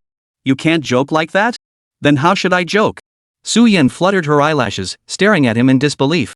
How should he joke? How would she even know? Besides, did this guy actually want to tease her again? How should I know? Su Yan hadn't even finished her sentence when Lin Chen's actions cut her off. Lin Chen's hand swept around the back of her head, then gently pressed a kiss to her forehead. Su Yan felt the warm touch on her forehead. The moment she realized what it was, she froze in place. Lin Chen, had he just kissed her? Lin Chen looked down at her face. Her clear, bright eyes were wide open. Perhaps because she'd never experienced anything like this before, her expression was frozen in shock. She seemed to have forgotten how to breathe, staring at him in utter disbelief. Lin Chen ruffled her hair and murmured in a low voice, is that so? Su Yan's head felt like it was exploding. Her cheeks burned fiercely as the scene played over and over in her mind. Had Lin Chen just kissed her forehead? What did he mean by that? What were you doing? Su Yan asked. What else could it be? Lin Chen narrowed his eyes slightly, a faint smile playing at the corners of his mouth. Receiving my birthday present. What's the matter? Don't want to give it? No, it's just. Su Yan stammered, trying to explain, but suddenly found herself at a loss for words. How could she possibly be unwilling? But then again, would saying that make her seem too forward? Like she was practically begging for that thing with him. So you are willing then? Lin Chen chuckled softly. I'm not talking to you anymore. I'm going back. With that, Su-yen turned and started running toward the dormitory building. Wait. Lin Chen grabbed her arm again, pulling her back. Su-yen was about to slip away when he suddenly pulled her back. Stumbling, she asked, wait for what? You don't even want the birthday gift your idol sent you? Lin Chen handed over the item he was holding. This album had been in his grasp the entire journey, though the kid probably forgot about it by now. Oh. Su-yen snatched it quickly and immediately turned to run back. Lin Chen watched her retreating figure, which looked more like a frantic dash, and couldn't help but smile. He touched his lips with his hand, feeling rather pleased with himself. Su-yen dashed back to the dorm, slammed the door shut, and leaned against it, catching her breath. Oh my god, was that just a dream? Lin Chen actually kissed her? Even if it was just on the forehead, that was still incredibly unbelievable, okay? Su-yen raised her hand to cover her burning cheeks, trying to cool them with her slightly cool palm. Thankfully, the area below the dorm building was dimly lit. If Lin Chen had seen her face this flushed, he'd probably tease her again. Her roommate Lu Meng, who had gotten up to use the bathroom, emerged from the restroom to find Su-yen leaning against the door, fanning herself frantically with her palm. Su-yen, what are you doing standing there? Su-yen was slowly calming her nerves when the sudden voice startled her. I just felt a bit warm. It's fine, I'll be okay in a minute. Ha? Is it really that hot? It's already winter. She felt freezing just getting out of bed to use the bathroom, yet Su-yen was hot? And fanning herself here? Well, cool yourself off then. I'm going back to sleep. Go ahead. Su-yen smiled faintly, then quietly walked to the bathroom. She splashed cold water on her face, cooling herself down properly. Looking at her still flushed cheeks in the mirror, Su-yen couldn't help but recall the scene downstairs in the dormitory earlier. This wasn't a gift she gave Lin Chen at all. It was clearly a gift Lin Chen gave her, and an explosive one at that. Chapter 169, Double Standards. The next morning, Su-yen practically sprinted into the classroom just as the morning reading bell rang. Lin Chen watched her rush in, her breath still slightly ragged from the sprint. Did you oversleep? Why are you rushing like this? Lin Chen asked with genuine concern. After all, Su-yen had never been late before. This was a first. Su-yen caught her breath before slowly replying, yeah, overslept. Last night, she tossed and turned all night because of Lin Chen's kiss, finally drifting off in a daze around 4 in the morning. After only 2 hours of sleep, her alarm went off. Half asleep, she turned it off, only to be woken up by her roommate later. Lin Chen looked at her slightly disheveled hair and couldn't help but reach out to gently smooth it. Su-yen's ears flushed crimson again at his touch. For some reason, ever since last night, she felt like he was constantly flirting with her. Lin Chen smiled at her flushing ears and pinched them playfully. What? Feeling shy? Who's shy? Su-yen retorted softly, then instinctively pinched her own ears. Oh no, why are they burning up? Fine, if you say you're not embarrassed, then you're not. Lin Chen sighed, feigning helplessness as if to say, fine, I'll play along with your act. Su-yen knew instantly from his tone that he was teasing her again. But she couldn't argue back after all, she really was blushing. Watching her ears grow increasingly crimson, Lin Chen couldn't bear to tease her further. He reached into his desk drawer, pulled out a box of cookies, and placed it in Su-yen's drawer. Su-yen watched his actions, utterly bewildered. Breakfast. Lin Chen gave her a meaningful glance and said with a light chuckle. Su-yen looked at the cookies in the desk drawer, a wave of sweetness washing over her. After a moment's thought, she pulled out her sketchbook and slid it directly onto Lin Chen's desk. Lin Chen looked at the sketchbook Su-yen had suddenly pushed toward him, momentarily puzzled. He raised an eyebrow and asked, "What's this?" "It's a sketchbook," Su-yen replied, her expression clearly saying, "Isn't it obvious? Why are you asking me?" Lin Chen chuckled. "I meant, why are you giving this to me? To make up for your birthday present." Originally, she had drawn a cartoon version of Lin Chen on yesterday's cake, which had taken her quite a bit of effort. But unexpectedly, it ended up ruined. So she thought for a moment and decided to give him the original sketch she'd drawn in her sketchbook instead. It was her way of making up for him not getting to see the real cake yesterday. Lin Chen flipped open the sketchbook and saw Su-yen's cartoon sketch of him on the very first page. Though it was a cartoon version, the expression and facial features were unmistakably him. He never imagined their child wasn't just academically gifted, skilled at piano, and good at video games, she was also such a talented artist. "What's wrong? Do you like it?" Su-yen looked at him expectantly. Lin Chen gave a slight nod, replying in a light-hearted tone, "Not bad." Seeing the smile on his lips, Su-yen instantly felt relieved. As long as he liked it, that was all that mattered. But before she could fully bask in the joy, Lin Chen cut her off with his next words. "But didn't you give me a gift last night?" Lin Chen's tone carried a hint of playful teasing. Su-yen instantly recalled last night's events. Now, not only did her ears burn, but her fair, delicate face began to flush crimson. This guy never ends, does he? Besides, how could that even count as a gift I gave him? Clearly, he was the one who gave it to me. If you don't want it, then forget it. Su-yen reached out to grab her sketchbook, but Lin Chen's hand pressed down on hers. Who said I don't want it? Can you take back something you've already given away? Lin Chen picked up the sketchbook and tossed it into his desk drawer. You. Seeing Su-yen about to protest, Lin Chen caught the mummy entering the classroom out of the corner of his eye and cut her off. Alright, old moose here. Pay attention to class. Su-yen looked up to see the mummy slowly entering the classroom. Reluctantly, she gave up, pulled out the test paper on her desk, and began working on it. As their birthdays passed, winter officially arrived. This year, Xicheng saw its first snowfall in mid-December. Lin Chen and his classmates were in the middle of class when snowflakes suddenly began drifting down outside the window. Lin Chen, look! It's snowing outside. Su-yen, who was busy working on problems at her desk, caught sight of the snowflakes drifting outside and excitedly nudged Lin Chen. Lin Chen looked out the window as instructed. Sure enough, it was snowing, and judging by the flakes, it was quite a decent snowfall. Last winter had been unusually warm, with only a few light snowfalls that barely covered the ground before stopping. So seeing such a heavy snowfall this year had all the students buzzing with excitement. Song Mingxian, sitting in front, exclaimed with obvious excitement, Brother Chen, let's build a snowman during our big break. Lin Chen gave him a cool glance and asked, in this freezing cold, whose hands do you want to freeze off? Song Mingxian. Alright, never mind. Just then, Su-yen returned with hot water. Her face lit up as she looked at Lin Chen and said, Lin Chen, let's go build a snowman together during our big break. Just as Song Mingxian was about to repeat Lin Chen's exact words to Su-yen, he heard Lin Chen chuckle softly and say, in this freezing weather, aren't you afraid of getting frostbite? Song Mingxian turned to look at Lin Chen in surprise. How could this be so different from what he just said to him? And why was his tone so different? He'd spoken to him as if he were an idiot, yet now he was so gentle with Su-yen. Su-yen flashed Lin Chen a sweet smile, then pulled out the rabbit-shaped gloves he'd bought her. I'm not afraid, she said. I have the gloves you gave me. We can each wear one. Lin Chen gazed into her clear, bright eyes filled with anticipation, and chuckled softly. All right. His tone was pure indulgence. Beside them, Song Mingxian turned away in indignation.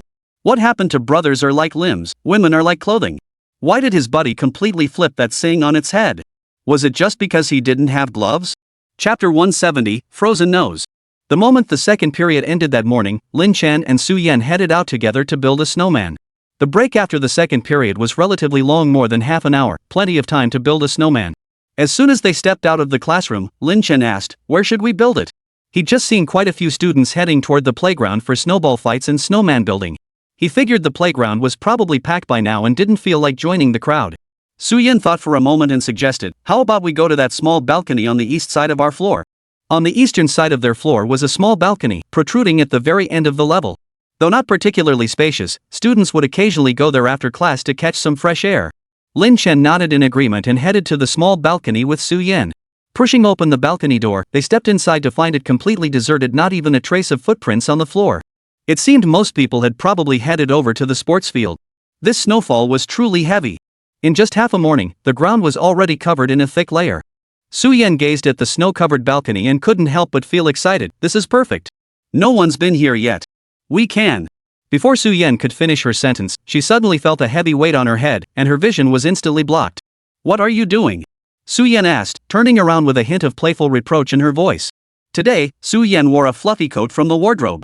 The coat had an especially large hood, and most crucially, it featured 2 rabbit ears. As fine snowflakes continued to drift down from the sky, Lin Chen saw her heading toward the balcony. Noticing the hood on her coat, he reached out and pulled it up over her head to keep the snow off her little head. Only after putting it on did Lin Chen notice the 2 rabbit ears adorning the child's hood. Lin Chen chuckled and shook his head. She really did love bunnies. He recalled she had a white hoodie with 2 rabbit ears on its hood too. Su-yen asked in confusion, why did you put the hood up? I can barely see now. She started to pull the hood off her head. But the next second, a large hand covered the back of her head through the hat, gently pulling it back into place. A deep voice said, keep it on. But, before Su-yen could say anything else, Lin Chen cut her off. Just listen to me and don't catch a cold, little bunny. Hearing Lin Chen's voice tinged with amusement, Su-yen could only nod. Fine, he had a point. Seeing how obedient she was, Lin Chen smiled and said, then let's get started. Su-yen quickly interjected, wait a moment. Then she took off one of her gloves and handed it to Lin Chen. One for each of us. Don't let your hands get cold. Lin Chen glanced at the glove. Though he'd chosen it himself, he'd originally picked it out for Su-yen. Such a pink and delicate glove, he really couldn't bring himself to wear it. He waved it off decisively. No, you keep it. I'm not cold sensitive. A man like him shouldn't wear something so girly. Lin Chen, when I'm being harsh, I even despise things I chose myself. But Su Yan grabbed his hand without waiting for an answer and forcefully slipped the gloves onto his fingers. It's freezing out here. If you don't wear gloves, your hands will freeze solid. Su Yan spoke as she slipped the gloves onto his hands. Once they were on, she nodded with satisfaction. But these gloves? Lin Chen tried to struggle again, but Su Yan cut him off. Be good. Don't catch a cold. Lin Chen raised an eyebrow, his tongue tapping his cheek. Kid, you're stealing my lines. What? Is that a problem? Su Yan looked at him with a smile, her expression clearly saying, I'm stealing your line, what are you gonna do about it? Lin Chen sighed and nodded. Fine, of course. But isn't not wearing gloves kind of unrelated to catching a cold? Su Yan pursed her lips, her tone teasing. Don't you know illness enters through the hands? Lin Chen? Was that what that saying meant? He was sure that saying wasn't used like that. If I say that's what it means, then that's what it means. Su Yan said, sounding a bit like a stubborn child. Lin Chen shot a slightly disgusted glance at the pink gloves on his hands, then pinched the bridge of his nose in resignation. Fine, whatever you say. He'd chosen these gloves himself, no matter how girly they were, he'd wear them. After Su Yan slipped on the other glove, the two began building a snowman on the balcony. Their footsteps left clear prints in the snow, crunching with each step. Lin Chen and Su Yan used their gloved hands to gather snow from the surrounding area, forming a base together. Then, they rolled a small snowball together, placed it on the ground, and started rolling it forward. On the count of 3, we'll push forward together. Both of them held the snowball with their gloved hands, then rolled it forward in perfect sync as they listened to Lin Chen's count. The snowball gradually grew larger and larger. When Lin Chen judged it was nearly the right size, he stopped. Thus, the two of them rolled one large and one small snowball, and the snowman was nearly complete. Lin Chen, what about the snowman's eyes, mouth, and hat? How should we make those? Su Yan stared at the bare snowman, momentarily troubled. What if they didn't have any props? I think it looks fine like this. Maybe we shouldn't bother adding a nose or anything, Lin Chen said casually. Building a snowman is just for fun, not some beauty pageant. Su Yan shot him a disapproving look. But that's not fair. All the other snowmen have noses and eyes, why should this one be left out? Lin Chen examined the snowman, stroked his chin, and replied with unexpected seriousness, because it's too cold. Su Yan? Lin Chen met her gaze and explained, it's too cold. They'd freeze off. Ha! But that's so pitiful. Lin Chen glanced at the scarf around her neck and suggested, why don't you take off your scarf and put it on him? Su Yan immediately clutched her scarf, her big, watery eyes widening as she shook her head in confusion. If she gave her scarf to it, then she'd be the one freezing to death. Lin Chen couldn't help but laugh at her adorably dazed expression. Alright, I was just teasing you. Chapter 171, Why Can't I See It? In such freezing weather, and with Su Yan being so sensitive to the cold, there was no way he'd let her take off her own scarf to put on that hideous snowman. Staring at the bare-headed snowman, Su Yan was at a loss. She couldn't just leave two dry snowballs sitting there that wouldn't even qualify as a snowman. Staring at the snowman's bald head, Su Yan pondered for a moment. An idea struck her instantly. She immediately pulled her lip gloss from her coat pocket. She squatted down and painted a bright red mouth and nose on the snowman's face. Then she found two small pebbles and placed them on its head as eyes. How about it? Cute, right? Su Yan crouched on the ground and turned to look at Lin Chen with a smile. Lin Chen smiled and nodded. It's okay. At least it's not as ugly as it was before. Su Yan smiled at him, then noticed a thin layer of snow had settled on Lin Chen's head. She raised her hand to brush it off. But halfway up, she suddenly seemed to remember something. After a moment's thought, she withdrew her hand and instead took off her own hat. Lin Chen frowned slightly. It's still snowing. Aren't you afraid of catching a cold? Put your hat back on. No way, Su Yan immediately protested in a low voice. Lin Chen seemed almost amused by her stubbornness. He glanced at her. Was this kid going through a rebellious phase? With snow falling this heavily, he asked her to wear a hat, yet she refused. Lin Chen reached out to help her pull the hat down. Seeing this, Su Yan quickly dodged away. I won't wear it. Besides, you're not wearing a hat either, are you? I'm not afraid of the cold. I don't know who's the one freezing to death all the time. Lin Chen couldn't help but retort, remembering how she shivered constantly and how her hands were always ice cold. I just won't wear a hat. Su Yan lowered her head, muttering softly. Lin Chen lowered his eyes, his tongue tapping his cheek. Kid, are you going through a rebellious phase? Come here and put your hat on. No. Su Yan refused again. Lin Chen stepped forward to grab her, but Su Yan quickly dodged away. The two of them chased and dodged each other, playfully wrestling around on the balcony. I won't, you. Before Su Yan could finish her sentence, her foot slipped. She was about to fall. Lin Chen instantly lunged forward, grabbing her wrist and pulling her toward him. Su Yan crashed straight into his arms. Lin Chen held her tightly around the waist and said, Now, let's see where you can run to. Su-yen finally steadied herself, still trembling from the scare that had nearly killed her. If Lin Chen hadn't caught her, she'd probably have broken a bone. So, still not wearing a hat? Lin Chen looked down at her, his eyes full of playful teasing. No. As soon as she said it, Su-yen softened her tone, looking up at him imploringly. Just for a little while. Why? Lin Chen asked, puzzled. Why insist on taking off the hat? In this freezing weather, did this kid want to catch a cold? Su-yen watched as a layer of snowflakes settled on his head, and suddenly a poetic line came to mind. Today, frost and snow cover my head, just like the white hair of my remaining years. Su-yen had just seen Lin Chen's head covered in snowflakes, making him look as if his hair had turned white, and she wanted to experience the feeling behind that line. Why exactly? Lin Chen asked again in a low voice, noticing Su-yen staring at him without speaking. Nothing. After a moment's hesitation, Su-yen decided it was best not to tell him. After all, the phrase sounded far too sentimental. After their playful banter, it was nearly time for class. So Su-yen tugged at Lin Chen's sleeve and said, "It's getting late. Let's head back." With that, Su-yen obediently pulled the hat over her own head, looking at Lin Chen with an expression that practically begged for praise. Lin Chen sighed helplessly, ruffled her hair, and said, "Such a good girl. Let's go." Wait a minute. Su-yen stood on tiptoe and brushed the snowflakes off Lin Chen's hair before saying, "All done." Let's go. Lin Chen smiled fondly, then took her hand and led her back to the classroom. During class, Su-yen and Lin Chen's seats were by the window, offering a clear view of the faint outline of a snowman on the balcony. This was the first snowman she and Lin Chen had built together, and Su-yen felt she needed to commemorate it properly. So she secretly pulled out her sketchbook and began scribbling away. Even after class ended, Su-yen kept sketching away. Lin Chen leaned over to glance at her work. Su-yen immediately stopped, covered the sketchbook, and pouted playfully, "No peeking." Why write bad things about me? And you won't let me see? Lin Chen raised an eyebrow, a faint smile playing on his lips as he asked. Who's writing bad things about you? Don't just accuse me like that, okay? Su-yen retorted indignantly. Why would she write bad things about him? Lin Chen turned his head to look at her. If you're not writing bad things about me, then why won't you let me see it? It's not that I can't show you, it's just that I can't show you right now. Su-yen thought for a moment before adding, I'll show you once I've finished drawing it. Alright, then I'll look forward to Teacher Su's masterpiece, Lin Chen teased. Su-yen shot Lin Chen a helpless glance. This guy was something else. He called her kid all the time, but when teasing her, it was Teacher Su. Where did he come up with all these weird nicknames? Just then, Song Mingxian burst in from outside and sprinted toward them. Clatter! But he couldn't stop in time, knocking all the books off their desk onto the floor. What the hell are you doing? Running like that? Got a ghost chasing you or something? Lin Chen sighed in exasperation. Seriously? Getting this worked up? Someone watching would think a ghost was chasing him. Song Mingxian nodded, panting heavily. Yeah, there really is a ghost chasing me.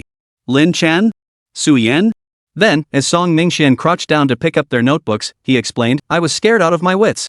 I just went to Class 4's door to spread some warmth, but I almost got caught by Director Wang. Scared me so bad I sprinted back here. Song Mingxian glanced at the names on the notebooks, then handed them to Su-yen and Lin Chen in order. He picked up one notebook that had no name on it, flipped it open casually, and discovered a page completely covered with Lin Chen's name. Without hesitation, Song Mingxian handed it to Lin Chen. Bro, this is yours. No offense, but you're pretty self-obsessed writing your name all over the place. After saying that, he patted his chest and took a deep breath. That had really scared the living daylights out of him. Lin Chen glanced at the notebook Song Mingxian handed him, then pushed it straight to Su-yen. Chapter 172, You Don't Want It? The moment Su-yen heard Song Mingxian mention Lin Chen had filled it with his own name, she sensed something was off. Opening the notebook Lin Chen had pushed over, she immediately lowered her head in embarrassment. This wasn't Lin Chen's notebook at all, it was clearly hers. This seemed to be from another time in class when she'd been bored and, without realizing it, had filled the notebook with Lin Chen's name. Oh no, she'd embarrassed herself again. Su-yen turned to meet Lin Chen's amused gaze, momentarily at a loss for words. Before Su-yen could figure out how to address it, Lin Chen leaned in slightly and murmured, What's this? Practicing calligraphy with my name? Paying royalties? Royalties? Su-yen shot him a disbelieving look. You actually charge royalties for that? Of course. Otherwise, I'd be letting you write my name for free, right? Lin Chen looked perfectly justified. Su-yen was instantly rendered speechless by his shamelessly extortionate demeanor. How could someone be like this? What? Trying to renege on the deal? Who said I was trying to dodge the bill? Just you wait, Su-yen retorted immediately. Then, Su-yen pulled a piece of fruit candy from her backpack and placed it on Lin Chen's desk. Here. Your royalty payment. Su-yen murmured. Lin Chen picked up the candy, raised an eyebrow, and looked at Su-yen. My royalties are worth just one piece of candy? Su Yan gave him a calm look, then feigned indifference. Yeah. Lin Chen sighed as if resigned, then said softly, fine. One piece of candy it is. Then, he placed the candy back on Su Yan's desk. Su Yan looked at the candy before her, then glanced up at Lin Chen. Don't you want it? Lin Chen chuckled softly. Fresh royalties. For my little one. Su Yan heard the playful tone in his voice, but her heart felt as sweet as if it had been dipped in a honey jar. Who needed candy anymore? Before she knew it, final exams were upon them. Right up until the last minute, Su Yan was still diligently helping Lin Chen highlight key points. This point will definitely be on the test, you must memorize it. And this one too, it's definitely on the test. Su Yan underlined key points in the notes she'd prepared for Lin Chen while reminding him. Lin Chen responded absent-mindedly, his thoughts already drifting to the rewards for this exam. The senior year final exams were no small affair, the rewards shouldn't be too shabby. And this celestial motion, there's bound to be a question on it. Su Yan was explaining the exam's key points when she noticed his distracted expression. Lin Chen. The sound snapped Lin Chen back to reality. What? Where was I just now? Su Yan asked, pursing her lips in displeasure. Lin Chen hesitated for a few seconds before tentatively asking, cell structure? Su Yan forced herself to suppress her rising irritation. Cell structure? She was explaining physics to him, and he was diverting the conversation to biology? Seeing Su Yan's expression sour, Lin Chen knew he'd definitely said the wrong thing. He quickly tried to salvage the situation. I was so deep in thought about the final exams that I didn't pay attention to what you were saying. Su Yan's anger instantly halved at the mention of the final exams. Final exams? Lin Chen nodded. Yeah, I was wondering what would happen if I did poorly on the final exam. Lin Chen swore he was telling the truth. He really had been pondering what would happen if he scored 0 again. Sigh, I wonder what kind of reward I'll get this time. Hearing Lin Chen's words, Su Yan thought he was fretting over the final exams. Her anger instantly vanished to 0, and she hurriedly comforted him. Lin Chen, don't worry. I believe you'll do great. Seeing the sincerity on Su Yan's face, Lin Chen suddenly felt like he was deceiving a child. It's fine. I'm used to it by now. Lin Chen said nonchalantly. Not only was he used to it, but his parents, every teacher and student in the school, they were all used to it. Honestly, if he ever managed to avoid getting a 0, that would be the real surprise. This winter, as one heavy snowfall followed another, the final exams at Chicheng No. 1 High School arrived as scheduled. The school placed considerable importance on these semester-ending assessments, assigning exam rooms the day before. Since exam rooms were assigned based on academic performance, Su Yan was unsurprisingly placed in the first exam room, while Lin Chen was, of course, assigned to the very last one. Though separated by several floors, Su Yan couldn't stop worrying about Lin Chen during her own exam. She wondered how he'd do this time. She'd specifically highlighted key points for him before the exam. He should have remembered at least some of it. As she worked through the exam, she noticed several questions that matched the points she had highlighted for Lin Chen. She hoped he remembered them. He absolutely couldn't score 0 again this time. Meanwhile, Lin Chen, seated in the very last seat of the final exam room, was racking his brain for answers. Of course, unlike everyone else, he was trying to figure out the wrong answers. Right now, Lin Chen was stumped by a multiple-choice physics question. The correct answer should be ABCD, selecting all 4 options. Wasn't this just trying to trip people up? How am I supposed to choose? Lin Chen stared at the exam paper for a moment, then simply wrote an E inside the parentheses. Glancing at the answer on the paper, Lin Chen nodded with satisfaction. This time, he was sure to get no points. The 2-day exam period ended quickly. Following their school's tradition, they still had to attend classes for 2 more days after the exams before officially breaking for vacation once the results were released. The 2 days of waiting for results were agonizing for Su Yan. She wasn't worried about her own grades, it was Lin Chen's results she fretted over. Su Yan glanced sideways at Lin Chen, only to find him acting as if nothing had happened, as if he wasn't the one who consistently ranked last on every exam. Lin Chen, did you find the questions difficult this time? Su Yan asked tentatively, her gaze fixed on him. She had helped him review so many of the topics beforehand, surely he should have been able to handle them. Lin Chen thought back over the exam questions and replied, it was okay, but it felt like they didn't test anything I knew. Su Yan. So you're saying they tested stuff you didn't know? You didn't leave every single question blank, did you? Su Yan asked in disbelief. Chapter 173, My brother-in-law bullied me. Lin Chen shook his head. Not exactly. I filled every page, but none of it was correct. Su Yan exhaled in relief upon hearing his words. Thank goodness, as long as he hadn't left it completely blank, he probably wouldn't end up with another 0. Su Yan no longer expected Lin Chen to score high marks. She only prayed he could break the curse of 0 points. That would be enough for her. Su Yan's anxious heart had calmed slightly at Lin Chen's reassurance that it wouldn't be that bad. But when the exam results came out, Su Yan could no longer stay calm. Who could tell her why Lin Chen had scored 0 again this time? 0 points. Surely Lin Chen couldn't possibly have scored 0 this time? Staring at the report card, Su Yan felt momentarily dazed. Was she dreaming? Yes, she must be haunted by Lin Chen's constant zeros. Even her dreams were filled with his failing grades. This must be a dream. She'd wake up soon enough. The moment Lin Chen entered the classroom, he spotted Su Yan sitting at the back with her eyes closed. Her small hands were rubbing her little head as she muttered to herself. Lin Chen couldn't help but chuckle softly. What was his little one up to now? Lin Chen slowly walked to his seat, gently nudging Su Yan's forehead with his index finger. Su Xiaoyan, he asked, what are you doing? I was only gone for a moment, and you've already been infected by Song Mingxian? After all, in his memory, only Song Mingxian would do something so silly. Su Yan stopped her movements, opened her eyes to look at Lin Chen, then reached up to touch her own forehead. The sensation felt so real. Could this really be a dream? No way. That would mean Lin Chen really scored 0 points. Su Yan pondered for a moment, then extended her delicate white fingers, beckoning Lin Chen with a crooked smile. Lin Chen, come here for a moment. What? Though he asked, Lin Chen slowly leaned closer to Su Yan. Then she reached out and pinched his cheek. Does that hurt? Su Yan stared at Lin Chen expectantly, desperately hoping to hear him say no. Lin Chen touched his stunned cheek and burst into laughter, exasperated. You tell me if it hurts? Why did you pinch me for no reason? Could this kid have gotten too close to Song Mingxian and caught something? If that's the case, should she mention it to Old Mu next semester and have that jerk Song Mingxian transferred to a different seat, keeping him far away from them? Does it hurt or not? Su Yan pressed, refusing to give up. Wouldn't it hurt if someone pinched you? Lin Chen looked at her with a half smile. If it hurts, then it must be real. Disappointment instantly washed over Su Yan's face, her little face wilting. What's real or fake? Lin Chen asked, genuinely puzzled. What was wrong with this kid? Su Yan sighed and thrust the report card right in front of Lin Chen. See for yourself. This. The moment Lin Chen saw his name at the bottom of the report card, followed by a string of zeros, he instantly understood what was going on. Got anything to say for yourself? Su Yan crossed her arms in front of her, staring at him with an expression that said, I'll just sit here and watch you try to wriggle out of this. What had Lin Chen told her just a few days ago? It can't be that bad, she thought, assuming he meant he wouldn't score 0.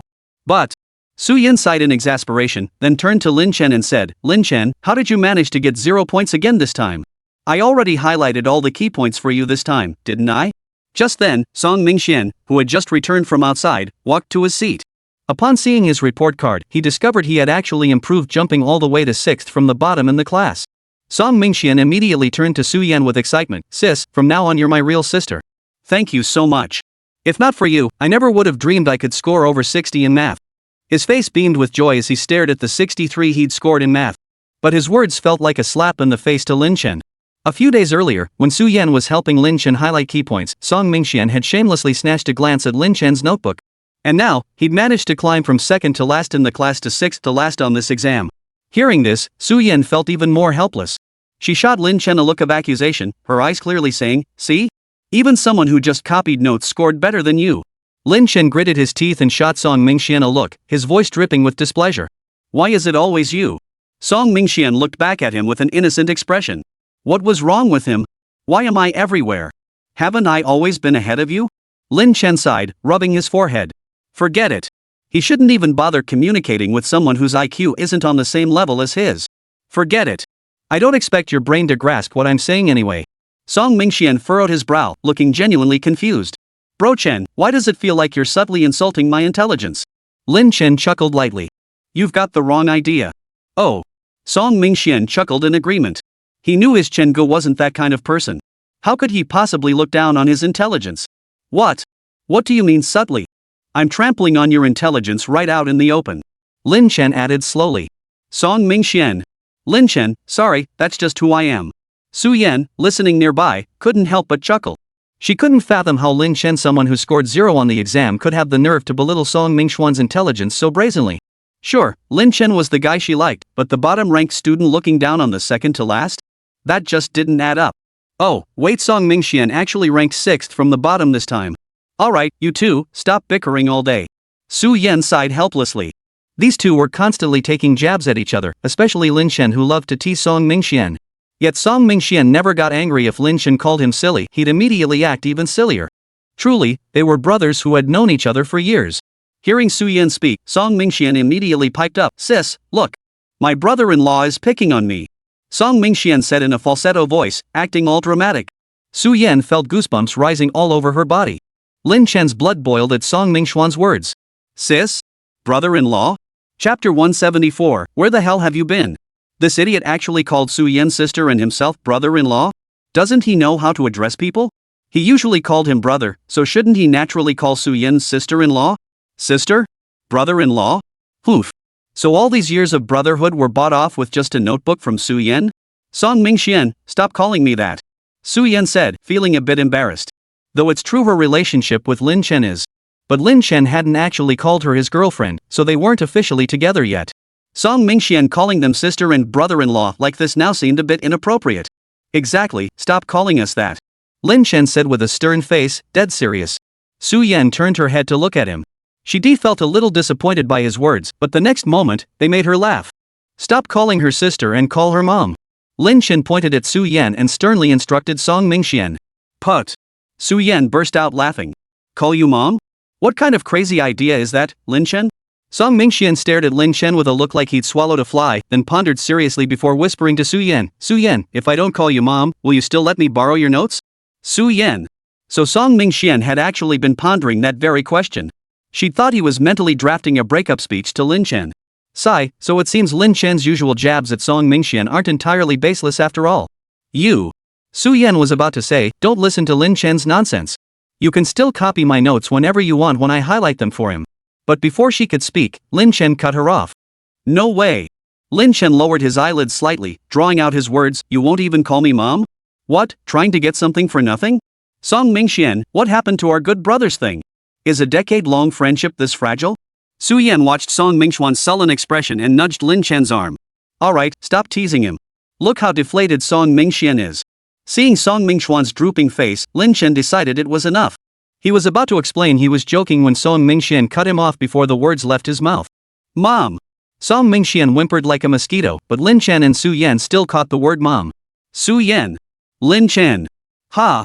Neither of them had expected Song Mingxian to cave in so easily. What happened to his die before surrendering stance? Though, come to think of it, he never actually said that. In any case, that single word mom truly stunned both Lin Chen and Su Yen. No one had expected Song Mingxian to actually utter those words. Lin Chen, so I just randomly gained a son? Then Song Mingxian turned away abruptly and slumped onto the table in frustration. Seeing Song Mingxuan's listless state, Su Yen felt a pang of guilt. She tugged at Lin Chen's sleeve and murmured, Lin Chen, did we go too far just now? Lin Chen wasn't entirely sure either. Since childhood, Song Mingxian had always been a carefree, shameless guy who never took jokes personally. But this time, had they really gone too far? Old Song. Lin Chen was about to reach out and nudge him to ask, but before his hand could move, Song Mingxian turned around with a sullen expression. Bro Chen, tell me, does this count as secretly finding a better mom behind my parents' backs? Oh, so that's what this guy was agonizing over earlier? And is that really how you use the phrase seeking a better position? Alright, he shouldn't have expected too much from Song Mingxian. Don't worry, your parents won't blame you.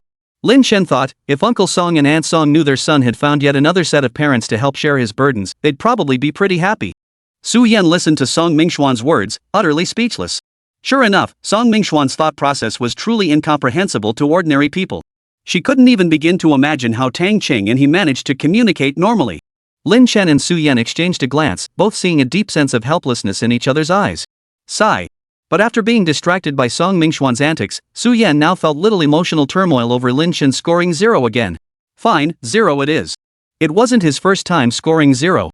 But what she couldn't figure out was this, Lin Chen was clearly quite intelligent. Why did he seem to forget everything the moment an exam began? Could it be poor mental resilience? Too nervous? That couldn't be it. Given Lin Chen's mental fortitude, that seemed unlikely. Su Yen shook her head, deciding to find another way to tutor him. After all, the college entrance exam was such a crucial matter, he had to score at least something. Otherwise, what would become of him in the future? That afternoon, Lin Chen and Song Mingxian went to the school basketball court to shoot hoops for a while. On their way back, they passed by the milk tea shop, and Lin Chen picked up a hot milk tea for Su Yen. As soon as Lin Chen returned to the classroom, he was about to hand the milk tea to Su Yen when he realized she wasn't at her desk. Ha! Where could Su Yen be at this hour? Didn't she say she'd be in the classroom organizing her review materials? He waited for quite a while, almost until class time, but Su Yen still hadn't returned. Lin Chen pulled out his phone to send Su Yen a WeChat message. The very next second, the WeChat notification sound rang out from inside Su Yan's desk drawer. She didn't bring her phone? Where could she have gone? Lin Chen muttered to himself before stepping out of the classroom. He walked down the hallway, scanning the area for Su-Yan's figure. Where the heck did that kid go? Class is about to start. He distinctly remembered Su-Yan saying she wouldn't leave during this break and would stay in the classroom preparing review materials. Yet now she was nowhere to be found, and she hadn't even brought her phone. As Lin Shen scanned the area, his gaze suddenly fell upon a figure huddled on the balcony of their floor. Lin Shen tiptoed over cautiously. Who else could it be but Su-Yan, huddled in the corner of the balcony in her white down jacket? He recalled how, during the first snowfall of the year, he and Su-Yan had built a snowman right here. Why on earth had she suddenly come up here? Lin Shen moved with hushed footsteps, advancing step by step. He saw Su-Yan's face clouded with frustration, clutching none other than his exam paper.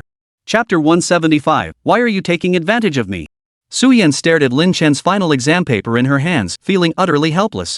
During the long break just now, she had intended to stay in the classroom and help Lin Shen reorganize his review materials. Last time, she'd organized so much for him, yet it hadn't helped him at all. So Su-Yan decided to try a different approach. She was bent over her desk, organizing the materials, when she heard their class monitor walk in and call out loudly, "Hey, a few of you come help me distribute the science comprehensive exam papers." The class monitor held a stack of test papers, the very science comprehensive exam papers for this test, and distributed them to several classmates to hand out. One student approached her desk and placed the test on Lin Shen's table. Su-Yan glanced at it instinctively and froze instantly. Previously, Lin Shen never showed her his exam papers, claiming he was embarrassed and that it wasn't necessary. After all, a zero-scoring exam paper wasn't exactly something to look at. Most people had error notebooks or something, but Lin Shen's zero-scoring paper was riddled with mistakes everywhere. There was no need for Su-Yan to help him find any errors, he simply didn't know any of it, so he'd just have to cram for everything. This time, as Su-Yan looked at his science exam paper, she was utterly incredulous. Why, out of 4 options A, B, C, D did he choose E?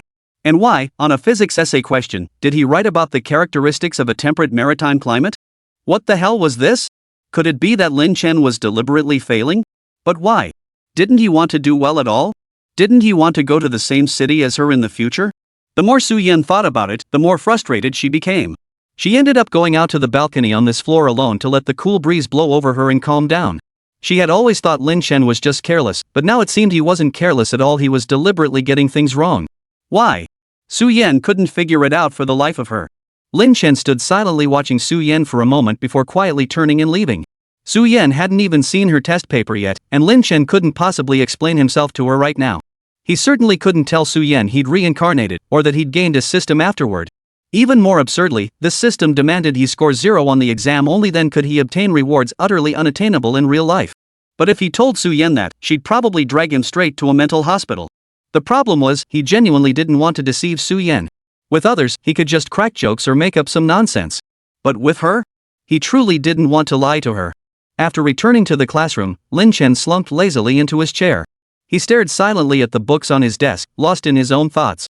A short while later, Su-Yan walked in with her usual expression, calmly returning to her seat. Lin Shen had been waiting for her to speak up, but Su-Yan said nothing. What's wrong? Noticing Lin Shen's gaze fixed on her, Su-Yan turned her head and asked with a puzzled look. Nothing. Unable to fathom Su-Yan's thoughts, Lin Shen pretended ignorance. Oh, right. They just handed out the science exam papers. Here's yours. Su-Yan handed Lin Shen his exam back before turning to pack her own things. Lin Shen watched her profile and slowly asked, Su-Yan, aren't you going to ask me why? Why about what? Su-Yan asked, puzzled. About the final exams. Oh, you always get zeros on tests, don't you? I'm used to it by now. Su-Yan said calmly, as if it really had become routine. Seeing her so calm now, Lin Shen couldn't help but recall her sullen expression on the balcony earlier, and a wave of unease washed over him. What I meant was. Su-Yan bit her lip, as if gathering her resolve. She reached out and took Lin Shen's hand, cutting him off. Lin Shen, you don't need to explain. I know. Everyone has their reasons for doing things. If you don't want to talk about it, you don't have to. Besides, if I really do poorly on the exam, I'll just work hard to support the family later, right? Su-Yan murmured to herself. What exactly? Lin Shen asked curiously. Su-Yan pursed her lips and said, at worst, you could pursue the arts exam route. Oh, and speaking of that, don't forget the piano grading exam during winter break. Of course I haven't forgotten. Lately, every weekend, he'd head to the piano room to practice with Su-Yan. Besides, every exam now meant a chance to earn system rewards, he wouldn't forget that. But what if he scored 0 again? How would he explain that to Su-Yan? The thought of Su-Yan made Lin Shen realize she was still holding his hand. He said lazily, Kid, what are you doing? Taking advantage of me? Su-Yan's attention snapped back to the present. She realized she was still holding his hand and quickly let go. I wasn't trying to take advantage of you. Su-Yen lowered her head, unable to meet his gaze, her ears flushing crimson. Lin Chen reached out and pinched her pink ear, propping his chin up with his other hand as he teased, "What's this?" Getting angry and embarrassed? Su-Yen turned to glare at him, feeling increasingly exasperated. Why did this guy seem to be getting more and more shameless? It was just an instinctive gesture, and besides, they'd held hands before. So Su-Yen set her little face stern and countered directly, "Then why did you pinch my ear? Taking advantage of me?" Seeing her on the verge of flaring up, Lin Chen couldn't bear to tease her further. He chuckled softly, "No, I just noticed your ears were red. I was worried you might catch a cold." Su-Yen raised her hand to touch her ear. It did feel a bit warm, but wasn't that entirely his fault? Who says red ears mean you're catching a cold? That makes zero sense. Su-Yen muttered under her breath. Fine, I'm illogical. Here, let me buy you milk tea to make it up to you. Lin Chen conceded, pushing the bubble tea he'd bought especially for her across the table. But isn't this milk tea a bit cold? Maybe we should skip it. This milk tea is a bit cold. Chapter 176, The Tool Guy Confirmed. He'd bought the milk tea a while ago, and with the cold weather, it cooled down quickly. Lin Chen spoke, intending to take it back. But the moment he made a move, Su-Yen instantly grabbed the drink and pulled it toward her, clutching it to her chest like she was guarding her food. Her expression made it seem as though he were trying to snatch it from her. Lin Chen sighed helplessly. It's gotten a bit cold. Maybe we shouldn't drink it. Su-Yen shook her head, her clear eyes fixed on him as she replied, "It's fine. It's still warm, not cold." Then she inserted the straw and began sipping. Watching her sip the drink, Lin Chen found her utterly adorable. Besides, it really wasn't that cold, so he let it be. Up front, Song Mingxian clutched his ears in exasperation, looking like he wanted to die on the spot. Who could tell him why these two people he knew were being so sickeningly sweet over a cup of bubble tea? If it were Tang Ching, refusing her milk tea would have earned him a beating so severe he wouldn't be able to drink it anyway. Sigh. Why is the gap between people so vast? With the release of their final exam results, their first semester of senior year officially came to an end. The next morning, the school officially closed for the break. Lin Chen returned home, shed his coat, changed his shoes, and walked into the living room. He found both his parents at home, seated on the sofa surrounding a potted plant, seemingly occupied with something. Lin Chen couldn't help but feel puzzled. His mom being home was understandable, but shouldn't his dad be busy at the office in broad daylight? He asked, "Dad, why are you home too?" His father immediately flew into a rage at the question, "You little brat. What do you mean by that? I'm in my own house, do I need to report my whereabouts to you?" "No, that's not what I meant," Lin Chen explained. "Then what do you mean? This house is mine. The deed is in my name. If you don't want to live here anymore, just say so." "No need to beat around the bush," Lin's father insisted. "No, when did I ever say I didn't want to live here?" Lin Chen was truly amazed by his father's knack for nitpicking. So everything he said at home was wrong? He'd just asked a perfectly normal question, hadn't he? He was genuinely puzzled why his father wasn't at the office during the day, instead staying home with his mother to admire the flowers. Well, was that what they were doing? Besides, even if we take a step back, wasn't the property deed registered under his mother's name? But seeing how his father was fuming, Lin Chen kept that thought to himself. "Dad, don't get the wrong idea. I was just wondering why you weren't at the office today since it's not a work day." "Oh, I'm just here with your mom to admire the flowers." Hearing Lin Chen's explanation, his father's tone softened considerably. "TSK, really just admiring flowers?" Lin Chen stared at the cactus displayed on the coffee table in front of his parents, utterly speechless. This was the first time he'd ever seen his parents skip work to stay home and admire a cactus. "It's just a cactus. What's so interesting about that?" Lin Chen remarked casually. His mother shot him a faint glance and said, "What's wrong with a cactus? Is it bothering you?" "No, it's not that. I keep this cactus to ward off radiation, and it makes me happy. What good is a son who gets zeros on every test?" Mrs. Lin retorted irritably. "Ha? How did you know I got another zero?" Lin Chen asked in confusion. He hadn't even told them his scores yet. Lin's mother sighed deeply, looking at him with an expression that screamed, "With a kid like you, how could you possibly score anything but zeros?" Lin Chen felt the full weight of his own mother's disdain. "Sigh, forget it. I really shouldn't have come back." Lin Chen surveyed his home, silently calculating, now that he was 18, maybe it was time to consider buying a place? Otherwise, if his unreliable parents ever kicked him out, he'd at least have a place to land. Sigh, life is tough. He stayed home for the first 2 days of winter break, enduring 2 days of his mother's cold stares and disdain. So on the third day, Lin Chen decisively decided to head out.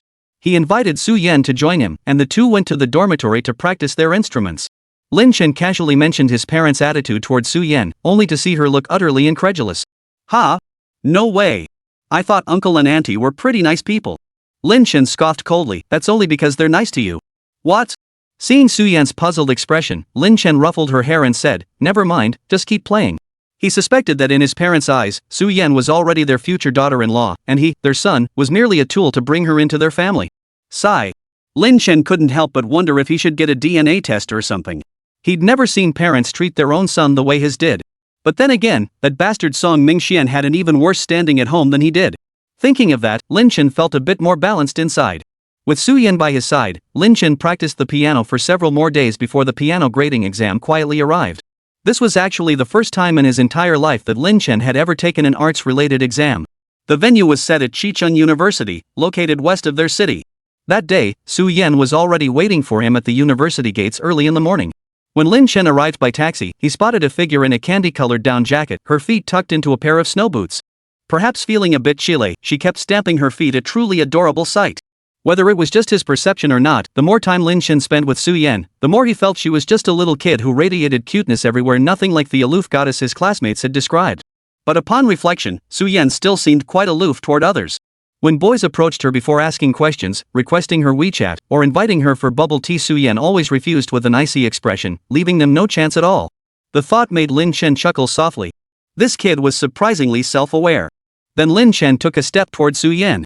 Su-Yan had gotten up early that morning and arrived at the entrance of Chicheng University. She was waiting for Lin Chen to come take his exam. It must be said, the weather today was still quite chilly. Seeing the bright sunshine outside her home earlier, she'd assumed it would be warmer, but it turned out to be surprisingly cold.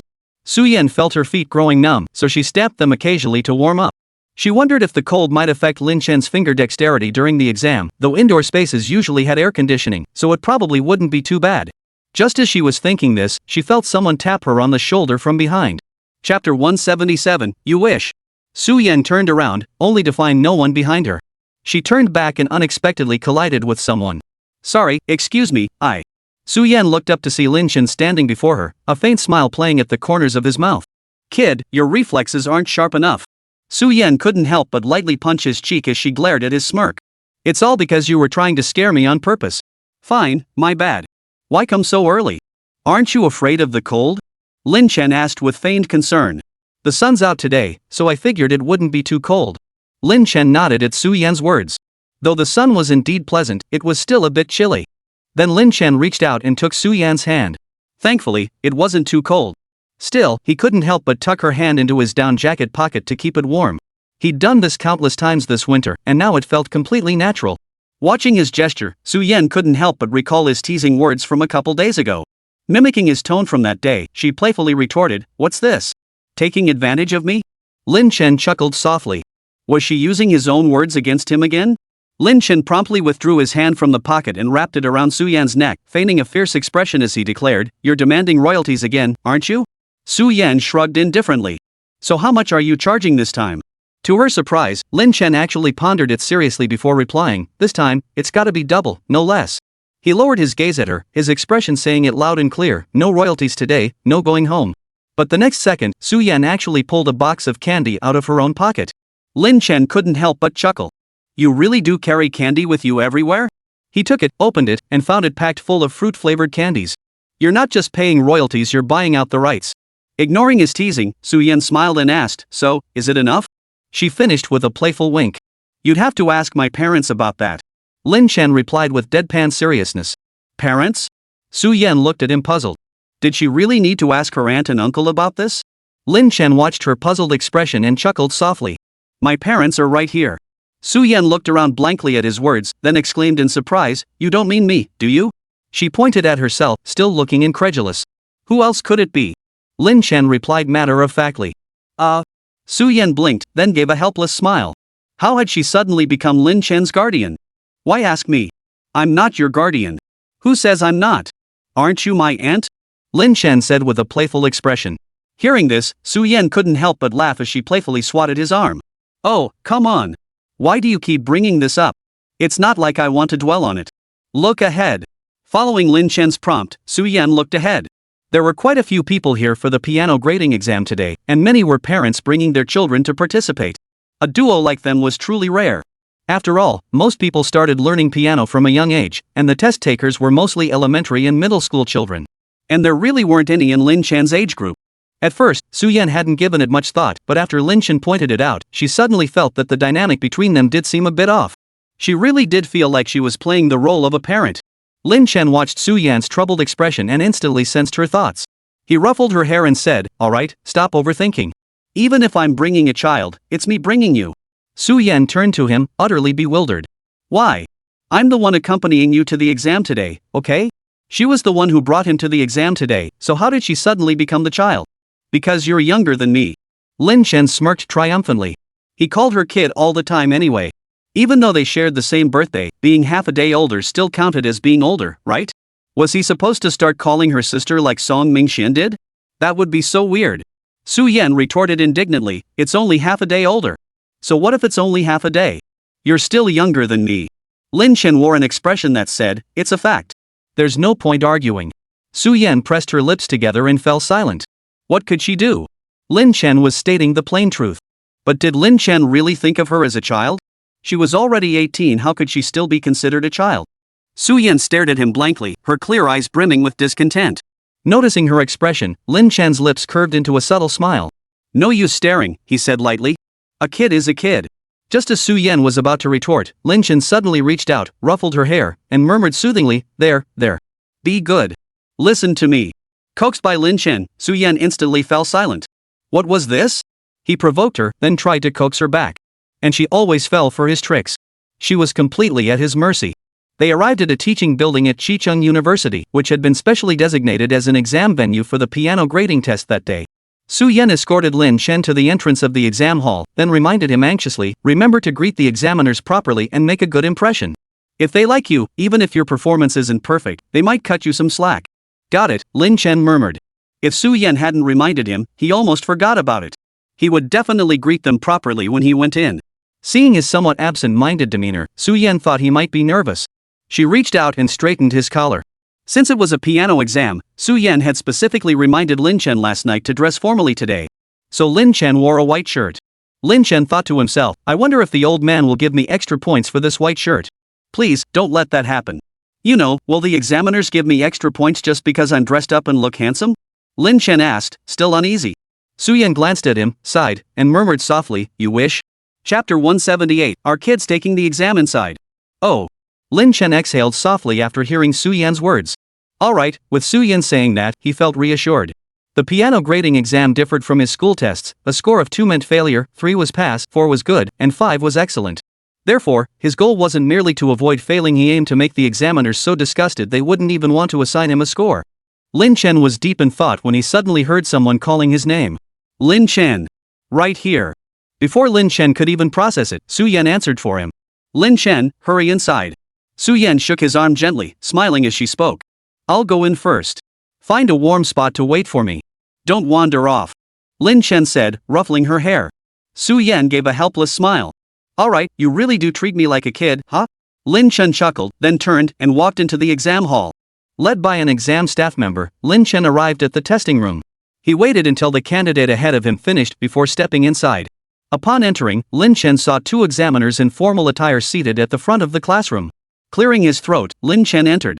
Mimicking the way his father carried himself around subordinates at the company, he lifted his chin, his gaze aloof and indifferent. Pressing his lips together, he gave the 2 examiners a slight nod. "The 2 examiners, we've been proctoring exams for years, and this is the first time we've seen such an arrogant candidate." Then, Lin Chen walked straight to the piano, didn't even reach out his hand, and pulled the piano stool open with his leg. Squeak! The stool scraped harshly against the porcelain floor, and the 2 examiners nearly rolled their eyes. Deduct points. Deduct points. Even if he plays well later, he won't get a high score. What kind of candidate is this? After Lin Chen sat down, one of the examiners instructed him in a completely emotionless tone to demonstrate his basic skills. Typically, this involved testing the candidate's ability to play scales and arpeggios. Just as the 2 examiners prepared to listen attentively, wondering how skilled this wildly eccentric candidate could be to possess such confidence that he wouldn't even glance their way, Lin Chen asked, "What are fundamentals?" "Examiner? What are fundamentals? What do you mean you don't even know the basics? Why are you even taking this exam?" One of the examiners couldn't help but roll his eyes so hard, Lin Chen watched him worriedly, wondering if his eyeball would ever roll back. "Basic skills just mean playing scales and arpeggios," one examiner said with utter exasperation, having already mentally failed Lin Chen. But the next second, Lin Chen pressed on, what exactly are scales and arpeggios? Both examiners? You don't even know what scales and arpeggios are? What gave you the courage to take a piano grading exam? Next. The two examiners had had enough. They immediately passed Lin Chen. With this level of skill, he wouldn't get a single point. Oh. Then, without a hint of regret, Lin Chen calmly walked out of the exam room. The two examiners were utterly speechless. After proctoring so many exams, they'd seen every kind of candidate imaginable. After leaving the exam room, Lin Chen was escorted to the exit by the staff. His performance had been so poor he hadn't even touched the piano that he probably wouldn't get any points. Looks like this reward is in the bag again. The moment he stepped outside, Lin Chen spotted Su Yan. She wore a candy-colored down jacket today, making her stand out vividly in the crowd. But who was that guy beside her in the camel-colored coat? Su Yan was sitting on the bench by the examinee exit, waiting for Lin Chen. She was sitting there, head down, staring at her phone, when suddenly a shadow fell over her. Strange. Had Lin Chen finished his exam already? Just as Su Yan was puzzling over this, she looked up to find a stranger standing before her. Who was this? She was sure she'd never seen him before. Had she taken his seat? But that couldn't be right. This was a public area sitting here, she wasn't taking anyone's spot. Just as Su Yan was lost in confusion, the boy spoke up. Are you here to take the exam today too? Before Su Yan could answer, the boy continued, I'm here for the exam today too. What a coincidence. Why don't we exchange contact info? Su Yan instantly understood what he meant. He was just trying to strike up a conversation. Sorry, I'm not here to take the exam. I'm a parent of one of the examinees. Recalling Lin Chen's earlier teasing remark, Su Yan replied directly. After all, she'd encountered plenty of pickup artists before. Sometimes when she told them she had a boyfriend, they didn't believe her. Some even said they wouldn't care if she did. I mind, but you don't? Su Yan fired back with a killer line, determined to see if he had any further intentions. Ha! The guy who'd come to chat her up couldn't believe his ears. What? Parent of an examinee? No way. This girl looked barely 17 or 18. How could she possibly be a parent? You're not lying to me, are you? The guy asked, still not convinced. Why would I lie to you? Su Yan stared at him expressionlessly, her demeanor cold and distant. But you look like you're still in high school. The boy stared at her wide-eyed, his gaze brimming with disbelief. Surprisingly, the boy had a pretty good eye for judging people. He'd spotted she was a high schooler at a glance. Su Yan really didn't want to engage with him any further. Keeping her face cold, she said in a flat tone, my child is already inside taking the exam. The implication was clear, my child is old enough, could you please stop talking so much? Put. The moment Su Yan finished speaking, a burst of laughter erupted nearby. Lin Chen? As Lin Chen stepped out, he saw a boy standing beside Su Yan, apparently chatting with her. Upon approaching, he overheard Su Yan's remark, my child is already inside taking the exam, and couldn't help but chuckle. So, was the child Su Yan mentioned referring to him? Lin Chen, you. Su Yan immediately stood up from the bench and walked over to Lin Chen. Oh no, did Lin Chen hear everything just now? But I never said I was referring to him. Who are you? The boy stared at Lin Chen in astonishment. No way could this guy actually be the child the beauty was talking about? Chapter 179, definitely his own. This can't be your kid, right? The boy stared at Lin Chen, asking in utter disbelief. Oh no, how should she explain this? Su Yan hesitated for a moment. She really couldn't bring herself to say this was her own child in front of Lin Chen. Besides, this guy wasn't stupid. She was clearly young herself. Saying she had a child was already a stretch. Claiming Lin Chen was her son would be even more far-fetched. Having a child this old would obviously make it sound like she was lying. Just as Su Yan was wrestling with her thoughts, Lin Chen reached out and gently placed his arm around her shoulder. Turning his head toward her, he whispered, it's too cold here. Let's go over there and wait for our son. Ha? Oh, okay, sure. Su Yan responded instinctively to Lin Chen's words. Lin Chen smiled with satisfaction, then turned and walked away with his arm around Su Yan's shoulder, not even sparing the young man a glance. And so, amidst the boy's heartbroken expression, Su Yan turned and walked away with Lin Chen. As they walked, Lin Chen asked, your kid's taking an exam in there? How come I didn't know? When did you have a child? Su Yan looked at Lin Chen's half-smiling, half-teasing expression and felt a sudden flutter of panic. Oh no, how was she going to explain this to Lin Chen? When she'd spoken to that boy earlier, she had indeed imagined Lin Chen in her mind. But hadn't that been inspired by the playful remark Lin Chen had made to her just before they entered? That guy suddenly came up and asked for my contact info. I just needed an excuse to turn him down. Su Yan quickly gathered her thoughts and explained, I thought he'd give up immediately once he heard I had a child. Who knew he'd keep asking so many questions? Contact info? Lin Chen stopped in his tracks, raising an eyebrow at her with a hint of danger in his tone. Isn't that beside the point? Su Yan blinked innocently. How is that not the point? Lin Chen lowered his head, his voice drawn out. Spill it. Why did he ask for your contact info? How should I know why he asked for my contact info? I was just sitting there waiting for you, and then he suddenly appeared beside me. Su Yan looked at Lin Chen with an innocent expression. She really was innocent, she truly hadn't done anything. Besides, didn't I refuse him? I wouldn't give my contact info to other guys. Su Yan bit her lip and murmured softly. Ha? So obedient? Lin Chen wasn't angry to begin with. For some reason, he was absolutely certain Su Yan wouldn't give the time of day to any other guy besides him. But then again, his little girl really was too attractive. She had a bunch of admirers at school, and now she'd even encountered someone hitting on her while accompanying him to take an exam. Sigh, looks like he really needed to keep a closer eye on her from now on. Of course, Su Yan replied with a smile. Alright, since you're being so obedient, what would you like for lunch today? Consider it a reward. Lin Chen ruffled her hair and asked softly. Reward me? But you're the one taking the exam today. Logically, you should be the one getting rewarded. Oh right, how did your exam go? How were the examiners? Su Yan suddenly remembered Lin Chen's piano exam and asked with concern. Lin Chen scratched his nose, hesitating for 2 seconds before replying, it was okay. It went pretty much as I'd expected. Lin Chen silently justified to himself he was telling the truth. His original plan was to perform so poorly that the examiners wouldn't even bother grading him. He just hadn't expected things to go so smoothly. Su Yan nodded. That's good. When they'd practiced together before, Lin Chen had always performed quite well. Hearing him say that now, Su Yan instinctively assumed he must have played quite well, so she relaxed. Not wanting Su Yan to dwell on the matter, Lin Chen pinched her cheek playfully. Come on, let's think about what we're having for lunch today. Lin Chen, you pinched my cheek again. Su Yan protested, though her face was full of smiles. Why are you acting like a child? Lin Chen retorted with righteous indignation. Su Yan was so exasperated she nearly laughed out loud.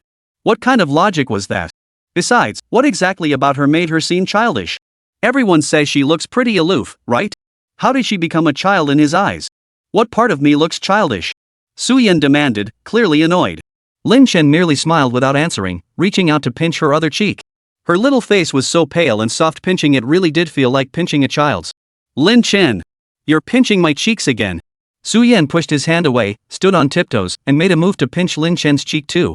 Then the two of them left Pool City University, playfully bickering all the way. After Lin Chen's piano grading exam concluded, the footsteps of the Spring Festival drew ever closer. With another heavy snowfall, Xicheng welcomed the new year. Unlike previous years, this winter was exceptionally cold, especially during the holiday period. Perhaps because of the snow, the cold felt unbearable. Gazing at the snow piled outside his window, Lin Chen couldn't help but think of Su Yan. Su Yan was usually the most sensitive to the cold. She had even messaged him earlier, saying she planned to spend the holiday at her grandparents' home in the countryside. He wondered if she might freeze there. Lin Chen, hurry up. Just as Lin Chen was thinking about Su Yan, he heard his mother calling. Okay, I'm coming. Then, Lin Chen dragged his suitcase downstairs.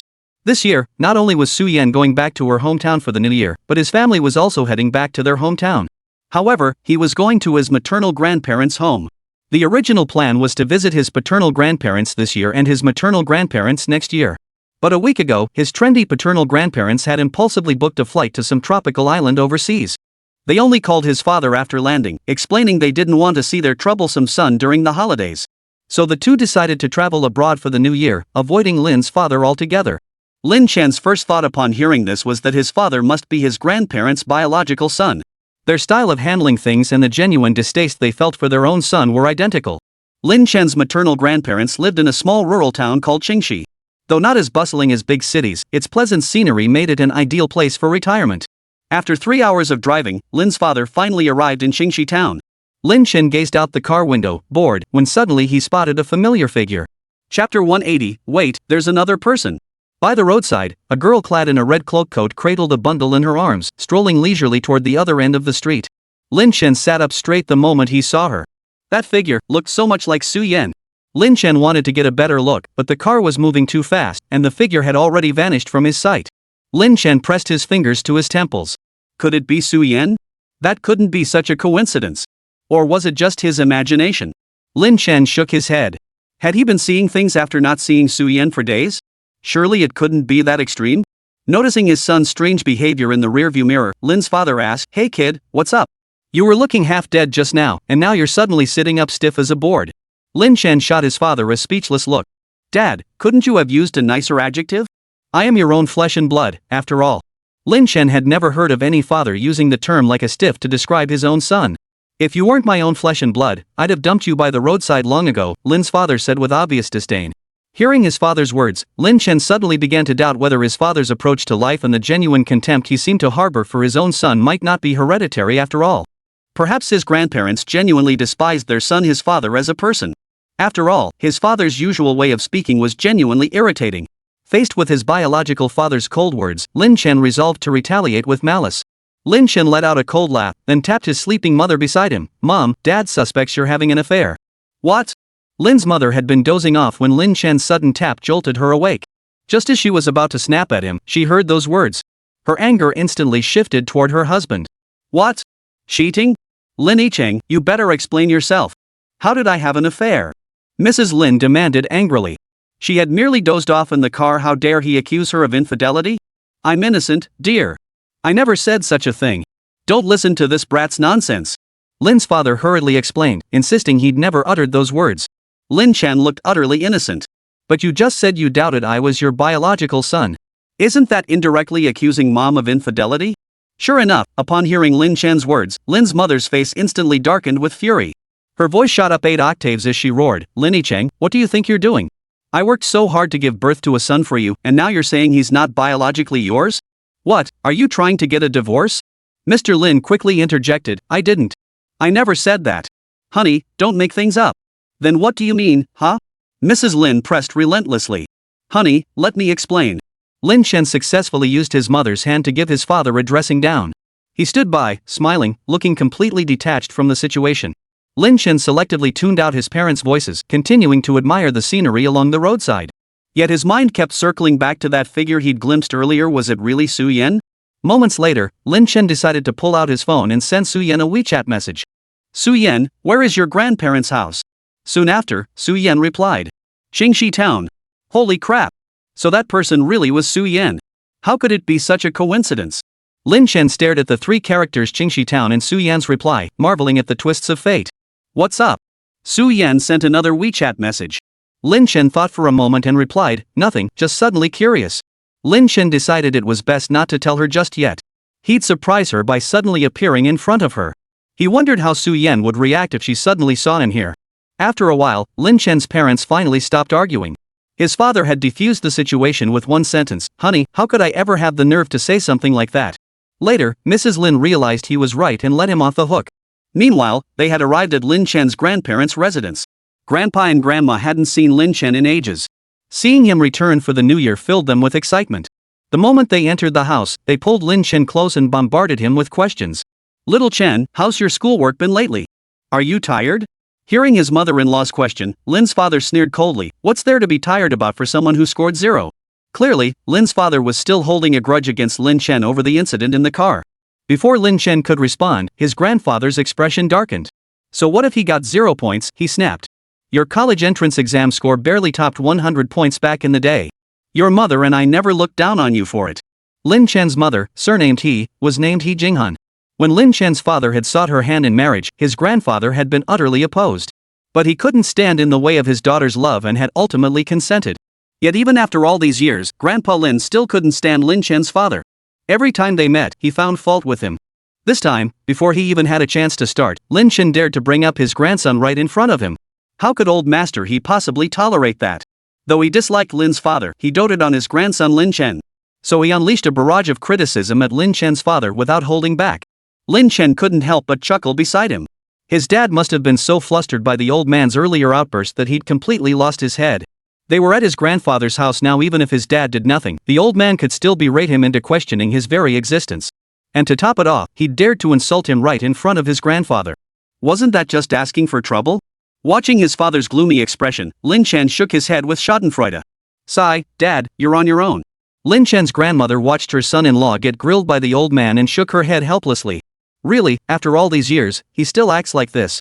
Grandma gave them a helpless, half-amused, half-exasperated look before deciding it wasn't worth her energy. Turning to Lin Chen, whom she hadn't seen in ages, she said, it's okay if your grades aren't great. The most important thing is that you're safe and sound, healthy, and well. That's all Grandma could ever ask for. Lin Chen gazed at his grandmother's kind face, his heart suddenly filled with emotion. Ever since entering his sophomore year of high school, he'd been scoring zeros on every exam. Everyone around him teased him relentlessly about it. This was the first time anyone had ever said something like that to him. Oh, wait, there was one other person. Grandma, is there a family in our town with the surname Su? Lin Chen asked directly. Chapter 181, what are you doing out so late? Su Yan said she was going back to her grandparents' house, so her grandfather must be a Su. Qingxi town isn't that big, and his grandmother had lived there for so many years she probably knew almost everyone in town. Maybe she even knew Su Yan's grandparents. Grandma paused for a moment before replying, there is one family with the surname Su. They live on the street just ahead. Their family's porcelain, made by old Master Su, is quite famous. But why are you asking about this? Grandma asked puzzledly, wondering why he'd suddenly inquire about a Su family in town out of the blue. Nothing, just suddenly curious. Lin Chen picked up the glass of water on the table, took a sip, and replied nonchalantly. Little did he know, he and Su Yan were destined to cross paths. The next day was New Year's Eve. Early in the morning, Lin Chen was still half asleep when his mother yanked him out of bed. Why are you waking me up so early? Lin Chen rubbed his sleepy eyes and grumbled. It's New Year's Day. Get up quickly. Reluctantly, Lin Chen struggled to his feet. Their family's New Year's routine was always the same. Grandma and his mother bustled about in the kitchen early in the morning, while his grandfather and father worked together to hang couplets and lanterns. Of course, it was all Grandpa directing Dad while sipping hot tea nearby. Lin Chen watched his father being bossed around by his grandfather, constantly criticized, yet looking like he dared not speak up. He couldn't help but chuckle to himself. His father caught the look and snapped, "What's so funny, you little brat? If you're so clever, come do it yourself." Who do you think you're talking to? What's wrong with my grandson laughing? You're the one messing up the decorations, and you can't even let him laugh. Before Lin Chen could respond, his grandfather slammed down his teacup and roared at Lin's father. Nothing, nothing. I'll keep pasting. I'll keep pasting. Hearing his father-in-law's words, Mr. Lin dared not say another thing. He quickly resumed pasting the couplets as instructed. Then Lin Chen sat down beside his grandfather and joined him in sipping tea. That evening, after the family finished eating dumplings, they gathered in the living room to watch the New Year's gala. Lin Chen sat on the sofa watching the lively, laughter-filled scenes on TV, but his mind was elsewhere. After all, he had seen these programs in his previous life, and they held no surprises for him now. By the way, son, I heard your company sponsored this year's gala, right? Just as Lin Chen was about to head to his room, his mother suddenly asked from beside him. Lin Chen nodded instinctively, yes. His company had sponsored quite a few events this year. On one hand, it helped foster good relations with various departments. On the other, it further expanded their visibility. Why not? Grandpa and Grandma, who were nearby, overheard and immediately asked curiously, Xiao Chen's company sponsored it? When did Xiao Chen start his own company? Lin's mother hummed in acknowledgement, then explained to her parents with a smile, well, last year, Xiao Chen did his father a favor. His dad gave him some money to try investing on his own. Who knew Xiao Chen would actually make a decent profit from it? So now, this company called Suwo is actually Xiao Chen's. Mrs. Lin gave a little nod toward the sponsor's name being read on the TV screen. Upon hearing this, Lin Chen's maternal grandparents' faces lit up with smiles. They couldn't stop praising him. Oh my, our Xiao Chen is truly remarkable. To have such a large company at just a teenager. Lin's father stood nearby looking gloomy, silently grumbling to himself, as if you've seen how big his company really is, it's only a few hundred people, right? Lin Chen's grandfather praised again, my grandson is truly remarkable, his company even made it onto the gala. Lin's father retorted, look how excited you are. Someone might think it was your grandson who made it onto the gala. Lin Chen's grandfather shot a glance at Lin's father, who sat in the farthest corner of the sofa, and chuckled, Xiao Chen's only in his teens and already runs such a big company. He's far more accomplished than your father ever was. Lin's father retorted. Just praise your grandson, why drag me into it? Lin Chen listened as his grandfather unconsciously started criticizing his father again, and couldn't help but shake his head with a smile. His grandfather really hadn't changed his disdain for his father in over a decade. Did all men with daughters feel this way? For some reason, Lin Chen suddenly thought of Su Yan. So he pulled out his phone and sent Su Yan a WeChat message. Su Shayan, what are you up to? A moment later, Su Yan replied. Getting ready to go to the riverbank to set off fireworks. The riverbank? Fireworks? Lin Chen suddenly stood up from the sofa, threw on his jacket, and said, you guys keep watching the gala. I need to step out for a bit. You little brat, where do you think you're going in the middle of the night? Lin's father asked in a displeased tone.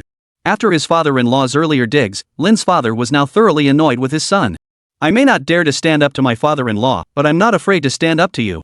But Lin's father had conveniently forgotten his place in the family. No sooner had he finished speaking than he was met with a furious roar from Lin Chen's grandfather. My grandson can go wherever he pleases. Why are you always meddling? Hearing his father-in-law's words, Lin's father immediately wilted. He instantly switched his demeanor, grinning obsequiously. I was just worried he'd catch a chill out there in the cold. Then, turning to Lin Chen, he gritted his teeth and said with a forced smile, son, put on more clothes. Don't catch a chill. Lin Chen suppressed a smile and nodded. Sure thing, Dad. He was truly amazed by his father cowardly at home with his wife, then cowardly again at his father-in-law's house. What a miserable life this was. Sigh. He'd never live like that. After sharing the New Year's Eve dinner with her family, Su-Yen slipped on her coat, ready to head to the riverbank for fireworks. Her cousin had promised earlier that morning to join her tonight, but who knew that less than 20 minutes after dinner, the unreliable guy had already fallen asleep. No matter how long she called out to him, she couldn't wake him up. So Su-Yen had no choice but to head out alone. On New Year's Eve, the entire town was aglow with lights. Bright red lanterns hung in front of nearly every house, creating a lively and warm atmosphere. Su-Yen watched the warm lights glowing from each house. Even walking alone, she didn't feel afraid. Holding a box of fireworks, she strolled leisurely toward the riverbank. Just moments ago, Lin Chen had texted her, asking what she was up to and reminding her not to forget to snap a photo of the fireworks for him later. Lost in thought, Su-Yen suddenly felt a heavy weight on her head, instantly blocking most of her vision. Startled, she spun around to see. Happy New Year, Little Red Riding Hood. Chapter 182, like this, are you still cold? Seeing she was wearing a red cape coat today, Lin Chen reached around and fastened the hood for her. Honestly, with the hood up, she really did look like Little Red Riding Hood. Su-Yen stared at the person before her in disbelief, momentarily questioning her own eyes. Lin Chen? What are you doing here? What? Can't I be here? Lin Chen raised an eyebrow and chuckled lightly. No, you. Su-Yen didn't know how to start. Shouldn't Lin Chen be at home celebrating the New Year? How did he suddenly appear here? Could he have come here to spend the holiday with her? That couldn't be right. During the New Year, shouldn't he be with his parents? Seeing her startled expression, Lin Chen gently rubbed her head. What? Are you that surprised to see me? Aha! Su-Yen nodded, then added, I'm surprised to see you here. How did you end up here? Shouldn't you be celebrating with your grandparents in Xicheng? Su-Yen recalled that just a few days ago, when she and Lin Chen were messaging on WeChat, he had mentioned spending the holiday with his grandparents in Xicheng. So how did he suddenly appear here? My grandparents don't want me anymore, so I came to seek refuge with you. Lin Chen sighed with feigned helplessness, his words half-truth, half-joke. Su-Yen caught the hint of a smile at the corner of his mouth and knew he was pulling her leg again. But she didn't call him out on it. Instead, she smiled and asked, you look so pitiful. So what do you want? Then what? Lin Chen looked up at her, taking the suitcase from her hands as he waited expectantly for her next words. Tie you up and drag you back to my place? No, that sounded way too harsh. It felt like she was about to kidnap Lin Chen back to a mountain stronghold and make him her chieftain's wife. The thought made Su-Yen chuckle. Little brat, what are you thinking about now? The moment Lin Chen heard Su-Yen's laughter, he knew this kid was undoubtedly conjuring up some strange little fantasy in his head again. Nothing. I just feel so sorry for you being kicked out of your home during the New Year. Su-Yen shook her head hastily. She couldn't let Lin Chen know what she'd just been thinking, or else she'd be in big trouble. You think I'm pitiful and you can still laugh? Lin Chen stared at her in disbelief. Did this kid have any sympathy at all? Su-Yen waved her hands hastily. No. Given how your parents usually treat you, kicking you out doesn't seem entirely impossible. Lin Chen couldn't help but laugh wryly. Given his parents' usual style, they were definitely the type to pull something like this off. Alright, weren't we supposed to set off fireworks? Why did only you come out? Lin Chen asked with concern. It was late at night, and even though it was New Year's Eve, it still felt a bit unsafe for Su-Yen, a young girl, to be out alone. Su-Yen pouted. My cousin promised to come with me, but who knew he'd be so unreliable? He fell asleep right after dinner. No matter how much I tried to wake him, he wouldn't budge. So I had to come out alone. So she was the poor little thing who got stood up. Come on, Lin Chen said gently. I'll set them off with you. How could your cousin be so unreliable? He'd actually stand up such an adorable little cousin? Okay. Su-Yen beamed at his words, her eyes sparkling with delight. At that moment, Su-Yen suddenly felt incredibly grateful that her unreliable cousin had fallen asleep. Otherwise, she wouldn't have been able to set off fireworks here with Lin Chen all by herself. Lin Chen set the box Su-Yen had brought over on the ground and opened it. Inside were quite a few little trinkets. What's this? Lin Chen pulled out a bear-shaped object and asked curiously. He'd never seen fireworks like this before. It's a sparkler bear. Once you light it, it glows and twinkles. And this? Lin Chen pointed to another odd item in the box. Su-Yen pulled it out of the box, her big eyes sparkling as she explained, this is a little spinning top. Light it up and put it on the ground, it'll spin in circles. Okay. What about this one? This is a little dragonfly. Light it up and it'll fly around. The colors are really pretty. Lin Chen couldn't help but rub his forehead in exasperation. This didn't seem to match his idea of setting off fireworks at all. But when he glanced at Su-Yan's clear, doe-like eyes, the harsh words he'd been about to say died on his lips. Ah well, girls' ideas really are different from boys', aren't they? Since they were already here, he might as well accompany Su-Yan and set these off. And so, the two of them set off childish fireworks on the empty riverside plot. Lin Chen, do you think this one is pretty? Lin Chen couldn't help but chuckle as Su-Yan excitedly pointed at the twinkling little bear on the ground.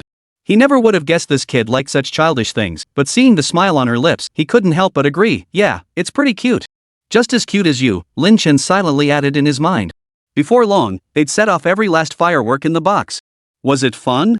Lin Chen turned his head to look at her and asked softly. Meishem, fun, Su-Yan replied with a beaming smile. Of course she was happy, how could she not be when setting off fireworks with him? A cold wind blew, and Su-Yan couldn't help but shiver. Lin Chen asked, what's wrong? Are you cold? Su-Yan nodded like a little chick pecking at grain.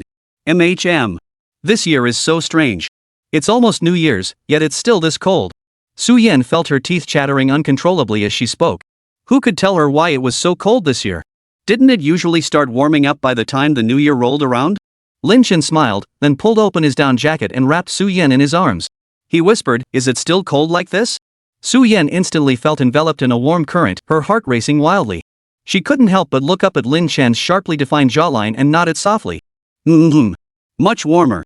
Good. Lin Chen tightened his arms around her, and Su-Yan nestled completely into his embrace.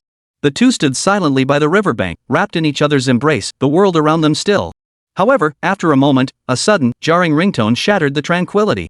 Chapter 183, Sneaking Out for an Affair? Su-Yan immediately pulled her phone from her pocket. Glancing at the caller ID, she said to Lin Chen, it's my cousin. Lin Chen nodded and murmured, answer it. His arms, however, remained wrapped tightly around her. Su-Yan pressed the answer button, placing the phone to her ear. Her cousin's voice came through on the other end. Hey, Su-Yan, where are you? I'm by the river setting off fireworks, Su-Yan replied softly, still held in Lin Chen's embrace. Oh. What's up? Su-Yan asked, puzzled. Had her brother finally woken up? The next second, Su-Yan heard her brother's lazy voice. I just woke up and suddenly remembered I promised to accompany you to the riverbank to set off fireworks. Oh, that's okay. Someone's already with me now. Su-Yan hadn't even finished her sentence when her cousin's voice came through the phone again. No problem. I'll head to the riverbank to meet you right now. Where exactly are you along the river? What? Her cousin was coming. Su-Yan quickly wriggled free from Lin Chen's embrace. Lin Chen held her close, noticing her pale ears had turned slightly red from the cold. He reached out to pinch them gently, but suddenly sensed Su-Yan's movement. He couldn't help but ask in confusion, what's wrong? Su-Yan glanced around, then quickly covered the phone and whispered, Sho, my brother's here. Your brother? But he was asleep. Why would he suddenly come to the riverbank? Su-Yan suddenly noticed a figure approaching ahead, bearing an uncanny resemblance to her cousin. Oh no, oh no. Lin Chen, hurry up and leave. Su-Yan whispered urgently. What's going on? Lin Chen asked, puzzled. Su-Yan pointed ahead and whispered, that person looks like my cousin. Then, Su-Yan quickly grabbed Lin Chen's hand and hid behind a large tree by the riverbank. I'm by the river now. Where are you? Su-Yan's cousin's voice came through the phone again. I'm already heading back. Su-Yan hurriedly replied, I'm sorry, bro. I didn't mean to deceive you. Heading back? I don't see you anywhere. Su-Yan saw her cousin deliberately glance back after hearing her words. I took a different path. Fine, I'm not going to bother with you anymore. Then, Su-Yan's cousin hung up the phone. Su-Yan watched her phone screen go dark and instantly relaxed. She assumed her cousin would head straight home now, but to her surprise, he hadn't left. Instead, he stood by the riverbank, gazing up at the sky with a deep, pensive expression. Oh my gosh, I told you I'm going back, why aren't you leaving? Su-Yan, you. Shoo, don't talk. My cousin is still there. Su-Yan quickly interrupted Lin Chen, whispering. Lin Chen watched Su-Yan's cousin standing there, his face melancholy as he gazed skyward at a 45-degree angle. Lowering his voice, he asked curiously, what's he doing standing there? Su-Yan shook her head. No idea. Probably just being his usual eccentric self. Heaven only knew her cousin was a drama queen who could single-handedly put on a sensational show anytime, anywhere. Seeing him standing by the riverbank, gazing up at the sky, Su-Yan was certain he was lost in some strange, peculiar thoughts again. Sure enough, after a long while, Su-Yan and Lin Chen watched as her cousin shook his head in apparent melancholy, sighed softly, and then slowly strolled back. Only when her cousin finally left did Su-yen breathe a sigh of relief. Turning to Lin Chen, she said, "Let's go." My cousin's gone. He really scared the life out of her. She never expected her cousin to suddenly show up like that. Your cousin, he's quite.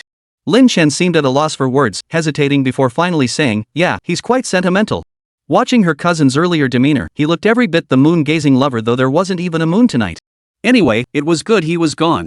Su-yen looked like she'd just escaped a disaster. Lin Chen chuckled, ruffling her hair as he teased, "The way you look, someone might think we're out on a date." Lin Chen trailed off, and Su-yen looked at him, puzzled. "What were we out here for?" Lin Chen drawled teasingly, "To have an affair." What nonsense are you talking about? Su-yen's face flushed instantly. What affair? Then why did you panic and drag me to hide the moment you saw your cousin? Because her cousin was a total loudmouth. If he saw her with Lin Chen, he'd definitely exaggerate the whole thing and tell every single person in their family in vivid detail once he got home. If her dad found out, he'd probably storm straight to Lin Chen's grandfather's house. For Lin Chen's own safety, her cousin absolutely couldn't see them together. Why? Guilty conscience? You actually want to sneak out for an affair? Lin Chen asked teasingly, staring at her in feigned surprise. Who said I wanted to sneak out for an affair? Don't try to pin that on me. I genuinely just came out to set off fireworks. Who knew I'd run into you here? That thought suddenly reminded Su-yen of her earlier question. Right, Lin Chen, why did you suddenly show up here? This place is over 3 hours drive from Chi City. Me? I came for the new year. Celebrating the new year here? Su-yen asked in confusion. Hadn't he just said a few days ago that he'd be spending it with his grandparents in Xicheng? Why had he suddenly come here instead? Lin Chen noticed her confusion and explained, "My grandparents suddenly went on a trip, so I came to spend the new year at my maternal grandparents' place." Your maternal grandparents live here? Su-yen asked incredulously. Lin Chen nodded. Yep, it's in the alley behind Su's flatbread shop. What a coincidence.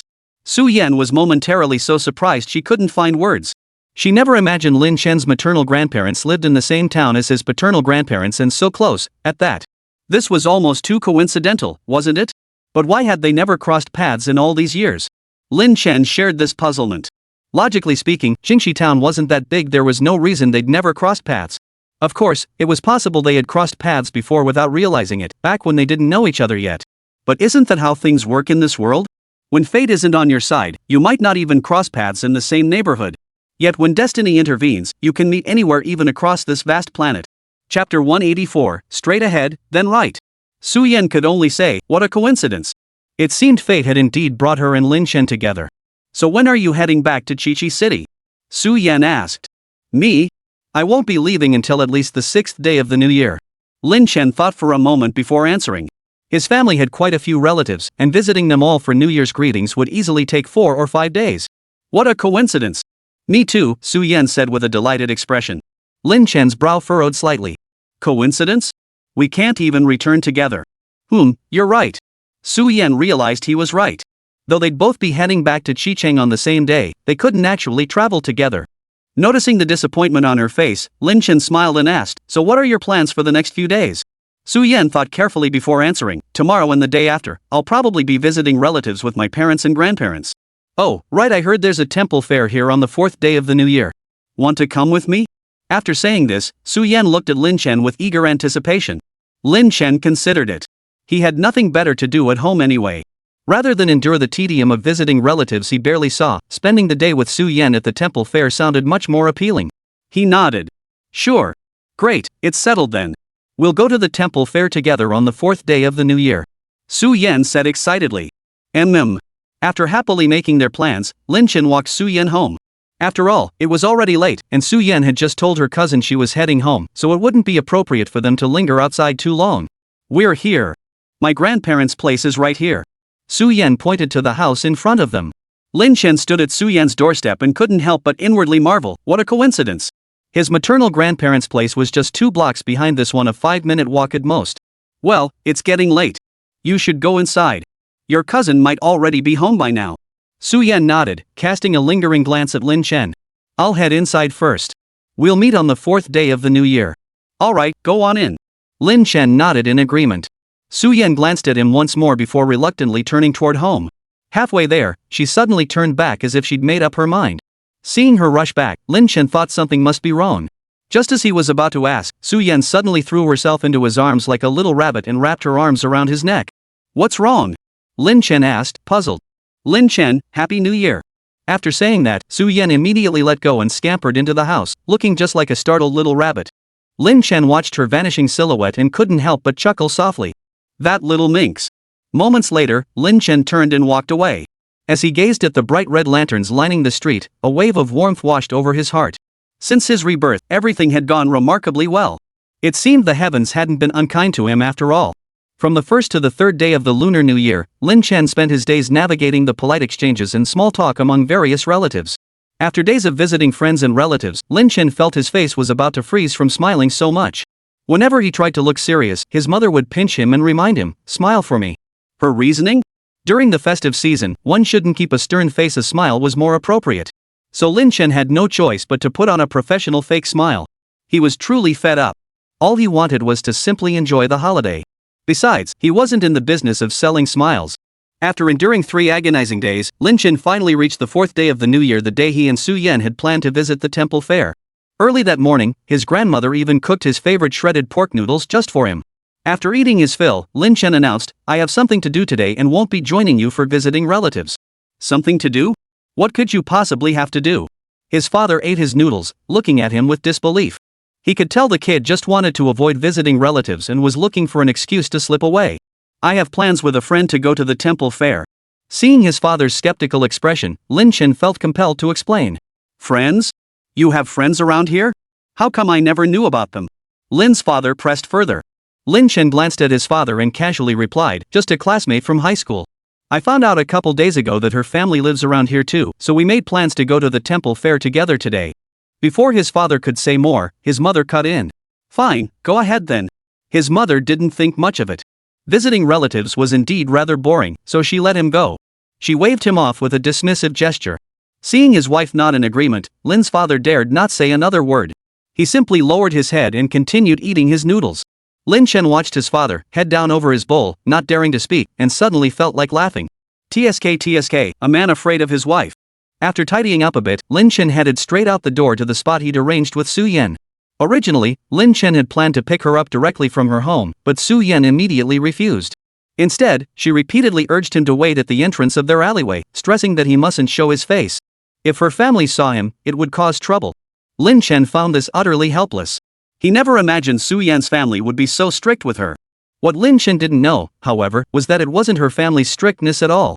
Rather, Su Yan had a father who doted on her just like his own grandfather doted on him. If Su Yan's father ever caught his daughter out with some random guy, he'd have Lin Chen by the throat in a heartbeat, grilling him about his entire family history. So, to be safe, Su Yan had arranged to meet Lin Chen at the alley entrance in front of her house. When Lin Chen arrived at their agreed-upon spot, Su Yan was just walking toward him. Lin Chen, you're here. Su Yan approached Lin Chen with a smile, asking, "Did you wait long?"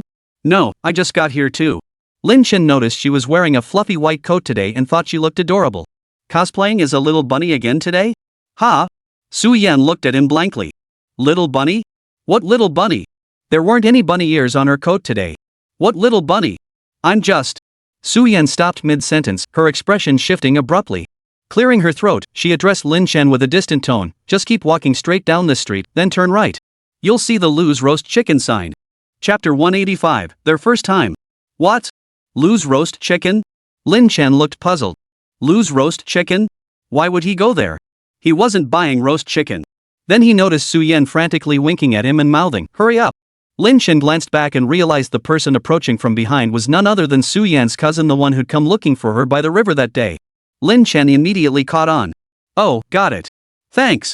Then he headed straight in the direction Su Yan had just indicated. "Su Yan, what are you doing standing here? Who was that just now?" Su Yan's cousin approached and asked. "Ha? Just asking for directions. Wanted to know how to get to Lou's Roast Chicken." Su Yan replied calmly. "Oh my god, please don't let my cousin notice anything." Oh. Su Yan's cousin didn't suspect a thing. He'd overheard her earlier instructions to go straight ahead, then turn right. So he took her word for it. Then he asked Su Yan, "What are you doing here?" "I'm going to buy mung bean cakes for Grandpa and Grandma." "Want to come?" Su Yan waved her hand. "No, thanks. I'm going to the temple fair with them." "Who's they?" she wondered. "Zhao Xian?" Zhao Xian is a good friend of Su Yan's in Qingtan town. They're about the same age and have been close since childhood. Su Yan nodded in agreement with her cousin's words. Yeah, that's her. We agreed to meet here, and she'll be here soon." Alright, I'll be going then. Then, Su-Yan's cousin strolled leisurely toward the other side of the street. Su-Yan finally exhaled in relief, patting her chest. What was her cousin's deal these past few days? He kept showing up like a ghost at the worst possible moments. Like last time by the river, he stood her up, then woke up and decided to look for her anyway. He nearly caught her in an embrace with Lin Chen. Oh right, Lin Chen. Su-Yan hurried in the direction Lin Chen had just gone. Turning a corner, she saw him leaning against a wall, watching her with a faint, ambiguous smile. What? Here to buy roast chicken?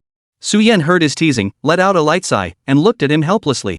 I didn't expect my cousin to suddenly show up. It gave me quite a scare. Lin Chen looked at her and said teasingly, I didn't expect you to react so quickly. I was just forced by the situation. Su-Yan couldn't recall what had possessed her, but her mind had instantly switched gears and she'd started giving him directions. But isn't that a pretty common tactic? Noticing the faint flush on her cheeks from rushing, Lin Chen couldn't resist pinching her cheek playfully. Alright, let's hurry. Isn't the temple fair about to start? Su-Yan nodded, then heard Lin Chen add, oh, aren't we getting the roast chicken? Lin Chen, you. Su-Yan immediately stepped forward to cover his mouth. Why did this guy always tease her about her embarrassing moments? Don't say another word. What did I say? I was just asking if you wanted to buy a roast chicken to eat. Lin Chen said with an innocent expression, but the corners of his mouth curled up in a teasing smile. You still dare to say that? Su-Yan chased after him, trying to stop him from continuing the topic. The two of them bickered playfully as they made their way toward the temple fair. To the west of Qingtan town stood Yunsi Mountain. Though not particularly tall, its summit housed a centuries-old temple, drawing many visitors seeking sightseeing and leisure. Today, coinciding with the temple fair, the crowd was even larger. Though Qingxi town wasn't large, today it was bustling with people, shoulder to shoulder. To prevent getting separated from Su-Yan, Lin Chen held her hand tightly. He hadn't expected the temple fair to draw such a huge crowd. The sheer density of people made him feel slightly short of breath. Fortunately, the crowding was only at the base of the mountain. After walking a bit further, it became much easier to move. Stalls lined both sides of the road, vendors hawking all manner of goods, candied hawthorn on sticks, fried rice cakes, fried glutinous rice balls, sugar figurines, balloons, masks, paper lanterns, a dazzling array that made one's eyes spin. Lin Chen watched Su-Yan gaze at the festival with the wide-eyed wonder of a child and couldn't help but chuckle softly. First time at a temple fair? Su-Yan nodded. My parents were always so busy with work. We'd usually head back by the second day of the new year, so I never got to experience the fair. As she spoke, a pang of regret washed over her. All these years, she'd never once experienced a temple fair. This year, they'd both taken extended leave specifically so they could stay home a few extra days. Finally, she had the chance to experience her hometown's temple fair and she was sharing it with Lin Chen. This thought brought a wave of relief to Su-Yan's heart. All those past regrets suddenly seemed insignificant. Really? That pitiful? Lin Chen watched her curious expression and couldn't resist ruffling her hair. He hadn't expected Su-Yan's experience to be so similar to his own. Except, in his case, his parents were simply too lazy to bring him along. They resented him for being a third wheel between them, so they always left him at home. As a child, he'd wanted to go to the temple fair but had no one to take him. By the time he was old enough to go on his own, he'd lost interest. If Su-Yan hadn't invited him this time, he wouldn't have bothered coming out. So, truth be told, this was his very first time experiencing a temple fair. Alright then, let's make the most of it today. Lin Chen said with an indulgent smile. MHM. Su-Yan nodded excitedly, then let Lin Chen lead her to a small stall up ahead. What do you want to eat? Lin Chen asked, pointing to the row of snacks ahead.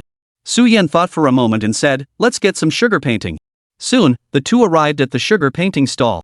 The vendor greeted them warmly. Come on over, young man and young lady. What design would you like? Su-Yan's mind raced. What should they choose? Should she just write Lin Chen's name? Or ask the vendor to draw a little tiger? Both she and Lin Chen were born in the year of the tiger. Just as Su-Yan was agonizing over the decision, Lin Chen spoke up beside her. Let's get a little rabbit. Sure thing, the vendor replied promptly, then swiftly began drawing with sugar syrup on the wooden board. Su-Yan turned her head to look at Lin Chen. Did she really resemble a little rabbit that much? He was always saying she resembled a rabbit, and now he insisted on a rabbit design for their candy painting. Noticing her bewildered stare, Lin Chen asked directly, what's wrong? Why are you looking at me like that? Chapter 186, We're not breaking any laws. Su-Yan blinked at him. Do you have some kind of obsession with rabbits? Obsession? No, I don't. Lin Chen replied, puzzled. What obsession could he possibly have with rabbits? Then why do you think of rabbits in everything? Su-Yan stared intently at him. You thought of rabbits when buying gloves, when buying lanterns, and now even when buying candy. Because I have a little bunny right here, Lin Chen replied with a smile. He didn't know why, but seeing Su Yan always made him think of rabbits. Maybe because she was just too adorable. What do you mean? How am I like a rabbit? Su Yan pouted, glaring at him indignantly. Lin Chen couldn't help but chuckle at her expression. He pinched her cheek and teased, "Oh dear, that makes you look even more like a rabbit. Lin Chen, you. Oh. It's ready. Stop bickering, you two. Your rabbit candies are done." The candy shop owner chuckled as he handed them the rabbit-shaped candies. Lin Chen reached out to take them, paid, and then held them up in front of Su Yan. "Here, these are for you." Su Yan turned her head away, pouting and refusing to acknowledge him. "What? You don't want it? If you don't want it, I'll just throw it away. I don't eat sweets anyway." Then Lin Chen pretended to toss it into the trash can by the roadside. Su Yan quickly grabbed his wrist. "No. That's such a waste." She then reached out and took the rabbit-shaped candy directly from Lin Chen's hand. Lin Chen chuckled, "Looks like you do like little bunnies after all." Su Yan couldn't be bothered to argue with him about it anymore. A little rabbit was fine, it was actually pretty cute. Whatever. Su Yan munched on the candy as she let Lin Chen lead her up the mountain. As they climbed, they stopped at various stalls along the way, buying quite a few little trinkets. "Lin Chen, there's a stall selling candied hawthorn up ahead. Want some?" Su Yan exclaimed excitedly, spotting the stall. Lin Chen flatly refused, "No thanks, too sweet." Su Yan looked at him seriously. "Hawthorn candied fruit isn't sweet. The hawthorn inside is sour." The mere thought of hawthorn made Lin Chen's teeth ache. He quickly declined, No, I'm not having any." "If you want some, just buy a skewer." "Forget it. I don't really feel like it either." Having just eaten a sugar painting, Su Yan now felt a bit sick of sweets. If she ate any more, she'd probably get a toothache. Lin Chen glanced at Su Yan and suddenly noticed a small smudge of sugar on the corner of her mouth.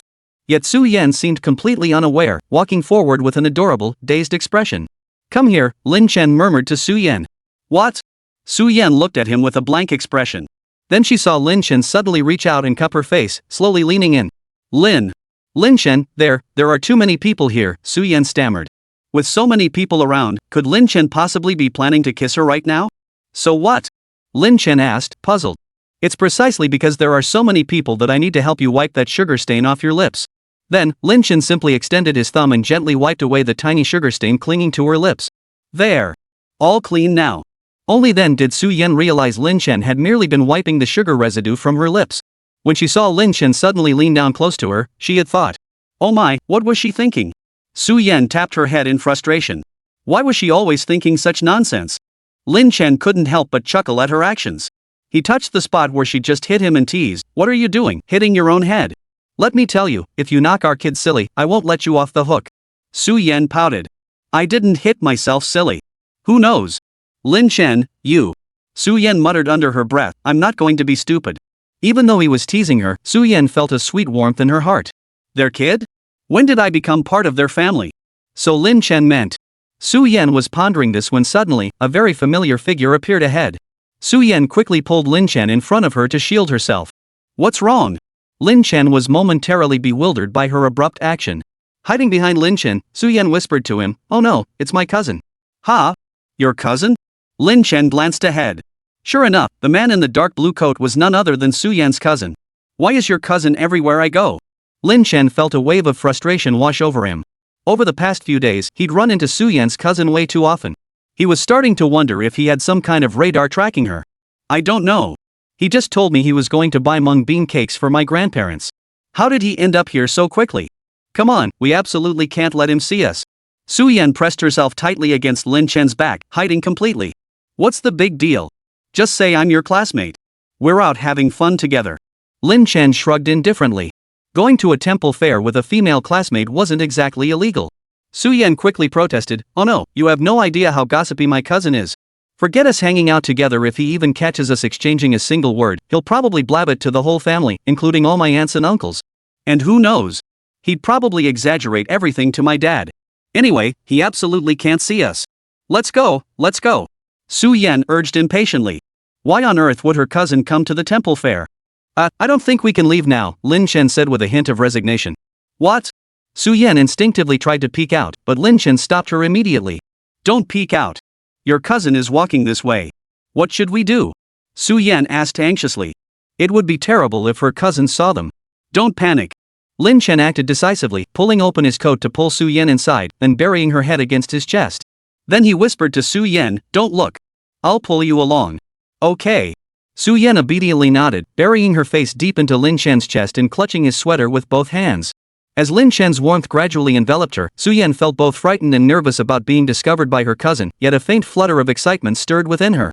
Fearing Su Yan's cousin might recognize her coat, Lin Shen tightly shielded her with his own overcoat. And so, half concealed, they slipped away from his cousin's sight. Chapter 187, Can't I Even Look? Su Yan's cousin watched the two walk past him, looking incredibly lovey-dovey, and couldn't help but curl his lip. TSK, TSK. Young people these days can't even go shopping without being so clingy, hugging like that. Sigh, they just make us single folks miserable. Alright, that's enough. Lin Shen guided Su Yan around a corner, completely out of her cousin's sight. Su Yan peeked over Lin Shen's shoulder and saw her cousin was indeed out of sight. Only then did she breathe a sigh of relief. Ha, that was hilarious, Su Yan exclaimed, patting her chest. Come on, look how scared you got. Lin Shen couldn't help but ruffle her hair, amused by her frightened expression. Oh, you've never experienced the terror of being dominated by my cousin. Just thinking about her cousin's nosy demeanor gave Su Yan goosebumps. Thank goodness he didn't see me with Lin Shen. Otherwise, who knows how he'd go home and tattle to my parents. Alright, let's keep moving forward. We'll just avoid your cousin. Lin Shen said reassuringly. Okay. Su Yan nodded, and the two of them took a small path up the mountain. Since Lin Shen and Su Yan took the side path, they encountered almost no one along the way. Lin Shen, are you going to light a lamp and make a wish later? Su Yan turned her face to ask. Lin Shen looked puzzled. Make a wish? What kind of wish? Seeing Lin Shen's puzzled expression, Su Yan began to explain, every year during the temple fair, lanterns are lit on the mountaintop. You can write your wishes on them. That's all nonsense, Lin Shen said dismissively. I know it's a scam, Su Yan replied, but people do it for a sense of spiritual solace, right? Besides, let's just treat it as fun. She looked at Lin Shen, her big eyes blinking. Seeing the hopeful look in Su Yan's eyes, Lin Shen couldn't bring himself to refuse. Do you want to light one? Sure. We'll light one when we get up there. She then asked, but it's still early. If we go up now, will we even see it lit? Su Yan smiled and explained, we'll write our wishes on them and hang them up first. Then, when night falls, the temple staff will light them all together. It was one of the customs at their Qingxi town temple fair. During the day, some visitors would come up the mountain to buy a lantern, write their wishes on it. After writing, they hang them on special racks. Come nightfall, temple staff light them for them. By then, the entire mountaintop would be enveloped in a sea of lights, truly beautiful and a unique sight at their temple fair. By the time the two reached the summit, a considerable crowd had already gathered. Most townspeople rose early, setting out for the summit well before dawn. Lin Shen glanced at the throng and instinctively wrapped his arm tightly around Su Yan. After struggling through the throng, they finally reached the lantern vendor. A man in a long robe approached, palms pressed together in a respectful gesture. May I assist you with lanterns? He inquired. Yes, one lantern each, Su Yan replied. Certainly. He handed 2 lanterns to Lin Shen and Su Yan. He then gestured toward a nearby table and instructed them, you may write your messages and names there. They nodded and walked over to the nearby table. Beneath the palm-sized, bright red lantern hung a rectangular strip of paper, the designated space for writing wishes. Su Yan placed her lantern on the table, unfolded the paper strip flat, picked up a brush nearby, dipped it in ink, and began writing. Lin Shen leaned in to peek at what Su Yan was writing, but she immediately covered it with her hand. No peeking. This is a secret. Lin Shen gave her a look and said, what secret? You won't even let me see? I just won't let you see it. Turn around and write your own. Su Yan turned his shoulder away, refusing to let him see her wish. So stingy. Lin Shen teased. Su Yan pouted her little mouth and said, I am being stingy. Lin Shen sighed with a helpless smile. Fine, I won't look. Then he turned his head away and began writing on his own lantern. Only when she saw him turn away did Su Yan pick up her brush again and write another line on the paper.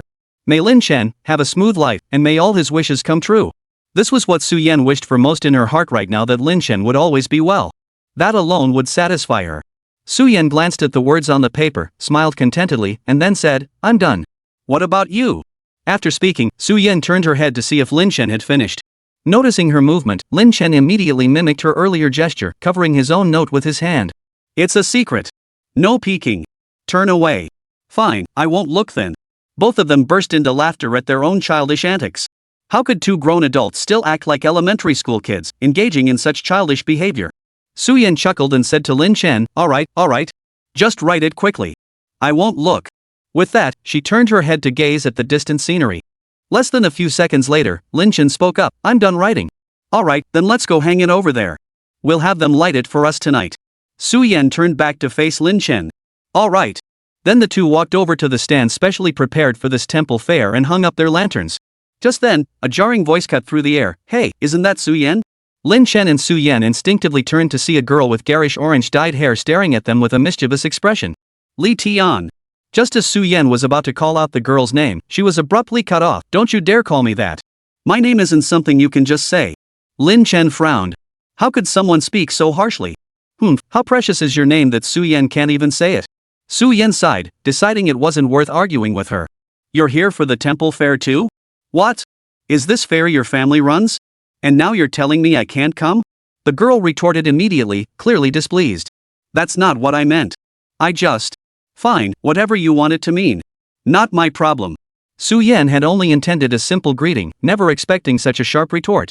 Lin Chen pressed his tongue against his cheek, narrowing his eyes at the girl. Who the hell is this, talking so rudely? Hey, punk, don't you know how to speak properly? Chapter 188, here to buy lanterns with your boyfriend. Punk? The girl with the orange-dyed hair stared at Lin Chen in disbelief. Was this punk calling her a punk? Su-yen tugged at Lin Chen's arm. Lin Chen, let it go. We've hung our lanterns. Don't start a fight with her here. This girl with the orange-dyed hair was her childhood. Well, she was sort of a childhood playmate. During school breaks, Su-yen's parents were usually too busy, so they'd often send her to her grandparents' house. Her grandparents, worried she'd get bored, specially arranged for two neighborhood kids to keep her company. One was Zhao Xian, and the other was the girl standing before them now. Zhao Xian, however, was pure-hearted and cheerful. She and Su-yen always got along well and remain close friends to this day. But this girl before her?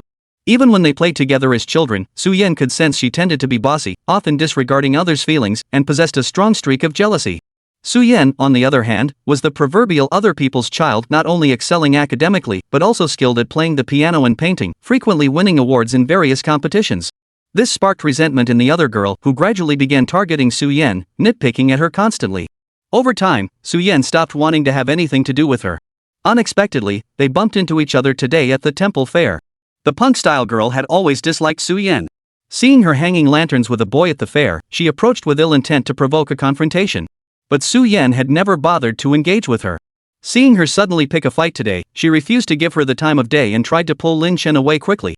But unexpectedly, the girl wouldn't let it go. What? Haven't seen you in ages and I can't even say hello, the punk girl sneered. I don't think we have anything to talk about, Su-yen replied indifferently. Why not? If nothing else, we could talk about your boyfriend. Who'd have thought the so-called good girl and top student everyone raves about would be in a teenage romance and with such a pretty boy at that? The punk girl sneered with utter contempt. So what if she's smart? So what if she's pretty? She's still having an early romance with some poor guy. I saw it all just now. They came to buy lanterns, picked the cheapest ones, and Su-yen paid for them. Who's in a relationship? Stop spreading rumors. Even Su-yen, with her usually calm temper, felt a spark of anger. She could brush off other things with a laugh and not bother arguing, but when it came to Lin Chen, that was a different story. They weren't officially dating yet.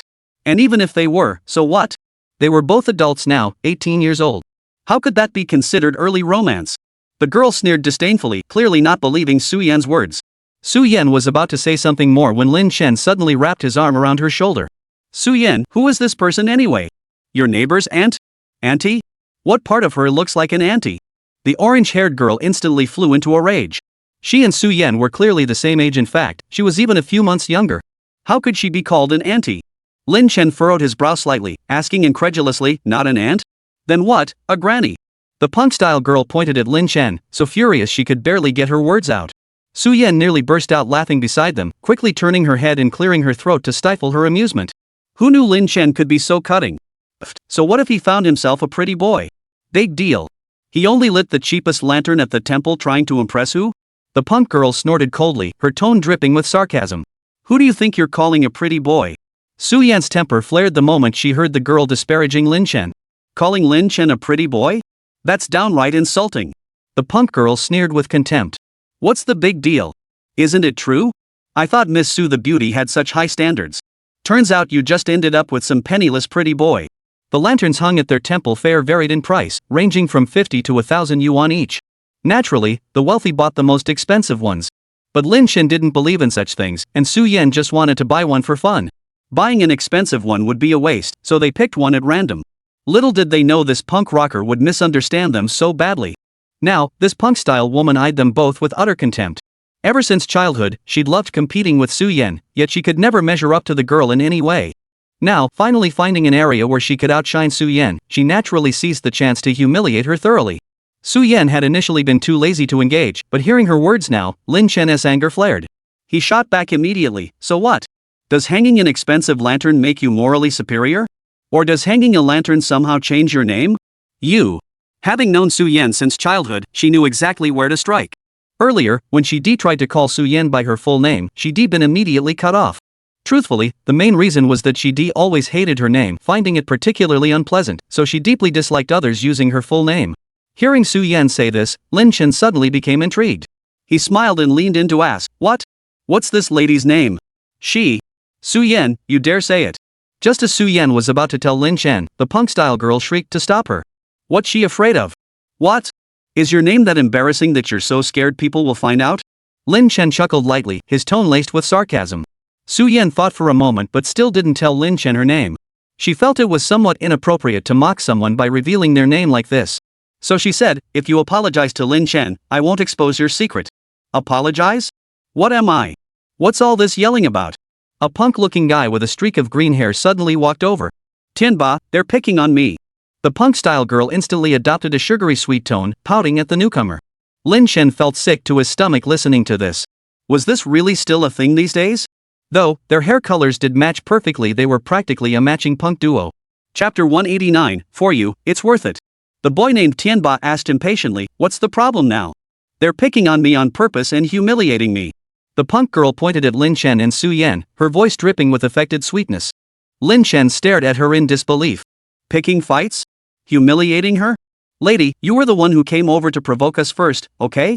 Then the punk-style woman pulled Tianba close, her voice brimming with pride. "Humph. This is my boyfriend Tianba. He's the son of the richest man in town. His family owns over 100,000 chickens. Today, Tianba specially ordered 10 of the most expensive lanterns for me, spending a whole 10,000 yuan. Hearing her words, Lin Chen nearly burst out laughing. Over 100,000 chickens? Has the threshold for being the richest man in town gotten this low these days? Hearing his girlfriend boast about him, Tianba smugly ran his fingers through his hair and glanced toward Lin Chen and Su Yan. But the next second, his gaze froze. He quickly pulled away from the girl's hand and snapped, "Stop talking nonsense. Who says I'm your boyfriend?" Lin Chen was astonished by the sudden shift in attitude when he noticed the man's gaze had shifted to Su Yan. He stared at her with a look of pure amazement. Lin Chen discreetly pulled Su Yan behind him, blocking the man's view. The boy named Tianba, his line of sight suddenly blocked, immediately scowled and demanded, "Who is this kid?" The punk-style auntie quickly interjected, "This one here? He's the genius Su from next door." As she spoke, she deliberately paused, as if implying some scandalous connection between Lin Chen and Su Yan. "Oh dear, no offense meant, Su Yan, but really everyone says you're beautiful and brilliant. Why on earth did you pick such a cheap boyfriend? He can't even spare you a single expensive lantern." Su Yan glared at her angrily. "Lin Chen and I." Lin Chen immediately reached out and grabbed Su Yan's arm. "You have the nerve to show off a 10,000 yuan lantern? Have you never seen money in your life? Go ahead and light it if you dare," the punk girl sneered. "Fine, I'll light it." Then Lin Chen turned and called out to the lantern attendant nearby, "Young master, could you come over here? I'd like to light the lantern." "Hello, what kind would you like?" asked the man in the long robe as he approached politely. Lin Chen pointed to the lanterns displayed at the highest point of the exhibition area, the most expensive ones priced at 1,000 yuan each, and said, "I'll take 1,000 of these lanterns." 1,000 lanterns? Those nearby gasped in shock. Su Yan quickly grabbed Lin Chen's arm. "Lin Chen, stop it. 1,000 lanterns costs 1,000,000 yuan. There's no need to spend over 1,000,000 just to prove a point with them." Su Yan knew Lin Chen was wealthy, but she truly believed spending 1,000,000 just to prove a point against these two was utterly unnecessary. The two punk-style guys standing nearby were stunned. 1,000,000? Is this guy out of his mind? Then they watched as Lin Chen pulled a black card straight from his pocket. "Charge it." Holy! Everyone present was stunned by Lin Chen's calm and collected display. Did I hear that right? 1,000 lights. Holy crap, that's $1,000,000. He just pulls out 1,000,000 like it's nothing. This guy is crazy rich. Oh, he must be giving them to the girl next to him. So jealous. People all around were buzzing with excitement. 1,000 lanterns. Each lantern costs 1,000 yuan. 1,000 lanterns means 1,000,000 yuan. Yet this guy looked as calm as a cucumber, as if he'd spent $100 instead of 1,000,000. Su Yan whispered to Lin Chen, "Lin Chen, there's no need to get worked up over them." Lin Chen turned his head and whispered back with a smile, "It's nothing. 1,000,000 is worth it to stand up for you." Su Yan froze in place. Lin Chen actually said spending $1 million to stand up for her was worth it. An indescribable feeling welled up inside her. She never imagined Lin Chen would do something like this for her, spending $1 million just to light a few lamps. Su Yan felt a tingling sensation in her heart, unable to tell whether it was more from deep emotion or sheer delight. The staff member in the long robe was startled and asked uncertainly, "Are you sure? This is 1,000 lanterns." "Yes, go ahead and swipe the card," Lin Chen replied, sounding slightly impatient. The attendant promptly took the card from Lin Chen's hand and swiped it through the nearby POS machine. After the transaction, the attendant glanced at Su Yan beside him and asked with a smile, "Young man, is this for your girlfriend?" Su Yan felt a wave of sweetness wash over her at the question. But then, Lin Chen's calm reply cut through the moment, "No." Su Yan felt a wave of disappointment wash over her. Lin Chen had said no. But he wasn't wrong either, they truly weren't boyfriend and girlfriend. Yet the next second, she heard Lin Chen say, "I'm her suitor." Su Yan. Suitor? What on earth was Lin Chen talking about? What nonsense are you spouting? Su Yan whispered in Lin Chen's ear. Lin Chen turned his head and murmured in her ear, "This approach packs more punch." Just look at that woman's expression. Su Yan listened to Lin Chen's sweet talk and shifted her gaze forward. Sure enough, she saw the punk-style girl's face darken even more. The punk-style auntie beside them turned ashen-faced the moment she heard Lin Chen mention suitor, blaring at the pair with fury. So he's Su Yan's suitor? And he's already spending this much on her before even winning her over. It really was a case of comparing yourself to others and ending up miserable. What exactly was she lacking compared to that girl? Why had she always been second best to her since childhood? Now even lighting a lamp couldn't beat her. No way, I absolutely cannot lose. The punk girl, Tianba, squeaked in a high-pitched voice, dragging out her words as she called out to the side. The boy named Tianba stared at her blankly. What do you want? Got nothing better to do than drag me into this? I want it too, the punk-style girl cooed in a sugary voice. Want what? Tianba, the legendary son of Qingxi Town's richest man, asked impatiently. 1,000 lanterns. The boy named Tianba stared at her in disbelief. 1,000 lanterns? That's 1 million yuan. Do you have any idea how many chickens our family would have to sell to earn 1 million? The implication was clear, dream on. Why would I spend 1 million on your lanterns? Am I crazy, or are you? But before the punk-style auntie could say another word, she was cut off. Chapter 190, just try a bite. But what but? Get lost. From now on, we have absolutely nothing to do with each other. The boy named Tianba declared resolutely. No, Tianba, don't. The punk-style auntie pleaded urgently. This is going perfectly fine, why suddenly break up? Tianba said with disgust, stay away from me. He turned to leave, but the punk-style auntie clung to his heels, refusing to let go. Lin Chen watched the two with a cold gaze as one chased and the other dodged. It felt like watching a soap opera, utterly tedious. Since Lin Chen had requested a large number of lanterns, the temple took quite some time to prepare 1,000 of them. Hello, your lanterns are ready. What wish would you like written? We can help you with that. After all, Lin Chen had a full 1,000 lanterns. If he had to write them all himself, who knew how long it would take? Lin Chen examined the lanterns they'd prepared. Truth be told, the 1,000 yuan per lantern ones were quite different from the 50 yuan ones they'd just bought. As for wishes? Lin Chen ruffled Su Yan's hair and smiled at her. Go ahead, kid. What's your wish? Me? Su Yan pointed at herself with wide eyes. Aren't these his lanterns? Why ask me? Right, I bought it for you, who else would I ask? Lin Chen replied with an air of self-evident logic. He hadn't believed in this stuff either. He'd only bought it because he couldn't stand that punk-style auntie. Who asked her to provoke Su Yan like that? Of course he had to help Su Yan teach her a lesson. But I don't even have that many wishes. Su Yan said, looking at him. A whole 1,000? Where would she even find that many wishes to write down? Lin Chen thought for a moment, then smiled at Su Yan. Write as many as you can. I'll fill in the rest. Okay, fine. Su Yan nodded, then was pulled by Lin Chen to sit on a nearby chair and began writing. After a while, Su Yan racked her brain and came up with a dozen or so wishes. Well, sort of. Truthfully, she didn't really want anything. If she absolutely had to choose one, it would be that after the college entrance exams, she could go to the same city as Lin Chen. But given Lin Chen's grades, it was probably. Forget it. Better not write that down. No point adding pressure to Lin Chen if he sees it. Lin Chen, I can't think of anything else. Su Yan set down her pen and tugged at his sleeve.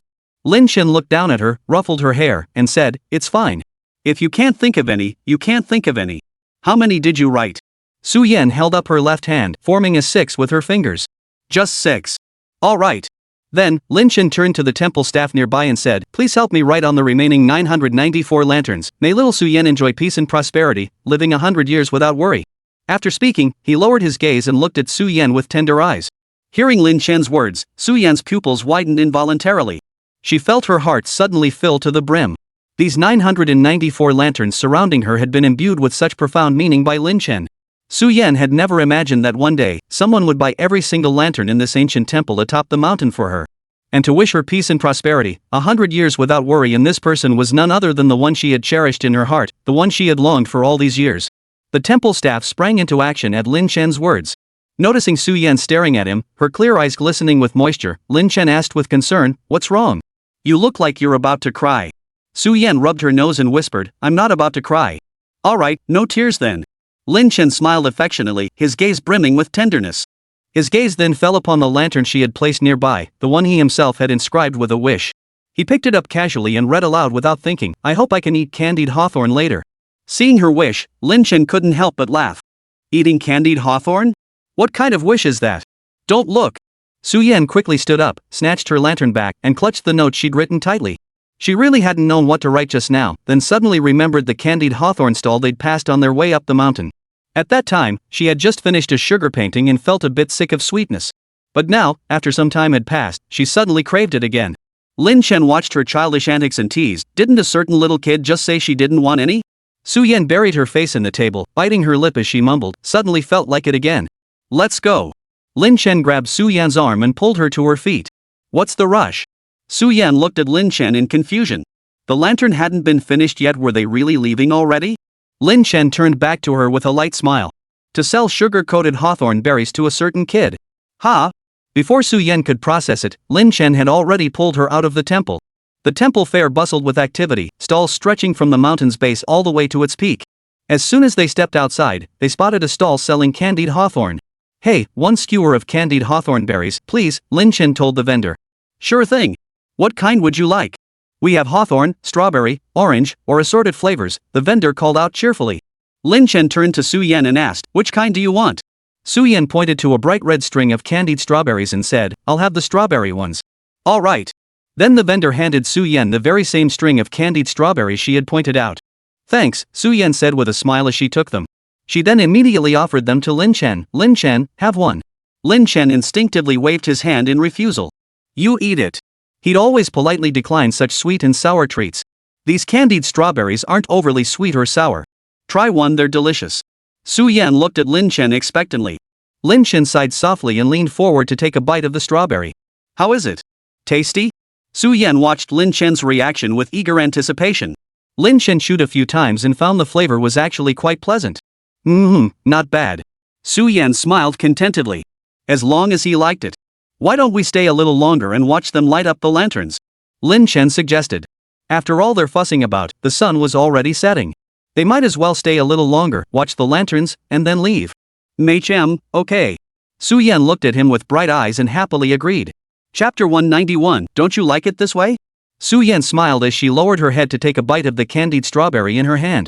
Only after biting down did she suddenly remember that Lin Chen had already taken a bite from this very strawberry. "What's wrong? Did the sugar bite your tooth?" Lin Chen asked, puzzled by Su-Yan's sudden pause. "Nothing."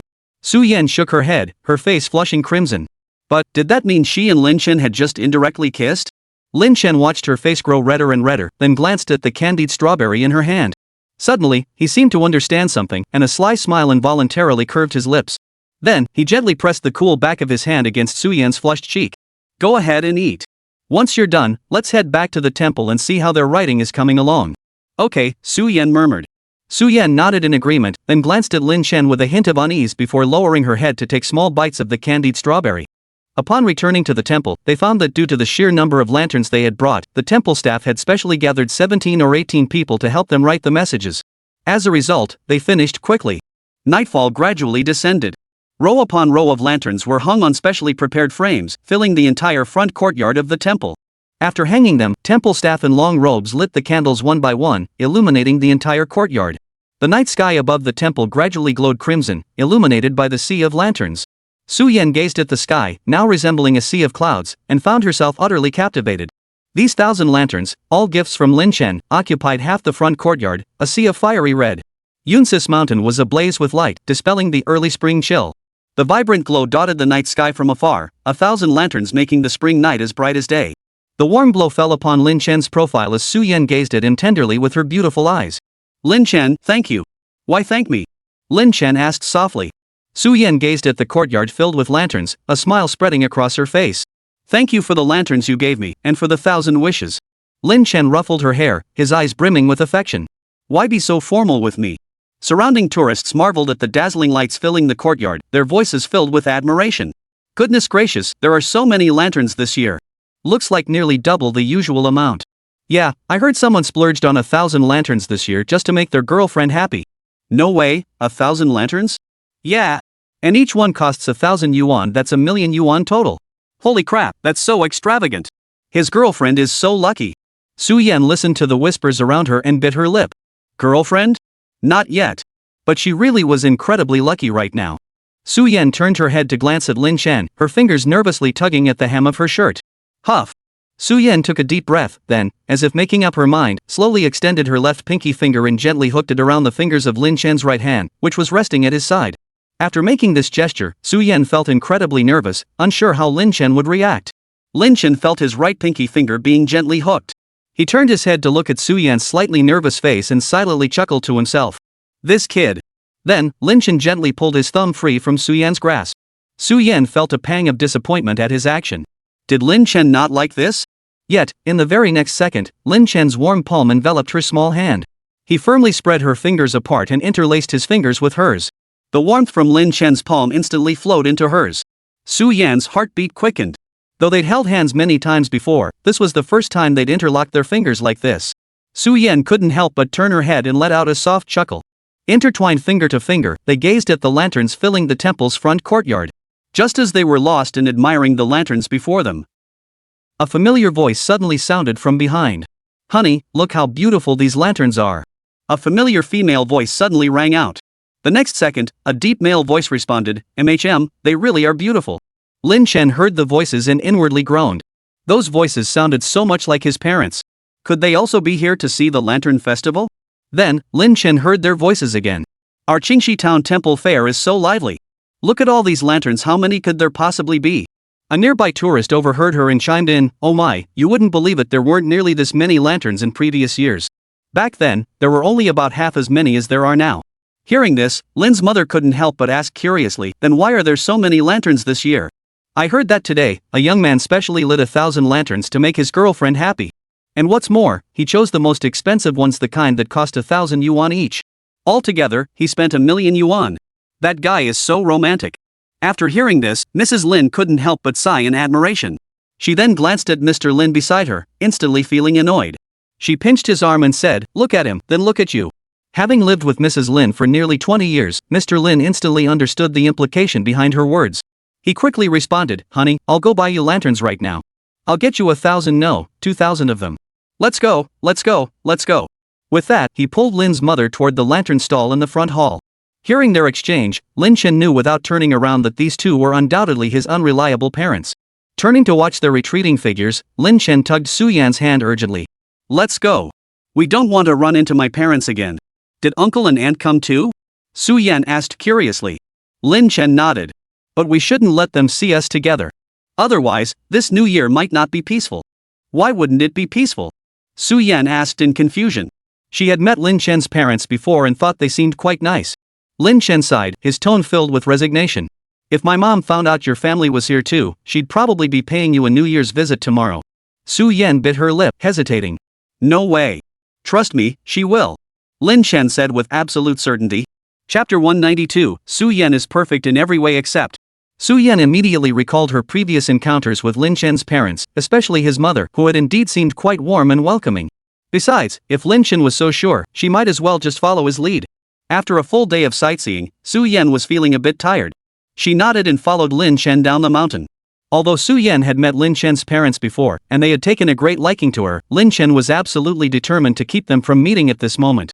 If his mother found out that Su Yan's grandparents also lived in Qingxi Town just 2 blocks away from their own home, given her mother's temperament, she'd likely be preparing the betrothal gifts tomorrow and marching over to Su Yan's house in full force to propose marriage. Who knew how awkward that would make Su Yan's family feel? So, to ensure both families could enjoy a few more years of peace, Lin Chen decided it would be best to take Su Yan and leave first. After dropping Su Yan off at her home, Lin Chen strolled leisurely back to his grandparents' place. When he arrived, his parents weren't home yet. If they were truly going to light 2,000 lanterns for his mother as his father suggested, Lin Chen suspected they wouldn't be back tonight. To his surprise, however, less than 10 minutes later, his mother stormed back home in a rage. His father trailed behind, wearing a fawning expression as he tried to placate her, but his mother wouldn't even give him a friendly look. "Dad, Mom, what's going on?" Lin Chen asked in confusion. His father had promised to light 2,000 lanterns for his mother, so why had they returned so early, and why was his mother so furious? "Ask your father," Mrs. Lin snapped. Mr. Lin gave a sheepish chuckle. "Honey, it's all my fault. But honestly, I never expected there wouldn't be any lanterns left. Next year I'll definitely light 2,000 lanterns for you. If 2,000 aren't enough, then 3,000. Honey, please don't be angry anymore." With that, Mr. Lin raised his hand, extending 3 fingers as if to swear. "I think you did this on purpose. Why didn't you think to light them for me earlier?" You had to wait until they were all sold out before you remembered, Mrs. Lin persisted relentlessly. Father Lin grimaced. "I didn't even know about this custom." Lin Chen sighed helplessly beside them. Sure enough, creatures like his mother were utterly unreasonable. Thankfully, Su Yan had a good temper, unlike his mother. Otherwise, he'd be just as miserable as his father. Seeing his father like this, he felt a bit sorry for him. Just as Lin Chen was silently feeling relieved, he heard his father grumble indignantly, "It's all the damn kid's fault who bought 1,000 lanterns." Ha! Hearing his father's words, Lin Chen immediately turned to look at them. "You two are arguing, so why drag me into it? What does this have to do with me?" Lin's father gritted his teeth. Why on earth did he have to buy 1,000 lanterns? It's such a waste. All those lanterns will be lit today, and the rest will just be thrown away. What a waste of resources. Humph. Lin's father snapped, inwardly seething. If it weren't for that brat who bought 1,000 lanterns, would he be humiliated by his mother-in-law like this? Would his wife be berating him like this? No way. So the root of all this was that stinker who bought 1,000 lanterns just to impress his girlfriend. Showing off your love? You'll die fast. At such a young age, all he knows is how to make his girlfriend happy. Can't he show a little consideration for us old folks?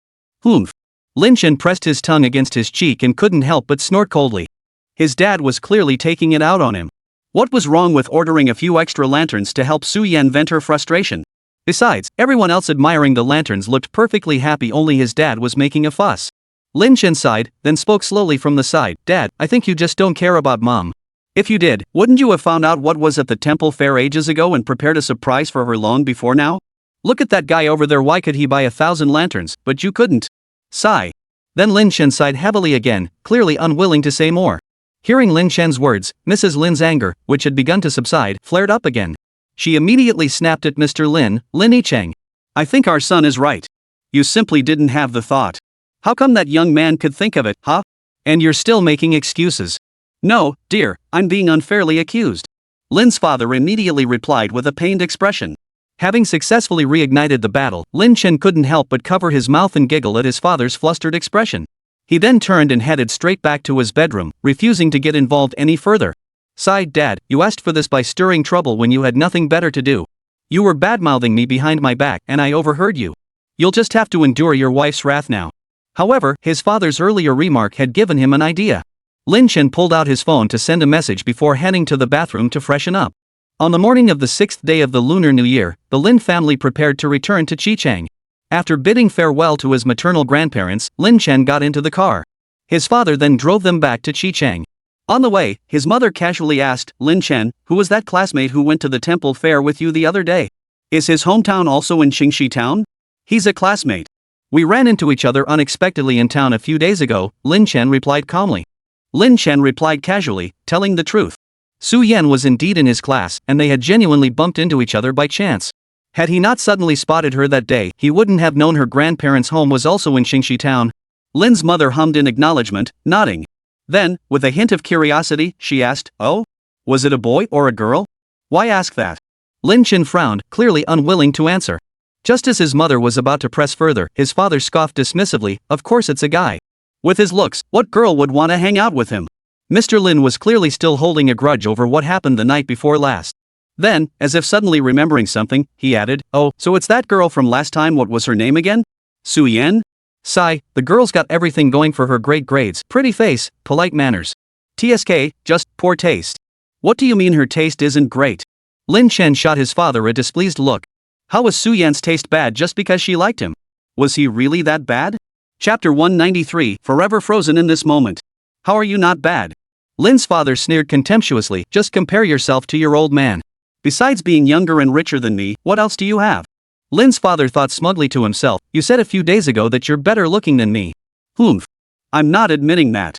He then asked, Su Yan's grades are so outstanding. She should be heading to Qingda University, right? Qingda is the top university in the country. With Su Yan's grades, it would be a real shame if she didn't go there. Lin Chen nodded, murmuring a low MHM. Then Father Lin let out another heavy sigh. Dad, what's wrong now? Lin Chen asked helplessly, wondering why his father was sighing again for no apparent reason. Let me tell you, he continued, with your grades, what do you think you'll score on the college entrance exam? By the time Su Yan goes to Qingda University, you'll just be stuck at home. The college entrance exam doesn't determine everything, Lin Chen replied flatly. It doesn't decide your entire future. Because you don't have any scores to begin with, his father retorted dismissively. Lin Chen gritted his teeth. He realized the fire he'd stoked the night before had been far too small. Your scores weren't exactly stellar either, barely scraping by with 120-something points. What's so great about that? I deliberately scored 0, Lin Chen retorted. But my dad? He poured his heart into it and only managed 120-something. Then go ahead and score 120-something yourself. I'll tell you this, Lin Chen, if you can get 120 points, I swear I'll wash my hair upside down and copy out Journey to the West and Romance of the Three Kingdoms 10 times by hand. Lin's father said this without a care, knowing full well that with Lin Chen's track record of scoring zeros on every exam, getting 120 points was out of the question. He'd struggle even to get 12 points. Lin Chen stared at his father speechless, feeling his dad was blatantly humiliating him. Dad, since you're being so heartless, don't blame me for being ungrateful. Lin Chen chuckled softly before turning to his mother. Mom, I accidentally broke the globe in our study the other day. I found 200 yuan inside. Did you put it there? His mother replied in surprise, why would I put money in there for no reason? Lin Chen feigned a frown. That's strange. There are only 3 of us in this family. If it wasn't you, and it wasn't me, then who could it be? The moment Lin Chen finished speaking, he saw his father's expression visibly tense up. The next second, Mrs. Lin's furious voice erupted, Lin Yicheng. You've been hiding secret stash from me. Honey, Lin's father immediately broke out in a cold sweat. Seeing his reaction, Lin's mother became even more certain it was him. Soon, the entire car was filled with Mrs. Lin's furious shouts and Mr. Lin's pitiful pleas for mercy. Lin Chen slipped on his headphones, leaned back comfortably in his seat, and closed his eyes to rest. As the new year passed, the winter break gradually drew to a close, and Lin Chen successfully entered his final semester of high school. The second semester of senior year meant the college entrance exams were drawing ever closer. After school resumed, the mummy deliberately wrote a countdown to the college entrance exam on the edge of the blackboard. Only 112 days remained until the Gaokao. Su Yan gazed at the countdown on the blackboard, her heart heavy with melancholy. She never imagined that in just over 100 days, their high school life would come to an end. What would life be like after graduation? But by then, she probably wouldn't have the chance to sit next to Lin Chen anymore. At that thought, Su Yan suddenly wished time could freeze forever in this moment. That way, she could stay this close to Lin Chen forever, attending classes together, eating meals together, studying together. Lin Chen watched Su Yan staring thoughtfully at the blackboard ahead. He reached out to ruffle her hair and asked, what are you thinking about? Su Yan snapped back to reality and sighed softly. Nothing. Just how quickly time flies. I never imagined high school life would end so soon. Lin Chen nodded in agreement. Yeah, it really does fly by. Su Yan looked at him and whispered, I wonder if after the college entrance exams. Chen, come play ball. Before Su Yan could finish her sentence, she was interrupted by the voices of Song Mingxian and Zhang Liulu. The next class was PE, and the two had already changed into their uniforms. Now they stood at the door, basketballs in hand, calling out to Lin Chen to join them. Alright, I'm coming. Lin Chen replied, then turned back to Su Yan and asked, what about after the college entrance exams? Su Yan smiled and shook her head. It's fine. You go ahead. Alright, you better hurry down too. Don't be late. Lin Chen reminded her before heading toward the door. Their class had PE next period. Since entering their senior year, all extracurricular activities had essentially ceased, with only PE remaining. The school administration reasoned that having students sit in classrooms studying all day wasn't sustainable, so they scheduled 2 PE periods per week to allow them some relaxation. During PE, there were no mandatory activities like running. Students were simply allowed free time to unwind. Lin Chen had made plans with Zhang Liulu and Song Mingxian early that morning to play basketball together during PE. Hearing them call his name, he went to change into his uniform. Su Yan watched Lin Chen leave and sighed softly. No matter what happened, she would cherish every remaining day. Su Yan, hurry up. Class is about to start. Shen Yi, the class cultural affairs representative, said to her with a smile. Okay, I'll be right there. Su Yan replied. Shen Yi, the class cultural affairs representative, had short hair and a round, apple-shaped face. She was exceptionally gentle and easygoing. Over the past semester, Su Yan had gotten along quite well with her. Hearing her call, Su Yan quickly tidied her desk before heading to the playground with Chen Yi. Passing by the supermarket, Su Yan deliberately stopped to buy a bottle of water. Su Yan, where are we going? Chen Yi asked blankly. Their school's playground was huge, divided into several sections: soccer areas, tennis courts, and ping-pong zones. Without hesitation, Su Yan replied, let's head to the basketball court. Their school had built a dedicated basketball court at the northernmost end of the playground. Basketball was by far the most popular sport among the students, so even in snowy or rainy weather, they could still play. The basketball court? You're not seriously thinking of playing basketball, are you? Chen Yi asked in surprise. Chapter 194, Why are you so bold today? No. Su Yan waved her hands hurriedly. I don't know how to play basketball. I just think it's too cold today. We might as well sit inside the gym and watch them play. Even though spring had arrived, the temperature was still a bit chilly. Shen Yi didn't think much of it, nodded, and followed Su Yan into the gym. They chose seats in the very front row and soon spotted several boys from their class playing basketball. Shen Yi spotted Lin Chen among them and nudged Su Yan's arm with a smile. Ah, now I get it, she said with a sudden realization.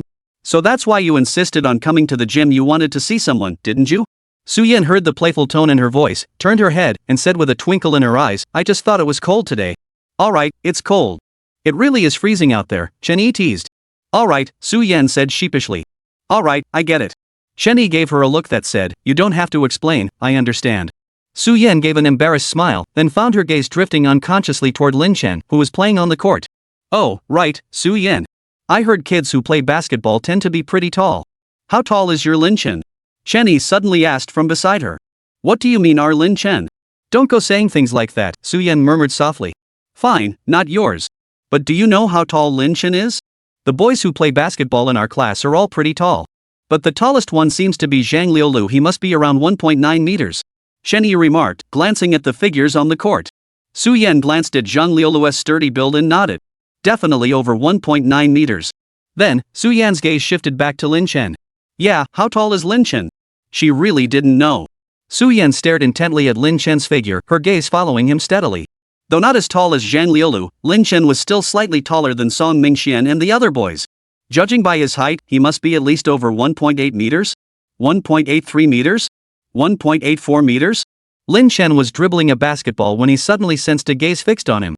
Turning his head, he saw none other than Su Yan. Lin Chen tossed the ball to Song Mingxian, then walked over to Su Yan with a light smile. Hey kid, what are you doing? Staring at me like that. Su Yan tilted her head back slightly, her clear, lively eyes fixed on him as she asked, Lin Chen, how tall are you? Why do you ask? Lin Chen wiped the sweat from his face, puzzled. Just tell me, Su Yan said, her tone carrying a hint of subtle coaxing. A hug? Lin Chen asked, puzzled. This little girl, why was she being so forward today? He then told her, alright, then stand up. Stand up? Why? Was he going to compare heights with her? Su Yan wondered, but she still obeyed Lin Chen and stood up. Then, in the next instant, Lin Chen stepped forward and pulled her into his arms. What are you doing, Lin Chen? Su Yan's eyes widened in shock. There were so many people watching. Why did Lin Chen suddenly hug her? Whoa! Wow! The guys playing basketball nearby immediately let out a chorus of exclamations upon seeing this. Chen Yi, standing nearby, also stared wide-eyed, looking at the two with astonishment. In broad daylight? Was it that thrilling? Hearing Su Yan's words, Lin Chen furrowed his brow slightly, puzzled. Didn't you say you wanted a hug? Su Yan's face flushed instantly as she stammered shyly, she meant to report her height, not hug me. Ha! Lin Chen released his arms from around her and scratched his nose awkwardly. He'd thought Su Yan wanted him to hug her. He'd been wondering why this kid was being so bold and forward today. I thought it was... TSK, how could I have misinterpreted that? Lin Chen felt a bit embarrassed too. Hearing the teasing voices around her, Su Yan lowered her head in embarrassment and murmured softly, I'll go now. Then, she turned to leave, head bowed. But just as she took a step, Lin Chen grabbed her wrist. Su Yan looked at him, her hand still in his grip, and asked in confusion, what is it? Lin Chen extended his other hand, making a gesture above her head to measure the distance it reached just below his chin. A faint smile touched his lips as he whispered softly into her ear, 6 feet tall. With that, Lin Chen sprinted back toward the basketball court. Su Yan touched her flushed ears. The warmth of Lin Shen's breath seemed to linger there, and for a moment, she couldn't tell if her ears were burning from her own heat or from the sensation of his breath. Chenny quickly grabbed Su-Yan's arm, her eyes sparkling with amusement. Su-Yan, thank you. Ha? What for? Su-Yan asked, still rubbing her ear in confusion. You bumped it. Chenny beamed at her, her eyes practically shooting hearts. Su-Yan pursed her lips and chuckled softly. Just now. Oh my, how could Lin Chen? The memory of the scene made Su-Yan's face flush even hotter. The boys on the basketball court kept shooting teasing glances her way. Su-Yan tugged at Chenyi's arm and said, Chenyi, let's get out of here first. She couldn't bear to stay here any longer. Chenyi teased, what? Suddenly not bothered by the cold outside? Ha? Su-Yan recalled the excuse she'd made to come to the basketball court, then lowered her head and smiled at Chenyi. Cold? She felt like she was about to roast alive. Alright, let's get out of here, Su-Yan said. Hey, wait a minute. Chenyi quickly spoke up. Su-Yan looked at her in confusion and asked, what's wrong? Chenyi pointed at the bottled water in her hand and said, wasn't that water you bought for Lin Chen? Aren't you going to give it to him? Of course it was for Lin Chen, but after that little incident just now, all those guys were staring at her. If she went over to give him the water now, who knows what kind of teasing they'd start again. What should she do? Give it or not? But if she didn't give it to him, Lin Chen didn't seem to have bought any water either. What if he got thirsty after finishing his game? Su-Yan thought for a moment, then said to Chenyi, could you come with me outside for a moment? Sure. Chenyi didn't hesitate, nodding her agreement immediately. Then the two of them walked out of the basketball gym together. Chapter 195, what else could it be? Afraid someone might get jealous, of course.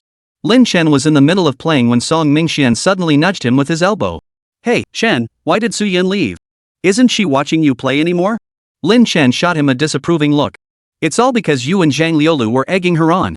Otherwise, why would Su-Yan leave? Earlier, he and Zhang Liolu had led a group in heckling her, of course Su-Yan had to leave. Alright, let's get back to playing. Lin Chen snatched the basketball from Song Mingxian's hands and tossed it directly to a guy nearby. Hey, that's my ball. Song Mingxian scrambled to retrieve his ball. A little while later, Su-Yan and Chenyi returned carrying over a dozen bottles of water. You guys must be tired. I bought some water for you. Su-Yan cleared her throat and said calmly, then proceeded to distribute the water she and Chenyi had bought to the boys in their class. The boys grinned as they accepted the bottles, then started teasing the two girls again. Wow, thanks, Goddess Su. We're totally riding on someone's coattails here. Exactly. If Lin Chen weren't here, how could we ever get treated like this? Song Mingxian, standing nearby, exaggerated his reaction. He quickly snatched the water from Su-Yan's hands and declared, this water was specially bought for everyone by my sister because of my brother-in-law. You all owe him a big thank you. The surrounding crowd joined in the teasing, all in unison saying to Lin Chen, thanks, brother-in-law. Lin Chen was fed up and kicked Song Mingxian right in the shins. What nonsense are you spouting? Honestly, these people. Brother-in-law? Do they even know their place in the family hierarchy? Su-Yan felt even more embarrassed by their collective teasing. She'd never noticed before how much the boys in her class loved to stir things up. Alright, drink up. Then, Su-Yan handed Lin Chen the bottle of water she'd bought earlier that morning. Lin Chen, this is for you. Thanks. Lin Chen reached out to take it. Suddenly, Zhang Liolu beside them exclaimed as if she'd discovered a new continent. Oh my! Why is Lin Chen's water different from ours? We all have Ipoh, but why does he have Nongfu Spring? Lin Chen glanced at her and replied flatly, they cost the same. Just drink yours quietly. Seriously, couldn't you see Su-Yan was embarrassed? Why keep making a fuss? Su-Yan glanced at Lin Chen and pursed her lips slightly. Lin Chen prefers this brand of mineral water. Hearing Su-Yan's words, the surrounding crowd immediately erupted into another round of teasing. We love this brand too. Why single out Lin Chen? Exactly. Not just my brother-in-law, we all love it too. Exactly. You guys keep playing basketball. We're leaving now. Su-Yan said, avoiding eye contact, then pulled Chenyi along and jogged out of the basketball court. The boys were still teasing Lin Chen. Wait, why did they run off? Brother-in-law, aren't you going to chase after them? Exactly. Brother-in-law, hurry up and chase them. Shut up, or brother-in-law will beat you up. Lin Chen threatened with a sharp tone. Wait, why can't we call him brother-in-law anymore? Song Mingxian, the fearless one, kept bouncing around and asking. Lin Chen chuckled softly, then fixed his gaze on the group. After you finish your drinks, each of you take turns challenging me to a duel. If you lose, you have to obey me. Song Mingxian shuddered at the look in Lin Chen's eyes. Ugh, why did he have this bad feeling? 20 minutes later, Song Mingxian's premonition came true. Every single one of the 9 boys from their class who came to play basketball except Lin Chen got utterly crushed by him. Gasping for breath, Song Mingxian demanded, so what if I called him brother-in-law? Besides, you and Su-yen, huh? Calling him brother-in-law is perfectly reasonable, right? Who said it was appropriate? Lin Chen snapped irritably, since you lost, you have to honor the bet. No more calling me brother-in-law, especially you, Song Mingxian. If it weren't for that jerk Song Mingxian today, this whole crowd wouldn't have started this ridiculous commotion. Ha? Wait, why exactly? Lin Chen chuckled softly, then murmured something under his breath. Oh. The surrounding boys instantly erupted in exaggerated "oh"s moments ago. They'd been as limp as wilted eggplants, but now they were buzzing with excitement. Lin Chen unscrewed the cap of his mineral water bottle, took a sip, and said with a smile, "Alright, stop with the O's. Class is almost over. Let's get going." With that, Lin Chen walked straight toward the door, water bottle in hand. Song Mingxian and the others scrambled to their feet, catching up to him and chattering non-stop as they slung their arms around his shoulders. When Lin Chen returned to the classroom, he saw Su-yen had already come back, slumped over her desk, looking troubled. At first, Lin Chen thought she was just embarrassed. But when he sat down at his desk, he noticed her face had turned pale, and her normally rosy lips were now deathly white. Su-yen, what's wrong? Lin Chen asked with concern. You seemed perfectly fine in the gym just now. How did your complexion get so bad in such a short time? Hearing Lin Chen's voice, Su-yen lifted her head and shook it. It's nothing. I'll be fine after resting my head for a bit. Then she buried her head in the desk again. Hearing her weak voice, Lin Chen gently stroked her head, his heart aching. Seeing her like this, he decided not to press further and let her rest. Oh right, Chen-yi had come back with her earlier. She should know about that, shouldn't she? Lin Chen glanced toward Chen-yi's seat but saw she wasn't in the classroom. He pulled out his phone and sent a WeChat message to Zhang Liulu, who hadn't returned yet. Old Zhang, you have Chen-yi's WeChat, right? I need to talk to her. A few seconds later, Zhang Liulu replied. Sure thing. I'll forward her WeChat to you. Lin Chen's hand continued to gently stroke Su-yan's hair as he glanced at her slumped over the desk. His other hand typed quickly. No need to send it. Just create a chat group and add both of us. Ha? Why? Zhang Liulu, currently shopping for snacks at the supermarket, scratched her head in confusion. Why not just add her as a friend? Why create a chat group? What kind of operation was this? Lin Chen saw Zhang Liulu's reply and immediately typed out a line. No reason. Hurry up, it's urgent. Lin Chen glanced at Su-yan's pale, forced smile beside him and thought to himself, what else could it be? He's afraid his kid will get jealous. His WeChat contacts only included 2 women, his mom and Su-yen. As for other girls? Sorry, his WeChat contacts could only hold 2 women. Chapter 196, How did you know? A moment later, Zhang Liulu added Lin Chen and Chen-yi to a group chat. Suddenly added to the group, Chen-yi was completely bewildered. What was going on? Why had Zhang Liulu suddenly added her and Lin Chen to a group chat? What was this about?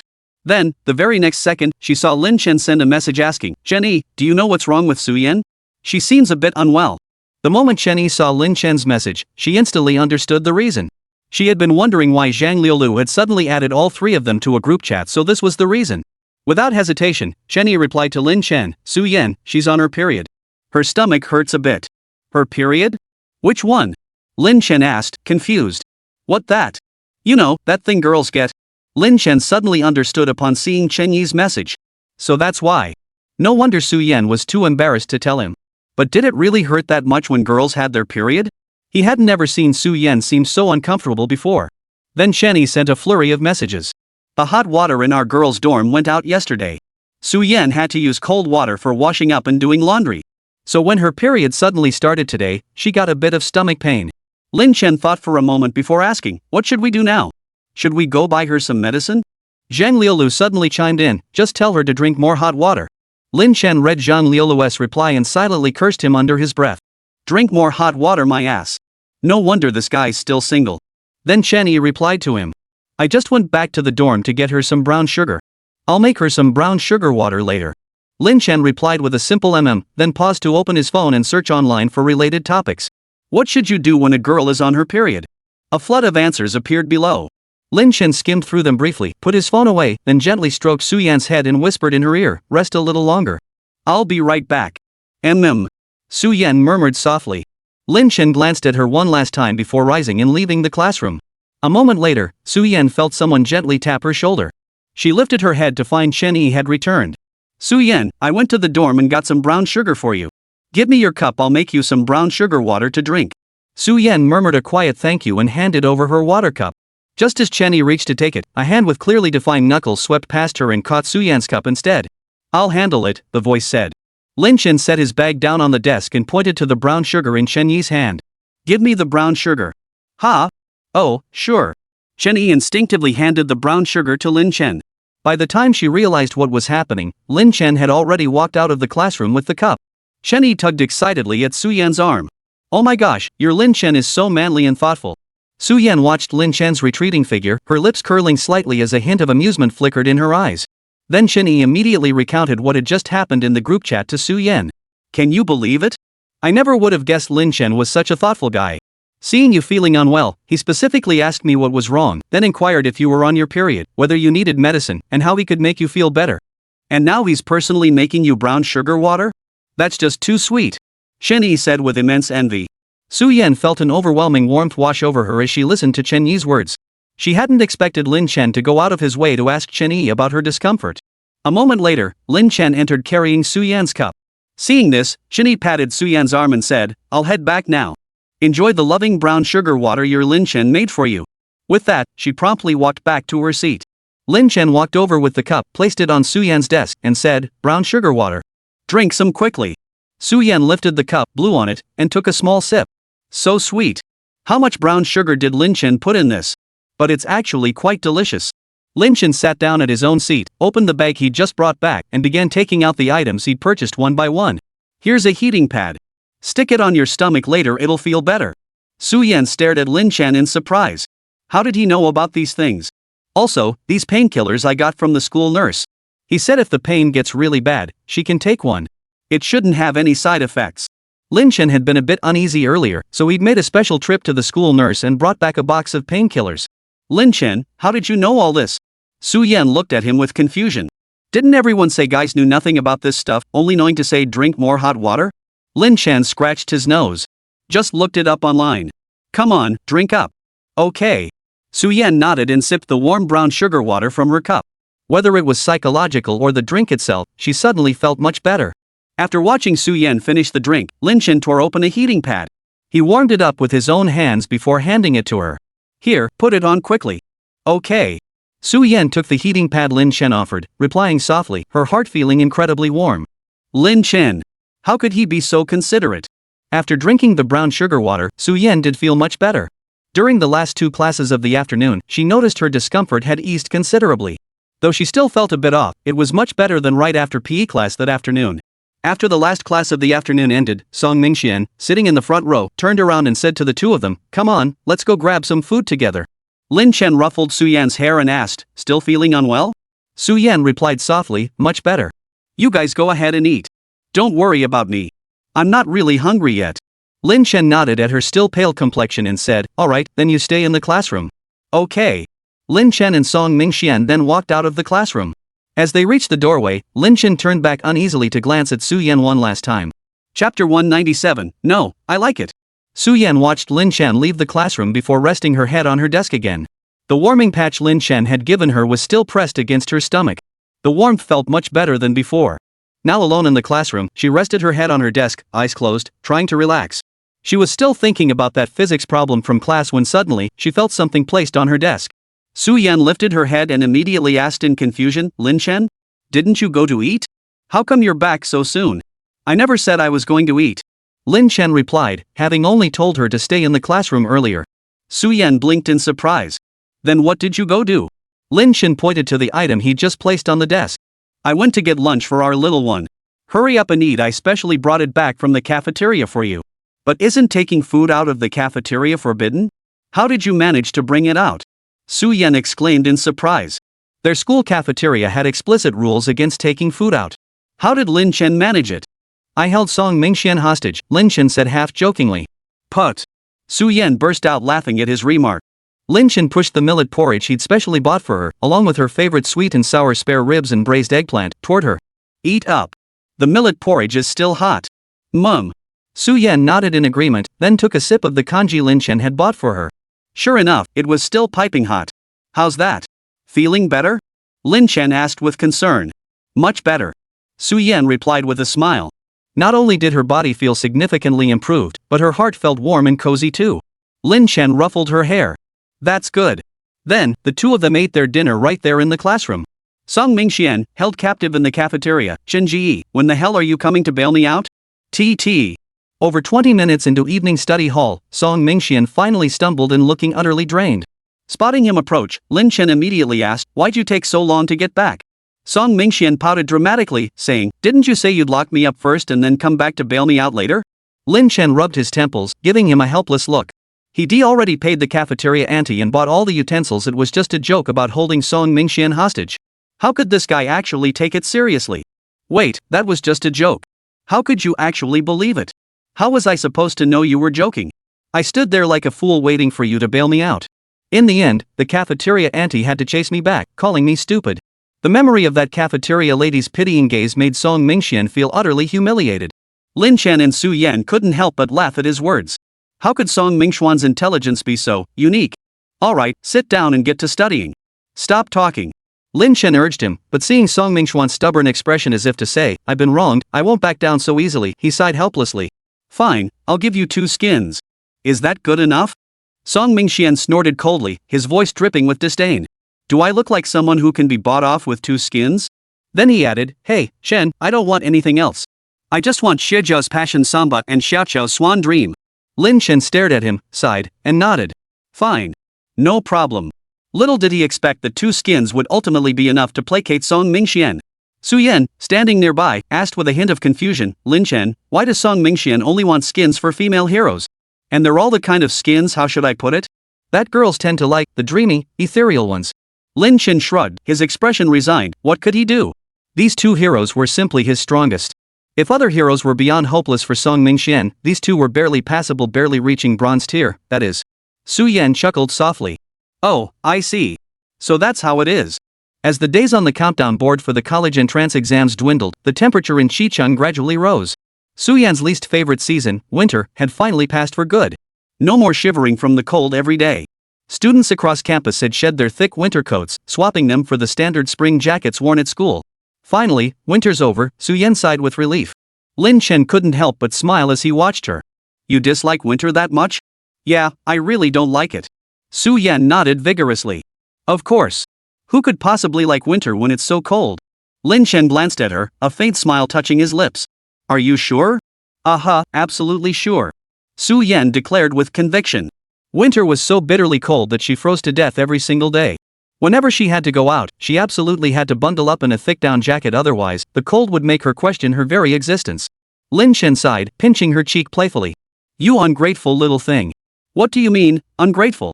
How am I ungrateful? Su Yan touched the spot he'd pinched, puzzled. I warm your hands all day long. With me here, you still feel cold? Lin Chen turned his head, giving her a sidelong glance. Ha! That's not even the same thing. Su Yan stammered. Of course she wasn't cold when he warmed her hands, but that didn't change the fact that she genuinely disliked winter temperatures. How is it not the same thing? Lin Chen dragged out the words, pressing her relentlessly. Then I'll take back what I just said. Is that okay? Su Yan bit her lip. Just let me retract it, pretend I never said it. Which comment? Lin Chen asked softly, his eyes brimming with teasing. The one about who would like winter. Su Yan had just said, winter is so cold, who could possibly like it, and now she was retracting that statement. Oh. Lin Chen responded softly, his tone betraying no emotion. Hearing his simple oh, Su Yan felt a pang of uncertainty. Did Lin Chen think she wasn't sincere enough? So she tugged at his school uniform sleeve and whispered softly, I like it. Like what? Lin Chen's eyes gleamed as he lowered his head, his voice deep and husky. Chapter 198, Here, have a candy. I like winter, Su Yan murmured, her head still bowed. Lin Chen turned his face away, chuckling softly. He sighed, feigning resignation, fine. Winter it is. This little girl, he'd thought she was going to say something else. Su Yan tugged at his sleeve. What? Lin Chen raised an eyebrow. Seeing his expression earlier, Su Yan thought he might be upset. She reached into her bag, pulled out a piece of soft candy, and placed it on his desk. Here. Lin Chen glanced at it, then pushed it back onto Su Yan's desk. I don't eat candy. He genuinely didn't like anything sweet. This one isn't sweet, Su Yan murmured softly. If it's not sweet, then what kind of candy is it? Lin Chen asked, puzzled. Su Yan picked up the piece of gummy candy and tore it open with her hands. You'll know once you try it. Su Yan fed the piece of candy directly into Lin Chen's mouth, then looked at him expectantly. How is it? Isn't it delicious, and not too sweet? Lin Chen chewed a couple of times and found the flavor was indeed pleasant. Just as Su Yan had said, it wasn't overly sweet, only a faint, subtle sweetness lingered. Not bad. Lin Chen nodded, then asked again, what kind of candy is this? Su Yan pulled a jar of gummies from her backpack and handed it to Lin Chen. These are vitamin gummies. I noticed you were coughing a bit yesterday. Even though spring is almost here, there are still occasional cold snaps, so I specially prepared these for you. Plus, they're not overly sweet, so I think they should suit your taste. Lin Chen never liked sweets, how could she not know that? These gummies supplement vitamins and boost immunity, lowering the chances of catching a cold. Lin Chen looked at Su Yan with a smile, this little girl really is thoughtful. Just as they were talking, Song Mingxian suddenly walked in from the doorway, carrying a large bag of snacks. After taking his seat, he turned to them and asked, Brother Chen, Su Yan, wanna have some chips? Lin Chen declined immediately, no thanks. With candy from their little one, why would he need potato chips? Su Yan waved her hand as well, no thanks, you go ahead. Then she suddenly realized something. Brother Chen? Su Yan? She remembered that ever since she'd lent Lin Chen's notes to Song Mingxian and helped him improve his grades, he'd started calling her sis. Sometimes he'd even jokingly call Lin Chen brother-in-law. But it seemed like ever since. Yes, ever since she went to watch Lin Chen play basketball last time, Song Mingxian hadn't called her sister once more, let alone brother-in-law. Why was that? Su Yan felt puzzled, but after thinking it over, she decided not to ask him. After all, it was probably better this way, avoiding those awkward moments when he kept calling them that, making both her and Lin Chen feel uncomfortable. Days passed, and the countdown on the blackboard gradually shifted from 3 digits to 2, then from 2 digits to over 80 days, and finally to just over 70 days. When the countdown reached 76 days, all middle schools in their city of Qi organized a unified exam commonly known as the first mock exam. The school took this exam very seriously. After all, it was a mock college entrance exam, quite different from regular midterms and finals. This time, it was conducted almost entirely according to the Gaokao format. As the top student in the entire grade, Su Yan was unquestionably assigned to the first examination room, and specifically to the very first seat in that room. As for Lin Chen, needless to say, he was seated at the very last desk in the very last examination room. In that sense, their seating arrangements could be seen as a kind of fate. The top student in the entire grade and the bottom student in the entire grade, it felt almost predestined. As Su Yan worked on her Chinese exam paper, her mind drifted involuntarily. She tapped her head with her pencil, scolding herself for such thoughts. She'd rather not have this kind of fate and just wish Lin Chen could do better on his exam, but never mind. Let it be. Regardless of his results, she would still like him. Even if they couldn't attend university in the same city later, she'd simply endure a long-distance relationship. After all, she would never, ever change her feelings. The 2-day mock exams finally concluded, followed by another round of grueling review sessions and teachers grading papers day and night. The night after the exams ended, during evening study hall, Song Mingxian secretly passed them a note. Chenggu, Su Yan, thanks to your notes, I feel like I'll definitely make significant progress this time. Truthfully, he'd initially intended to credit Su Yan's notes. But then he remembered these were specifically compiled by Su Yan for Lin Chen, and if not for Brother Chen, he'd never have gotten his hands on them. So strictly speaking, they were Lin Chen and Su Yan's notes. Honestly, Song Mingxian found it baffling. Back in their school days, he and Lin Chen had been the bottom 2 students in the entire grade, himself dead last and Lin Chen second to last. Yet under Su Yan's tutoring, well, not exactly tutoring, more like piggybacking on her notes, he managed to climb to 17th from the bottom. How come Brother Chen remained unchanged, consistently scoring 0 every single time? Hearing Song Mingxian's question, Lin Chen gave a dismissive chuckle before scribbling a note and passing it over. If I don't show the teachers what I can do during exams, they'll think they actually taught me anything. Lin Chen dared only write this on a note to pass to Song Mingxian. If Su Yan ever heard it, who knew what she'd think? If Su Yan really thought he was getting zeros because of that, she'd probably be upset. He certainly didn't want to upset their little one. Just then, their class monitor walked in from outside carrying a stack of A4 paper. He divided the papers into several stacks and announced, "Alright, the mock exam results are out. These are your score reports, 1 per person. Pass them out." Ever since entering senior year, every time they took an exam, Mummy would print out the score reports directly and hand them out, letting them see their weaknesses in each subject and the gaps between themselves and their classmates. This time, Su Yan scored 146 in Chinese, 148 in English, 150 in math, and 288 in science comprehensive, ranking first in the entire grade. But this was par for her course, nothing to be surprised about. Su Yan, congratulations, top of the class again. Song Mingxian passed the report cards to Lin Chen and Su Yan, adding casually, "Thank you," Su Yan replied politely before immediately lowering her head to examine the transcript in her hands. Lin Chen also reached out to take the report card from Song Mingxian. The moment it touched his hands, a familiar mechanical voice echoed in his mind. Chapter 199, Because I Love You, I Can't Bear to Let Go. Ding. Congratulations, host, on acquiring Memory Boost Level 2, Advanced Computer Programming Skills, and a stock investment buff. Upon hearing the system's rewards, Lin Chen's first reaction wasn't quiet delight, but rather a glance at Su Yan beside him. Then, clearing his throat, he asked, Su Yan, have you seen the results this time? Su Yan nodded, her tone calm. I have. Then did you see my results too? Lin Chen asked softly. Of course I did. Su Yan looked utterly puzzled. She always checked his results first, how could she have missed them? Then you don't have anything to say? No, Su Yan answered slowly, her large eyes brimming with confusion. Why would I have anything to say? Before, she had constantly urged Lin Chen to study. Every time he scored 0, she would ask why.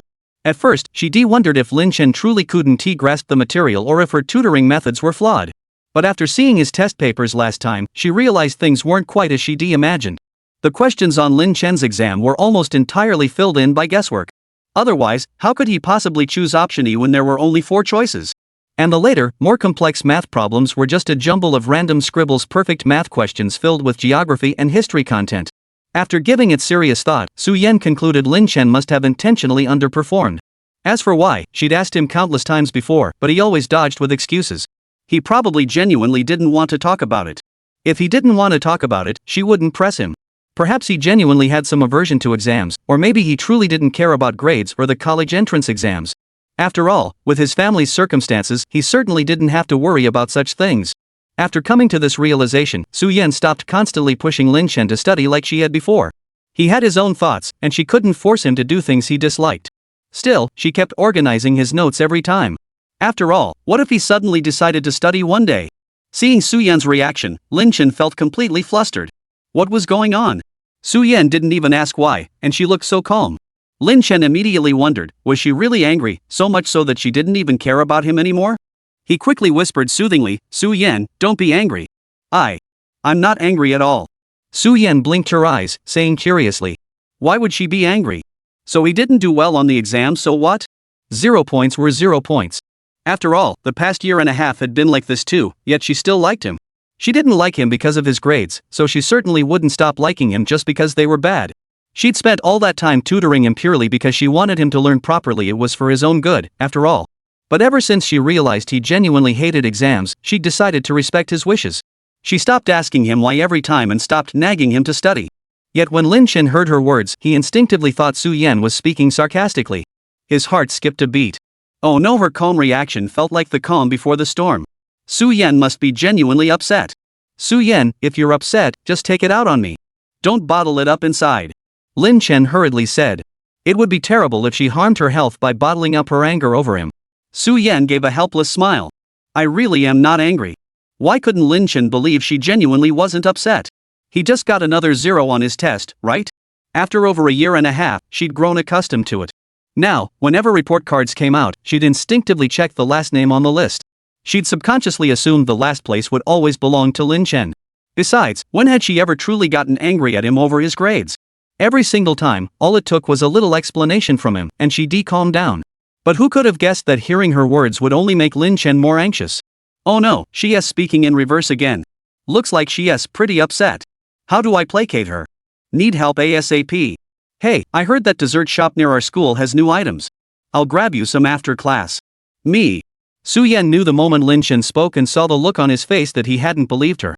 Oh my gosh, how could she possibly prove to him she really wasn't angry? Su Yan sighed, thought for a moment, then said, Lin Chen, you know what? If you truly like someone, you'll like them even if they don't do well in school. You wouldn't actually get mad at them just because they got a bad grade.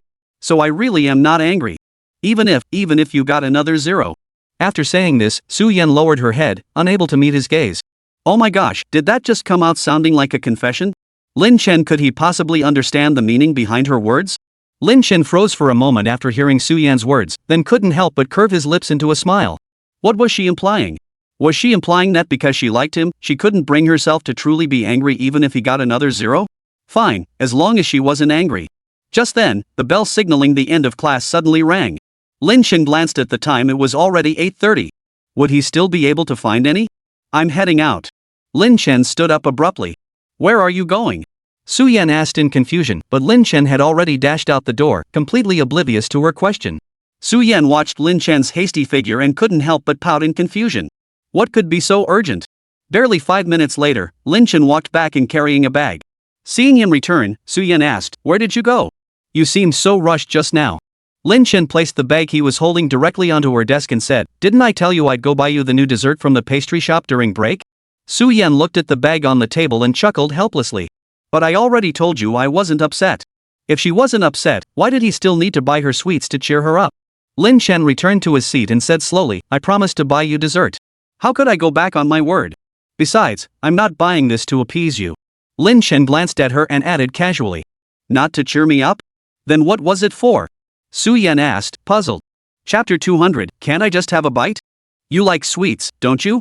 Isn't it fine that I just want to buy them for you? Lin Chen said with the utmost naturalness. Ha! Su-yen hadn't expected that to be the reason. She'd thought he was just trying to appease her. But he actually bought it for her after all. A smile crept onto Su-yen's lips. She didn't need any sweets, her heart was already sweet enough. Lin Chen opened the bag and said, "Go ahead and try it.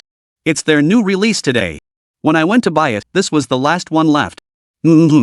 Su-yen nodded with a smile, accepting the spoon he offered. Their school's dessert shop had just released a new passionfruit cream souffle today. Su-yen usually loved this kind of dessert, and when Lin Chen mistakenly thought she was upset, he immediately thought of this. Come to think of it, it was only because Song Mingxian had mentioned it several times today that he learned about the new item at that dessert shop. Su-yen scooped a small portion with her spoon and tasted it. Delicious. Su-yen's large, watery eyes instantly lit up, sparkling like they were filled with stars. One bite of the souffle, soft and fluffy, melting in her mouth with the fruity aroma of passionfruit, left her utterly satisfied. "Glad you like it." Lin Chen ruffled her hair. As long as she was happy. Su-yen scooped another spoonful, then noticed Lin Chen staring at her. Instinctively, she asked, "Lin Chen, do you want to try some?" Watching her face glow with satisfaction, Lin Chen found himself nodding without thinking. Just a taste wouldn't hurt. Just as Su-yen reached for another spoon, Lin Chen leaned in and scooped the souffle right off her spoon. After tasting it, Lin Chen nodded. "It's actually pretty good, though a bit too sweet." Su-yen froze in place, watching Lin Chen's actions. He'd just used her spoon, the one she'd already used. What he just did, didn't that mean they'd indirectly kissed? The thought made Su-yen's fair cheeks flush crimson. Lin Chen gazed at Su-yen's flushed profile, puzzled. Was it really that big of a deal to share a spoon? They'd done far more intimate things before, hadn't they? And they hadn't actually done anything more intimate than this, had they? Lin Chen scratched his nose and spoke up, "I just had one bite. I didn't want to waste another spoon." He hadn't thought much of it at the time. Seeing how adorable Su-yen looked eating, he'd suddenly wanted a taste too. Given their relationship, he hadn't hesitated, just dipped into her spoon and took a bite. Su-yen nodded. "It's just sharing a spoon. No big deal. If it bothers you, I can get a new one." Before Lin Chen could finish, Su-yen cut him off, "It's fine." Then, she scooped another bite of dessert with the spoon and began eating it in small mouthfuls. It wasn't like Lin Chen was a stranger, why would she mind? Watching Su-yen's actions, Lin Chen suddenly felt a bit embarrassed for some reason. TSK, what was he supposed to do with his little girl being so adorable? Just then, Song Mingxian stormed in from the doorway, fuming. "This is infuriating," Song Mingxian declared angrily. Lin Chen, in a good mood, lazily asked, "What's got you so worked up?" Song Mingxian turned around, looking utterly frustrated. "I was supposed to go with Tang Qing today to try the new dessert at that school dessert shop, but when we got there, it was all sold out. What really pissed me off was that the owner told us a guy bought it just 3 seconds before I walked in. I'm so furious, if I ever find out who that guy is, I'll..." Song Mingxian said viciously, miming the motion of strangling someone. Lin Chen watched as Su-yen suddenly stopped eating her dessert and turned to glance at him. Their eyes met, both seeing a hint of helplessness in each other's gaze. What a coincidence! Su-yen distinctly remembered Lin Chen saying there was only one left when he went to buy it. So, the person Song Mingxian wanted to strangle was actually Lin Chen? Lin Chen watched Su-yen's cheeks puff out as she stuffed her mouth. After hearing Song Mingxian's words, she chewed sporadically like a startled little hamster, a dab of cream still clinging to the corner of her mouth. Lin Chen couldn't help but chuckle. Song Mingxian was still venting his frustration when Lin Chen's sudden chuckle made him snap. "Bro, what's so funny? How could he be laughing so heartily at his misfortune? Could they even be proper buddies anymore?" Lin Chen didn't even glance at him. He simply reached out, using his thumb to wipe the cream from Su-yen's lips before turning to Song Mingxian. "Let's go." "Huh? Where?" Song Mingxian stared at him blankly. Go? Go where?" "Let's go fight someone," Lin Chen said calmly. "A fight?" Song Mingxian was utterly bewildered. Why fight? Had he said something wrong just now? Lin Chen gestured with his eyes toward the dessert in front of Su-yen. Song Mingxian leaned in to take a look. "Souffle? Is that the new one from that shop today? Can I try a bite? Song Mingxuan's eyes lit up as he exclaimed in surprise. Before Su Yan could answer, Lin Chen cut in, nice try. Didn't you just say you wanted to strangle me? Strangle you? When did I ever say that? Song Mingxian asked, looking confused. Before he could finish, he suddenly remembered his earlier words. The soufflé on Su Yan's table. Could it be that the person who bought the last soufflé was Lin Chen? So, the person I just threatened to strangle was… Song Mingxian swallowed hard, his voice dry. Brother Chen, listen to me. I didn't mean it like that. Then what did you mean? Lin Chen folded his arms across his chest, his expression calm as he watched him. I meant that if I ever found out who that guy was, I'd squeeze my wallet flat and treat him to soufflé every single day. Oh, I see. Lin Chen raised an eyebrow. Yeah, that's exactly it. Song Mingxian said obsequiously. Joking aside, going out to fight Lin Chen? Ha! He'd probably just get beaten up one-sidedly. Knowing when to back down is the mark of a true hero. Survival comes first. Lin Chen chuckled lightly. I don't eat sweets. You can buy them for yourself from now on. Chapter 201, Leave Them a Way Out. Lin Chen paused mid-sentence before continuing, just buy them for Su Yan. Alright, I'll buy them for Su Yan. For some reason, Song Mingxian also paused mid-sentence. Su Yan watched the two of them. Could pausing while speaking be contagious? Day after day passed, and just as he promised, Song Mingxian bought a soufflé for Su Yan every single day. Su Yan once told him she didn't need him to buy it anymore, but Song Mingxian firmly refused, insisting, no, this is my filial offering to you. Just accept it on Lin Chen's behalf. Consider it my apology. Offering? Su Yan shook her head, feeling rather helpless. Why did Song Mingxian always choose such unique words? But over these days, Su Yan discovered something rather disheartening. She'd gained 3 pounds. Clearly, one really shouldn't indulge in sweets daily, especially calorie-packed treats like soufflé. Su Yan slumped dejectedly on the desk. She'd definitely tell Song Mingxian later no more soufflés for her starting today. Lin Chen had just returned from playing basketball when he saw Su Yan slumped over the desk, looking utterly dejected. What's wrong? Feeling down? Su Yan sat up and shook her head, then pushed the towel and water she'd prepared earlier across the desk to Lin Chen. Lin Chen was still warm from playing basketball, so he was surprised Su Yan had already prepared water and a towel for him. He couldn't help but smile and say, so thoughtful? What else would I do? Su Yan replied with a smile. Lin Chen wiped his sweat with the towel, then drank nearly half a bottle of water before saying, let's go. What for? Su Yan asked. He just got back. Why's he heading out again? Lin Chen placed his hand on her ear and gave it a gentle rub. To get you some bubble tea. Su Yan shook her head quickly. No way. I can't drink any more bubble tea. Why not? Lin Chen asked, looking at her. You used to love bubble tea, didn't you? I've gained weight lately. If I drink any more, my face will get all round. Su Yan had weighed herself yesterday and discovered she was now 95 pounds. She absolutely couldn't gain any more weight. Lin Chen pinched her cheek and chuckled, where's the fat? You look adorable. Lin Chen wasn't exaggerating. Su Yan wasn't fat at all, he actually thought she was a bit thin. Even if she gained a little more weight, it wouldn't matter. Truthfully, at least 5 feet 6 inches tall and weighing only 95 pounds, Su Yan really couldn't be considered fat. But perhaps girls like Su Yan, who pursued perfection, tended to set high standards for themselves. Really? Su Yan asked uncertainly. Absolutely. Come on, let's go. You're trying to make other girls jealous, aren't you? Lin Chen said with a playful tone. What? Su Yan frowned. How could she possibly drive other girls crazy? Lin Chen's tone turned serious. Our little girl is so pretty and not even overweight, yet she still wants to lose weight. How are other girls supposed to live with that? Put. Su Yan burst out laughing. How come Lin Chen was getting better and better at talking? What happened to the clueless guy she knew? Alright, let's go. Then Lin Chen hooked his arm around Su Yan's neck and led her out. Unfortunately, the moment they stepped outside, they ran into their grade director, Director Wang. Su Yan inwardly groaned, oh no! Why did we run into Director Wang again? And Lin Chen is still wrapped around my neck. Su Yan immediately stood up straight, and Lin Chen promptly dropped his arm. Hello, Director Wang. Ah, good. Where are you two headed? Director Wang asked with a friendly expression. Well, Su Yan's heart immediately began to race. Oh no, was Director Wang really asking what she and Lin Chen were up to, arm in arm like this? How should she respond to this? Lin Chen cleared his throat beside her and blurted out, we're just going to grab some bubble tea. Studying's been exhausting. Studying is exhausting? Well then, go ahead. Go on. Director Wang hurriedly said, then turned to Su Yan with a smile. Su Yan, don't put too much pressure on yourself. You did very well on this exam. Just keep up the good work and don't be too hard on yourself. He then shot Lin Shen an approving look.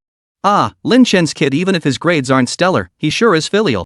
He knows his auntie's exhausted from studying, so he's taking her out to relax and get some bubble tea. Director Wang instinctively concluded that the overworked student Lin Shen referred to was Su Yan. After all, how could someone who scored 0 on an exam possibly be tired from studying? Alright, director. We'll be going now.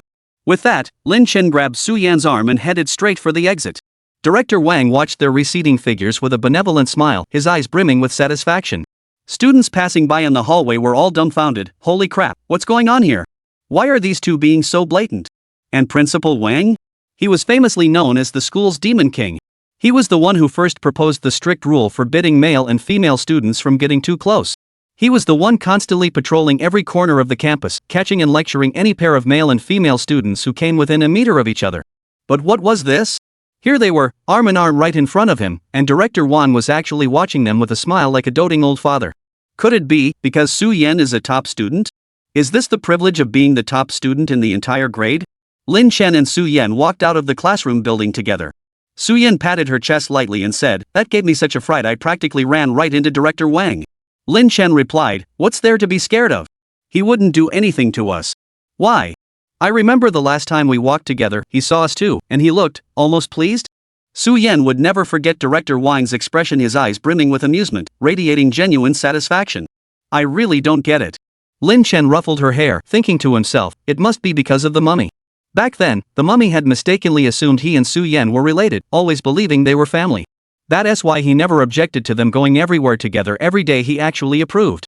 He must have told Director Wang about his own kinship with Su Yan too. That was why the director reacted this way. But let them keep misunderstanding for now.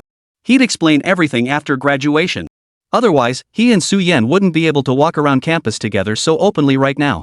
Chapter 202, What If I Guess Right? They arrived at the school's bubble tea shop, which was always bustling with customers. Su Yan glanced at the line ahead. There were probably 7 or 8 people waiting. So he and Lin Shen took their places at the back of the line and obediently fell into step. It was already early summer, and most students had switched to Xiaotian's school uniforms. Their school uniforms were quite nice. Boys wore white short-sleeved shirts with black trousers, while girls wore white short-sleeved shirts with black knee-length pleated skirts. Perhaps because she was relatively tall, the skirt fell a few centimeters above her knees when she wore it, looking quite flattering. A gentle breeze swept by, carrying the scent of early summer flowers, creating a pleasant atmosphere. However, Su Yan felt uneasy and adjusted her skirt hem. Oh no, why did the wind have to pick up now? Su Yan clutched her skirt tightly, afraid it might billow up. Lin Shen caught her movement and instantly understood the situation. Fortunately, he'd worn a thin sports jacket when he went to play ball today. Without hesitation, Lin Shen took off his jacket and said to Su Yan, "Kid, lift your arms." "Ha?" Su Yan looked at him with confusion. She was currently shielding her skirt. If she raised her hands, wouldn't that mean exposing herself? "Why raise my hands?" Su Yan asked softly. Lin Shen murmured, "Just do as I say." Only then did Su Yan slowly release her grip and raise her hands, asking, "What for?" Seeing Su Yan's pale, delicate hand spread open before him, filled with confusion, Lin Shen couldn't help but shake his head and chuckle. He then directly tied his jacket around her waist. "This way, you won't have to worry about exposing yourself." Su Yan gave a helpless smile and scratched her head. She had thought Lin Shen was going to give her something, so she awkwardly withdrew her hand. But the very next second, Lin Shen suddenly grabbed her hand and interlaced their fingers tightly. Su Yan looked at him in confusion. What was this about? Lin Shen chuckled softly. "You reached out your hand, how could I not hold it?" Su Yan blushed, speechless, a smile escaping her lips. She felt utterly sweet and giddy.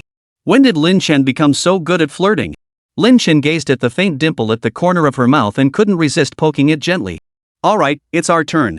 Let's get our bubble tea," Lin Shen reminded her as the people ahead had already finished their orders. "Oh," Su Yan murmured softly. Then, the two stepped forward to order a cup of coconut pearl milk tea, Su Yan's absolute favorite. Su Yan held the cup and took a sip. A wave of sweetness flooded her mouth. So sweet. As the days passed, the sweltering summer gradually arrived. The countdown on the blackboard slowly shifted from double digits to single digits. The day of the college entrance exam crept closer and closer for this group of seniors. With 2 days left before the exams, the school granted the seniors a break, allowing them to relax and prepare fully for the upcoming tests. During the final class before the break, Mr. Mummy stood at the front of the classroom with teary eyes.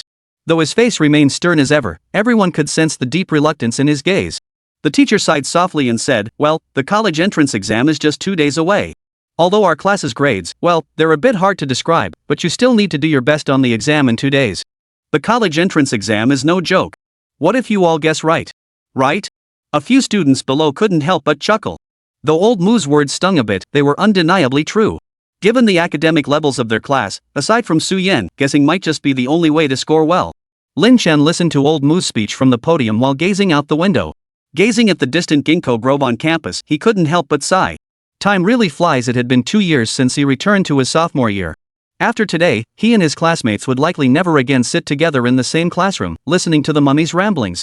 Though he'd experienced this farewell before, listening to the mummy's speech today, a sudden wave of reluctance washed over him. Yet time marches on relentlessly, never pausing for anyone to linger and watch. Lin Chen was no exception. Even with his luck the chance to start over, he still had to face the passage of time and the farewell of graduation like everyone else. Finally, the mummy added with lingering concern, the night before the college entrance exams, you all better get to bed early. Make sure you don't oversleep the next morning. And the very first thing you do after waking up is to check that you have all your IDs and supplies with you. And one more thing, if anyone forgets their ID, pen, or eraser, don't ever claim to be one of my students, Mu Jianghua's students. It'll be an embarrassment. Mummy gazed at the familiar, youthful faces below, his heart filled with mixed emotions. He had taught at Xicheng No. 1 High School for over a decade, seeing off batch after batch of students. Yet every farewell left him on the verge of tears. These little rascals, though they could be infuriating at times, the thought of never seeing them again truly tugged at his heartstrings. Mummy sighed softly before speaking slowly, all right, no more talk. Class dismissed. With that, he turned and strode out of the classroom without looking back, then dashed into the faculty office. The teachers in the office stared in astonishment as he burst in like a whirlwind. Without a word, he collapsed onto his desk and began to sob quietly. A recently arrived intern teacher stood nearby, utterly bewildered. What on earth was going on? Had something happened? Should he go over to comfort them? Principal Wang, the head of the senior class department, was also in the office. Seeing the new intern's bewildered expression, he patted him on the shoulder and said casually, "Don't panic. He's fine. That's just how he is. This drama plays out every 3 years. Just leave him be. Let him cry it out." The intern nodded blankly, okay. Director Wang watched the mummified figure weeping and shook his head helplessly. Every time one of his students graduated, he'd have to endure this crying session. What a headache. Chapter 203, I thought you were going to confess to me. The sweltering summer wind blew into the classroom as the ceiling fan creaked and whirred. The students of Class 21, Senior 3, watched in shock as Mummy covered his face and dashed out the door. They had wanted to properly say goodbye to old Mu. Why did he leave so quickly? Everyone sat in the classroom, hesitating to move. Finally, the class monitor sighed softly, stood up, and said, all right, since Teacher Mu's gone, let's head out too. We'll go back and review properly these next couple of days. All right, let's go. Sigh, I wanted to say a few more words to old Mu. Yeah, Mr. Mu really took off in a hurry. It was like he had the devil on his heels. All right, pack up and head home. On a summer evening, the setting sun painted half the sky crimson. Its lingering glow streamed through the windows into the classroom. Though the air remained stiflingly hot, a faint scent of gardenias mingled within it, slightly soothing the restlessness in everyone's hearts. Students in the classroom slowly packed their bags, then trickled out one by one. Lin Chen and Su Yan were especially slow, lingering until only the two of them remained in the room. Surveying the classroom they'd occupied for a year, now utterly empty, Su Yan felt a wave of emotion wash over her. Soon, those once familiar classmates would likely become strangers. Noticing Su Yan's gloomy expression, Lin Chen sighed softly, ruffled her hair, and said, come on, don't dwell on it. It'll be fine. It's not like we won't see each other again. Su Yan gave a slight nod, slung her backpack over her shoulder, and together they stepped out of the classroom. The warm glow of the setting sun bathed the campus grounds. Lin Chen and Su Yan walked along this path they had traversed countless times before, yet their hearts felt unusually heavy in this moment. The college entrance exam brought liberation, but more often, it meant separation. Su Yan lifted her head to glance at Lin Chen's profile.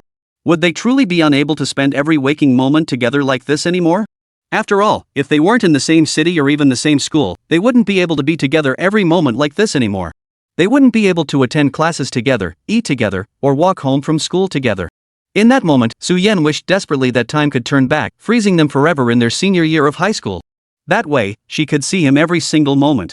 Where would Lin Chen go after the college entrance exams? Stay in Xicheng? Move to another city? Or follow her path to the capital? But she remembered Lin Chen mentioning before that he didn't seem to like the capital. What's wrong? What are you thinking about? Seeing Su Yan silent the entire walk, her face clouded with gloom, Lin Chen couldn't help but ask. Su Yan took a deep breath. I'm just thinking about after graduation. Lin Chen smiled and ruffled her hair. You haven't even graduated yet. Don't overthink it, just focus on doing well on the exams. Su Yan tugged at his arm and asked, Lin Chen, what do you think if I apply to a university in Xicheng? Lin Chen was startled by her question. A university in Xicheng? Why on earth would she want to apply to a university in Xicheng? With her scores, she could easily get into Qingdao or Beihua. Xicheng University? The best university in their city was Xicheng University. While it was a nationally recognized key institution, it was still far behind Qingdao University. Could this kid be thinking of applying to Xicheng University just for his sake? Lin Chen quickly interjected, Kid, don't do anything stupid, you hear me? Ha? I'm not doing anything stupid. Su Yan blinked at him, puzzled. Why did Lin Chen make it sound like she was contemplating suicide? Lin Chen sighed and said, Kid, listen to me. You better do well on your exams. If you don't get into Kyunhee, I'll. What will you do? Su Yan asked curiously. Then I'll never play games with a certain kid again. Lin Chen threatened. Su Yan pursed her lips. Who was really taking care of whom, anyway? Hey, it seems like I'm always the one carrying you in games, huh?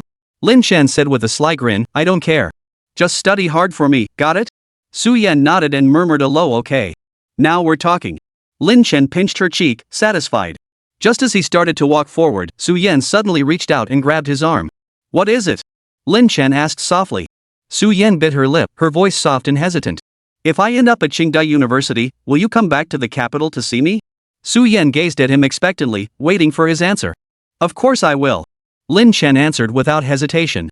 What was this little girl thinking about every day? How could he possibly not visit her? Besides, who knows what happens after graduation? How could she be so sure he wouldn't be in the capital?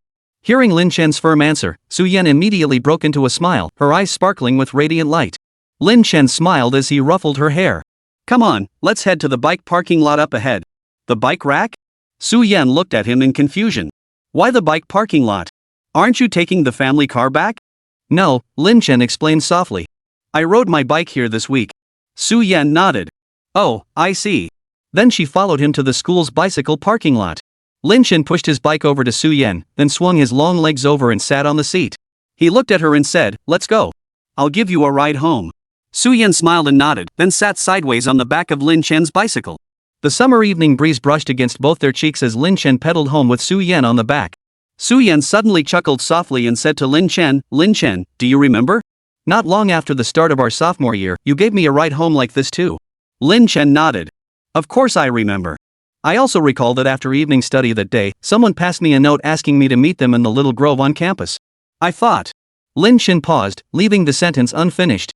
Su Yan couldn't help but ask curiously, what did you think? I thought you were going to confess to me. But then you ended up saying you wanted to tutor me? Recalling the scene, Lin Chen couldn't help but shake his head and chuckle. That little girl just wanted to tutor me, yet she had to arrange it in a place like the grove. He'd thought she was about to confess her feelings, but it turned out to be a false alarm. Su Yan, hearing his prolonged silence, asked again, what did you think it was? Chapter 204, is something off here? Lin Chen pondered for a moment before replying slowly, it was pitch black and windy. I thought you'd called me to the grove to do something naughty. Su Yan flushed instantly, fuming, what nonsense are you talking about?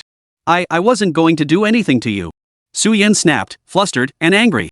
What on earth had Lin Chen been thinking? How could a girl like her possibly? Oh, she did like him, but she genuinely only wanted to discuss tutoring when she invited him out. She hadn't even considered.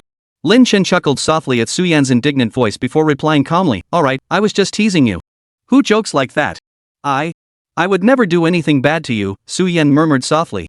Alright, my bad. My little angel is so magnanimous, can we not be mad anymore? Lin Chen coaxed softly. Su Yan couldn't help but lower her head and chuckle. Who's angry? She was just a little embarrassed, that's all. How could Lin Chen possibly think she'd do something bad? Was he that kind of person?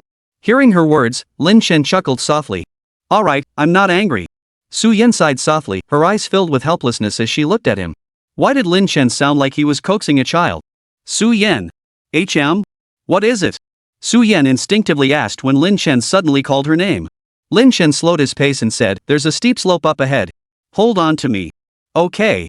Su Yan responded softly, then reached out to grab Lin Chen's white shirt. But Lin Chen abruptly stopped, propping the bike with his long legs. Su Yan asked curiously, Lin Chen, what's wrong? Why did you stop so suddenly? Lin Chen gave a helpless smile, then turned around and said, how can you hold on steady like that? He then took her hands and wrapped them around his waist, murmuring, "Hold on tight." He then turned back around and continued writing. Suyen watched Lin Chen with a soft smile, then gently wrapped her other arm around him too, both hands now holding his waist. The afterglow of the setting sun bathed them both, and a beautiful curve lifted the corners of their mouths. After dropping Suyen off at her building, Lin Chen rode his bike home. The moment he entered the house, he saw his mother enthusiastically arranging something in the living room. Changing into his slippers, Lin Chen walked over and said, "Mom, I'm home." "Oh, son, you're back," Lin's mother said with a beaming smile. Lin Chen felt slightly uneasy seeing his mother so warmly attentive toward him all of a sudden. What was going on? Why had she suddenly become so affectionate? Come see the clothes I bought for you." "For me?" Lin Chen grew even more puzzled. When had his mother ever thought to buy him things? This was truly strange. Stepping closer, he saw his mother holding 2 red t-shirts. She beamed at him and asked, "What do you think? Do they look good?" Lin Chen stared at the 2 t-shirts his mother held up. After a 2-second hesitation, he reluctantly replied, "They're okay, I guess." But why would his mom suddenly buy these? Her taste had always been pretty good. Why did she suddenly pick out these, well, alternative-looking shirts? Hearing his son's response, Mrs. Lin seemed satisfied. She beamed and said, "I bought these t-shirts especially for you and Suyen. Look, they even say Golden List Success on them. See? Meaningful, right? And I specifically picked matching couples shirts for you too. Isn't Mom thoughtful?" Lin's mother looked at Lin Chen with an expression begging for praise. "Lin Chen? For me and Suyen? What? For him and Suyen? These 2 hideous t-shirts?" Of course, Lin Chen didn't voice that last thought aloud in front of his mother.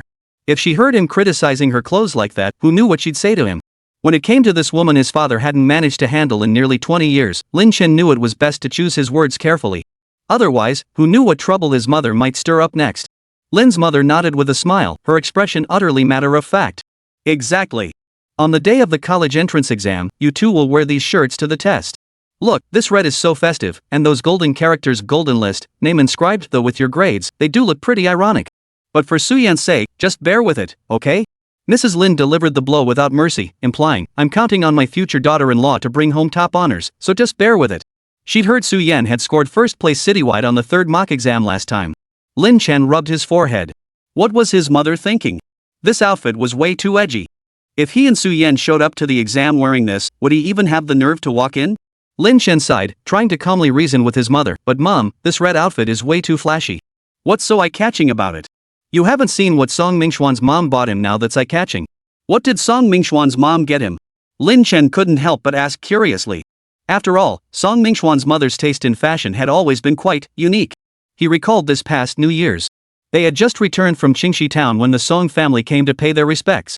Song Mingxuan's mother wore a brightly patterned red and green cotton coat, topped off with a straw hat adorned with flowers. He'd been utterly stunned then. What on earth would she buy him this time? Lin's mother chuckled. "Today, Auntie Song and I went shopping for clothes together. Song Mingxuan's mom specifically picked out an all-red outfit for him, a red t-shirt, red jacket, red shoes, red socks, red underwear, and even a red skirt." Lin Chen's expression was beyond words. A whole outfit in red? Was Song Mingxian planning to cosplay as a New Year's painting doll tomorrow? Well, it did fit his mom's usual taste. But wait. Something didn't quite add up. Lin Chen asked in confusion, "Wait, Mom, did you just slip up? Shouldn't it be red pants?" "No, I meant a skirt." Lin's mother placed the 2 t-shirts on the sofa, neatly folded one of them, and replied without looking up.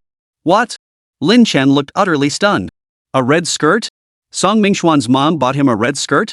Chapter 205, Let Me See You Act Cute. Mrs. Lin placed the neatly folded t-shirt into a nearby bag and explained, "Song Mingxuan's mother said pants are like crying. She doesn't want her son coming to her in tears after the college entrance exams, so she specially bought him a red dress." Lin Chen immediately began silently sympathizing with Song Mingxian in his heart. "Man, you've got it rough. Compared to this, it seems my mom's choice was pretty normal after all." Yet at the same time, a flicker of anticipation stirred within Lin Chen, anticipation for Song Mingxuan's outfit on the day of the college entrance exams. Because he knew, given Song Mingxuan's mother's temperament, if he didn't wear it, she'd beat him to death. This thought made Lin Chen feel a bit of schadenfreude. Lin's mother watched the smile playing at his lips and said, "Stop just standing there grinning." Then she handed him the bag containing the red t-shirt and said, "Take this. Give it to Suyen and have her wear it on exam day." Lin Chen took it without hesitation. With Song Mingxuan's outfit as a comparison, he readily agreed. It was just a red t-shirt. Sure, it was a bit tacky, but it was still way better than Song Mingxuan's full red outfit. Seeing Lin Chen agree so readily, his mother nodded with satisfaction. Not bad. At least this son hadn't been raised in vain. During his 2 days of rest at home, Lin Chen couldn't be bothered to study. There was no real need to anyway. After 2 days of lounging comfortably at home, Lin Chen suddenly remembered he hadn't given Su Yan the red t-shirt his mother had bought. So, on the evening before the college entrance exam, Lin Chen sent Su Yan a WeChat message. Su Yan, are you home? I'm coming over to give you something. Su Yan replied almost immediately, I'm home. What are you bringing? It's pretty late now, you could just give it to me tomorrow morning. It has to be tonight. You'll see why soon. Lin Chen replied with a smile. Then, Lin Chen grabbed the bag containing the red t-shirt, hopped in his car, and drove to the building where Su Yan lived. Once he arrived, he immediately called her. Su Yan came downstairs immediately after receiving the call. Lin Chen. As soon as Su Yan came downstairs, she saw Lin Chen waiting for her and immediately ran over to him. What is it? Did you have to give it to me tonight? Su Yan asked curiously. Lin Chen scratched his nose, then handed the bag in his hand to Su Yan with a slightly embarrassed look. My mom bought this for you. Lin Chen frowned slightly, unsure how Su Yan would react. It wasn't that he was criticizing his mother's taste, it was just that this particular piece of clothing was downright ugly. Su Yan took the bag and pulled out the item. Huh, this dress? She remembered Auntie having pretty good taste. How could she have picked this, well, rather unique piece of clothing? Are you sure Auntie really picked this out? Su Yan asked tentatively. Seeing Su Yan's expression, Lin Chen gave a helpless smile and nodded. Yeah. She specifically picked these out as our college entrance exam battle gear. For both of us? Su Yan immediately asked, you have one too? Lin Chen nodded. Yep, exactly the same as yours. So it's a matching set? Su Yan looked at him, blinked, and suddenly asked, so will you wear it tomorrow? Lin Chen raised an eyebrow, instantly catching her meaning. He answered slowly, depends on my mood. Ha! Seeing the slight disappointment in her eyes, Lin Chen added unhurriedly, if I'm in a good mood, I probably will. So you're not in a good mood right now? Su Yan grabbed his arm, her eyes brimming with anticipation. Lin Chen chuckled softly inside, but outwardly remained composed as he said, it's okay, I guess. Not exactly great. Su Yan's lips immediately turned down in disappointment. Then how can I make you feel better? Her large, clear eyes fixed on him, stirring something within Lin Chen. Clearing his throat, he casually suggested, how about, you act a little spoiled? Act cute? Su Yan hesitated. But I don't really know how to act cute. Can't we try something else? No. Lin Chen refused flatly. Sigh. Su Yan exhaled deeply. What was she supposed to do now? Act cute? How did those girls on TV act cute again? Su Yan pondered for a moment, then gently tugged at Lin Chen's arm, her clear eyes fixed on him without blinking. Lin Chen, you're the best. Lin Chen turned his head away, smiling helplessly. This little girl, is this how you act cute? Su Yan tilted her head to look at him too. Does that make you feel any better? Lin Chen raised his fist to his mouth and cleared his throat softly, it's okay. A little better. A little better? That meant he still wasn't feeling great. Su Yan bit her lip lightly, suddenly feeling troubled. What should she do? She really wanted to wear matching outfits with Lin Chen to the exam. After a moment's thought, Su Yan took a deep breath and threw caution to the wind. She tiptoed up, wrapped her arms around Lin Chen's neck, and rubbed her soft cheek against his face like a playful kitten. Lin Chen, please. Lin Chen felt a tingling sensation on his cheek. His arms instinctively wrapped around Su Yan's waist as he murmured, what do you need me to do? Su Yan whispered softly in his ear, please be in a better mood. Why do you want me to be in a good mood? Lin Chen pressed. Su Yan released her arms from around his neck, creating some distance between them. She looked into his eyes and said, because I want to wear this outfit with you tomorrow. Su Yan gazed at him with wide, pleading eyes, brimming with anticipation. Lin Chen couldn't suppress the smile that curved his lips. His eyes sparkled with amusement. This little girl claimed she couldn't be coy, yet when she acted like this, it was utterly irresistible. TSK, how could she be this adorable? Seeing he hadn't answered, Su Yan tugged at the hem of his shirt again. Lin Chen, can we? Lin Chen smiled and nodded. Sure. Really? You promised. No backing out. Su Yan exclaimed excitedly, her eyes sparkling with tiny lights. Fine, no backing out. You can check tomorrow morning. Lin Chen's deep voice was filled with indulgence. How could he possibly go back on his word? Ha? Check? Su Yan looked at him in confusion. How was she supposed to check something like that? Once they were in the exam hall, if he wasn't wearing that t-shirt, there was nothing she could do about it. Still, she trusted Lin Chen. Since he'd promised, he wouldn't go back on his word. Chapter 206, After the Exam. I'll pick you up tomorrow morning. We'll go to the exam hall together. Lin Chen explained, head bowed. Tomorrow was the college entrance exam, and traffic would surely be heavy. Uncle Lee had already told her yesterday that he'd take him via back roads tomorrow to ensure they wouldn't be late. Su Yan nodded and smiled in agreement. Alright, then we'll wear these clothes together to the exam tomorrow. Yeah, my mom bought them specially for us, Lin Chen murmured. Then go thank Auntie for me tonight, Su Yan said with a smile. Lin Chen's mom is so kind she even prepared clothes for me. Exactly. I don't even know how to thank her properly. Lin Chen chuckled, don't worry. No need for thanks, she'll be happy just knowing you'll wear this t-shirt. Su Yan immediately shook her head. No way. Auntie's been so kind to me, I absolutely have to thank her properly. Alright then. Lin Chen nodded, ruffled her hair, and reminded her, make sure you do well on the exam tomorrow, got it? My mom has really high hopes for you, she's counting on you to ace it. Su Yan smiled and said, don't worry, I'll do my best. I won't let Auntie down. Lin Chen teased her, but won't you disappoint my mom? What about me? Su Yan quickly added, I won't disappoint you either. Lin Chen smiled as he pinched her cheek playfully. Alright, head home now. Wait a moment, I have something for you too. Su Yan quickly pulled out a red woven bracelet. I prayed for this at the temple outside the city yesterday. It's to bless you. Before Su Yan could finish her sentence, Lin Chen teased playfully, protect me from failing any exam? If Su Yan could really bless him to pass every exam, that would be great. She had indeed thought that at the time, but the very next second, she immediately dismissed the idea. Given Lin Chen's attitude toward exams, forget about passing every single one, she'd be grateful just if he managed to get any score at all. In the end, she decided to get him a protective bracelet instead. As long as he wore it and stayed safe, she'd be satisfied. Su Yan watched him with a helpless smile, wishing you safety, passing every exam? Sigh. Hearing her resigned sigh, Lin Chen smiled and pinched her cheek. What's that sigh mean? It's nothing special, really. I just think it's great that you're safe and sound. I don't ask for anything more. Lin Chen gazed into her clear eyes, gently ruffling her hair with affection. Alright, go get some rest. I'll pick you up tomorrow morning. Mei Shem, Su Yan gazed at him, reluctantly taking a few steps back. Alright, go home now. Su Yan nodded, turned, and took a few slow steps before suddenly turning back. She hurried over to Lin Chen and threw herself into his arms. What's wrong?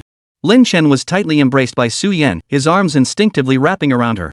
Su Yan murmured softly, I just wanted to hold you a little longer. Alright, a little longer.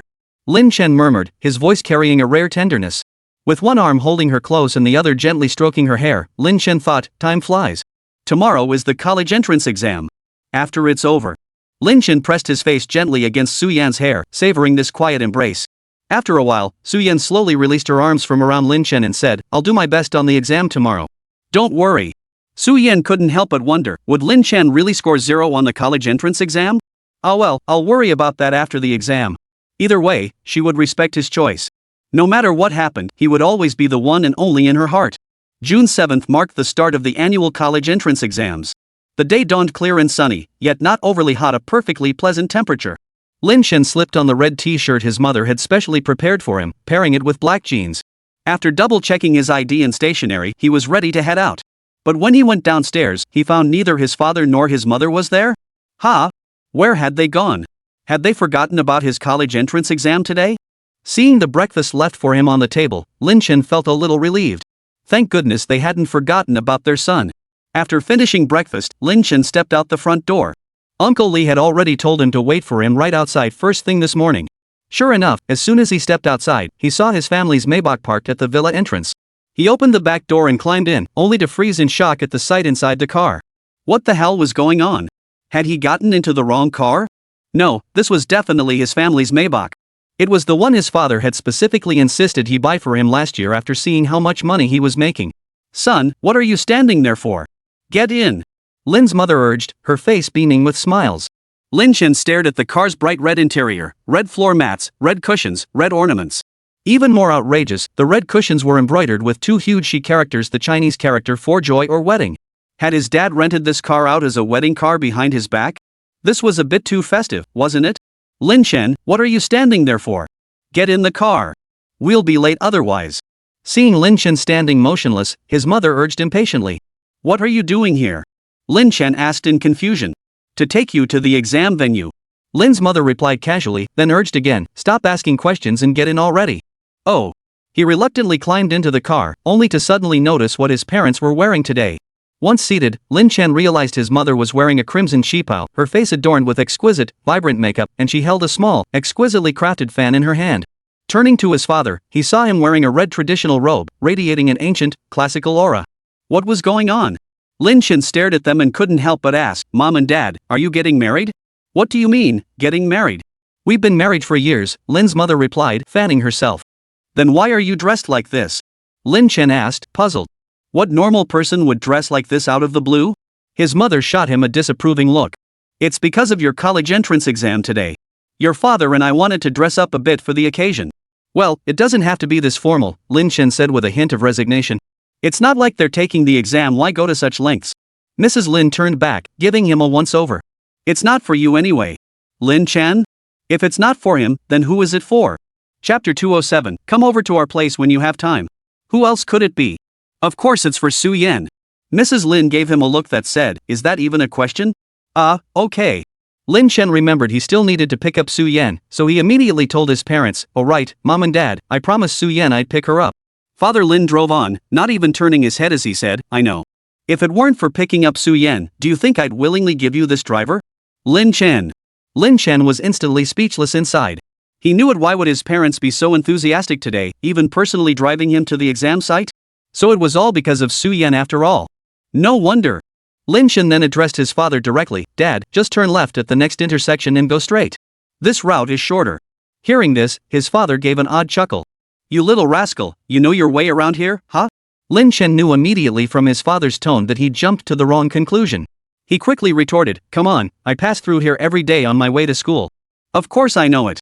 What kind of nonsense are you thinking about? Alright, honey. We see through it, but we won't call it out.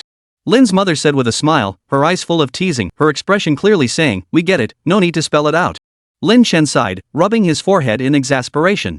Seriously, his parents' imaginations were beyond belief. With just one more traffic light to go before Su Yan's house, Lin Chen sent her a WeChat message. Su Yan, we're almost at your place. Come out. Okay.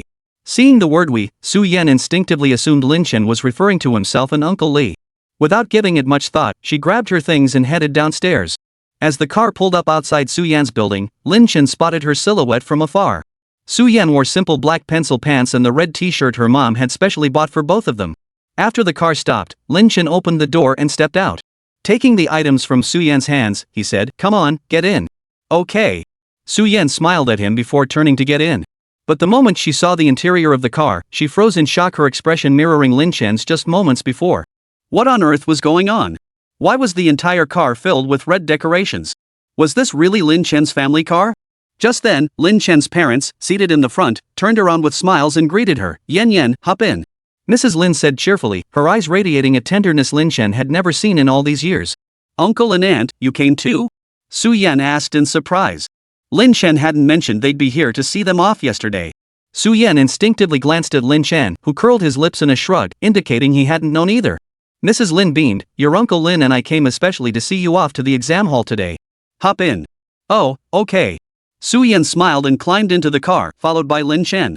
Mr. Lin started the car, while Mrs. Lin turned around to talk to Su Yan. Yen, don't be nervous today. Just do your best. Auntie believes in your abilities. Thank you, Auntie. Su Yan replied politely, then glanced down at her red t-shirt and added, oh, right, I haven't thanked you in person for buying me this shirt. Mrs. Lin waved her hand with a smile. Oh, no need. We're all family. Ahem. Lin Chen cleared his throat twice, shooting his mother a warning glance. Could she please tone down the directness? Su Yan had an exam today, scaring her now might ruin her focus. Mrs. Lin immediately caught on to her son's meaning. Oh no, she'd gotten a little carried away and nearly blurted out her true thoughts. She quickly backtracked, what I meant was, since it's the college entrance exam, it's good to wear something festive. Oh, Auntie, you're so thoughtful, Su Yan replied with a smile. I hadn't even thought of that. Hearing Su Yan's words, Mrs. Lin's face lit up with joy.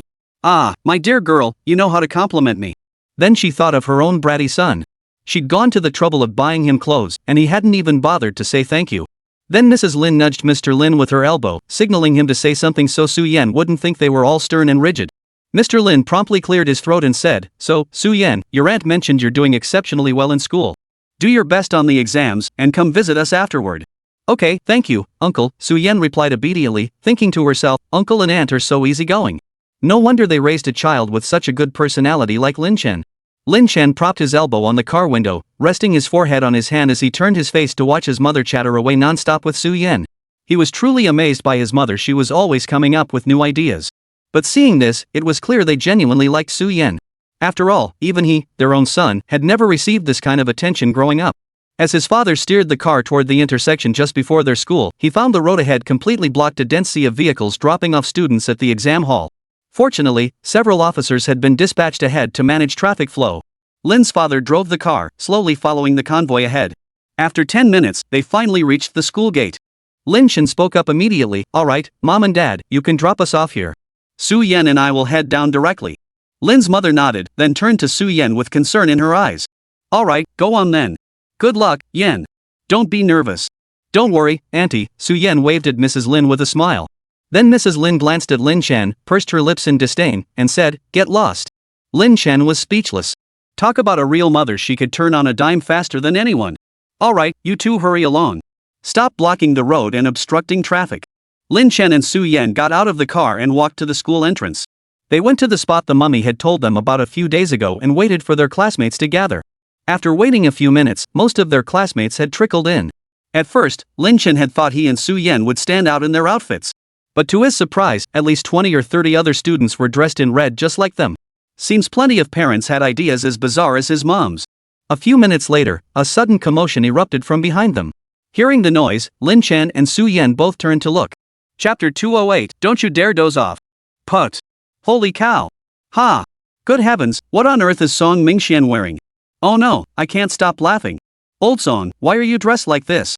Did you come to enter a beauty pageant? Lin Shan and Su Yan turned around just in time to see Song Mingxian striding toward them, decked out in bright red like a traditional Chinese New Year painting. Perhaps feeling a bit shy, Song Mingxian covered his face with both hands and came trotting over with a bashful expression. Lin Shan had heard from his mom earlier that Song Mingxuan's mother had bought him a whole red outfit, including a red skirt. Though Lin Shan had braced himself mentally, seeing Song Mingxian appear before him dressed like this still made him burst out laughing. Su Yan couldn't help but chuckle at the sight of Song Mingxuan's outfit either, covering her mouth and turning her head away as she giggled. She realized Song Mingxian was quite the character. What on earth was he thinking, showing up for an exam dressed like this on a day like today? As Song Mingxian approached, Lin Shan noticed he even had a red string tied into a topknot on his head. Lin Shan was utterly baffled. What the hell was this supposed to be? He blurted out, "Song Mingxian, why the heck do you have a topknot tied on your head?" Song Mingxian glanced back and saw his parents sitting in the car, smiling at him. When they noticed him looking, they waved happily. Song Mingxian quickly turned back, his face twisted in frustration. "It's all my mom's fault. She said my bangs were too long and might block my vision during the exam, so she insisted on tying them up. And she said if she sees my topknot gone when she picks me up tonight, she'll shave my head completely bald." Hearing this, Lin Shan and Su Yan exchanged glances and couldn't help but laugh again. Lin Shan couldn't help but think that compared to Song Mingxuan's mom, his own parents were downright normal. Lin Shan walked over, patted Song Mingxian on the shoulder, and said, "Bro, you've been through a lot." Then he glanced at the red dress Song Mingxian was wearing and suddenly wondered if he should have called her sister instead of brother. His classmates, seeing Song Mingxian dressed like this, immediately swarmed around him, doubled over with laughter, and bombarded him with questions. All right, what's going on? Why are you laughing so hard? Put. The mummy walked over to where the class had gathered. Seeing his classmates huddled together, laughing non-stop, he immediately stepped in, ready to scold them. What was the time for this? The exam was about to start. How could they still be goofing around like this? But as she drew closer and saw Song Mingxian at the center of the crowd, even the mummy couldn't help but burst out laughing. Ha! The mummy bent over double, laughing so hard tears streamed from his eyes. Who could possibly explain why their classmate Song Mingxian was dressed like this? Lin Shen listened to his laughter, fearing he might pass out at any moment. After calming down, the mummy managed to suppress his laughter and asked, "Song Mingxian, what on earth are you wearing today?" Song Mingxian fidgeted uncomfortably with his skirt, awkwardly muttering, "Festive." That word festive nearly made the mummy burst out laughing again. He quickly cleared his throat to stifle the laughter, then noticed Lin Shen and Su Yan beside him. Both were wearing identical red t-shirts, looking exactly like a couple's matching outfits. No, what was she thinking? They're relatives, after all. The mummy scrutinized them and asked, "Lin Shen, Su Yan, did you two go out of your way to buy matching clothes?" Lin Shen answered immediately, "No, my mom bought these for us. She insisted we wear them." The mummy nodded. So Lin Shen's mother bought them for both of them. That made sense, one was her son, the other her sister. It was only natural she'd buy matching outfits. The previously heavy, intense atmosphere lightened considerably thanks to Song Mingxuan's outfit. Class 21 students instantly felt less nervous. Seeing everyone gathered, Mummy cleared her throat and promptly organized the class into formation. "Alright, everyone assemble. Line up neatly. Check your admission tickets, pencils, ballpoint pens, no one slacking off at this critical moment, got it?" Got it.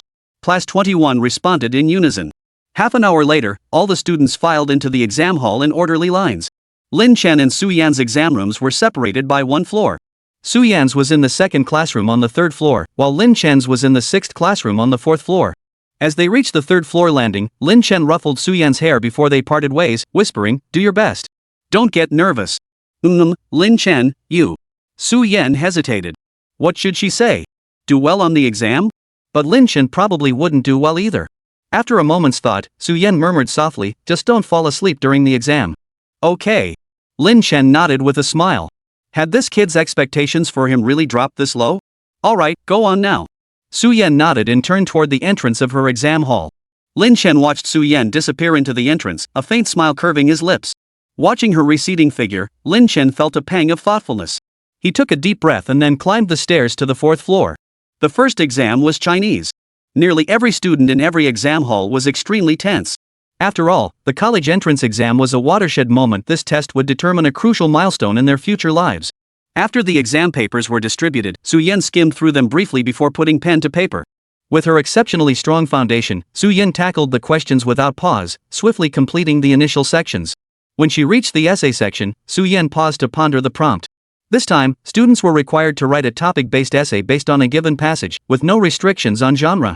With her deep literary skills, she often scored perfect marks on Chinese essays. She pondered briefly before putting pen to paper. By the time she finished her essay, there was still over half an hour left before the Chinese exam ended. After reviewing her earlier answers, her thoughts drifted to Lin Chen. Was Lin Chen answering the questions properly now? Or was he still scribbling randomly like he had in previous exams? Chapter 209, I'll tell you. If Lin Chen really did end up with zeros across the board again, this year's college entrance exam headlines wouldn't be about the top scorers, they'd be all about him, the guy who scored 0 points overall. After all, no one had ever taken the college entrance exam and scored 0 points overall before. Su Yan sighed softly. She wondered how often they'd be able to meet once she moved to the capital. Where would Lin Chen go? Once a month? Once every 2 months? Never mind. She'd stop thinking about it and wait until the exam results came out. What if Lin Chen had actually studied hard this time? Maybe he could even get into some school or other. Even if he fell just short, it wouldn't matter. As long as they could be a little closer, it would make meeting up easier in the future. As Su Yan was lost in these thoughts, the bell signaling the end of the exam rang out. The proctor's deep voice commanded, "Everyone stay seated. I'll collect the papers one by one." Su Yan remained seated until the proctor had collected all the papers. Only then did the students begin to file out of the classroom. Su Yan waited briefly at the third floor stairwell before spotting Lin Chen descending at a leisurely pace. Lin Chen. Su Yan stepped forward and asked, "How did you do? Did you doze off?" Lin Chen smiled faintly, replying with a hint of resignation, "No way. You warned me, how could I dare doze off?" Su Yan chuckled softly. "That's good." Lin Chen smiled and ruffled her hair. "Let's go. Time for dinner." Then, the two headed to the cafeteria together. The 2-day exams flew by in the blink of an eye. Each test felt like an eternity while taking it, yet afterward, recalling the details proved surprisingly difficult. After the exams concluded, students streamed out of the testing halls in an orderly line, cheering at their moment of liberation. 3 years of high school, heavy and stifling, had finally passed. After the exams ended, everyone felt a sense of relief. Lin Chen and Su Yan met at the staircase landing on the third floor, then walked together to the school gate. After finishing their exams, the students of Class 21 unconsciously gathered at the same spot where they had assembled the previous morning. The mummy had been standing there waiting for them long before. As they emerged one by one from the exam rooms, Mummy, like a concerned old father, greeted each student with the question, "How did you do?" When he spotted Lin Chen and Su Yan approaching, the mummy turned to Su Yan with an even more concerned expression. "Su Yan, how did you do?" Su Yan nodded and replied, "It was okay." Hearing Su Yan's response, the mummy thought, if Su Yan says okay, then she must be solid. Fantastic. This time, the top scorer in the entire city's college entrance exam will surely come from our class. The mummy was instantly overjoyed. The crowning moment of his decades-long teaching career was finally approaching. Then, noticing Lin Chen beside her, the mummy paused briefly before deciding to pay him a token of attention. "Lin Chen," she inquired, "how did you do on the exam?" Lin Chen pondered briefly before replying with a nonchalant air, "It was okay." Lin Chen's pretty good left the mummy genuinely unsure what he meant. Could it be another guaranteed 0 like before? Ah well, after all this time, the mummy had long since grown accustomed to Lin Chen's zeros. With an awkward chuckle, he waved it off. Good enough. The entire Class 21 burst into laughter at the mummy's awkward fake smile, but soon felt a pang of sadness. The college entrance exams were finally over. Soon, they would leave this high school where they'd spent 3 whole years. Before they could fully savor the joy of liberation, a wave of reluctance had already begun to wash over them. The setting sun stretched their shadows long across the ground. Lin Chen looked at the familiar smiling faces around him and couldn't help but feel a pang of emotion. He wondered if he would ever see such a scene again. After returning home that evening, Lin Chen rested thoroughly. The next morning, he woke to a flurry of messages in their class group chat, everyone discussing plans to have a meal together after the exams. After all, after a year of getting to know each other, the students of class 21 had grown quite close. Once they graduated, they would truly go their separate ways, and who knew how long it would be before they could meet again. Then there was Mr. Mummy. Though he usually wore a stern expression and spoke with an uncompromising tone, it had to be said that he was actually a very good homeroom teacher. He always stood up for his students, quietly watching over them from the sidelines. He never looked down on them just because they were the bottom-ranked students in the entire grade. So everyone decided they absolutely had to treat Mr. Mummy to a proper meal. The moment this topic came up, everyone started chattering away. After some deliberation, they finally settled on dining at the same restaurant where they'd gathered after their stage play performance last year, 3 days hence. The restaurant served decent food at reasonable prices. After tallying their class fund, the class monitor announced in the group chat, "We have over 1,000 yuan left in the fund. Everyone should chip in another 200 yuan each, with any surplus refunded or shortfall covered." The classmates in the group all agreed. Just as Lin Chen was about to say something in the group chat, his phone suddenly received a WeChat message. Lin Chen saw it was from Su Yan. "Lin Chen, are you awake? Our class group is organizing a gathering. Did you see it?" Lin Chen replied immediately, "I saw it." A few seconds later, Su Yan replied, "Then let's go together that day." Lin Chen smiled and replied, "Sure, I'll pick you up then." Receiving Lin Chen's reply, Su Yan propped her phone against her chin and couldn't help but wonder, should she dress up nicely that day? She also planned to formally confess her feelings to Lin Chen that day. After all, she realized she hadn't formally told him she liked him in all this time. Though she believed her usual behavior toward him must have made it obvious, she still wanted to make it official after graduation. This thought made Su Yan feel a bit nervous, so she quickly called Tang Cheng and dragged her along to go shopping for clothes. After all, confessing your feelings was no small matter. Chapter 210, No way, I took you seriously. 3 days later, Lin Chen arrived at the foot of Su Yan's building as promised to pick her up. When he arrived, he didn't see Su Yan anywhere, so he called her directly. After all, their little one was never late. If she hadn't come down yet, could something be wrong? "Hey, Su Yan, I'm here. When are you coming down?" Lin Chen, just hold on a moment. "I'll be down shortly," Su Yan said hurriedly on the other end. Hearing her anxious tone, Lin Chen quickly reassured her, "No need to rush. Take your time. I'm not going anywhere." After hanging up, Lin Chen waited idly downstairs. A moment later, he heard hurried footsteps behind him. Turning around, he saw Su Yan running down the stairs. When he saw Su Yan's outfit today, Lin Chen couldn't help but be dazzled. For today's occasion, Su Yan had specifically dragged Tang Cheng along 2 days prior to help her pick out a white dress in knee-length, fitted style with a one-shoulder neckline, adorned with 2 pearl straps draped over her shoulders. Su Yan had also styled her hair specially for the occasion. Her waist-length locks were curled into soft, voluminous waves.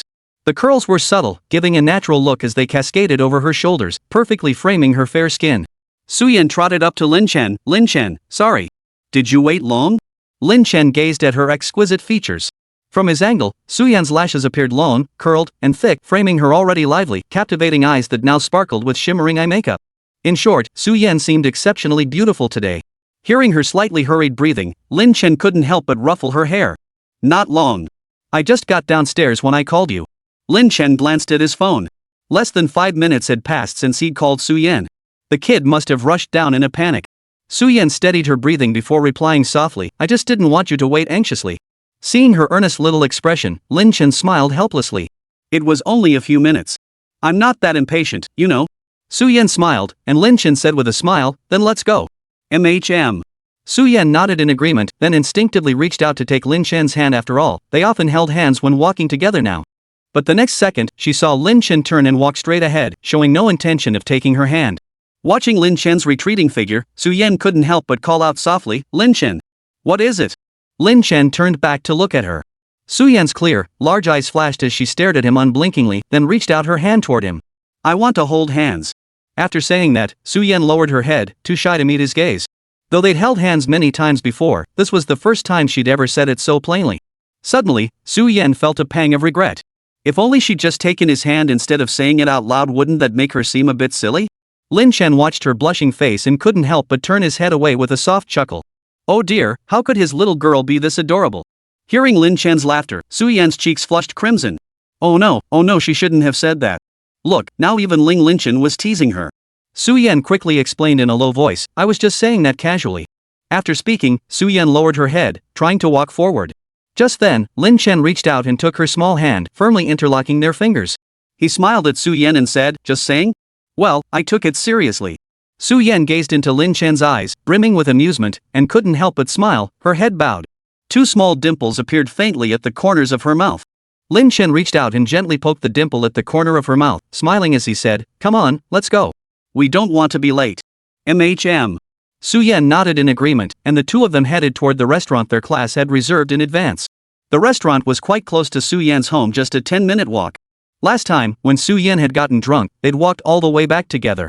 Recalling that incident, Lin Chen glanced sideways at Su Yan and thought to himself, this time, no matter what, I can't let Su Yan drink again. After entering the building, they followed the private room number their class monitor had posted in the group chat up to the 2nd floor, arriving at their class's reserved room. As Lin Chen was about to step inside, Su Yan suddenly pulled him back. What is it? Lin Chen turned back, looking at her in confusion. Su Yan shook their tightly intertwined fingers and whispered softly, Lin Chen, are we just going to walk in like this? Lin Chen watched her gesture and smiled. What else? What, are you shy? No, I'm just afraid Teacher Mu will see us, Su Yan said, sounding a bit conflicted. Why worry about him? We've already graduated. He can't control this anymore. Lin Chen said with amusement. They had both finished their college entrance exams. Even if old Mu found out, there was nothing he could do about it now. Su Yan shook her head. That's not what I mean. I mean, Teacher Mu always thought we were relatives. If he sees us holding hands going in, how are we supposed to explain it to him? Back then, Teacher Mu misunderstood their relationship. But since they were genuinely close at the time, and the school was cracking down hard on interactions between male and female students, Su Yan never dared to explain. Ever since, Teacher Mu had assumed she and Lin Chen were relatives. Now that they'd graduated, she no longer wished to keep this from him. Besides, given how openly they'd behaved together at school, it would have been impossible to hide it anyway. Once they entered the classroom, even if they didn't interact, their classmates would surely tease them. How on earth should she come clean with Teacher Mu? Lin Chen said half-jokingly, I'll just tell him my aunt was afraid I'd get lost, so she was holding my hand. Su Yan playfully smacked him and said, I'm being serious here. Lin Chen smiled, looking at her slightly annoyed expression. Alright, no more jokes. Let's just tell the truth. Old Mu might be a bit strict usually, but we've graduated now. He won't say anything. Really? Su Yan asked uncertainly. MHM. Lin Chen nodded, then cupped her small face with both hands. Don't worry. Our little one is so adorable and does so well in school. Old Mu definitely won't blame you. Su Yan gazed into Lin Chen's eyes when suddenly, out of the corner of her eye, she caught sight of a familiar figure. Teacher Mu. Chapter 211, I'll drink for her. Su Yan had just begun to calm down thanks to Lin Chen's reassuring words. But when she caught sight of Teacher Mu out of the corner of her eye, she instinctively took a step back and called out, Teacher Mu. Lin Chen turned to look as well, seeing Teacher Mu smiling warmly at them. Lin Chen, Su Yan, what a coincidence you're here too. Come on, let's go inside. The mummy said cheerfully, clearly not taking their earlier behavior to heart. Teacher Mu, we need to talk to you about something. Su Yan hesitated before speaking. Oh? Something to discuss with me? What is it? The mummy had just entered and saw Lin Chen cradling Su Yan's face, inwardly marveling at how close this nephew and auntie were. But then again, considering they were close in age and attended school together daily, the mummy thought their occasional displays of affection were perfectly normal. Now, hearing they had something to discuss with her, she felt a bit puzzled. What could they possibly need to talk about with her? The college entrance exams were over. Su Yan bit her lip, took a deep breath, and addressed the mummy. Teacher Mu, actually. Lin Chen and I. Teacher Mu, hey, Lin Chen, Su Yan, you two are here too?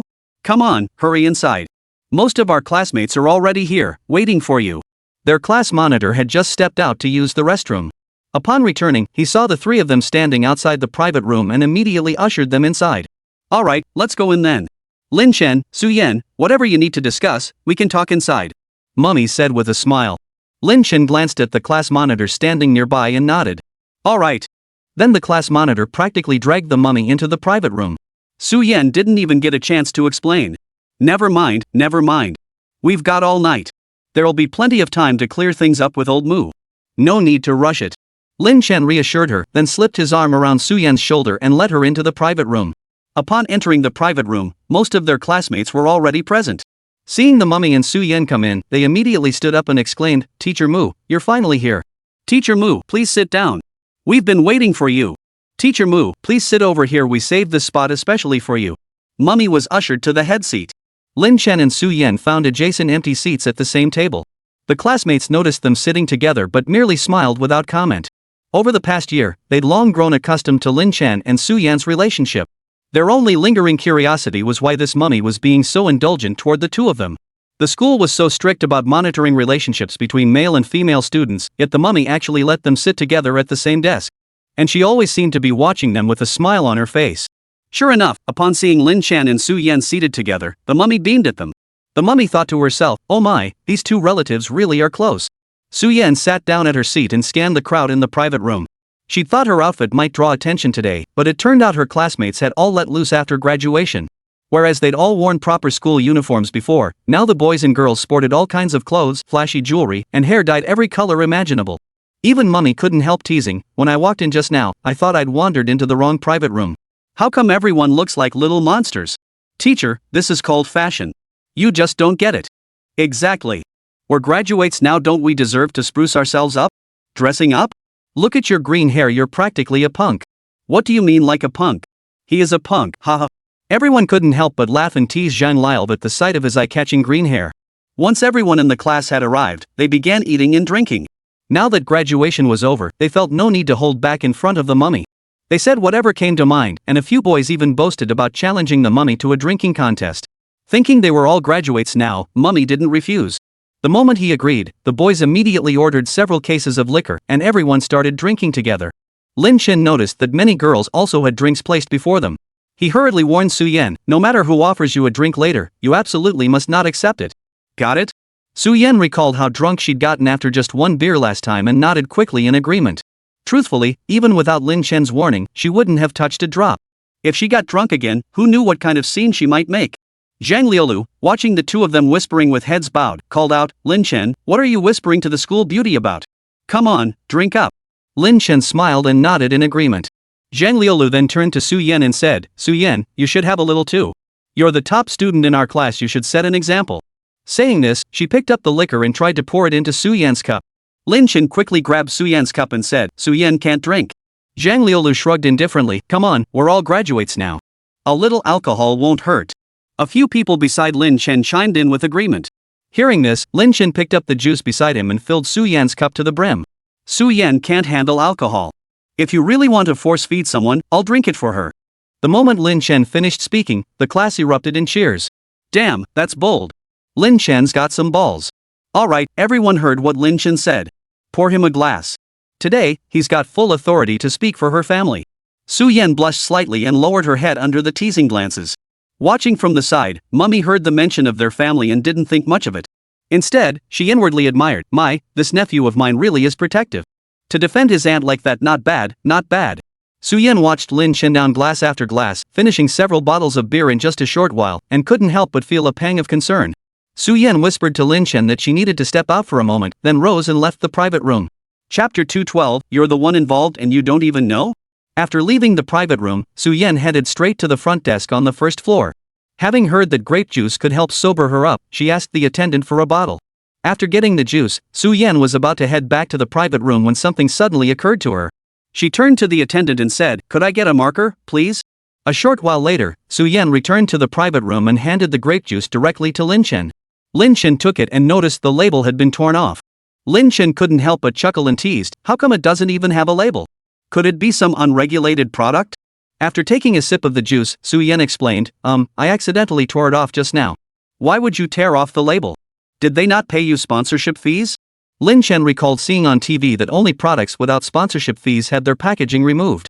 Why would Su Yan tear off the label on this perfectly fine bottle? Su Yan shook her head and laughed. Alright, stop teasing me. Drink some grape juice. They say it helps with a hangover. People nearby couldn't help but laugh and tease them again. Seriously, can you two stop whispering to each other all the time? Exactly. Su Yan, why did you only bring grape juice for Lin Chen? Yeah. We drank too, we want grape juice too. The mummy sitting across from them watched the pair with a smile, inwardly marveling, Su Yan really is a wonderful girl. She's beautiful, excels in her studies, and cares so deeply for her nephew. Truly loving.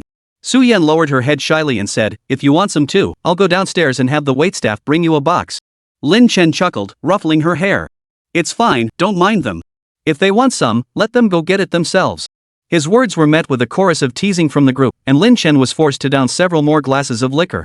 Seeing Lin Chen down several more beers, Su-yen spoke up again, grape juice, open it and drink up. MHM. Lin Chen murmured in acknowledgement, then opened the grape juice in front of him. After taking a few sips, he set it aside. Song Mingxian, sitting next to Lin Chen, also felt he'd had a bit too much. He turned to Lin Chen and said, Brother Chen, can I have a sip of your grape juice? Before Lin Chen could respond, Su-yen cut in sharply, no way. Hearing Su-yen's words, Lin Chen smiled and ruffled her hair, saying, so stingy. You won't even let him have a sip of grape juice? Though she called her stingy, her tone was like coaxing a child utterly indulgent. Su-yen said, this bottle was bought just for you. If Song Mingxian wants some, I'll go get him another one. Just then, Song Mingxian suddenly interjected, no, I just need a sip to cut the alcohol. Sis-in-law, you don't have to be so stingy. Ha? Sister-in-law? What did Song Mingxian just say? Sister-in-law? Su-yen froze for a moment. Had Song Mingxian just addressed her? Called her sister-in-law? What was going on? Had she misheard?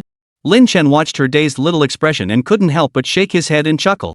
Earlier on the basketball court, Song Mingxian had led a group of guys in teasing them by calling them brother-in-law. After Su-yen left, Lin Chen had taken them on one-on-one, and the outcome was obvious. After Lin Chen single-handedly took down all 9 of them, he made it clear they were no longer allowed to call Su-yen's sister or him brother-in-law. What were they all following that idiot Song Mingxian around for? If they had to call her anything, it should be sister-in-law. Besides, they were still in school. If they acted this brazenly and word reached the mummy's ears if he discovered their true relationship, both of them would be in serious trouble. So Lin Chen ordered them all to stop the nonsense, declaring they could only call her sister-in-law after graduation. But here was Song Mingxian, his big mouth blurting it out, and all for a glass of grape juice. No principles whatsoever. Su-yen tugged at Lin Chen's sleeve and whispered, Lin Chen, was Song Mingxian really drunk? Just now, he called me. Su-yen hesitated to say the 2 words aloud, but Lin Chen just laughed and said, yeah, I heard him. He called you sister-in-law. Then he turned to tease Su-yen, when did you start dating his brother? Ha? No, I haven't. I haven't been with Song Mingxian's brother. Su-yen hurriedly waved her hands in explanation. When had she even met Song Mingxian's brother? And did Song Mingxian even have a brother? Wasn't he an only child? When did he suddenly get an older brother? And why did he suddenly call her sister-in-law? Wait, hold on, Song Mingxian's brother? Su-yen glanced at Lin Chen, who was smiling at her. Right, Song Mingxian always called Lin Chen brother. Frustrated, Su-yen playfully slapped Lin Chen and said, Lin Chen, you're teasing me again. I was just trying to have a little fun with you. Seeing Su-yen's stunned expression, Lin Chen couldn't resist teasing her a little. Su-yen turned her face away and couldn't help muttering under her breath, can't you control Song Mingxian? Why do you let him go around calling people brother like that? Sis-in-law? But she and Lin Chen weren't even officially together yet. How could Song Mingxian just go around calling her that? Though she said this, Su-yen couldn't suppress the smile that curved her lips. Seeing the smile on her lips, Lin Chen couldn't help but laugh too. What's wrong? Is that not okay? No, I mean, the 2 of us. Su-yen hastily denied, not that she objected to Song Mingxian calling them that, but surely they should wait until their relationship was officially confirmed? Otherwise, it felt improper and unwarranted. What about us? Lin Chen reached out and took her hand. Given our relationship, isn't it only natural for him to call you sister-in-law? Lin Chen said it with the utmost naturalness, as if it were the most normal thing in the world. Su-yen looked up at him, seeing his face full of smiles, yet his gaze was utterly serious. What kind of relationship do we have? Su-yen gazed at him, her clear eyes sparkling brightly. Lin Chen met her gaze and couldn't help but smile. What kind of relationship? After all this time, you don't know what our relationship is? You're the one involved here. Su-yen lowered her head, her ears turning slightly red. I just feel like we've never formally said it, right? We haven't formally talked about it?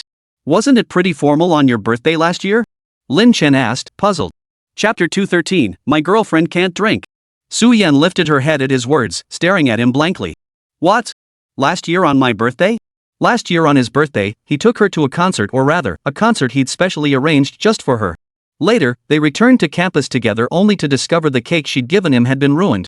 And then he kissed her forehead. But she remembered they hadn't said anything. But didn't you just, that day? You didn't say anything, Su-yen murmured softly. Lin Chen couldn't help but chuckle, wrapping his arm around her shoulder. I thought I was pretty obvious back then. Besides, if I didn't mean it, doing that to you would just make me a jerk, right? So all this time, that's how you've seen me? Su-yen hurriedly waved her hands. No.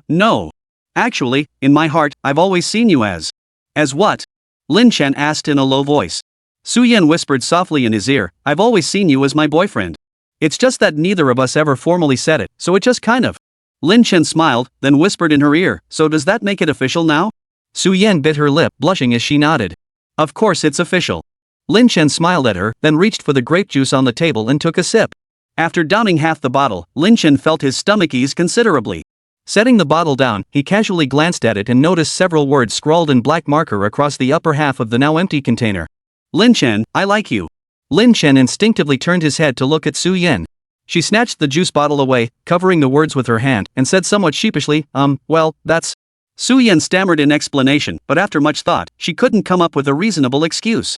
She had originally planned to use this as an excuse to confess her feelings to Lin Chen, but unexpectedly, before she could even use it, she and Lin Chen had already officially confirmed their relationship.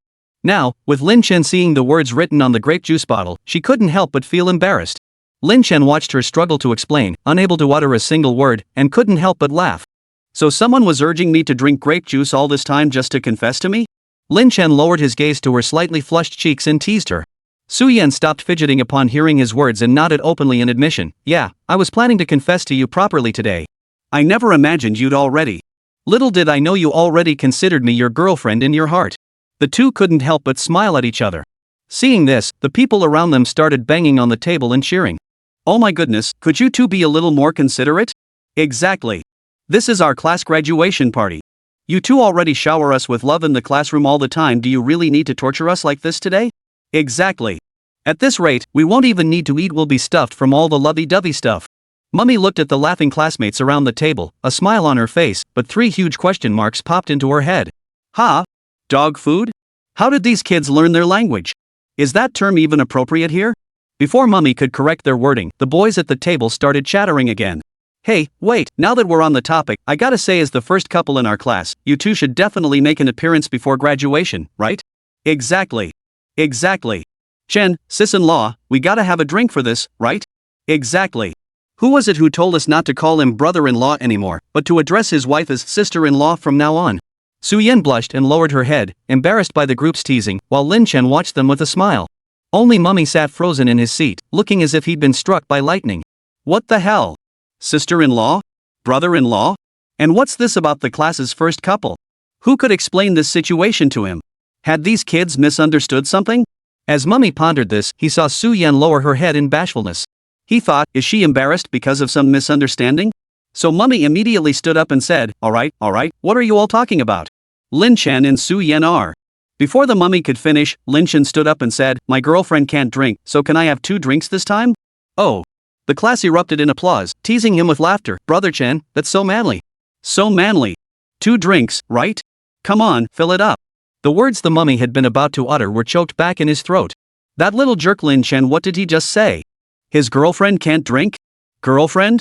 Then the Mummy glanced at Su Yan beside Lin Chen, who was smiling warmly at him. What was going on here? Aren't they relatives? Isn't Su Yan Lin Chen's aunt? How did she suddenly become his girlfriend? What exactly is going on between these two? At that moment, Zhang Liulu poured another cup of wine for the Mummy and said, Teacher Mu, to be honest, we really owe it all to you. If you hadn't kept helping Brother Chen and sister-in-law cover things up, they wouldn't have been able to be so high profile at school. Exactly. Teacher Mu, I've only just realized what a truly understanding and reasonable teacher you are. Exactly. You're nothing like the other teachers at school who are all against early romance. Forget early romance. Even if male and female students just exchange a few words, if they get caught, they'll get lectured for ages. Exactly. Look how understanding you are. Not only do you not oppose it, you even deliberately seated them together so they could be inseparable all day in class. You're so open-minded. The Mummy was flattered by their constant praise of his profound understanding and reasonable approach, feeling a bit giddy. Never imagined he held such towering stature in these kids' minds. Chapter 214, It was all in vain after all. Here, let me toast you. Saying this, Zhang Liulu tapped her glass against the Mummy's. The Mummy instinctively raised the cup to his lips and took a small sip. Then it hit him. Wait, when did I even know these two were dating? When did I help them keep it a secret? I didn't even know myself. She quickly set her cup down, staring at Lin Chen and Su Yan with utter disbelief. Noticing the Mummy's gaze, Su Yan quickly tugged at Lin Chen's sleeve. Following her glance, Lin Chen saw the Mummy staring at them with utter disbelief. Lin Chen ruffled her hair and whispered, It's okay. I'll talk to him. He stood up and addressed the Mummy. Professor Mu, I have something I'd like to discuss with you privately. Let's step outside. The mummy readily agreed, sure, let's go. The mummy stood up and headed toward the private room door. Perfect timing, he had questions he wanted to ask Lin Chen too. Su-Yen watched their retreating figures leave the private room, a flicker of worry crossing her mind. But then she thought better of it, they were both graduates now, and besides, Teacher Mu wasn't the type to hold grudges. He probably wouldn't do anything to Lin Chen. After exiting the private room, Lin Chen and the mummy walked toward the window at the end of the corridor. The mummy, still reeling from shock, walked unsteadily, even stumbling a few times. Noticing this, Lin Chen instinctively offered a hand. Professor Mu, are you all right? Ha? No, I'm fine. The moment he finished speaking, he stumbled. Seriously? Are you really okay? Lin Chen quickly grabbed his arm and asked, inwardly wondering, is old Mu drunk, or is he freaked out by his relationship with Su-Yen? Leaning one hand against the wall while the other was supported by Lin Chen, the mummy stammered, I'm fine. Brr. After that, he belched again before turning to Lin Chen. Come on, let's go to the window and get some fresh air. The mummy now felt his headache was unbearable. He needed some fresh air to clear his head. Today's events had hit him pretty hard. He had always assumed Lin Chen and Su-Yen were related, that Su-Yen was Lin Chen's aunt and Lin Chen was her nephew. So when Su-Yen suggested transferring to their class, he instinctively assumed she was concerned about her nephew's poor grades and wanted to help him. That's when Mummy had enthusiastically arranged for them to become deskmates. Over the past year, the two had eaten together daily, moved in and out together, and even occasionally slung an arm around each other's shoulders or ruffled each other's hair. At the time, the teacher thought, what a close-knit family. Though Lin Chen is her nephew, he acts more like an older brother. What a great kid. But looking back now, this wasn't an aunt and nephew at all. They were clearly a young couple. What the hell had she been thinking all this time? Standing by the window, the cold wind blew against the mummy, clearing his head considerably. He spoke up directly, Lin Chen, you and Su-Yen. That Mu teacher. I called you out here to talk about this very thing. Lin Chen cut him off immediately, knowing the mummy was bound to ask about his relationship with Su-Yen. Actually, you've misunderstood our relationship all along. We're not related. No? How could you not be related? I overheard you two talking in the mall. Su-Yen said she was your aunt, and you confirmed it. Mummy still couldn't quite believe it. He remembered it clearly back in the mall. Su-Yen had told him she was Lin Chen's aunt. How could that suddenly turn into them being a couple? Lin Chen scratched his nose and explained, that was just a joke we made back then. We never expected you to overhear it, let alone take it seriously. The mummy staggered back 2 steps, one hand pressed to his forehead. So it was all just wishful thinking on his part. All this time over the past year had been wasted after all. So, you two are. The mummy was so shocked she even curled her fingers into a delicate gesture. The words couple felt like they were burning her tongue, and she hesitated to say them aloud. Lin Chen nodded. Yeah, we're together. The mummy instantly gasped in shock. So, he had personally brought them together. What was even worse was that he had previously told Director Wang they were relatives. That's why for the past year, Director Wang had been quite indulgent toward their affectionate behavior, thinking that since they were relatives, it wasn't a big deal. He had been celebrating teaching a top-scoring student after the college entrance exams, but if Director Wang found out about this, he was doomed. Oh no, what should he do? Lin Chen watched Mu teacher's face turn pale and then flushed, unable to help but ask, Teacher Mu, are you okay? Is old Mu just too shocked to process this right now? I'm fine. I'm just thinking about how to explain this to old Wang. The mummy replied listlessly, his mind already racing with strategies to explain himself to Director Wang in a way that would minimize the damage. After all, given Su-Yen's fame at their school, there was no way this could be kept secret. Old Wang? Lin Chen asked in confusion. Who is old Wang? Why do you need to explain to him? The mummy leaned on the windowsill with one hand while gesturing with the other in midair. You know, our grade director, Director Wang. Hey, old Mu, what's up? Lin Chen and mummy turned their heads at the sound. There stood the very Director Wang they'd been discussing, not far away, smiling warmly at them. Principal Wang? Lin Chen and mummy exclaimed in unison. That's me. Principal Wang responded with a smile, then began walking toward them. Mummy's heart skipped a beat. Oh no, it's too late. How could he show up just like that? Talk about speaking of the devil. Director Wang, how did he suddenly appear here? He was sure their class hadn't invited him. Director Wang, what brings you here? Chapter 215, just a few days after the college entrance exams, and he already has a girlfriend. Director Wang patted his round belly and chuckled, isn't this a gathering for Class 6 today? They invited me along too. Hearing Director Wang's explanation, Mummy finally recalled that since Class 6's math teacher had taken maternity leave for the past 6 months, Director Wang had specially stepped in to teach their math class. He had also heard from their class monitor that besides their own class, Class 6 was having a dinner gathering today too. He just hadn't expected they'd invited Director Wang as well. What's up, old Moo? I heard you guys calling me earlier? Director Wang had just stepped out of Class CX's private room to use the restroom when he heard someone calling his name. Turning around, he found it was old Moo. The mummy swallowed hard, stammering slightly. No, that is, I was just chatting with Lin Chen. We were talking about how much we've benefited from your guidance this past year. Oh, no problem, no problem. It's only natural. Director Wang smiled at the two of them, then suddenly remembered something and said, "Oh, right. I heard your class is having a gathering here today too, right? Hey, would you mind if I joined you for a couple of drinks? Ha!" A thousand no's screamed inside the mummy's head, but he couldn't bring himself to refuse outright. Stammering, he replied, "Well, Oh, what's with the well? What's the matter? I know all those kids in your class too. I often drop by your classroom." What's this? Not welcoming me? Principal Wang said with some displeasure. What's wrong with old Moo today? He's stammering all over the place. Lin Chen, standing nearby, couldn't help but chuckle at their exchange. Look what he's done to Teacher Moo. Lin Chen scratched his nose and spoke up directly. "No, of course we'd welcome you. Teacher Moo couldn't welcome you enough." Ha! Mummy turned to glare at Lin Chen, his eyes screaming accusation. Did I just say that? You little brat, you think I'm not cold enough already, huh? Lin Chen pretended not to notice and said, "Our class's private room is just up ahead. Director Wang, let's head back together." "Alright, no problem." Director Wang replied with a cheerful smile. Then, the three of them headed back to the private room together. All the way back, the mummy glared at Lin Chen with a look that could kill. That little brat was definitely trying to get me killed. Catching the mummy's resentful glare, Lin Chen knew exactly what he feared. He sighed inwardly. Given Su Yen's fame at their school, Director Wang would find out about their affair sooner or later. Sticking your neck out gets you stabbed either way, so you might as well own up early. Besides, I'm here today too. If Director Wang decides to investigate later, I can at least help the mummy take some of the heat. Back in the private room, Class 21 students saw the two had actually brought Director Wang along. Their first thought was, "Oh no, even the dreaded Director Wang is here." But then they snapped out of it. They were all graduates now. What was there to be afraid of? So, one by one, the fearless ones began drinking with Director Wang. Lin Chen returned to Su Yan's side and sat down. Su Yan looked at him with concern and asked, "Did Teacher Moo do anything to you? And how come Director Wang showed up too?" Lin Chen smiled and stroked her hair reassuringly. "Don't worry, everything's fine. I just happened to run into Director Wang outside earlier." Su Yan exhaled in relief. "That's good." Watching her exhale softly, Lin Chen couldn't help but smile as he ruffled her hair. "Look how worried you were." Then, he picked up his chopsticks, carefully plucked a fish fillet, meticulously removed the bones, and placed it on her plate. "Have some fish." Su Yan nodded, smiling back at him, her eyes sparkling with affection. Lin Chen then helped her onto her plate several pieces of her favorite sweet and sour spare ribs. Lately, due to the college entrance exams, Su Yan had lost quite a bit of weight.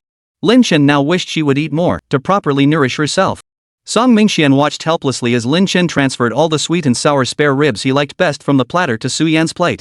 He couldn't help but speak up, "Brother Chen, why didn't you save any for me?" Lin Chen looked at him puzzled. "Why would I save one for you? Because you know I love them?" Song Mingxian asked in a deliberately affected tone. Seeing his act, Lin Chen snapped irritably, "Get lost. Keep your mouth shut. Besides, you're not my girlfriend, why should I care what you like to eat?" Song Mingxian immediately crossed his arms in a huff. "Humph. You're such a friend-forgetful jerk. You get a girlfriend and forget all about your old buddies." Lin Chen could have slapped him right then and there. "What a weirdo. Get lost." Lin Chen shot him a disgusted look. Director Wang, standing nearby, caught the word girlfriend and couldn't help but glance over with curiosity. She just finished her college entrance exams a few days ago? And Lin Chen already has a girlfriend? Lin Chen, you got a girlfriend this fast? Spill the beans, was there something going on back in school? Director Wang asked with a gossipy look. This kid actually dared to date right under his nose, and they got together right after graduation? He had to grill him properly to find out exactly which class the girl was from. The students nearby couldn't help but burst into laughter, their expressions clearly relishing the drama. Director Wang, take a guess. Yeah, you know this girl too. You bet. And she's in our class. Yeah, and she's really smart too. Students from Class 21 chattered excitedly, their voices a jumble of excitement and confusion. Amidst the chaos, Director Wang managed to pick out a few key points. Lin Chen's girlfriend is in Class 21? And he knows her? Who is she? And she's really good at studying? Come on, Class 21 was a collection of the bottom-ranked students from multiple classes across their entire grade during their sophomore year. How could there possibly be anyone good at studying? Wait, hold up. There actually was one student in their class who excelled academically, and not just excelled, but truly stood out. Principal Wang glanced at Su Yan in disbelief. All the points mentioned above perfectly matched her. He could name only a handful of girls in class 21, just a few. Besides Su Yan, there was no one else academically outstanding. Could it be Su Yan? Impossible, impossible. Principal Wang immediately dismissed his own thought. Come on, old Mu had told him long ago that Su Yan was Lin Shen's aunt. They were relatives, how could she possibly be his girlfriend? Impossible. Impossible. Just as Director Wang was mentally dismissing the possibility, Lin Shen, sitting across from him, reached out and took Su Yan's hand. Chapter 216, Do you mind the scent of alcohol? Director Wang watched their tightly intertwined fingers, suddenly feeling an uneasy premonition. Then, the next second, Lin Shen said, My girlfriend is my high school senior year desk partner. Oh, your deskmate, huh? Director Wang relaxed instantly upon hearing Lin Shen's girlfriend was his deskmate. Oh, just a deskmate? That's fine. As long as it's not Su Yan. Wait, no, wasn't Lin Shen's deskmate Su Yan? Director Wang stared at their clasped hands, then recalled Lin Shen's earlier words. It felt like a thunderclap had suddenly boomed above his head. Boom! Lin Shen's girlfriend is Su Yan. What the hell? Aren't they related? Director Wang immediately turned to stare at the mummy, his eyes pleading, What's going on here? Didn't you tell me Su Yan was Lin Shen's aunt? How did they suddenly become boyfriend and girlfriend? The mummy met Director Wang's questioning gaze and saw the utter shock on his face. He gave an awkward chuckle. How should he explain this? Truthfully, he'd only just found out himself. The mummy shot Lin Shen a resentful glance. That little brat, you've really messed me up. Then he glanced at Su Yan beside him. Never mind. Su Yan's grades are so good, he couldn't bring himself to scold her. Better to vent all his anger on Lin Shen instead. You're her boyfriend, so you get double the blame and double the grief. Lin Shen caught the mummy's glare and couldn't help but chuckle. He immediately explained, Actually, it was all a big mix-up. Teacher Mu accidentally misunderstood our relationship, which led to your misunderstanding too. A mix-up? Director Wang's eyes widened. What kind of mix-up could lead to such a misunderstanding? Su Yan glanced at Director Wang and, feeling somewhat awkward, briefly explained the situation. After listening, Director Wang shot the mummy a helpless look, his expression clearly saying, only someone with old Mu's level of intelligence could mistake such an obvious joke for the real deal. Sigh, his intelligence is truly questionable. The mummy beside her was equally exasperated. Who would make such a joke out of nowhere? It wasn't entirely her fault. Director Wang asked the two a few more questions but didn't press the matter further. After all, they were already graduates. Even if he pursued it, nothing would change now. Besides, after teaching for so many years, he'd seen situations like this before. Back when he was a homeroom teacher, there was a pair of top students in his class who had secretly dated for 3 whole years right under his nose. They'd dated right under his nose throughout high school, and he hadn't found out until after they graduated. Over the years, he'd seen countless similar cases and had long since stopped being surprised. The minor disagreement was quickly forgotten as everyone returned to drinking and chatting about random topics.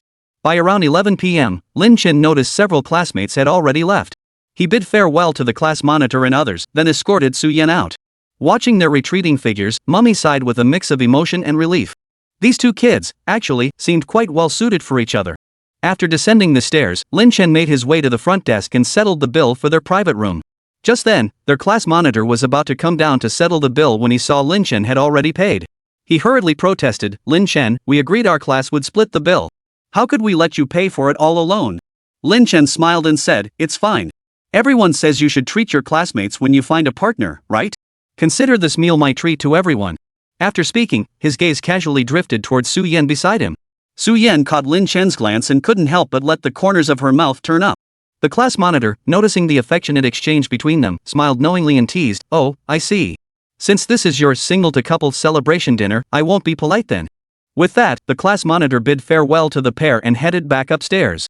After the class monitor left, Lin Shen said to Su Yan, let's go too. Su Yan nodded and was about to follow Lin Shen out when she saw him suddenly turn around. What is it? Did you forget something? Su Yan noticed his abrupt turn, as if he'd left something behind. Lin Shen nodded earnestly and said, yeah, I forgot. Forgot what? Before Su Yan could finish her sentence, Lin Shen took her hand, spread her fingers apart, and interlaced his fingers with hers. Then he said, almost forgot my girlfriend. Put. Su Yan couldn't help but laugh upon hearing his words, her eyes sparkling with a dazzling light that made her look radiant. Lin Shen's lips curved into a gentle smile as he said cheerfully, let's go. Then, hand in hand, the two of them walked out of the restaurant together. After leaving the restaurant, they strolled slowly along the street, bathed in the warm glow of streetlights. They didn't exchange many words along the way, yet they savored every moment of this time together. Even without speaking, it felt incredibly sweet. Su Yan turned her head to glance at Lin Chen's profile. The warm yellow glow cast a soft halo over his face, leaving a faint shadow across his cheek. Mesmerized by the sight, Su Yan found herself smiling without realizing it. Lin Chen suddenly stopped and looked at her. What's up? Is your boyfriend that good looking? You've been staring at me. Hearing the word boyfriend, Su Yan felt a sudden flush of shyness. She pressed her lips together and stammered, I just can't believe it's real. Unreal? Lin Chen smiled, leaning down to look at her. The night breeze lifted the hair by her ear, and he reached out to tuck it behind it. Then, as if speaking to himself, he murmured, unreal. How can I make it feel more real to you? Su Yan looked up at him. She felt that happiness had come too quickly, making it seem a bit unreal for the moment. Perhaps it would settle in gradually. Just as Su Yan was about to speak, Lin Chen asked, do you mind the smell of alcohol? Su Yan instinctively thought he was asking if she minded him drinking, so she shook her head and replied, not at all. Just don't drink yourself into bad health. Lin Chen smiled at her and asked softly, I meant, do you mind the smell of alcohol? Su Yan didn't understand why he was asking this, and instinctively shook her head. No, I don't mind. The moment her words fell, Lin Chen's lips curved into a smile as he gazed at her. Her reflection alone filled his eyes, and then he slowly lowered his head. Chapter 217, What's the matter? Don't you want to? Su Yan's heart began racing wildly. She froze in place, utterly still, silently anticipating Lin Chen's next move. Lin Chen cupped the back of her head with one hand while pulling her closer with the other, drawing her into his embrace. He then slowly lowered his head. Su Yan instinctively closed her eyes, then felt a warm kiss pressed against her lips. The kiss carried a faint hint of alcohol, yet to Su Yan's surprise, it smelled pleasantly intoxicating. In that moment, Su Yan felt her heart skip a beat. Her two pale, soft hands clutched tightly at Lin Chen's clothes. After the kiss ended, Lin Chen pressed his forehead against hers and murmured, looks like our little one wasn't lying, she really doesn't dislike the smell of wine. Su Yan flushed at his words. It wasn't that she didn't dislike the scent of alcohol, she clearly didn't dislike it because she liked him, that's all. Su Yan pressed her lips together, lowering her head, too embarrassed to meet his gaze. She buried her face in his chest and mumbled indistinctly. Lin Chen didn't catch her words at first and leaned down to ask softly, what? Su Yan lifted her head and whispered softly, I said, this is my first kiss. I never imagined it would taste like alcohol. Lin Chen ruffled her hair, smiling as he teased, you make it sound like it wasn't my first kiss either. Su Yan's cheeks flushed crimson. She quickly changed the subject. Oh, Lin Chen, I have something for you. What is it? Su Yan waved her wrist at him. This. Lin Chen chuckled, then took her hand in his own, wrapping his palm around hers. You're giving me a girlfriend? Oh, no, not that. Su Yan quickly denied. Then what is it? Lin Chen frowned in confusion. What did Su Yan mean by offering her hand? Su Yan pointed to the two small rubber bands on her wrist and said, pick one of these, the little rabbit or the little tiger? I'm not a girl. I don't need to tie my hair up. What would I do with these? Lin Chen shot a highly resistant glance at the two hair ties on Su Yan's wrist, especially since they were two such bright pink ones, clearly meant for little girls. No way was he wearing one. Su Yan bit her lip lightly and said, but everyone says that boys who wear little rubber bands on their wrists mean they have girlfriends. That way, girls won't just come up and chat with them. Lin Chen gave a resigned chuckle. Oh, so that's why. Lin Chen considered it. Since that was the case, wearing a rubber band wasn't such a big deal. If Su Yan ever forgot hers, he could even use it to tie her hair back. He pointed to the small rubber band on her wrist and said, then I'll take this little tiger one. You can keep the bunny. Su Yan immediately took the little tiger hair tie off her wrist and put it on Lin Chen's. There. Now you're taken. If any other girls try to chat you up, just show them the bracelet on your wrist. They'll get the hint. Seeing her dead serious expression, Lin Chen couldn't resist teasing her. He looked at the little tiger hair tie on his wrist, sighed with feigned resignation, and said, but what if I show it to them and they still insist on chatting me up? Su Yan immediately pouted and retorted, then you tell them you have a girlfriend. You're not allowed to chat with them or give them your phone number. Fine, I promise. I won't give them any opening. Lin Chen nodded with a smile. Now that he had Su Yan, why would he give other girls a chance to chat him up? Besides, all the other girls combined couldn't hold a candle to Su Yan. Hearing Lin Chen's promise, Su Yan felt an overwhelming sweetness in her heart. Lin Chen gazed at her eyes, crinkled into crescent moons with laughter, and gently ruffled her hair. Alright, it's getting late. I'll walk you home. Okay. Su Yan nodded with a smile. Then Lin Chen took Su Yan's hand and walked with her toward her home. After dropping Su Yan off at her building, Lin Chen asked, got any plans for the next few days? Su Yan shook her head. Nothing really. Having just finished her exams, she'd spent most of her time at home except for that day when she went shopping for clothes with Tang Cheng. After all, it was best to relax properly after exams. Lin Chen nodded. Since you don't have plans, how about accompanying me shopping tomorrow? Shopping? What do you need to buy? Su Yan asked, looking at him. She distinctly remembered Lin Chen wasn't one for shopping. When she'd accompanied him to pick out clothes before, he'd never step foot in a second store if he could find what he wanted in the first. But now he was asking her to go shopping with him? How strange. Lin Chen replied casually, clothes. Oh, clothes. Su Yan nodded. Sure. I'll take you shopping tomorrow. Lin Chen smiled and shook his head. He then raised his hand and gently tickled her nose, saying, I'm buying clothes for you. Ha? Buy clothes for me? Su Yan pointed at herself in confusion, then quickly waved her hands. No need. I have plenty of clothes. Plenty of clothes. You're wearing this one today. Lin Chen glanced at the dress she was wearing and replied noncommittally. Doesn't it look nice? Su Yan asked, a hint of disappointment in her voice. This was the dress she'd specifically picked out for today's confession. But when Lin Chen came to pick her up this evening, hadn't he said it looked pretty good? Lin Chen cleared his throat. It is pretty, but... Lin Chen leaned close and whispered in Su Yan's ear, but I don't want other guys seeing you dress like this. So from now on, when we go out, dress more conservatively. Su Yan couldn't help but giggle. How had she never noticed before that Lin Chen's possessiveness ran this deep? Besides, this dress wasn't that revealing, was it? What's wrong? Don't you like it? Lin Chen raised an eyebrow. No, I'm not upset. I like it when you take care of me like this. Su Yan looked at him sweetly. After all, she dressed up and looked her best for him anyway, not for any other guy. Since she didn't want him to see her in such a revealing dress, he wouldn't wear it in places where other guys were around. Seeing her obedient expression, Lin Chen pulled her close into his arms, ruffling her hair as he murmured, such a good girl. Alright, it's getting late. Head home quickly. I'll watch you go up. Okay, be careful on your way home. Mei Chem, go inside now. Lin Chen replied softly. Su Yan watched him turn away reluctantly before heading back inside. Lin Chen watched her swipe her card and enter the building, then prepared to leave himself. But after taking just 2 steps, he suddenly heard hurried footsteps approaching from behind. Chapter 218, One More Mouth to Feed at Home. Lin Chen turned to see Su Yan running back. What? Before Lin Chen could finish, Su Yan threw herself into his arms. She stood on tiptoe and gently kissed his chin. A goodnight kiss. After saying goodnight, Su Yan's cheeks flushed slightly. She turned away shyly, about to leave. But Lin Chen grabbed her arm and pulled her back.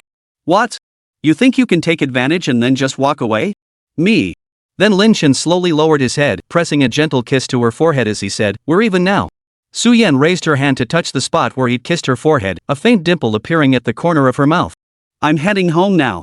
You should get back soon too. Then, Su Yan turned and jogged straight into the building. Lin Chen watched her retreating figure, rubbing his chin. This kid. A minute later, Lin Chen confirmed she had truly gone home this time before turning to leave. By the time Lin Chen got home, it was nearly midnight. Yet to his surprise, his parents were still awake. Dad, Mom, why aren't you asleep yet? After slipping on his slippers, Lin Chen headed straight to the living room. There, he found his parents sitting on the sofa, watching television. Well, to be precise, his mom was slumped on the couch, looking utterly exhausted as she clutched her stomach, while his dad sat intently focused on a TV program about getting rich through pig farming. Lin Chen shot his father a surprised look. Could his dad suddenly be considering a midlife career shift into pig farming? As soon as Mrs. Lin saw Lin Chen return, she perked up like she'd been recharged.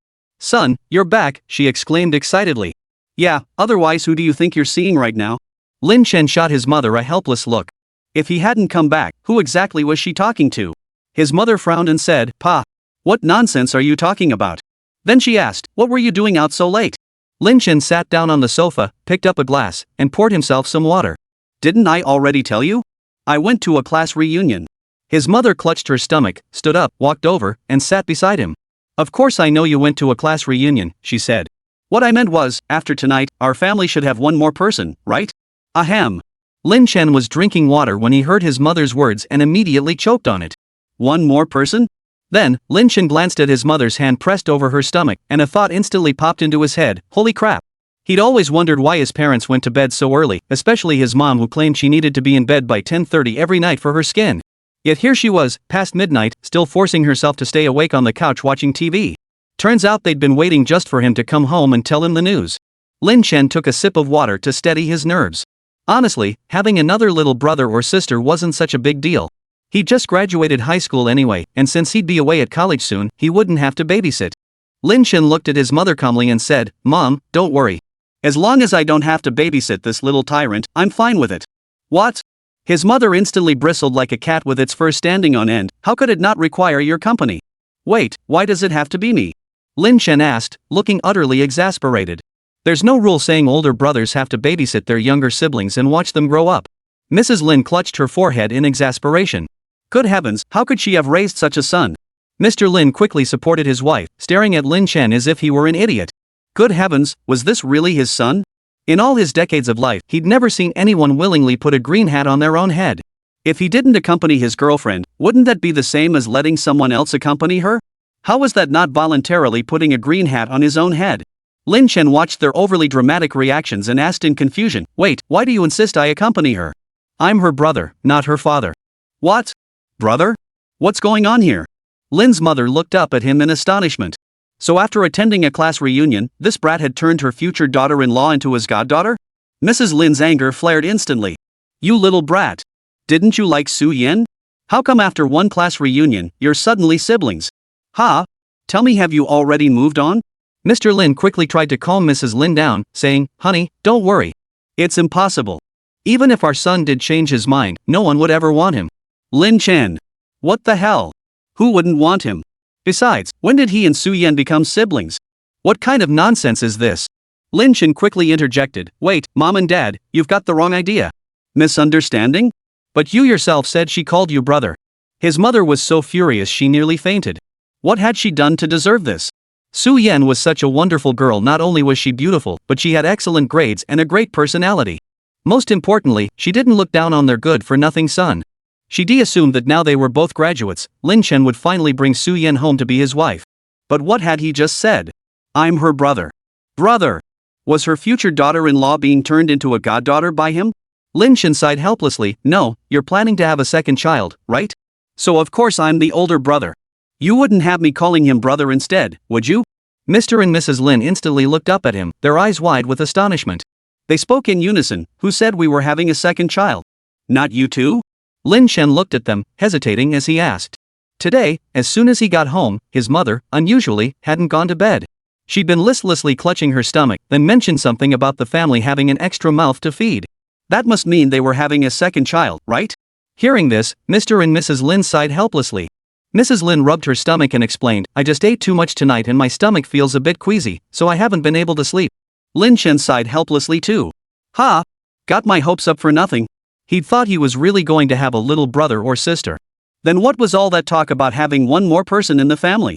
If they weren't having another child, how could there be an extra person in the family? Chapter 219, going straight to Su Yan's house to propose.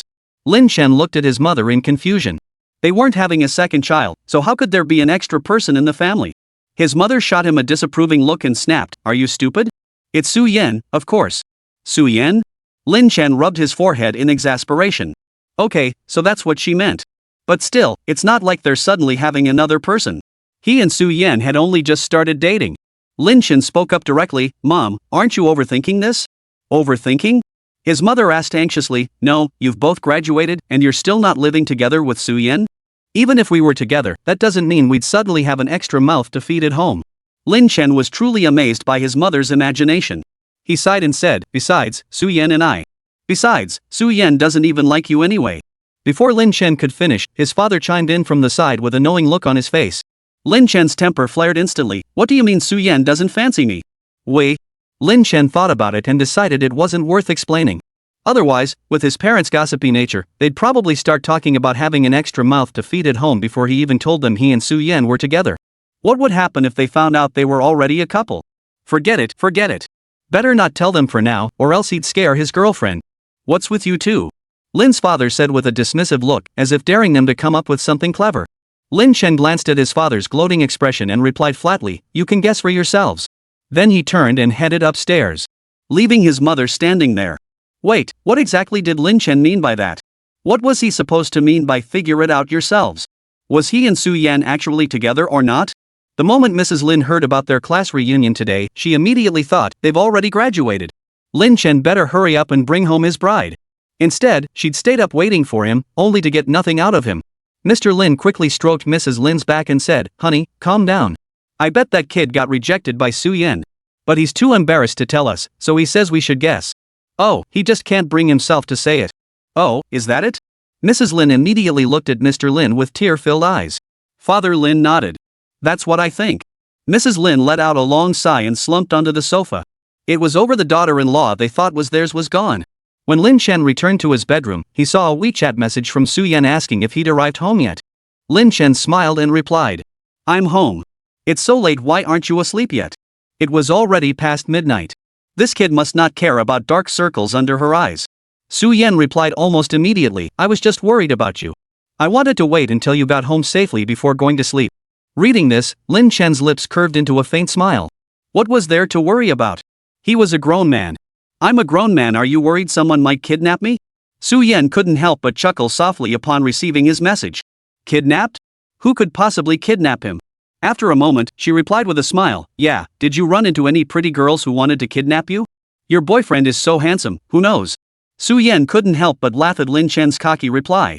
Who brags about themselves like that? What's wrong? Isn't that true? Lin Chen stroked his chin. Was he wrong? He held his phone up to the light. He looked pretty handsome. Su Yan saw the WeChat message Lin Chen sent and giggled. This guy. Then, she replied with a smile, right, my handsome boyfriend can say anything and it's always right. Lin Chen was just about to head to the bathroom to freshen up when he saw her reply. He couldn't help but chuckle softly. Being doted on like this by his girlfriend felt pretty damn good. After a few more affectionate exchanges, Lin Chen finally said, alright, get some sleep. I don't want my girlfriend turning into a panda tomorrow. No way. Su Yan pouted in her reply, then added, got it, heading to bed now. You get some rest too. Good night. Lin Chen watched her message come through, chuckled softly, and replied, good night. Then, Lin Chen tidied up and climbed into bed himself. Summer nights always carried a hint of hazy romance. Tonight, as usual, the stars were sparse and the night sky was deep, yet everything had already changed. The next morning, Lin Chen woke up, changed clothes, tidied up a bit, and prepared to head out. But as soon as he stepped downstairs, he saw his mother sitting on the sofa with a worried look on her face. Lin Chen asked, Mom, what's wrong? Who upset you this time? His mother slowly lifted her eyes to meet his, her tone laced with exasperation. Who else but you? Without hesitation, Lin Chen replied, my dad. She's always getting so mad at her dad. Get lost. Mrs. Lin felt like she was about to be driven to her grave by this brat. Su Yan was such a wonderful girl, and with all her years of experience, Mrs. Lin could tell at a glance that the young lady was definitely interested in him. She'd been counting on this brat to bring her home after high school graduation. And what happened? This kid is as thick as a brick. What's the matter with him? Mrs. Lin shot him a disappointed look, then turned and stormed back into her room, refusing to engage with him any further. Lin Chen watched his mother's retreating figure and couldn't help but chuckle. He knew exactly what had her so worked up. But he could guarantee that, given her temperament, if he told her he was now with Su Yan, she'd immediately storm off to the mall, buy up a whole bunch of gifts, and show up at Su Yan's house with bags in hand to propose marriage. That was exactly the kind of thing his mother would do. So, to ensure he and Su Yan could date peacefully and simply, Lin Chen decided it was best not to tell them just yet. After getting ready, Lin Chen headed out the door and went straight to the spot he and Su Yan had agreed upon. They'd agreed last night to meet at the entrance of the mall they frequented. As soon as Lin Chen arrived at the mall entrance, he spotted Su Yan waving at him with a bright smile. Lin Chen, over here.